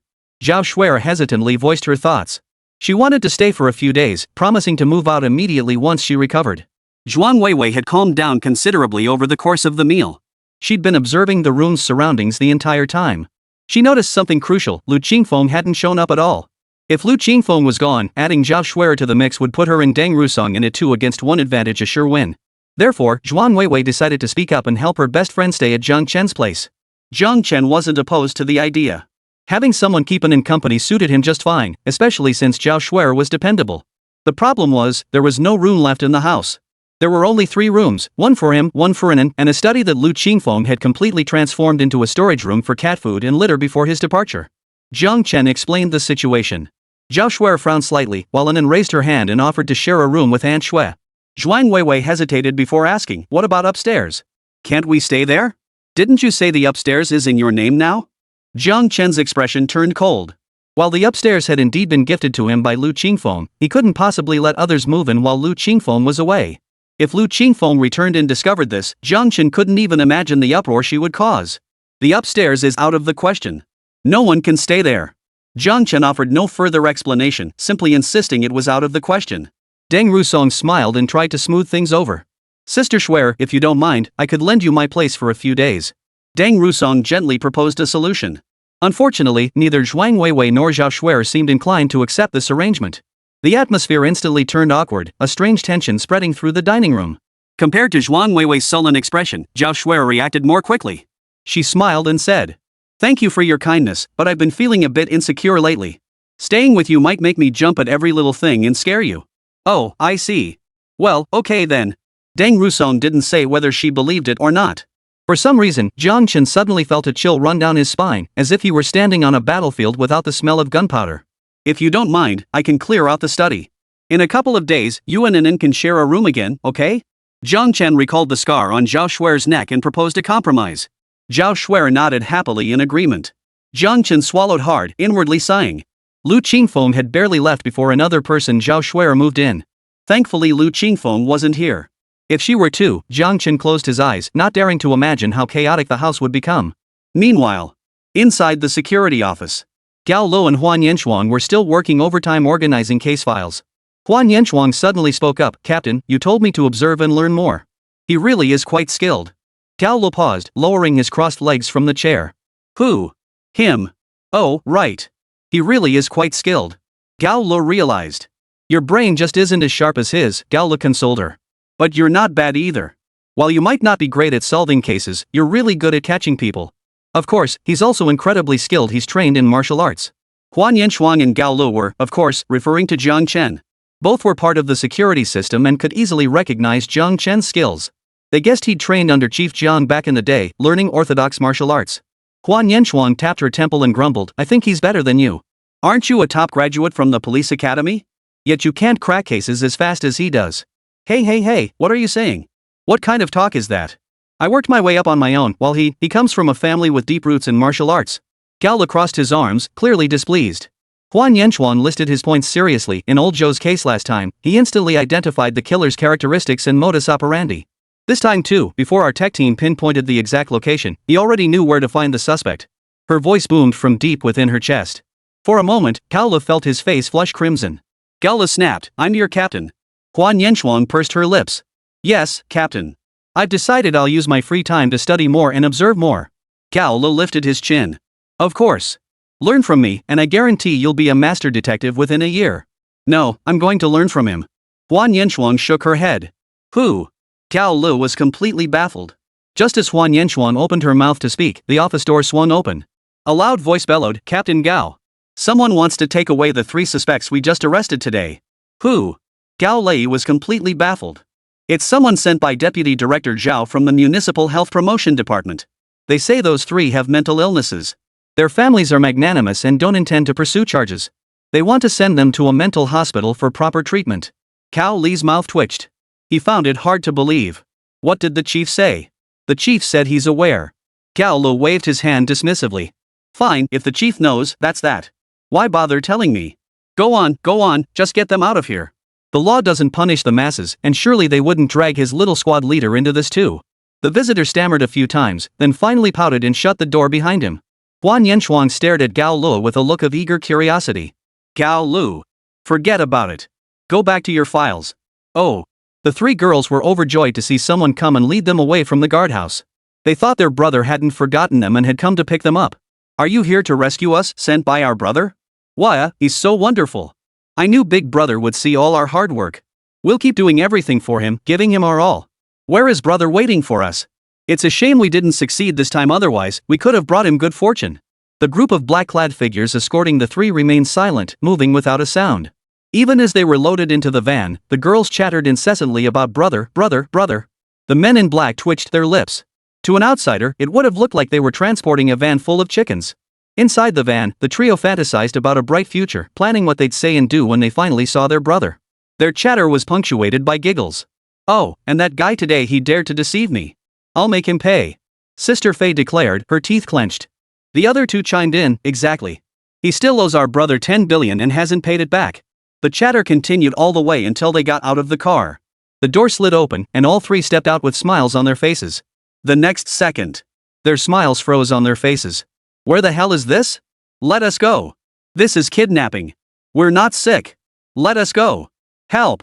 The man in the white coat shook his head. "Everyone who comes here claims they're not sick. All right, strap them down. Give them an injection, observe them for 2 days, then transfer them to the intensive care ward." Chapter 127, Testing. The man in black watched as the 3 were strapped down, injected with medication, and wheeled into the ward before turning to leave. His subordinate beside him couldn't help but ask, "They kidnapped the young miss. Are we just letting them go? Let them go?" The man in black sneered. "You think keeping them here is letting them go?" The subordinate nodded doubtfully. "Even if we don't kill them, shouldn't we at least make them suffer a little?"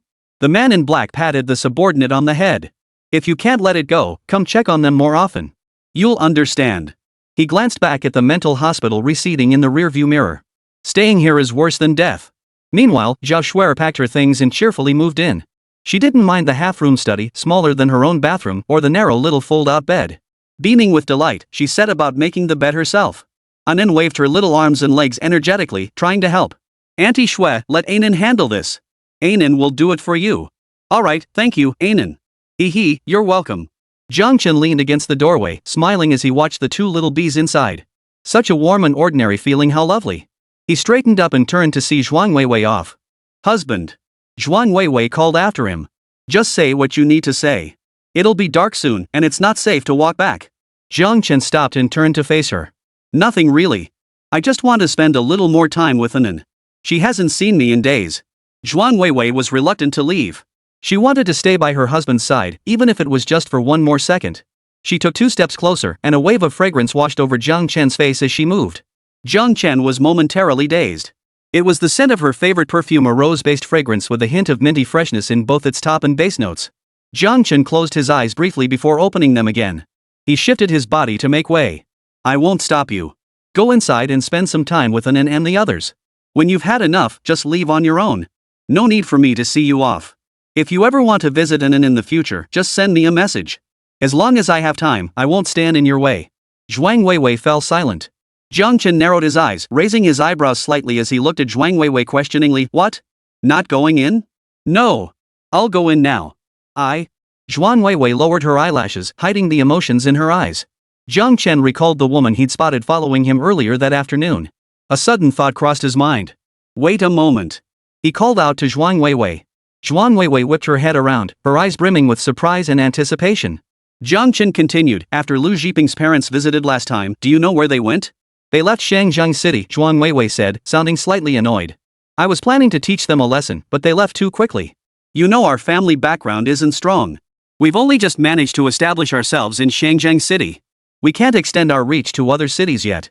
Jiang Chen furrowed his brow slightly, deep in thought. Zhuang Weiwei cautiously asked, Honey, what's wrong? Are they causing trouble for you again? A flash of ruthlessness flickered in her eyes. Honey, don't worry. If they show up, I'll take care of them. No need. If they come looking for trouble, I'll handle them myself. Jiang Chen shook his head. Zhuang Weiwei's brows knotted tightly, her voice brimming with disapproval. Husband.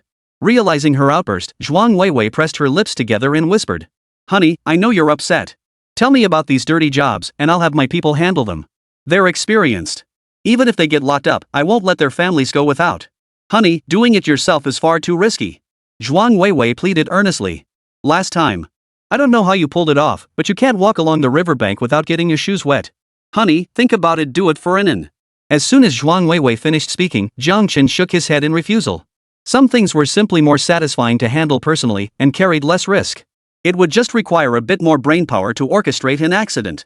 His questions to Zhuang Weiwei today were merely a test. To gauge whether she knew about Mrs. Lu.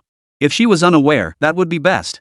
If she knew, it would mean Zhuang Weiwei had deliberately spared Mrs. Lu, forcing him to reconsider the necessity of maintaining friendly relations with her. But for now, it seemed Zhuang Weiwei genuinely didn't know. Mrs. Lu had returned on her own after leaving Shangjiang City.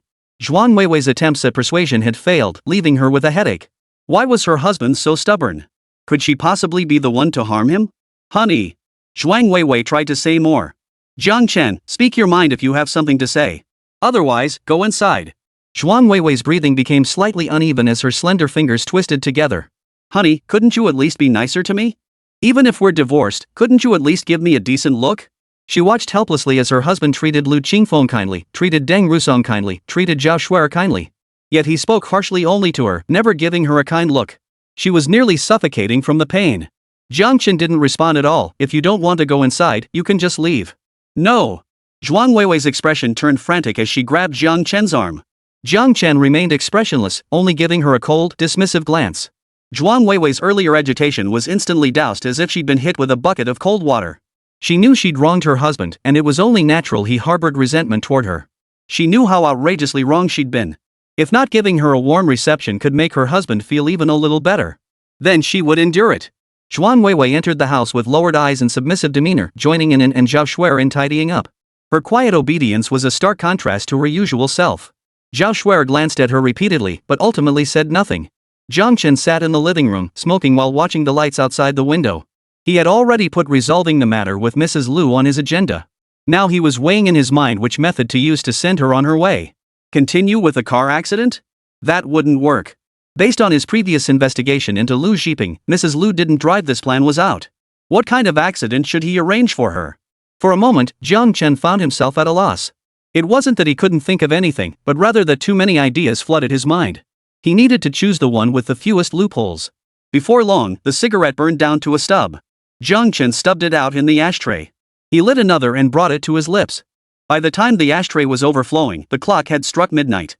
Anin and Zhao Shuer were already asleep, and Zhuang Weiwei had long since left. Jiang Chen rose, stretching his stiffened body from prolonged sitting. He had already devised a plan.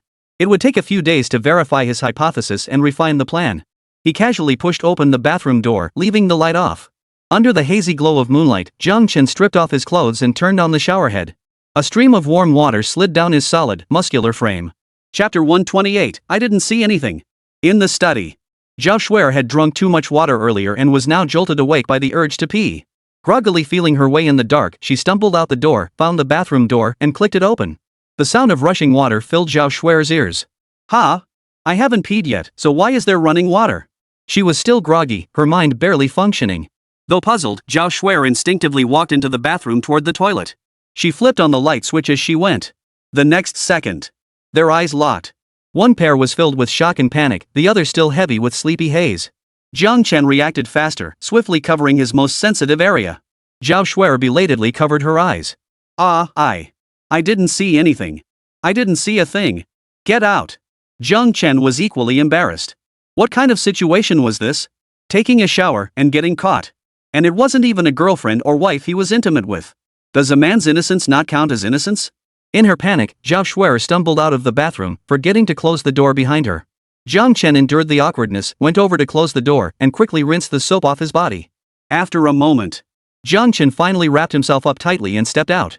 Zhao Shuer had been waiting outside the door the entire time. Seeing Jiang Chen emerge, she didn't even have time to blush before ducking her head and rushing back into the bathroom. If she couldn't hold it in front of Jiang Chen, she'd be utterly humiliated. Such matters might be arousing in the bedroom, but elsewhere they were utterly mortifying. Jiang Chen felt awkward too. His toes dug into the floor as if trying to carve out a 3-bedroom apartment. He forced himself to calm down. It's fine. It was only a few seconds. Nothing should have been seen. Even if they did, we're all adults, we'd understand. No one would bring it up. This awkwardness would fade in a few days. Wait, he seemed to have forgotten to take his clothes out. Zhao Shuer sat on the toilet, the images she'd just witnessed replaying endlessly in her mind. This was the first time she'd ever seen a man's naked body in real life. Jiang Chen's physique was truly impressive: chest muscles, 8-pack abs, a defined V-line. And that impressive endowment. Whoa! Zhao Shuer shuddered suddenly. Shy yet amazed, she murmured, wow, Vivi must have been feeding him really well these past few years. Moments later, Zhao Shuer emerged from the bathroom.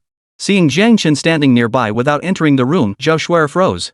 Before Jiang Chen could speak, she hurriedly said, I only looked for a moment. You didn't wait here just for that, did you? Jiang Chen choked on his own saliva and began coughing violently. Zhao Shuer covered her face with one hand while reaching out with the other to help Jiang Chen clear his throat. I could pretend I didn't see anything. Oh dear, her mouth. Usually so sharp with her words, why was she saying such inappropriate things now? Once Jiang Chen caught his breath, he waved dismissively, signaling he was fine. He explained, I left my clothes inside. I was waiting for you to come out so I could go get them. Oh, right. Zhao Shuer felt her face flush hot. This was so awkward. Who could save her? Jiang Chen, I'll go get my clothes. You should get some rest. With that, he quickly slipped into the bathroom. This was too awkward, better to leave first. Oh, okay. I'll head back. Zhao Shuer stared at her own toes, as if they were covered in flowers. Once Jiang Chen's figure vanished from the doorway, she let out a sudden sigh of relief. But her feet, which should have carried her away, felt rooted to the spot, refusing to obey her brain's commands. When Jiang Chen emerged, he found Zhao Shuer still standing there. Their eyes met again, and that familiar awkwardness spread through the living room. You go first. You go first.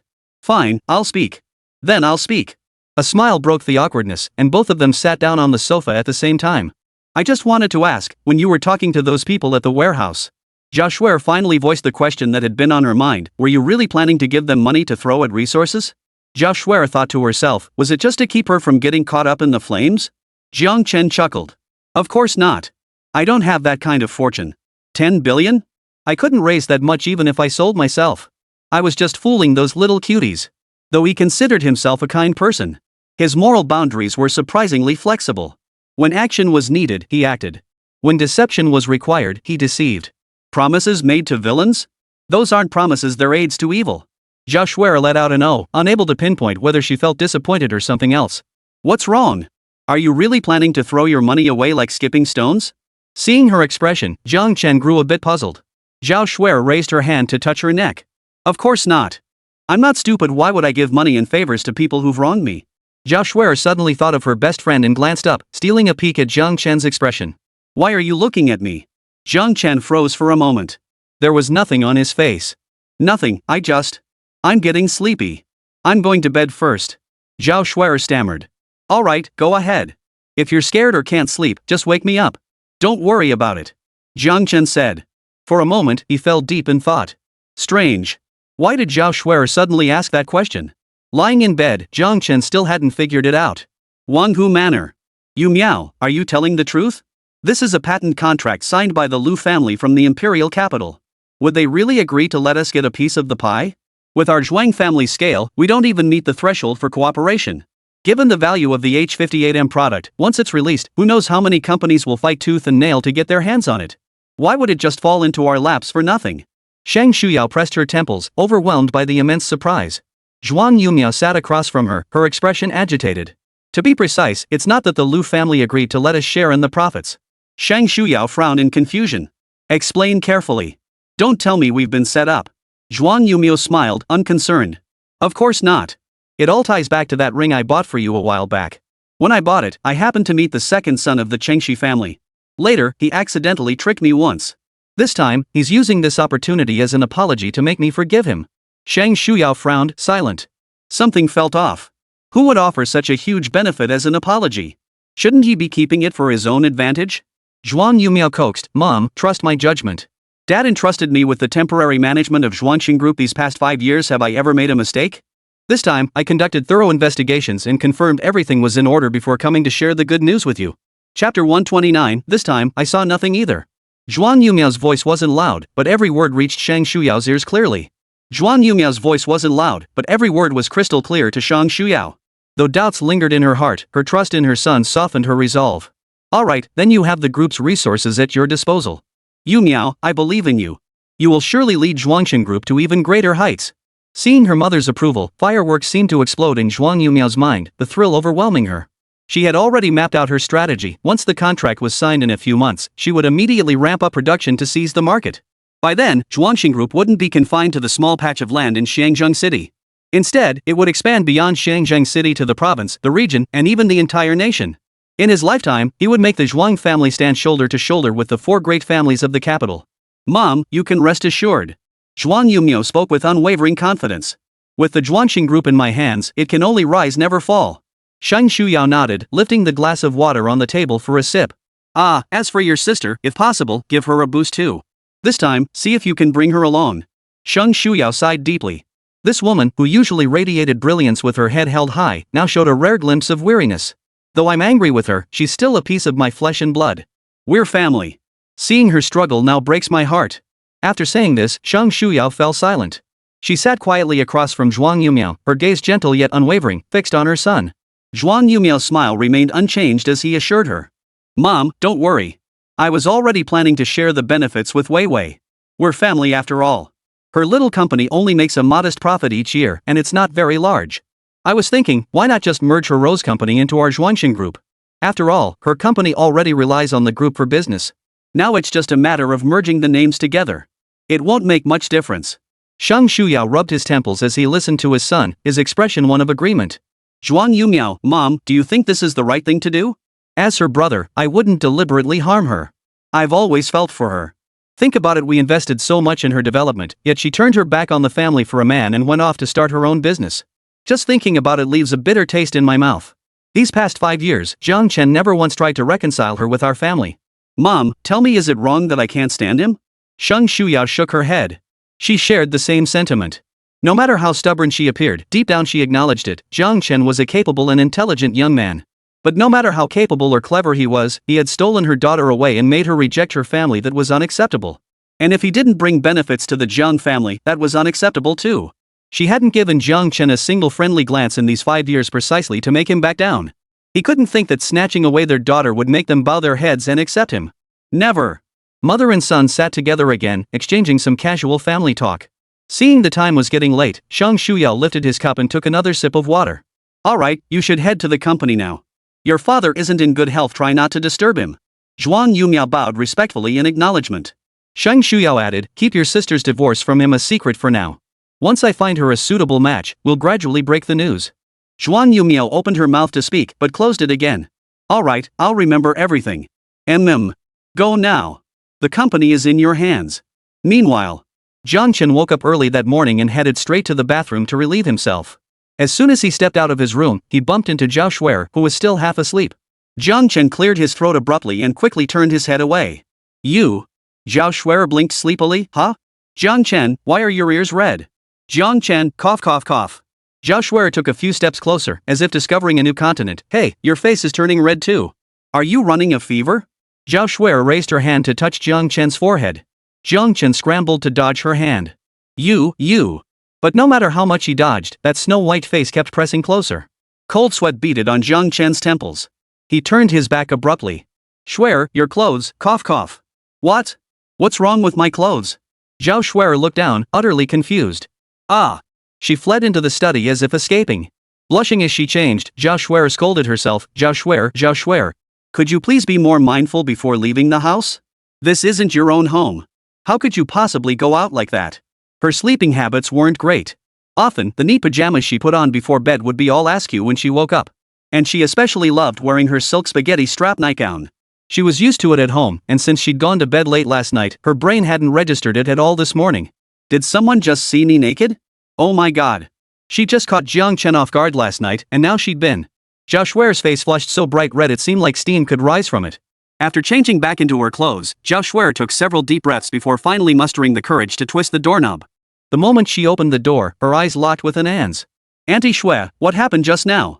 Is there a mouse? I brought Kong Kong, he can catch mice. Anan lifted the little white cat higher for Zhao Shuer to see. Zhao Shuer's face flushed bright red. She stole a glance at Jiang Chen, only to meet his gaze. Jiang Chen immediately grabbed Anan's arm. Auntie Shuer didn't see any mice. Go feed Kong Kong some cat food. Jiang Chen thought to himself, Kong Kong couldn't possibly catch those two big, wobbly rats. Zhao Shuer chimed in, that's right. Auntie Shuer just cried out because she almost tripped. Anan, go feed the kitty now. I didn't see anything just now, Jiang Chen said, scratching his nose. Zhao Shuer kept her head down. Yeah, I didn't see anything yesterday either. But what was really going through their minds at that moment? Who could say? I'll go buy groceries and cook dinner. The atmosphere at home remained awkward. Jiang Chen grabbed his keys and headed out the door immediately after speaking. Phew. It's more comfortable outside. The number of people in the house hadn't changed, it was just that Lu Qingfeng had been replaced by Zhao Shuer. But Jiang Chen inexplicably felt awkward. Even when Lu Qingfeng, that big yellow girl, was constantly fixated on his body, he hadn't felt this way. Maybe I'm overthinking it? Or maybe I've seen too much. Thinking of that scene comparable to. Ahem. Jiang Chen shook his head to banish the image from his mind. No thinking about it, no thinking about it. Absolutely no thinking about it. Not long after Jiang Chen left, he sensed that familiar feeling of being watched. Lu's mother again? Jiang Chen narrowed his eyes. Chapter 130, The Stalking Flower Nianshuang. Jiang Chen remained vigilant, constantly monitoring the situation behind him with his peripheral vision. But soon, something felt off. The figure following him wasn't Mrs. Lu, yet it felt strangely familiar. He halted his steps, using the reflection in his shop window at the street corner to get a better look. Yes, it was familiar. It felt like he'd seen them just yesterday. It was the security guard from the security office. Was her surname Hua? Jiang Chen's mind raced, trying to figure out why she might be following him. He was certain it couldn't be related to the Lu Zhiping incident earlier, because he hadn't left a single trace behind. Then what could it be? Could it be yesterday's kidnapping of Zhao Shuer? Hua Nianshuang believed her disguise was flawless. At school, she ranked among the top 3 in both tracking and counter-tracking. Following Jiang Chen, an ordinary person, was child's play. But as she followed, Hua Nianshuang furrowed her brow. She was certain he hadn't spotted her, but the route he was taking seemed off. This wasn't the route he usually took to the market, yet Jiang Chen was clearly carrying a grocery basket. Hey, Captain, yeah, I'm out. What's up? Field assignment? I'm studying. If you don't get it, you don't get it. I'll teach you when I learn something. Hanging up. After hanging up, Hua Nianshuang prepared to continue following Jiang Chen. But when she looked up, he was gone. She looked around suspiciously, completely unaware that the moment she turned her back, Jiang Chen had slipped out from beside a tree and caught up with her. Only after confirming Huan Yanchuang was alone, with no other companions nearby, did Jiang Chen tentatively reveal himself within her line of sight. The moment she saw Jiang Chen, Huan Yanchuang realized her tailing had been discovered. "How did you spot me?" she blurted out. Realizing she'd asked a foolish question, she quickly amended her words, "You're so skilled, could you tell me where I went wrong?" Instead of answering, Jiang Chen countered, "Officer Hua, what a coincidence running into you out here. Are you on field duty?" "Not on duty," Huan Yanchuang replied earnestly. "The captain said I should follow you to learn and observe more." Jiang Chen pointed at himself in disbelief. "Me? Follow me to learn and observe? I'm not even part of the security detail. What's there to learn or observe from me?" Huan Yanchuang recalled Gao Li's words. He had indeed instructed her to observe and learn more. There was no mistake. Huan Yanchuang stubbornly followed Jiang Chen. "That's exactly what the captain said." Jiang Chen shook his head. "Impossible. You must have misheard." Huan Yanchuang clung to Jiang Chen's back, refusing to leave his side. "You're amazing. I'm following you.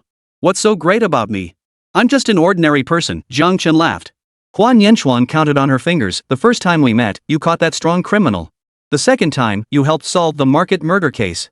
The third time, you didn't see me, but I saw you on surveillance. You killed Lu Zhiping without leaving a trace. The fourth time, you pinpointed the kidnapping location instantly. You're amazing." Huan Yanchuang nodded emphatically after finishing. Her deadpan expression clashed completely with her elite-looking features. But Jiang Chen had no energy left to care about such things. His face had already darkened after hearing Huan Yanchuang's words. Even when accused of murder to his face, Jiang Chen felt little panic. He had absolute confidence in his methods. No one could possibly catch him red-handed. But being targeted by a guard from the security bureau was no small matter. Especially now that he was already being hunted by enemies. He now had to factor Huan Yanchuang, this wildcard, into his plan to send Mrs. Lu to the other world. The difficulty had increased significantly. In mere seconds, Jiang Chen had undergone a mental storm.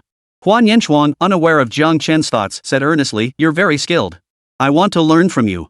Could you tell me what my flaw was today?" Jiang Chen had no desire to continue playing games with her. "No weaknesses. Just a coincidence." Huan Yanchuang retorted, "You're lying. It couldn't have been coincidence. It's good that Officer Hua is vigilant, but surely not to the point of targeting an ordinary citizen like me. I have things to attend to. I'll be going now." With that, Jiang Chen turned to leave. He had barely taken a few steps when a familiar figure reappeared in his line of sight. It was Mrs. Lu. Huan Yanchuang, who had been following behind Jiang Chen, recognized her too. "That looks like Lu Zhiping's mother. I've seen her at the security office." Huan Yanchuang stood behind Jiang Chen, their proximity now exceeding the socially acceptable distance. But neither of them noticed this at the moment. Huan Yanchuang continued, "She doesn't believe her son died in an accidental car crash. She's convinced someone was involved. After all, a corpse can't just walk away on its own, right? I recall she doesn't live around here. Is she here because of you? Does she suspect you? Is she following you? Or searching for evidence?" Jiang Chen narrowed his eyes, surprised by today's unexpected turn of events. That Lu's mother would be spotted by Officer Hua. If anything happened to Mrs. Lu soon, his level of suspicion in the guard's eyes would skyrocket. But leaving Mrs. Lu, such a dangerous element, lingering around him? That wasn't Jiang Chen's style. Take out Officer Hua too? That was even less likely. Jiang Chen could strike decisively against his adversaries, but he would never harm the innocent. Especially a guard who shared his mother's profession. They protect homes and defend the nation, fulfilling their duties with dedication. To target them for personal gain, what kind of person would that make him? Jiang Chen refused to let himself lose his moral compass. He decisively banished the thought from his mind. "Huan Yanchuang, how's my deduction? Does it ring a bell? I stayed up all night reading mystery novels yesterday." Jiang Chen scanned his surroundings. Suddenly, his eyes lit up. "Guard Hua, I swear I didn't have anything to do with what happened to Lu Zhiping." Jiang Chen had a plan forming in his mind, and his demeanor relaxed considerably compared to moments before. Huan Yanchuang gave him a puzzled look.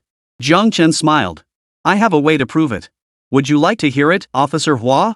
Huan Yanchuang felt a wave of suspicion rise within her at Jiang Chen's words. She could tell from his micro-expressions that he wasn't lying. Yet everything she had witnessed through the surveillance footage was also real. What was real? What was fake? Or could Jiang Chen have deceived her eyes? Jiang Chen knew from Huan Yanchuang's expression that she had taken the bait.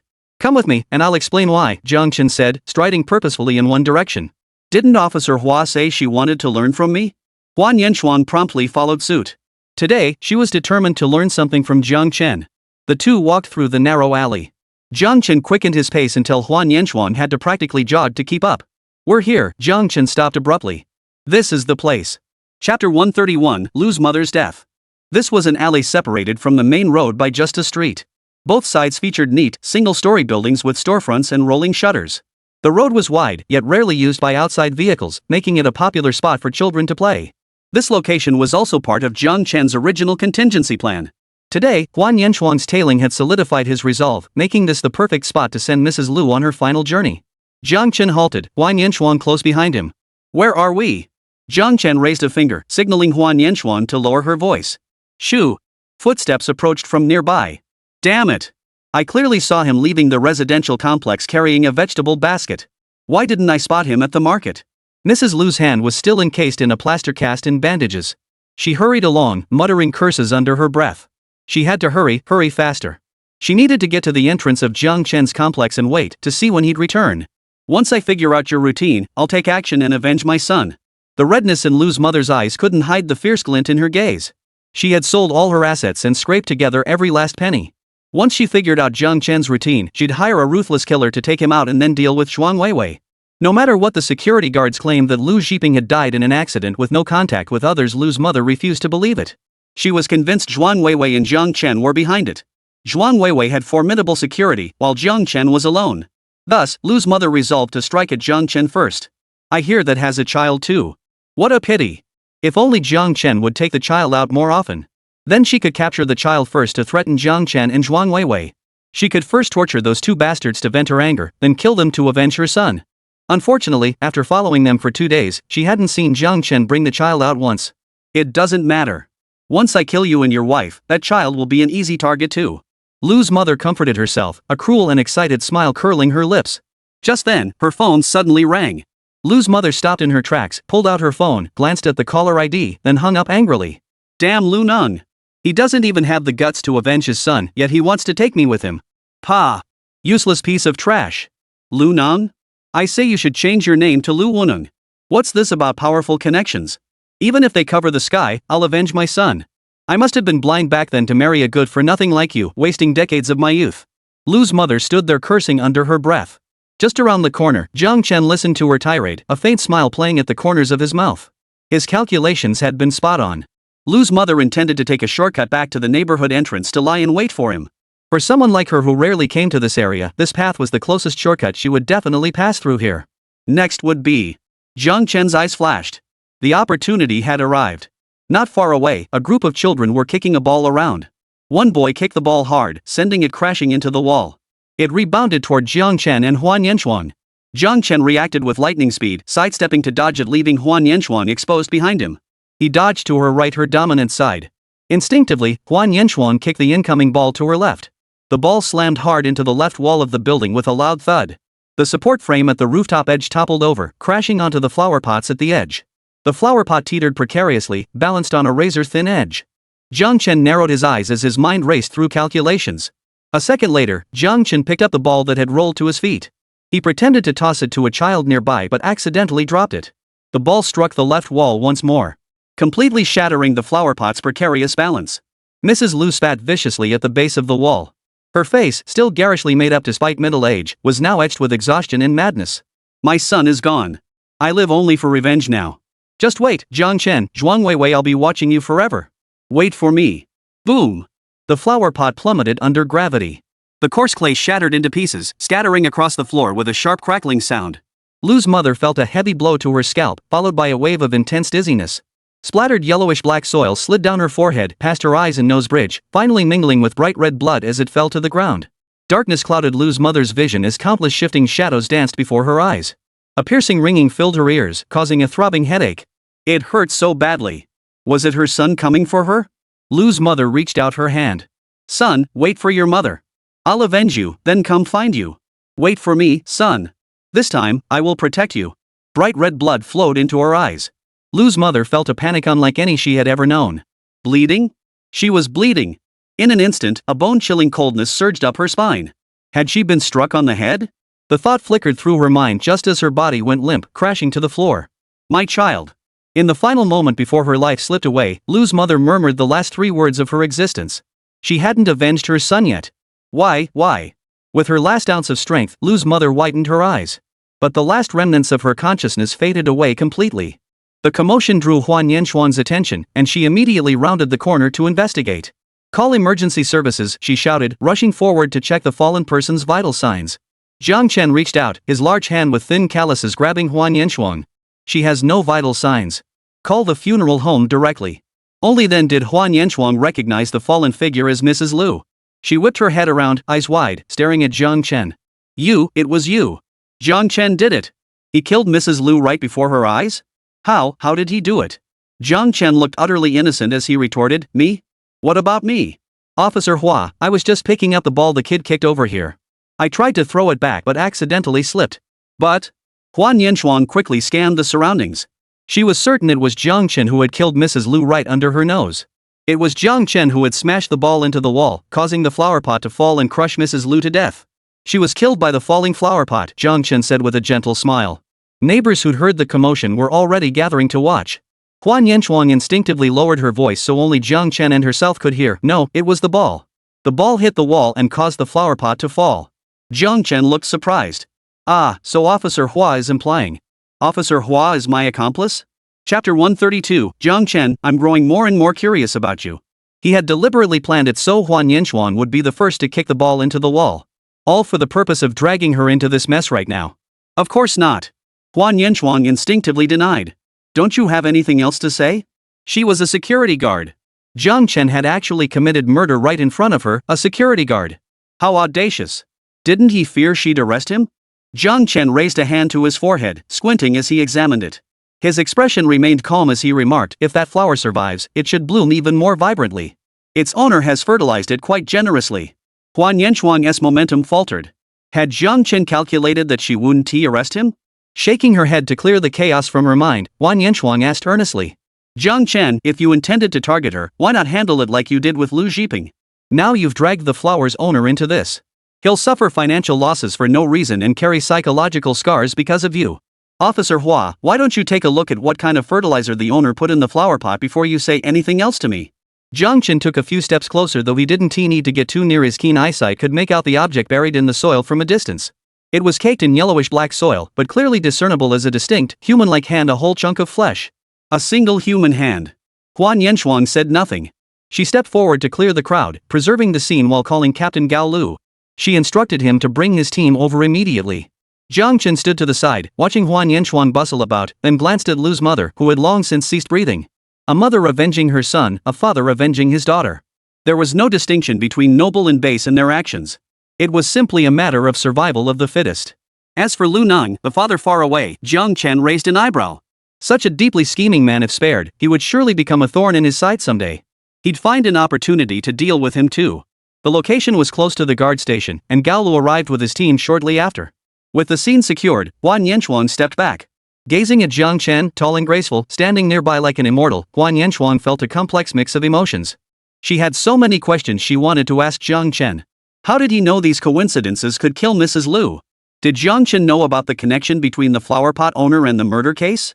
How exactly did he accomplish this?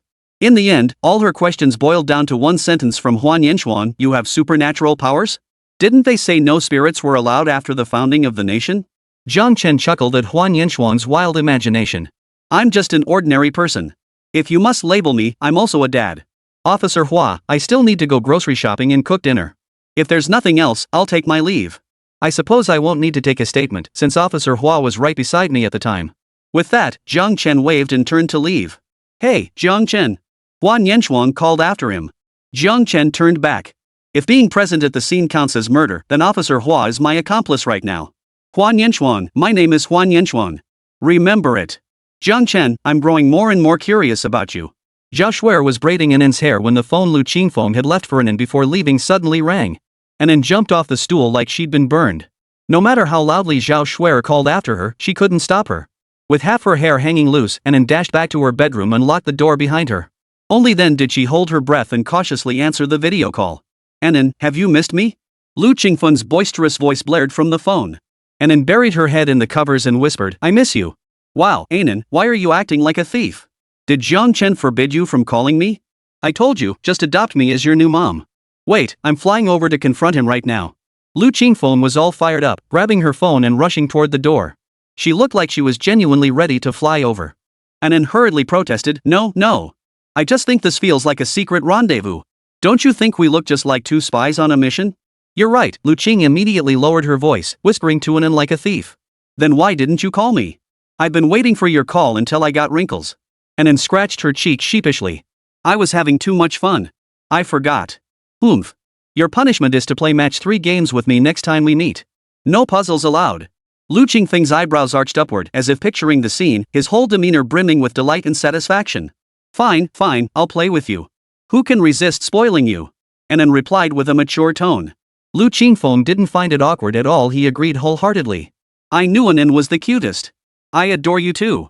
Listen, I've gathered some amazing stuff on this trip." Lu Qingfeng's voice grew louder without him realizing it. "I'll bring it all back for you next time. Look at this, a big pink gemstone, all sparkly. You'll love it." Lu Qingfeng had guessed Ann's taste perfectly. Seeing the large, sparkling pink gemstone, Ann's eyes lit up. Thank you, Sister Qingfeng." Lu Qingfeng showed Ann some other novel and fun toys she'd bought in the capital. "I've packed all these up. I'll have them shipped to you right away. You have to think of me while you play with them, okay?" "Got it." Ann nodded. "Sis Qingfeng, I'll definitely think of you." Lu Qingfeng chuckled for a long while before saying, "Now, Anan, you mustn't keep anything about your dad from me, okay?" And Ann's eyes darted around. Though young, she understood certain things. If Sister Qingfeng found out someone else had moved into their home, yikes. And Ann's pout immediately alerted Lu Qingfeng. "Anan, my dear Anan, you're the best Anan in the whole world. Here in the capital, I think of you by day and your dad by night. I'm all alone, wah." "Don't cry," Anan scratched her cheek. I'm not saying I can't tell you." Sister Qingfeng had been so kind to her she couldn't deceive her. Plus, Sister Qingfeng had bought her a big pink gemstone that sparkled, and the best part was it was pink. Plus a whole box of toys. Dad hadn't told her not to say anything either, so it should be okay to tell, right? Anan whispered, "Aunt Shui moved into our house yesterday. She's staying in the study now. Dad said she'll move in with me after a while." "What?" Lu Qingfeng exploded at the news. Chapter 133, Patent Application Approved. "Great. When I wanted to move in, your dad refused to let me. He even made me jump through hoops just to get a key. And now he lets someone else move in?" Lu Qingfeng was so furious she was pacing in circles. Anan, listening on the phone, felt a bit dizzy. "Anan, Sis Qingfeng, stop pacing. At least my dad didn't let Aunt Shui move upstairs. Lu Qingfeng, she wouldn't dare. That upstairs is my territory. No one is allowed in." Anan, my dad shot that idea down immediately. Lu Qingfeng, still unacceptable. How dare she set her sights on my territory and move into our home? Next she'll be after your dad, absolutely not. Lu Qingfeng shook her head like a rattle. She frowned, her mind unusually active. "Sis Qingfeng, what are you thinking about?" Anan fidgeted with her fingers. Had she said something wrong? Lu Qingfeng suddenly slapped her thigh. "I know. What did you figure out?"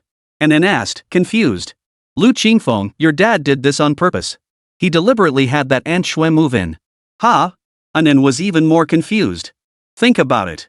Now that I'm suddenly not by your dad's side, don't you think he misses me? But he's too stubborn to admit it. He'd never ask me to come back." Qingfeng explained. "So your dad deliberately had Aunt Shui move in to stir things up, to make me jealous." Lu Qingfeng continued. "He probably wishes I'd appear before him right now. I'm telling you, with my stunning looks, charming personality, wealth, and influence, your dad couldn't help but fall for me." "Huh? Is that how it is?" Anan nodded, half understanding. "So that's how Daddy and Sister Qingfeng like to play?" "Of course." Lu Qingfeng nodded. "Good girl, Anan. I'll call you once the toys arrive." With that, Lu Qingfeng hung up the phone in a flurry. The moment the call ended, Lu Qingfeng's expression darkened. That call had merely been to placate Anan. How long had she been gone before someone started eyeing her territory and her man? This was something Lu Qingfeng absolutely could not tolerate. Zhao Shuer, it seemed he had underestimated this woman last time. She knew it. Anyone who hangs out with Zhuan Weiwei couldn't be a good person. She shouldn't have given her a friendly face when they met before. She'd foolishly believed the woman was truly a kind aunt to Anan, but it turned out she was just another rival. No, she couldn't swallow this humiliation. Lu Qingfeng grew increasingly furious the more she thought about it. She immediately called Jiang Chen. "Hello?" Jiang Chen had already bought groceries and was walking back home. Lu Qingfeng's tone was unusually serious. "Jiang Chen, I have good news and bad news. Which do you want to hear first?"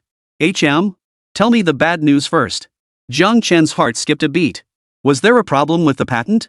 "The bad news is Lu Qingfeng drew out his words, deliberately waiting until Jiang Chen's heartbeat quickened before continuing. I found out about the thing you've been hiding from me. Come clean now. Jiang Chen, what? Lu Qingfeng, the fact that you've been hiding someone living in our house from me. Ah. Oh. Jiang Chen finally caught on. The bad news Lu Qingfeng referred to was that she knew Zhao Shuer had moved in. Jiang Chen felt no guilt whatsoever. How perfectly normal it was that he hadn't agreed to let Lu Qingfeng move in. A punk kid he just met and a hot-tempered little yellow-haired brat at that. How could he possibly let her move in? What if she corrupted Anan? Besides, after they'd gotten to know each other and built trust, he'd given Lu Qingfeng a key to his place. Zhao Shuer was different. They'd been neighbors for 5 years, having met back in college. All told, they'd known each other for 9 years. He trusted Zhao Shuer implicitly. After she'd endured such a dangerous ordeal as kidnapping, letting her stay for a couple days to recover emotionally was only right. He couldn't just turn her away, could he? Lu Qingfeng couldn't stand it. Jiang Chen, that's our home. How could you let a stranger move in? No way, no way. Wah! That's our home. Lu Qingfeng emphasized with added force. Jiang Chen was at a loss for words. Well, do you have any suggestions? Asking her to move out is definitely out of the question. Zhao Shuer had just endured immense psychological trauma. There was no way he could make her move out now. Lu Qingfeng, next time we go back, I'm staying with you. We'll share a room, a bed, and a blanket. No way. Jiang Chen refused without hesitation. Lu Qingfeng, then I'm moving into our place too. You'll have to conjure up an extra room for me. Jiang Chen scratched his head. There are only 3 rooms total. 1 for him, 1 for Anan, and 1 study. Jiang Chen, you could stay in the study if you want. By the time Lu Qingfeng returned, Zhao Shuer would likely have moved out. Lu Qingfeng, no way. I'm not staying in a room someone else slept in. Especially a room where his romantic rival had slept. Jiang Chen, then there's nowhere else for you to stay. Damn it. Lu Qingfeng gritted his teeth. Then I'll sleep in the living room. I like sleeping naked, so I'll just sleep naked in the living room. Jiang Chen. Lu Qingfeng smirked triumphantly. Humph, no way out now, huh? Either you let me sleep in your room or I'll sleep naked in the living room. Finally, she'd gotten one back on him. Jiang Chen, I just realized the kitchen can sleep 1 person. I'll tidy it up for you next time. Lu Qingfeng. Damn it, she'd lost again. Now it was Lu Qingfeng's turn to be speechless. Jiang Chen, alright, isn't there another piece of good news? What is it? Humph, Lu Qingfeng snorted twice before continuing. Our patent application got approved. Approved? Jiang Chen couldn't help glancing at the date on her phone. It got approved this quickly?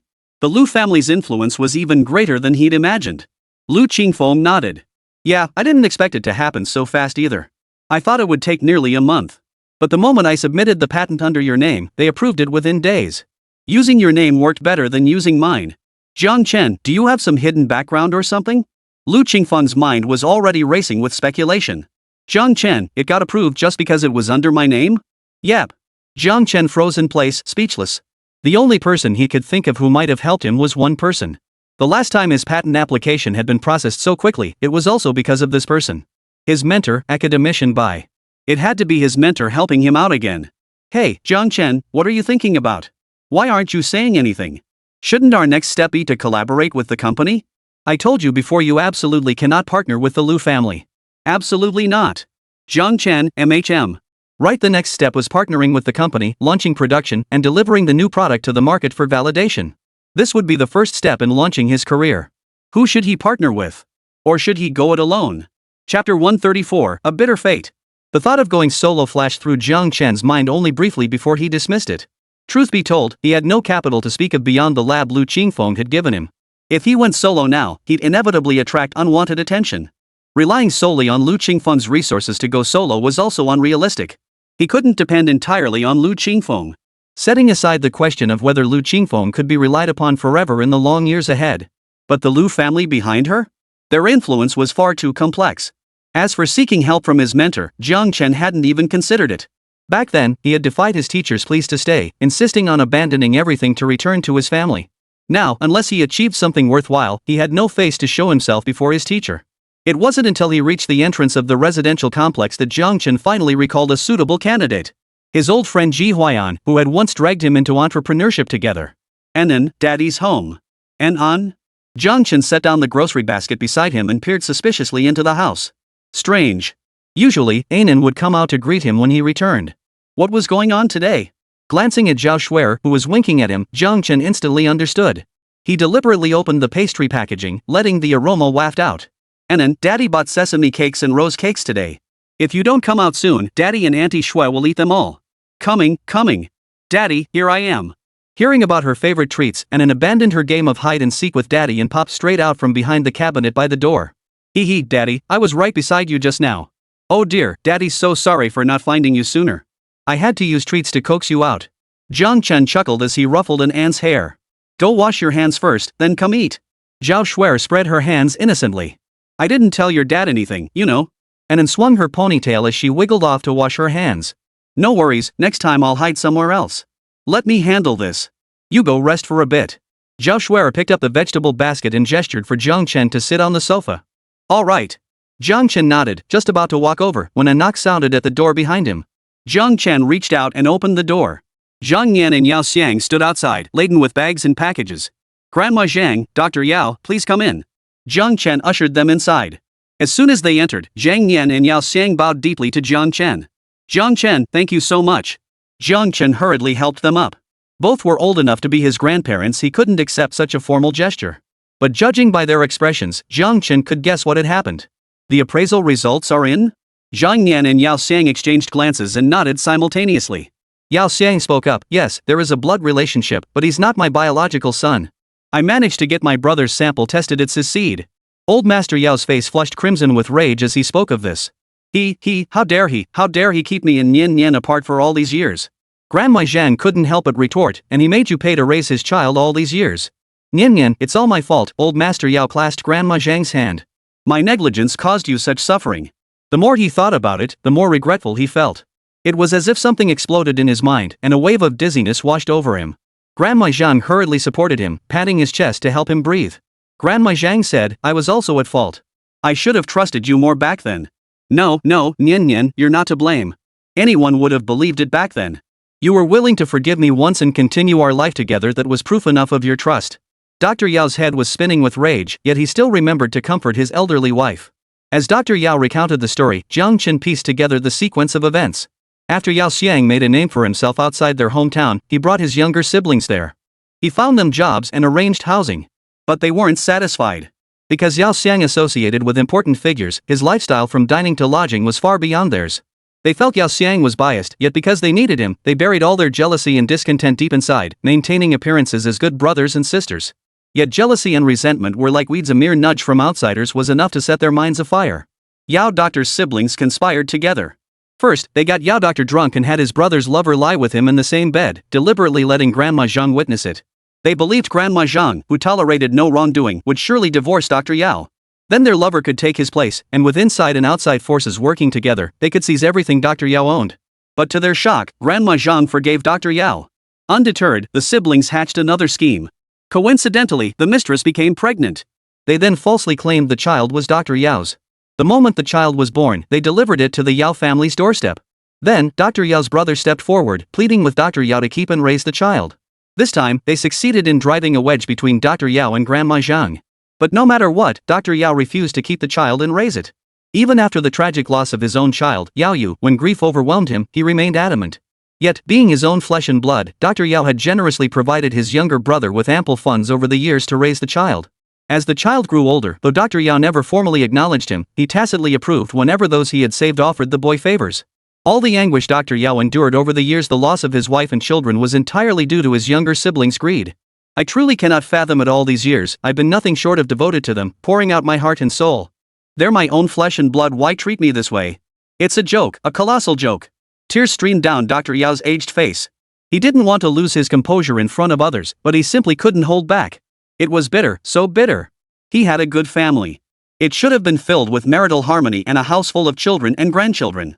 Yet they had to endure so much strife until half their bodies were in the ground before finally resolving the misunderstanding with his old wife. One son dead, the other missing, not even an heir remained. His life was truly bitter. Even my child, my little Yu. Dr. Yao wiped his face, trying to steady himself. That heartless bastard of a brother had him kidnapped. Grandma Zhang wept uncontrollably. Her heart ached for the son she'd lost years ago, yet she couldn't bring herself to blame her beloved husband. Their shared fate felt like bamboo shoots steeped in bitter gall, a pain that cut to the very core. Chapter 135, Accepting the Secret Formula. Jiang Chen's gaze sharpened abruptly. Did he say, where? He only said he ordered someone to sell the child far away. I managed to find out a rough location, but after all these years, even if he had given the exact spot, it would be nearly impossible to find. Dr. Yao's lips tightened, his brow furrowed. Clearly, the mere mention of the lost child caused him immense pain. Seeing the reddened eyes of Dr. Yao and Grandma Zhang Chen said no more. He could only offer comfort, we'll find him. He had intended to suggest that Dr. Yao's brother might not have been entirely truthful and that more forceful methods could be used to uncover the truth. But seeing the state of both Dr. Yao and Grandma Zhang, he knew Dr. Yao must have exhausted every possible means to obtain that answer. So Zhang Chen held his tongue. Dr. Yao held Grandma Zhang's hand tightly, as if trying to make up for all the time they'd missed over the years. Grandma Zhang took 2 wooden boxes, one large, one small, from Dr. Yao's hands and solemnly handed them to Zhang Chen. Xiao Chun, if not for your reminder, we 2 old folks might have gone to our graves without resolving our misunderstanding. We have little else to offer, but please accept these tokens of our gratitude. Zhang Chen hastily refused. How can I possibly accept this? You cared for me when I was little, and now Dr. Yao has helped in and recover. Grandma Zhang pressed down on Zhang Chen's refusing hand. Xiao Chen, take them. They're not valuable, just 2 bracelets and some of old Yao's formulas. Dr. Yao nodded in agreement. Yes, take them. These secret formulas are quite useful. Some relieve palpitations, some beautify and nourish the skin, some even out skin tone, and others clear acne and reduce inflammation. Dr. Yao couldn't quite stop himself from rambling on about the formulas until Grandma Zhang gave him a sharp pat on the arm. Still unable to resist, he added. These are all unique formulas passed down from my master. Even the imperial court's secret recipes back then couldn't compare to these. They work wonders. You can keep them for yourself, sell them, or license them, it's entirely up to you. Zhang Chen opened the small wooden box and his eyes flickered. Lined with velvet, the box held a bracelet that was smooth and lustrous, clearly no ordinary piece. Grandma Zhang, aren't these your dowry bracelets? Zhang Chen remembered these bracelets. He had seen them when he was a child. Grandma Zhang treasured them dearly. They were her mother's dowry, passed down from her grandmother to her mother and then to Grandma Zhang. Grandma Zhang had often mentioned wanting to give one to each of her future daughters-in-law. But after her 2 sons died and went missing, she had put the bracelets away. Grandma, I'll keep the secret recipe, but I truly can't accept these bracelets. Zhang Chen pondered earnestly for a moment before accepting the large wooden box and gently pushing the small one back. He urged, Grandma Zhang, once you find Uncle Yu, give this bracelet to your daughter-in-law, or save it for your granddaughter or granddaughter-in-law. By now, Grandma Zhang's lost youngest son would surely have married and started a family of his own. Zhang Nian had intended to insist Zhang Chen take the bracelets, but hearing this, a thought stirred in her heart. Yes, what if they could find the child? Alright, I'll keep the bracelets then. Grandma Zhang's eyes brimmed with hope as she cradled the small wooden box in her hands. Dr. Yao patted his wife's hand. We will find the child. By the way, where's Anan? We came here not only to thank you but also to have Anan examined in advance. Grandma Zhang scanned the living room but saw no sign of Anan. We're heading to the place Brother Yao mentioned to look for clues. It's better to have a lead than none at all. Maybe these old bones can still find the child. We'll be away for a while and won't be back. Zhang Chen nodded in understanding. Besides, Grandma Zhang and Dr. Yao had made time to examine Anan before heading out to search for their son. That was already more than enough. Just then, a visitor arrived, one who clearly had something important to discuss. Zhao Shuer took Anan inside to play. Now that Dr. Yao was about to examine Anan, Zhang Chen called her out. Zhao Shuer took the opportunity to meet Grandma Zhang and Dr. Yao. She exchanged polite pleasantries with both of them. Zhao Shuer's success in the entertainment industry relied not only on her background but also on her keen insight and communication skills. After just a few words, she had already become familiar with Grandma Zhang. Meanwhile, Dr. Yao examined Anan, wrote out a new prescription, and instructed Zhang Chen on the necessary precautions. As they were leaving, Grandma Zhang pulled Zhang Chen aside by the hand and urged him. Little Chen, that girl of yours seems like a good kid. She's sharp and speaks her mind. Zhang Chen froze. What exactly was Grandma Zhang implying? Little Chen, if you ever find someone suitable and want to remarry, I'll support you. You're still young and deserve a companion. But don't you dare become a stepfather just because you have a stepmother. Anan is a good child, you must treat her well. Zhang Chen was both amused and exasperated. Grandma Zhang, you've got it all wrong. She's Anan's aunt. We're just friends. Grandma Zhang paused, then suddenly understood it was a case of unrequited affection. She shook her head. Young people's affairs I'm too old to understand. Just this, whatever you do, always think of Anan first. Alright, no need to see us off. Old Yao and I are leaving. Dr. Yao, who had been waiting nearby, hesitated before finally pulling out a set of keys and handing them over. This is the key to my little courtyard. I don't have anyone else to entrust it to, so I'll be bold and leave it with you. There are some plants and flowers inside. Just water them every now and then. It was a small matter, and Zhang Chen readily agreed. Watching them depart, Zhang Chen silently wished the elderly couple luck in finding their lost son.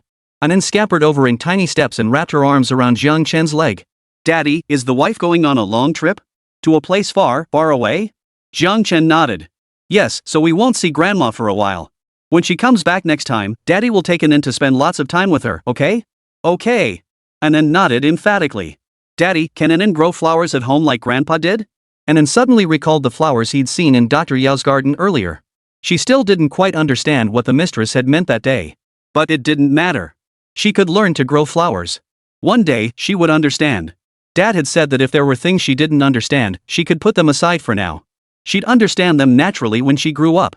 Jiang Chen, sure, what kind of flowers would you like to grow, Anan? Daddy will buy them for you later. Any flowers are fine. Anan held up a sesame cake to feed Jiang Chen. Thank you, Daddy. Daddy, have some sweet cake. Jiang Chen smiled as he accepted it. And then picked up another piece and offered it to Zhao Shuer. Auntie Shui, you eat some too. This one's for Anan. Chapter 136, Seeking Shelter. They ate and chatted. As they chatted, Jiang Chen and Zhao Shuer drifted into reminiscing about their university days. Who says I'm not smart? I've been known as the master of ideas since I was a kid. Zhao Shuer tossed her hair, boasting, last year's hottest entertainment headline was all my doing. And the year before that. Alright, back in college too I gave Wei Wei tons of advice when she was chasing after you. Before Jiang Chen could respond, Zhao Shuer anticipated his objection and cut him off. Hey, just tell me if my advice was any good. Jiang Chen rubbed his temples. Your advice, well, let's just say that time at Ming Lake when you saved the hero that was your plan, right? Exactly, Zhao Shuer puffed out her chest proudly, her ample curve swing and catching Jiang Chen's eye several times. That's when you started accepting breakfast from Wei Wei. After basketball, you stopped refusing the water and tissues she brought you. Oomph, Jiang Chen scoffed coldly. Right. Your plan was to pretend to twist your ankle when you passed by me, fall onto me, then accidentally push me into the lake so Zhuang Weiwei could rescue me from the water? Zhao Shuer gave an embarrassed chuckle. Well, it was a bit unethical, but I never had much morality to begin with. Jiang Chen. When someone is too honest, it leaves you speechless. It's not that you lack morals. It's that you didn't expect me not to fall, and you ended up falling into the lake yourself.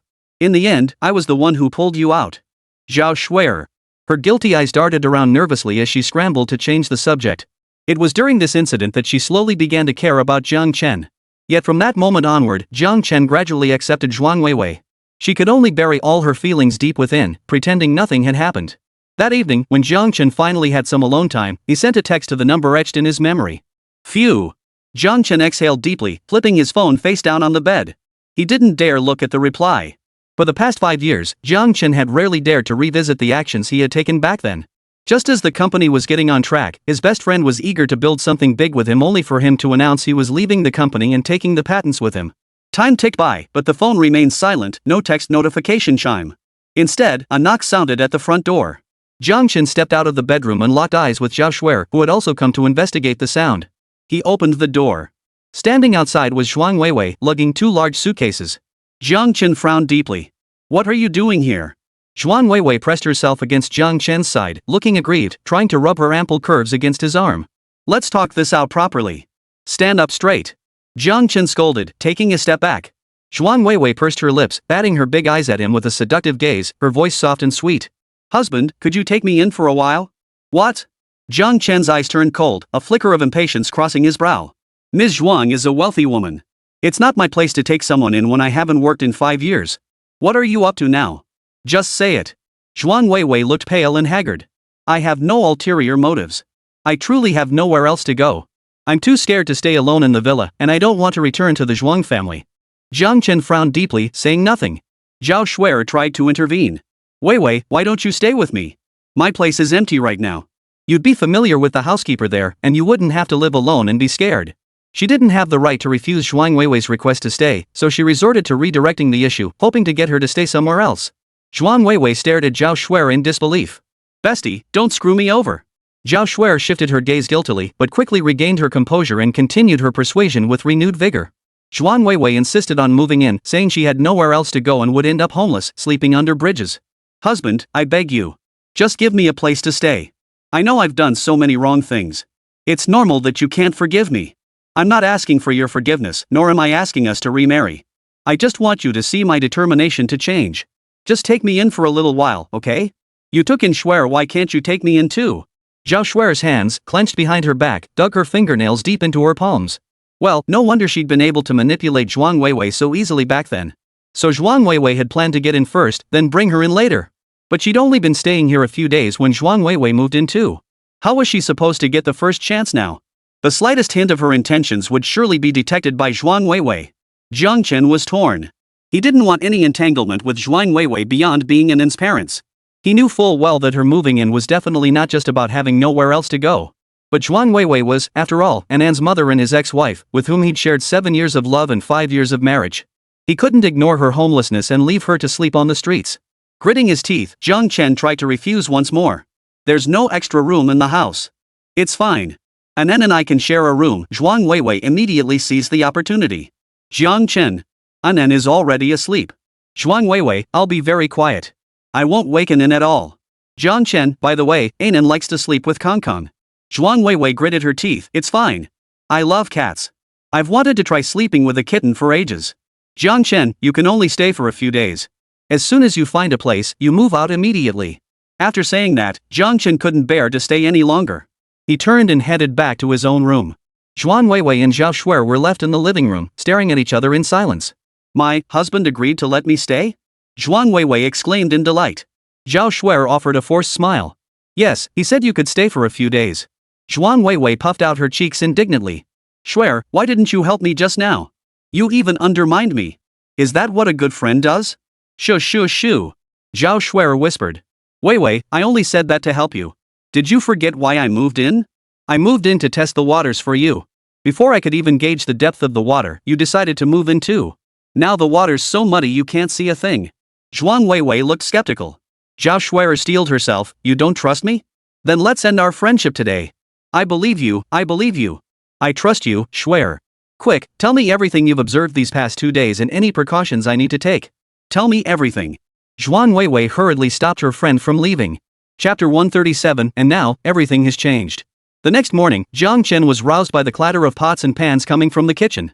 He opened the door to find the kitchen was billowing with thick white smoke, like a scene from ancient beacon fires. Seeing Jiang Chen approach with a stern expression, Zhuang Weiwei gave an awkward smile. Honey. Jiang Chen, did that wake you up? Weiwei, I told you not to make it. I could have had Auntie prepare breakfast and deliver it over. You insisted on making this special breakfast yourself. The moment Zhuang Weiwei uttered the word husband, Zhao Shuer launched into a tirade. She'd tossed and turned all night, and the moment she opened her eyes this morning, she saw Zhuang Weiwei sneaking around in the kitchen trying to make breakfast. Zhao Shuer was furious. She hadn't anticipated this after moving in. This earlier version of Zhuang Weiwei was truly different. She was always one step ahead of her. But now that she'd caught her, she was determined to share in the fun. After 3 seconds of futile attempts to stop her, Zhao Shuer decisively washed her hands and joined Zhuang Weiwei in the kitchen. If Zhuang Weiwei had been alone, she might have managed to cobble together a passable breakfast. But when two people who never lifted a finger in the kitchen got together, it was a miracle they didn't blow the place up. Zhuang Weiwei's eyes widened in surprise. Shuer, you. What's wrong with me? Isn't it enough that I'm dragging my sickly body here to make breakfast with you? Zhao Shuer blinked rapidly. Zhuang Weiwei. Jiang Chen walked into the kitchen, took one look, and switched on the range hood with a look of utter exasperation. The hum of the machine instantly sucked away most of the smoke filling the room. Zhuang Weiwei and Zhao Shuer shared an awkward, embarrassed smile. They'd forgotten to turn on the range hood. Zhuang Weiwei twisted her clothes into a pretzel. No wonder I kept wondering why the room was so smoky. Jiang Chen turned off the gas burner and lifted the pot lid. The rice inside had completely scorched to the bottom. The top layer was sticky and gooey, while the bottom was hard as charcoal. Zhao Shuer had prepared the rice porridge using a 1-to-1 ratio of water to rice, and had cooked it over high heat the entire time. It was a miracle the rice hadn't burned at all. Haha, yeah, you really have to watch the heat when cooking kanji. Zhao Shuer gave a couple awkward chuckles. Jiang Chen. Sighing, Jiang Chen resignedly began cleaning up the mess. Everyone out. I'll handle this. Zhuang Weiwei and Zhao Shuer pushed each other out of the kitchen. I told you to have my aunt make it and bring it over. We could have passed it off as our own cooking. You insisted you'd make it taste different. How exactly was it different? Zhao Shuer fired back first. Zhuang Weiwei shot back. The difference is that without you messing things up, I would have had dinner ready ages ago. You said you'd take care of the porridge, but you nearly burned a hole through the pot. Zhao Shuer argued back, her voice growing louder despite her weak case. How did I mess things up? I was helping you the whole time. Cooking porridge is easy, just dump the water and rice together, right? You're worse than me. Zhuang Weiwei shot her a disapproving look before plopping down on the sofa, her gaze drifting dreamily toward the kitchen. Haven't seen her husband in days and he'd gotten even more handsome. Hearing Zhuang Weiwei's words, Zhao Shuer looked down at herself in disbelief, even lifting her arms to weigh herself. Who said she was worse than Zhuang Weiwei? She was much bigger than Zhuang Weiwei, wasn't she? In the end, Zhao Shuer ordered breakfast dim sum delivery, choosing a set meal for 4 adults and 1 child. Zhuang Weiwei was deeply dissatisfied Zhao Shuer had actually ordered a portion for Deng Rusong too. Deng Rusong also harbored resentment toward Zhuang Weiwei for having the nerve to linger at Jiang Chen's home. But with an unpresent, the two forced smiles and pretended everything was fine. The moment Anan opened her eyes and saw her mom had arrived, she couldn't have been happier. Then she saw that during breakfast, her mom and dad were there, Aunt Shui was there, and Aunt Ruzhuang was there too. All the people Anan loved were gathered together. If only Sister Qingfeng were here too, it would be perfect. Throughout breakfast, Anan was kept busy one moment accepting food from this person, the next giving kisses to that one. After breakfast, Jiang Chen got up to help Deng Ruzhuang clear the dishes. Zhuang Weiwei got up to help too, but her phone suddenly rang. She opened it to find a message from her assistant.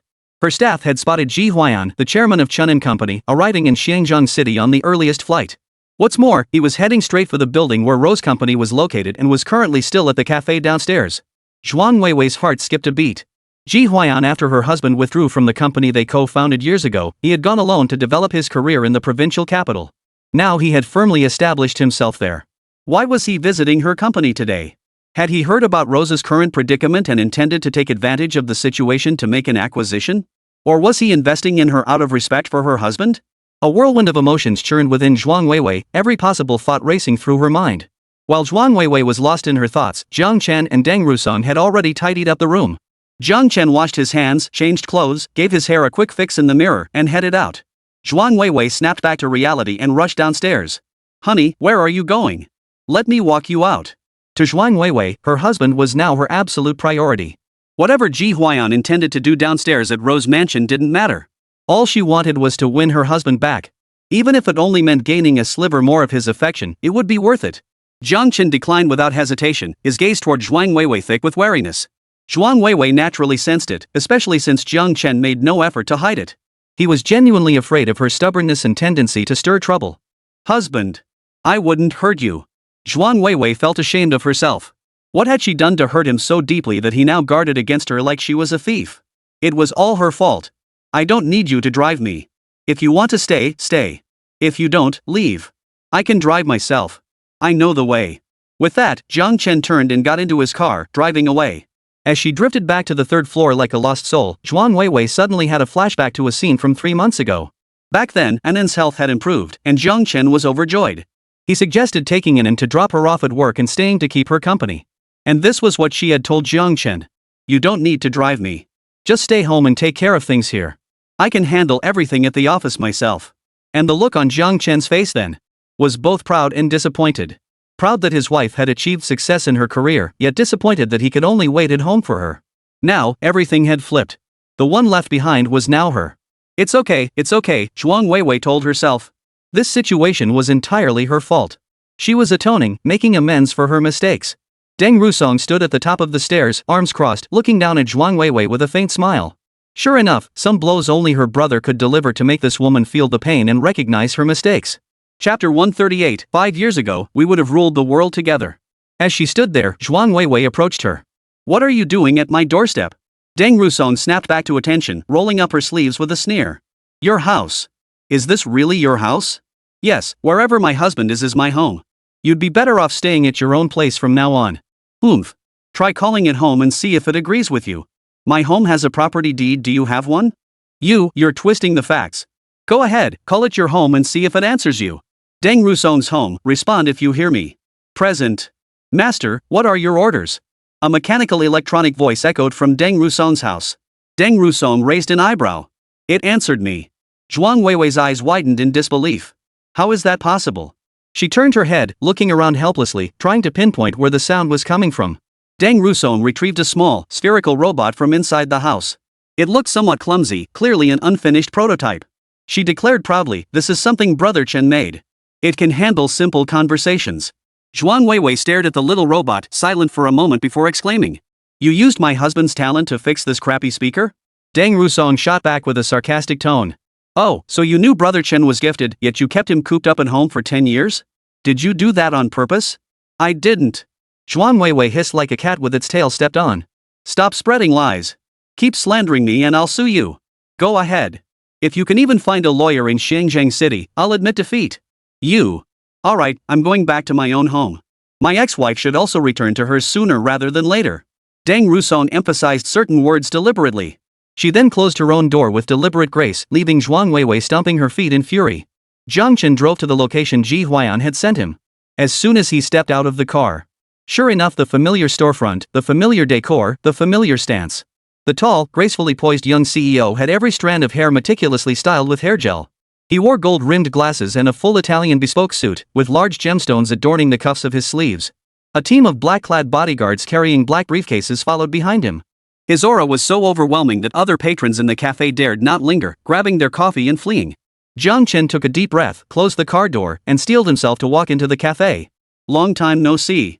Ji Huaiyan nodded with dignified restraint. Sit. As they both sat down, Jiang Chen touched his nose. How long have you been waiting? When it comes to waiting for Mr. Jiang, no amount of time is too long. Ji Huaiyan brushed imaginary dust off his clothes. After all, I waited 5 years just for one message from Mr. Jiang. Having endured that, what else could I not wait for? Jiang Chen, well, I didn't expect you'd choose this place to meet. Ji Huaiyan, indeed. Who would choose the very place where they were heartlessly abandoned as the spot for a reunion? Probably only someone like me, cruelly cast aside by a ruthless person. Jiang Chen, I asked you here to discuss something important. Ji Huaiyan, about how you abandoned me and the child we conceived? Jiang Chen's forehead creased with frustration. He clenched his fists, holding back his anger until he couldn't anymore. Speak properly, you little brat. Ji Huaiyan's pupils dilated in shock. What did you just call me? Jiang Chen. You've always called me good son before. If you don't speak human right now, I'll call you big boy right this instant. Jiang Chen slammed his fist on the table in fury. Ji Huaiyan slammed his hand down too. I caught the earliest flight the moment I got your message. I skipped breakfast and I'm starving right now. Order up. It's on me. Ji Huaiyan rolled his eyes and pushed the menu across the table. Ji Huaiyan didn't hold back, practically ordering everything on the menu. This, and this too. We'll take it all. Can you even finish all that? None of your business. If there's leftovers, I'll share them with them. Ji Huaiyan looked at Jiang Chen, his lips twitching repeatedly before finally curling up at one corner. Aren't you supposed to be home being a house husband now? Does your CEO wife even let you have time to meet up with me? Ji Huaiyan shook his head with a wry smile. Not anymore. I'll have plenty of time later. You got divorced? Did you get divorced? Finally divorced? The heavens heard my prayers, ha ha ha.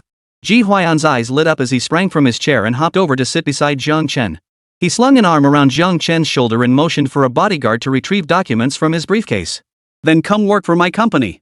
I've kept a position open for you. I'll give you half the shares. If you join today, I'll sign the share transfer agreement immediately. And I'll transfer all the dividends from the past 5 years to you based on your half share. Ji Huaiyan spoke while instructing the bodyguard to fetch a pen and ink pad. He acted as if he feared Jiang Chen might run away at any moment. Jiang Chen rolled his eyes. You sure came prepared. Of course. My dear godfather has turned back from the sea of suffering. I must pull you out quickly before you're cornered and stumble back into the spider's den. That's like Tang Sang's flesh falling into the spider demon's mouth gone forever. Ji Huaiyan shook his head as he spoke, shedding all traces of his earlier aristocratic demeanor. Jiang Chen grabbed a nearby cushion and tossed it at him. Speak properly. Ji Huaiyan caught the pillow and urged, sign it. Sign it. I've been waiting 5 years for you to sign this contract. Ji Huaiyan shook his head, his aristocratic demeanor completely gone. For a moment, Jiang Chen felt a lump in his throat. Ahem, he cleared his throat, forcing a neutral tone. I can't sign this. He pushed the contract back. Ji Huaiyan's smile froze on his face, inch by inch. Why? Not enough? He grabbed the contract and reviewed it again before agreeing readily, then I'll give you another 10%. Jiang Chen still shook his head in refusal. It's not about that. I really can't sign. Ji Huaiyan looked utterly perplexed, ruffling his carefully styled hair. Don't tell me you're planning to remarry that witch? You're just hell-bent on feeding her your flesh to grant her immortality, aren't you? You've wasted 5 years of your life for her. Are you going to squander your talent forever? Spend your entire life stuck at home doing laundry and cooking? Your hands belong operating lab equipment, not pressing washing machine buttons. Ji Huaiyan's expression grew heated as he gestured with his hands. 5 years. Even if you'd split that time in half, you could have shown the scientific community of China just how formidable you are. 5 years. If only you'd chosen me back then instead of her, we'd have dominated the world together by now. Chapter 139, Old Jiang, Brother Jiang, Godfather. It really wasn't. Jiang Chen tried to calm him down. Ji Huayan's expression was agitated, bordering on madness. Old Jiang, then why did you want to see me today? To get my encouragement and blessings for you remarrying that demonic, mad woman? I won't remarry her, Jiang Chen declared firmly. There's a reason I won't sign this contract. Just hear me out first, stop acting like some jealous woman. Old Ji, this is your new company, the one you founded yourself. It's not the one we built together back then. Besides, your company is thriving now. Me suddenly taking such a large stake would disrupt your management and invite negative public scrutiny. Old Ji, I appreciate your kindness, but I truly can't sign this contract. The terms Ji Huayan offered were absurdly generous and lenient. A company worth tens of billions was offering to split half its value with him outright, plus retroactively transfer all dividends from past years. The more benefits Ji Huayan offered, the more uneasy Jiang Chen felt inside, the more he despised himself for walking away back then. As Jiang Chen spoke, Ji Huayan's furrowed brow relaxed, and he let out a long sigh of relief. Oh, so that's why? Old Jiang, when did you become so indecisive? If I say I can give it, then I can give it. Just take it. I'll handle everything else. I'm not the same little Ji anymore. Nowadays, people call me Mr. Ji when I walk out the door. If I can't even handle giving you a few shares, then I've wasted all these years. No matter what Ji Huayan said, Jiang Chen refused to accept the shares for free. But he didn't keep playing coy. Instead, he pulled tools and a small cube now named JCAA0001 from the bag he'd brought. This is my latest invention. The patent's already been filed, JCAA0001. Give me your phone, Jiang Chen held out his hand. Just give me a spare one. Ji Huiyan's eyes lit up at the sight of what Jiang Chen had produced. He promptly pulled out his own phone. Spare phone? As if I wouldn't trust you. Just use my phone. Ji Huayan's gaze remained fixed on Jiang Chen's hands. He watched as Jiang Chen deftly used tools to pry open the phone's back cover and replace the battery. Is this thing a battery? Did you develop it? Does it have some special function? Ji Huayan asked with certainty. Nothing special. It just charges faster, holds more power, and is safer. Most batteries today are around 300, but this one reaches at least 500 whkg, nearly double the capacity of standard batteries on the market. It achieves stable interfaces between the solid-state electrolyte and electrodes, enables ultra-thin fabrication processes, accelerates charging speeds, and reduces heat generation. For the same size, this battery holds more power. Under normal use, it can last 240 to 360 hours on a single charge. Even under extremely power-intensive conditions like running large games or complex apps, it can sustain operation for over 120 hours. In complete standby mode, it's estimated to last over 3 months. Since development was completed less than 3 months ago, this is a conservative estimate, Jiang Chen added. Oh, and this is just the first-generation consumer model I plan to release. Ji Huayan was utterly dumbfounded. What? What is it? Wait, what exactly did Jiang Chen just say he brought out? He blurted out, Old Jiang, Brother Jiang, Godfather. Say it again, what is this thing? What's it even for? Seeing Ji Huiyan's reaction, Jiang Chen immediately understood the man must have prior knowledge of similar products in the industry. He patiently explained it all to Ji Huayan once more. 3 seconds later. Ji Huayan's brain processed the information and his eyes began to sparkle. Brother Jiang, no Godfather. Godfather.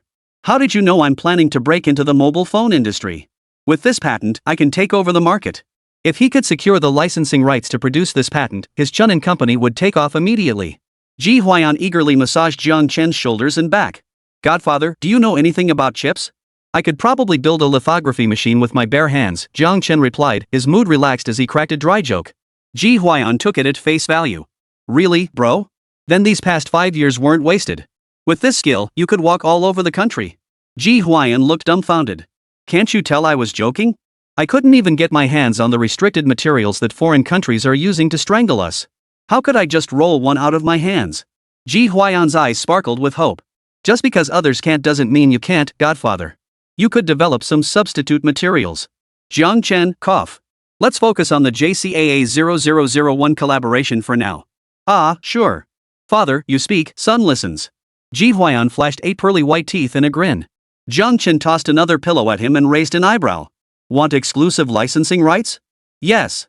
Alright, then let's discuss the profit split. Godfather, just give me whatever you think is fair. Even if you only let me make cost price, I won't lose out. Ji Huiyan's abacus clicked away rapidly. As a savvy individual with industry insight, he could clearly see the immense potential of JCAA0001.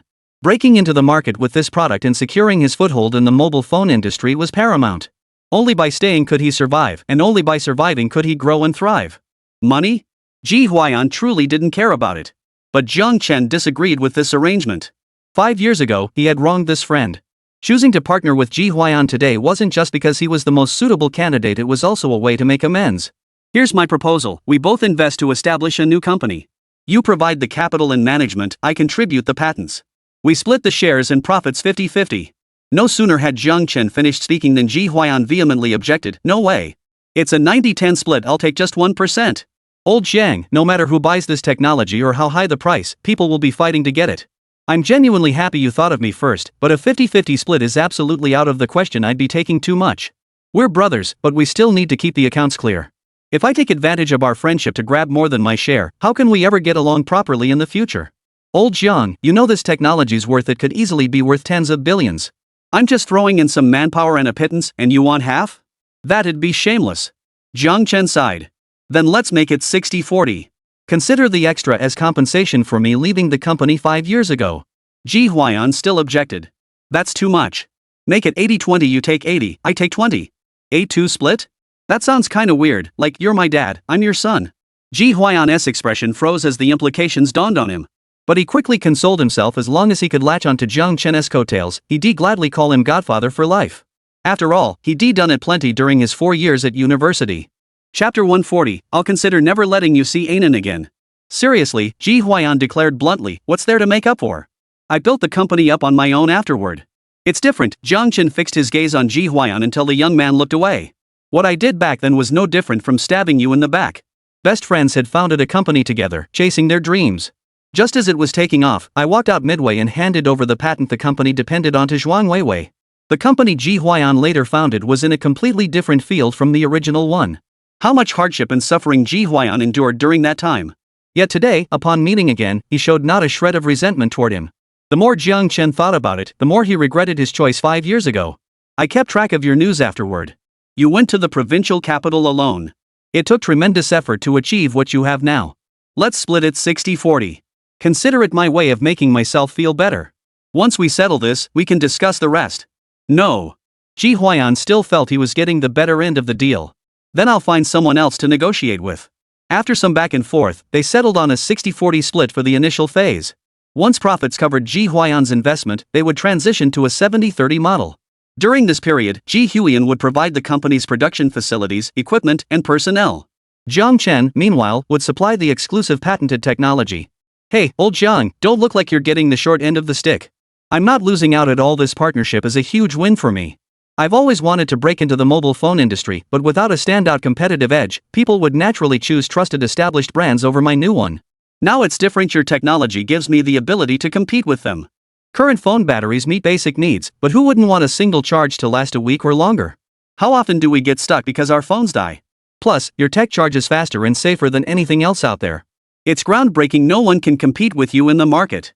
Ji Hwayan shed all traces of his earlier polished demeanor, slapping his thigh excitedly. Once I handle company affairs back home, I'll set up a new firm in Shenzhen City. You'll be chairman, I'll be CEO. We'll be an unbeatable duo.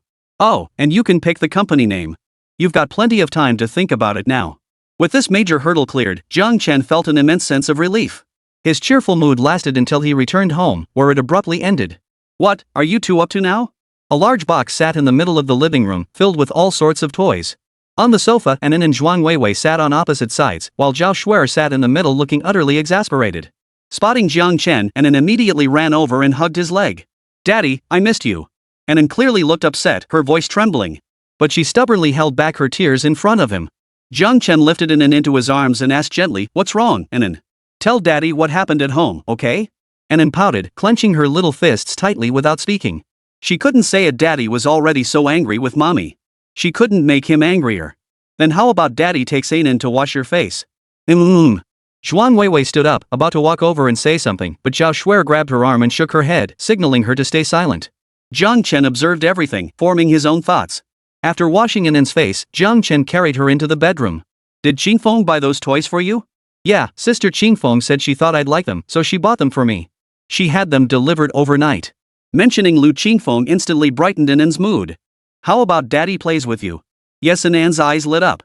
She happily ran to the living room, grabbed the box, and tried to drag it into the bedroom. But she was too small to manage it alone. Jiang Chen helped carry the box into Anan's bedroom. Father and daughter played together the entire afternoon.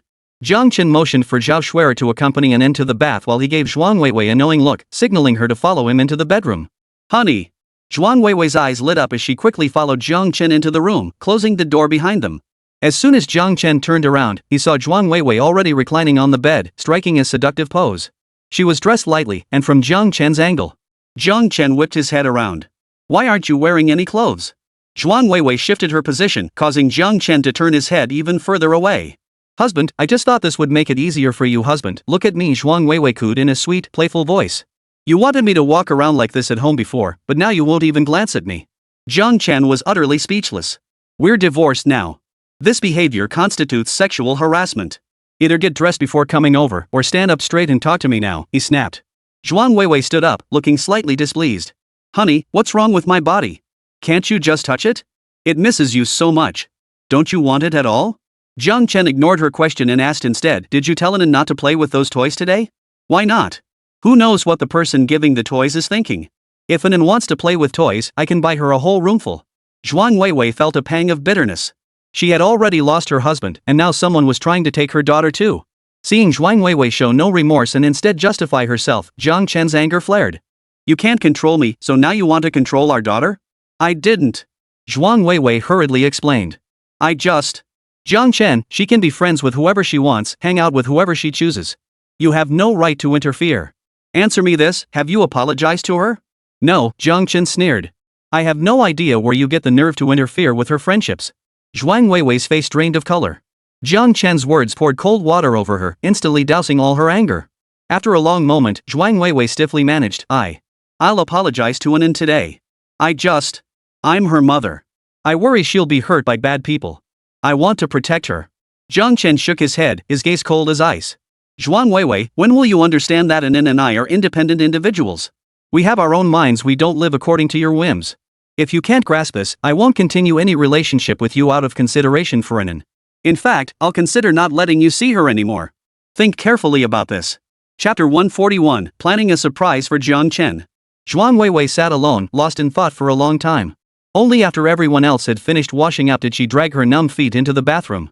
Then, dripping wet, she entered the bedroom. Inside, Anan sat on the bed with a beaming smile. She wore a soft powder blue pajama set, clutching today's new toy in her hands. Anan, Zhuang Weiwei called softly. Anan looked up and, upon seeing Zhuang Weiwei enter, instinctively tried to hide the toy behind her back. After a moment's hesitation, she clutched it tightly in her hand as if nothing had happened. Her movements weren't exactly discreet, her instinctive reaction and the brief pause were clearly visible. Zhuang Weiwei felt a pang of sadness in her heart.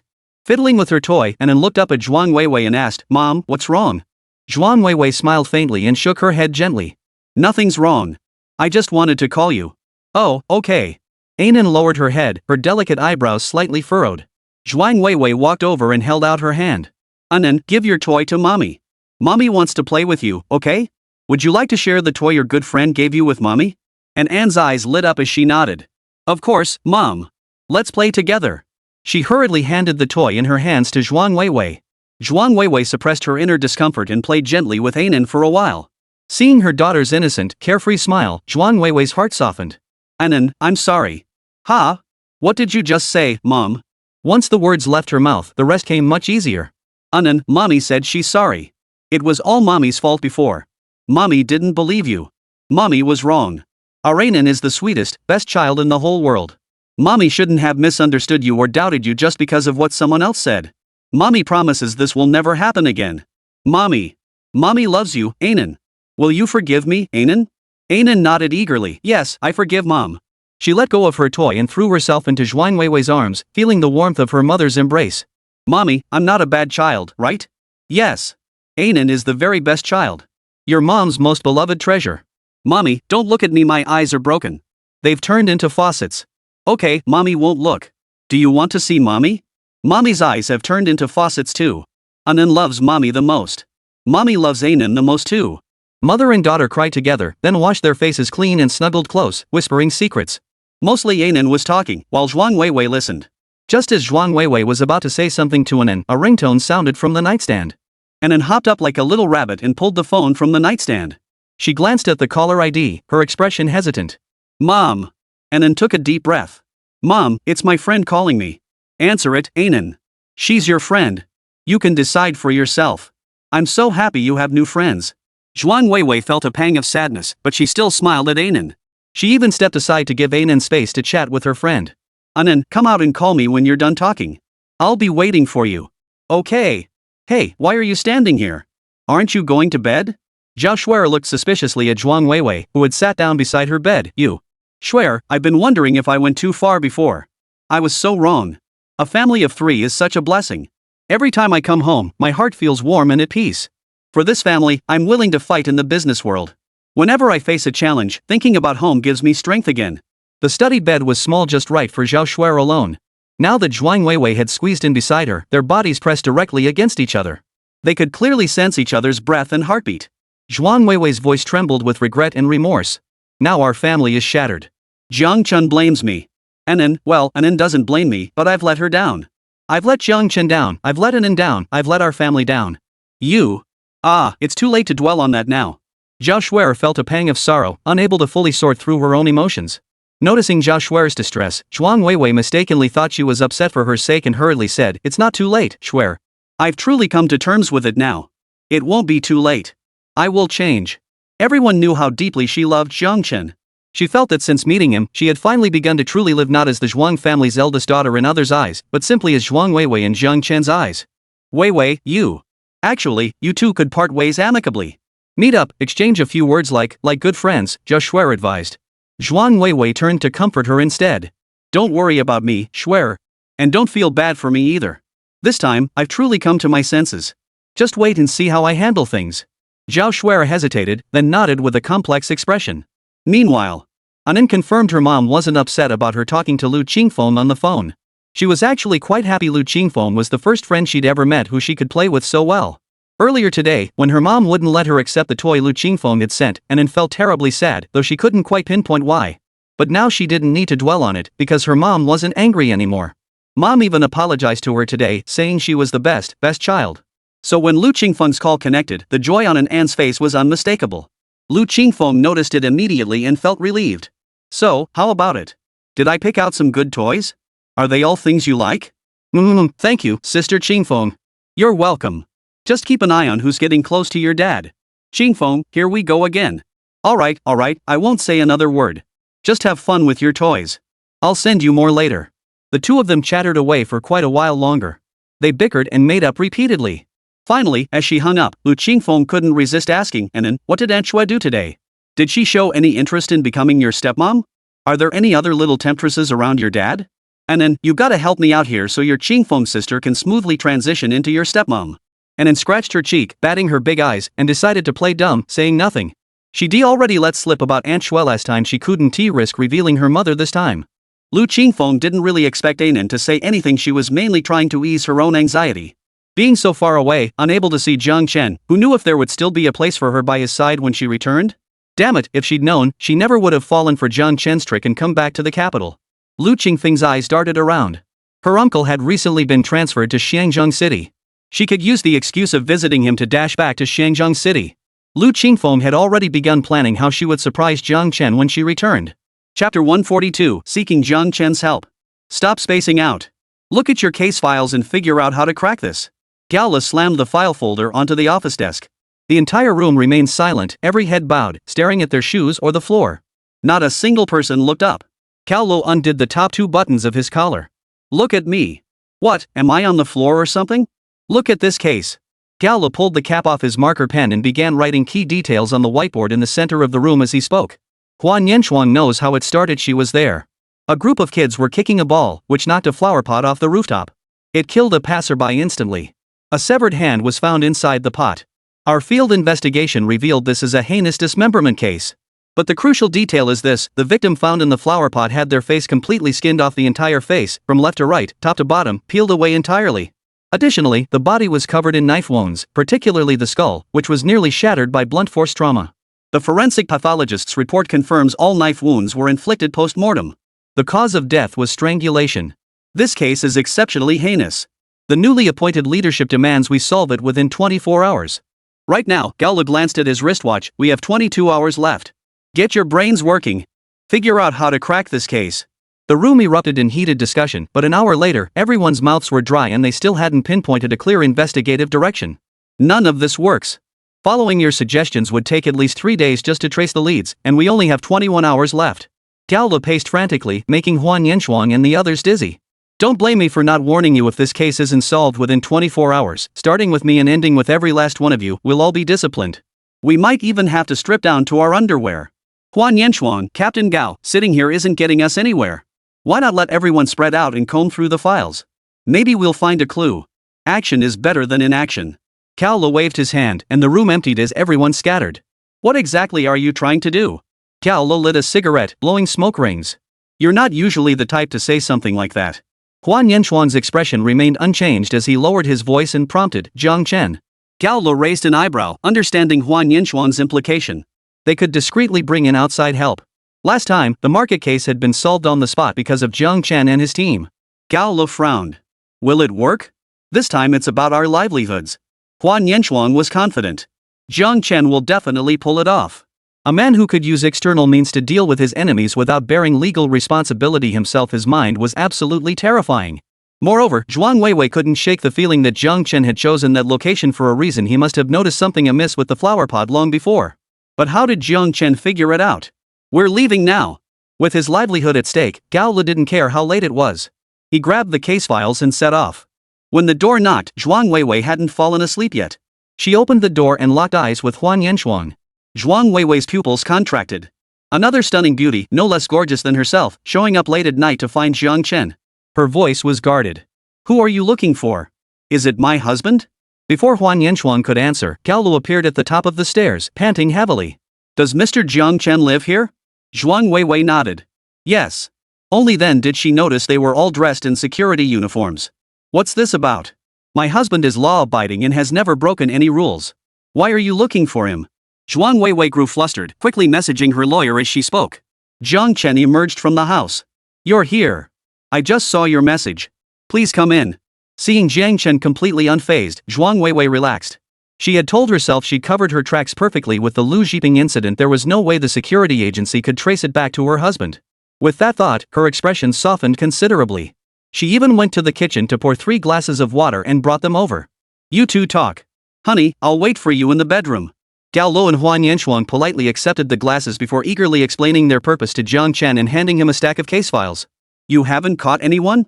Jiang Chen looked astonished. The day before, when he passed by the scout locations, he'd clearly seen signs of habitation and activity there. Gao Lu and Huan Yenshuang shook their heads simultaneously, one on each side. The decor in this place is really nice. I should get something like this for my kid too. Yeah, the location's great too. You can even see our security station from over there. All right. Unexpected things happen, not everything goes according to plan. Jiang Chen flipped through the case file, his expression darkening as he stated his conclusion. He intended to conceal his crimes. The method of hiding the evidence is highly sophisticated. This is definitely not his first offense. Gao Lu and Huan Yenshuang nodded in agreement. This was the conclusion they'd reached after thorough discussion. The killer was undoubtedly a repeat offender. Jiang Chen continued, the act of peeling off the victim's skin reveals a strong desire for control and a twisted, pathological mindset. It's not merely a trophy, it signifies an extension of the killer's own identity. What do you mean? Gao Lu opened his mouth to speak, but Huan Yenshuang beat him to it. Jiang Chen touched his own face thoughtfully. It means the killer values the act of skinning faces. Subconsciously, he harbors the same impulse toward his own face. He narrowed his eyes and delivered his conclusion. The killer must have committed crimes before, using the same method, peeling off the victims' faces. Huan Yenshuang frowned deeply. Our internal system shows no similar cases. Maybe they're hidden in flower pots too, Jiang Chen shrugged. He continued his analysis based on the case file. No signs of forced entry at the scene. The victim had minimal social connections. The killer is likely an acquaintance, someone who appeared harmless and had likely gained the victim's trust. The motive behind the facial skin removal is key. Jiang Chen pressed his palms together, propping his chin as he pondered deeply. Perhaps the killer has facial skin damage, meaning the perpetrator might have a disfigurement which led to this twisted act. No, Jiang Chen dismissed his own conjecture. He needed a friendly face to gain the victim's trust. Gao Lu suddenly exhaled in relief, pulling his collar open a bit further. Everything Jiang Chen had stated so far were conclusions they had confirmed through repeated discussions, and some points they hadn't even discussed yet.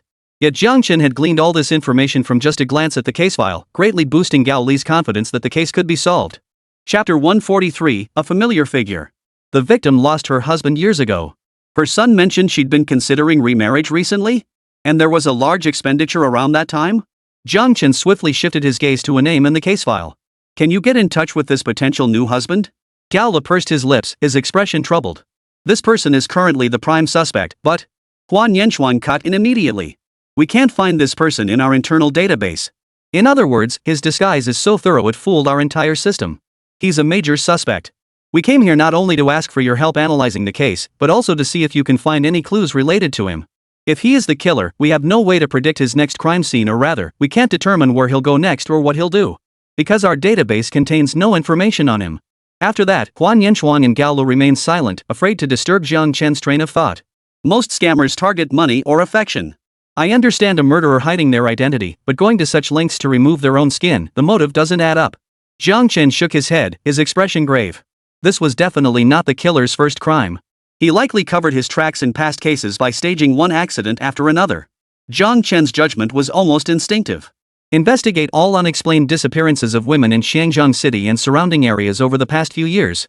Focus on divorced or widowed women aged 40 to 50. Single, emotionally lonely, feeling empty, craving companionship, with no close relatives nearby, and having made large financial expenditures before their unexpected disappearances. Interview their families and identify common threads in their relative statements. Gao Lo and Huan Yanchuan hurriedly jotted down the instructions. Jiang Chen explained to them. Look at the victim's son's statement. This con artist's disguise skills are highly sophisticated. He doesn't just mimic appearances, he also adjusts his accent, walking posture, and other subtle movements to perfection. But he always leaves something behind. That's how the victim's son noticed something was off. Fraudsters share a common trait. Over time, they grow impatient with their own lies. To make their fabrications sound more credible, the perpetrator will inevitably draw from personal experiences, repeatedly piecing together fragments to weave a convincing narrative. By comparing statements from different victims' families, the recurring details become the clues to track down the killer. Finally, Jiang Chen added. The killer harbors an intense aversion to his true self. Deception is merely a superficial mask. His goal isn't financial gain, but to shatter the illusions of these single women when they're immersed in happiness, to strip them of their faces. During your investigation, focus on middle-aged men whose mothers or wives exhibit unusual behavior. After speaking in one breath, Jiang Chen noticed Huan Yanchuan staring at him without blinking. The words on the tip of his tongue froze, and he forgot what he had intended to say next. Gao Lu reacted swiftly, closing his notebook and stepping forward to shake Jiang Chen's hand. Thank you, Mr. Jiang. We truly appreciate your help. Time is tight and our task is urgent, so we'll head back to investigate immediately. We'll inform you as soon as we have any updates. Huan Yanchuan lacked the knack for reading people, but she knew to follow her superior's lead. She mimicked Gao Li's actions, closing her notebook and extending her hand to Jiang Chen. Thank you, Mr. Jiang. We truly appreciate your help. Time is tight and our task is urgent, so we must leave now. We'll come back to see you. Zhuan Weiwei had been listening intently from inside the room. Hearing they were leaving, she opened the door to see them off. Only after they were out of sight did she exhale deeply. Honey, how did you know them? Especially that woman, she was stunningly beautiful, with such a commanding presence. Just a chance encounter. Oh, Zhuang Weiwei hesitated, then couldn't hold back. Honey, you should probably keep your distance from them. I don't mean to control who you associate with. They are security guards after all. What if they notice something off? Honey, I'm just worried about you. Fearful that Jiang Chen might misunderstand, Zhuang Weiwei finished quickly. Jiang Chen reached to close the door. You don't need to worry about it. Honey. Zhuang Weiwei placed her hand on the doorframe. Let me explain. I know we're divorced now. You're free to see anyone you want. I just want you to still look at me, to let me stay by your side. But that woman, she gives me such a dangerous vibe.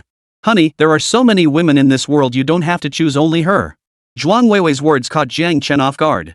He never imagined he'd hear her say something like this in his lifetime. I know. She and I have nothing going on. It's getting late. I'm going to bed. You should get some rest too. Seeing the smile spreading across Zhuang Weiwei's face, Jiang Chen added, I just don't want you to wake up in. Zhuang Weiwei's smile froze. Oh. Ji Huiyan moved with lightning speed. Within days, he sent people to Xiangjiang City to purchase factory space and arrange equipment. Jiang Chen went to the site to oversee the progress. Watching the factory transform from empty space to a bustling hub of machinery, from chaos to orderly efficiency, Jiang Chen felt an immense sense of fulfillment welling up inside him. This was his business. With his own mind and hands, he could provide An with a life no less comfortable than before. He could ensure she had ample medical coverage. He would give himself and his daughter the confidence to live well. In high spirits, Jiang Chen downed several bottles of liquor. Even with his high tolerance, the bottles left him feeling a bit lightheaded. Drink responsibly. Jiang Chen couldn't drive back. He hailed a cab and asked the driver to stop near his neighborhood. Stepping out, he recognized the spot where he had saved Lu Qingfeng. Strange. Why did I ask the driver to stop here? Leaning against a nearby tree, Jiang Chen was filled with confusion. He had no idea why he'd instructed the driver to stop here. He was drunk as a skunk. Wouldn't it have been better to just have the driver drop him off at the community gate? He could have walked a few steps to home, taken a hot shower, and then slept soundly. How nice that would have been. Oh well, he was already out of the car. Might as well walk back. Jiang Chen strolled along the roadside, slowly making his way home. The setting sun sank lower in the west, its purplish-red glow gradually swallowed by the encroaching darkness of night. A lingering warm evening breeze blew past, leaving his body feeling slightly sticky. An extended-length minivan had been following behind Jiang Chen for who knew how long. Then, a familiar figure hopped out of the vehicle. Chapter 144, You Live Here? The furious Lu Qingfeng. Jiang Chen. The familiar voice rang out behind him. Lu Qingfeng? Jiang Chen turned, his gaze unfocused. Whoa, have you been drinking? How much did you have? Lu Qingfeng muttered as he helped Jiang Chen into the car. Jiang Chen shook his head. Where are you taking me? Taking you home, of course.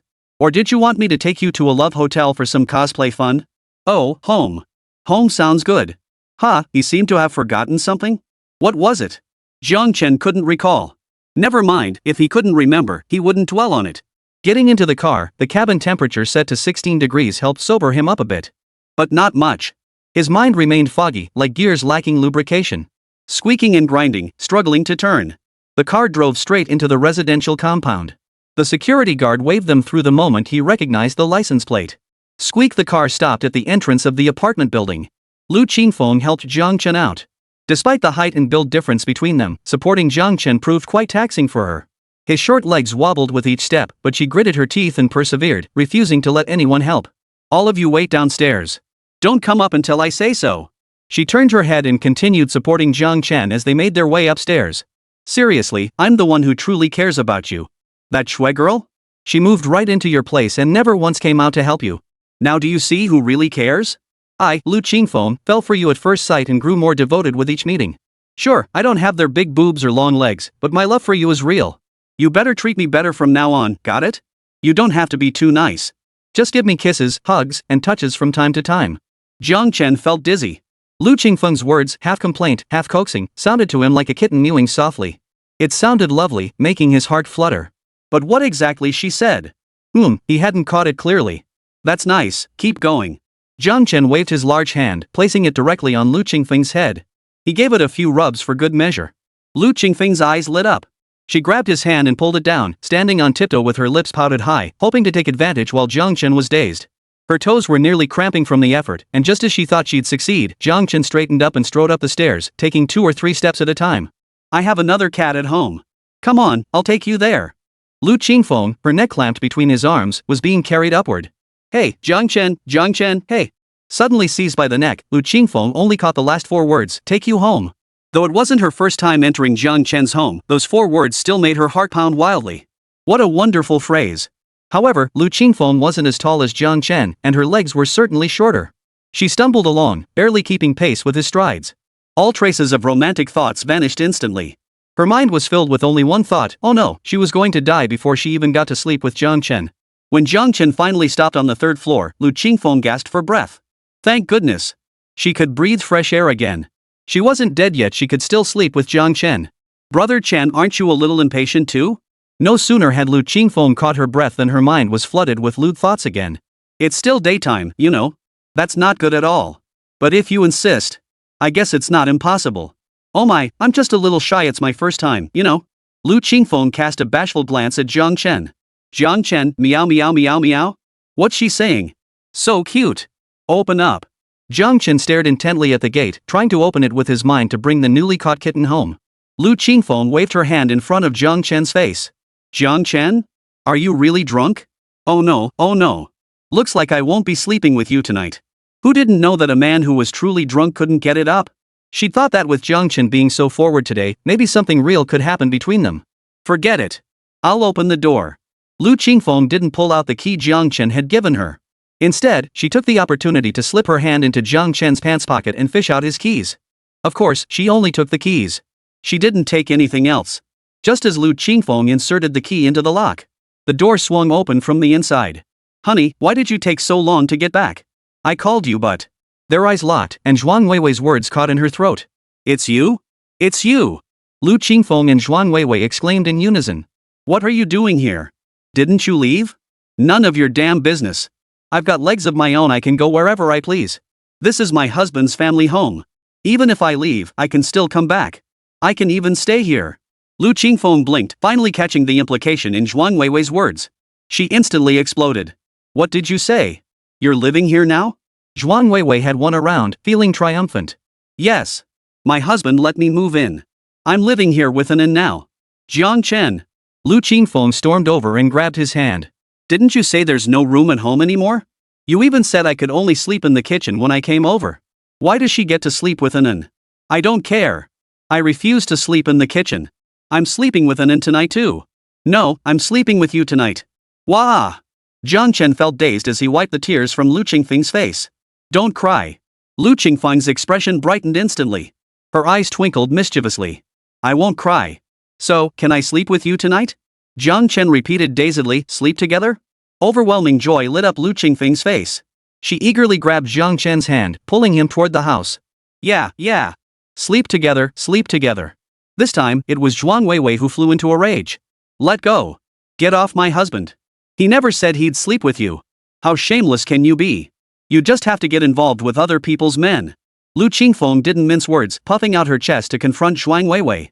Another man? Who's another? You? Go ahead, call in your man and see if he agrees with you. Jiang Chen just said he'd sleep with me. Move out of the way. You. Zhuang Weiwei had been willing to let her husband have his freedom with others, as long as she could stay by his side. But she couldn't stand by and watch him be disgraced by another woman right under her nose. Especially by a woman like Lu Qingfeng, all face and no substance. My husband has needs. I can take care of him. No need for you to meddle. Lu Qingfeng tried to retort. Zhuang Weiwei ended the confrontation with one sentence. Do your elders permit you to have physical involvement with someone like my husband? Chapter 145, Feel me, have I grown a little? Lu Qingfeng's hand trembled slightly as she gripped Jiang Chen's arm. Clearly, the thought had struck her too. But her temper wasn't exactly one for compromise. She could put on a brave face even when wronged. None of your business. Get out of the way. I won't let you. Zhuang Weiwei stepped forward, blocking Lu Qingfeng's path. She turned to Jiang Chen, her eyes narrowing seductively as she swayed with each step. Honey, you're drunk. Let me help you back to your room. I'll take care of you later. To Jiang Chen's ears, it was just gibberish. He couldn't make out a word. He narrowed his eyes and pulled Lu Qingfeng into his arms. Sleep together. Didn't you say we'd sleep together? Ah, right. Lu Qingfeng instantly beamed with delight. Come on, let's go sleep together. Did you hear that, old hag? Move aside. Lu Qingfeng winked and made faces, his expression vividly animated. Zhuang Weiwei stared at Jiang Chen in disbelief. Honey, you're drunk. Do you even know what you're saying? She grabbed Jiang Chen's hand and tried to place it on her ample bosom, hoping to tempt him with this. If you need something, you can come to me. Even if I can't do it, I'll find someone else for you. But you really can't touch her. Jiang Chen followed Zhuang Weiwei's motion, giving her a couple of squeezes before disinterestedly pulling his hand away. So sleepy, just wanted to sleep, wanted to pet the cat. Seeing she couldn't stop Jiang Chen, Zhuang Weiwei turned to Lu Qingfeng. Lu Qingfeng, if you care about my husband, you shouldn't have anything to do with him. Don't you think about the future? Lu Qingfeng froze momentarily at Jiang Chen's earlier gesture, but she quickly shook off Zhuang Weiwei's words. Live for today. Tomorrow's troubles can wait until tomorrow. Besides, you're a Zhuang. Who knows if you'll even have a future? What? You're divorced and still trying to cling to Jiang Chen? He's lost interest in you. Move aside. With that, Lu Qingfeng shoved Zhuang Weiwei aside with force. She staggered toward the bedroom, leaning on Jiang Chen for support. Barely reaching the bedside, she lost her balance, tumbling backward with Jiang Chen onto the plush mattress. Left behind at the doorway, Zhuang Weiwei felt her heart bleed with pain. Watching helplessly as her beloved husband entered the bedroom with another woman before her eyes, declaring they would sleep together. It felt like a knife being twisted in her heart. Wah! Husband! She wanted to cry and scream, to lunge forward and scratch Lu Qingfeng's face, to drive her out and make her stay far away from her husband. But she dared not. She feared the look of disgust Jiang Chen would give her when he sobered up. She feared her husband would never want to see her again. She feared losing any chance of reconciliation with her husband forever. No matter how much she resented it, she had no choice but to grit her teeth and swallow it all. Oh, Weiwei, why are you crying here? Zhao Shuer opened the door carrying an N and immediately saw the scene. Earlier, an N had wanted beef jerky, but there was none at home. Zhao Shuer had taken an N out to buy some and walked around outside with her. Little did she expect to find Zhuang Weiwei crying the moment she walked in. After tucking in and into bed, Zhao Shuer hurried out to comfort Zhuang Weiwei. "Stop crying, okay? Luckily Inan was so tired she fell asleep on my shoulder just now. If she'd seen you like this, it would have upset her again." Zhuang Weiwei kept sniffling with her head down. "Stop crying. At least tell me what's wrong." Zhao Shuer pressed her relentlessly, but Zhuang Weiwei refused to speak. Finally, Zhao Shuer grew impatient. "What's going on?" A thought suddenly flashed through her mind. "Jiang Chen? Is it Jiang Chen? Did something happen to him?" Zhuang Weiwei nodded, then shook her head, her beautiful face streaked with tears like rain on pear blossoms. She pointed toward Jiang Chen's bedroom door, but her voice broke into a sob before she could speak. Zhao Shuer rushed to dash toward Jiang Chen's bedroom, but resistance from behind halted her steps. Turning around, she saw Zhuang Weiwei too distraught to speak, shaking her head repeatedly. "Is Jiang Chen okay now?" Zhao Shuer pressed. Zhuang Weiwei shook her head. Zhao Shuer's expression relaxed slightly. She led Zhuang Weiwei to the study, twisted a hot towel to wipe her face, and waited for her to calm down before asking for an explanation. "Eve ho, Eve ho." Lu Qingfeng chanted the slogan as he struggled to flip Jiang Chen over on the bed. "How can you be so heavy?" Lu Qingfeng muttered a complaint before starting to explore her body with his hands. "So it's all muscle after all. Feels amazing, hee hee." Looking down at Jiang Chen beneath him, eyes hazy, cheeks flushed from neck to face, Lu Qingfeng felt as if a kitten had taken up residence in his chest. It darted back and forth across her heart, nearly leaping right out. She stared and stared, resisted and resisted, but finally couldn't hold back any longer. She reached up and grabbed. Wow! So this is what pectoral muscles feel like. So soft and springy. Jiang Chen, Chen Gu. She flipped up Jiang Chen's shirt and pounced, taking a big bite. This is the feel and taste of pectoral muscles. So blissful, so blissful. Just as Lu Qingfeng was lost in bliss, Jiang Chen grabbed her by the back of her collar and yanked her up. Jiang Chen mumbled dazedly, "You're taking advantage of me." Lu Qingfeng struggled to lunge forward again, but she couldn't possibly match Jiang Chen's strength. "Jiang Chen, Chen Gu, you're taking advantage of me too, so you're not at a disadvantage." She grabbed Jiang Chen's hand and placed it on her chest. She squeezed Jiang Chen's hand twice, hinting that he could feel it. Earlier, when she saw Zhuang Weiwei doing this, she'd felt quite displeased. Why should Jiang Chen get to squeeze hers and not hers? Now she had her way. Not only could she get him to touch her, but she could also use this as leverage to touch him back. Hee hee. Lu Qingfeng chuckled softly. The smile lingered until Jiang Chen spoke. Jiang Chen propped himself up with one hand on the bed, sitting upright, while his other hand followed Lu Qingfeng's suggestion. Did you pat it?" Jiang Chen's mind was completely numbed by alcohol, his words flowing without a second thought. He said whatever came to mind. "What are you talking about?" The smile vanished from Lu Qingfeng's face. "Feel it again. Feel it carefully. Have I grown a little bigger?" "I touched it. It's padded." Jiang Chen stubbornly refused to touch again, insisting Lu Qingfeng had padding. "Bull. I ate tons of papaya, drank loads of soy milk, and did breast-enhancing exercises every single day. This is real growth, not padding." "Jiang Chen, repeat what you said, you hear me?" "Wah! This is infuriating." Fuming with rage, Lu Qingfeng found unexpected strength. She suddenly tackled Jiang Chen onto the bed. She clung to him tightly, kissing and nibbling at his handsome face. Chapter 146, Accidental Spark. "You smell a bit stinky after drinking, so let me freshen up your mouth with my scent, ha ha ha." As Lu Qingfeng moved, Jiang Chen's steady breathing grew rapid and heavy. His reaction was undoubtedly the best encouragement for Lu Qingfeng. She paused, gazing at his face with a look of intense infatuation in her eyes. Jiang Chen looked up at her dazedly. A buzzing sensation filled Lu Qingfeng's head, and what little rationality she had left vanished completely in that moment. She pressed her lips firmly against his, kissing him with fierce intensity. Squish. Smack. As she kissed him, Lu Qingfeng's hands roamed freely over his body.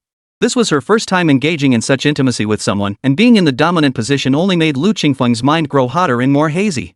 But even though Jiang Chen was drunk, his brain had shut down, he still had instinctive movements. By the time Lu Qingfeng struggled to remove Jiang Chen's shirt, he was already overcome with desire. Shame, surprise, anticipation, a whirlwind of emotions overwhelmed Lu Qingfeng's ability to think clearly. She moved hazily in response to Jiang Chen's actions. The room fell silent, broken only by heavy breathing and the occasional other sound. As their bodies moved in sync, Lu Qingfeng's heart lurched. Her beautiful eyes widened in shock. Oh no, was she going to die in bed today? Any lingering thoughts of retreat vanished completely as she listened to Jiang Chen's intermittent gasps. To die beneath the peony blossoms is to become a ghost of romance. Brother Chen, if I can have you today, I'd gladly die in bed. Don't spare me, devour me completely. Come on. As they were about to. At the most crucial moment, Jiang Chen suddenly froze. Lu Qingfeng struggled to break free from the vortex of desire, opening her eyes to look at Jiang Chen. Jiang Chen? Brother Chen? Damn it, why did you close your eyes? You fell asleep. Hey, did you really fall asleep? You. She stared at him, feeling like crying but having no tears. Jiang Chen, can you pull yourself together? She was suspended in mid-air, feeling utterly miserable. But all her frustration melted into tenderness at the sight of Jiang Chen's peaceful sleeping face. She lay on top of him, counting each of his eyelashes one by one. 1, 2, 3. Why are your eyelashes so long? Long, thick, and curled. Your butt is curled too. Lu Qingfeng couldn't go 3 sentences without a dirty remark. Unfortunately, Jiang Chen was asleep and didn't hear a word. You're so handsome, no wonder I fell for you at first sight, Lu Qingfeng murmured softly into Jiang Chen's ear. Especially when you saved me that time, you were absolutely stunning. You're the great hero who came riding in on a rainbow cloud to save me. Ever since I can remember, I've never had a good life. As a child, I was surrounded by scolding and curses. After being taken back by the Lu family, my surroundings turned into flattery and sycophancy. But their eyes were filled with nothing but calculations of my exploitable value. The scolding and cursing came because I was a bought tool for profit. The flattery and fawning came because of my status as the Lu family's legitimate daughter. Except for you, no one has ever been kind to me simply because of who I am. Even my grandparents and great-grandparents, who were so good to me, only did so because I shared their blood. Jiang Chen, the feeling you give me is truly special. When we first met, your eyes held no disgust or exploitation, no fear or shrinking, and no flattery or calculation. Right then, I vowed I would make you see me. After meeting Jiang Chen, Lu Qingfeng experienced something for the first time in her 18 years, what equality felt like, what it meant to feel a stir in her heart. When the blade pierced her body that day, her first reaction wasn't pain. Instead, she wondered, oh, am I going to die? Would anyone care whether I lived or died? Jiang Chen told her he did. He saved her. She gently pressed her head against the spot where Jiang Chen's chest was. Listening to the reassuring rhythm of his heartbeat, Lu Qingfeng slowly closed her eyes. Meanwhile, in the study, Zhuang Weiwei had calmed down and informed Zhao Shuer of the situation. But as time ticked by, her emotions began to churn once more. Resentment and fear tore at her heart. Her face had grown deathly pale, and she could barely sit still. Had Zhao Shuer not acted swiftly to steady her, Zhuang Weiwei would likely have slid from her chair to the floor. Clutching Zhao Shuer's waist, Zhuang Weiwei buried her face in her embrace, her voice trembling with sobs. Shuer, what do you think they're doing right now? Have they started? Zhuang Weiwei turned her head, her gaze stubbornly fixed on the direction of Jiang Chen's bedroom. As if she could see through the wall into his room. Hearing this, Zhao Shuer felt a pang of discomfort. She raised her hand to pat Zhuang Weiwei's back, trying to comfort her. Jiang Chen was single now. If he truly wanted to be with someone else, no one had the right to judge him. Tears streamed relentlessly from Zhuang Weiwei's eyes, quickly soaking another patch of her clothes. Shuer, I feel so miserable. If I hadn't done anything wrong, I could rightfully chase away those temptresses surrounding my husband. No, if I hadn't done anything wrong, my husband would have chased those temptresses away himself and kept them from getting close. Shuer, do you know what I've missed? I feel so miserable. I'm truly suffering. I want to tear them apart, but I can't. My husband would be angry. Why? Why? Now I don't even have the right to feel jealous anymore. Wah! The light slowly faded from Zhuang Weiwei's eyes, leaving her body as lifeless as an empty shell. Zhao Shuer inwardly gasped in alarm. Weiwei had suffered too much today. She was on the verge of breaking down. She quickly racked her brain for words to comfort her. Weiwei, didn't you say Jiang Chen was drunk earlier? When men are drunk, they can't even get it up. There's no way he could have done anything with that little girl. Zhuang Weiwei's gaze drifted unfocused. Really? Zhao Shuer steeled herself and nodded. It's true. Just as she was about to stumble, the sound of a car passing outside the window gave her a lifeline. Listen for yourself. Is there any noise coming from Jiang Chen's room? If they really did, would there be no sound at all? He probably fell asleep ages ago. Zhao Shuer's words instantly convinced Zhuang Weiwei. Jiang Chen was too much to handle. Every time she and her husband were intimate, no matter how restrained she tried to be, she couldn't help but make some noise. Now, Zhuang Weiwei's mood instantly lifted. Right, you're right. My husband and her, nothing. I'm going to make some hangover soup for my husband. He'll need it when he wakes up, or he'll be miserable with a headache. Chapter 147, Drunk and Out of Line. The next day. Sunlight streamed through the curtains, bathing Jiang Chen's face. He opened his eyes with a frown. The very second he did, Jiang Chen knew something was wrong. Someone was beside him, a woman, and a completely naked one at that. Jiang Chen snapped awake instantly, blurting out, "What are you doing here?" Lu Qingfeng rubbed her eyes, still half asleep. Honey, stop messing around. She closed her eyes, then clung to him like an octopus and drifted back to sleep. What did she just call me? Jiang Chen froze, clutching the blanket for a long moment before snapping to attention. He needed to check. Pulling back the covers, he let out a huge sigh of relief at the sight beneath. Thank goodness, thank goodness. He was still clean. No strange fluids or marks. Lu Qingfeng showed no such marks either. It seemed they hadn't crossed the line last night into something irreversible. After calming his wildly pounding heart, Jiang Chen finally had the leisure to observe the rest. His gaze swept over the fair, petite figure beside him. His face flushed, and he hastily pulled the covers back over them. Don't look where you shouldn't look. After silently repeating this twice, Jiang Chen lifted his gaze to Lu Qingfeng's sleeping face. All the stubbornness and wildness in her eyes vanished when she slept. Her features now radiated only sweet innocence, evoking a deep sense of tenderness. Gazing at Lu Qingfeng's peaceful, sweet sleeping face, Jiang Chen couldn't help but rub his forehead. He couldn't recall what had happened yesterday, but it must have been his drunkenness that led to this situation. The saying alcohol ruins people was absolutely true. Ah! What a mess! To be honest, he had developed a soft spot for Lu Qingfeng. Sweet and adorable looks, a fiery personality brimming with vitality, pouring so much into you, her eyes filled only with your image. Her only flaw was perhaps being a bit too, well, let's not go there. When a girl like that pursued him so passionately, even the coldest, most heartless person would be moved for a moment. Especially since Jiang Chen was a man prone to softening his heart. But he and Lu Qingfeng, they really weren't suited for each other. Jiang Chen shook his head, dismissing that fleeting, unrealistic thought from his mind. He gently pushed Lu Qingfeng's arms and legs away from his body. He tiptoed off the bed, dressed like a thief, unlocked the door, and slipped out of the room. The moment Jiang Chen emerged, Zhuang Weiwei wrung out the warm towel she'd prepared and approached him. Honey, does your head still hurt? Let me wipe your face. It'll feel better. Having prepared for so long, the water had grown cold, so she'd repeatedly soaked the towel in fresh hot water, leaving her hands now peeling and numb from the prolonged immersion.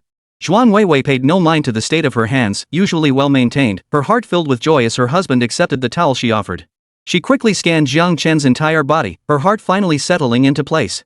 Thankfully, her husband clearly hadn't done anything physical with that little girl. At worst, that little brat had gotten away with some verbal and physical advances. Her husband was still hers. Jiang Chen wiped his face, feeling his head clear considerably. He handed the towel back and asked, "Where's Anan?" She went with Schwer to see the big yellow dog in the neighborhood. They should be back soon. Zhuang Weiwei turned back to the kitchen, ladled out a bowl of hangover soup and brought it out. Honey, I made this hangover soup. Have a bowl. She said gently and with concern. Honey, is your stomach bothering you now? I meant to bring it to you last night, but your bedroom door was locked from the inside, and I couldn't get in. Honey, why don't you give me a spare key to your bedroom? That way, if you ever drink too much again, I can take care of you. I promise I won't go in without permission. Jiang Chen refused without hesitation. No way. Handing the key over to Zhuang Weiwei would be like walking into a trap. Besides, getting drunk? He'd never let that happen again in his life. The first time he got drunk, it led to the Lu Qingfeng incident. The second time. Wait. A bolt of lightning struck Jiang Chen's mind, freezing his hand mid-air as he reached for the sobering soup. Lu Qingfeng was still lying in his bedroom bed. Did Zhuang Weiwei know? If she did, she couldn't possibly be this calm. Which meant she didn't know. Jiang Chen's heart sank, then leapt back up again. If Zhuang Weiwei found out, he dared not imagine the thunderclap and fiery storm that would erupt. It wasn't fear or guilt driving him. He was divorced, he could sleep with anyone he wanted, even 8 women in a single day. His worry stemmed from one thing: what if Zhuang Weiwei lost all restraint and went berserk? Lu Qingfeng was family to the Lius, he couldn't handle the fallout. But he couldn't ignore it either, after all, she was Anin's biological mother. No matter how he handled it, it wouldn't be right. Honey, why aren't you drinking? Is the temperature wrong? Zhuang Weiwei reached out to test it, puzzled. It can't be. I've been watching it the whole time. It's not hot at all. Jiang Chen snapped back to reality. It's fine. He quickly downed the entire bowl in one gulp. His frozen brain began to stir, but the hangover made his head feel like it was splitting open. Ugh. Jiang Chen clutched his forehead, massaging his temples in an attempt to ease the pain. Honey, what's wrong? Zhuang Weiwei stared at Jiang Chen. Nothing, nothing. Cough cough, Jiang Chen casually handed her the bowl. Why isn't Anin back yet? Why don't you go downstairs and check? Jiang Chen wanted to send Zhuang Weiwei out first so he could go into the room, wake Lu Qingfeng, and carry him upstairs. These two could meet. But under no circumstances should either one come down from his room, from his bed. Ha? Okay, I'll go check right now. Zhuang Weiwei nodded, still confused, and prepared to leave. Just as her hand touched the doorknob, knocking sounded from outside, followed by an Anne's voice calling. Mommy, open the door. Little White Rabbit is back. Mommy, hurry up and open the door. I want to come in. Zhuang Weiwei opened the door. Is it Mom's Little White Rabbit coming back? Or is it the big bad wolf trying to trick Mom into opening the door? Anne gestured with both hands near his mouth. It's the little gray wolf who eats cupcakes, woof. Zhao Shuer followed behind, laughing so hard she was doubled over. She waved the little cake in her hand. Oh dear, I think I bought a grass cake. Can the little gray wolf eat vegetables? Of course it can. And then nodded vigorously. Zhao Shuer teased her playfully, but wolves eat meat, you know. Anan blinked her eyes. Then I'm a little white rabbit in wolf's clothing. This time, all three adults in the room burst into laughter. Anan spotted Jiang Chen, her eyes lighting up. She abandoned the cake. She rushed over and hugged Jiang Chen's legs, her eyes sparkling. Daddy, Daddy. Anan missed you. You didn't tell Anan a story yesterday, and Anan couldn't blink for a really, really long time. Jiang Chen felt a pang of regret. Drinking too much really messed things up. Daddy was wrong. Daddy apologizes to Anan. How about Daddy tells Anan a bedtime story tonight? Okay. Anan nodded. Zhao Shuer undermined her from behind. The little one was so tired after playing outside last night that she fell asleep right away. It wasn't like she couldn't blink for ages. Oh, Auntie Shuer. Her first lie to Daddy had been exposed, and Anan's face flushed bright red with embarrassment. She buried her head in Jiang Chen's chest and refused to lift it. Chapter 148, Why did you come out of Daddy's room? Jiang Chen burst into laughter at Anan's antics. He planted several kisses on her cheek. It's because Anan missed Daddy, right? Anan didn't mean to lie, I just missed Daddy. Anan leaned in to kiss Jiang Chen too. But the moment she kissed him, she was pricked by the stubble on his chin. Ouch, Daddy's face bit me again. Daddy smells stinky too. Anan pinched her little nose and tugged Jiang Chen toward the bathroom. Daddy, hurry up and take a shower. Anan will get Daddy's clothes. After the shower, Daddy will smell nice. Jiang Chen felt touched by his daughter's thoughtfulness but stopped her with a worried look. Daddy can get his own clothes. Anan shook her head. Anan will get them. Anan will help Daddy. With that, she swung her little legs and started dashing toward the room. Jiang Chen nearly choked on his own words, grabbing Anan by the arm. What did you see outside with Big Yellow just now? Are you tired? He couldn't let Anan see anything inside. When he'd come out, Lu Qingfeng hadn't woken up yet. If Anan saw Lu Qingfeng, she'd immediately pounce on her demanding to play together. And Lu Qingfeng was currently. Jiang Chen felt his scalp tingle. He swore he'd never get drunk again in his life. Anan's attention was diverted as she counted on her fingers the scenes she'd witnessed, Big Yellow and Big Black fighting, Big Yellow and Little Flower biting each other's mouths, Big Black trying to sniff Little Flower only to get kicked by her as she jumped up, then being chased and bitten by Big Yellow. Jiang Chen's heart settled once more. Kids really were easy to fool. The next second. The bedroom door swung open. Lu Qingfeng stood in the doorway, stretching lazily and revealing her slender waist. Honey, why didn't you wake me up when you got up? Lu Qingfeng blinked her innocent, puppy dog eyes at Jiang Chen. Before Jiang Chen could react, Anan launched herself at him like a little cannonball. Sis Qingfeng, when did you get here? Why didn't you wake me up? Hey, why did you come out of Dad's room? Did you just wake up? Lu Qingfeng proudly puffed out her little chest. Well, obviously because yesterday Jiang Chen immediately covered Lu Qingfeng's mouth to stop her from finishing. He desperately signaled with his eyes that she mustn't say things unsuitable for children to hear. Only after receiving Qingfeng's understanding nod did Jiang Chen release her. The next second, Anan, starting today, I've leveled up. You can call me your new mom or Qingfeng's mom. Jiang Chen coughed until it felt like his lungs were tearing apart. Good heavens, he'd been planning to be more tactful with his words. Ha? Anan looked utterly confused. That wasn't the answer she was looking for at all. Jiang Chen awkwardly dug his toes into the ground. Zhuan Weiwei stepped forward, gently patting Anan's little head as she smiled and said, Anan, your good friend is just teasing you. Is she really joking?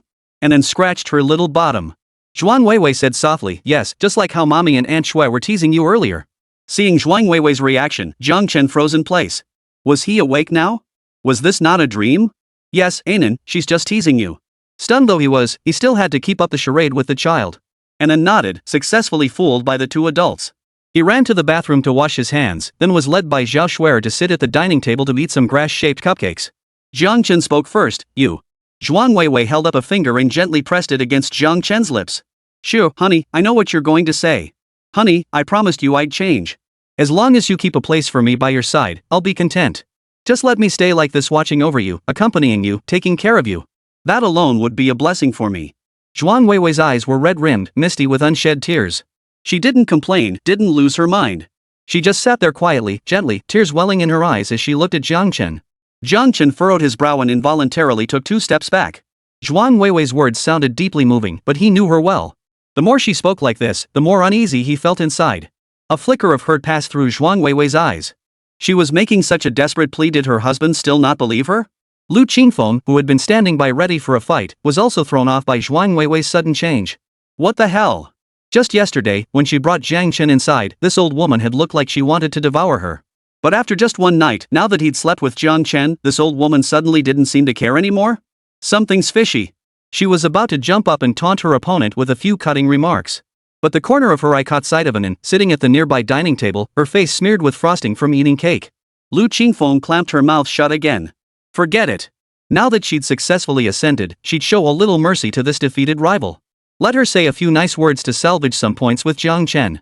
After all, she was now the primary wife. She, Lu Qingfeng, one word, magnanimous. Zhuang Weiwei felt disheartened when her gentle approach proved ineffective.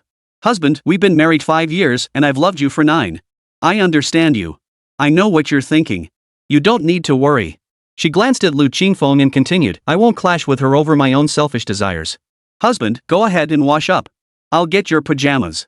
A bitter smile touched Zhuang Weiwei's lips as she lowered her head, strands of hair falling loosely across her forehead. Oh, and I'll tidy up the bed while I'm at it. Anan's been full of energy lately, running all over the place. It wouldn't be good for the child to see that. Jiang Chen. With Zhuang Weiwei having spoken so plainly, he couldn't bring himself to say anything harsh or cruel. Clearing his throat, he replied, no need. I'll get it myself. I'll make the bed myself too. Zhuang Weiwei didn't insist. Then I'll go get a change of clothes for Miss Lu. My size should fit her. Lu Qingfeng instantly grew wary. No need. I'll just wear my husband's clothes. Jiang Chen felt a black line appear on his forehead. Go upstairs and put on your own clothes. There were definitely clothes belonging to that big yellow-haired girl upstairs. Jiang Chen ordered directly, since you're upstairs anyway, take a shower. Come down for lunch later. Watching Lu Qingfeng ascend the stairs, Jiang Chen only turned to head to the bathroom for a wash once he was certain no immediate conflicts would erupt in the house. The smell on his body was so strong, even he found it hard to tolerate. Zhuang Weiwei sighed regretfully. She never imagined her husband would now guard against her so fiercely. Even her gentle advances had lost their effect. But it didn't matter. As long as her husband hadn't developed anything substantial with that young girl, it was fine. Life was long, and she was certain she could win him back. She absolutely could. Chapter 149, I want to move in too. After showering, Jiang Chen skillfully entered the kitchen, opened the refrigerator, and began selecting ingredients for today's meal. During this, Zhuang Weiwei tried to follow in to assist Jiang Chen, but he pushed her out directly. He was now highly wary of Zhuang Weiwei, keeping his guard up. By the time Jiang Chen finished cooking, Lu Qingfeng had just finished her morning routine and came downstairs. Not only had she changed into a pale pink lace-trimmed dress, but she'd also applied makeup, her full red lips looking especially alluring. She looked far more feminine than usual. Jiang Chen couldn't help but recall the snow white and cherry pink hues he'd seen that morning. Lu Qingfeng seemed to have truly matured a bit. Noticing Jiang Chen staring at her, Lu Qingfeng lowered her head shyly. Honey, do I look pretty? You look beautiful, Jiang Chen replied instinctively, his voice sweet and feminine. The next second, he snapped back to reality. Go wash your hands and eat. Stop calling out nonsense. Then after dinner, we'll go inside and I'll take it off for you. Wait, what do you mean stop calling out? I wasn't calling out. I didn't even call out last night. Jiang Chen covered Lu Qingfeng's mouth with one hand and shoved her out the door. After closing the door, he whispered, for heaven's sake, lady, can you keep your mouth shut sometimes? Keep my mouth shut. Lu Qingfeng's eyes twinkled mischievously. You mean the door handle?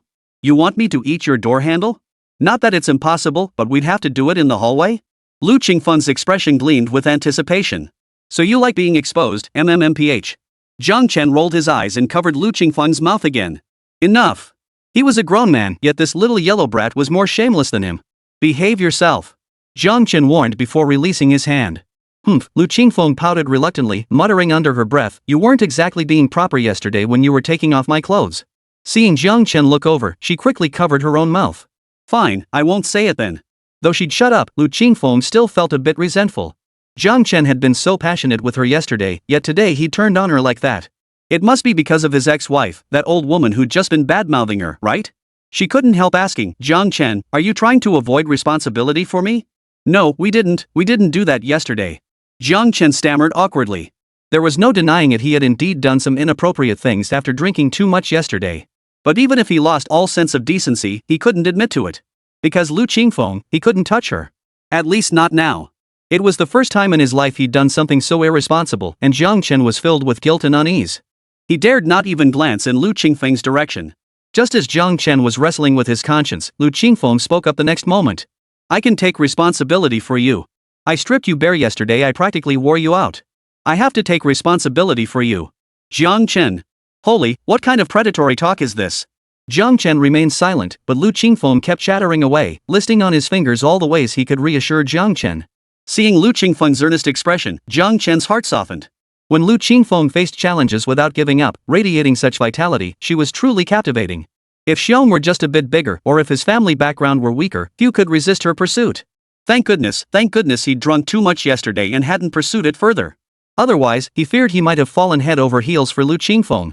Jiang Chen wiped a bead of imaginary sweat from his forehead. After patiently waiting for Lu Qingfeng to finish speaking, Jiang Chen didn't say whether it was good or bad. Instead, he invited her inside to eat first. After all, he'd taken advantage of her yesterday. He might as well be more accommodating when he could. Not getting the answer she wanted, Lu Qingfeng was displeased. Seeing Zhuang Weiwei sitting at the table, the very person who had disrupted her plans, made her even more displeased. Jiang Chen served food to Anan but not to her. Lu Qingfeng didn't, well, that was fine. After all, she had leveled up now. Besides, Jiang Chen hadn't served the old woman either. Lu Qingfeng tilted his head back and chuckled to himself. Jiang Chen had no idea what this big yellow girl was laughing about, so he simply continued serving Anan. And Anne's health had been steadily improving lately, and her appetite had grown considerably. Jiang Chen focused on serving Anan focused on eating. Zhuang Weiwei kept trying to serve Jiang Chen only to be casually blocked. Zhao Shuer flitted between helping one person then another, bustling about for ages without anyone knowing what she was busy with, while Lu Qingfeng tilted her head back, grinning like an idiot. 5 people, each busy with their own tasks. After finishing the meal, Jiang Chen stood up to clear the tableware. Zhuang Weiwei quickly offered, "Honey, don't move. I'll do it. From now on, whenever I'm home, I'll handle all these chores." Just as Jiang Chen opened his mouth to speak, Lu Qingfeng beside them grew displeased. She was the primary wife now. What was Zhuang Weiwei babbling about? Oh right, she still lived here. No way she had to move in too. Lu Qingfeng cleared her throat, asserting her presence. Once all eyes were on her. Lu Qingfeng spoke up, "I have an announcement to make. I'm moving in today too." Jiang Chen's forehead began to sweat. Would there ever be peace in the house after she moved in? But you live upstairs, don't you? No way. If outsiders can stay here, why can't I? I'm moving in too today. There's no room left in the house. If you move in, you'll have to sleep in the living room. Jiang Chen tried to dissuade Lu Qingfeng. But was Lu Qingfeng that kind of person? Without a second's hesitation, she blurted out, "I like sleeping naked." "Then I'll sleep naked in the living room." "No way." Chang San chimed in. 3 voices echoed in unison. Zhuang Weiwei felt relieved that her husband had also refused, but she looked at Zhao Shuer with confusion. "Girlfriend, what's wrong with you?" Jiang Chen was also puzzled, but the pressing issue now was to dissuade Lu Qingfeng. "Aren't you heading back to the capital?" He'd barely managed to convince him to go back. Why was he moving back now? Lu Qingfeng puffed out his cheeks indignantly. "Yeah, I came to visit my uncle. Can't I even move in for a couple of days? Just 2 days." Jiang Chen hesitated instinctively. Should he let her move in for 2 days? But the problem was, there really wasn't an empty room in the house. Lu Qingfeng stood up from her seat, ran over, wrapped her arms around Jiang Chen's arm, and pouted playfully. "Husband, brother Chen, just let me stay with you please. "No way." Zhao Shuer blurted out instinctively. "There's space in the study. Who gave you permission to interfere? Besides, where's the space in the study?" Lu Qingfeng asked suspiciously. Zhuang Weiwei straightened her back and stepped forward to pull Jiang Chen's arm free from Lu Qingfeng's embrace. "You can sleep on the floor in the study." "Wow, Chen Ge, then I want to sleep on the floor in your room." Lu Qingfeng not only didn't let go, but tightened his grip even more. Chapter 150, The power of bloodline is truly amazing. After some negotiation, Lu Qingfeng settled into the study. Zhao Shuer slept on the floor in Anan's room. Except for Jiang Chen, who was rolling his eyes, and the oblivious Anan, the other 3 weren't exactly thrilled with the outcome. But since Jiang Chen had spoken, they feared provoking his anger. They exchanged a glare before going to pack their belongings. Savoring the long-awaited quiet, Jiang Chen collapsed onto the sofa and let out a deep sigh. Before he could take another breath, Lu Qingfeng came running over, footsteps clattering. She held a photograph in her hand. "Brother Chen, is that you as a kid in the photo?" Lu Qingfeng tilted her head, her puppy dog eyes fixed on Jiang Chen without blinking, looking both innocent and endearing. Jiang Chen's eyes flickered slightly as he patted the spot beside him, gesturing for Lu Qingfeng to sit down. He took the frame and smiled. "It is me when I was little. Where did you find this?" This was a family portrait he'd searched for repeatedly without success. "Between the bookshelf and the desk. I was arranging things and knocked something off your desk into the gap. When I went to pick it up, I found this photo." "Is this my mother-in-law?" Lu Qingfeng pointed to Zhang's mother in the photo. "Jiang Chen." Forget it, no point correcting him. Yes, this is what my mother looked like when she was young. Jiang Chen stroked the photo in his hand, his eyes filled with nostalgia. Wow! Lu Qingfeng exclaimed. Your mother-in-law's eyes look just like Annen's. Jiang Chen nodded. Yeah, their eyes are exactly the same. Lu Qingfeng leaned against Jiang Chen, only to be gently pushed away before settling back against his shoulder. Blood ties are truly magical. My eyes look just like my grandfather's, my nose like his, and my mouth like my grandmother's. My grandma told me grandpa wore sunglasses every day when he was young just to hide his eyes from others. Ha ha ha. Jiang Chen laughed too. Yeah, the power of blood is truly amazing. Annen's eyes resemble her grandmother's, while yours resemble your grandfather's. Jiang Chen's words caught in his throat as a sudden thought jolted through his mind. What is it? Lu Qingfeng noticed Jiang Chen's distraction and asked. Jiang Chen hesitated before saying, I suddenly thought of someone. Male or female? Lu Qingfeng's eyes widened. Female. Not what you're thinking. Jiang Chen knew exactly what Lu Qingfeng was imagining and quickly clarified, I was thinking about Grandma Zhang's family downstairs. He briefly recounted the story, then added. I'd seen that female doctor a few times before, at the hospital. Her eyes looked just like Grandma Zhang's husband's, almost identical. The only difference was that Dr. Yao's eyes had been weathered by time. That's why it made such an impression on me. But Grandma Zhang's missing relative was her son, and the ages didn't match up, so I didn't think much of it at the time. Now that I think about it, maybe it's the granddaughter who resembles her grandfather. Lu Qingfeng's eyes lit up. That's very possible. You should call Grandma Zhang right away and tell them about this. This discovery was something she and Jiang Chen had made together. He would surely be grateful when he heard. This would also count as integrating into the other person's family circle, as mentioned in those online guides, right? She liked Jiang Chen and wanted him to like her back. If the important people in his life liked her too, that would be even better. They could whisper sweet nothings in his ear. She refused to believe Jiang Chen would never develop feelings for her. Otherwise, how would he have responded to her yesterday? He. Lu Qingfeng covered her face, rolling around in embarrassment at the images flooding her mind. Grandma Zhang had been gone for several days. Jiang Chen had actually intended to call her to ask about the situation over there. Had any leads surfaced regarding the missing young son? Coincidentally, Jiang Chen had just uncovered the female doctor's lead today, so he immediately called Grandma Zhang to inquire about the situation. Lu Qingfeng sat nearby, watching Jiang Chen with eager anticipation. The call connected quickly, and Grandma Zhang and Dr. Yao's voices came through the phone. Grandma Zhang, Dr. Yao, it's Xiao Chun. Did you uncover any useful leads during your outing? Jiang Chen cut straight to the chase. After all, Blue Star had a population of 8 billion, with nearly 2 billion residing in Huaxia alone. It was possible there were two similar individuals. What if Grandma Zhang and Dr. Yao had already found the younger son, and it had nothing to do with the female doctor? Therefore, Jiang Chen decided to clarify the situation first before sharing the clues he had discovered. Grandma Zhang's voice sounded low and subdued. No, it's been too long. Old Yao and I have been investigating for days, but all leads have gone cold. Grandma Zhang. Jiang Chen's eyes lit up, and he hurriedly opened his mouth to share his discovery with her. Grandma Zhang's gentle voice cut him off. Xiao Chun, you don't need to comfort me. After searching all these years, I've experienced so many hopes dashed into disappointment. I've grown accustomed to it. How's Anan been lately? Has she worn out all her new clothes yet? I'll make her some fresh ones when I get back. Grandma Zhang chattered on, as if trying to ease her own sorrow with a steady stream of words. Jiang Chen opened his mouth several times but found himself silenced each time. Finally, he found an opening to interject. Grandma Zhang, I found a clue. Ah, you found a clue? Good. What kind of clue? Playing hide and seek with Anan? Grandma Zhang didn't connect it to herself, thinking Jiang Chen was talking about something else. It's a lead about your youngest son, Jiang Chen emphasized. Oh, not Anan. What did you say? Grandma Zhang's voice cracked in astonishment. You mean you have a lead on Xiaoyu? Did you see him? Dr. Yao's soothing voice could faintly be heard in the background. Jiang Chen hurriedly clarified, not Uncle Yu. It's a female doctor I saw at the hospital earlier. Her eyes were almost identical to Dr. Yao's. Though the age doesn't quite match, I strongly suspect she could be your grandchild or Dr. Yao's. Based on Uncle Yao Yu's age and the year he went missing. If he had descendants, they'd be about the same age as that young female doctor. Alright. Grandma Zhang was speechless. Dr. Yao took the phone. He was thrilled. Mr. Jiang, we're heading back immediately. Right this instant. Jiang Chen, alright, I'll head to the hospital first to gather some basic information about that female doctor. I'll see if I can arrange a meeting with her through someone to conduct a paternity test. Alright, thank you, Mr. Jiang. Hanging up the phone, Jiang Chen felt both joy and sorrow. Grandma Zhang had finally found a lead on her youngest son, but she had no idea how he was doing now. If he was still alive, that would be best. But if... Sigh. Just as Jiang Chen let out a breath, he noticed Lu Qingfeng staring at him with eyes that sparkled with excitement. What is it? Me. You should come to me for intel. Lu Qingfeng pointed his thumb at himself. My crew of second-generation underlings are the go-to guys for anything in Shangjiang City. Chapter 151, Identical. Zhou Mingjun had just finished her day's work and returned home. As usual, she set down her bag and first wiped her parents' portraits clean, making sure not a speck of dust touched them. Mom and Dad, I'm home.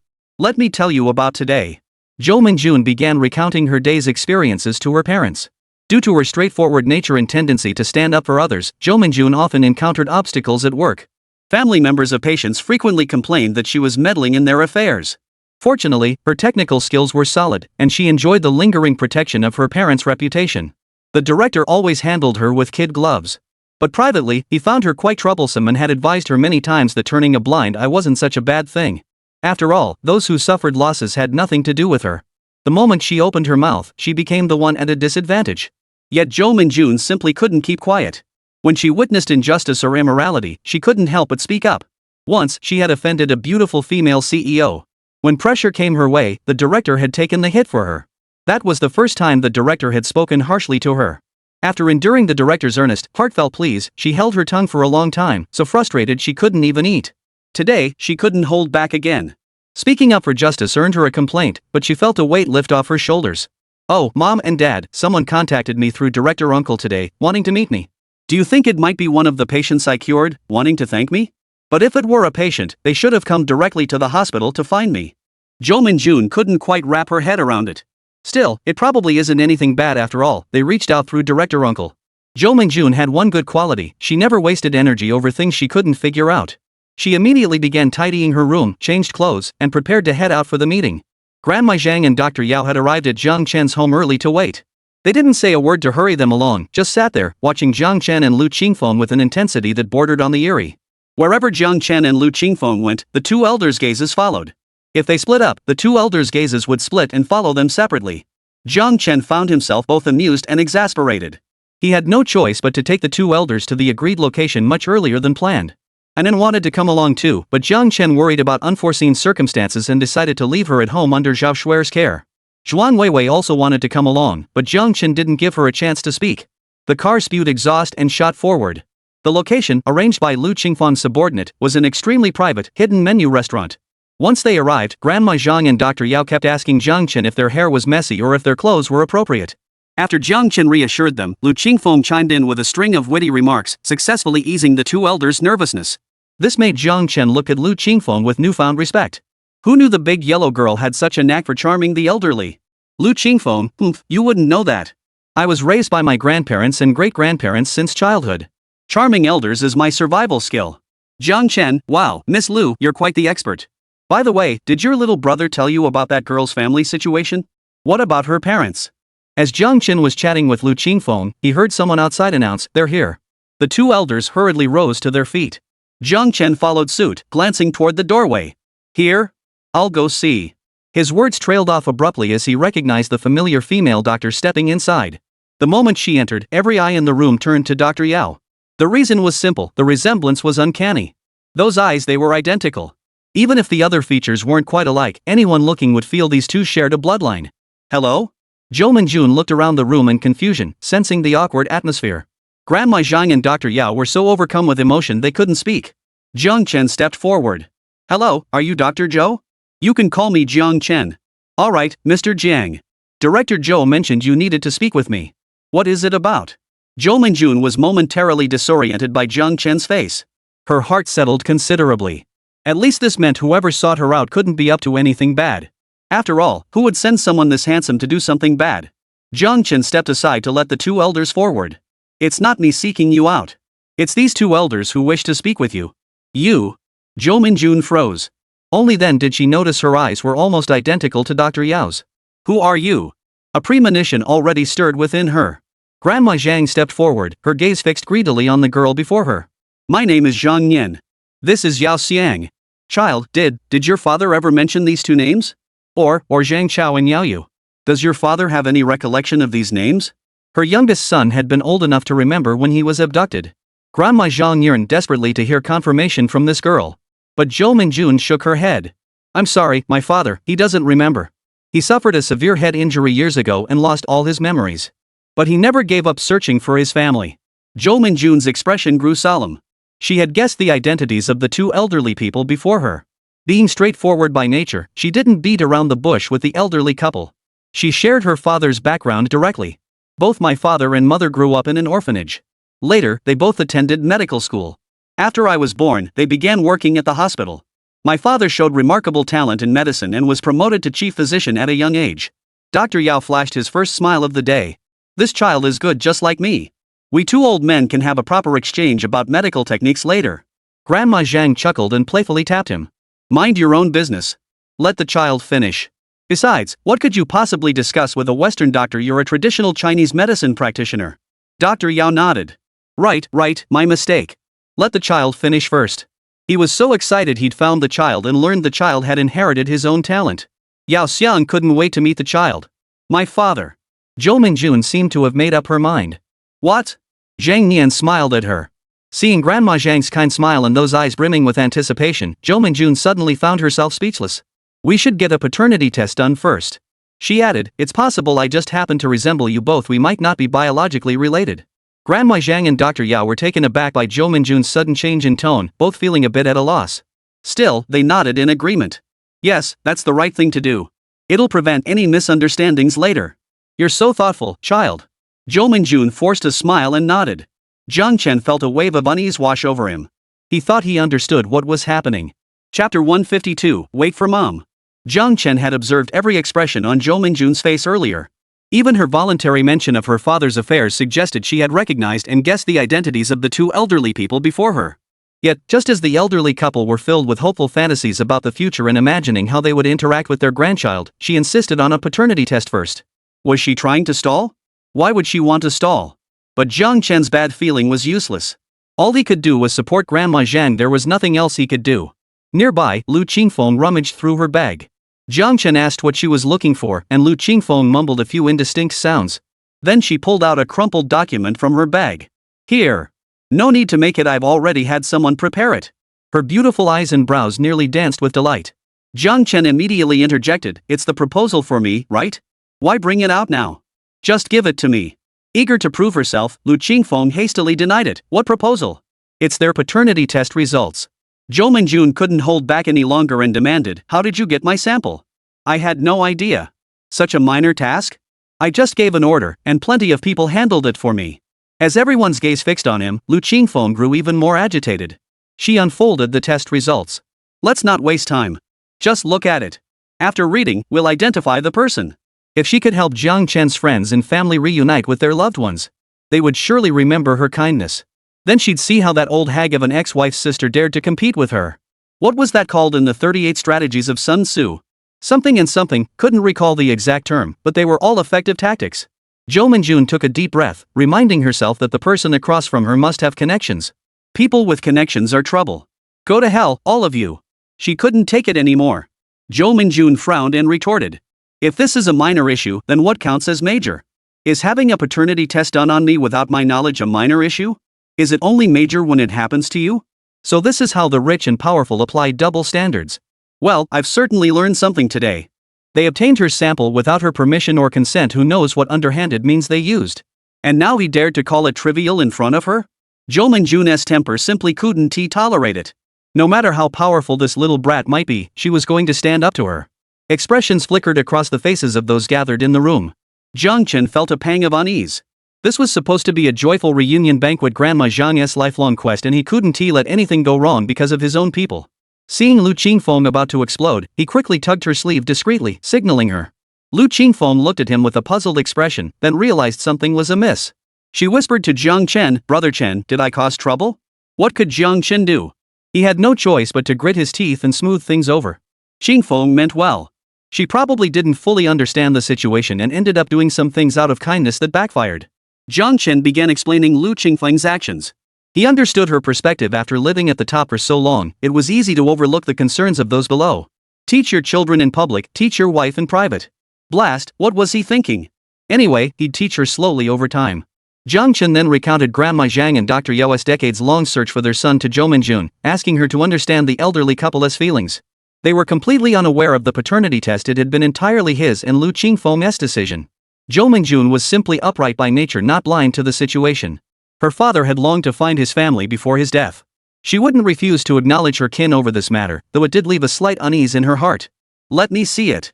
She took the report and read the words confirming her biological connection to the two elderly people before her. Sigh.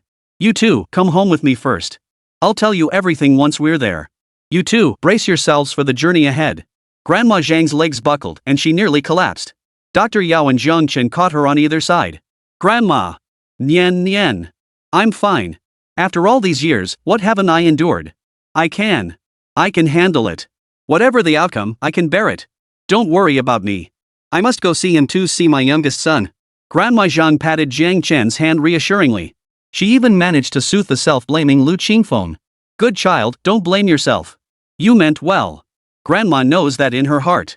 Lu Qingfeng nodded stiffly and followed Jiang Chen into the car. She remained silent the entire journey, afraid she might say the wrong thing or do something wrong, causing trouble for Jiang Chen.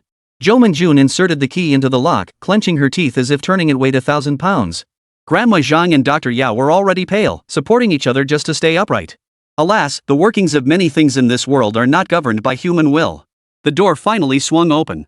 Jo Mingjun had placed the portrait in a prominent spot, visible the moment one entered. The moment she saw it, the room fell into an eerie silence, as if even the sound of breathing had vanished. Grandma Zhang and Dr. Yao had already sensed it, yet they still couldn't bring themselves to believe it. Grandma Zhang released Dr. Yao's hand and stepped forward, her gait slightly unsteady. Her trembling hand touched the black and white photograph. "It's my child. I can tell at a glance. This is my child." Zhang Nian smiled, yet tears welled up in her eyes. "He's grown so tall now, all grown up. He must be really tall, right? His older brother was tall, and when they were little, they'd compare heights. He used to say he'd be taller than his brother when he grew up. I told him, you have to eat well, or you won't grow tall. He wolfed down 2 bowls in one go, then clutched his stomach and asked me to rub it. So I rubbed and rubbed." Zhang Nian's usually straight back bent low.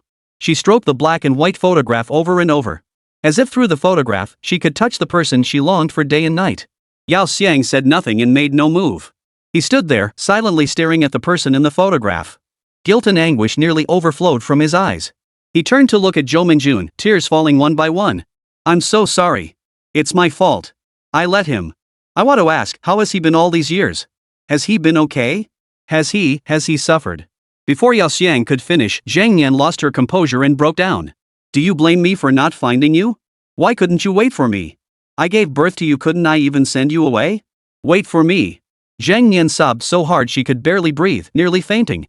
Chapter 153, I love you so much. Everyone in the room shed tears. After a long while, when their tears had finally dried, Jo Mingjun, her eyes red-rimmed, began to tell the story of her father. Zhou Ziqiang, also known as Yaoyu, had been found at the foot of a mountain by Director Zhou of the orphanage. At the time, he had a wound on his head as large as a bull, his breathing faint and barely there. Yet when he saw someone approaching, he stubbornly cried out for help. Director Zhou, unable to bear the sight, took Yaoyu back with him. Feeding him bowl after bowl of rice gruel, he somehow survived. However, the severe blow to his head had caused him to lose his memory. Director Zhou gave him a new name, Zhou Ziqiang. All children at the orphanage took Director Zhou's surname. Later, he grew up alongside Mother Zhou and Director Zhou, who were also in the orphanage. The three studied diligently and were admitted to medical university together. For many years after that, Yaoyu lived quite well. His medical skills earned him the respect of hospital leaders, and he rose through the ranks quickly. His wife was gentle and devoted to him, his daughter was lively and adorable, and his good friend Director Zhou was a man of honor. His life was full of joy and happiness. However, 8 years ago, a nationwide epidemic shattered their idyllic existence.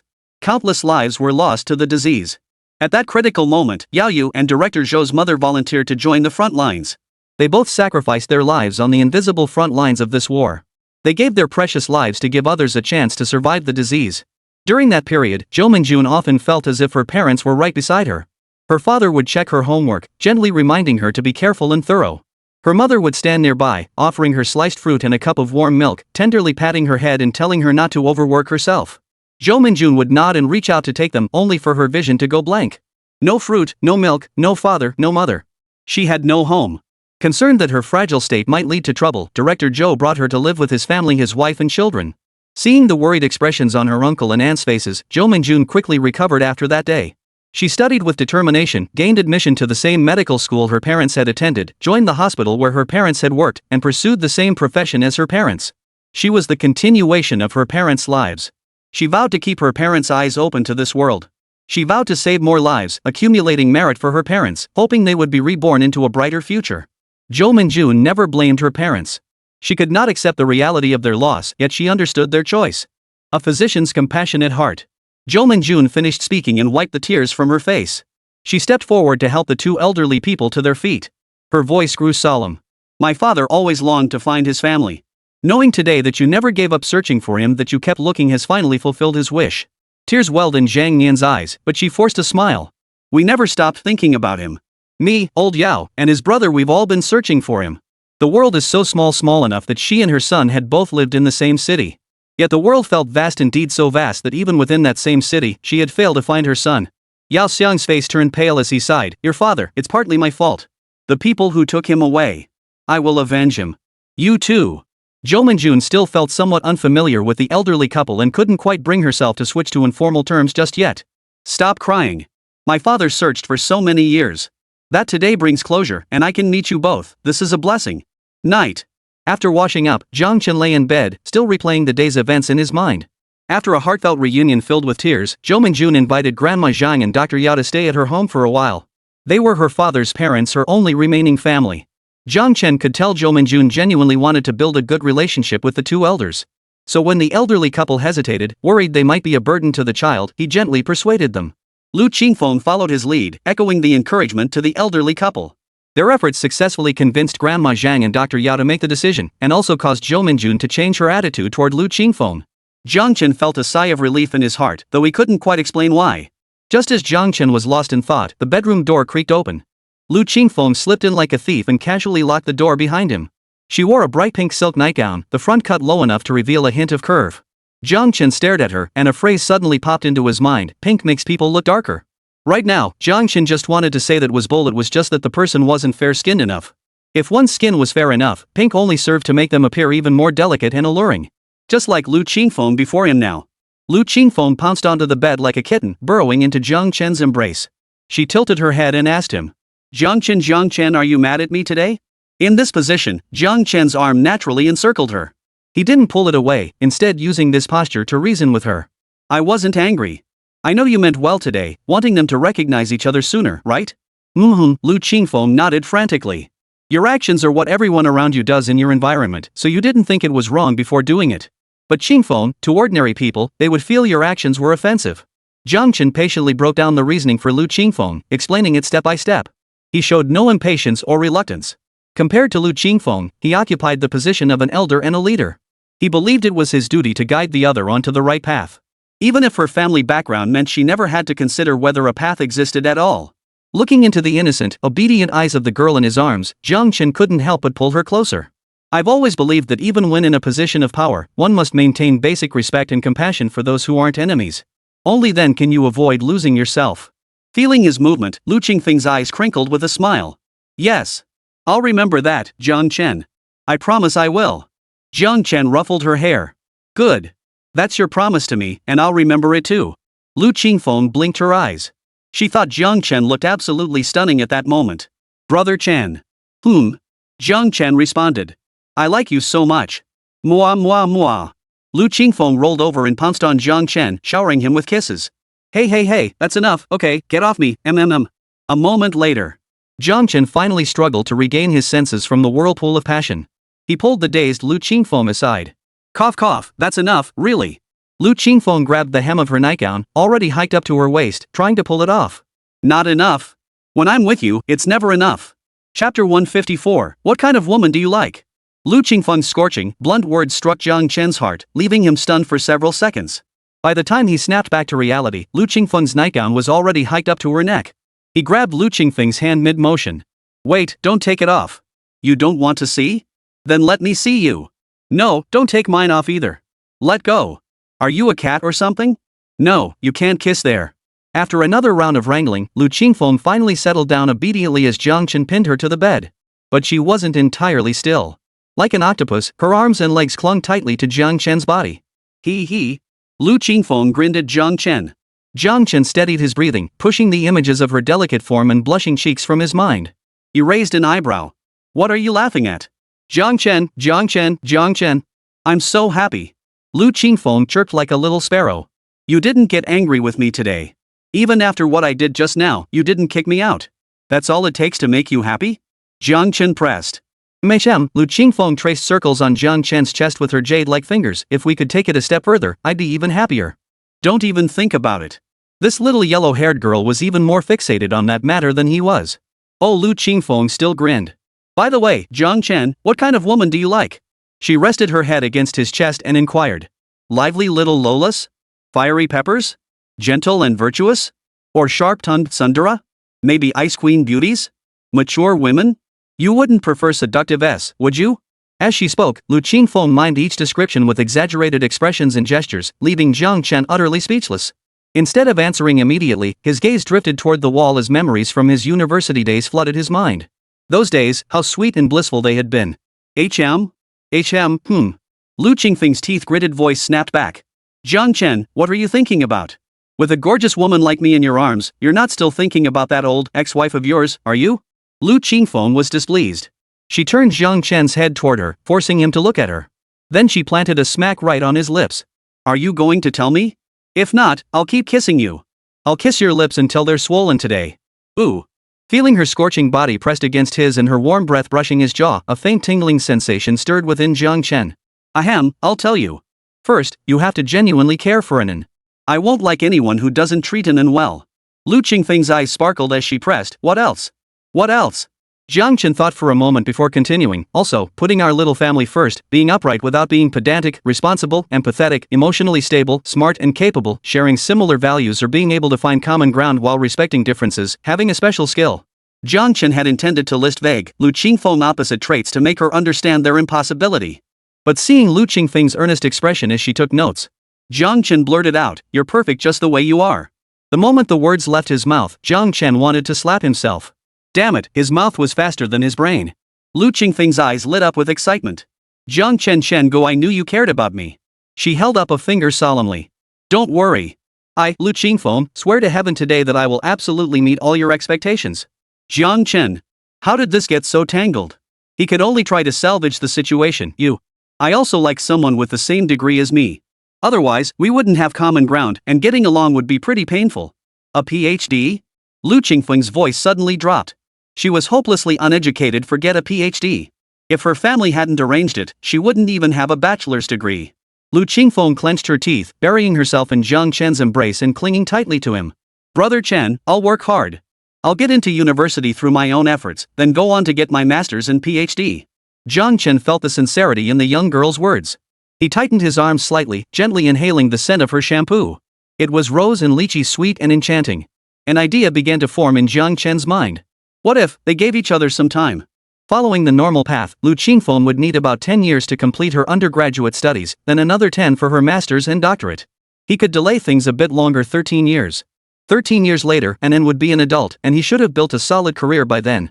He might not reach the stature of Lu Qingfeng's family, but at the very least, he could give Lu Qingfeng the confidence to choose him.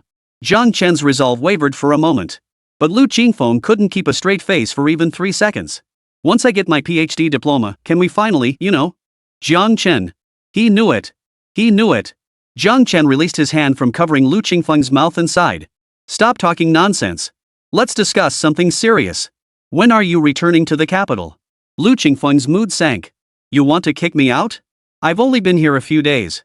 My ex-wife stayed much longer and you never asked her to leave. Jiang Chen, have you fallen for someone else? Boo-hoo. Jiang Chen chuckled at her peculiar tone. No, don't jump to conclusions. I'm just giving you space to grow. Didn't you say you'd get into college through your own efforts, then pursue a master's and PhD? How are you going to earn degrees like mine if you don't study while staying in Shangjiang City? Huh? Is that right? Lu Qingfeng thought about it. That made sense. She nodded cheerfully and smiled. I came here under the pretext of visiting my uncle. He was recently transferred to Shangjiang City. After I visit him, I'll leave in a couple of days. Jiang Chen, how's your company been lately? Need any help? I'll go straight to my uncle, he's the top dog in Shangjiang City now. With me around, you can walk all over Shangjiang City. Lu Qingfeng shook her head vigorously, beaming with radiant sunshine. Clearly, she was thrilled at the prospect of aiding Jiang Chen. Jiang Chen couldn't help but smile too. This silly girl hadn't even entered the door yet, and she was already turning her elbow toward him. He absolutely couldn't let her family find out about this. He reached out and pinched Lu Qingfeng's cheek soft and smooth. No, I can handle it myself. Right Jiang Chen, didn't that Chu family bully you before? Especially that guy named Miao. Lu Qingfeng slurred her words. Jiang Chen shook his head. They're all irrelevant to me now. After the divorce, he'd reflected on the past. Zhuang Weiwei had once broken ties with her family for his sake, so their resentment was understandable. It was all in the past. As long as the Zhuang family didn't become his enemies, he wouldn't do anything to them if only for the sake of that faint blood tie to Anan. But if they became enemies, he never showed mercy to his enemies. Oh.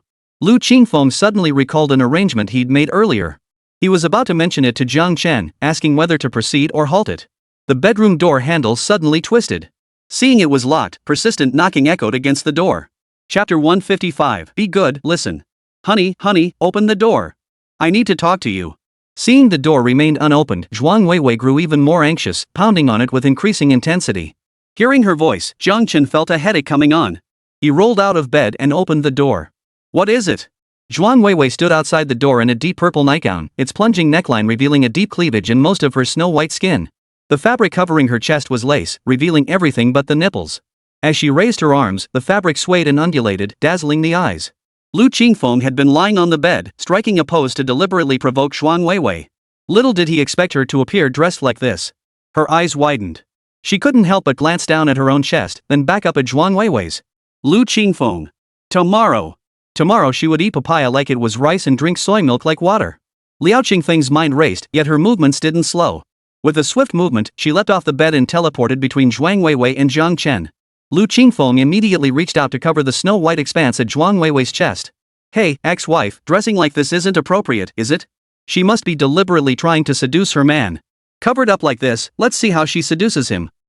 Quite soft, let me squeeze it a bit. Zhuang Weiwei's expression changed instantly. She scrambled back 2 steps to dodge Lu Qingfeng's hand, covering her chest herself. What are you doing? What am I doing? Seeing Zhuang Weiwei's defensive gesture, Lu Qingfeng's smile grew even more wicked. It's fine if you don't care about your reputation, but don't sully Brother Chen's eyes. Let me cover it for you. Ha. Seeing Zhuang Weiwei still trying to expose that expanse of snow-white skin, Lu Qingfeng immediately reached out.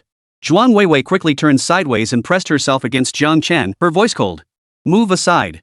I'm here to see my husband. I have something important to discuss with him. Jiang Chen frowned. Say it now.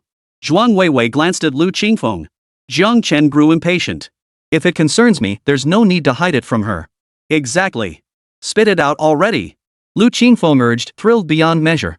But to Zhuang Weiwei, it felt like the sky had fallen. Did her husband trust this little girl that much? This realization felt like a red-hot steel needle suddenly piercing her heart, then entering her bloodstream, wandering throughout her body, piercing her internal organs. Even every breath she took felt unbearably painful.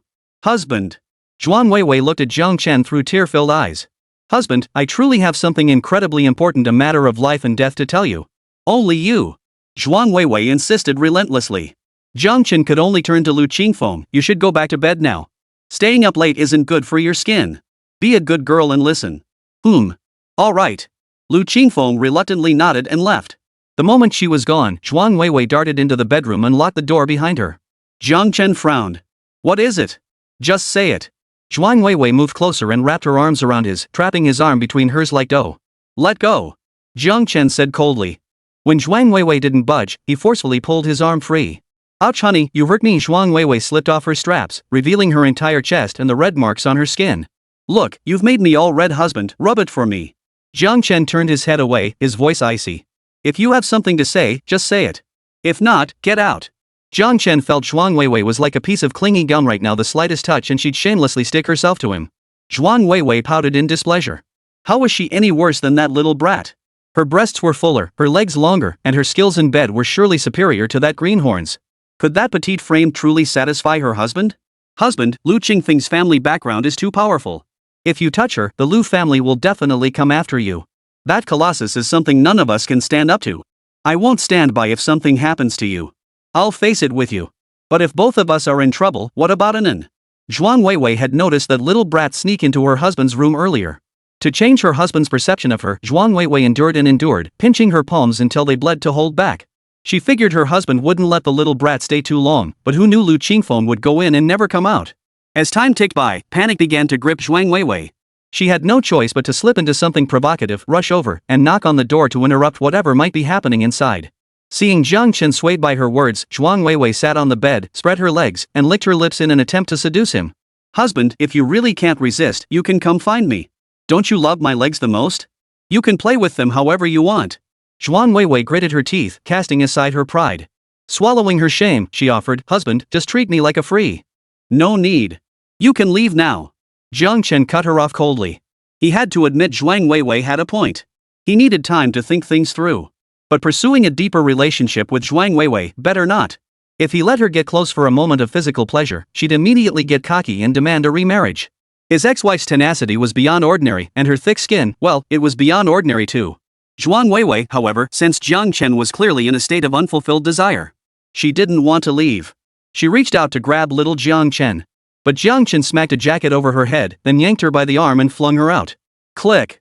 The bedroom door clicked shut for the third time that day. Husband Zhuang Weiwei stomped her foot in frustration. She turned and locked eyes with a pair wearing plain lens glasses. Zhao Shuer awkwardly asked, "Weiwei, what's going on here?" Zhuang Weiwei clutched her coat tightly and stammered, I was just playing around with my husband. You're a peony, you wouldn't understand these things. It's all part of married fun." Zhuang Weiwei's voice trailed off as she fled in embarrassment under Zhao Shuer's understanding gaze. Zhao Shuer glanced at Jiang Chen's tightly shut bedroom door, then at Zhuang Weiwei's retreating figure. With a complex expression, she shook her head and left the living room. Lu Qingfeng peeked out from the study doorway nearby. Seeing no one around, he grinned with delight and prepared to sneak back into Jiang Chen's room. "It's me. Hey.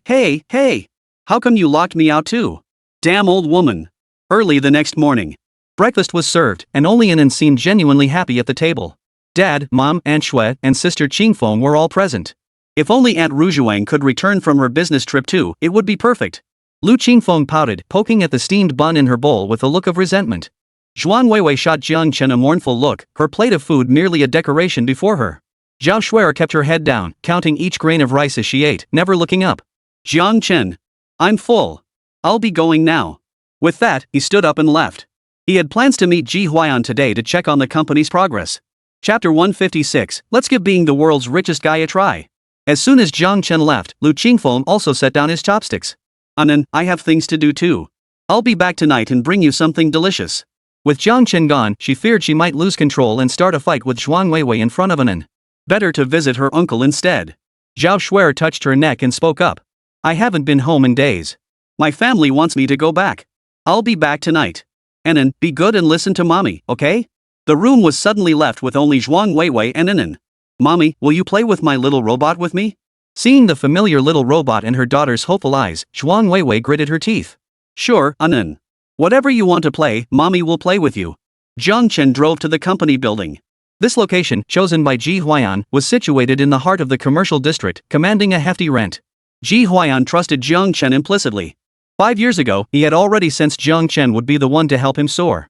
Once the contract was signed, he mobilized every available asset and resource at his disposal, transferring all funds and personnel to Xiangzheng City. Even when his other partners vehemently opposed the move, threatening to withdraw their investments, Ji Huaiyan remained unshaken, determined to commit everything he could. Holding the contract in his hands, Jiang Chen secured an absolute 70% controlling stake, granting him complete authority over the company. Furthermore, additional equity protection clauses were stipulated in the contract. Even if other investors joined the company in the future, these clauses would maximize the protection of Jiang Chen's equity stake against dilution. He would forever retain complete control over the company. Jiang Chen felt deeply guilty and intended to relinquish a portion of the profits. But Ji Huaiyan cut him off. "Old Jiang, if you really feel guilty toward your brother, then don't back out this time. Let's stick together and build this company into a global powerhouse. Let's aim for the title of world's richest man. You take first, I'll take second." Ha. "You're practically handing me all the money." Jiang Chen patted Ji Huaiyan on the shoulder. "Rest assured, I absolutely won't pull out this time." Ji Huaiyan tilted his head back, gesturing with both hands. "Come on, we're brothers, no need for formalities. If I go solo, every penny's mine. But the pie's only so big. Joining you changes everything. Sure, I'd be your right-hand man instead of the boss, but old Jiang, you'll make that pie huge and round." "Big and round," Jiang Chen chuckled. "Still bitter about that pie I promised you back in the day that never materialized, huh?" "Heh, you see right through me," Ji Huaiyan chuckled obsequiously, trailing behind Jiang Chen. Jiang Chen said, this time, I promise to make every single one of those promises come true. Both men signed their names directly on the contract. At that moment, Morning Peace Company was officially established. Earlier, when Jiang Chen had been agonizing over the company name, Ji Huayan had immediately insisted on calling it Chen & Company. He even claimed he and Anan shared a sibling bond, both their names contained the character N, proving they were of the same generation. This infuriated Jiang Chen, who kicked him in the butt and cursed him for being shameless. He was obsessed with forcing connections, adopting him as his son and now wanting to be his daughter's godbrother? Forget it. In the end, though, the company name was settled on Morning & Company. It was a good name. The company's main business was currently mobile phone sales, with its selling points being ultra-long battery life, fast charging, and battery safety. Ji Huayan dropped his playful expression and said earnestly, "Next, let's head to the factory. You're the technical expert here. We need to inspect the production line for any remaining flaws. The production line is fine. We need to finalize the marketing plan and strategize sales channels both online and offline. Physical storefronts can be rolled out gradually, but online platforms must ensure absolute website security." Ji Huayan listed the upcoming preparations one by one, concluding, "Old Jiang, we've got our work cut out for us." Jiang Chen, however, was energized. He didn't fear busyness or exhaustion, every challenge was merely fuel propelling him forward. "Let's go. We'll head to the factory right now." Just as they reached the company's underground parking garage, Jiang Chen's phone rang. He answered it. It was Kan Hongda calling. On the other end, Kan Hongda cautiously inquired if Jiang Chen had any new projects to assign him. "Mr. Jiang, I've finished all the tasks you assigned me earlier. I can't just sit around doing nothing and collecting a paycheck, it makes me restless. If you have any project ideas, feel free to hand them over. Even if I can't handle them directly, I can do some preliminary groundwork. That way, I won't be taking your salary for nothing." Jiang Chen thought for a moment. "I'll send you an address. Take a taxi over. I have a task related to following up on a production line for you." He had no immediate plans for new project development and wasn't prepared to spend all his time overseeing production lines at the factory. Kan Hongda understood the products and had a diligent, responsible nature, making him the perfect fit for the role. Once the production line was optimized and his new project commenced, he could reassign Kan Hongda back to the lab. Ji Huayan's brow furrowed. After Jiang Chen hung up, he asked, "Can we trust him?" Jiang Chen nodded. "He's trustworthy." Kan Hongda had only two obsessions in life, his daughter Xinjin and his own scientific journey. Setting aside Jiang Chen's life-saving favor to his daughter Xinjin, Kan Hongda's research path currently depended entirely on Jiang Chen. Only Jiang Chen could clear his name and restore his former glory. Moreover, two minor incidents concerning the laboratory had already demonstrated that Kan Hongda's character was beyond reproach. At this point, he could be trusted completely. "You drive yourself?" Ji Huayan stared at Jiang Chen in surprise.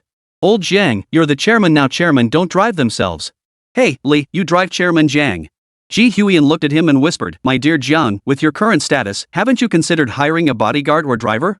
Ji Huayan watched him and whispered, "My dear Chairman Jiang, with your current status, haven't you considered hiring a bodyguard or a chauffeur?" Jiang Chen smiled. "It's too early for that. The company hasn't even gotten off the ground yet. Why would I spend that kind of money? I can handle it myself." Among ordinary people, few could match his driving skills or physical prowess. Even against trained professionals, he could handle multiple opponents while finding an escape route. After touring the factory, Ji Huayan insisted on driving Jiang Chen back, taking the opportunity to introduce him to his sworn sister of the same generation. Jiang Chen promptly kicked Ji Huayan again. "I brought a gift for my sworn sister. She'll love it," I asked around. "Little girls adore this stuff." Ji Huayan had his bodyguard open the trunk, revealing it packed full of Barbie dolls and Lego bricks clearly chosen with great care. Fine. Stop bragging. Get in the car." The moment Jiang Chen opened the door, a round little robot rolled over from the doorway. "Hello, master. Welcome home." "Whoa, this little thing can talk?" Ji Huiyan was startled and teased casually. To his surprise, the little robot responded to his remark the very next second. "Yes, master's friend, I can speak." Chapter 157, it actually crouched down to help Jiang Chen take off his shoes. "It can actually converse? It's intelligent?" Ji Huayan's eyes widened as he reached out to pick up the little robot for a closer look. A small figure shot out of the room like a cannonball. "Daddy! Daddy, you're back!" Anan climbed up using Jiang Chen's strength, wrapped her arms around his neck, and planted several kisses on his cheeks. "Anan missed you so much." Jiang Chen kissed Anan's little cheeks too. The child had filled out nicely now, developing baby fat that felt soft and plump under his lips. "Daddy missed you too. Anan, this is your Uncle Ji." "Hello, Uncle Ji," Anan said in a babyish voice. "Ah, my dear niece." Ji Huayan's voice involuntarily rose. "You guys, quickly bring over the welcome gift I bought for my niece." "Yes, put it all here. You wait for me outside." Uncle didn't know what you'd like, so I bought everything. From now on, if Anin wants anything, just tell Uncle and Uncle will buy it for you. Okay? Ji Hwayan's affected tone made Jung Chen want to cover his face. How embarrassing. So embarrassing. Honey, you're back? Zhuang Weiwei emerged from the bedroom. The smile on Zhuang Weiwei's face froze for a moment when she saw Ji Hwayan. Hello? Mr. Ji. Long time no see. Zhuang Weiwei and Ji Hwayan knew each other. After their freshman year of college, Ji Hwayan had been utterly charmed by Jiang Chen's personality and intelligence, becoming his constant shadow.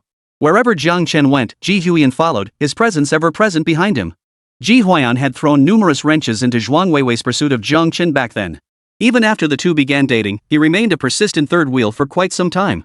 Both harbored mutual dislike for each other, yet were forced to maintain a facade of cordiality due to Jiang Chen's presence. Long time no see, Ms. Zhuang, Ji Hwayan said, quickly shedding his astonishment and slipping into a practiced business smile.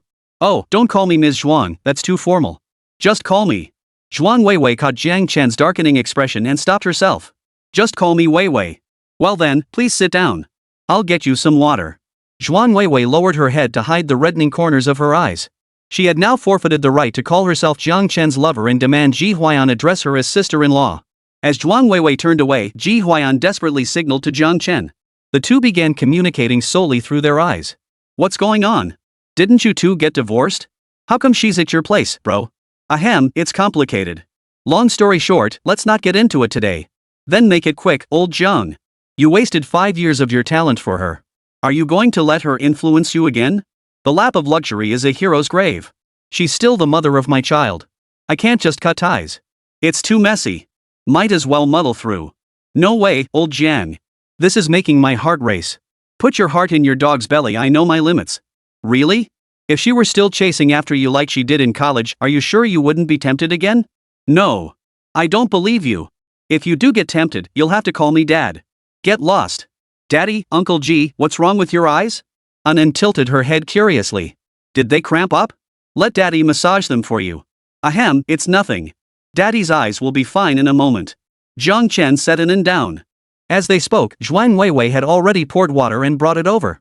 Seeing Jiang Chen and Ji Hwayan still standing at the doorway, she gritted her teeth, set down the cup, and unexpectedly walked over to crouch down. Honey, let me change your slippers for you. Jiang Chen gazed at the slender figure crouched before him.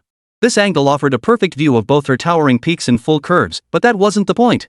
Moreover, the woman before him, whose eyes were now languidly seductive as she looked up, was his ex-wife, the very ex-wife he had bent down to change her slippers for over the past 5 years. When had she ever bent down to change his slippers? And now she was actually crouching before him to change his shoes? And with this gentle, dutiful demeanor? Jiang Chen's first reaction was to take 2 steps back. Then, with lightning speed, he snatched the slippers from Zhuang Weiwei's hands and put them on himself. Avoiding the sight of her tear-filled, delicate face, Jiang Chen pulled out a fresh pair of slippers and handed them to Ji Hwayan. New ones. Put them on, Jiang Chen whispered, his voice low. What kind of look is that? One more glance and I'll smack you. Ahem, I'll change. Ji Hwayan fumbled to put them on before turning to Jiang Chen. Old Jiang, is there somewhere we can talk? I need to talk to you about something. Ji Hwayan seized the moment to pick up the small robot from the floor and hold it in his hand. Let's go to the bookstore. Jiang Chen trailed off, remembering the study was occupied and unsuitable. Zhuang Weiwei immediately offered, perfect timing. Anan and I were playing a game. I'll take her back to the bedroom to continue. You two can chat in the living room. Just call me when you're done. Alright, spit it out. Jiang Chen casually sat down across from Ji Hwayan. Old Jiang, Ji Hwayan glanced around nervously, lowering his voice like a thief. Where did you get this thing? Jiang Chen was confused. I made it myself. What's there to get? I just whipped it up. Ji Hwayan, you made this? Just like that? He didn't even wait for Jiang Chen's reply, instead lowering his head to continue conversing with the little robot in his hand. After several exchanges, Ji Hwayan's expression went blank. He turned back to Jiang Chen and asked again. You really made this? Just like that? Jiang Chen, well, what else? Did it just fall from the sky? This is just a little gadget I made to entertain my sister when she was bored. Look at that look on your face, like you found gold. This is like finding gold. It's worth more than gold. Ji Hwayan slapped his thigh in excitement. Old Jiang, with this, you've hit the jackpot. Seeing Jiang Chen still unmoved, even giving him a look that said you're the one with the problem, Ji Hwayan's voice cracked with excitement. You've been stuck doing housework for 5 years, you're out of touch. I'm telling you, father, you probably haven't been following recent developments in the scientific community.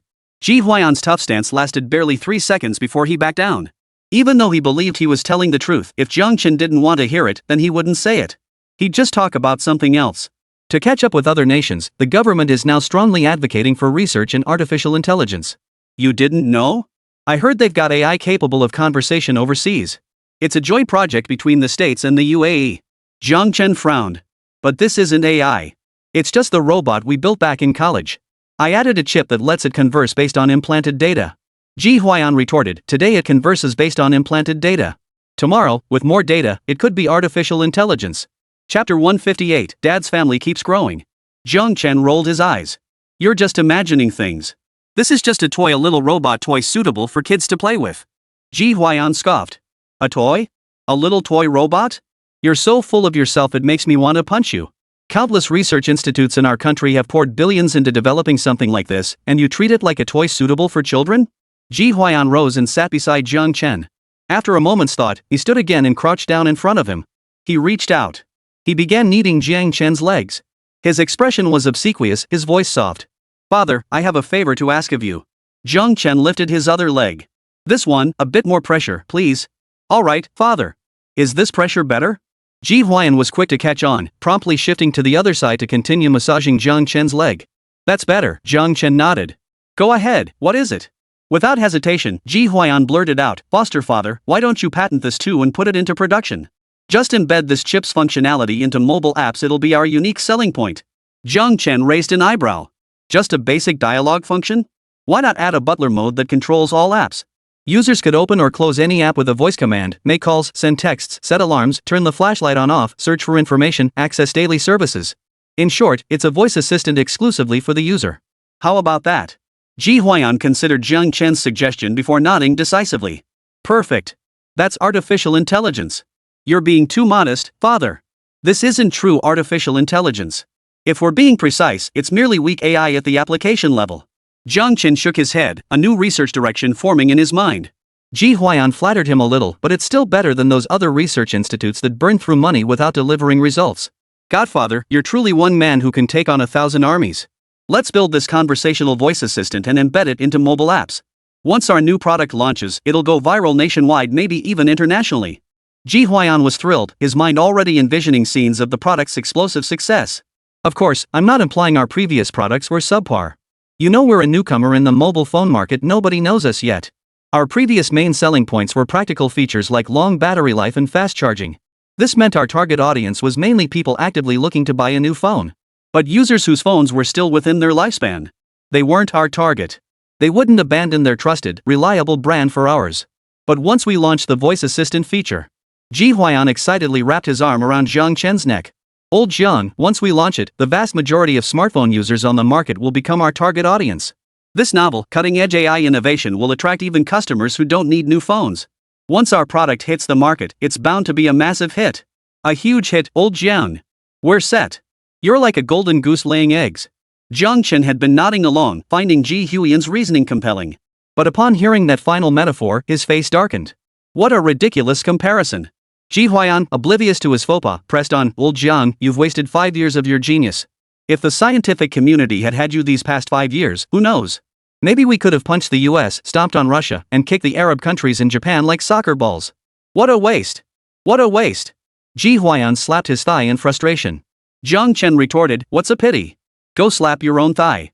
Haha, Ji Huaiyan replied with a sharp laugh, I regret not getting married. Jiang Chen, huh? Speak plainly. Ji Huaiyan, if I'd known my niece was this adorable, I would have gotten married and had a son long ago. Then he could chase after her, and if she ever took a liking to my boy, we could arrange a betrothal. How perfect would that be? Tell me, why did I ever think women were dangerous and off limits? If I hadn't had that idea, I'd have married and had a son long ago. Jiang Chen's face darkened, and he kicked out, get lost. Though he claimed An would eventually start her own little family, the thought of that day arriving still filled Jiang Chen with profound sorrow. The treasure he held in the palm of his hand would one day start a family with someone else. Who knew how that person would treat her? What if? The mere thought of that possibility made Jiang Chen want to lash out. Ji Huaiyan, old Jiang, I'm just a big mouth. I was joking. Let's talk business, let's talk business. I didn't know you had this project before. We agreed on a 70-30 split, but now that you're joining this venture, we need to adjust both the profit distribution and equity shares. You should take more. We'll go 9. Cut it out, Jiang Chen cut Ji Huaiyan off. We agreed on a 70-30 split, and that's final. A man's word is his bond. If you want me to take back what I said, forget it. Jiang Chen's moral boundaries were remarkably flexible. When dealing with enemies or rivals, forget promises, he might not even be truthful about his own farts. But with his own people, what Jiang Chen said stood. He never reneged on benefits he de-promised, and Ji Huayan fell squarely within that category. Never mind how moved Ji Huayan was, leaving with tears streaming down his face. Focusing instead on Zhuang Weiwei, who had only overheard fragments of the conversation inside the room. Due to Ji Huayan's emotional outburst, a few words escaped his control. They seeped through the door crack, reaching the bedroom where Zhuang Weiwei and Anan heard them. Anan, too young to grasp the full meaning, could only discern the surface words. It seemed like Daddy was very impressive. Mommy, was Uncle Ji saying Daddy is really amazing? Yes, Zhuang Weiwei nodded. Then, is Uncle Ji really impressive too? Zhuang Weiwei considered the business world's reputation of Ji Huayan, then reflected on the differences between herself and him, before nodding again. And Anne's eyes sparkled brightly. So if Dad is praised as amazing by someone amazing, does that mean Dad is the most amazing? Yes, Zhuang Weiwei felt a pang of bitterness. Your dad is the most amazing person I've ever met. Anan couldn't detect the bitterness hidden beneath Zhuang Weiwei's smile. Her mind was filled with thoughts of how Dad had been growing more and more capable lately, and happier too. It was wonderful. Mommy, I'm so happy. Before, when we were at home, Daddy only had me. Now Daddy has more and more family. And more smiles on his face. Chapter 159, I'll give you every last cent I have. Mommy, why is that? Anan asked curiously, clutching her toy. Truthfully, Anan wanted to ask Dad instead. He always patiently answered her questions. But Dad was chatting with Uncle now, and she couldn't interrupt him. So she could only ask her mom, who was right in front of her. A child's underdeveloped mind couldn't grasp many complexities. Especially Anan. Born with a weak constitution, Jiang Chen had shielded her from the outside world for 5 years. She had little contact with outsiders, or even the world at large. Her actions and words stemmed entirely from her innate instincts. Yet such blunt, unfiltered words could inflict deep emotional wounds on some people, even deliver a fatal blow. Zhuang Weiwei's lips had turned noticeably pale. And Anne's childish words echoed relentlessly in her mind. When we were at home before, Daddy only had me. Now Daddy has more and more relatives, more and more. Why? Why indeed? Because of her. Zhuang Weiwei closed her eyes, unwilling to dwell on it. No, that wasn't it. She also wanted to build a home with Jiang Chen. She broke ties with her family for Jiang Chen. He was so kind, so exceptional. She was so afraid of losing Jiang Chen. She knew she was wrong. She was already changing. She could definitely fix this. Mom, what's wrong? Anan shook Zhuang Weiwei's arm. Mom, you look terrible. Should we go to the hospital? I'll go find Dad. Anan started to get up, determined to find Dad to rescue Mom. Zhuang Weiwei quickly grabbed Anan's hand. Don't go. Mommy's fine. Mommy was just thinking about Anan's homework. She forced a smile, but seeing her daughter's innocent, inquiring eyes, Zhuang Weiwei found herself utterly speechless. Anan set down her toy, walked over, and hugged Zhuang Weiwei, giving her a gentle kiss on the cheek. Is Anan's problem too hard? If you can't figure it out, Mom, don't force yourself. Anan won't ask anymore. Feeling the warm touch on her cheek, Zhuang Weiwei couldn't hold back her tears. She held Anan close. Anan, it's because of Mom's problem. Mom did something wrong. Mom was afraid of losing Dad. Mom was wrong. It's all Mom's fault. Anan, Mom is sorry to you and Dad. Anan wiped away Zhuang Weiwei's tears with her little hand. Don't cry, Mommy. When you cry, my faucet wants to cry too. Let's turn off the faucet together, okay? Yes. Anan thought for a moment, then pressed her cheek against her mother's. Mommy, actually, Daddy was really happy before too. Anan was really happy too. We were a really good family. Even though, she paused to think, even though our family is separated now, we still love each other. Love connects me, Dad, and Mom together. We get angry with each other, but we always make up. Anan felt a little embarrassed and whispered, I got mad at Mom too, but I forgave her right away. She was referring to that time at the amusement park when her mother didn't trust her and left her behind. But a child's instinct is to love their parents. Anan loved her father and mother. She wouldn't let her dad forgive her mom's mistakes, but she herself would always forgive both her dad and Mom. Don't cry, Mom. Dad said that if you make a mistake, you should admit it and then fix it. A good kid is one who knows their mistake and corrects it. Dad will always love me. Mom admitted her mistake right away and fixed it. Dad knows Mom is a good kid too, and he must be really happy. Anan didn't say her father would definitely forgive her mother. She hoped for that too, that her family could become whole again. But she would let her father decide. Zhuang Weiwei listened to Anan with a smile, but her eyes betrayed an uncontrollable sadness. It's different. Her mistake was too great. It would take immense effort to barely make up for the hurt she had caused her husband and Anan. When Anan grew tired from playing, she would doze off for a while. Once Anan's breathing steadied and she fell into a deep sleep. Zhuang Weiwei rose and knocked on Jiang Chen's bedroom door. "Come in." After a moment, upon hearing Jiang Chen's permission from inside, Zhuang Weiwei pushed the door open and stepped in. She placed a check, already signed and made out for the amount, in front of Jiang Chen. "This is all the funds I can access right now. Take it. Starting a company isn't easy. You don't have much money, so you need to keep some as a backup. Use mine to test the waters. Don't worry about me interfering in company affairs with this money. I'll sign a deed of gift agreement. This money is yours to keep. I won't interfere or demand it back. Use it with confidence. Don't refuse out of obligation either. This is merely compensation for my past mistakes. I must apologize for what I did wrong. There are no business traps or emotional strings attached to this money." Fearing Jiang Chen might refuse, Zhuang Weiwei spoke quickly and thoroughly. Her heart ached now. Only today had she realized what Ji Huayan had done during his last visit the very day her husband had left. They had met and discussed a partnership. 5 years ago, because of her husband had withdrawn from the partnership with Ji Huayan, a company that was already making waves in the industry. 5 years later, they were collaborating again. If she could help her husband gain more influence within the company, that would be good. As for what would happen to Rose Company once she lost all her liquid assets, let it go bankrupt, Zhuang Weiwei thought. As long as her husband's career could take off and a smile could return to his face, that would be enough. Jiang Chen frowned. He felt Zhuang Weiwei's behavior had been increasingly off lately. "I don't need it. Take it back and keep it for yourself." Zhuang Weiwei was accustomed to Jiang Chen's refusals. She didn't dwell on it, instead saying, "Then consider it child support for Anan. It's yours to use however you wish." Jiang Chen narrowed his eyes, studying Zhuang Weiwei's expression. Was she actually sincere? Could it be that the sun was rising in the west today? "I said I don't need it. My partnership with old G doesn't involve any investment. Take this money back and use it to keep your Rose running." Jiang Chen couldn't resist adding a jab. "Don't come crawling back to me when Rose really goes under and you have nowhere to live. The best compensation you can give me is to mind your own business and stop bothering me." Jiang Chen thought he'd hit her where it hurt, using her company, her most cherished asset, to mock her. But Zhuang Weiwei didn't even flinch. "What should we have for dinner tonight? I'll go buy groceries and prep the ingredients." Chapter 160, My Uncle Knows About You. Zhuang Weiwei's attitude had shifted completely. She neither cried nor argued, simply accepting everything Jiang Chen said without resistance. It felt like punching a pillow to Jiang Chen. Irritated, Jiang Chen snapped, "We're having a full Manchu Han banquet tonight. You cook it." Zhuang Weiwei fell silent for a moment before replying, "Today isn't ideal. You know my cooking skills barely passable. I'll sign up for a cooking class later. Once I master it, I'll make you a full Manchu Han imperial feast. How about that?" Zhuang Weiwei's answer left Jiang Chen silent too. "Whatever you say. Honey, you're so sweet." Jiang Chen, ? "Husband, you didn't outright refuse me. You're so kind to me." Jiang Chen double-checked Zhuang Weiwei genuinely believed this, not speaking sarcastically to mock him. "You? Never mind. If there's nothing else, you can leave now." Jiang Chen picked up his phone, turned up the volume, and gestured for her to go. Zhuang Weiwei lowered her head, gave a faint nod, and exited the room. Jiang Chen's fingers mechanically swiped through one short video after another, yet none of them seemed entertaining.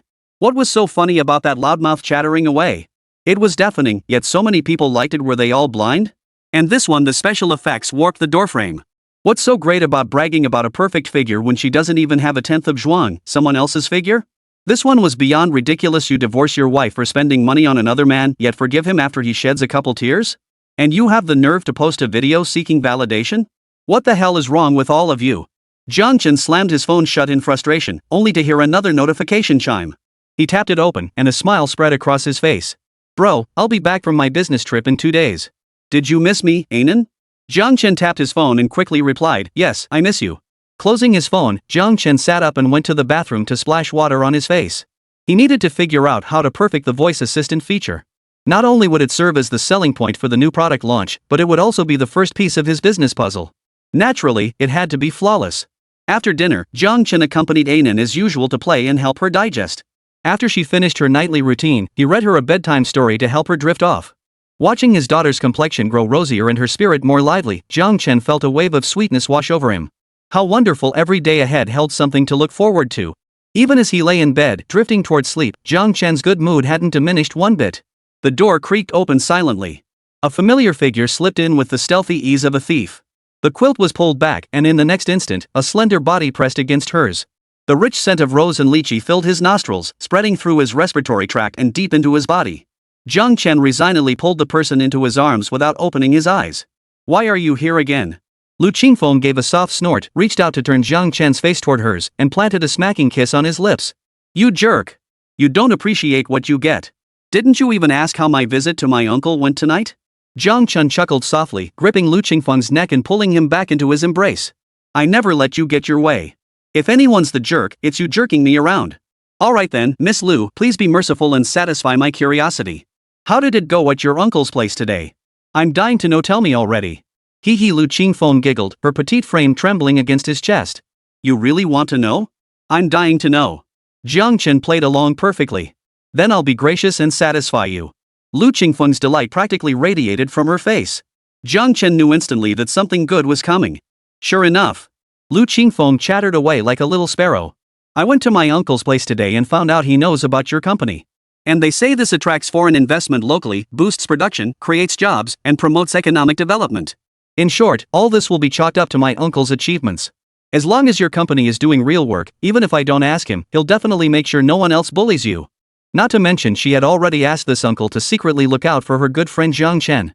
But she wouldn't mention that. She'd studied the playbook diligently, men have pride, and she couldn't hurt Jiang Chen's. Though she instinctively felt he wouldn't care, that's what the how to win over your crush guides all said. After sharing the good news, the smile slowly faded from Lu Qingfeng's face. She burrowed into Jiang Chen's embrace, her mood souring. I'd love to stay and see your company opening day, but I have to go back tomorrow. Jiang Chen asked instinctively, so soon? He cleared his throat twice, feigning nonchalance. Didn't you say you'd leave in a couple of days? I need to go back to study prep for college, then master's and PhD, Lu Qingfeng listed off on her fingers. And I'm going to fight for my voice in the family. Today, her uncle had seen right through her little scheme. But to Lu Qingfeng's surprise, he hadn't opposed it, though he hadn't exactly supported it either. He'd only said one thing: those without a voice can't make decisions. Lu Qingfeng understood the hint in his words. A thought she'd never considered before stirred restlessly within her. Yes, if she gained influence within the family, even if Jiang Chen's business failed, no one would dare oppose her decision to stay with him. For Jiang Chen's sake, why shouldn't she give it a try? Jiang Chen gently patted Lu Qingfeng's back. Well, you'll have a lot to learn then. Beyond academic knowledge, you'll need to master strategy, understand how to manage subordinates and read people, learn to control your emotions. Sounds complicated, but I won't back down. Jiang Chen, just wait for me to marry you. Lu Qingfeng propped herself up with her arms, leaning over Jiang Chen and blowing a breath of air toward him. A fragrant breeze brushed past. Jiang Chen pinched Lu Qingfeng's small nose. As she was forced to breathe through her mouth, a hint of pink tongue peeked out. Jiang Chen's eyes darkened. I never said I'd marry you. I don't care. I'll just force myself on you. We'll see about that later. Go back to sleep. No way. I want to sleep here tonight. What if Anan comes to wake you up tomorrow? Perfect. Then she can call me her new mom. Get lost. Poof. I'm leaving tomorrow and who knows when I'll return. Jiang Chen, feel my heart. Touch it can't bear to part with you. Enough. One more word and you sleep in the study. Then can I sleep here? One more word and I'll drag you out. Close your eyes. Mwah mwah mwah. Chapter 161, Wealth, Power, and Influence. The old man won't do without him. The first thing Lu Qingfeng did upon returning to the imperial capital's ancestral home was seek out her grandfather. Grandpa, I'm back. Slow down, slow down. Don't trip and fall. A snow-white-haired elder with a benevolent smile set down the ancient text he was reading. His eyes brimmed with affection as he watched Lu Qingfeng run toward him. Among all his grandchildren, this one resembled him most, especially the eyes, identical. That fiery, direct temperament mirrored his own perfectly. Add to that his unreliable, biased son and daughter-in-law who favored an outsider over their own bloodline. The old man couldn't help but favor Lu Qingfeng greatly. When Lu Qingfeng reached him, a servant silently handed him a towel to wipe his sweat. Wipe the sweat off your face. You didn't need to run this fast to see Grandpa. I'm right here, not going anywhere. Lu Qingfeng pouted. Grandpa, I need your help with something. What could be so urgent it couldn't wait a moment? Of course it's important. It's about whether you'll be able to hold your head up high. The old man couldn't help but smile at Lu Qingfeng. Grandpa, what's wrong? Why are you laughing? Lu Qingfeng touched her face. There was nothing there. Just say what's on your mind. You practically have I have a problem carved on your little forehead. The old man handed her a cup of tea. Lu Qingfeng took the cup and cradled it in her hands. Grandpa, what problem? I truly meant to. Look, I even bought you pastries from Shunzhai, all your favorites. I went out of my way to get them, stood in line myself. Don't believe me? Look at my face, it's all sunburned. The old man didn't argue, just raised an eyebrow at her with a smile. Grandpa. I want. It's about my granddaughter's bright future. I want to ask you to help me arrange a tutor. Lu Qingfeng stammered but managed to voice her request. She felt a bit embarrassed. All these years, harboring resentment over her parents' favoritism, she'd been stuck in a rebellious phase, refusing to study. Grandpa had hired countless tutors for her before, but she'd found ways to drive them all away. Now she was running to him asking for a tutor. Even with her thick skin, she felt a bit embarrassed. Why the sudden desire for a tutor? What subject are you interested in? The old man seemed surprised but went along with her request. Lu Qingfeng opened her mouth, unsure how to respond.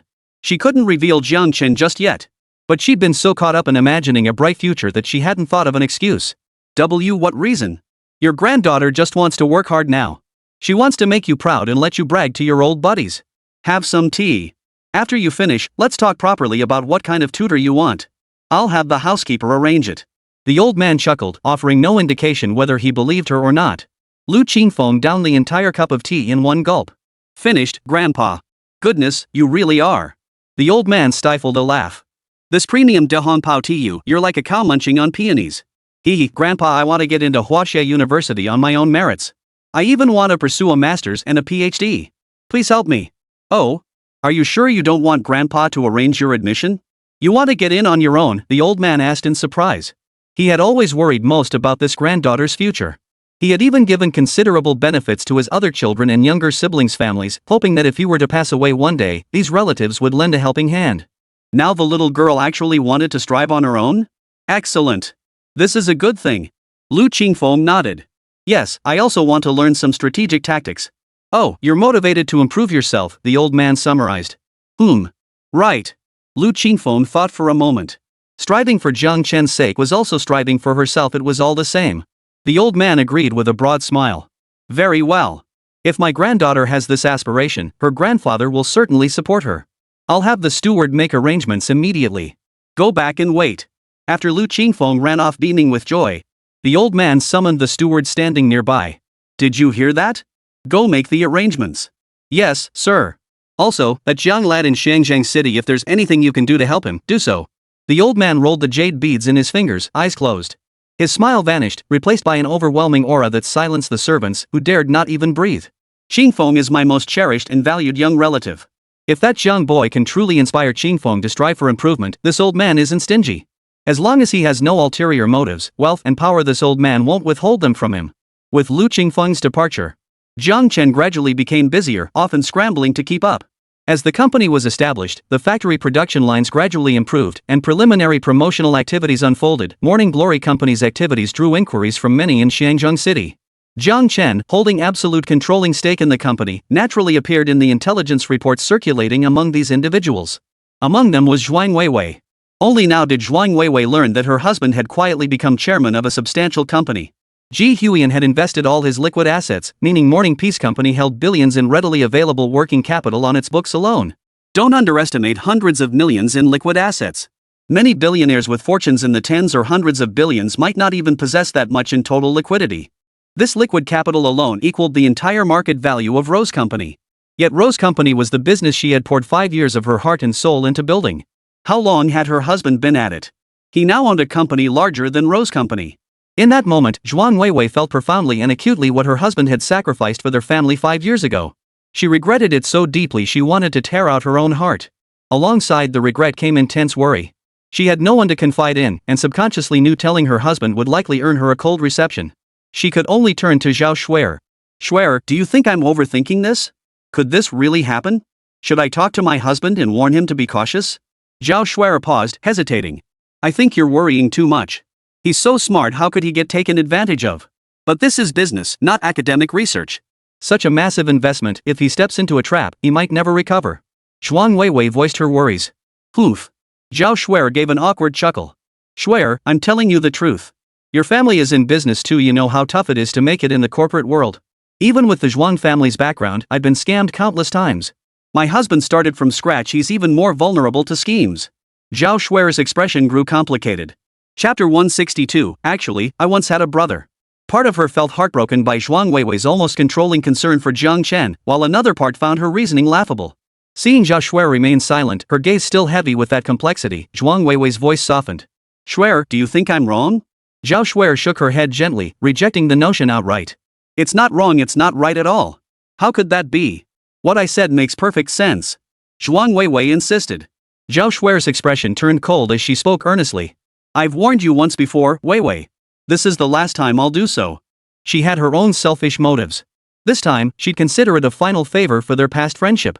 If Weiwei listened and changed, and Jiang Chen was willing to forgive her, then she'd accept it as her own soft-heartedness. If Weiwei remained stubborn and Jiang Chen grew so exasperated that their relationship ended completely, then she would have done all she could. Jiang Chen is a thinking adult. He made his choice after careful consideration. All you need to do is support him. After all, you're not as smart as he is. Don't rush to deny it. If you were truly clever, you wouldn't have been completely fooled by that fake Lu Zhiping. At the mention of Lu Zhiping, Zhuang Weiwei's expression changed noticeably. Zhuang Weiwei continued, I've long suspected your need to control Jiang Chen borders on the pathological. He's so intelligent and talented, yet you refuse to let him grow. You keep him cooped up at home. Can't you afford a nanny? Who in our circle doesn't have a trustworthy nanny? Hire Tan or 8 to look after him and nothing could possibly go wrong. Why must Jiang Chen give up his job to stay home? A man as sharp as him couldn't possibly be unaware of your intentions. He loves you and was willing to compromise for you. And how did you treat him? You thought he'd lost his ability, that he was living off you, so you could do whatever you pleased. Finding a stepbrother, staying out all night, humiliating Jiang Chen for the sake of an outsider. You deserve what you've gotten. Even now, you still haven't truly realized your mistakes or changed. Now you're still imposing your own demands on Jiang Chen, just using more subtle tactics. Zhuang Weiwei shook her head. No, you saw it yourself. The moment he steps out of the house, women can smell the opportunity and throw themselves at him. If I'd let him out earlier, he'd have been snatched away by someone else. But the one who betrayed your family first was you. Not him.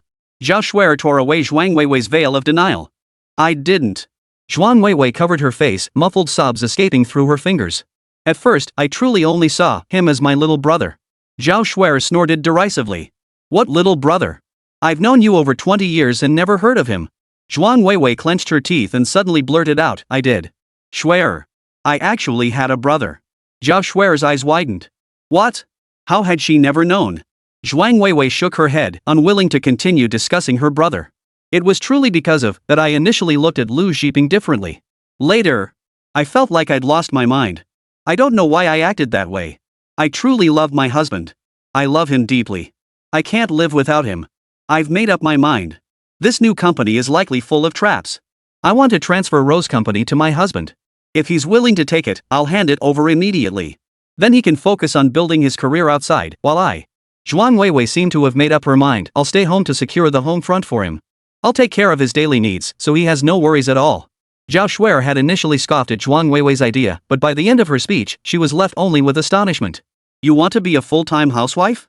Zhuang Weiwei was someone who valued her career immensely. She'd fought tooth and nail in the business world, never flinching from the hardships. Now she was voluntarily proposing to stay home as a homemaker.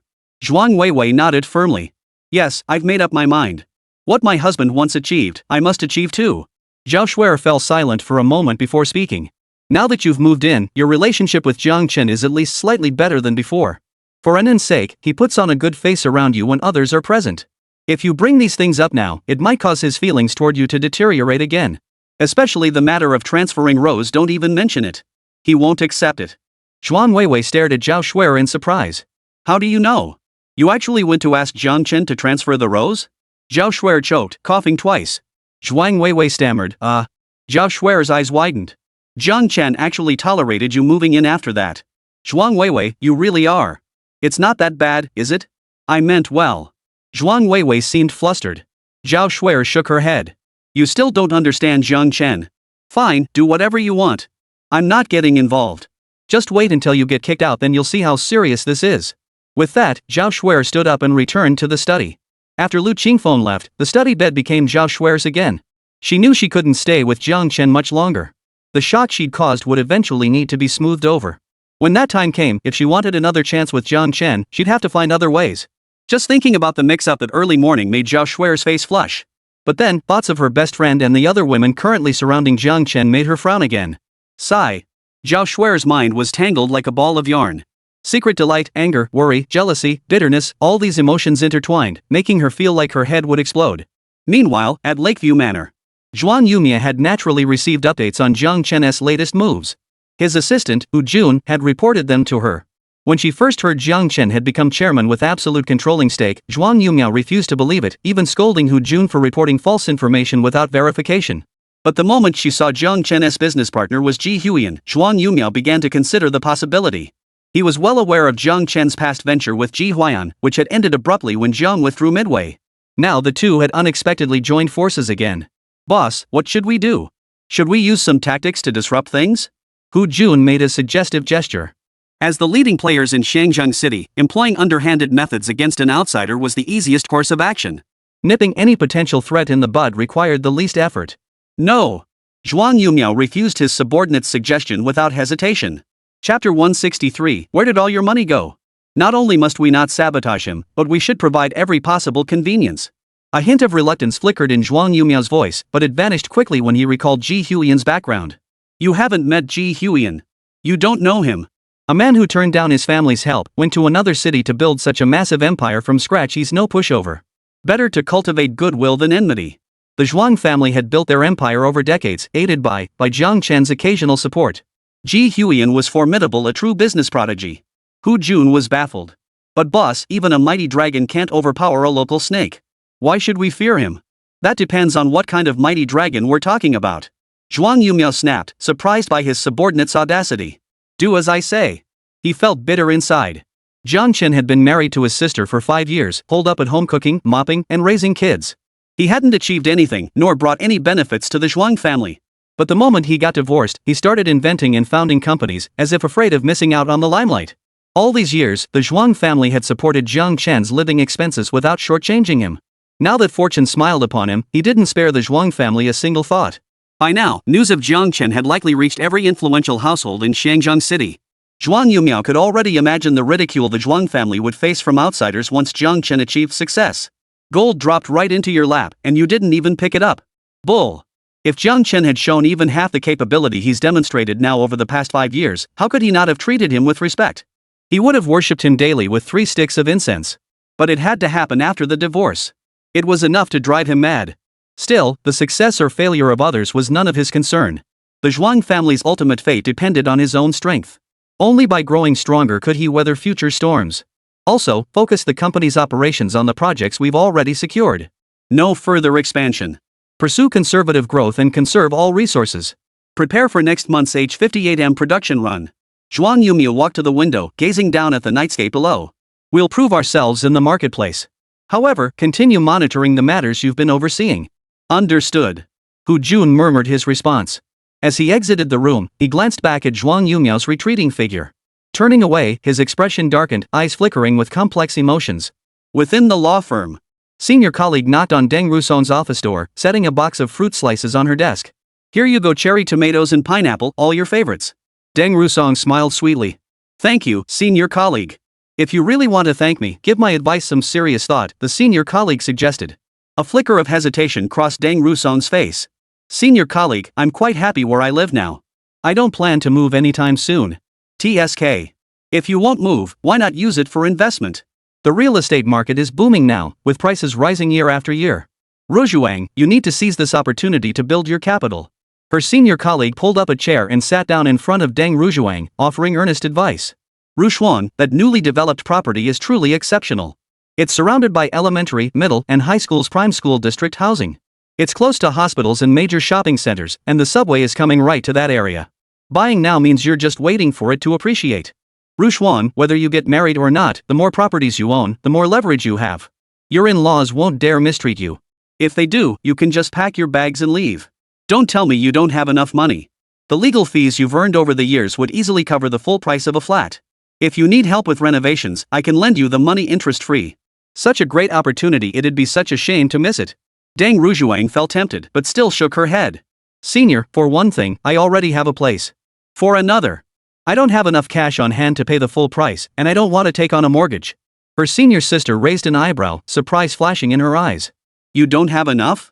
Rujuang, have you run into some trouble lately? Deng Rujuang shook her head. No, it's just, I spent some recently. Her senior sister lowered her lashes, pondering for a moment before her eyes widened. Deng Rusong, you didn't actually buy that SUV, did you? Clearly, she recalled the look on Deng Rusong's face when she first saw the vehicle. But that doesn't add up. If you bought it, I haven't seen you drive it. Rusong, tell me honestly, where did all the money go? Her senior sister looked worried. This was the youngest disciple in their sect, and also the one who'd endured the most hardships. Her senior sister genuinely feared she'd encountered some trouble but was too embarrassed to speak up, choosing to bear it alone. Deng Rusong stared at the wood grain on her desk.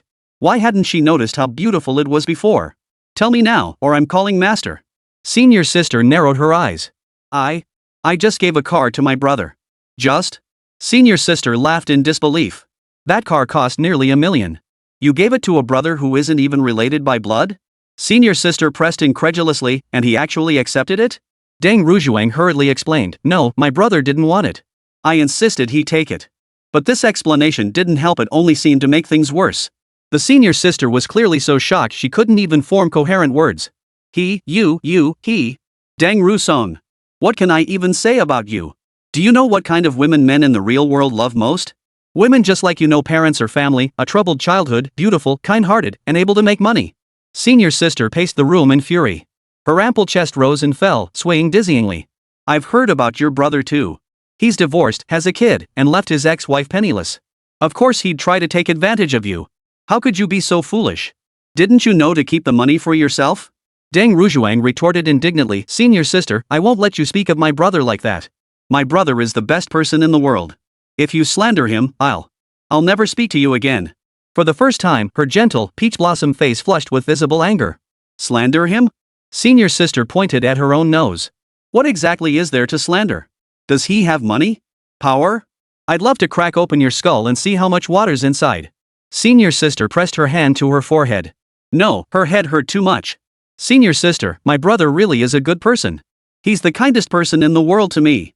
Chapter 164, Women, Changing Faces Like Turning Pages. Senior sister sighed helplessly, gesturing for Deng Rujuang to sit on the chair opposite her. Rujuang, whether he's a good person or not has nothing to do with your future. You can't marry him. You're meant to spend your life with your husband, not some unrelated older brother. Deng Rusong retorted without hesitation, why couldn't we get married? My brother is single now. If he's interested in me, I'd gladly accept. If he isn't, I'll just follow him around for the rest of my life. Quietly watching over him. Senior sister's mouth opened and closed, her eyes wide as copper bells. How come I never noticed you were such a love-struck fool before? Deng Rusong, oh, senior sister, you haven't met my brother. You don't know how wonderful he is, or how good he is to me. Anyway, we'll deal with the future when it comes. No way, Deng Rusong. I can't just watch you wander further down this wrong path. I'll introduce you to some decent guys later. Meet more people, and you won't be so fixated on just one. I won't meet them. Senior sister, please don't bring this up, okay? Here, have a cherry tomato. Mum. Early that morning, Jiang Chen arrived at the company. After nodding and smiling at all the employees who greeted him, Jiang Chen pushed open the door to Ji Huiyan's office. Hey, what's up, old Ji? Fired up this early? Your face is dark. Jiang Chen teased. The moment he entered, he noticed Ji Huiyan's off mood. He was completely downcast. Ji Huiyan waved him off, gritting his teeth. The legal team ID already secured got poached. What? Ji Huiyan rubbed his temples as he explained the situation. Several of his former partners were deeply dissatisfied with his all-out investment in Chen and Company. They believed he was wasting resources and insisted he should focus all efforts on Chen instead, so everyone could profit together. Consequently, the group had been sabotaging Ji Huiyan. This time, they'd even poached the core members of his in-house legal department and the entire legal team originally intended for Chen and Company. With their new product launch imminent, the legal department was indispensable. Finding a new, capable, and trustworthy team in such a short time was no small challenge. Jiang Chen suddenly thought of someone and asked, Old Ji, do you have any solid candidates? Ji Huiyan caught the implication and replied, Old Jiang, you have someone to recommend? If so, speak up now. We'll finalize it after vetting them. Actually, there is one. I'll go talk to her later and see what she thinks. Jiang Chen didn't commit fully. He didn't know Deng Rusong's work schedule yet. What if she was too busy to come? Alright, old Jiang, I'm leaving this entirely to you. Salary isn't an issue as long as they're capable, a few million a year is no problem. Go all out. Jiang Chen arrived at the law firm where Deng Rusong worked at the agreed time.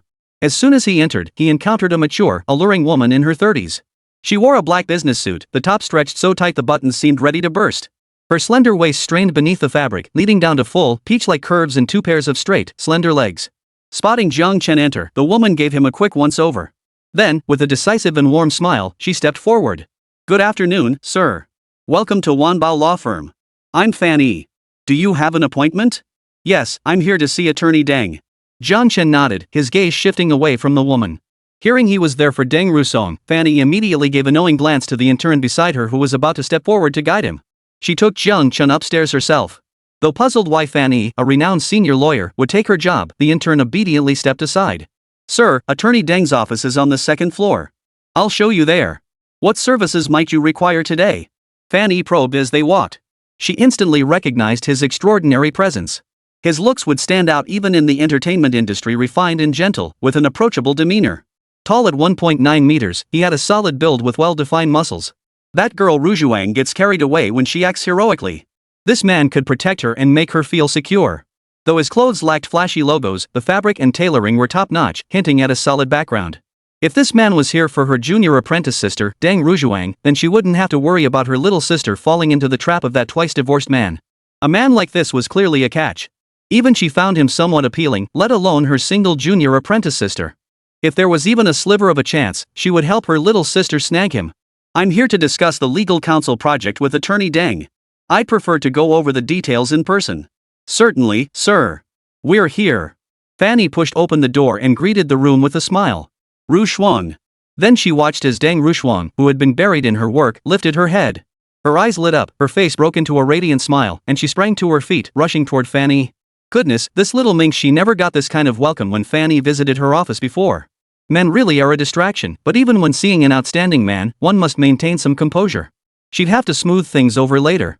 She couldn't let this man think Rujuang was the type to be easily won over. If he got her too easily, he might not cherish her. She was truly tearing her heart out worrying about Rujuang.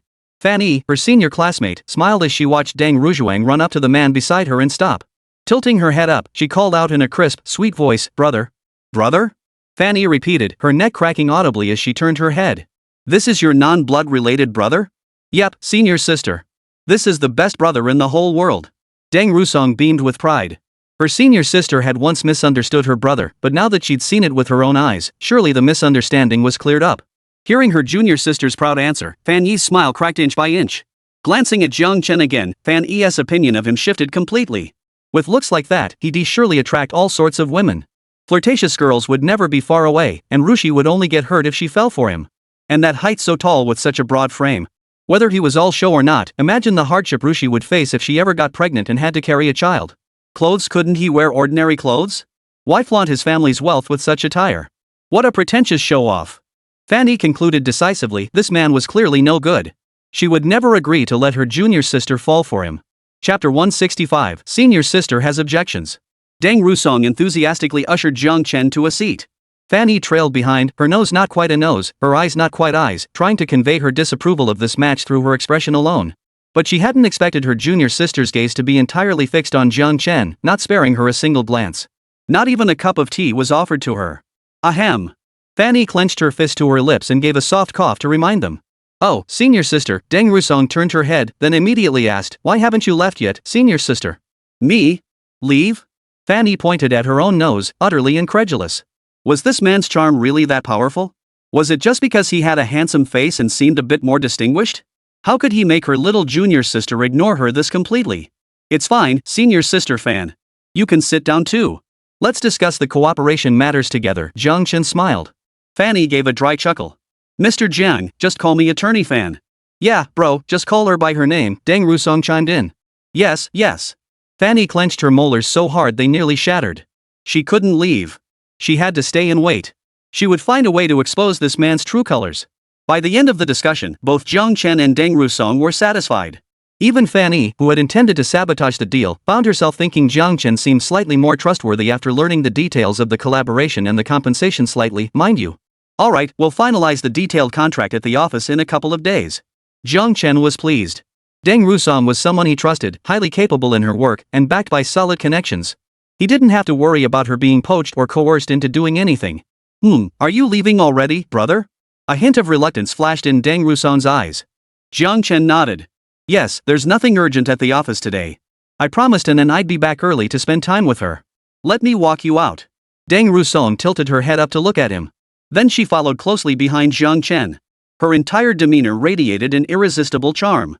Fanny, trailing behind them, nearly popped her eyes out of their sockets. She couldn't tear Deng Rujuang's eyes away from Jiang Chen for even a moment. She watched Jiang Chen climb into the SUV that had drained most of Deng Rujuang's savings, then watched Deng Rujuang stare blankly at the car's departure until the exhaust fumes vanished, her gaze still fixed. Fan Yi's expression darkened further. When Deng Rusong finally pulled her gaze away, she saw her senior sister looking like she was about to burst into tears, startling her. Senior sister, what's wrong? Are you so overjoyed by this good news about the partnership that you're about to cry? Happy? I'm furious. Fan Yi snorted coldly. Dragging Deng Rujuang into her office, Fan Yi pressed her shoulders and demanded. Rujuang, tell your senior honestly, have you crossed that line? Deng Rujuang blinked. What line? Remember how you'd come to work every day recently, your legs trembling? It was so obvious you weren't natural. Was that when that beast tricked you? What are you talking about? Deng Rusong flushed slightly. That was my brother giving me special training to build my stamina. I overdid it, so my legs were sore. Walking wasn't natural. Fan Yi snorted coldly. That excuse would fool a 3-year-old. Out of nowhere, why would he suddenly give you special training? Just to make you walk unnaturally in front of us? He wants to ruin your reputation, make it hard for you to find a partner, so you'll have no choice but to settle for him, a divorced man with a child. You. Senior sister. Deng Rusong cut her off. She looked at her earnestly. Senior sister, ever since I became our teacher's disciple, you've been the one guiding me. You've personally handled everything for me, even teaching me how to write my graduation thesis. After graduation, you brought me into your law firm and mentored me step by step until I became a partner. To me, senior sister, you're no different from my own sister. I know you're worried about me and want me to be happy. But senior sister, my brother truly is a wonderful person. He's an excellent husband, an excellent father, and an excellent brother. He carried me through the most painful 8 years of my childhood. Senior sister, he means everything to me. Deng Ruxian gazed at Fan Yi with her peach blossom eyes brimming with moisture. Her expression earnest, she said. You saw him in person today. He truly is a very, very good man. Senior sister, I sincerely hope that you, who've been so kind to me, and my brother, who's been the best to me, can get along well. Fan Yi turned her head to look at the money tree in the corner. Why hadn't she noticed before how yellow its leaves were? Next time, she wouldn't pour leftover tea into it. Senior sister. Deng Rujuang reached out, tugging at Fan Yi's sleeve and shaking it gently. Rujuang, if he'd never been married, I'd support you 100%. But, he's been married and has children. That means he and his ex-wife will never truly be completely separated. There will always be the shadow of a third person between you. If he's still a soft-hearted man, his ex might even walk right back into his life. Do you know what that feels like? Fan Yi sighed helplessly, clasping Deng Rujuang's hand. What a foolish girl. Deng Rujuang sank into memories. That ex-wife was indeed a tough nut to crack. Thick-skinned and tenacious, she never backed down no matter what Fan Yi said. One moment Fan Yi would tear down her defenses, the next she'd be clinging to Jiang Chen, calling him husband. Seeing an opening, Fan Yi probed, you've been thinking about some unpleasant memories too, right? No, Deng Ruxian shook her head inside. Actually, I felt pretty good about it. Every time, my brother stood by me. You. Fan Yi nearly choked on her breath in anger. Deng Rusong quickly changed the subject. Senior sister, since you know so much about these things, when will you find me a brother-in-law? Fan Yi's face turned icy, her eyebrows furrowed, and she coldly retorted. Find a brother-in-law? Men are nothing but roadblocks to my career. I won't find one, absolutely not. I'll stay single until I die. I'll dedicate my entire life to my career. Rushuan, listen to your senior sister. All these years I've been older than you, haven't been wasted. Fan Yi talked herself hoarse. But no matter what she said, Deng Rushuan just stared at her with those almond-shaped eyes, misty with moisture, pleading. Fan Yi. Sighing, Fan Yi relented outwardly. I can promise to get along peacefully with him from now on and not give him the cold shoulder. But you have to agree to one thing for me. What? A major client is coming tomorrow. You have to come with me to meet them. Fan Yi felt her junior sister must have been so absorbed in her studies all these years that she'd encountered far too few decent men. She'd introduce her to a few more. Even if they weren't as handsome as today's man, it might shift her junior sister's focus. Chapter 166, The Bureau Chief's Reward. Changhe West Road Security Post. Jiang Chen approached the reception desk. Hello, I'm Jiang Chen. Captain Gao sent me. Mr. Jiang? Hello. Finally meeting you in person. Oh, right, Captain Gao and the others are waiting for you upstairs. Jiang Chen was taken aback by the receptionist's warmth. After thanking her, he turned and headed toward the second floor. He had originally planned to go to the company that day. But unexpectedly, Gao La had called him, insisting he come to the security office first, claiming it was good news and urging him to hurry. Following the signs, Jiang Chen found Gao Li's office on the second floor. As his gaze swept past the far end of the corridor, a flicker of disorientation crossed Jiang Chen's eyes. He raised his hand and knocked twice. Come in. Jiang Chen pushed open the door and stepped inside. Then he saw a room full of people staring at him like he was some rare panda exhibit. Jiang Chen? In that dazed moment, Chief Sun seemed to recognize two familiar faces. Jiang Chen felt a bit dazed himself. He had seen this man on local TV news and in his childhood memories. The chief of security for Shangjiang City, a colleague of his mother and uncles Zhang and Li back then. To encounter him here today? Chief Sun wore a kind smile, a stark contrast to his tough guy image on television. He walked up to Jiang Chen and patted him on the shoulder. You helped crack that marked murder case before. This time, with the skinning and body hiding case, you provided the breakthrough that led to the arrest within 24 hours. Impressive. Young and capable, a fine lad. You've done your parents proud. With that, Director Sun waved his hand, and someone nearby approached carrying a tray with 20,000 yuan in cash. This is the Bureau's reward for your service. Keep up the good work in fighting crime for Shangjiang City. I thank you on behalf of our citizens. Commissioner Sun placed the bonus into Jiang Chen's hands, offered a few more words of encouragement, then rose to leave. His schedule was packed, making time specifically to award Jiang Chen, the son of an old colleague, was already a stretch. After the ceremony, his departure was inevitable. The entire process was brief and efficient. Once he was gone, Jiang Chen stared blankly at the 2 stacks of red bills in his hands. This is? Gao Lu interjected, it's the Bureau's reward for you. Take it without hesitation. I knew there'd be a reward, but I never imagined the chief himself would come to present it. Usually, we just transfer it to your card or give you cash. Still, you did an excellent job solving this case. Gao Lu leaned against the window, watching the convoy depart the security compound before finally relaxing. He turned to explain to Jiang Chen. Following your lead, we investigated every missing person in the area matching the criteria. And we actually found 3 who fit. We dispatched officers to interview each family. From their accounts, we learned a man had appeared near each missing person. Though their identities, backgrounds, occupations, and hometowns differed, we identified a common location from the statements. We rushed to that place overnight. It was remote, deep in the mountains, with no internet. Using the victim's son's description, we created a sketch. After cross-referencing, we found someone matching the description. Interrogation confirmed it was him. Gao Lu launched into a detailed account of the case's resolution. Jiang Chen summarized. The suspect was apprehended precisely through his investigative approach. The criminal motive also aligned closely with his initial hypothesis. This time, our station made a name for itself citywide. The new chief's first major initiative was to crack this case within 24 hours. We helped fuel that fire, and our entire station got bonuses. Gao Lu pointed to the 2 new police cars parked below. Out of 10 new vehicles, 2 were assigned to our station. These past 2 days, the cafeteria meal allowance doubled. Even our station dogs, like Big Yellow, got extra chicken legs. Jiang Chen slipped the money into his pocket. Fortunately, he was wearing casual clothes today. His pants were roomy enough that stuffing 2 stacks of cash inside wouldn't show. Well, they shouldn't have given an award to someone like me who's not even on the official roster.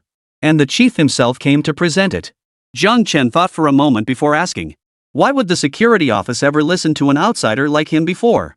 And after taking his advice, they actually gave him an award? Well, you wouldn't know. Gao Lu raised an eyebrow and explained. After that incident with Director Li, Commissioner Li's nephew, the Bureau made a lot of changes. Things aren't the same as before. If you catch another bank robber or major criminal, you might even get invited to our industry's commendation ceremony. Snag a first-class or second-class merit award, make the front page of the newspaper, that'd be even more impressive. Jiang Chen felt like he was falling behind the times. But regardless, getting paid was a good thing. 20,000 yuan was pretty decent. Plus, it seemed he'd made a favorable impression on Director Sun. Leaving the security office, Jiang Chen suddenly didn't feel like driving or going to the company. He simply scanned a shared bike by the roadside and rode aimlessly along the street. Inside the private dining room, Deng Rusong sighed softly. Senior sister, was he really here to discuss a partnership? Of course. Fanny took a sip of red wine. Ugh, this stuff tastes awful. Is this wine specifically designed to rip off rich little darlings? But I just feel something's off. He never once looked at the contract the entire time. Really? Maybe he just couldn't understand it. Fanny laughed it off. Mentally, she crossed this man off her list. And he dared call himself a second-generation scion? Can't even bother to read the contract during a business meeting? What a slacker. Could such a careless man ever treat his little junior sister well? A moment later, a young man with slicked-back hair approached. He looked to be in his early 20s, decked out in designer labels, his expression haughty. The moment he spotted Deng Rujuang, a confident smile spread across his face. My apologies for keeping you 2 beauties waiting. Some urgent matters at the company demanded my attention. My staff are utterly useless. Shouldering such a massive business empire alone is exhausting. I'd truly love to find a capable partner to share the burden. His words were met only with awkward smiles from the two women across from him, each smile more strained than the last. The young man paused, his gaze drifting to the wine bottle. Oh, right. To show my sincerity and apology, I'll down this glass. With that, he poured himself a glass of red wine and tipped it back in one gulp. Ah, no wonder it's a vintage from Kymington Estate. It's richer and smoother than other wines, with a distinct woody aroma. Fanny's hands, tucked under the table, dug into her thighs. Shut up, don't laugh. Hold it in. Mr. Hong is truly accomplished at such a young age, so knowledgeable. After saying this, Fanny felt her mouth twitching uncontrollably. Cross him out, cross him out. This man is a cross. What kind of man is he? He is not worthy of my little junior sister. Chapter 167, I give you a designer bag, you give me a stick of grass? The entire meal left Deng Ruxiang and Fanny feeling restless and uncomfortable. The man called young Master Hong talked non-stop throughout, radiating his charm toward the two women. Deng Rusong and Fanny just kept forcing awkward smiles.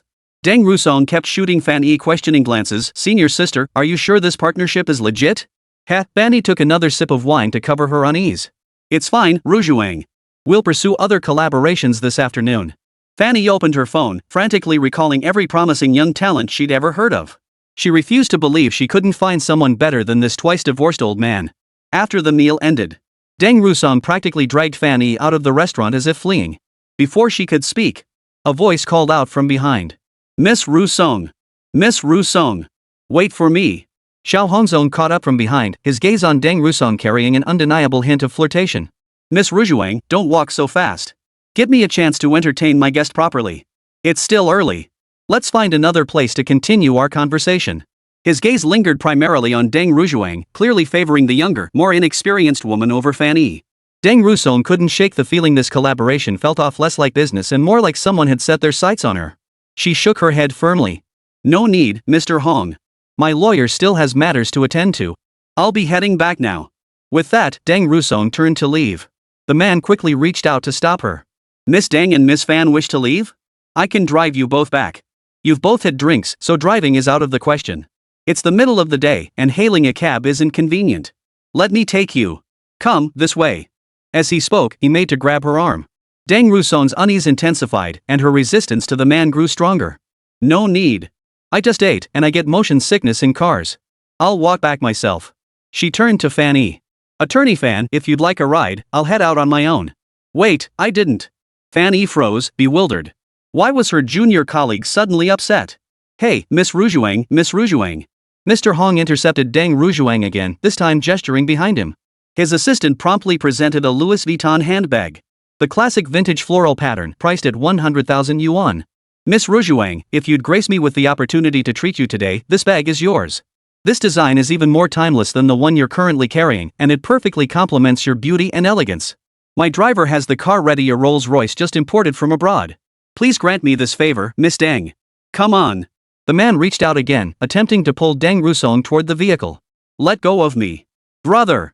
After leaving the security office, Jiang Chen hopped on his bicycle and rode aimlessly. He didn't watch the road or think about where he was going. Wherever the road took him, he went. Along the way, he plucked a few strands of foxtail grass from the roadside greenery. He wove them into a small rabbit. He tucked it into his jacket pocket. This old city held too many memories for him. Apart from his 4 years at university, he had lived here almost his entire life. Every blade of grass, every tree, every person, every object was familiar to him. Ha! Had he just seen someone he knew? Jiang Chen slammed on his brakes with a screech. He looked up to see Deng Rusong waving her arms wildly at him. A few people were gathered around her, creating a chaotic scene. Jiang Chen stopped his bike, walked over, and asked, What's wrong, Rusong? Brother Chen, Deng Rusong hooked her arm around his, leaning into him. I told you I didn't need you to pick me up. Why did you sneak over? Were you worried about me? Jiang Chen caught Deng Rusong's meaningful glance and instantly understood her intent and their current situation. He played along perfectly. Little Rusong, you know me, I worry when I can't see you. Please don't be mad at me this time, okay? Deng Rusong knew Jiang Chen was acting along with her, yet her cheeks still flushed bright red. What if she and Jiang Chen really ended up together? Would their daily life be like this? How could I be angry with you? I couldn't bear to be angry with you. You're the best boyfriend in the world. Rushuang, you're also the best girlfriend in the world. As long as you're not angry with me, I'll come pick you up every day, okay? Won't that tire you out? No way. For you, I'd climb mountains of knives and cross seas of fire without feeling tired. Their eyes locked, lost in the moment. Fanny and little Hong stood by, utterly dumbfounded. Fanny stammered, "Wait, you two. When did this happen? Weren't they just brother and sister yesterday?" Little Hong was completely flustered. "Miss Rujuang, I hope you'll reconsider. This gentleman is undeniably handsome, with an extraordinary aura." He intended to tear Jiang Chen down completely, but the man before him was undeniably handsome, a rugged, commanding kind of handsome, and he couldn't find fault. Yet in every aspect beyond looks, he could utterly outclass Jiang Chen. But life isn't just about looks. You need to consider other things like cars. Young Master Hong waved his hand, and his assistant tapped the Rolls-Royce the driver had pulled up. Like property, the assistant pulled out his phone, opened the gallery, and a video of a villa began playing automatically. Like background, the assistant swiped left again, showing footage of young Master Hong mingling with a group of bigwigs. And career, the assistant swiped left again, launching a corporate presentation about young Master Hong into the room. Jiang Chen. Deng Rusong. Fan E. Young Master Hong continued, "Miss Rusong, I'll be completely upfront. I've admired you since we first met and would like to ask you to be my girlfriend. If you choose me, I can give you a Louis Vuitton bag or even this Rolls-Royce. That guy of yours? He's got nothing but his looks. Do you really want to ride shared bikes with him forever? He can't even afford a bicycle. What kind of gift could he possibly give you? A blade of grass?" Mr. Xiaohong pointed at the bicycle behind Jiang Chen, then gestured toward his own Rolls-Royce. He believed any sane person would make the obvious choice. Ru Shuang. Jiang Chen took Deng Rushuang's hand and lifted it up, reaching into his pocket with his other hand to pull out the little rabbit made from dogtail grass. "I don't have much money. I can't afford to give you a Louis Vuitton bag. All I can offer is this little rabbit. Would you look down on me?" Before Deng Rusong could respond, Xiao Hongzong burst out laughing. He doubled over. "Oh my, you're such a character. I said give her grass, and you actually did. She saw the bag I gave her, yet instead of thinking about giving a bag, you want to give her a blade of grass? What kind of beauty would fall for your..." Chapter 168. I love riding on Brother Chen's bike. Deng Rusong took the little rabbit woven from dogtail grass as carefully as if it were priceless jewels. Then, overjoyed, she threw herself into Jiang Chen's arms. "Brother Chen, this is the best gift I've ever received. It's more precious than anything in the world. It represents your true feelings for me." Jiang Chen wrapped his arms around her, his expression earnest and confident. "Ru Shuang, I knew you'd love it. Come on, do you want to go home or back to the law firm? I'll take you on a shared bike. Don't worry, I've already saved enough to buy a bike. Soon we'll have our own, and you can sit on the back and smile every day, instead of crying in the backseat of a BMW or Rolls-Royce." Xiao Hong's eyes nearly popped out of his head. "Wait, you two, this is a Rolls-Royce. A Louis Vuitton bag. Who would choose the backseat of a shared bike, treasuring a piece of straw over their own luxury car and designer handbag?" Deng Rujuang couldn't care less about his shock. "You don't understand. Genuine feelings are the most precious. I just love riding on Brother Chen's bike." With that, she happily hopped onto the back of Jiang Chen's bike, wrapping her arms around his waist. "Brother Chen, let's go." "All right, hold on tight," Jiang Chen replied. He even found the energy to bid farewell to the others present. Senior Fan, this young man with a car, a house, connections, and his own company were off. "See you next time." No. Young Mr. Hong blocked the bike's path, stammering incoherently, "You're riding with her, you're leaving, how am I supposed to?" In his pursuit of women, he'd never failed so spectacularly. For a moment, he couldn't even form coherent words. Jiang Chen kindly stopped the bike and patiently listened to Xiao Hong speak. Seeing the other man ramble on without getting anywhere, Jiang Chen kindly asked, "Are you trying to say that since we're leaving on bikes, what are you supposed to do?" Xiao Hong's stalled brain processed the question. His meaning was close to that. He nodded. "Right. Oh," Jiang Chen understood. "Your car broke down? No cash for a taxi?" "No." Jiang Chen kindly pulled out a stack of red bills from his pocket. He took one out and slipped it into the dazed Mr. Xiao Hong's hand. "Take this for a taxi. But I don't have your car, house, connections, or career, so remember to pay me back. You're so rich, you wouldn't stiff me, right? All right, I'm off." With that, Jiang Chen kicked the pedal. The shared bike creaked and groaned as it rode away. "What did he just give me?" Young Master Hong asked, his eyes vacant. He shook the bill, then slapped his own face. His once handsome features now bore only blank shock. "Mr. Xiao Hong, he gave you taxi fare," his assistant hurriedly explained. "Taxi fare? I need him to give me taxi fare? Do you know who I am? I'm the latest business tycoon. Asking him for taxi fare? Ha ha ha ha. Me needing him to give me taxi fare? Me, ha ha ha. I gave him a Louis Vuitton bag, Louis Vuitton. And he gave me a piece of grass. I drive a Rolls-Royce, he rides a shared bike, he just earned enough to buy a new one. He gave me taxi fare, ha ha ha. And Miss Rujuang actually got into his car? Seriously, ha ha ha. What the hell is sincerity? More appealing than money?" Fanny stood silently by. She'd already figured out Deng Rusong and Jiang Chen were putting on a show, but she hadn't expected them to pull off such a ridiculous act. Look what this business upstart has driven her to. She's questioning her entire life. Fanny waited silently for General Manager Hong to finish his outburst. Once he regained his composure, she approached to take her leave.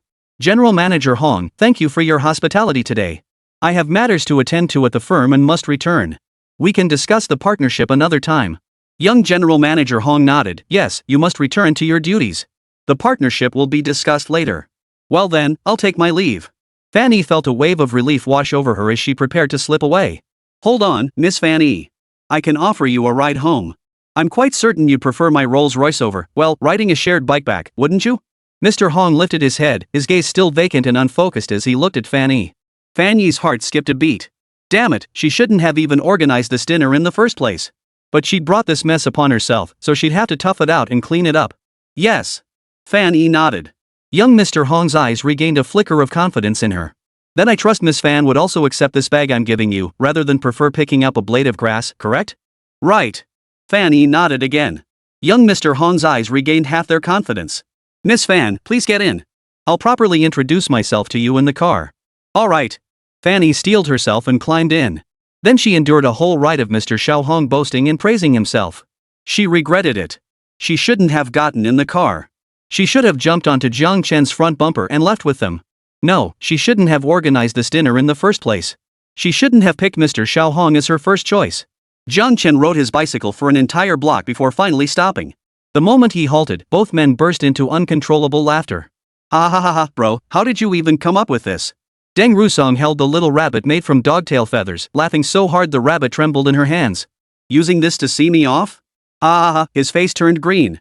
More than that, Jiang Chen added. He probably questioned his entire existence. Recalling their seamless coordination today, Jiang Chen couldn't help but smile. The last time they teamed up for a prank was over a decade ago. The bicycle creaked and groaned as it rolled forward. Unlike the gears of time, which could reverse or turn, the gears of time only moved forward constantly, relentlessly forward. Deng Rujuang wrapped her arms around Jiang Chen's waist, still chuckling. And the taxi fare you gave him, ha ha ha. Ah, it's just a pity about my $100. If he doesn't pay me back, it'll be down the drain. Jiang Chen shook his head dramatically. 100. That could feed a poor guy like me for ages. Then let me treat you to dinner today? You pick the place. I want to eat noodles at Old Hudong Noodle House. Deal. But he seems good looking and comes from a decent background. You really have no interest? None. Absolutely none. 100% none. So what kind do you like? If you tell me, Big Bro can help you strategize. Not telling. You guess. Fine, I won't say. He's never gonna be as awesome as me anyway. Narcissist. I've been narcissistic since I was a kid. Just now you figured it out? I knew it since you were a kid. Chapter 169, you two look perfect together. The moment the Rolls-Royce pulled up outside the law firm, Fanny couldn't wait to jump out. She didn't even wait for the car to come to a complete stop, stumbling slightly as she stepped out. Waving goodbye to the car, she limped toward the law firm entrance. Damn it, if she didn't leave now, her ears would grow calluses from listening. How could someone be so unbearably dull? How did he become a business tycoon? And to think he claimed Jiang Chen and Deng Rusong's antics provoked him? Regardless, she was finally free. The moment she pushed open the law firm's doors, Fanny exhaled a deep sigh of relief. Turning back, she waved. See you next time, Mr. Hong. Hong Rui rolled down his window and leaned out. All right, Miss Fanny. I'll be back at the firm tomorrow. Fanny. Wait, I was just being polite. Why are you coming back tomorrow? Oh my god, I'm such an idiot. Fanny wanted to slap yesterday's self who had agreed to that lunch date. She currently had no desire to find other eligible bachelors to introduce to Deng Rusong. Hong Rui alone was more than she could handle. If another one showed up, the mere thought made Fanny shudder. Miss Fan, are you okay? Is the office AC too cold? Fanny cleared her throat to cover her unease. Just coming in from outside, the temperature change is a bit much. Has Ms. Deng returned yet? No, we haven't seen her at all. Fanny frowned. Something was off. By now, her junior colleague should have returned. After all, Hong Rui had made them drive around in circles just so he could recount his exploits over and over.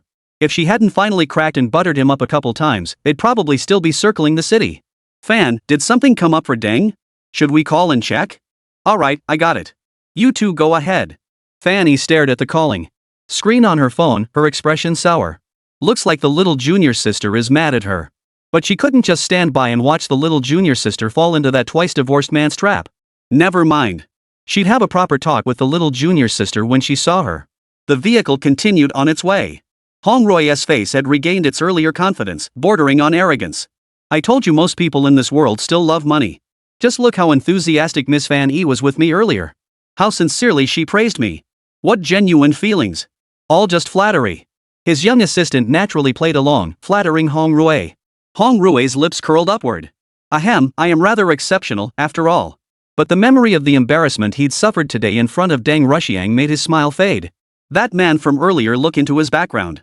How dare a penniless bum who can't even afford a bicycle pursue a beauty like Miss Deng Rusong? Doesn't he feel ashamed? Truthfully, Hong Rui felt he was the one who'd been humiliated today, or rather, he'd never suffered such profound embarrassment in his entire life. Especially that 100 yuan taxi fare Jiang Chen had given him. It was the ultimate insult. He was a rising star in the business world. Did he even understand the weight of being a business upstart? He would find out who that penniless bum was and get his revenge, slap him in the face with a stack of 100 yuan bills. He'd show him what it meant for a rich man's dignity to be inviolable. Oh, and roll the window down a bit more. Let everyone outside see my face. Let them all see I'm no penniless bum who can't afford a cab. Meanwhile, Deng Rusong was still annoyed with her senior colleague, so she didn't mention going back to the law firm. She just sat in the backseat of Jiang Chen's car and headed straight to the noodle shop. It wasn't far from the residential compound on Changhua West Road. It was also a place they'd visited during their youth. This noodle shop had been open for decades, a genuine old establishment. Looking at the sign for Old Place Noodle Shop, a flicker of nostalgia appeared in Jiang Chen's eyes. Wonder if the owners changed. Wonder if they'll recognize us. Same owner as before. He remembers me.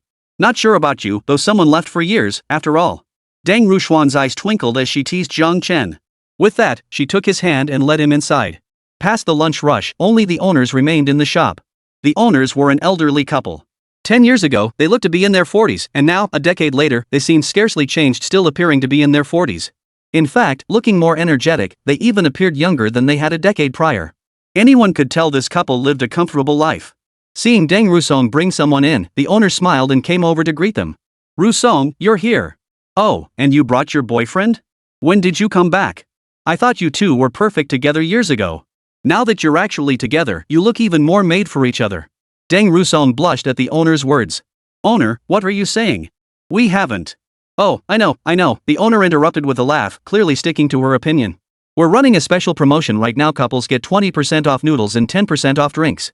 And if you dare to share one bowl of noodles and happen to bite into the same strand, your meal is on the house. Plus, you can leave a photo on our couple's wall. Would you two like to give it a try? The owner asked with a smile.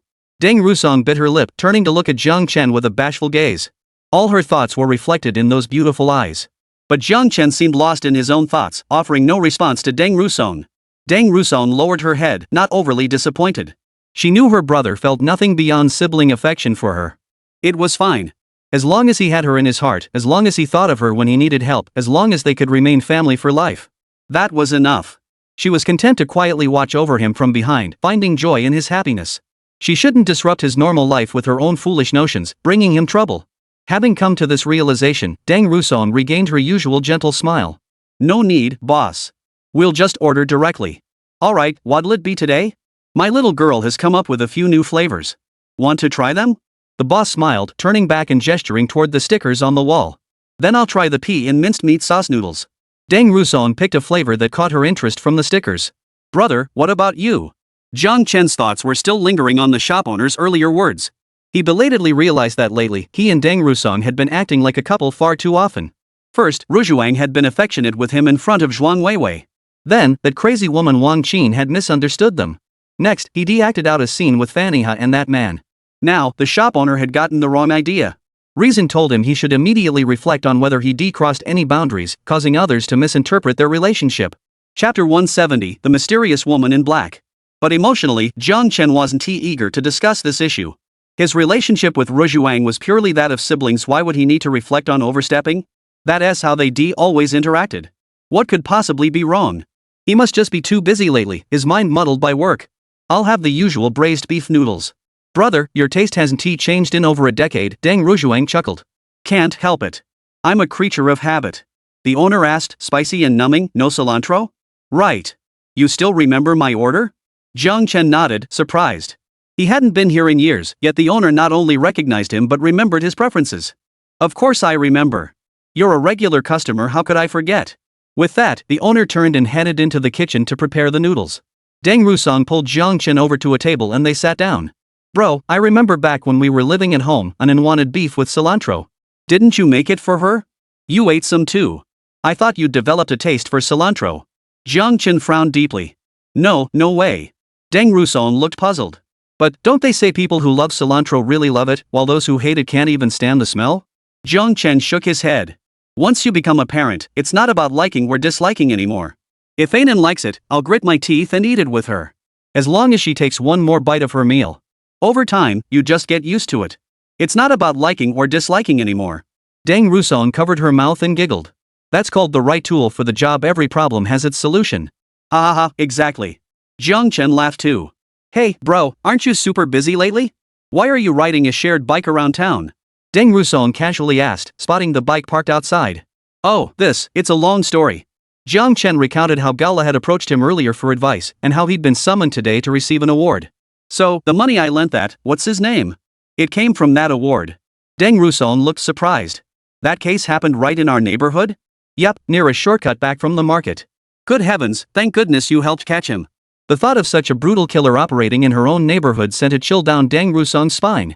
If a case like this got publicized without the culprit caught, I bet many residents nearby would feel on edge. Some might even move out. What about you? Would you move? Jiang Chen suddenly asked. Deng Rusong shook her head like a bobblehead. No way. I'm staying right here. Not moving anywhere. To her, the house in the Changhe West Road residential compound was more than just a place to live. If it really gets dangerous, you should move. Jiang Chen disagreed with Deng Rusong's stance.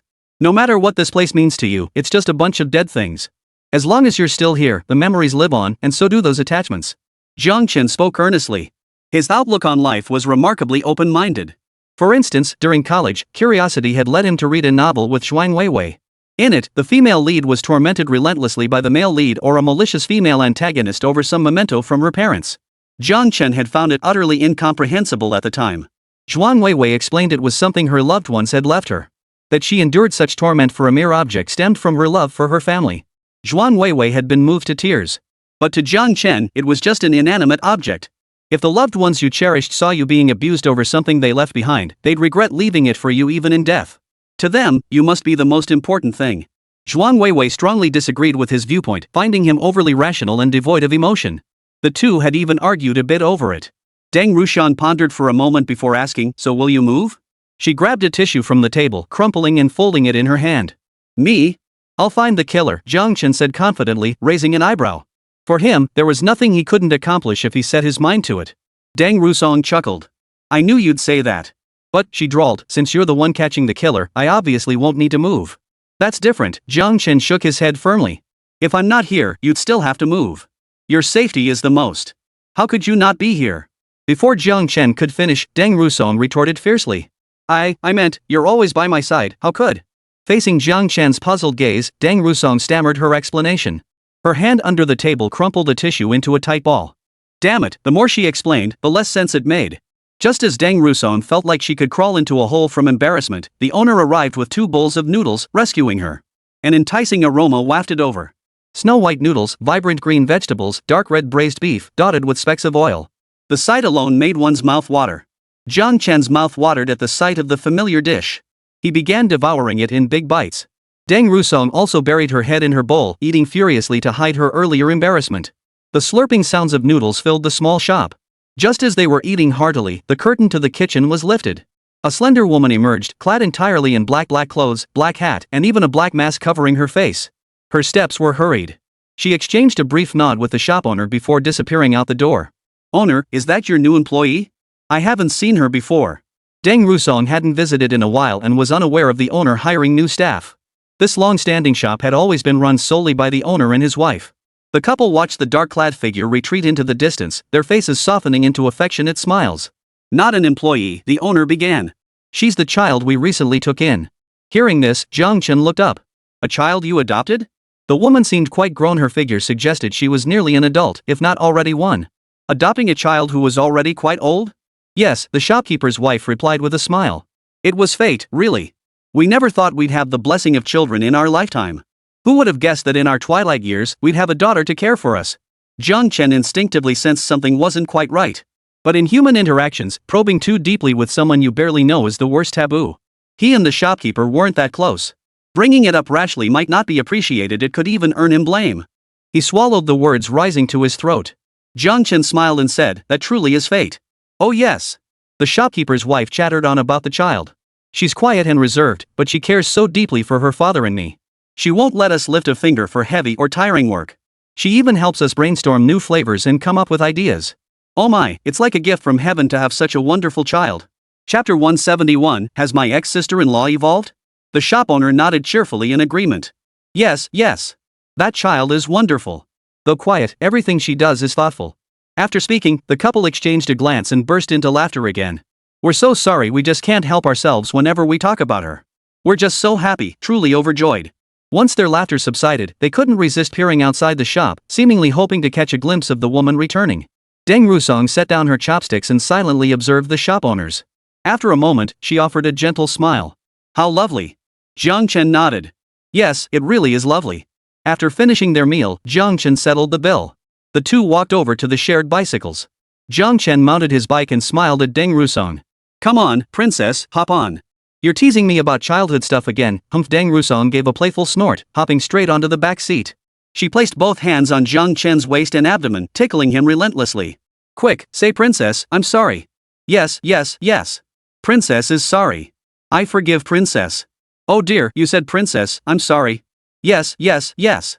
Jiang Chen poured his entire focus into stabilizing the shared bike and bantering with Deng Rusong like elementary school kids. Thus, when a dark figure appeared on the open road ahead, he didn't notice and collided directly. The impact sent the figure staggering back 2 steps before regaining balance, but their arms remained tightly wrapped around whatever they held. Realizing he'd collided with someone, Jiang Chen immediately dismounted to check on the situation. "How are you feeling now? Should we go to the hospital?" Stepping closer, Jiang Chen recognized the dark-clad figure as the daughter adopted by the restaurant owner. The dark-clad person took 2 steps back, maintaining a distance from Jiang Chen, clearly not fond of close personal proximity. Seeing this, Jiang Chen explained. "We're the customers who just ate noodles at your parents' restaurant. They remember us. We're not bad people. I bumped into you, so I want to take responsibility. If you have any issues, I can take you to the hospital. Rest assured, I'll cover all medical expenses and lost wages." Deng Rusong chimed in, "Yes, trust us, we're not bad people." The dark-clad figure remained silent. Only a pair of eyes, brimming with wariness, fixed on the two. When Jiang Chen caught sight of those eyes, he froze momentarily. By the time he regained his senses, he had already stepped in front of Deng Rusong. He struggled to describe what kind of eyes they were. Beautiful, yet dangerously so. After a moment's thought, Jiang Chen pulled out the stack of red bills from his pocket again. He withdrew a dozen or so and handed them over. "If you don't want us to accompany you to the examination, or if you feel you're fine, consider this money my compensation. Please accept it." The man in black's gaze lingered between the bills in Jiang Chen's hand and the man himself. After a long pause, she spoke. Her voice was hoarse and low. "This is good stuff. You're sure it's for me? HM?" Jiang Chen paused at her choice of words, then affirmed, "Yes, it's for you." The black-clad figure's gaze shifted back to Jiang Chen. This time, she looked at his shoulder. There lay a curled cat hair, left behind when the kitten had climbed onto his shoulder that morning. The woman in black hesitated for a moment. "You keep a cat?" Jiang Chen nodded. "Yes, a little white one." Just as the woman in black wavered, a small creature pushed its way out from her embrace. It was a little black cat, entirely jet black, almost a deep, almost red black. Jiang Chen's eyes lit up. It was a fine cat, just like Kong Kong. The moment she saw the look in Jiang Chen's eyes, her hesitation vanished. She reached in, lifted the black kitten from her embrace, and held it out to him. Seeing Jiang Chen didn't move, she frowned and placed it directly into his hands. "I only had time to save it." After a pause, she added, "Take it. Treat it well." Jiang Chen instinctively cradled the tiny life in his arms. When he turned back, the woman had already walked far away. Noticing her stance, Jiang Chen's brow furrowed even deeper.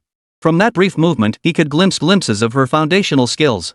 This was the first time he'd encountered someone whose skills might surpass his own. And she was a woman. Even compared to Hua, the security guard he knew, Jiang Chen was certain he could defeat her. A thought flashed through Jiang Chen's mind. Did the shop owners even know what kind of person they'd entrusted to him? Never mind. Everyone has their own fate. Who can say if it's good or bad? Jiang Chen lifted the struggling little black kitten to meet its gaze. The next second, meow meow meow. Deng Rusong leaned in to look at the little creature. "Wow, it's so well behaved. Yeah, it was fate that brought us together. Let's keep it. It'll be perfect with Kong Kong one black, one white, like a yin-yang symbol. Only then did Jiang Chen notice the wound on the kitten's leg. Handing the now docile kitten to Deng Rusong, he said, "Hold it tight. Let's take it to the vet for treatment. After the checkup and vaccinations, we'll bring it home." Having learned their lesson from earlier, the two argued like schoolchildren but refrained from physical altercations. The journey back home on their creaking shared bikes went smoothly. Chatting and laughing, they climbed the stairs together. Just as they reached their doorstep, they spotted Zhuang Weiwei waiting there primarily for Jiang Chen. No matter how many times she saw Zhuang Weiwei, Deng Rusong instantly went on high alert. She let out a cold snort, about to speak, when Zhuang Weiwei approached with a warm, virtuous smile. "Honey, Ruzhuang's sister, you're back." She crouched down with practiced ease, arranging the slippers neatly. "Honey, shall we invite Ruzhuang's sister in for a sit-down?" "Oh my, honey, is this the little cat you just picked up? So adorable. Kong Kong will have a companion now." Deng Rusong narrowed her eyes. How could she feel like her ex-wife had evolved after just one business trip? Now she could even put on a pleasant face toward her and the cat? She turned to look at Jiang Chen. Jiang Chen was already used to it. He simply led Deng Rusong inside to change shoes. Sitting on the living room sofa, Deng Rusong watched Zhuang Weiwei slice fruit and pour tea as if in a dream. Then, with a gentle, virtuous smile, she offered to give them space to talk and excused herself to the bedroom. If they needed anything, they could just call her. Watching Zhuang Weiwei leave, Deng Rusong whipped her head back toward Jiang Chen so fast he wondered if she'd dislocate her neck. It was clearly the same person. Yet her demeanor and the impression she gave were entirely different. Deng Rusong now saw this woman as the very picture of a devoted wife and mother. Alarm bells blared frantically in Deng Rusong's mind. She grabbed Jiang Chen's hand, pressed her lips together, and said solemnly, "Brother, you know I harbor hostility toward her, but it stems from genuine concern for you. Her actions have been questionable, which is why I oppose her. If she's genuinely changed and treats you well from now on, and you wish to forgive her, I'll accept it. I'll apologize to her myself. But I fear she's putting on a facade. The better she hides her true intentions now, the more ambitious her schemes will be later. Brother, forget everything else, just look at your 5 years of marriage." Deng Rusong paused. "Now that you're divorced, you've built your own business. That alone speaks volumes. Honestly, she's worse than Xingfeng. Xingfeng might be loud and boisterous, but she's not a bad person. She's devoted to you and kind to Anan. If it were her, I'd feel more at ease." Chapter 172, Setting the Release Date. Jiang Chen listened to her finish with a smile. "Brother, don't just smile. Say something. Your smile is giving me goosebumps. You wouldn't actually be charmed by her, would you?" Deng Rusong's pout was sharp enough to hang an oil bottle. She genuinely accepted other women in Jiang Chen's life as long as they were good people who treated him well and he was happy. She'd offer her blessings. But Zhuang Weiwei was absolutely out of the question. She had a history of trouble. Even if she'd changed, who knew when she'd relapse? "If I were moved by her, I wouldn't have spoken to her just now." Jiang Chen patted her hand. "Don't worry. I'm not that easily fooled." Deng Rushiang relaxed, and her eyes instantly welled up. "Brother, I just hope you don't think I'm meddling. I know she's your ex-wife, a woman with whom you shared a beautiful past. If I interfere too much, it might affect you and Anan." "Don't say that. Though we share no blood, we were siblings in the past and always will be. That won't change. Your concern for my life stems from wanting me to be happy. That's our shared goal and hope," Jiang Chen explained. Brother. You're so kind." Deng Rusong felt her heart settle. The mention of siblinghood in Jiang Chen's words left Deng Rusong feeling both bittersweet and delighted. But regardless, as long as she knew Jiang Chen wouldn't be deceived by Zhuang Weiwei and didn't resent her for speaking up, that was enough. "Rest assured, I might take issue with others' opinions of me, but yours I'll never have a single complaint." Deng Rusong brightened, a hint of pride in her expression. "It's always been like this since we were kids. Don't ever change." "I won't," Jiang Chen promised. For some reason, both of them grinned widely for a long moment. After chatting a bit longer, Deng Rusong rose to take her leave. As she reached the doorway and turned to bid Jiang Chen farewell, she spotted the small robot casing sitting on a nearby table. Its internal components had already been removed by Jiang Chen and taken to the lab for further study and refinement. "Bro, when can I get this robot back?" Deng Ruzhuang stopped in her tracks and whined. "You promised it was mine. I just let Anan play with it for a bit and then you commandeered it." Jiang Chen thought for a moment. "Once I'm done with this phone project, I'll make you an upgraded version." Deng Rusong's eyes sparkled. "Bro, will the new phone really have the little robot's chat feature?" "Yes, and it's an upgraded version. It can handle way more conversation topics than the little robot." "Wow." Deng Rusong's eyes lit up. "Bro, you're seriously amazing. Once the new phone launches, I'm definitely buying one. Then I'll show it to all my friends and coworkers so they'll buy one too. A phone with communication features? Everyone will want one. Bro, you're starting a whole new trend in the phone world." Jiang Chen raised his hand and playfully ruffled Deng Rusong's hair, making her head bob from side to side. Want me to just give you one? Why bother buying it? What are you guys talking about? It's so lively I could hear you all the way from downstairs. Zhao Shuer's voice echoed from the hallway. And Anne's excited shouts followed, Daddy's home. Auntie Rujuang's back too. Jiang Chen caught Anan as she threw herself into his arms, lifting her high in the air. Oh my, where did Anan go playing? Your little face looks like a little kitten. Anan covered her face with her hands, the flesh squishing between her fingers and making her look even cuter. Really turned into a little kitten? Daddy, you're not allowed to look. Of course I'll look. With Anan the little kitten, we have 3 little kittens in our family now. 3? Anan counted on her fingers but could only manage 2. Daddy, did you leave your math skills with the PE teacher? Deng Rusong and Zhao Shuer laughed so hard they couldn't close their mouths. Jiang Chen pinched Anan's cheek playfully. Go upstairs and find the 3rd little kitten.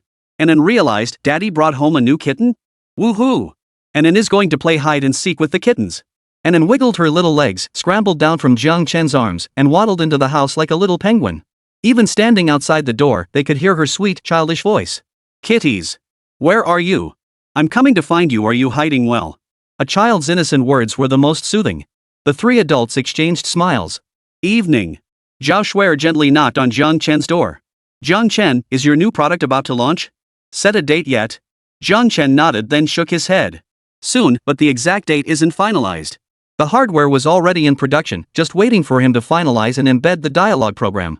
If he was going to do it, he would do it right. He aimed to make a splash in the industry. Zhao Shuer nodded thoughtfully. Alright, let me know as soon as you have a date. I'll be there to show my support. Jiang Chen chuckled. Sure thing. I'll send Agent Zhao 10 or 8 units then. Could you help spread the word in the entertainment industry? When it came to maximum promotional impact, nothing beats celebrity endorsements except for government backing. Any fan worth their salt would want the same device as their idol. Add to that the phone's rock-solid build, one charge lasted a month, and it could even crack walnuts. Plus, it boasted features unseen anywhere else on the market. Damn, this was bound to go viral. Holy crap! Holy crap! Holy crap! Jiang Chen, you're a god. Ji Huiyan cradled the phone before him like a treasure chest. He was the first tester of the final version. After muttering to himself for ages, confirming its performance, he'd been buzzing with excitement ever since. Not a single useful word came out of his mouth, just interjections, verbs, and non-stop flattery toward Jiang Chen. Alright. You can just take this phone. Ji Huiyan's current state was too much for Jiang Chen to bear. He bore no resemblance whatsoever to the business tycoon he'd been at the cafe just days ago. Let's set a launch date. We'll release it online and offline simultaneously. Ji Huiyan slipped the phone into his pocket, his usual shrewd demeanor returning. Alright. All offline stores are fully renovated and ready. However, due to our limited funds and manpower, physical stores are currently only in first-tier cities and a few new first-tier cities. Expansion to other first-tier cities and second, third-tier cities is on hold for now. Jiang Chen nodded. No problem. We'll take it step by step. We'll eventually have offline stores nationwide. Ji Huiyan continued his report. The firewall for the online ordering webpage is also ready. Regarding production capacity, our factory is medium to large scale, capable of producing about 10,000 units daily. We currently have 100,000 units in stock. These pre-produced phones just need the chips embedded.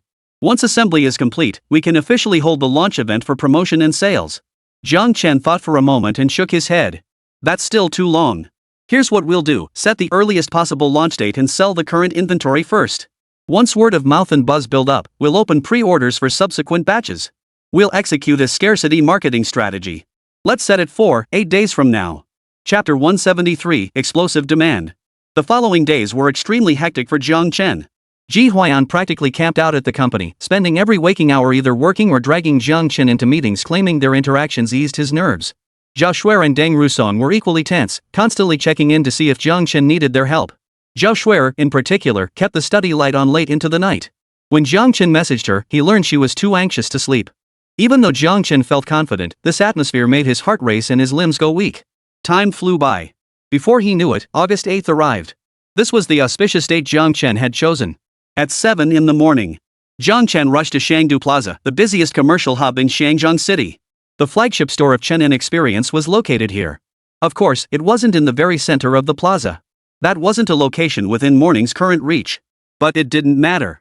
Jiang Chen was certain that one day, his company's physical stores would occupy prime central locations in every major plaza. If the location wasn't ideal, they'd compensate with exceptional interior design. The 200 square meter space featured gleaming, reflective floors. Snow-white display tables held rows of prototype devices. The entire store exuded a high-tech vibe. Rows of flower baskets lined the entrance, while nearby, a row of fireworks carts stood ready to be ignited simultaneously with the launch announcement, marking the official opening. Trained staff were already in position inside, making final preparations before going live. Old G. Spotting a familiar face, Jiang Chen walked over and patted Ji Huayan on the shoulder. Today, Ji Huayan looked even more meticulously groomed and exquisitely dressed than the day at the cafe. Every strand of hair was slicked back with gel. His wrist adorned a vintage timepiece of collector's grade. Whoa, this look, you wouldn't even dress this formally for a wedding, would you? Ji Huayan rolled his eyes and adjusted his tie. Old Jiang, today's our big launch day. Is this really what you're wearing? Jiang Chen glanced down at his own outfit. He was wearing a suit, wasn't that formal enough? What else? He countered. Ji Huayan. He slipped the watch off his wrist and tried to place it on Jiang Chen's. Wear this to command the room. Jiang Chen quickly pulled his hand back. What for? I don't need this. Just standing there, I'm the one who commands the most presence. Ji Huiyan studied Jiang Chen's face for a second before decisively slipping the watch back onto his own wrist. True. You stand there and you're the center of attention. Without this, I'd be practically invisible. Jiang Chen. Alright, everything sorted over here? Ji Huayan nodded. Everything's in order. I've sent people to check the other branches too, no issues there. Then let's head out now. We're going to the convention center for the press conference, Jiang Chen instructed. Got it, Ji Huayan replied as they walked, trying to reassure him. Old Jiang, don't be nervous. I've handled the media side of things. It'll be fine. Jiang Chen nodded. I'm not nervous. Then why are your hands shaking? I can feel it standing right next to you, Ji Huayan pressed. Jiang Chen paused for 2 seconds. Could it be that your hands are shaking? The 8th day of the 8th lunar month. 8:08 a.m. The press conference commenced punctually. Following the journalists' questions, Jiang Chen took the lead in responding. As both the company's chairman and the developer of the battery and AI systems, he possessed the deepest understanding of all aspects. The event proceeded smoothly. Both the battery offering a month's use on a single charge and the conversational AI voice assistant Xiaoya represented breakthroughs beyond current technological capabilities. The media present had been carefully curated by Ji Huayan, with each reporter's question perfectly calibrated. This maximized the showcase of their phone's high performance and exceptional value. For the entire hour, the conference center's flashbulbs never ceased. Seeing the excited, admiring faces below the stage, ambition spread through Jiang Chen like wildfire. Almost the moment the press conference concluded, online orders exploded at an exponential rate. Ji Huayan's eyes reddened with excitement as he grabbed Jiang Chen's hand, stammering. Old Jiang, we did it. We succeeded. We nailed the first step. Breaking into this industry dominated by so many established brands, ha. I knew it. I knew you could do it. Staring at the transaction numbers on the computer backend, Jiang Chen was also taken aback. It wasn't just thousands of units sold. It was tens of thousands. And this was only the first hour of the first day of sales. Their company was a brand new venture, untested by the market. Achieving results like this was nothing short of a spectacular opening. How are the offline stores doing? Jiang Chen asked promptly. His assistant rushed over to report, according to our statistics, foot traffic in the offline stores is very high, and sales figures are steadily rising. While offline sales are lower than online due to queues and manual processing, each store is selling at least 3 phones per minute. Ji Huayan couldn't sit still anymore. Old Jiang, let's go check it out. Ji Huayan's rare display of excitement made Jiang Chen feel both amused and a little heartbroken. Ji Huayan believed in himself completely, he'd bet everything on this. Yeah, let's go see for ourselves. The conference center wasn't far from the flagship store. Halfway there, Ji Huayan stared at his phone and suddenly gasped. Old Jiang, tons of celebrities are suddenly online saying they're interested in our phones. They even claim they've already bought them and are waiting for delivery. Wow. Yang Qingchuan too, she's actually gotten our phone already and says Xiaoya is great. Let me check the likes, over 6 million. And the comments are flooded with fans rushing to buy the same model. Old Jiang, am I seeing this right? She's the hottest A-list actress right now. Just her endorsement fees alone are a fortune. Wait, her IP shows Hengdian we don't have any physical stores there. Whoa, Old Jiang, did you send her the phone? Did you pay for her endorsement out of your own pocket? How much? You can't be footing that bill. Ji Huayan snapped to attention, staring at Jiang Chen in shock. Jiang Chen froze for a few seconds. Then he pulled out his phone to check the online buzz. He saw it was true, numerous second and third tier celebrities had advertised for their company. Regardless of their star power, these individuals boasted exceptional fan loyalty and public appeal. Consequently, the comments below were almost entirely filled with people wanting to buy the same products. Blink. Jiang Chen finally understood who was helping him. No wonder she'd been leaving early and returning late these past days, worrying herself sleepless. Chapter 174, including pre-sales, 2 billion. Jiang Chen got out of the car and walked toward the flagship store. A long line had already formed outside. Instead of going straight in, Jiang Chen pulled Ji Huiyan to the back of the queue. While waiting in line, he overheard the chatter around him. Holy cow, this many people? I rushed out the moment I saw Yang Qingchuan's Weibo post. You know how popular Qingchuan is. Her product endorsement power is top tier in the Chinese entertainment industry. I came after seeing Zhao Xiaoying's Weibo. She uses this phone too. Wah, if only I were Xiaoya, I could chat with my goddess. Is Xiaoya really that amazing? Can she actually talk? For real. Didn't you see Qingchuan's video? She said when she's feeling down, Xiaoya finds ways to comfort her and even tells her jokes. I think a new brand that dares to hire so many celebrities for ads must have something special. Not necessarily. Maybe they just splurged on marketing. It might not actually be good. If you ask me, you should stick with Apple. If Apple's so good, why are you standing in this line? Go queue up at the Apple store. Ah, if it's no good, I won't use it. I'm just buying a few to ride the trend. I'll just leave them at home. What a waste. I heard the first batch only has 100,000 units. If we're too slow, we'll have to wait for the next shipment. Once we go in, no chit-chat, just grab one and pay. Don't waste a single second. Don't worry, just buy it. If we can't get it here, I snagged 2 more online. Wow, you're so smart. If we can buy it in store, should we return this one? Why return it? Give it to our parents. Perfect, they can't read. Teach them to call it Xiaoya classmate. Then have Xiaoya classmate call and text us. So convenient. Technology truly benefits humanity. The team that developed Xiaoya classmate must be top tier in our country. Wonder how Morningstar managed to poach them. More people arrived to queue after seeing online updates. Coupled with the herd mentality, many passersby saw the long queue and came to gawk. Hearing that phones could actually converse and that it was an AI voice assistant. Plenty joined the line, eager to enter the store and see the commotion. The queue grew longer and longer, nearly filling the entire plaza. Seeing this, Jiang Chen quickly called to request additional security personnel. After hanging up, he let out a long sigh of relief. Ji Huiyan chuckled, never imagined we'd draw such a crowd on opening day. Indeed, Jiang Chen nodded, surveying the bustling plaza. After waiting in line for quite some time, the two finally squeezed into the store. Inside, over a dozen staff members were scrambling to keep up. Some were handling 3 customers simultaneously, switching between explanations for each. When multiple inquiries overlapped, they'd address all 3 at once. Remarkably, customers didn't seem to mind. After getting their questions answered, they'd immediately pull out their wallets, insert the SIM card into their new phone, wrap up their old one, and leave. Jiang Chen had intended to walk around the store and observe, but found himself unable to move through the crowd. He simply blended into the surrounding crowd. He listened to the staff's explanations along with everyone else. Excuse me, what do you think of this phone? Jiang Chen glanced at the young man beside him, curiosity prompting him to strike up a conversation. It's great. Works like a charm.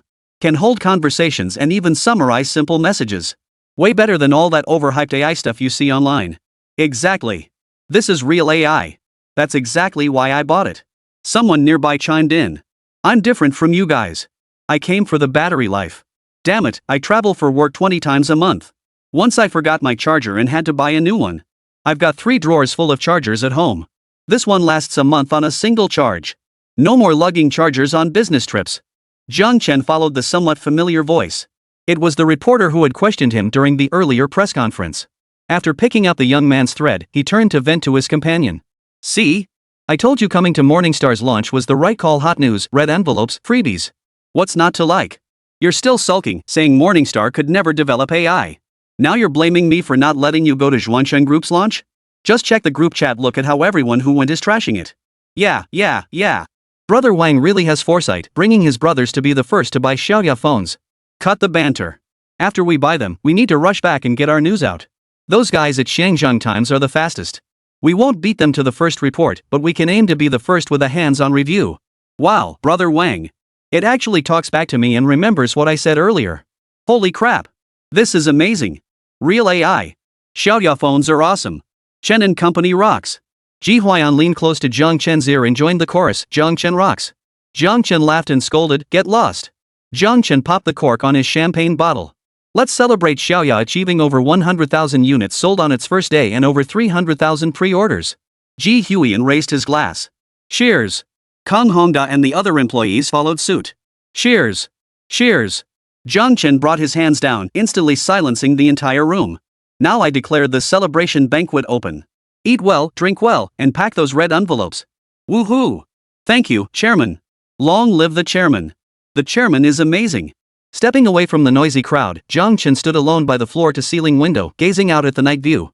Ji Huayan followed behind him. It's truly wonderful. His voice choked up. Old Jiang, you've made it. I told you your brilliance shouldn't be wasted at home. We should VE gone big 5 years ago. Taken over the world. Before Jiang Chen could voice his own thoughts, Ji Huayan threw his arms around him and burst into sobs, catching him off guard. He patted Ji Huayan's back to calm him, only to find the dog's son's tears wouldn't stop. The main problem was that snot was rubbing all over him. Jiang Chen had to change the subject. How much did Xiaoya's phone sell for today? Jiang Chen had named the AI voice assistant Xiaoya, and the new phone itself was also named Xiaoya. A tender new sprout would one day grow into a towering tree. Ji Huiyan quickly pulled out his phone to check the data. The entire 100,000 unit inventory sold out. Sales hit nearly 500 million yuan. Add in pre-orders, and we're approaching 2 billion. The new phone wasn't cheap, but it wasn't exactly affordable either. With its high-capacity battery and built-in AI voice assistant, it retailed for 4,999 yuan per unit. 2 billion. Jiang Chen repeated the figure. Who would have thought that just a month ago, he was a penniless guy who could only scrape together 30,000 yuan to rent a lab? Chapter 175, then you'll earn 2 billion in a few days. What did you say? Zhao Shuer rubbed her ears, asking incredulously. Zhuang Weiwei remained frozen in the act of pouring tea. Water overflowed from the cup, yet she stayed in that position, unresponsive. Zhao Shuer pulled Zhuang Weiwei aside to sit down while repeating the question. Jiang Chen, what did you just say? I didn't quite catch that. Did I mishear? What was your sales figure today? Zhuang Weiwei wasn't the only one stunned into disbelief. If Jiang Chen hadn't told her personally, Zhao Shuer wouldn't have believed it. After all, this wasn't a few million or tens of millions. It was a full 500 million yuan. Only Jiang Chen could say something like that and still make Zhao Shuer think she'd misheard. If anyone else had come to tell Zhao Shuer this, she would have had her bodyguards drag them away without mercy. She'd seen people brag before. But never to this extent. Did they even know what 500 million meant? Don't assume their privileged backgrounds made them indifferent to money. To them, 500 million was a staggering sum. Jiang Chen watched the two women before him, their expressions frozen in disbelief. He'd anticipated their reaction. After all, when he'd first learned today's pre-sales had reached 500 million, his own inner turmoil had been much the same. You heard right. My Xiaoya phone from Chunin Corporation made 500 million in sales today. And that was just the first day. Once more people got their hands on the Xiaoya phone and tried it out, Jiang Chen was confident word of mouth would drive even more buyers. Then 5 billion? Even 50 billion? It was possible. Seeing the two women still staring blankly, Jiang Chen realized the news he'd brought today was indeed a bit too shocking, too much for their minds to process all at once. He decided to say nothing for now. He'd give them some time to let their brains catch up. Instead, he picked up Anan and started playing with her. Daddy made money. Are you happy, Anan? Anan nodded her head vigorously, happy. Daddy's happy too. Daddy has lots and lots of money now. Daddy can bring the best doctors in the world for Anan. Daddy will make Anan happier and more blessed than any other child. Daddy, I'm already the happiest and most blessed child in the whole world. Anan hugged Jiang Chen's face and planted several kisses on it. Feeling the warm touch on his face, Jiang Chen's heart melted. How wonderful. It's so good to have money. Zhuang Weiwei, who had been sitting quietly nearby, was the most shaken. She ran her own company and understood business matters even better than Zhao Shuer. Therefore, she could appreciate the true value of Jiang Chen selling out his entire inventory on the very first day of his new product launch. 500 million in a single day. Her own company, Rose Company, had been operating for 5 years, yet its annual earnings barely matched that figure. And that was only thanks to Jiang Chen's patents. This stubbornly obstinate woman now felt a profound, crystal-clear awareness of the gap between herself and Jiang Chen. Her husband, the man confined to the home for 5 years, whose days revolved around laundry, cooking, and childcare, had earned in a single day what took her an entire year to achieve. Zhuang Weiwei sat motionless beside him, her eyes hollow and vacant, utterly speechless. Uncontrollably, she wondered if it had been Jiang Chen, not her, who had ventured out into the world to build a career during those 5 years. What could he have accomplished by now? What on earth had she been thinking back then? During college, Jiang Chen shone with brilliance. While others could only complete one bachelor's degree in 4 years or at most a double major, Jiang Chen earned both a master's and a doctorate in one go. He even secured patents during university that surpassed the technological standards of the time. Handsome, gentle, and of impeccable character, Jiang Chen was the center of attention wherever he went. The moment Jiang Chen accepted her pursuit, Zhuang Weiwei was utterly speechless. He had actually agreed to be with her. She was overjoyed, utterly delighted. But human nature is inherently insatiable. Being Jiang Chen's girlfriend wasn't enough. Suitors for Jiang Chen stretched from Huaxia University all the way to Central University. She faced countless rivals. Fortunately, Jiang Chen never gave them a second glance. Later, she became pregnant before marriage and successfully became Jiang Chen's wife. She believed that with his longing for family and loyalty to marriage, they would live happily ever after. To be with Jiang Chen for a lifetime, what a blissful prospect. But then, Jiang Chen started a business with friends, and his professor invited him for advanced studies. His brilliance shone so brightly. Countless people admired and pursued him. They all wanted to befriend him. Zhuang Weiwei began to panic. Could she truly stay by his side and be with him forever? She successfully kept Jiang Chen at home. But what she never could have imagined was that because of a mistake she made years ago, she would lose her guard, allowing a shameless villain to tear her and Jiang Chen apart. Now, fresh from his divorce, Jiang Chen had built his own empire. On day one alone, he earned 500 million. Zhuang Weiwei calculated silently. 500 million daily. How much would Jiang Chen amass in 5 years? How many Rose corporations would Morning Glory Corporation equal? Zhao Shuer snapped out of it first. She grabbed the teacup beside her and gulped it down in one go. Phew! 500 million? That means tomorrow he could make 1 billion? 2 billion isn't far off either. Zhao Shuer was visibly excited, marveling at how quickly Jiang Chen was approaching a net worth of tens of billions. Jiang Chen sat little and down beside him, shook his head slowly, and deliberately drew out his words. No. I won't make 2 billion. Zhao Shuer waved her hand, insisting firmly. Why not? What if someone who buys the phone today loves it and tells all their friends and family? We could make 2 billion tomorrow. Jiang Chen shook his head again. Zhao Shuer's mind raced. She couldn't fathom what could make Jiang Chen, who should be brimming with confidence right now, so doubtful about this. Could it be that someone was jealous and wanted to sabotage him? Or was it someone within his company dissatisfied with their share of the profits, plotting sabotage? Zhao Shuer's expression laid bare her inner thoughts. Only then did Jiang Chen stop teasing her. When I said we won't make 2 billion, what I meant was. Jiang Chen drew out his words. Because I'm making 2 billion today. 500 million in sales, plus 1500 million in pre-sales, exactly 2 billion today. After speaking, Jiang Chen waited for Zhao Shuer's gasp of surprise. But what met him was a loud burp. Clearly, Zhao Shuer was so shocked she started burping.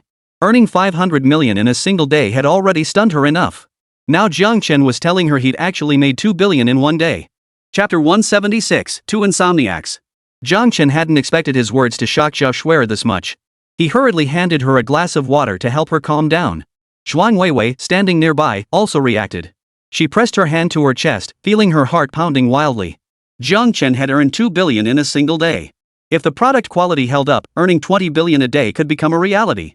This meant that if Jiang Chen chose to, he could crush every single family in Shangzhou City.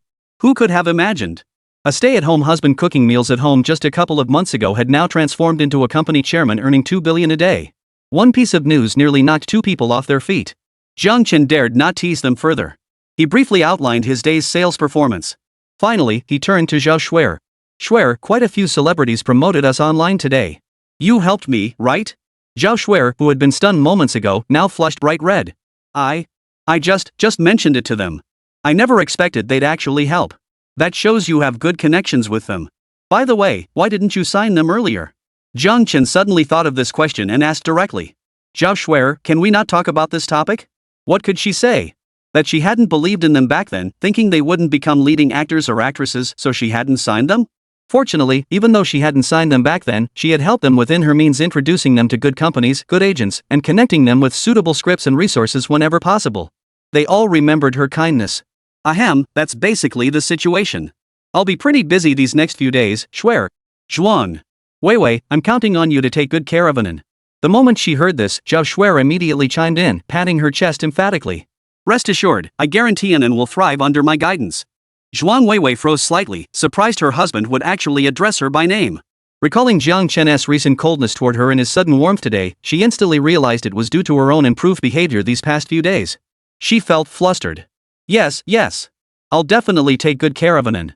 I promise. The ordinary name she heard daily before now felt like a rare treasure. Just one utterance from Jiang Chen filled her with unbridled joy. MHM. Jiang Chen paused briefly, shifting his gaze away from Zhuang Weiwei. His improved attitude today didn't mean forgiveness. Rather, it reflected how a man's perspective on matters changes completely after acquiring wealth. Jiang Chen fell asleep. After delivering news that stunned both women at home, he simply rolled over and slept. leaving the two women staring wide-eyed at each other, tossing and turning, unable to sleep. Shuer. Zhuan Weiwei spoke softly, gazing at her sleeping daughter. The news Jiang Chen had delivered today was too shocking. The two women lay silently in the same room. What is it? Zhao Shuer turned her head to look at her. Streetlights filtered through the curtains, casting a soft glow that veiled Zhuan Weiwei's beautiful face like a delicate veil. But Zhao Shuer had no mind to admire her best friend's beauty now. She fixed her gaze intently on Zhuan Weiwei's lips, sensing that something crucial was about to be said. Zhuan Weiwei glanced at her daughter, then turned to look at the wall near Jiang Chen's bedroom, before meeting Zhao Shuer's puzzled gaze. Shuer, do you have any plans for the future? Have you thought about finding a partner? What kind of person are you looking for? Zhao Shuer's heart skipped a beat. Weiwei, why are you suddenly asking this? Zhuan Weiwei lowered her head, silent. Jiang Chen's kind attitude toward her today had stirred thoughts in her heart once more. But she also understood that now, it would be incredibly difficult for Jiang Chen to agree to remarry her. Extremely difficult. Even before he succeeded in his business, women like Deng Rusong and Lu Qingfeng had thrown themselves at him. Now, with his net worth in the billions, the women fixated on him would be as numerous as fish crossing the river, too many to count. She needed an ally. The most suitable candidate was undoubtedly her childhood friend and trusted confidant, Zhao Shuer. Zhuan Weiwei wanted to gauge Zhao Shuer's thoughts. But it was still too early. She couldn't be sure if Shuer would be willing. Better to wait a little longer. Wait a little longer. Nothing, Weiwei. I regret it so much now. Others regret teaching their husbands to seek titles, but I alone regret not teaching my husband to seek titles. Zhao Shuer fell silent for a moment. Weiwei, stop dwelling on the past. Look forward. Yes, look forward, Zhuan Weiwei echoed. Silence settled over the room once more. Only 3 sets of breaths could be heard. Each knew the other hadn't fallen asleep. After the press conference ended, Kang Hongda returned to the factory to remain on standby. He was ready at all times to resolve any potential technical issues. Only after all the workers had clocked out did he head home, walking in the fading evening light. Reaching the building, Kang Hongda looked up and saw the window radiating warm light outward. Kang Hongda's eyes crinkled into a smile. He unlocked the door with his key. Jinjin ran out to hug him. Daddy, come eat. I've already made dinner. Alright, but first, guess what gift Daddy brought you today? Kang Hongda kept his bag behind his back.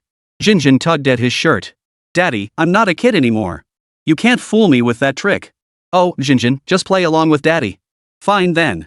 Did you bring me something delicious? Look. Daddy brought you the latest Xiaoya phone. Jinjin froze for half a second before letting out a wow. She snatched the phone box from Kang Hongda and eagerly tore it open. It really is a Xiaoya phone. Kang Hongda smiled. Turn it on quickly, record your voice print, and try talking to Xiaoya. When I'm not home, if you have any questions about ancient poetry, vocabulary, math problems, or anything else, you can ask Xiaoya. It knows everything. Really? Jinjin happily fiddled with the phone in her hands. As the startup chime sounded, the smile gradually faded from her face. Jinjin thrust the phone back into Kang Hongda's hands. Dad, I just remembered I'm still too young for a phone. You should keep it. Jinjin, Dad's phone is actually Xiaoya's. See? Our phones are the same color. Then, sell it. It should fetch a good price. Kang Hongda's smile faltered, a bitter expression creeping onto his lips. Jinjin, Daddy. Daddy doesn't need money anymore. Jinjin tilted her head back, her face flushed. But we still need to save. We can't spend so much money on a phone. Her head dropped slowly. She rubbed her face roughly with her hands. Daddy, you work so hard for money. The money for that phone could last us a long time. Chapter 177, this feeling hurts more than killing him. Kang Hongda averted his gaze, his jaw twitching unnaturally. It was his fault forcing his daughter, who should have grown up carefree, to worry about survival at such a young age. Kang Hongda pressed his elbows tightly against his sides and spoke rapidly. Jinjin, listen to Dad. This isn't something I bought, it's a bonus from my boss. Dad didn't spend a penny on it. The boss said I'm very responsible at work and even wants to give me a raise. Jinjin, we won't have to live like this anymore. Dad can buy you a new backpack and new shoes. No one will take your spot at the sports meet because you don't have sneakers. And no one will bully you anymore. From now on, we'll live a good life. Hearing this, Jinjin's eyes widened. After confirming her dad wasn't lying, she turned to look at the brand new phone. Her little mind froze for a moment. Jinjin still remembered the handsome uncle who saved her. She knew that uncle was her dad's new boss. He had rescued her from the bad guys and revived her dad's dreams. Does that mean we can eat meat every day now? Jinjin's eyes lit up. Yes. Kang Hongda nodded. The fancy meals uncle treated us to before? Dad can take you out for those often from now on. Originally, he joined Jiang Chen's venture with a gambler's mentality. Kang Hongda admired Jiang Chen's talent, but he still harbored some unease. After all, if starting a business were easy, everyone would be doing it.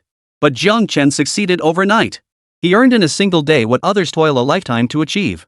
Kang Hongda could foresee Jiang Chen's path ahead would be nothing but smooth sailing. And as long as he faithfully followed Jiang Chen, he'd never have to worry about going hungry. Uncle is such a great man. Yes, he truly is a great man. Kang Hongda hugged his daughter, tears welling up uncontrollably. If the greatest regret of his life was meeting that woman, then his greatest fortune was encountering Jiang Chen. Where there is joy, sorrow inevitably follows. After handing over the gathered information to Zhuang Yumiao, Hu Jun waited patiently for further instructions. But even after his legs went numb from standing, Zhuang Yumiao hadn't uttered a single word. If not for the heavy breathing echoing from the room, Hu Jun would have feared his boss had been so enraged he'd fainted. He couldn't help but sneak a peek at Zhuang Yumiao's condition. At that glance, he felt his boss might as well have passed out. Zhuang Yumiao's forehead was veined with blue, his eyes bloodshot and bulging, his entire expression fierce and terrifying. Hu Jun quickly averted his gaze, returning to stare at his own toes, playing the silent wooden statue. As Zhuang Yumiao's closest assistant, he naturally knew the outcome of today's new product launch. Not great, but not terrible either. Under normal circumstances, it could be considered average and unremarkable. But that was assuming no other developments today. Except today had developments. Zhuang's brother-in-law, or rather, former brother-in-law, had also held a new product launch today. And in just one day, they'd achieved 500 million yuan in sales and 1.5 billion yuan in pre-orders. Combined, that was 2 billion yuan earned in a single day. Compared to Zhuangxin Group, which only sold over 50 million yuan on its first day, it felt like a resounding slap in Zhuang's face. After all, anyone with clout in Xiangjiang City's upper circles knew about Zhuang's situation. He'd married home a gold ingot, only to let it rust away. Word had spread among the well-connected that Jiang Chen and Zhuang Weiwei were fighting their divorce all the way to court. While some saw Jiang Chen as ungrateful, others believed the Zhuang family had acted dishonorably. Why else would Jiang Chen, a man with no family fortune, choose to walk away with nothing rather than stay married to Zhuang Weiwei? It must be the Zhuang family's underhanded dealings. Why else would a penniless young man turn his back on money? Originally, these speculations circulated only in private whispers. But Zhuang Yumiao was utterly certain, once those old foxes learned of Jiang Chen's sales figures today, those very words would be thrown back in her face. Living in a treasure trove yet failing to recognize its worth, blind to gold inlaid with jade. The thought alone made Zhuang Yumiao's breathing grow heavier. Hu Jun, who'd been pretending to be a statue, couldn't keep up the act anymore. He genuinely feared the boss might get so furious she'd faint from the shock. Boss, please don't get angry. He's just... Which eye of yours saw me getting angry? Zhuang Yumiao's gaze turned icy, her eyes like those of a rabid, starving wolf. Boss. Hu Jun promptly slapped himself twice across the face.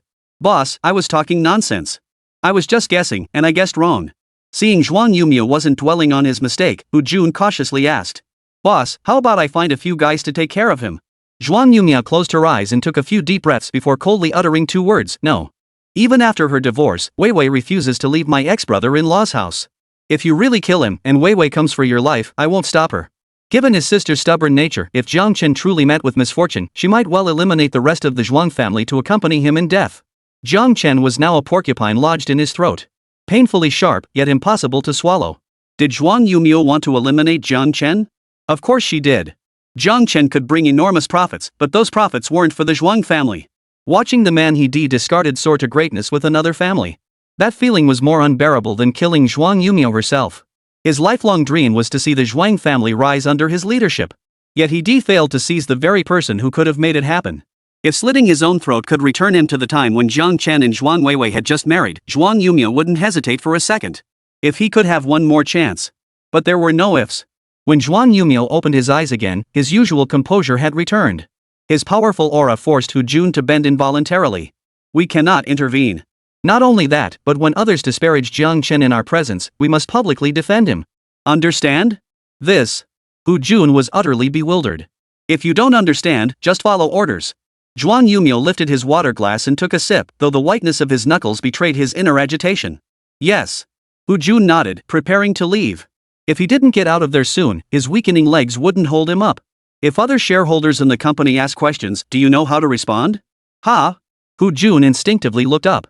The moment his gaze met Zhuang Yumiao's, he nodded reflexively. I understand, boss. Good. Get out. Chapter 178, Net Profit. Early the next morning, Jiang Chen was jolted awake by the ringing of his phone. He glanced at the screen. It was a video call from Lu Qingfeng, that big yellow girl.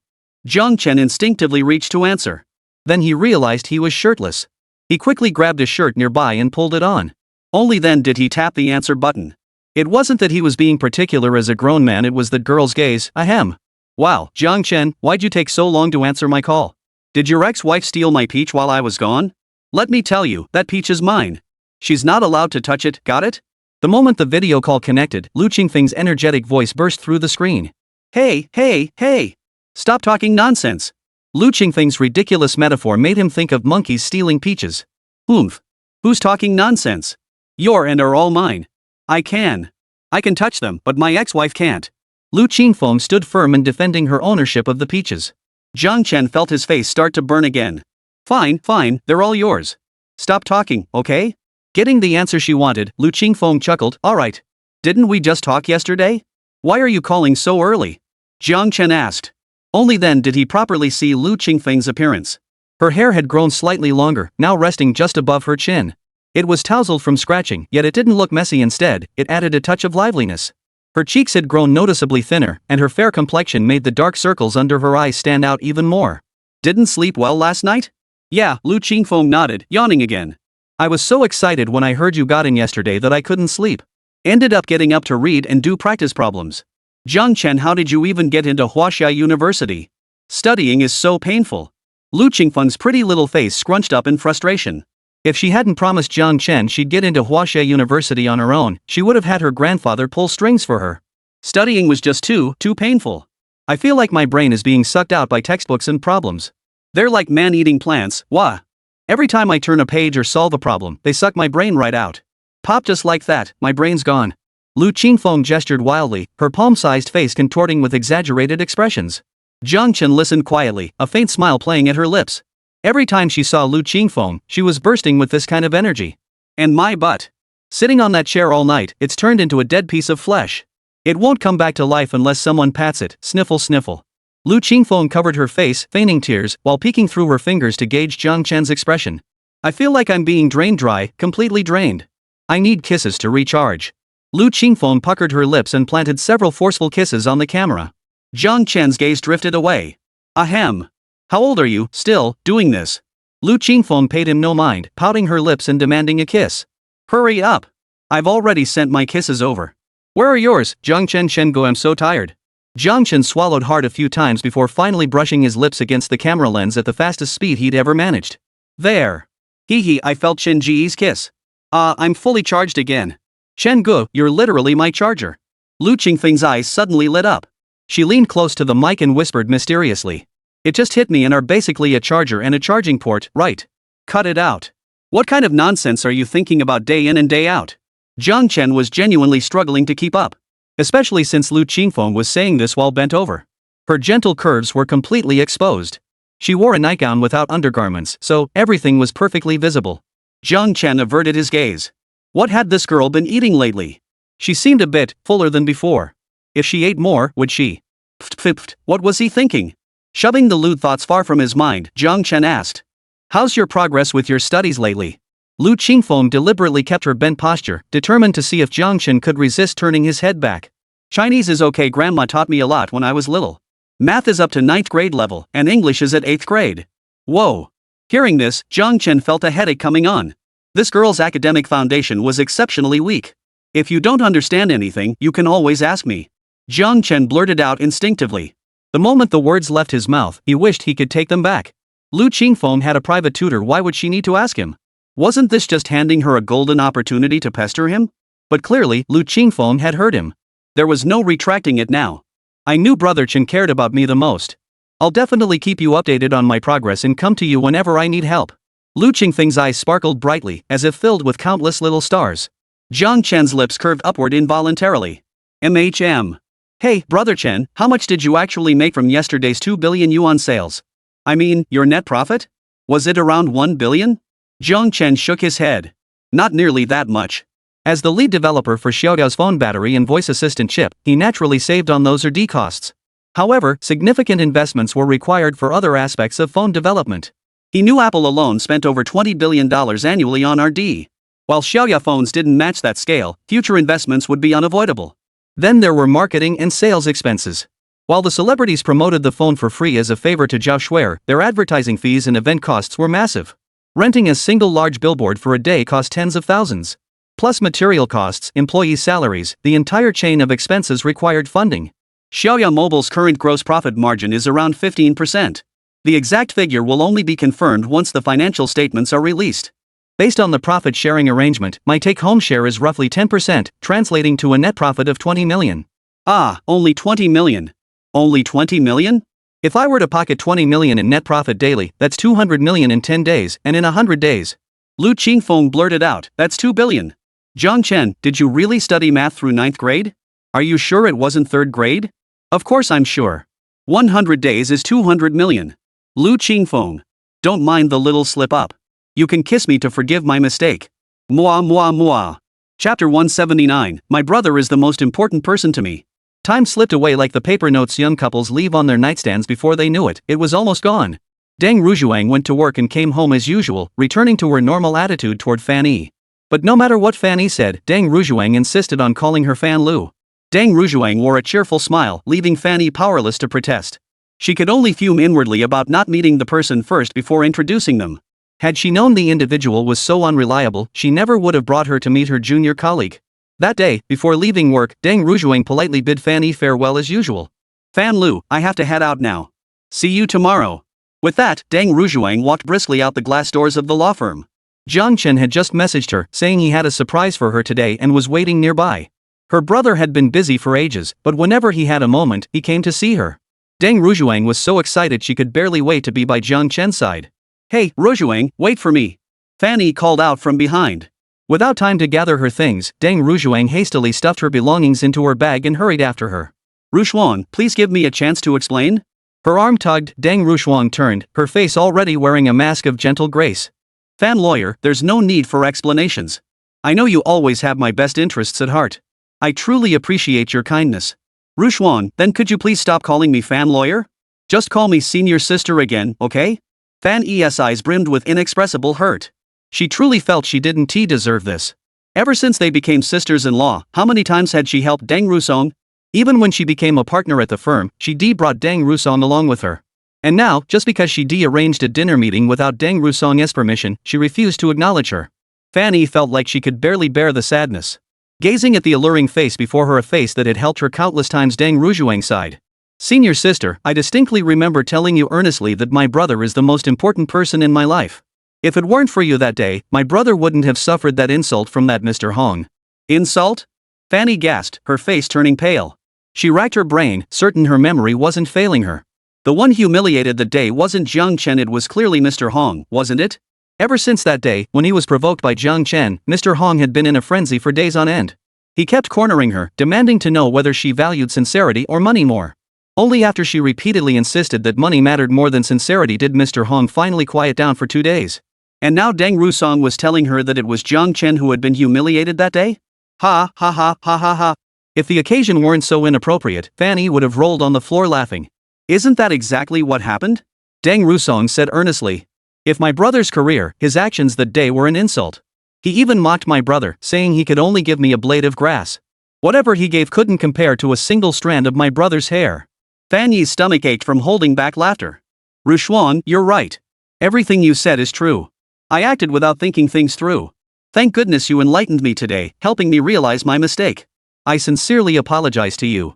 Please forgive me. Senior sister, it was my brother who was hurt by this incident. You should apologize to him. As long as he doesn't say anything, I naturally won't either. Deng Rusong recalled the astonishment in Zhang Chen's eyes that day. Though he hadn't spoken, being mocked for his money and career must have hurt him deeply.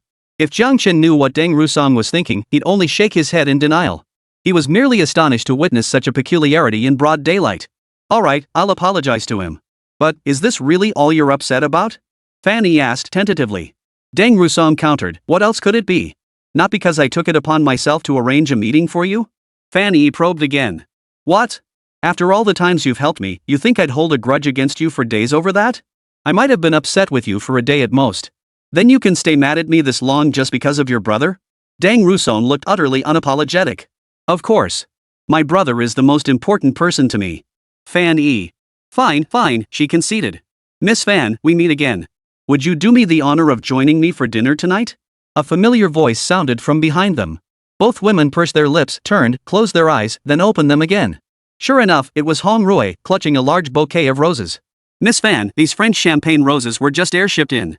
A small bouquet to express my feelings." Deng Rusong discreetly nudged Fan Yi's side with her elbow. Her eyes silently pleaded, "He's pursuing you, Fan Yi. He's pursuing you. Fan Yi. Do you want him to pursue you?" "Deng Rusong, I only want my brother. I won't steal my senior sister's good match." He. Fan Yi, ugh. "Miss Fan?" Hong Rui called again when she remained silent. This time he deliberately glanced at Deng Rusong, lifting the bouquet higher. "Don't you like it? These are French champagne roses air-shipped here unattainable without substantial wealth." "Fan Yi, Mr. Hong, your kindness is overwhelming." "I'm not." Hong Rui, I've been pondering this for days. Miss Fan was right, there's nothing in this world money can't solve. If there is, it's simply not enough money. Could it be that Miss Fan thinks my money isn't enough? Or perhaps you claim money matters more than sincerity, yet deep down, you know sincerity matters more than money? Fan Yi. Trouble she brought upon herself, she'd solve it herself. "Mr. Hong, Ru Sheng." Jiang Chen's voice cut Fan Yi off. He glanced at the roses in Hong Rui's hand and, unsurprisingly, jumped to the wrong conclusion. "Ru Sheng, I've been waiting for you for ages and didn't see you. Worried something happened, so I came to check. Did this wealthy, well-connected Mr. Hong with the mansion block you up or something?" Hong Rui, singled out by Jiang Chen, flushed with alternating shades of green and white, yet dared not utter another word of mockery. Because, after persistent prodding from him recently, his assistant had finally procured some publicly available information about Jiang Chen from a private investigator. The moment Hong Rui saw it, he was stunned. Chairman of Morning Inn Corporation. Sold 2 billion yuan worth of products on the very first day of the new product launch. And in recent days, he'd raked in a staggering 10 billion. Compared to these achievements, his label as the former son-in-law of Zhuangxing Group seemed utterly insignificant. Hong Rui immediately shelved his plans for revenge against Jiang Chen. He also buried his covetous thoughts toward Deng Rusong. He wasn't the type to recklessly pit an egg against a stone. Chapter 180, Dignity for Dignity. Besides, there was still Fan Yi. Though a bit older, age brought its own charm. She knew how to serve a man better than those greenhorns. And she could help him salvage some face.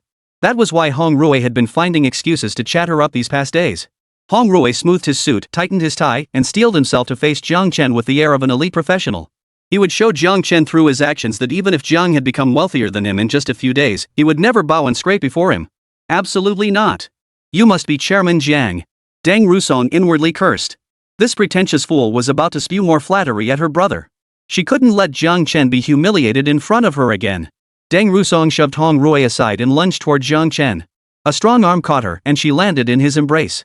Leaning against Jiang Chen, Deng Rusong cooed sweetly. "Brother, why did you take so long? I told you not to work yourself so hard.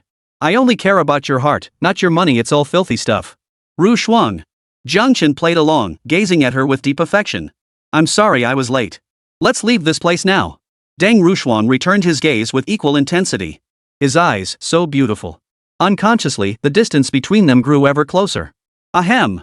Fanny dug her toes into the ground and cleared her throat twice. As all three pairs of eyes simultaneously landed on her, Fanny couldn't help but flinch. "Rushuan, I suddenly remembered I need to talk to you too. I'll go with you. Quick, quick, quick."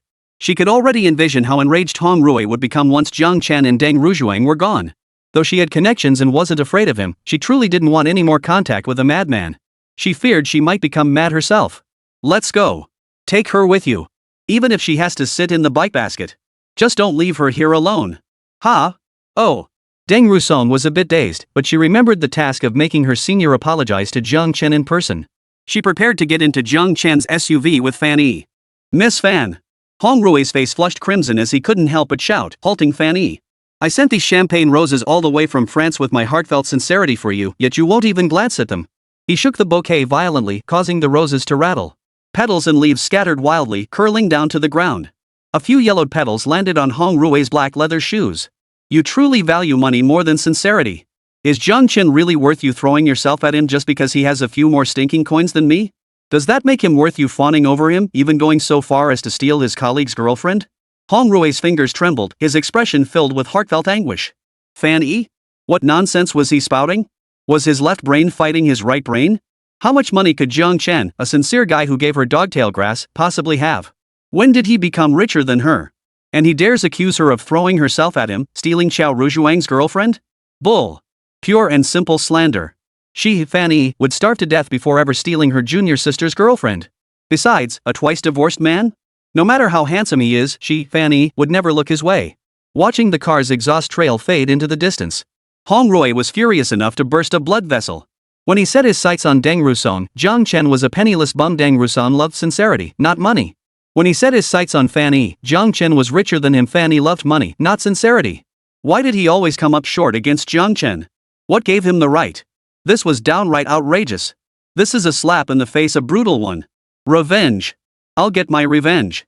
What goes around comes around. Don't underestimate a young man just because he's not rich yet. I'll slap his face too. Assistant. Where's the assistant? The young assistant sensed he couldn't hide any longer. Pushing his glasses up, he stepped forward. Holding a tablet, he analyzed with solemn seriousness. Mr. Hong, based on the scale of our company versus Morning Incorporation, the probability of successfully retaliating against Chairman Zhang is. The assistant had intended to say 0, but since he was paid to work, he had to give his boss some face. 0.1%. Hong Rui. 0.1% for me alone is no big deal. Find 1,000 people and it's 100%. Go find them. Assistant, boss, who should I find? Hong Rui, you ask me? Who should I ask? Just go find them.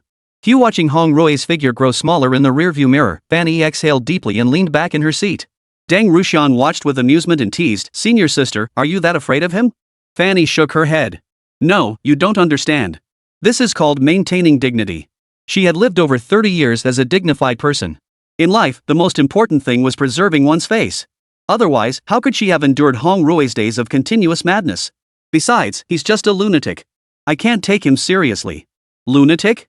Deng Rusong looked puzzled. Fanny explained, "Didn't you hear what he just said? That your brother has more stinking cash than him? That I'm sucking up to him, trying to steal your boyfriend? What a joke.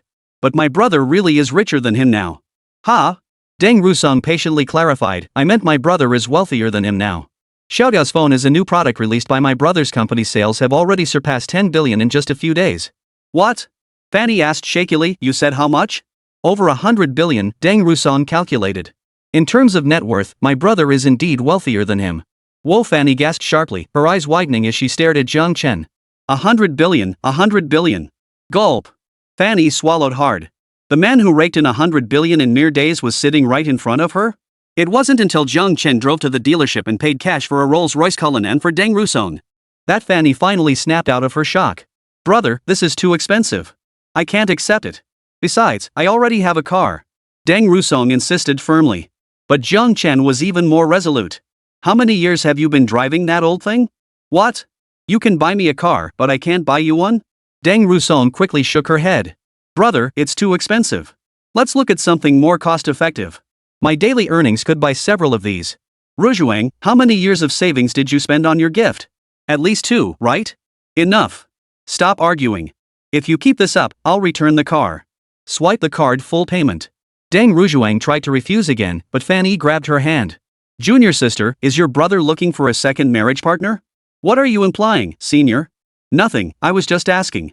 While Deng Rusong wasn't paying attention, Fanny pulled something from her bag and slipped it into Jiang Chen's hand. "Chairman Jiang, here's my business card. If you have any legal questions, feel free to consult me. Rusong is still young, some legal provisions might not be as clear to her as they are to me." Jiang Chen stared at the small, thin sanitary pad in his hand. Fanny watched Jiang Chen staring at the thin, small pad in his hand. Dignity. Her dignity. Chapter 181, Going to School? "Senior, what are you doing?" Deng Rusong turned around after signing her name and immediately noticed the strange atmosphere between Jiang Chen and her senior. Before Deng Rusong could notice what he was holding, Jiang Chen quickly stuffed it into his pocket. Getting caught would be too embarrassing, and any misunderstanding would be even worse. Fanny asked, "Rusong, did you sign?" "Signed." Deng Rusong nodded and walked over to link her arm through Jiang Chen's. "So fast?" I was discussing some legal matters with Chairman Jiang," Fanny said awkwardly. Thankfully, Jiang Chen was a decent guy. He didn't want her to embarrass herself and had hidden that thing. Otherwise, she would ve lost all face today. Fanny's regard for Jiang Chen rose considerably. "Discussing legal matters? Isn't that what I'm here for?" Deng Rusong shot her senior sister a rolling eye. Just moments ago, she'd been criticizing her brother left and right, and now she was suddenly seeing his virtues? Deng Rusong's gaze silently asked Fanny if she'd forgotten something. "Fanny? Oh, right, I remember now." Fanny didn't beat around the bush. She promptly apologized to Jiang Chen. This left Jiang Chen momentarily bewildered, unsure what she was apologizing for. Once he understood, Jiang Chen found himself both amused and exasperated. It's such a small thing, really. No big deal. He genuinely didn't consider Hong Rui's actions humiliating. It seemed the greater insult had come from himself. Besides, he was rich now. When a person becomes wealthy, truly, incredibly wealthy, they tend to be remarkably tolerant toward those less affluent, less clever, or less handsome than themselves. It was like a tiny ant shouting curses at your feet, or even pinching you with its little pincers. You just mutter, "What a cute little thing." Then step over it without a second glance. Ignoring Fanny's puzzled expression, Jiang Chen turned to Deng Rusong and asked, "Do you have time later?" Deng Rusong nodded. "Sure, why? Come with me to do some shopping. I want to buy in some clothes and toys, plus a little backpack and school supplies," Jiang Chen said with a smile. After this period of recuperation, Annen's health had improved significantly. Meanwhile, he was getting busier and busier, leaving him much less time to spend with her. This made him consider enrolling in school, where she could interact with more children her age and play together. After all, children must grow up. He couldn't keep her sheltered under his wings forever. Jiang Chen smiled, and Deng Rusong obediently followed him out.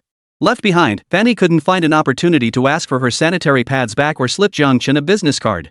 After buying Annen's items, Jiang Chen took Deng Rusong for a leisurely stroll through the mall. It had been ages since he'd last enjoyed a truly relaxed shopping trip. Before the divorce, every day began with household chores, preparing heartfelt meals for Zhuang Weiwei, meticulously coordinating her daily outfits and accessories. After she left for work, he read stories to Annen, accompany her with crafts and games, and when she played independently, he tackled laundry and mopping. After the divorce, he was consumed by experiments, exacting revenge on enemies, and establishing a company to generate income. Whenever Jiang Chen spotted clothes, jewelry, or bags he liked, he swiped his card and bought them. Items suitable for Deng Rujuang were bought for her. Those fitting Lu Qingfeng were purchased to give her later. He also bought things that suited Zhao Shuer. She had put considerable effort into caring for Annen these past days, allowing Jiang Chen to fully focus on his company. Proper gratitude was in order. Returning home laden with bags, Zhuang Weiwei still knelt down to help Jiang Chen change into slippers. Her movements grew increasingly practiced and natural. Zhao Shuer rolled her eyes nearby, unfazed by the sight. "All self-inflicted, my dear friend. Why choose hardship over ease?" Zhao Shuer's disapproving expression melted into a smile when Jiang Chen handed her a shopping bag. Learning all the new clothes were for her, Zhao Shuer skipped back to her room to try them on. Zhuang Weiwei couldn't help but look on with hopeful eyes. With all those shopping bags Jiang Chen brought home, could one of them be for her? But watching Jiang Chen hand some to Zhao Shuer and put others back in his own room. The last few shopping bags were piled in the living room, all for Annen. Not a single one was for her. Everyone had something, except her. Realizing this, Zhuang Weiwei felt a pain so sharp it nearly took her breath away. She wanted to reach out and grab Jiang Chen, to say something to him. Even if it was just to get him to look at her once. Jiang Chen couldn't care less about what Zhuang Weiwei was thinking. He sidestepped her and walked past. He stood in the middle of the living room, hands on his hips, a proud look on his face. "Daddy's back from hunting. Annen, come see if you like today's catch." Little Annen was buried in the mountain of shopping bags. The first one she unwrapped contained a school bag. "Daddy, is this a school bag? Is it mine? Daddy, am I going to school now?" Annen held up the bag, asking excitedly. Jiang Chen smiled. "Yes, Daddy's going to send Annen to school. You'll learn lots of new things and make lots of new friends. Would you like that?" "Yes." Annen exclaimed loudly. She buried her face in the new backpack. It hadn't been washed yet, and the smell wasn't exactly pleasant. But to Annen, it smelled wonderful. She thought she could smell the sweet scent of candy, the scent of dreams coming true. She could be like any other normal little kid, carrying a new backpack to school. And then grow up to be a big person. And Anne's eyes welled up with tears as she stammered, "Daddy, can I really go to school? Am I all better now?" Jiang Chen wiped away her tears. There. Don't cry." He held her close. "Daddy thinks you're much better now. Just to be safe, in a few days we'll take you back to Dr. Yao for another checkup. We'll get a new prescription and drink it until you're strong and healthy. Then you'll definitely be able to go to school, okay?" And then nodded vigorously. Jiang Chen smiled as he rubbed Ann's little face. Then should Annen be happier and smile? A huge grin spread across Ann's face. Jiang Chen let go. "There are more gifts. Annen, go ahead and unwrap them." Annen rushed joyfully into the pile of shopping bags. As she unwrapped them, she let out delighted squeals. "It's a pencil case. Pink. Annen loves it. Wow, so many pencils. And a little panda eraser. A new dress. Annen loves it. Daddy, Annen loves you so much. You're Annen's favorite daddy." Annen threw herself into Jiang Chen's arms. He effortlessly lifted her high into the air. Zhuang Weiwei stood watching the scene from the doorway, a little distance away. The atmosphere between father and daughter was intimate and warm. Even Zhao Shuer, who later joined their gang, seemed like one of the family. Only she stood alone by the doorway, like an unseen statue. Chapter 182, Is there really not a single bit of me in your heart? When dinner time came, Zhuang Weiwei called everyone to eat. At some point, the person responsible for cooking and cleaning had become her. But Jiang Chen accepted it well. Since Zhuang Weiwei chose to stay at the company instead of going out, if she wanted to work at home, let her work. If he could do it, why couldn't Zhuang Weiwei? Jiang Chen sat down at the dining table and was startled by what he saw. Zhuang Weiwei had prepared a lavish spread, though not quite 108 dishes. Still, the table was packed full. Braised deer tendon, wild ginseng 7-star pork knuckle, steamed seafood, longjing shrimp, pigeon egg with sea cucumber, bird's nest chicken soup, kung pao wild rabbit, a treasure shark fin. What caught Jiang Chen's eye most wasn't the dazzling array of dishes, but the bowls and plates they were served in. They were pieces they'd fired together in the pottery club during college. Originally meant for their future home, Zhuang Weiwei later deemed them less exquisite than high-end bone china, so she tucked them away and used for years. Unexpectedly, she dug them out today for this feast, using every single one. Memories flooded back, and for a moment, Jiang Chen lost all appetite. Zhuang Weiwei had been watching his every move. Seeing him unmoved, her heart sank. Honey, did I not cook well enough? Zhuang Weiwei smiled gently. Maybe I haven't studied long enough yet. I'm not as authentic as the masters.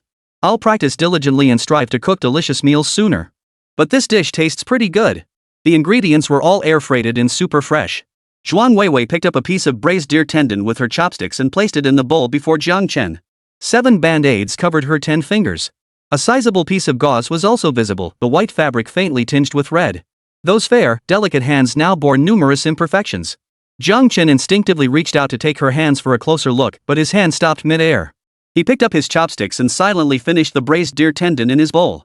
It's okay. Jiang Chen uttered the 2 words before returning to his silent dinner. Zhuang Weiwei's eyes lit up, as if receiving some profound compliment. Her previously bent waist straightened instantly. Zhao Shuer watched their interaction, her heart filled with mixed emotions. After dinner, Zhuang Weiwei stood to clear the table. Once the dishes were washed, she would mop the floor. After mopping, laundry awaited. Zhuang Weiwei had become quite adept at these household chores. First, she emptied her pockets to prevent any forgotten items from ending up in the washing machine. Then she began emptying the laundry. Zhuang Weiwei froze mid-motion. Under the light, she turned to examine the small item she'd just pulled out. A thin, tiny sanitary pad. Taken from Jiang Chen's pocket. She'd pulled a woman's sanitary pad from her husband's pocket? Zhuang Weiwei stared blankly at the pad, its packaging adorned with small flowers. Her hands trembled as she clenched the item tightly in her palm. Husband, is there truly no trace of me left in your heart? Midnight. Zhao Shuer suddenly jolted awake. Seeing a figure sitting at her bedside, she startled.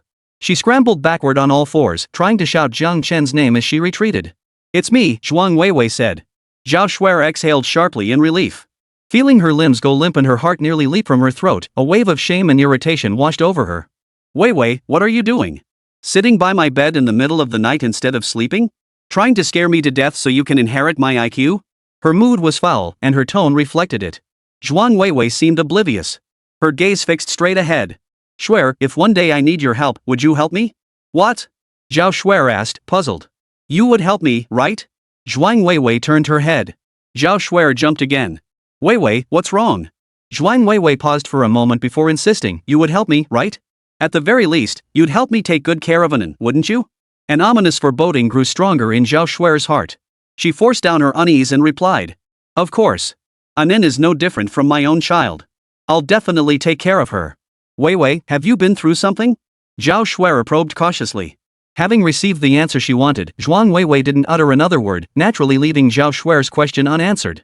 She rose and drifted out of the study like a ghost. Watching her best friend's strange behavior, Zhao Shuer's sleepiness vanished completely. She tossed and turned, unable to fall back asleep. The next day, Zhao Shuer got up with huge dark circles under her eyes, yawning as she washed up. Morning, what happened to your eyes? Jiang Chen took a few steps before turning back to examine Zhao Shuer's dark circles. Did you stay up all night? Exhausted and miserable, Zhao Shuer nodded with a pout. Seeing Zhao Shuer like this for the first time, Jiang Chen found it slightly amusing. Sleep a bit after breakfast. If the dark circles are still there when you wake up, boil an egg and use it as a compress. Zhao Shuer nodded her head repeatedly.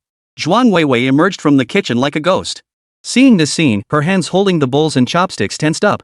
She lowered her gaze and continued toward the dining table as if nothing had happened. Breakfast is ready. Elsewhere. A secret research institute in the capital. Professor, you have a package.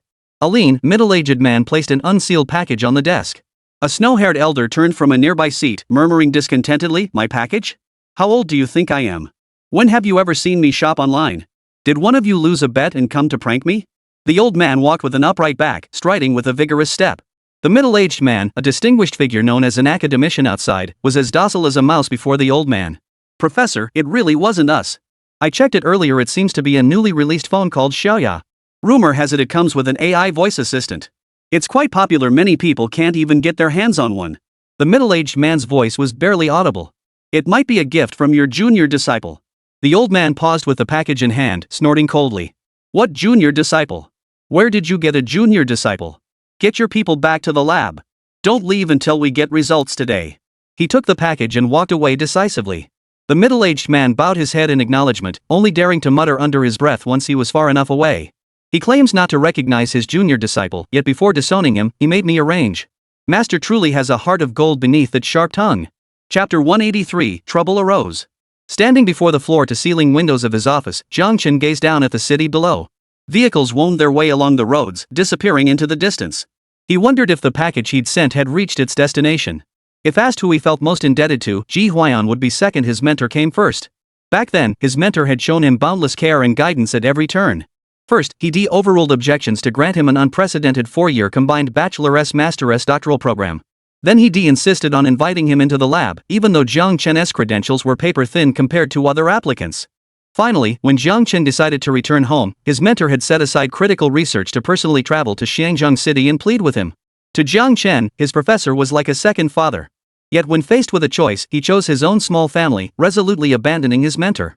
Over these past 5 years, Jiang Chen had often awakened in cold sweat from dreams that haunted him late into the night. In those dreams, he saw his mentor's bent figure walking away, step by step. Now that he had finally achieved some modest success, he dared to show his mentor his research findings. As for going to meet him and ask for forgiveness, he'd wait a little longer. Once he had more accomplishments, more confidence, then he would definitely go and ask his mentor for forgiveness in person. "Old Jiang." Ji Huiyan's voice came from outside the door. He didn't bother knocking, he pushed the door open and walked right in. "A bunch of people are suddenly bashing our phones online. I've already sent people to delete posts and cool things down, but that's not a long-term solution." Ji Huiyan handed his phone to Jiang Chen, where a promotional video played. "Good heavens, people! How dare you still use Xiaoya phones? How could you possibly use such uncertified products? A friend of mine was fooled by the ads and bought a Xiaoya phone.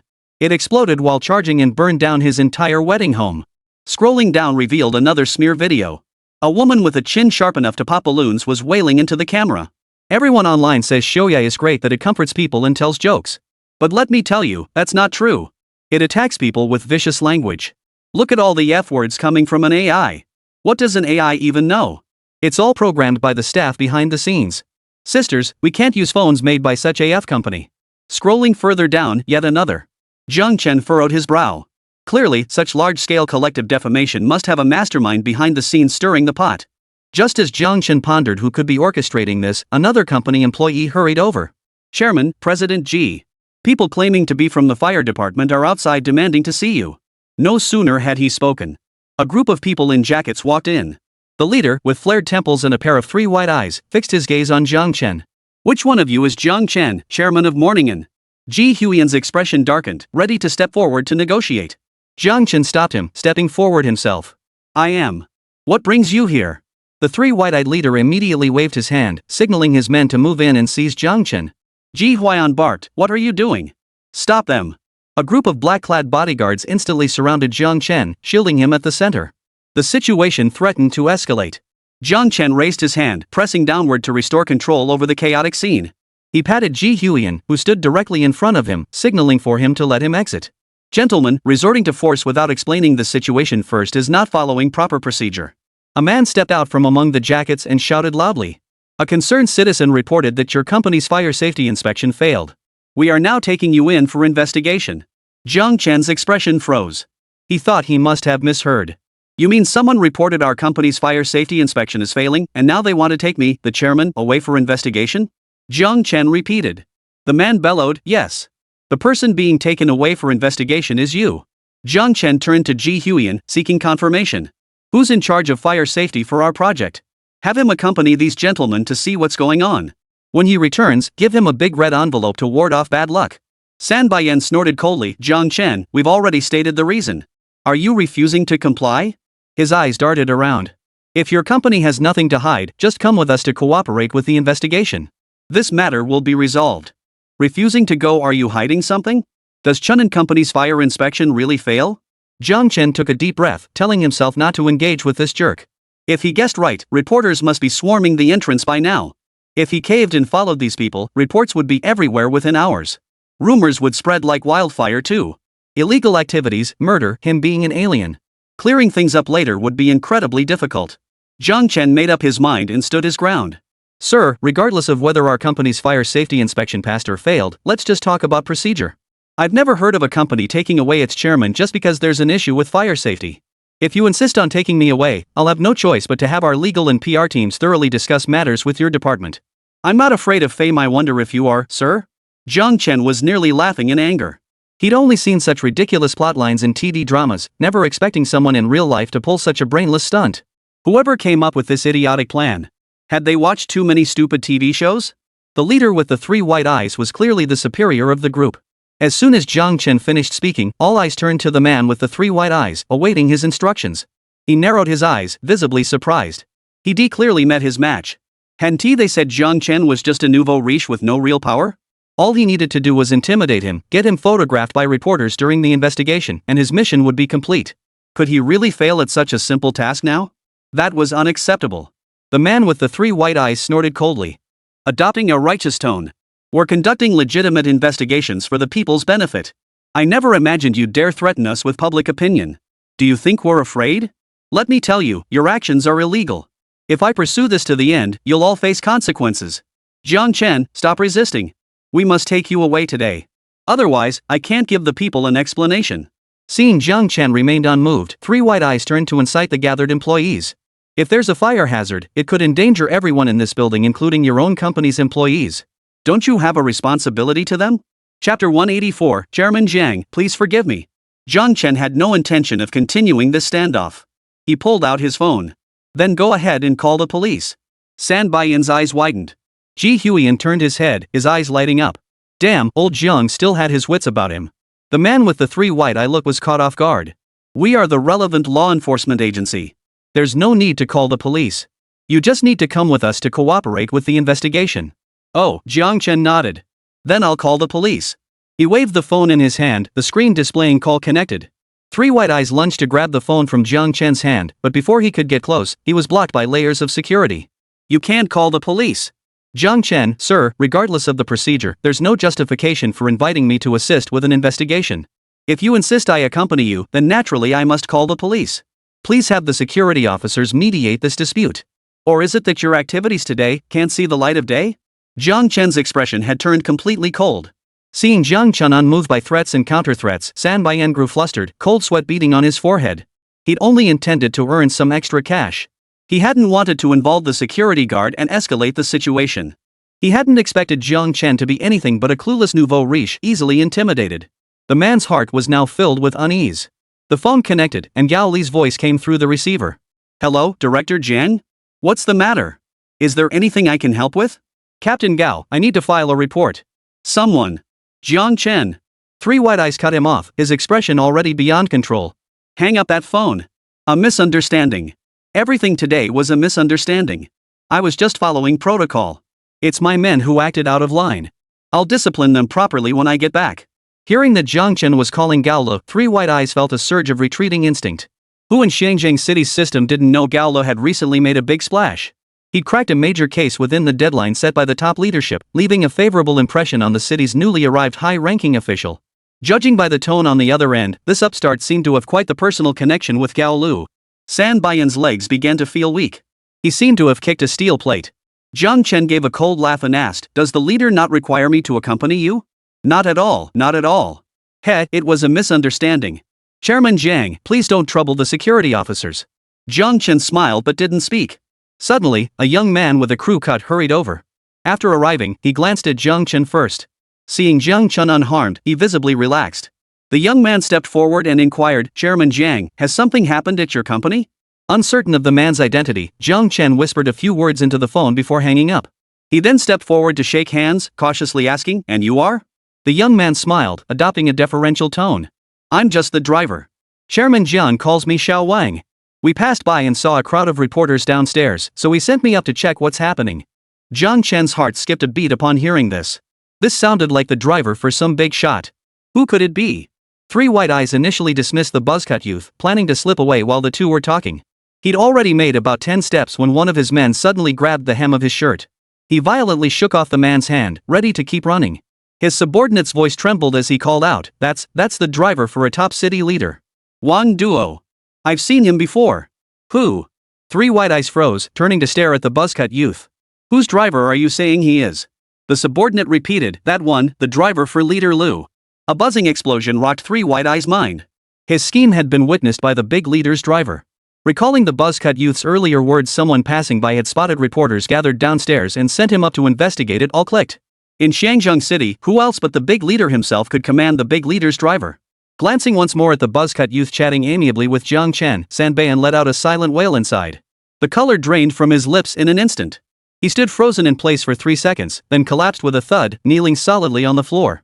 Crawling forward on his knees for several paces, San Beiyan threw himself onto the floor before Jiang Chen and began wailing. "Chairman Jiang, Mr. Wang, I was wrong. I know I was wrong. It was all a misunderstanding. Blame the person who reported me. I was so furious I lost my head. Chairman Jiang, please be magnanimous and let this blow over." Jiang Chen turned to the buzzcut youth, his gaze seeking guidance. After all, the man was the senior leader S driver, a representative of someone Jiang Chen now had to respect. The crew-cut youth, Wang Erdwa, smiled. "Chairman Jiang, no need to worry. The big boss holds you in high regard. And your business holdings, too." Jiang Chen and Wang Erdwa exchanged a knowing glance. In just a few short days, Morning Peace Company had raked in tens of billions. Production capacity now lagged far behind demand. Over the past few days, Ji Huayan had been working on expanding production and hiring more staff. Barring unforeseen circumstances, given time, Chen & Company would undoubtedly become a leading enterprise within China. Chen had created numerous jobs for Shangzheng City, generating substantial tax revenue and political achievements. It had become the political capital of Shangzheng City's leadership team. Wang Duo's visit to check on the situation was, in essence, the senior leader's subtle way of signaling to others that Jiang Chen had powerful backing. Wang Duo smiled as he bid farewell to Jiang Chen. They exchanged contact information, and before leaving, Wang Duo slipped the pack of cigarettes Jiang Chen offered into his pocket. He then turned to San Beiyan, still kneeling on the ground, and offered a smile. "Come with me." San Beiyan glanced back at Jiang Chen, his expression pitiful, his eyes pleading.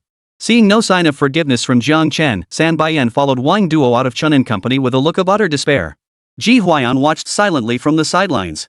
Only after they had walked far away did he exclaim, "Old Jiang, when did you hook up with the big boss's people?"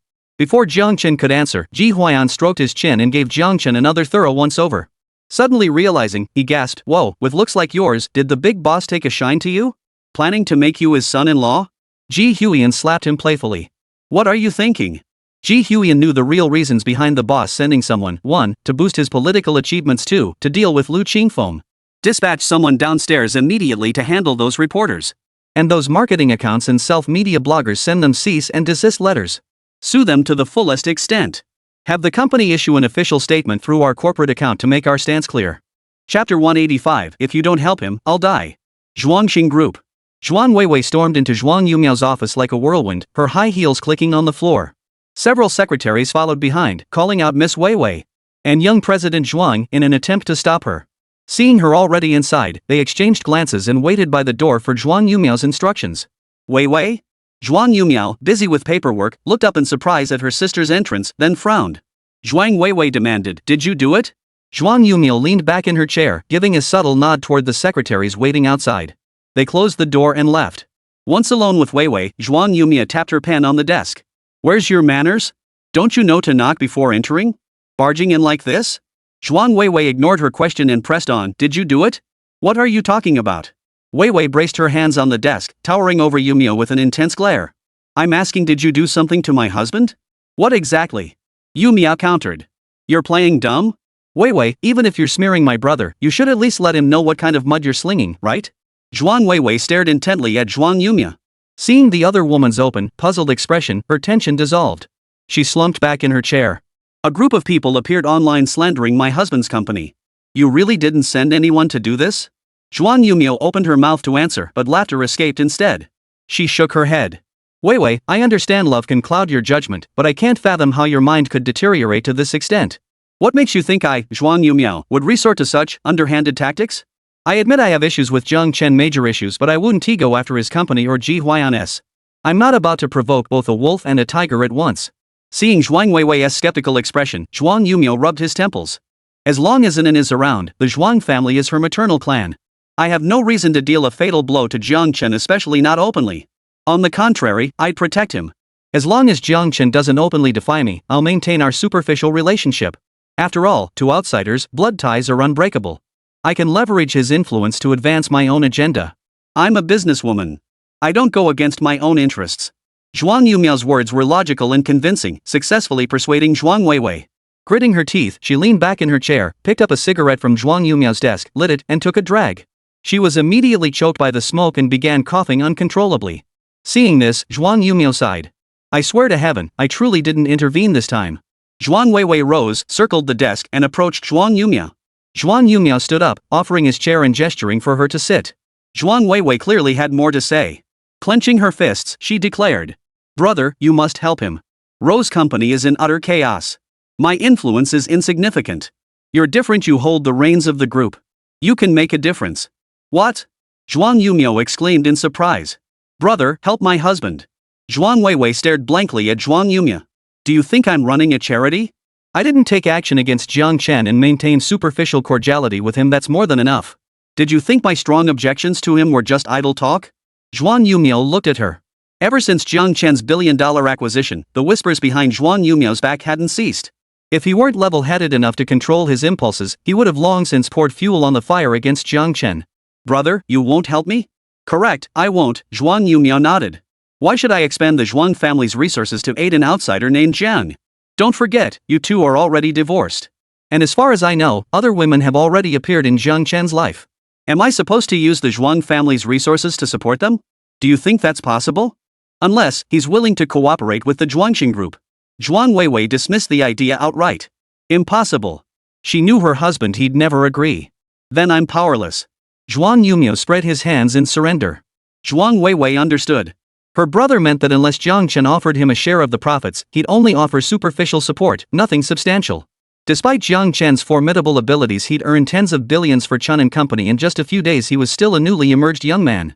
Ji Huayan was also an outsider.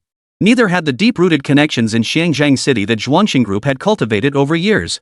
Given time, Chen and Company could soon surpass Zhuangxing Group, but they were only just beginning. Having navigated the business world for 5 years, Zhuang Weiwei knew today's online smear campaign was merely the first round, a mere appetizer. If Jiang Chen failed to respond promptly or deliver what the mastermind demanded, the next wave of attacks would be far more brutal. If the mastermind belonged to another influential family with deep connections in Xiangjiang City, their tactics might prove beyond Jiang Chen's current capabilities to handle. Brother! Zhuang Weiwei turned to Zhuang Yumiao, her gaze stubborn. Seeing Zhuang Yumio remain unmoved, Weiwei gritted her teeth and dropped to her knees. Brother, I beg you help him. If you don't, I'll kneel here until I die. Get up. What kind of example are you setting? Forget being a Zhuang family daughter. Even as your company's head, you shouldn't resort to this. Zhuang Yumio sighed, his tone dripping with disapproval. Brother, you don't understand. Since his business succeeded, my husband is so happy.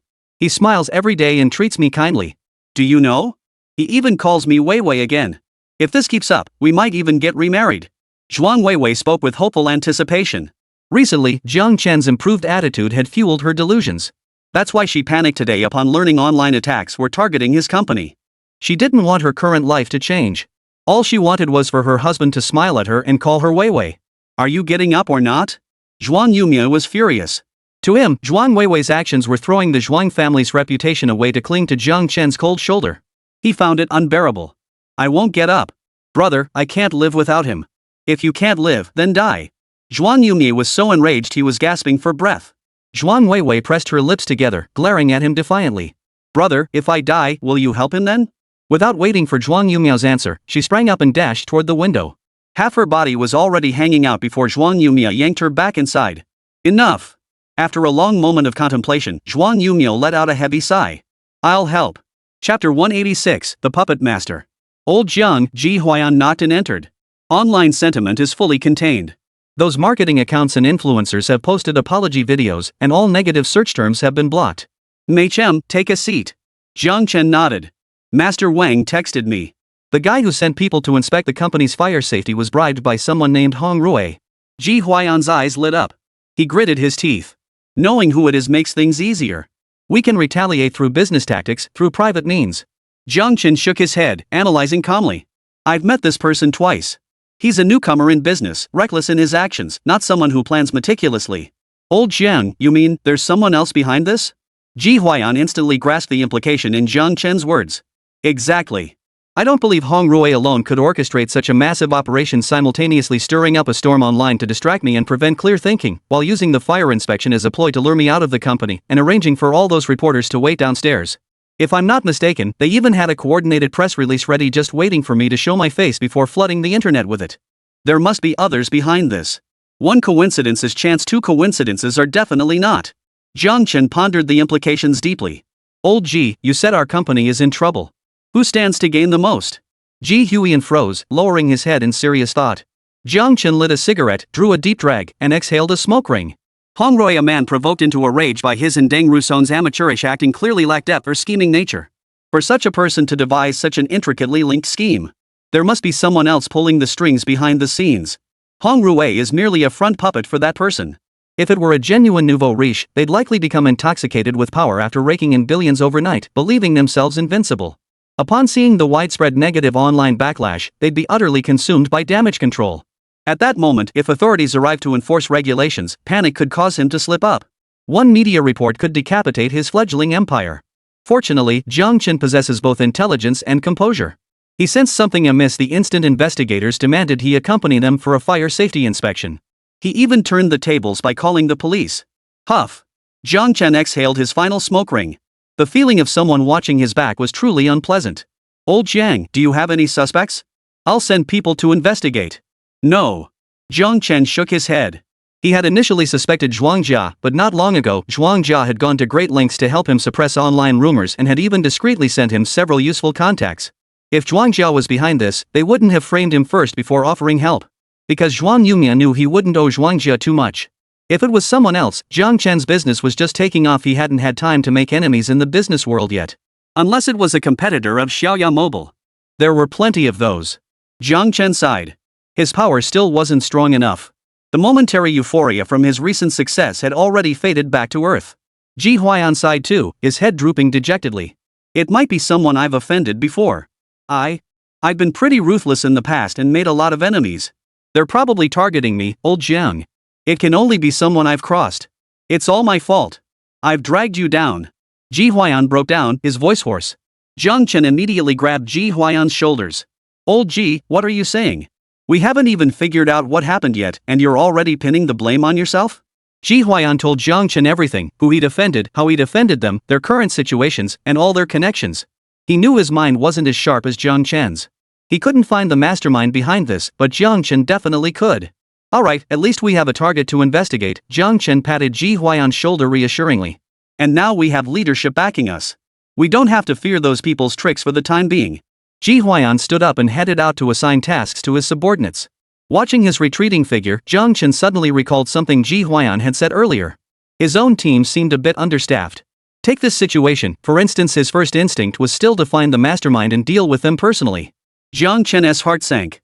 He'd fallen into a mental rut. It seemed it was time to find some reliable subordinates. Elsewhere, Hong Rui paced relentlessly in his office, wearing thin the soles of his shoes. Those people had promised that if he followed their lead, they'd help him, that together they'd carve up Jiang Chen's company and business. Now they'd scattered like birds, and even when he went begging, no one would see him. Thinking of San Baiyan, whom he could no longer reach, Hong Rui felt utterly overwhelmed. He'd been too impulsive this time. He shouldn't have let his head get hot and provoked Jiang Chen. Beauty leads one astray, beauty leads one astray. What are you still standing there for? Hurry up and text them to help me. Seeing his young assistant frozen in place, Hong Rui's anger flared, and he barked an order. The assistant gave a faint "oh" and bent back over his phone. This company offers decent benefits, might as well send my resume over. This one with weekends off and a 30K monthly salary isn't bad either. Close to home too, better send my resume there as well. And this one. The assistant typed away enthusiastically, fingers never stopping. Hong Rui pressed, "What's the status? Any replies?" The assistant replied dejectedly, yes. What did they say? Hong Rui pressed urgently. They said no. The assistant was frustrated. What was wrong with him? Top graduate from a prestigious university, first in his finance major, scholarships galore during school, and they wouldn't even give him an interview. Hong Rui commanded, keep sending. Okay. The assistant nodded. This company seemed decent too, send a resume there as well. A while later. Any replies? Yes, this one says yes. Quick, show me. Who can help me? Ha? Sorry, boss. This is the resume I sent. Morningstar's HR said yes and asked me to come in for an interview. Hong Rui's eyes widened in shock. What did you say? I told you to message those people. What were you doing? You sent your resume to Morningstar too? Just as Hong Rui was about to yell at his assistant, a sudden commotion erupted outside. Bad news, boss. The tax authorities are here. Boss, the fire department is here. The bank wants us to repay the loan immediately. What do we do? Boss, our supplier just raised prices. Chapter 187, Acquiring the Kindergarten. Zhang Chen finalized the new development plan with Ji Huiyan in the office, preparing to massively expand offline stores across first and second tier cities. Zhang Chen also instructed Ji Huiyan to distribute substantial bonuses to employees to stabilize morale. After wrapping up all matters, Zhang Chen glanced at the time and saw it was getting late, so he got up to leave the company. Arriving at the underground garage, Zhang Chen got into his car but didn't start it immediately. He lit a cigarette, rolled down the window, and pondered silently for a moment. Earlier, Ji Huiyan had asked him if, having earned so much money, he should buy a larger villa to move into. Zhang Chen had his own thoughts on the matter. Their current home was admittedly a bit small. Especially since Anan had lived in a spacious villa since birth. Having his daughter confined to a cramped 3-bedroom apartment left Zhang Chen feeling uneasy. Now that Lu Qingfeng had returned to the capital, Grandma Zhang stayed with her granddaughter and rarely came back. The other old neighbors had long since moved away. Moreover, moving to a larger villa would mean more space. Even if Zhuang Weiwei refused to leave, their chances of running into each other would drastically decrease. No matter how he calculated it, Zhang Chen felt buying a bigger villa and moving out was a good choice. But what about Deng Rushiang after he left? After pondering for a while, Zhang Chen still hadn't made up his mind. He turned the key, and the car hummed softly.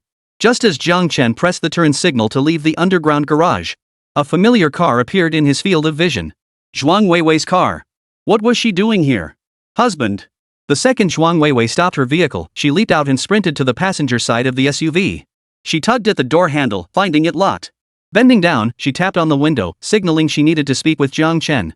Zhang Chen turned his head to look. From this angle, he could see the snow-capped mountains and. He pressed the unlock button, and Zhuang Weiwei immediately jumped into the car. Honey. What is it? Zhang Chen asked in a flat tone. Zhuang Weiwei began her explanation. Honey, I went home and asked my brother. He didn't do what happened the other day. Zhang Chen nodded. I know. Anything else? Zhuang Weiwei handed him several sheets of paper. This is what I found. These might be the people who targeted you this time, along with their profiles. She didn't mention the effort she'd put into compiling this list, simply placing the papers quietly into Zhang Chen's hands. Then she fell silent, resting her hands on her knees and sitting as obediently as a schoolgirl. Zhang Chen ran his fingers over the papers, his expression dark and inscrutable. After a long silence, his sigh echoed through the quiet car. The help from the Zhuang family was that you're doing too? Zhuang Weiwei hung her head as if guilty, unable to respond. After a moment, she gave a faint nod. Husband, I acted on my own this time. It was my fault. I know I was wrong. Zhang Chen raised his hand to stop Zhuang Weiwei's apology. I truly dislike others making decisions for me without my consent. But this time. Weiwei, thank you. However, there's no need for that in the future. I can handle things myself. Though he could have weathered this storm without the Zhuang family's assistance. But she was, after all, the mother of his child and someone he had once loved with all his heart. Zhang Chen still offered Zhuang Weiwei a sincere thank you. Zhuang Weiwei stiffly turned her head away. Her lips trembled a few times before slowly curving into a smile, her beautiful eyes filling with mist. She could tell her husband meant every word he said to her. His attitude toward her wasn't as cold and repulsive anymore. How wonderful. As long as her husband continued treating her this way, she'd do anything he asked. Zhuang Weiwei gazed at Zhang Chen with adoring eyes. Only when Zhang Chen mentioned he was heading home and suggested she drive her own car did Zhuang Weiwei snap back to reality. Honey, no rush. I have something else to discuss with you. You mentioned earlier that you'd wait until school starts to take Anan to kindergarten? I looked into the top preschools in Shangjiang City. I found one that seems perfect. I've sent the details to your phone. What do you think of this kindergarten? Honey, if you approve, I'll schedule a meeting with the principal and teachers over lunch. I'll ask them to give Anan extra care. Zhang Chen frowned, pulling out his phone to review the school details. It was an elite private kindergarten. The campus was expansive, featuring a temperature-controlled swimming pool, an orchard, and a forest exploration area. Child-centered education was its core philosophy, emphasizing inquiry-based learning and creativity development. Teacher stability and professionalism were exceptionally high. Every educator held a master's degree or higher from top-tier early childhood education programs domestically or internationally. A small class of 10 children was staffed by 6 teachers, and the other supporting facilities were equally top-tier, needing no further elaboration. Tuition started at 600,000 yuan per year, not including additional activity fees and customized service charges. Zhuang Weiwei cautiously asked, "Honey, what do you think?" Zhang Chen hesitated, meeting Zhuang Weiwei's expectant gaze before silencing his phone. "Can we acquire it?" Zhuang Weiwei froze. "Acquire?" "Yes," Zhang Chen nodded. "Or invest. Even though Anen's health has improved significantly, I still can't feel at ease. If it means maximizing her safety, spending money isn't an issue." Zhuang Weiwei understood Zhang Chen's meaning. Holding shares within the kindergarten would be like having a pair of eyes of their own, protecting their own people. It wouldn't rely on exchanging interests with others for their protection. It might be difficult. Zhuang Weiwei bit her lip. It would cost a tremendous amount of money. Money isn't the issue. If you can't manage it, I'll handle it. Ah, okay. Do you have other plans later? I need to head back. Zhang Chen pressed the unlock button, signaling Zhuang Weiwei to exit the car. Husband. I want to ride back with you. I still need to discuss matters concerning Anen. Zhang Chen paused his movement and pressed the lock button again. Seeing Zhang Chen no longer insisting she leave, Zhuang Weiwei happily fastened her seatbelt. The car slowly rolled out of the garage. Zhuang Weiwei carefully broached the subject of Anen's recent situation with Zhang Chen. Zhang Chen cared deeply about his daughter and divided his attention to listen to Zhuang Weiwei. He slammed on the brakes, nearly causing Zhuang Weiwei's head to hit the dashboard. Road work? The route they took every day was now blocked by a row of blue metal barriers. Let's take a different route then. Okay. Zhang Chen agreed casually before reversing and turning the corner. The car entered a road he rarely traveled. Traffic was sparse. Zhang Chen's gaze shifted from the rearview mirror to the passenger side mirror. His eyes widened. He pressed down harder on the accelerator. Chapter 188 Ambush. Crisis looms. A large truck and a minivan simultaneously appeared in the rearview mirror. This was common enough, but what wasn't common was that the minivan had no license plates. Zhang Chen keenly sensed the scent of danger. The SUV's speed steadily increased. Zhuang Weiwei's pupils contracted. "Honey, what's wrong? What's happening?" Zhang Chen snatched his phone and tossed it toward Zhuang Weiwei. "Call Captain Gao from my contacts. Put it on speaker." With trembling hands, Zhuang Weiwei quickly unlocked the screen and opened the contacts app. Beep beep beep. Zhang Chen watched the rearview mirror while accelerating, checking if the call connected. The van and truck behind them closed in relentlessly. Zhang Chen had already floored the accelerator. The stronger the force pushing him back, the faster his heart raced, yet his mind grew increasingly calm. Zhuang Weiwei's voice, laced with tears, rang out, "Answer it. Why isn't it connecting?" As they approached an intersection, Zhang Chen planned to use the traffic lights to shake off the truck and van behind him. He shouted to Zhuang Weiwei, "If no one answers, call the police." The moment the words left his mouth, his pupils suddenly contracted. He yanked the steering wheel sharply left, trying to avoid another small truck that had suddenly run the red light from the right intersection. A deafening screech of brakes and crash echoed. Zhang Chen finally stabilized the car.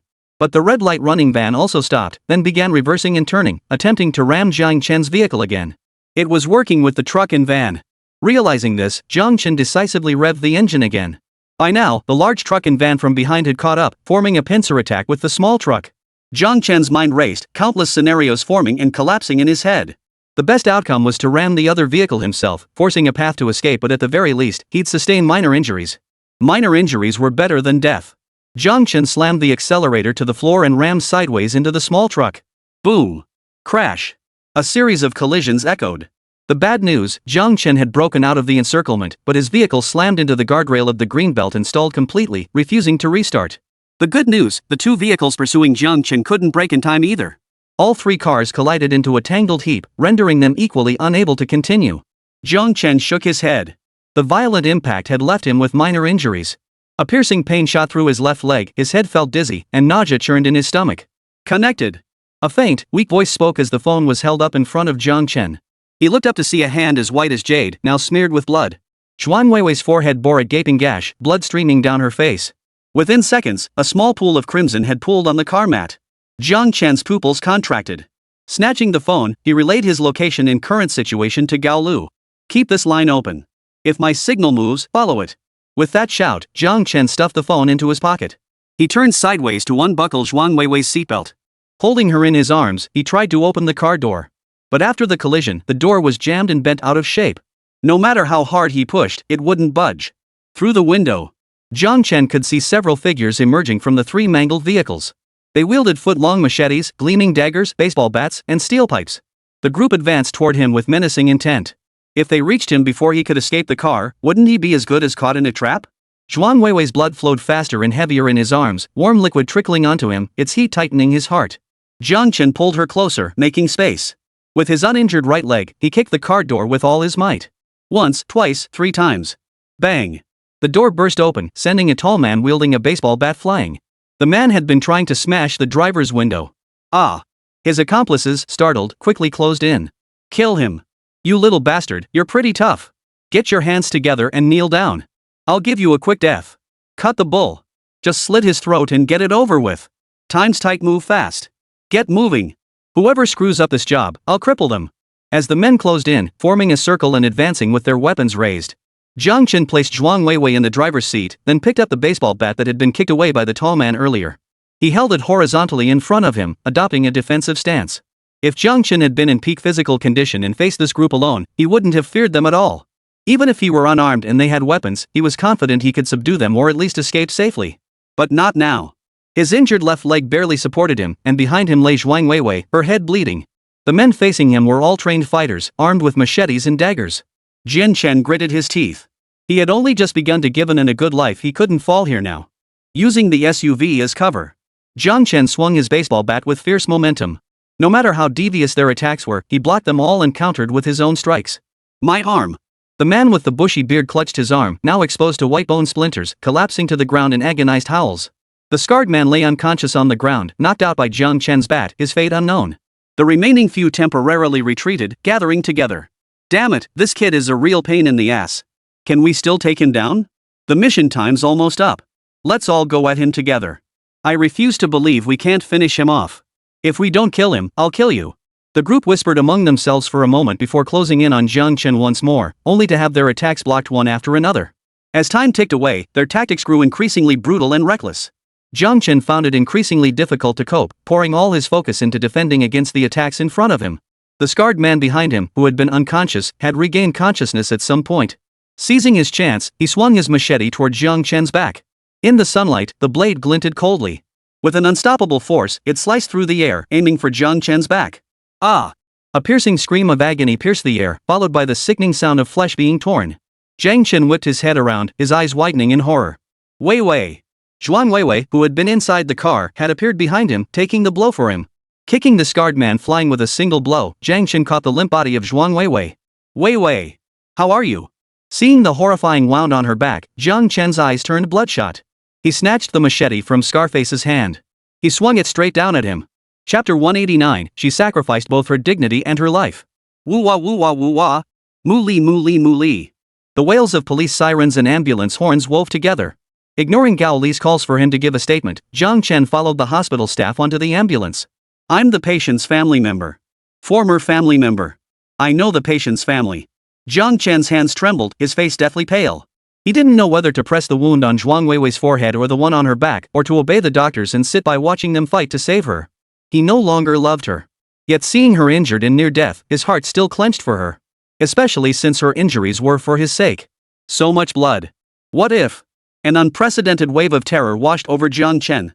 He pressed his hand over his wildly pounding heart, staring blankly as the medical staff hooked her up to various machines. He got out of the car and was stopped outside the operating room. He sent messages to Zhuang Yumio and Zhao Shuer, then called Deng Ruzhuang, asking her to help take care of Anan. Jiang Chen methodically tackled each task. By the time he finished, the red light above the operating room still burned. Suddenly, with nothing left to do, he could only let that crimson glow temporarily dominate his world. When Zhao Shuer arrived, the operating room doors were just opening. Without pausing to ask Jiang Chen about the situation, she rushed forward with him. Doctor, how is she? The patient is safe. She's just lost a lot of blood and needs rest. Jiang Chen's heart, which had been in a constant knot, finally relaxed. Inside the hospital room, Zhao Shuer had gone to handle Zhuang Weiwei's admission paperwork. At that moment, only Jiang Chen and Zhuang Weiwei remained in the room. Because the wound was on her back, Zhuang Weiwei was lying face down on the hospital bed. Her face was turned to the side, a bandage wrapped tightly around her forehead, making her already small face appear even smaller. Jiang Chen thought her wound must be excruciatingly painful, otherwise, why would her brows remain furrowed even in unconsciousness? Zhuang Weiwei had been pampered her entire life. She never endured such a severe injury before. Would the wound on her back leave a scar once healed? If it did, she'd surely pout and throw a tantrum. Thankfully, she was okay. Otherwise, Anan would surely cry over losing his mother, and his newly recovered body couldn't handle another shock. Jiang Chen's mind raced with thoughts, tangling together like a muddle of thoughts. The hospital room door slid open. A figure entered Zhuang Yumiao. He gazed at his sister lying in the hospital bed, clad in a patient gown, bandaged, her face pale. Then he turned to Jiang Chen, standing guard nearby, expressionless. Zhuang Yumiao's expression was incredibly complex. What are your thoughts? Jiang Chen replied coldly, the perpetrator has already reported to the King of Hell. As for the masterminds behind this, every last one of them, I won't let a single one off the hook. The Zhuang family won't spare them either. Zhuang Yumiao sighed and sat down beside the bed. Jiang Chen, you know this, I didn't want to help you. What benefit could assisting you possibly bring me? We both know that all too well. Jiang Chen remained silent. Zhuang Yumiao didn't expect an answer from him and continued speaking to herself. But Wei Wei came to me. She knelt and begged. When I refused, she threatened to kill herself if I didn't help you. When I grabbed her, half her body was already hanging out the window. If I hadn't acted fast enough, I would have lost my sister. As she spoke these words, Zhuang Yumiao shed her usual air of command, revealing a hint of exhaustion. In that moment, he seemed like nothing more than an ordinary brother grieving for his sister. Zhuang Yumiao sighed. Wei Wei has always been proud and headstrong. To her, face was more important than life itself. But for you, she was willing to sacrifice both her pride and her life. Jiang Chen, even if she made mistakes in the past, she knows now that she was wrong. Can't you give her a chance? Zhuang Yumiao licked his lips. In the past, Mom and I weren't exactly kind to you either, but we had our reasons. Who would want a pampered daughter to break ties with her family over a man? Jiang Chen, consider this me begging you for Wei Wei's sake. Let's remarry. Jiang Chen knew Zhuang Weiwei had enlisted the Zhuang family's help, but he hadn't realized she'd resorted to such methods. To say he wasn't moved would be a lie. Yet, Zhuang Weiwei's pale face now alternated in his mind with memories of the pain she'd caused him in the past. Everything was perfect now. He didn't want to change anything. Mr. Zhuang, Wei Wei saved my life. I'll repay her, but there's no need to discuss remarriage. The rift between us is irreparable. A marriage without love won't last. This is the best outcome. Zhuang Yumiao nodded, accepting Jiang Chen's words with surprising calm. He'd only been testing the waters. Success would be ideal, but failure was no disaster. At the very least, today's events had created a new buffer between the Zhuang family and Jiang Chen. Very well. Matters between you two are your own to handle. I've sent Wang Ma over. She has experience caring for Wei Wei. You can rest assured. Just then, Zhao Shuer pushed open the door. Zhuang Yumiao didn't linger, rising to leave. Zhao Shuer stayed a while longer before also getting up to leave. She needed to go back and check on Anan. Early morning. Zhuang Weiwei's eyelashes fluttered a few times on the hospital bed before she slowly opened her eyes. Her first sight was Jiang Chen standing vigil by her bedside. Husband. Husband. Zhuang Weiwei's expression was frantic. Ignoring her own injuries, she struggled to sit up. Are you okay? Jiang Chen walked to her side, his face still expressionless, though his tone softened considerably. Lie back down. I'm fine. See? I'm perfectly fine, not a scratch on me. He even spun around once, though his left leg was slightly unsteady. Just some muscle and soft tissue contusions. Plus a minor hairline fracture from the car impact. Seeing Jiang Chen unharmed, Zhuang Weiwei calmed down. Her eyes fixed on him, unblinking. Husband. Tears suddenly fell from Zhuang Weiwei's eyes. I'm so relieved you're okay. She reached out and grasped his palm. Jiang Chen didn't pull his hand away, letting her hold it. So good, so good. I was so scared just now. If anything happened to you, I wouldn't go on living. Jiang Chen soothed her, it's okay, Wei Wei. We're both fine now. Zhuang Weiwei felt weak. After drinking some kanji to regain her strength, drowsiness began to wash over her. Yet she couldn't bear to leave Jiang Chen's side to sleep. After he told her twice to rest without success, his expression turned cold. Once we're discharged, you should go back to your place first. Zhuang Weiwei instantly panicked. Husband, did I do something wrong again? I'll change, I promise I'll change. Her expression was filled with terror and anxiety, like a young bird trembling in a storm. Jiang Chen replied coldly, then go to sleep now. Chapter 190, You stole my heart. If I sleep now, will you not make me move out? Please let me stay? Zhuang Weiwei asked, plucking up her courage. Jiang Chen studied her, a flood of emotions washing over him. Are you sure you want to stay like this? Go back first, recover properly, then come back. We can take Anan to school together. Together? Zhuang Weiwei's eyes flashed with sunlight like brilliance. Jiang Chen turned his face away. Anem would want both parents to send her on her first day of school. Jiang Chen emphasized the word first. She'd be very happy. Yes, I know. Zhuang Weiwei nodded eagerly. Even if it was just for one day, it would be enough. She and Jiang Chen would appear together as An's parents, something no one else could ever do. And what's more, her husband had suggested it himself. At that moment, Zhuang Weiwei even felt a pang of regret. Why hadn't her injuries been more severe? Why hadn't she lost her life? Then her husband would remember her forever. Jiang Chen waited until Zhuang Weiwei fell asleep before rising to leave. By the time he returned home, the sky was already turning pale with the first light of dawn. Zhao Shuer was still awake, sitting on the thick living room carpet, surrounded by scattered empty wine bottles. Her usual red-framed glasses were nowhere to be seen. Hearing the door open, those alluring eyes, now misty with tears, turned to look at him. Jiang Chen's breath caught. The straps of Zhao Shuer's nightgown slipped from her shoulders with her movement, revealing a vast expanse of snow-white skin that delivered a powerful impact. The light from the floor lamp in the living room cast a luminous glow over that expanse of snowy whiteness. Jiang Chen's pupils flinched. He quickly turned away, fetched a jacket from his room, and asked, "Are you okay? Why did you drink so much?" Zhao Shuer narrowed her eyes. Recognizing Jiang Chen, her lips puckered. "Bad guy." Jiang Chen had just wrapped Zhao Shuer in the jacket when he heard this and chuckled. "How am I a bad guy? You're a thief." Zhao Shuer's slurred speech betrayed her intoxication. Jiang Chen couldn't help but laugh bitterly. "You really are drunk." He helped her up, attempting to guide her back inside to sleep. But with her tongue thick and her balance gone, walking was impossible. The moment he loosened his grip, she collapsed toward the floor. Even with his support, her steps were unsteady and swaying. Jiang Chen had no choice but to pick her up in a hip carry and stride toward the house.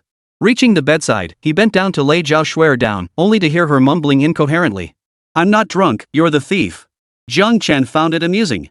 After listening for a moment, he couldn't resist teasing her. "A thief? What kind of thief?" Zhao Shuer's half-closed eyes radiated a seductive charm, her entire being exuding a mature, captivating allure.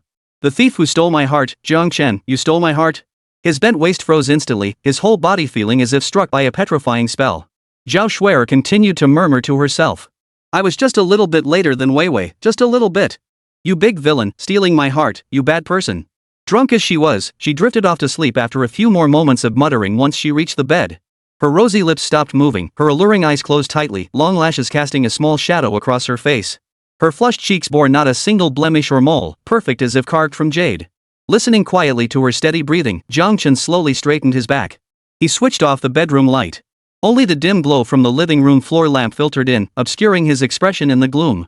After a while longer, satisfied the other was sound asleep, Jiang Chen finally stepped out of the study. The next day. The moment Zhao Shuer woke, a sharp, stabbing pain shot through her head. Ugh. What happened? Did I drink too much? Dazed, she propped herself up and scanned her surroundings. Her last memory was drinking, then the door opening. Who had opened it? Zhao Shuer looked down and noticed an extra garment on her body, a men's jacket. Jiang Chen's? Had he carried her to bed last night? She slipped off the jacket and, upon seeing her nightgown, flushed crimson. This is way too revealing. She clutched her chest, causing her snow-capped peaks to jiggle violently. Did Jiang Chen see it again? No way. Ah. Did I do something outrageous yesterday? Did my mouth get me into trouble? Zhao Shuer desperately tried to recall, but couldn't remember what she'd done or said the previous night. Ugh. My head hurts. I can't remember. Changing into fresh clothes, Zhao Shuer twisted the doorknob with a what-the-hell attitude. She intended to confront Jiang Chen directly about what she'd done or said yesterday. Awake? Jiang Chen looked slightly awkward upon seeing her emerge, but still greeted her proactively. Breakfast's ready. Go wash up and eat first. I'll wake up in. Your leg? Zhao Shuer's eyes widened. All the questions she'd intended to ask vanished from her mind. Her entire focus was on what had happened to Jiang Chen's leg. Did you get hurt yesterday too? When Zhao Shuer had gone to the hospital yesterday, Jiang Chen hadn't gone for a checkup yet. He only found time to get checked after Zhuang Yumiao sent Wang Ma to care for Weiwei. It wasn't because he cared about Zhuang Weiwei, it was because he hadn't felt the pain at the time. Only after confirming Weiwei was safe did his guard drop and the pain hit him. Jiang Chen shrugged it off. Just a minor hairline fracture. A splint and some ice should do the trick. Nothing serious. Doesn't tea affect my walking? Are you sure it's nothing? Zhao Shuer remained concerned. Don't move. Sit down quickly. I'll get in and up after I finish washing up. Sit down, sit down. Jiang Chen relented, letting her help him into a seat. As he sat down, his gaze fell upon a photograph placed by the entryway. It was a family portrait of Jiang Chen, Zhuang Weiwei, and Anan. Zhuang Weiwei had placed it there without asking. Since Anan loved this photo, Jiang Chen hadn't said anything and hadn't moved it. He simply let it stay by the entryway, pretending not to see it in his daily life. After finishing her morning routine, Zhao Shuer passed by the dining room and saw Jiang Chen looking at the photo by the entrance. She stopped in her tracks, a sour ache spreading from her heart to her limbs. When are you two planning to remarry? Zhao Shuer's tone dripped with bitterness. Just let me know ahead of time so I can prepare a gift for you. Remarry? Who told you we're getting back together? Jiang Chen frowned, averting his gaze from the photograph. You're not getting back together? Zhao Shuer was genuinely stunned this time. Chapter 191, You take advantage of me and then complain about my age? Jiang Chen was a man deeply bound by loyalty and gratitude. Zhuang Weiwei had risked her life to save him. How could he not be moved?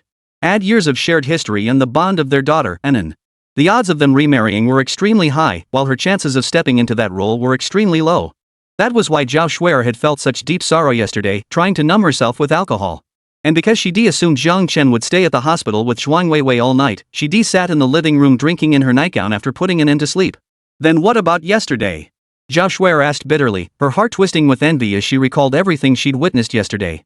Just thinking about yesterday made Jiang Chen's temples throb. Nothing happened yesterday. She's fine now. She's already woken up and seems quite alert. Zhao Shuer still found it hard to believe. You really aren't planning to remarry? She nearly lost her life for you. Aren't you moved? I am, Jiang Chen sighed. I'll repay her, but remarriage is impossible. You know the whole story, including my attitude toward her right after the divorce. I thought we could still be friends, for Anan's sake and for the sake of our past feelings. But some of her actions, she's become so unfamiliar to me, and it's exhausted my patience. Zhao Shuer nodded. Jiang Chen had done well enough. If it were her, she'd probably have sent Weiwei packing long ago. Jiang Chen could still tolerate living under the same roof as Weiwei. Of course, part of it was because Weiwei had genuinely changed. But more than that, it was due to Jiang Chen's good nature. Jiang Chen sighed again. I'll try to treat her like a friend from now on, but remarriage is impossible. Don't bring it up again. Zhao Shuer nodded quickly, though she couldn't quite pinpoint her own feelings. Pity for her friend? A little. But more than that, it felt like a secret delight? Ahem. Jiang Chen, do you remember what I said yesterday? What? Jiang Chen's heart tightened, his body stiffening. Zhao Shuer didn't notice his change, continuing unabashedly. Well, I got pretty drunk yesterday and blacked out. I can't remember if I said anything. I probably didn't say. No. You didn't say anything. Jiang Chen blurted out before she finished, feeling a wave of relief wash over him. Good, she didn't remember. That was good. Zhao Shuer scratched the back of her head. Really? Why do I feel like you're acting weird? Really? Am I acting weird? No. Jiang Chen denied again. Zhao Shuer took 2 steps closer, bending down to meet Jiang Chen's gaze. Then was it you who put my clothes on me yesterday? Did you see anything? Jiang Chen forced himself to stay calm, maintaining eye contact without giving anything away. But when he heard Zhao Shuer's new question, he couldn't help but look away. Because the sight before him now made him uncontrollably recall the beautiful scene he'd witnessed yesterday. You're blushing. You saw it, didn't you? After saying this, Zhao Shuer's own face flushed crimson. I'm ignoring you. I'll go wake up Anan. After breakfast, just as Jiang Chen was about to get up to tidy up, Zhao Shuer and Anan teamed up to pin him back into his chair. Anan, her eyes red-rimmed, refused to let Jiang Chen rise no matter what. Daddy's hurt. Anan will clear the dishes. Zhao Shuer nodded in agreement beside her. I told you to rest properly. You're thinking about getting up to work? Anan will clear the dishes, I'll wash them, you just sit. Jiang Chen looked helpless. But, you don't even know how to wash dishes. Zhao Shuer choked. Who says I can't wash dishes? I'm great at it. Seeing Jiang Chen's skeptical expression, Zhao Shuer pounded her chest emphatically. She strode into the kitchen with great confidence. 3 minutes later. Zhao Shuer swept the shattered porcelain fragments off the floor with an awkward smile. My hand just slipped a little. Jiang Chen. Let me handle this. No way. You can't make an injured person work. I'll call an auntie from home. Jiang Chen. In the bedroom. Insisting she needed to care for the patient, Zhao Shuer helped Jiang Chen into the bedroom and pushed him onto the bed. You still want to go to the company? Don't you care about your leg? Jiang Chen, it's just a minor bone crack. No big deal. I can walk and jump just fine. Minor? None. Look at Daddy. If he insists on going to the office, I'll make him cry. Daddy. Anan's eyes welled up with tears. Daddy, rest properly. Otherwise, Anan will feel hurt too. The moment Anan started crying, Jiang Chen immediately surrendered. All right, sweetheart. Daddy won't go to the office. Daddy won't go anywhere until you're better, okay? Anan, stop crying. If you keep crying, Daddy will cry too. After soothing Anan, Jiang Chen intended to have Zhao Shuer go out first to play with the child while he made a few calls. But Zhao Shuer walked over and sat beside him instead. Jiang Chen, did I really not say anything yesterday? No. Jiang Chen answered without hesitation. Zhao Shuer sensed he wasn't being entirely truthful, but without proof, she couldn't confront him. Who do you think was behind yesterday's incident? Jiang Chen shook his head. No specific suspect. I suspect it's the same group as before. Zhao Shuer nodded. Xiaoya's phone has caused quite a stir lately. Greed can cloud anyone's judgment, it could be anyone. Jiang Chen, rest assured. If I uncover anything, you'll be the first to know. Jiang Chen smiled warmly, his concern evident. Alright, but don't overthink it, you're getting wrinkles from all the worry. Zhao Shuer's expression froze. Wrinkles? Wrinkles? She touched her face, asking in disbelief. I have wrinkles? You think I have wrinkles? We're the same age. You took advantage of me and now you're complaining about my age? When you were staring at my chest, why didn't you complain about my age or wrinkles? Zhao Shuer's chest heaved with fury. Jiang Chen was stunned by her outburst. What advantage? I saw you were drunk and helped you back. If I wanted to look at you, would I have covered you with my coat? Jiang Chen grew more eloquent and righteous with each word. Sure, he'd glimpsed a glimpse, but he hadn't actively sought it out, so it didn't count as taking advantage. Really? Seeing Jiang Chen so self-righteous, Zhao Shuer wavered. Had she misunderstood him? Recalling her earlier words, she curled her toes in embarrassment. Of course it's true. Jiang Chen couldn't fathom why Zhao Shuer suddenly brought up age and taking advantage. But now that he held the upper hand, shifting the topic was essential. Did you hear a knock? I have friends coming over today. Why don't you go check if someone's here? Chapter 192, tearfully devouring 3 bowls. Mr. Jiang, are you alright? The first thing Gao Le did upon entering was to inspect the splint on Jiang Chen's leg. Huan Yanchuang followed behind him, carrying a fruit basket, the kind often brought when visiting the injured. I'm fine, just a minor injury. My family's just being overprotective, insisting I rest. Captain Gao, Officer Hua, thank you for coming.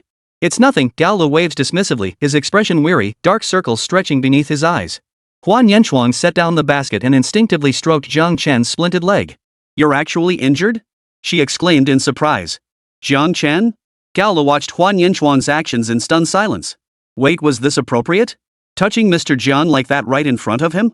No touching Mr. Jian like that right in front of Mr. Jian? Xiao Hua, this. Gao Le was so shocked he couldn't find words. Mr. Jiang, this, my intern, my intern. Gao Le decisively distanced himself. Huan Yanchuang fixed her piercing gaze on Jiang Chen. With your intelligence and skills, you actually got injured? Have you found the mastermind behind this? Jiang Chen couldn't immediately tell if Huan Yanchuang's words were praise or a dig. He didn't answer her question. The silence grew awkwardly thick. Mr. Jiang, shall we proceed directly with the statement? Gao Le wiped sweat from his forehead. Your time is valuable, and you need rest with your injuries. All right. Jiang Chen nodded.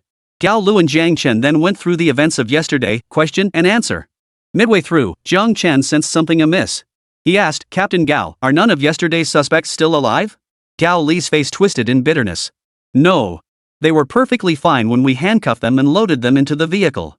But by the time we were about to disembark at the guard station, their condition had changed. The forensic team conducted autopsies overnight and confirmed all died by suicide poison hidden in their teeth. This case really opened my eyes. Catching a murder suspect turned into something like apprehending a spy. With all suspects dead, many leads vanished naturally. Jiang Chen's expression grew grave upon hearing this. Did they exhibit any unusual behavior? Gao Le shook his head. They were quite docile. All surrendered peacefully when we arrived. Cough, though you'd already beaten them into submission. But we did manage to pull up the suspect's social connections. Jiang Chen understood. Troublesome? Yeah, Gao Le nodded. All sorts of shady characters. So we thought we'd try you see if we could get any useful leads. Jiang Chen thought for a moment. My work hours aren't fixed. Especially yesterday I met my ex-wife in the underground garage for a while. Plus, the usual route I take was blocked off by blue construction fencing, so I had to take a less traveled shortcut. Gao Lu paused his note-taking. The road was blocked? Jiang Chen, right. That doesn't add up. We surveyed the area yesterday and saw no roadworks. Xiao Hua, was there any notice posted about that road? Huan Yanchuang shook her head. None. Jiang Chen, so the current leads point to the Municipal Road Administration Bureau and within Morning Peace Company. You'll have to investigate the Road Administration Bureau yourselves. For the company, I can arrange for cooperation. Gao Li's heart leapt at this. A lead. A lead meant something substantial to report to his superiors. Early this morning, he'd received orders from his superiors. The city's top leadership was taking this case extremely seriously. Its urgency rivaled that of the first fire. Having gotten the answers he needed, Gao Lu felt re-energized. He stood up to take his leave from Jiang Chen. Captain Gao, Jiang Chen called after him, that guy I defended myself against yesterday. Gao Lu flashed a row of pearly whites. Self-defense, right? I'm off then. No need to stand, no need to see me out. Jiang Chen waved farewell. Huan Yanchuang moved slowly. Even as Gao Lu exited the bedroom, she barely shifted. As she passed by Jiang Chen's thigh, she reached out and gave it a squeeze. She looked at him with keen interest and said, "Before, you killed those two with outside help. Why did you do it yourself this time? Was it love at first sight?" She winked at Jiang Chen, then got up and left before he could answer. Jiang Chen's complex emotions grew even more tangled when he saw the heartfelt lunch Anan had brought. None. Dad isn't very hungry. You and Aunt Shui eat first. Jiang Chen swallowed hard, trying to keep his facial expression relaxed. Anan blinked her big eyes. Doesn't An's cooking smell good? Jiang Chen, no. It smells delicious. Daddy can tell just by the smell it must be amazing. It's just that Daddy hasn't done anything all morning, so I haven't burned any calories and I'm not hungry. Jiang Chen tried to hypnotize himself, transforming the bowl of dark, mysterious-looking food in An's hands into a mouth-watering delicacy. His precious daughter was cooking for the first time, and she was doing it for him. He had to praise it to the skies. But actually eating it, well, that was another story. Anan glanced at Jiang Chen, then back at the bowl of food. She didn't speak, but her dejected expression clearly showed she wasn't convinced. Anan, don't you believe Daddy? If you don't, ask Auntie Shui to try a bite. She'll definitely say it's delicious. Seeing he couldn't dodge the question, Jiang Chen decided to pass the buck. He shot Zhao Shui a smile that was ostensibly embarrassed but secretly triumphant. Zhao Shui, who had been leaning against the doorframe moments ago, grinning widely, instantly lost her cheer. Jiang Chen, Anan, Auntie is dieting, you forgot? A flash of inspiration struck Zhao Shui. She crossed her arms triumphantly. Your daddy just wants you to feed him. Zhao Shui grinned, her smile tinged with mischief. He wants you to spoon-feed him, one spoonful at a time, so he can savor every bite of your lovingly prepared lunch. And Anne's eyes lit up. Really, Daddy? I'll go get a spoon. Jiang Chen watched his daughter run off, helplessly raising his hands in surrender. Oh no, his little cotton coat was about to get blown through. Jiang Chen stared at the spoon thrust in front of him, his daughter Anan looking at him expectantly, while Zhao Shui stood nearby, gloating. His cheeks twitched. Steeling himself, he closed his eyes and ate. He didn't dare taste it, forcing it down his throat in one choking gulp. He had no idea how long it took, but finally, the entire bowl was empty. Staring at the spotless bowl, Jiang Chen felt a surge of pride, not forgetting to praise his daughter. Anan's cooking is delicious. Daddy finished it in no time. I could have eaten more. Zhao Shui's mischievous voice chimed in. Really? There are 2 more bowls in the pot. I've already served them and brought them over. Chapter 193, The Proactive Kiss. Seeing Jiang Chen's sallow face, Zhao Shui gave an immoral chuckle. Heh, don't think she didn't notice Jiang Chen trying to distract her this morning. Without paying a price, would her chest be so easy to see? With that thought, Zhao Shui thrust her chest out even more prominently, giving it a little wiggle when Jiang Chen looked her way. In the end, Jiang Chen tearfully finished all 3 bowls of the heartfelt lunch, stuffed to the point of hiccups but still eating. Because he saw the tiny blister on Anan's hand, burned by a splatter of oil. For that alone, he had to finish every last bite today. After finishing, Anan thoughtfully brought him a glass of water. Jiang Chen forced it down despite feeling painfully full.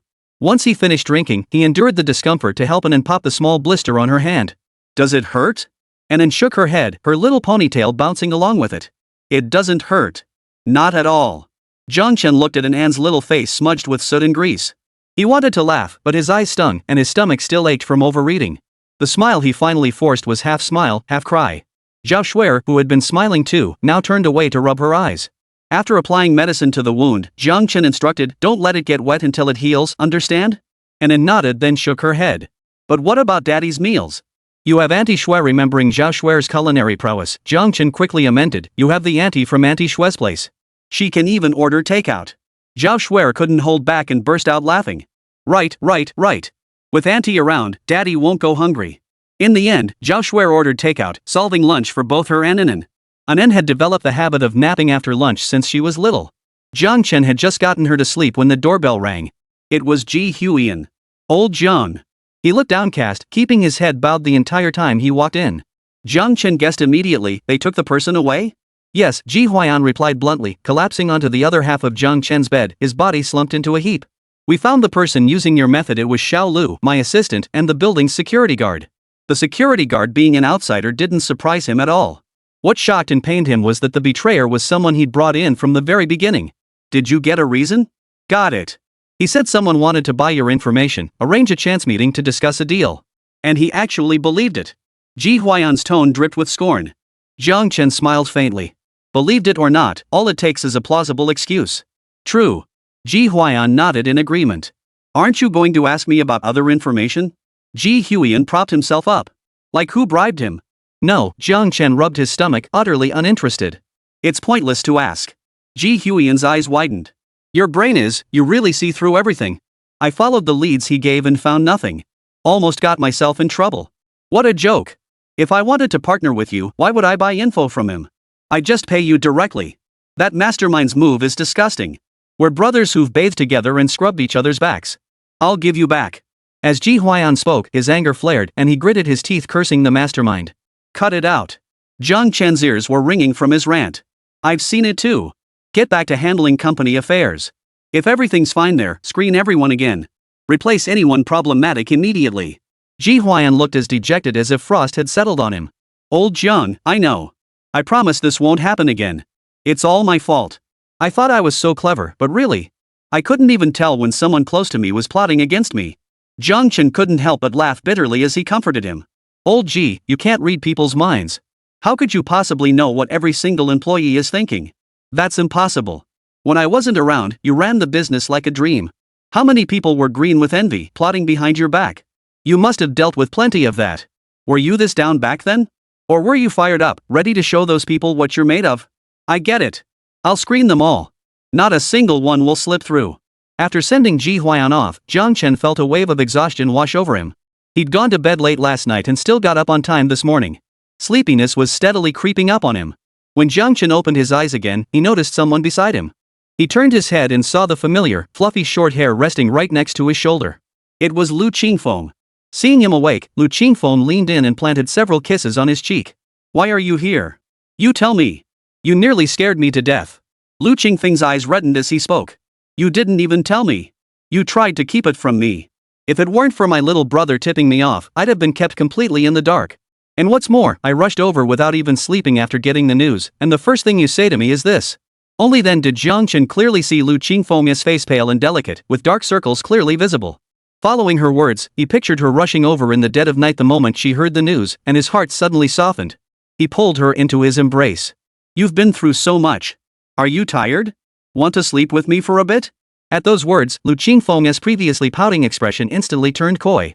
Oh my, that would be so embarrassing. Though she said this, her movements burrowing into Jiang Chen's embrace were anything but slow. Her hands weren't exactly staying put either, slipping inside his clothes. Jiang Chen. What was he thinking, letting his guard down just now? He shouldn't have. Grabbing the small hand that had already slipped inside, Jiang Chen struggled to pull it out. Sleep. Ignoring his own heartbeat that had accelerated involuntarily, Jiang Chen pulled her tightly into his embrace, especially those restless little hands, which he held firmly in check. Poof. Lu Qingfeng grumbled a couple of times, but when she couldn't break free, she gave up. She buried her head in Jiang Chen's chest, taking a deep, satisfying breath of his scent. When I first got the news, I considered asking grandfather for help, but I worried it would cause too much commotion. I didn't want to disrupt your plans or trouble you.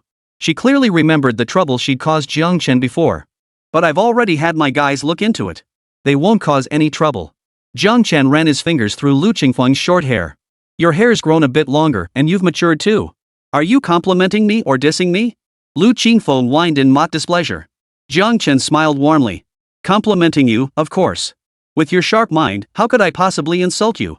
Gazing at the fair, delicate face cradled in his arms, those misty eyes and the pouting, soft red lips, Jiang Chen instinctively lowered his head. Chapter 194, Stirred by Passion. A fleeting kiss, barely a touch before they parted. Yet Lu Qingfeng was overcome with excitement. The moment Jiang Chen lifted his head to break away, she eagerly leaned in again. After a long, lingering kiss ended, Lu Qingfeng gasped for breath. Before she could catch her breath, she wanted to pounce again and continue kissing. Alright, Jiang Chen patted her back to help her steady her breathing. You barely rested on the way here. You should sleep for a bit now. Lu Qingfeng was unusually obedient for a moment, snuggling against Jiang Chen's chest and listening to his heartbeat. Jiang Chen. Jiang Chen. What is it? If you ever get into danger again, you have to tell me. Otherwise, I'll worry so much, so much, so much. Just like this time I messaged you saying you were fine, but I still couldn't stop worrying. Sniff. I didn't dare close my eyes the whole way. Every time I did, my heart raced, afraid that the next second you might. Lu Qingfeng's voice choked with emotion, his terror palpable enough for anyone listening to feel it too. Alright, I'll tell you first from now on. Don't cry anymore. Jiang Chen wiped the pearl-like tears from that beautiful little face. He truly hadn't expected Lu Qingfeng to react this strongly, rushing over from the capital in the dead of night, crying like this. He'd thought that with time and distance, the other would gradually forget him. Get some sleep. I'll hold you. Don't let go. I want to cling to you forever and ever. Alright. Jiang Chen, wouldn't it be wonderful if we could do this every day? You could hold me like this while we sleep, then make me go to sleep. Jiang Chen closed his eyes and sighed helplessly. His moment of tenderness lasted barely 3 seconds before this big yellow girl started veering off course. Lu Qingfeng tried to justify herself. I meant the energy for work would be awakened. Shut up and sleep. Jiang Chen quickly fell into a deep sleep. When his senses returned, he was awakened by a kiss. Ha! Ha! Ha! Lu Qingfeng! What are you doing? Jiang Chen's face turned pale as he urgently tried to maintain his innocence. I wasn't doing anything. Lu Qingfeng blinked her big eyes, looking innocent and adorable if you ignored certain ahem. You can imagine the rest, but censors won't let it through. You invited me to touch you. No, you touched me first. But it doesn't even have hands. How could it attack you? Jiang Chen fumbled awkwardly at his clothes. Lu Qingfeng reluctantly released her grip, her tone still righteous. I felt it the moment I woke up. You started it. That's just twisting the facts. Jiang Chen fumed, unable to do anything about her except give her a shove. Lu Qingfeng landed face up on the bed, grinning. Brother Chen wants to be on top? I'm totally okay with that. Seeing Jiang Chen ignore her, Lu Qingfeng rolled over, propped herself up on her elbows, and watched him dress with keen interest. I was careful when I pulled it off. Didn't he touch the splint? The smile faded from Lu Qingfeng's face as she recalled the sheer danger Jiang Chen had faced. If he hadn't been quick-witted and exceptionally skilled, he might have faced mortal peril during the first car crash. Those men, failing to ram him, had gotten out armed, clearly intent on taking Jiang Chen's life. Lu Qingfeng's expression was written all over her face, and Jiang Chen could see it clearly. Alright, it's fine now. Just a minor hairline fracture.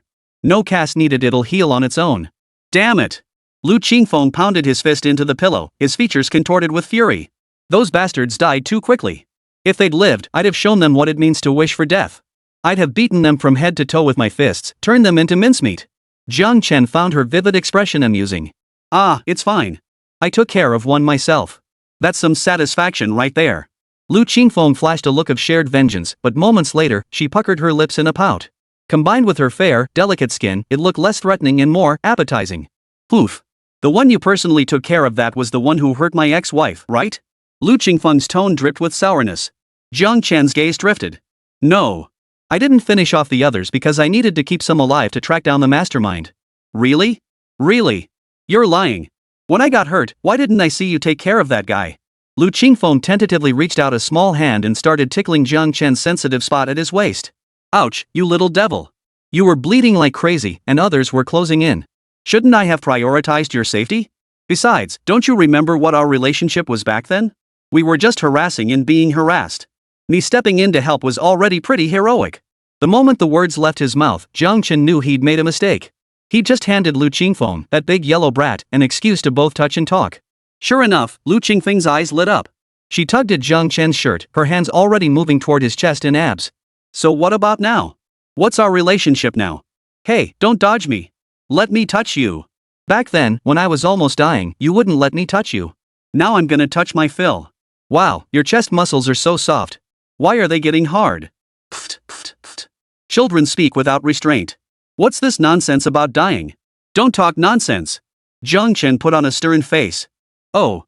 Lu Qingfeng obeyed for 3 seconds before her hands grew restless again, her eyes gleaming with desire. You still haven't answered what exactly is our relationship now.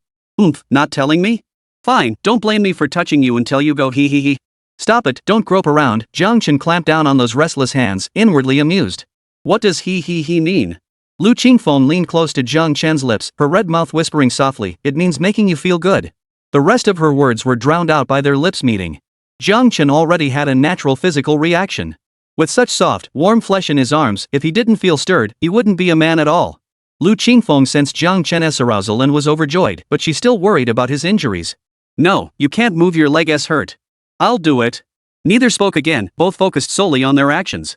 Lu Qingfeng swept her arm dramatically, casually shedding her outer robe before diving back to undo Jiang Chen's clothes. Next, she had to strain to sit atop Jiang Chen while carefully avoiding his wounds, slowing her movements considerably. Just as something was about to happen. The next second. Jiang Chen, are you awake? Dinner's ready. The door knocked, accompanied by the sound of the doorknob turning. Lu Qingfeng gasped, oh no! I forgot to lock the door. Chapter 195, The Unnerving Atmosphere of a Battlefield. Everything happened in the blink of an eye. Lu Qingfeng gasped aloud. Jiang Chen sprang up, snatching the quilt to cover both himself and Lu Qingfeng. Zhao Shuer pushed open the door and saw the scene inside. Ah! Mum! Whoa! 3 distinct sounds escaped their lips, each reflecting a completely different state of mind.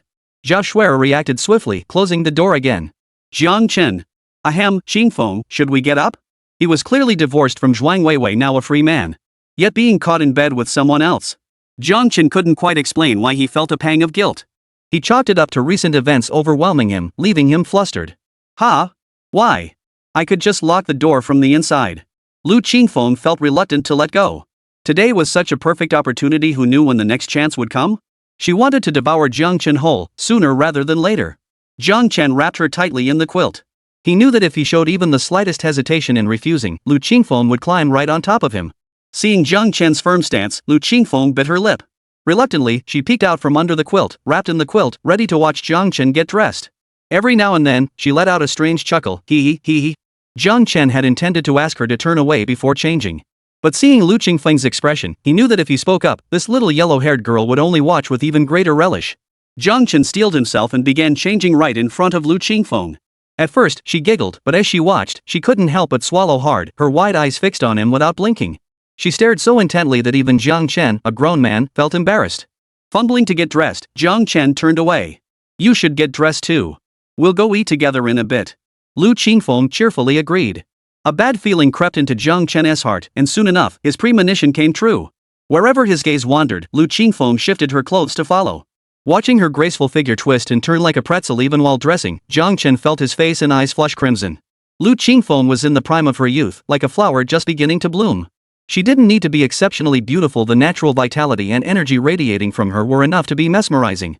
Yet she also possessed an exceptionally sweet and adorable face, and her movements, though alluring, carried a distinct awkwardness. Even her naturally small bust, which might otherwise be seen as a flaw, seemed like an asset in this moment. Hearing Jiang Chen's heavy breathing, Lu Qingfeng twisted even more energetically, though a blush gradually spread across her small face. Jiang Chen felt himself on the verge of losing control. With a sharp huff, he sprang to his feet, snatched the clothes from Lu Qingfeng's hands, and hastily dressed her. If she kept wriggling like that, he'd explode. Lu Qingfeng stood frozen in place, only coming to her senses after Jiang Chen had finished dressing her. "Aw, you're so mean." Jiang Chen pinched her nose, forcing her to breathe through her mouth. Watching her rosy lips part, he finally released her. "Whether I'm mean or not, you'll have plenty of chances to find out later. For now, let's go eat." At the thought of future opportunities, Lu Qingfeng couldn't help but smile happily. Her eyes darted straight to Jiang Chen's lower body. Ugh! By the time Jiang Chen and Lu Qingfeng had tidied up and stepped out of the room, Zhao Shuer had already laid out the meal. It was clearly prepared with care for him, the patient, mostly consisting of nourishing medicinal dishes. "Thank you, Shuer," Jiang Chen said gratefully. Zhao Shuer gave a low, muted clearly acting off. Jiang Chen avoided her gaze and explained, "Ahem, well, Qingfeng came to see me. She just rested for a bit in my room." "Oh."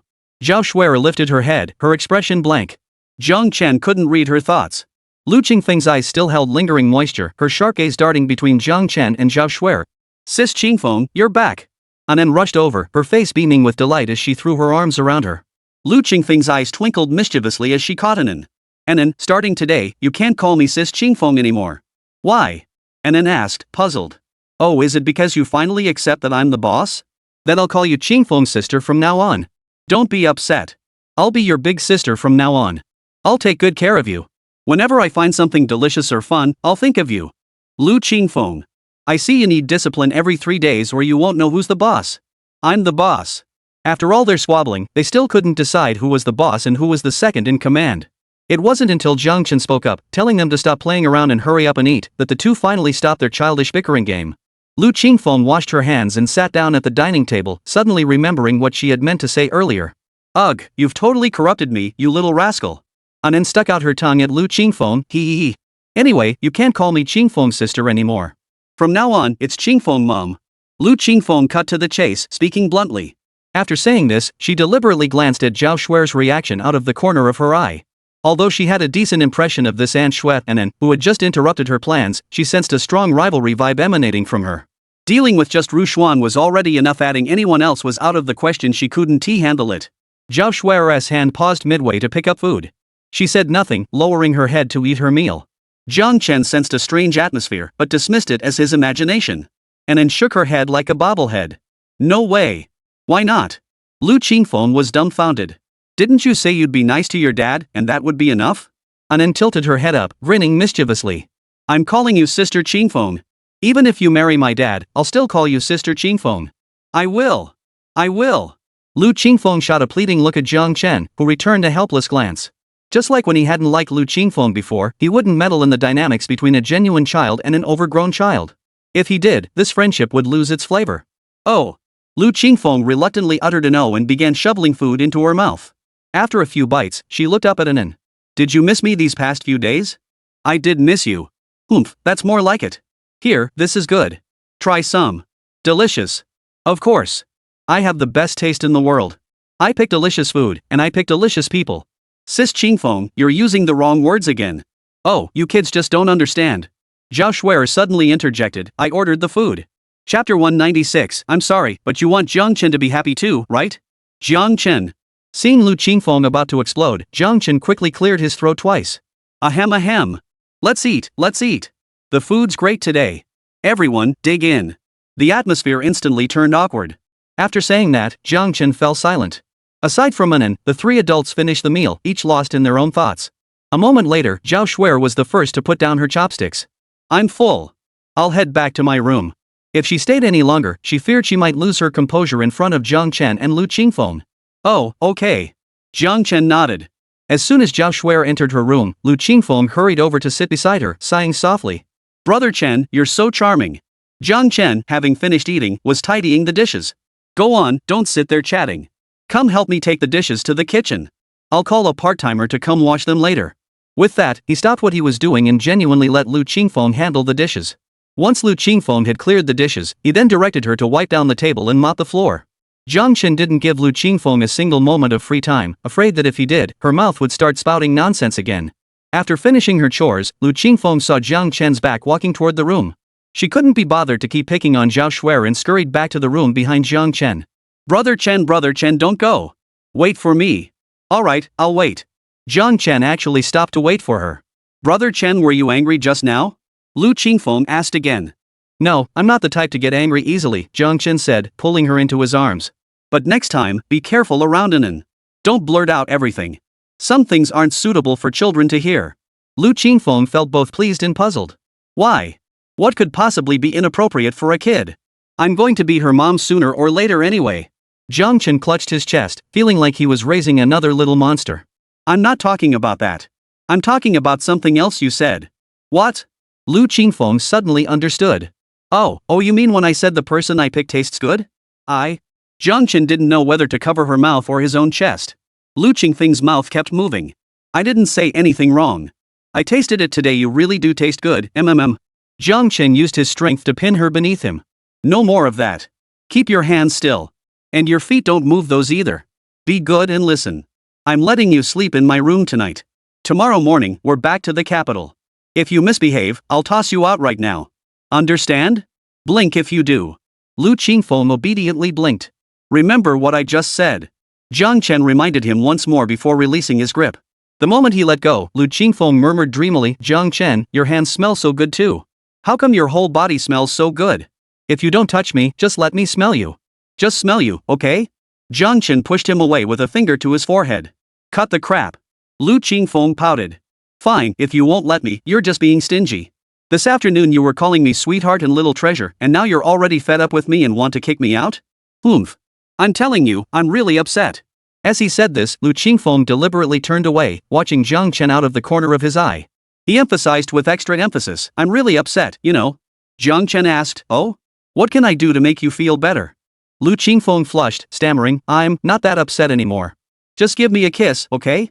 Jiang Chen planted a kiss on that rosy little face. There. Not mad anymore? Jiang Chen pulled him back into his embrace. I never meant to drive you away. It's just that your studies are demanding now, and your workload is heavy. If you stay here for a few days, how long will it take you to catch up on all the lessons you'll miss? Once you finish your studies, we'll have plenty of time together. Lu Qingfeng's heart swelled with joy. You care about me? You're worried about me. Jiang Chen didn't answer, only tightened his embrace slightly. I'll freshen up first, then you can go. No making a fuss. Tonight, I'll hold you while we sleep. Can you do that? Yes. Mission accomplished. Zhao Shuer had entered her room, but her ears remained perked up, listening intently to the sounds outside. Her mood fluctuated with every footstep echoing in Jiang Chen's room. Finally, when she heard all the footsteps retreat into the room with no sign of them coming out, her spirits plummeted. Jiang Chen had tacitly allowed that little runt to sleep in the same room with him today. Zhao Shuer rolled over, her mind replaying the scene she'd witnessed when opening the door that afternoon. She lowered her gaze to her own ample bosom. Damn it, how am I inferior to her?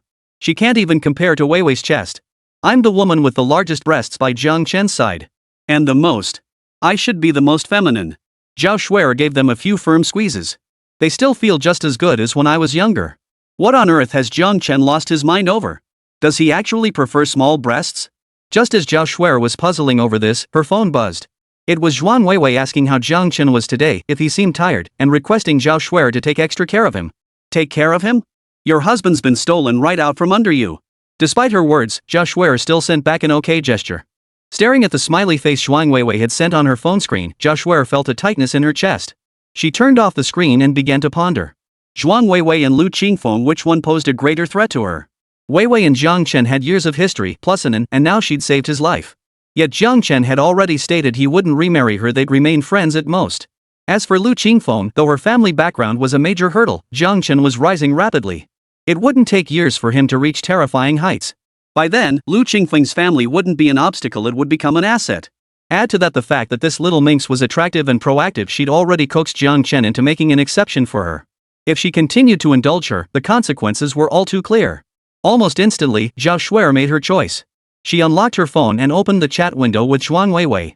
Weiwei, after this life or death crisis, you and Jiang Chen should have cleared up some misunderstandings.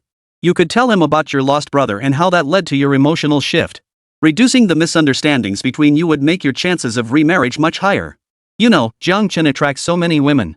Compared to them, you, his original wife, are still the better choice. Turning off the screen, Zhao Shuer murmured an apology in her heart. Weiwei, I'm sorry. You want Jiang Chen to be happy too, right? Chapter 197, Let my ex-wife be the concubine, I'll be the main wife. Early the next morning, Jiang Chen opened his eyes with some surprise. Last night, after washing up, he'd intended to wait for Lu Qingfeng to finish her routine before sleeping together. But he'd been so exhausted lately that his eyes closed involuntarily as soon as he lay down. When he awoke, it was already dawn. Lu Qingfeng had finished washing and dressing, now leaning against the bedside waiting for him to open his eyes. Seeing Jiang Chen stir, the young girl immediately nuzzled his chin with her hair. Brother Chen, you're awake? You didn't. Lu Qingfeng actually let him sleep naturally? Lu Qingfeng tilted her head at him. What? Nothing. Jiang Chen awkwardly rubbed his eyes, still unable to voice those thoughts. After a moment's hesitation, he prepared to get up and see Lu Qingfeng off. Oh, Lu Qingfeng suddenly understood, flashing a knowing look. I was going to wake you up that way, but you were sleeping so soundly I didn't want to disturb you. Brother Chen, you've been so tired lately, haven't you?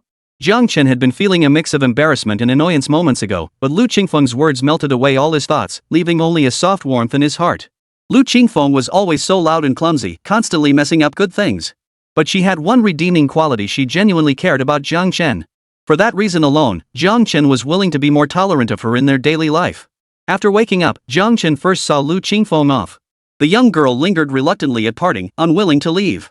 Only after Jiang Chen showered her with kind words and several kisses did she finally depart, her sadness somewhat eased. Just before leaving, Lu Qingfeng dropped a bombshell. Brother Chen, how about taking in your ex-wife, the one who risked her life to save you, as a secondary wife? Jiang Chen stumbled, nearly falling. What nonsense are you spouting? Nothing. I'm just stating the obvious. Think about it, she was your wife. If she moved on with someone else, you'd feel uneasy. Plus, after she risked her life to save you like a hero, you must have softened toward her. But if you make her the main wife, you won't want it, I won't want it, and Ru Shuang definitely won't want it either. Why not just make her a secondary wife? I'll be the main wife, Ru Shuang can be the second wife, and sister ex-wife can be the youngest. Just the three of us, no more than that. Lu Qingfeng held up 3 fingers, her expression dead serious. Enough with the nonsense and dragging Sister Rushi into this too. Jiang Chen clasped her hand firmly. Stop filling your head with wild ideas. Instead of scheming, focus on your studies. Lu Qingfeng pouted and whispered, I'm not making this up. Had Jiang Chen really never noticed Sister Rujuang's feelings? Or had Sister Rujuang never made her intentions clear, playing the silent devotion card? Since they hadn't made it explicit, did that mean Jiang Chen would only have her as the primary wife and Sister Qianqiu as the secondary? Lu Qingfeng's eyes twinkled with delight. She began scheming about how to permanently get rid of Sister Qianqiu. What's the point of having a little one? None is best.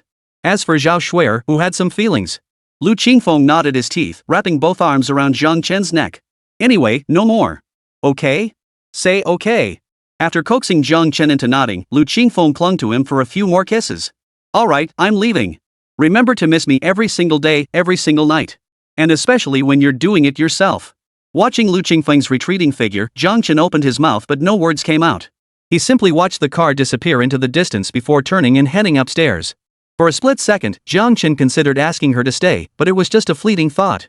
Back home, besides feeling reluctant, Jiang Chen was also a bit flustered. He wasn't sure if he'd subconsciously adopted the mindset of a philanderer playing games in the dark, but he found himself avoiding Zhao Shuer's gaze. Living under the same roof, avoiding each other was impossible. Zhao Shuer's attitude toward him seemed unchanged, yet something felt off. He couldn't quite pinpoint what it was. Lunchtime arrived, and their paths inevitably crossed again. As Jiang Chen reached for his chopsticks, his hand brushed against Zhao Shuer's. Sensing the unusual contact, he even gave the soft chopstick a quick squeeze. Jiang Chen! Jiang Chen yelped, snatching his hand back. He pretended nothing had happened and grabbed another pair of chopsticks. If not for an still being there, he would have bolted in a panic. Zhao Shuer called his name again, Jiang Chen. As if just hearing her, Jiang Chen feigned ignorance. What? Did something happen? Zhao Shuer had no patience for Jiang Chen's act and took a pair of chopsticks herself, shoveling rice into her mouth with a sulky expression. After finishing their meal, when Jiang Chen headed inside, Zhao Shuer forcefully squeezed past him. Jiang Chen! I'm talking to you. A faint premonition stirred in Jiang Chen, but he wasn't eager to respond. He plopped down on the bed before finally looking up at Zhao Shuer. Ha? What did you say? I zoned out earlier and didn't hear you. Is it something important? If not, I'm going to rest for a bit. Honestly, my leg still hurts a little. Jiang Chen tried to steer the conversation away, hoping to coax Zhao Shuer out. He wasn't sure how much she'd actually seen yesterday. Zhao Shuer hadn't wanted to bring up yesterday's incident. After all, Jiang Chen was now a single man. Who he chose to be with was his own business, she had no right to interfere. She also feared that asking might inadvertently give Jiang Chen ideas. Even when he had no intention of pursuing women, so many were already throwing themselves at him. Once he got the hint and started actively seeking them out, Zhao Shuer shuddered at the thought of the competition she'd face. But Jiang Chen's attitude toward Lu Qingfeng made her feel a sense of crisis. She felt that if she didn't act soon, she'd have to watch helplessly as Lu Qingfeng snatched Jiang Chen away. Jiang Chen, logically speaking, I have no right to say these things, but Wei Wei is still lying in the hospital ward. What I mean is, if you have any intentions, at least wait until Wei Wei recovers. Then you can do whatever you want. Once Wei Wei was better, no other woman would get close to Jiang Chen so easily. Zhao Shuer knew her well. Despite Wei Wei's current transformation into a devoted wife and mother, her possessive feelings toward Jiang Chen hadn't diminished one bit. Seeing Jiang Chen take her words to heart, Zhao Shuer launched into another righteous speech. She'd rehearsed these words countless times in her mind, simulating Jiang Chen's possible reactions over and over. Now, she delivered them all to him. I didn't realize you cared so much about her. Yesterday was an accident. Ahem. I've said it before, until Anin grows up, I have no interest in remarrying. Chapter 198, The Visit. Jiang Chen felt a pang of emotion. He had overheard Zhao Shuer's words the night before last, and precisely because he had, his feelings were incredibly complicated. The bonds between women. Zhao Shuer was still thinking about Wei Wei now. Even though she hadn't tried to persuade him to remarry, in fact, she'd supported his divorce deep down, she still wanted him and Wei Wei to be together, didn't she? Ah well. Since Zhao Shuer didn't want to reveal it, he'd pretend he knew nothing. He couldn't reciprocate her feelings anyway. Why tear down that veil of modesty? Things were already complicated enough. Jiang Chen didn't want to drag another person into this mess, especially someone who came with their own set of complications. Zhao Shuer frowned. She'd gotten the answer she wanted, yet something still felt off. She knew Jiang Chen's boundaries, but yesterday, Lu Qingfeng's behavior clearly showed Jiang Chen had tolerated him crossing that line. Remarriage? If you really remarried, I wouldn't worry at all. What I fear is you not marrying but acting recklessly, stirring up trouble that drags in me and Wei Wei into it. You know Lu Qingfeng's family background. A household like that would never allow their children to stray from their plans. Look how well you're doing now, divorced from Wei Wei, free from all that heartache, and with your career just taking off. You and Nan are bound for a bright future. So Jiang Chen, I'm asking you to seriously consider this again. Is it worth sacrificing your peaceful life for a moment's pleasure? Zhao Shuer, harboring her own concerns, tried every way to persuade Jiang Chen. Everything she said was something Jiang Chen had already weighed. But sometimes, the stirrings of the heart aren't something reason can control. He'd considered turning her away coldly, saying something harsh to break her heart and make her leave him alone. But she held out her sincere heart to him, and if he refused, she'd just keep holding it out. Forget whether he could bear to do that. Just considering how she de-invested in him during his darkest hour without expecting anything in return, Jiang Chen couldn't bring himself to act ungrateful. If you really can't resist the urge, I can help you find someone. Zhao Shuer said, gritting her teeth. Find someone? Don't be ridiculous. I'm perfectly fine. What's there to resist? Besides, I can't let you find someone for me. What kind of person would that make me? If not for his leg injury, Jiang Chen would have leaped to his feet. Alright, I was wrong. I shouldn't have said any of that. I won't say it again. Zhao Shuer changed her tone. She shifted the subject. By the way, do you need a few trustworthy, skilled people to be your bodyguards? This situation was too dangerous. If anything had gone wrong, Anen would be heartbroken. How could a child like her go on living then? Plus, your company's performance keeps climbing. Soon you'll be a true billionaire. Then, the people watching you will only multiply and their methods will grow more ruthless and shameless. For Anen's sake, you have to protect yourself. Jiang Chen lowered his gaze, deep in thought. Zhao Shuer's words struck exactly what he'd been thinking. In the past, he'd always dealt with his enemies personally. But as his fortune grew, taking matters into his own hands felt increasingly like using a sledgehammer to crack a nut. Moreover, among those who'd targeted him this time, there might be members of prominent clans. Such families invariably maintained their own loyal, dedicated operatives. His initial plan to deal with Lu Zhiping had relied on Zhuang Weiwei's contacts. Though he'd ultimately handled it himself, he'd seen how effective those people were. He needed to cultivate his own team not just for protection, but to handle the dirty work. Thanks for the reminder, Shuer. I'll keep that in mind. Want me to lend you some people first? They're all trustworthy. Jiang Chen considered it, then shook his head in refusal. I plan to develop my own team. He knew Zhao Shuer meant well, but such personnel required caution, best to cultivate them himself. If trouble arose with Zhao Shuer's people, it would create a rift between them. Better to avoid such complications from the start. Still, thank you. If I ever need help, you'll be the first I turn to. Zhao Shuer finally flashed her first smile of the day. Alright. Get some rest. I'll be in the study. Call me if you need anything. Closing the door, Jiang Chen pulled out his phone. Zhao Shuer's words lingered in his mind. Exiting his chat with Lu Qingfeng, he began replying to Deng Rusong's message. Bro, I sent cease and desist letters to everyone badmouthing you online. Just wait, I'll make them all apologize to you one by one. A fist pump emoji followed. Ever since the incident, Deng Rusong and her colleagues had been busy sending legal notices and preparing lawsuits. These past days, he'd noticed Deng Rusong was so swamped she hadn't even bothered with makeup. The senior colleague who used to be by her side had initially kept up her full makeup routine daily, occasionally seeking chances to chat with him. Jiang Chen guessed she wanted her sanitary pad back, but that thing, he had no idea where he'd tossed it. After a few days, however, even her senior colleague stopped wearing makeup. When passing by him now, her gaze would go blank and she'd float right past. Jiang Chen replied, Thanks, Ruzhuang. You've been working so hard lately. Once I'm feeling better, I'll treat you to a meal. You pick the place. Then I want to go to the old noodle shop. You have to come with me. Sure. Deng Ruzhuang sent over a cute puppy emoji. Watching the happy little dog bounce around on the screen, a faint smile touched Jiang Chen's lips. To him, Deng Rusong wasn't just a neighbor's little sister. She was family, someone he shared memories with, and the first person in his life who had saved someone else's life. She was special to him, someone he never wanted to lose. Only family could be the strongest, most enduring bond. Though Zhuang Weiwei no longer occupied his heart, she had been hospitalized because of him. Jiang Chen couldn't just dump her at the hospital for Wang Ma to care for while he ignored her. He had to visit her. Jiang Chen bought a fruit basket and, after a moment's thought, added a bouquet of flowers. The air in the hospital room was unpleasant. A bouquet might lift the patient's spirits and speed her recovery. When he entered the room, Zhuang Weiwei was sipping soup, Wang Ma's creation, fragrant and delicious. The moment she saw him, her spoon clattered into the bowl. Husband, did you come to see me? Her gaze locked onto Jiang Chen's face. When she saw his gentle expression, her eyes welled up with tears. Ma Wang reminded her, Miss, this is premium free-range chicken soup simmered for 5 hours. You should drink it while it's hot. Oh, right, Zhuang Weiwei held the pot of soup like a precious treasure. Honey, this soup is delicious. Let me pour you a bowl. Chapter 199, Just Friends at Most. No need. Wang Ma made it especially for you. You should have it, Zhang Chen said with a smile. Zhuang Weiwei murmured in acknowledgement, flustered as she sat back down. Husband, please sit. Is your leg feeling better? Zhang Chen sat on the bedside. Much better. I thought you were more seriously injured, so I came to check on you. Husband. Just those few words from Zhang Chen moved Zhuang Weiwei to tears. It must be said, seeing a woman who'd always been so strong suddenly show such vulnerability truly tugged at one's heartstrings. Though the past. Zhang Chen still remembered it all. He pushed those thoughts aside, pulled out a few tissues, and handed them to her, offering comfort. There. Don't cry. The past is the past. From now on, we'll just be NN's mom and dad. We can still be friends. Zhuang Weiwei shook her head and signaled to Wang Ma to step out. Zhang Chen now suspected Weiwei had something important to discuss. He sat calmly, waiting. Once alone, Weiwei visibly tensed, a stark contrast to Zhang Chen's composure.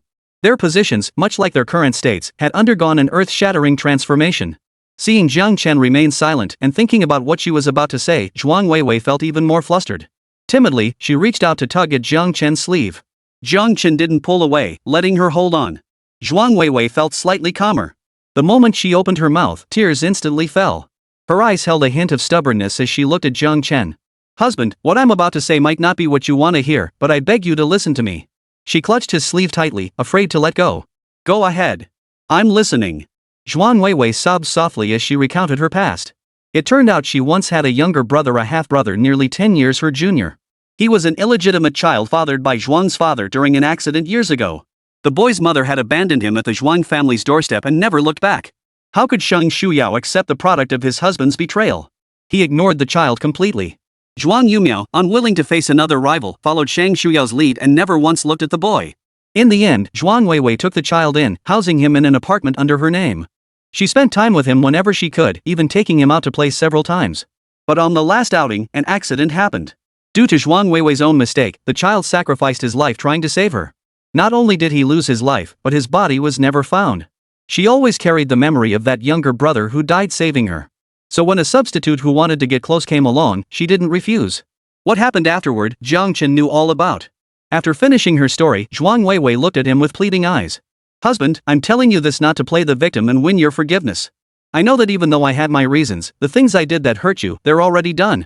They can't be changed. I just want a small place by your side. Let me atone for my past mistakes. Zhang Chen froze, stunned by this revelation of the past. But Zhuang Weiwei was right about one thing: what had happened couldn't be undone. Weiwei, I've told you before, the past is the past. Zhuang Weiwei's expression grew tense, her eyes wide as she waited for Zhang Chen's verdict. We are NN's parents, and that will never change, Zhang Chen said firmly, though reluctantly. As long as you don't harm NN, we can always be friends. We can discuss anything concerning NN. Zhuang Weiwei's face drained completely, turning ashen. She knew this was Zhang Chen's greatest concession and act of tolerance toward her. But, over the past 5 years, they had been such a happy couple. Zhang Chen had loved her so deeply, his eyes seeing no other woman but her. Now, it was all gone. Everything was gone. Even the position of being a friend by his side required her to beg and cling desperately. She truly regretted it. Seeing Zhuang Weiwei bow her head in silence, only wiping away tears, Zhang Chen felt even more reluctant. After all, she still bore the scars from saving him. His hand hesitated for a moment before finally resting on her shoulder. He patted Zhuang Weiwei's shoulder. Weiwei, the affection we shared in the past was real.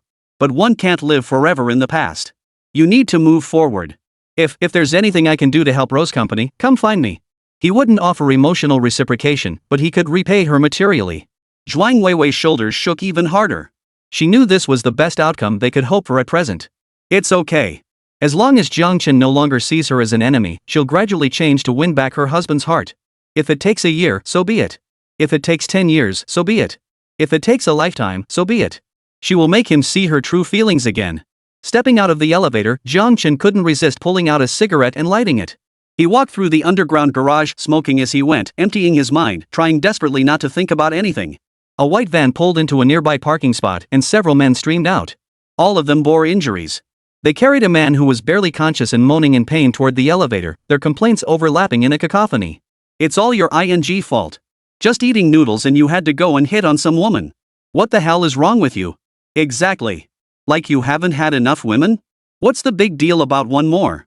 Damn it, you were killed one yesterday and I cleaned up your mess. Now you've gotten me into trouble again. That S-face was barely visible, yet you insisted the piece of flab was a goddess? I'll curse your ancestors for 8 generations. You're paying for every damn cent of my medical bills, or I'll slice off that flab and use it as a snack. When have we ever taken such a beating? That was fierce, we gotta make her submit. Like I need your ing advice. I already called someone. That S got skills, we all got cut up and she's fine. We'll need dozens of guys with weapons to take her down. And those two old farts? Kill 'em too. They poured noodle soup on me, it hurt like hell. If they'd ate up my dick, how the hell would I get laid anymore? Once we've bandaged our wounds, we'll go back and take her down together. The group spoke at ear-splitting volume, their words laced with profanity. Jiang Chen couldn't help but frown as he studied them. Chapter 200, closed? Keep staring, pretty boy. One more glance and I'll slice you up. Put. Jiang Chen's gaze drew the ire of one of them, who spat in his direction while cursing under his breath. Jiang Chen frowned, about to speak, when the leader across from him spoke first. Alright, no trouble. Go see the doctor first. Sorry, buddy, my buddy's a bit rough around the edges after getting hurt. The leader's gaze lingered on Jiang Chen. Clearly, he had some sense of discernment, recognizing that Jiang Chen was no ordinary man. He didn't want to provoke a conflict with him. He scolded his brother a couple of times, apologized to Jiang Chen again, and then hurriedly led his men away. Though initially annoyed, Jiang Chen saw no point in wasting his time arguing with this group after receiving the apology. He had just reached his car. The SUV Deng Rusong had given him had been wrecked and was still in the repair shop. Unable to buy a new car right away, he'd borrowed Deng Rusong's old vehicle to drive for a while. He planned to purchase a new one once his injuries fully healed. Opening the door, Jiang Chen sent Deng Rusong a message. Ready? I'll pick you up for dinner. Deng Rusong replied instantly, alright. She also sent a cute cat wink emoji. Jiang Chen chuckled softly, put away his phone, and started the car, driving out of the underground garage. Inside the hospital ward. Ouch. Zhuan Weiwei gritted her teeth as the nurse changed her dressing. The exposed expanse of her back was as fair as jade, resembling a flawless piece of warm, smooth stone. Yet, a vicious scar that ran across most of her back marred this beauty. Wang Ma watched with a pained expression, unable to resist urging the nurse, gently. Gently. Just a little gentler. Auntie Wang, it's fine. I can handle it, Zhuan Weiwei said. Aunt Wan looked distressed. Miss, just seeing your injuries hurts me.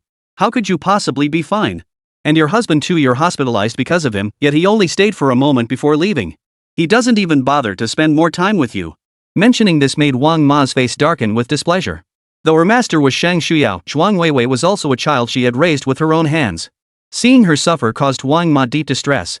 Wang Ma! Zhuan Weiwei cut her off sharply. Don't speak like that. My husband is also injured and needs proper rest. It's already wrong of me not to visit and care for him. How could I possibly have the nerve to demand he come see me? Nanny Wang stammered, but miss, your status is, and your husband. Wang Ma, if you keep talking like this, you can go back. I don't need your care anymore. Zhuan Weiwei's expression hardened instantly. Alright, I won't say another word. Madame Wang sighed and rose to leave. How could her young mistress have changed so much in such a short time? It was as if she'd become one of those characters from the storybooks utterly love-struck. Could it be that the young master had cast a spell on her young mistress? Shortly after Wang Ma left, the nurse finished changing the dressing and gave Zhuan Weiwei a few final instructions before exiting the ward. Zhuan Weiwei glanced at her phone. There was no message she was hoping to see.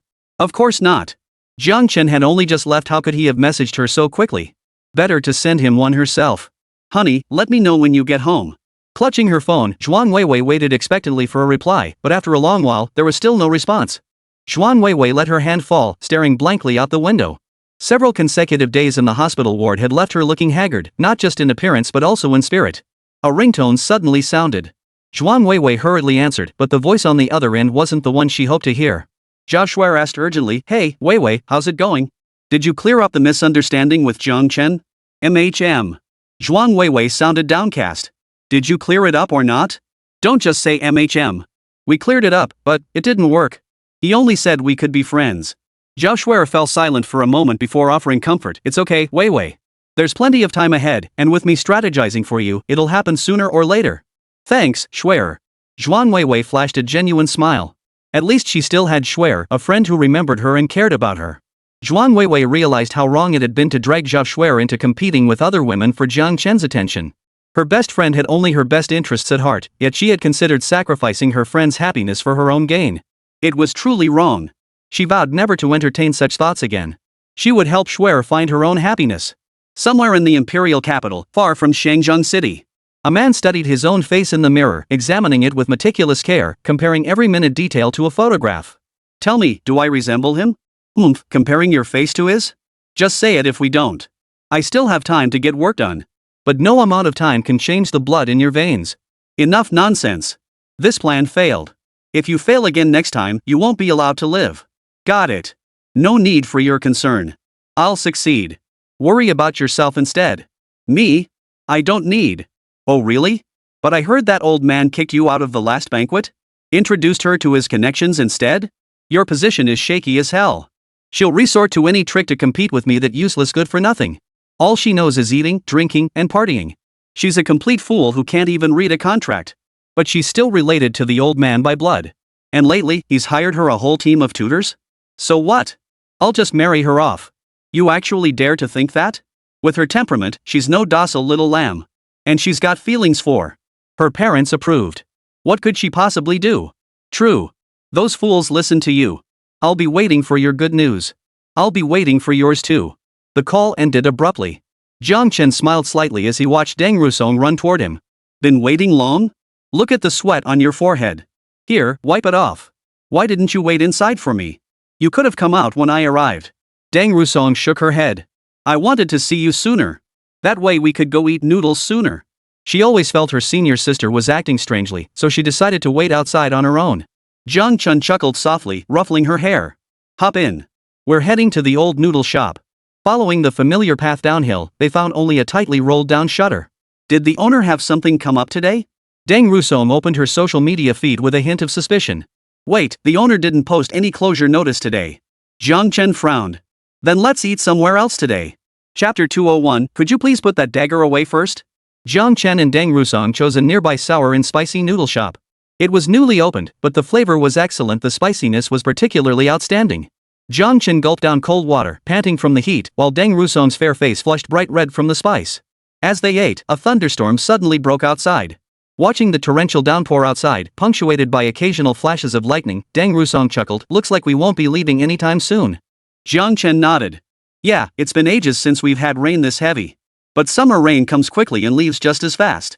Not long after they finished eating, the rain outside stopped. Deng Rusong covered her mouth and let out a quiet yawn. Jiang Chen glanced at his watch. What's wrong? Been working too hard lately? Not really.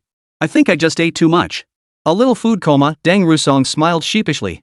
Brother, the rain stopped outside. Let's get going. Jiang Chen nodded, and together they walked through the alleyway. Once seated in the car, Deng Rusong fastened her seatbelt and instinctively reached beside her. Oh no! I left my bag at the restaurant. Don't move. Wait in the car. I'll go get it. Jiang Chen glanced at the sky. It might rain again soon. He got up and hurried back to the sour and spicy noodle shop. When he arrived, the owner was holding the bag and looking out the door. Hey, handsome, your girlfriend left her bag behind. Thanks, boss. Jiang Chen took the bag and thanked him. You're welcome, you're welcome. Come back again sometime. No sooner had Jiang Chen walked a short distance than another rumble of thunder echoed from the sky. He instinctively looked up and quickened his pace. Just as he lowered his head, something tumbled over the wall of the alley and landed squarely on Jiang Chen. It's you? Under the dim streetlight, Jiang Chen recognized the person he'd caught. It was the same mysterious woman he'd bumped into earlier, the adopted daughter of the old local noodle shop owner. She rolled off his chest, still clad in black and wearing a dark mask that revealed only a pair of deep, unfathomable eyes. Jiang Chen sniffed sharply. An overwhelmingly pungent scent of blood wafted from his body. It had transferred from the woman moments ago. Jiang Chen's pupils contracted sharply as every muscle in his body tensed. Are you hurt? Did you call an ambulance? Where are your parents? Instead of answering, the woman grew more wary, a flash of silver appearing in her left hand hidden behind her back. Suddenly, she held her breath as the silver light retracted. Her body instinctively darted toward the shadows behind Jiang Chen, vanishing completely into the darkness. Jiang Chen frowned, holding his breath as well, making no sound.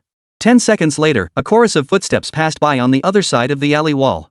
The rhythmic cadence indicated an organized group of martial artists.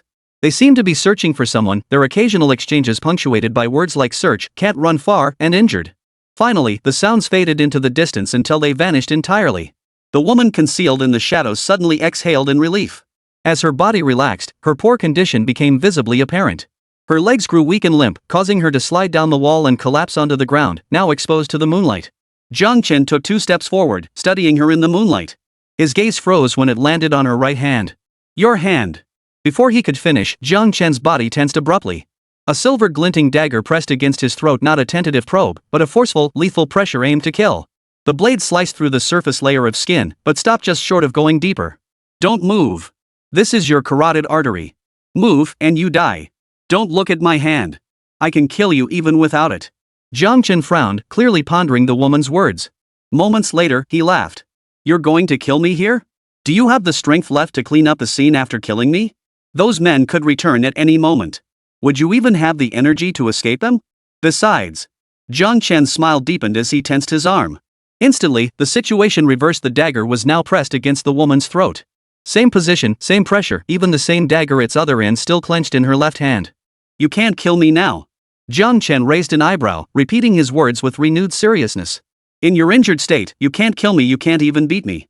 The woman fell silent, frozen in place, maintaining her original posture without moving. Blood continued to flow from the wound on her hand, dripping from the 2 remaining fingers of her right hand onto the blue stone tiles. The occasional drip mingled with the rumbling from the sky, making the alley feel even more eerily quiet. The woman spoke softly, I am no match for you. My life is in your hands. Her voice remained low and hoarse. Jiang Chen paused. He wasn't one to kill indiscriminately, especially since this woman had done him no wrong. She'd even given him a little black cat once. You're badly injured. Call for emergency help. Jiang Chen urged, his heart softening. The woman's condition had deteriorated further. The wound on her hand hadn't stopped bleeding, meaning she was steadily losing blood. The half of her face exposed to the air had drained of all color, turning deathly pale. Those eyes, beautiful yet dangerous, were beginning to lose their focus, growing unfocused and vacant. Even her body was trembling slightly. Don't you have a phone? You can borrow mine. Jiang Chen pulled his phone from his pocket with his free hand and held it out to her, but she still didn't move. Jiang Chen, if you don't call emergency services now, you could be in real danger. He reminded her again. Her body shook even harder. She saw the phone. She wanted to call for help. She didn't want to die, she wanted to live. But, just as Jiang Chen was about to pull his phone back, the woman finally spoke. First, take the dagger away. With the dagger pressed against her throat, she couldn't move an inch. How could she possibly call for emergency help? Oh right, I forgot. Jiang Chen unlocked the phone screen with his free hand and began dialing the emergency number. But the dagger in his hand didn't budge an inch. A flicker of panic finally crossed the woman's eyes, but it was overshadowed by confusion. She couldn't figure out whether this man wanted her dead or alive. Could you let go of me first? Consider it a life I owe you. I'll repay you later. The woman refused to accept death so easily. She wanted to struggle one last time. Jiang Chen nodded decisively. Fine. I've borrowed money before, but this is my first time borrowing a life. How about we draw up an IOU? Woman. She was nearly dead, now she had to sign a promissory note with her life? By the time she finished writing it, she'd likely bleed out. Couldn't this man just move the dagger away first? Chapter 202, Final Chapter. 5 years later. 5 years ago, Jiang Chen saved the black-clad woman and helped her escape her pursuers completely. She pledged allegiance to him and became his personal bodyguard. She then introduced a group of martial arts experts, all of whom Jiang Chen recruited to serve under him.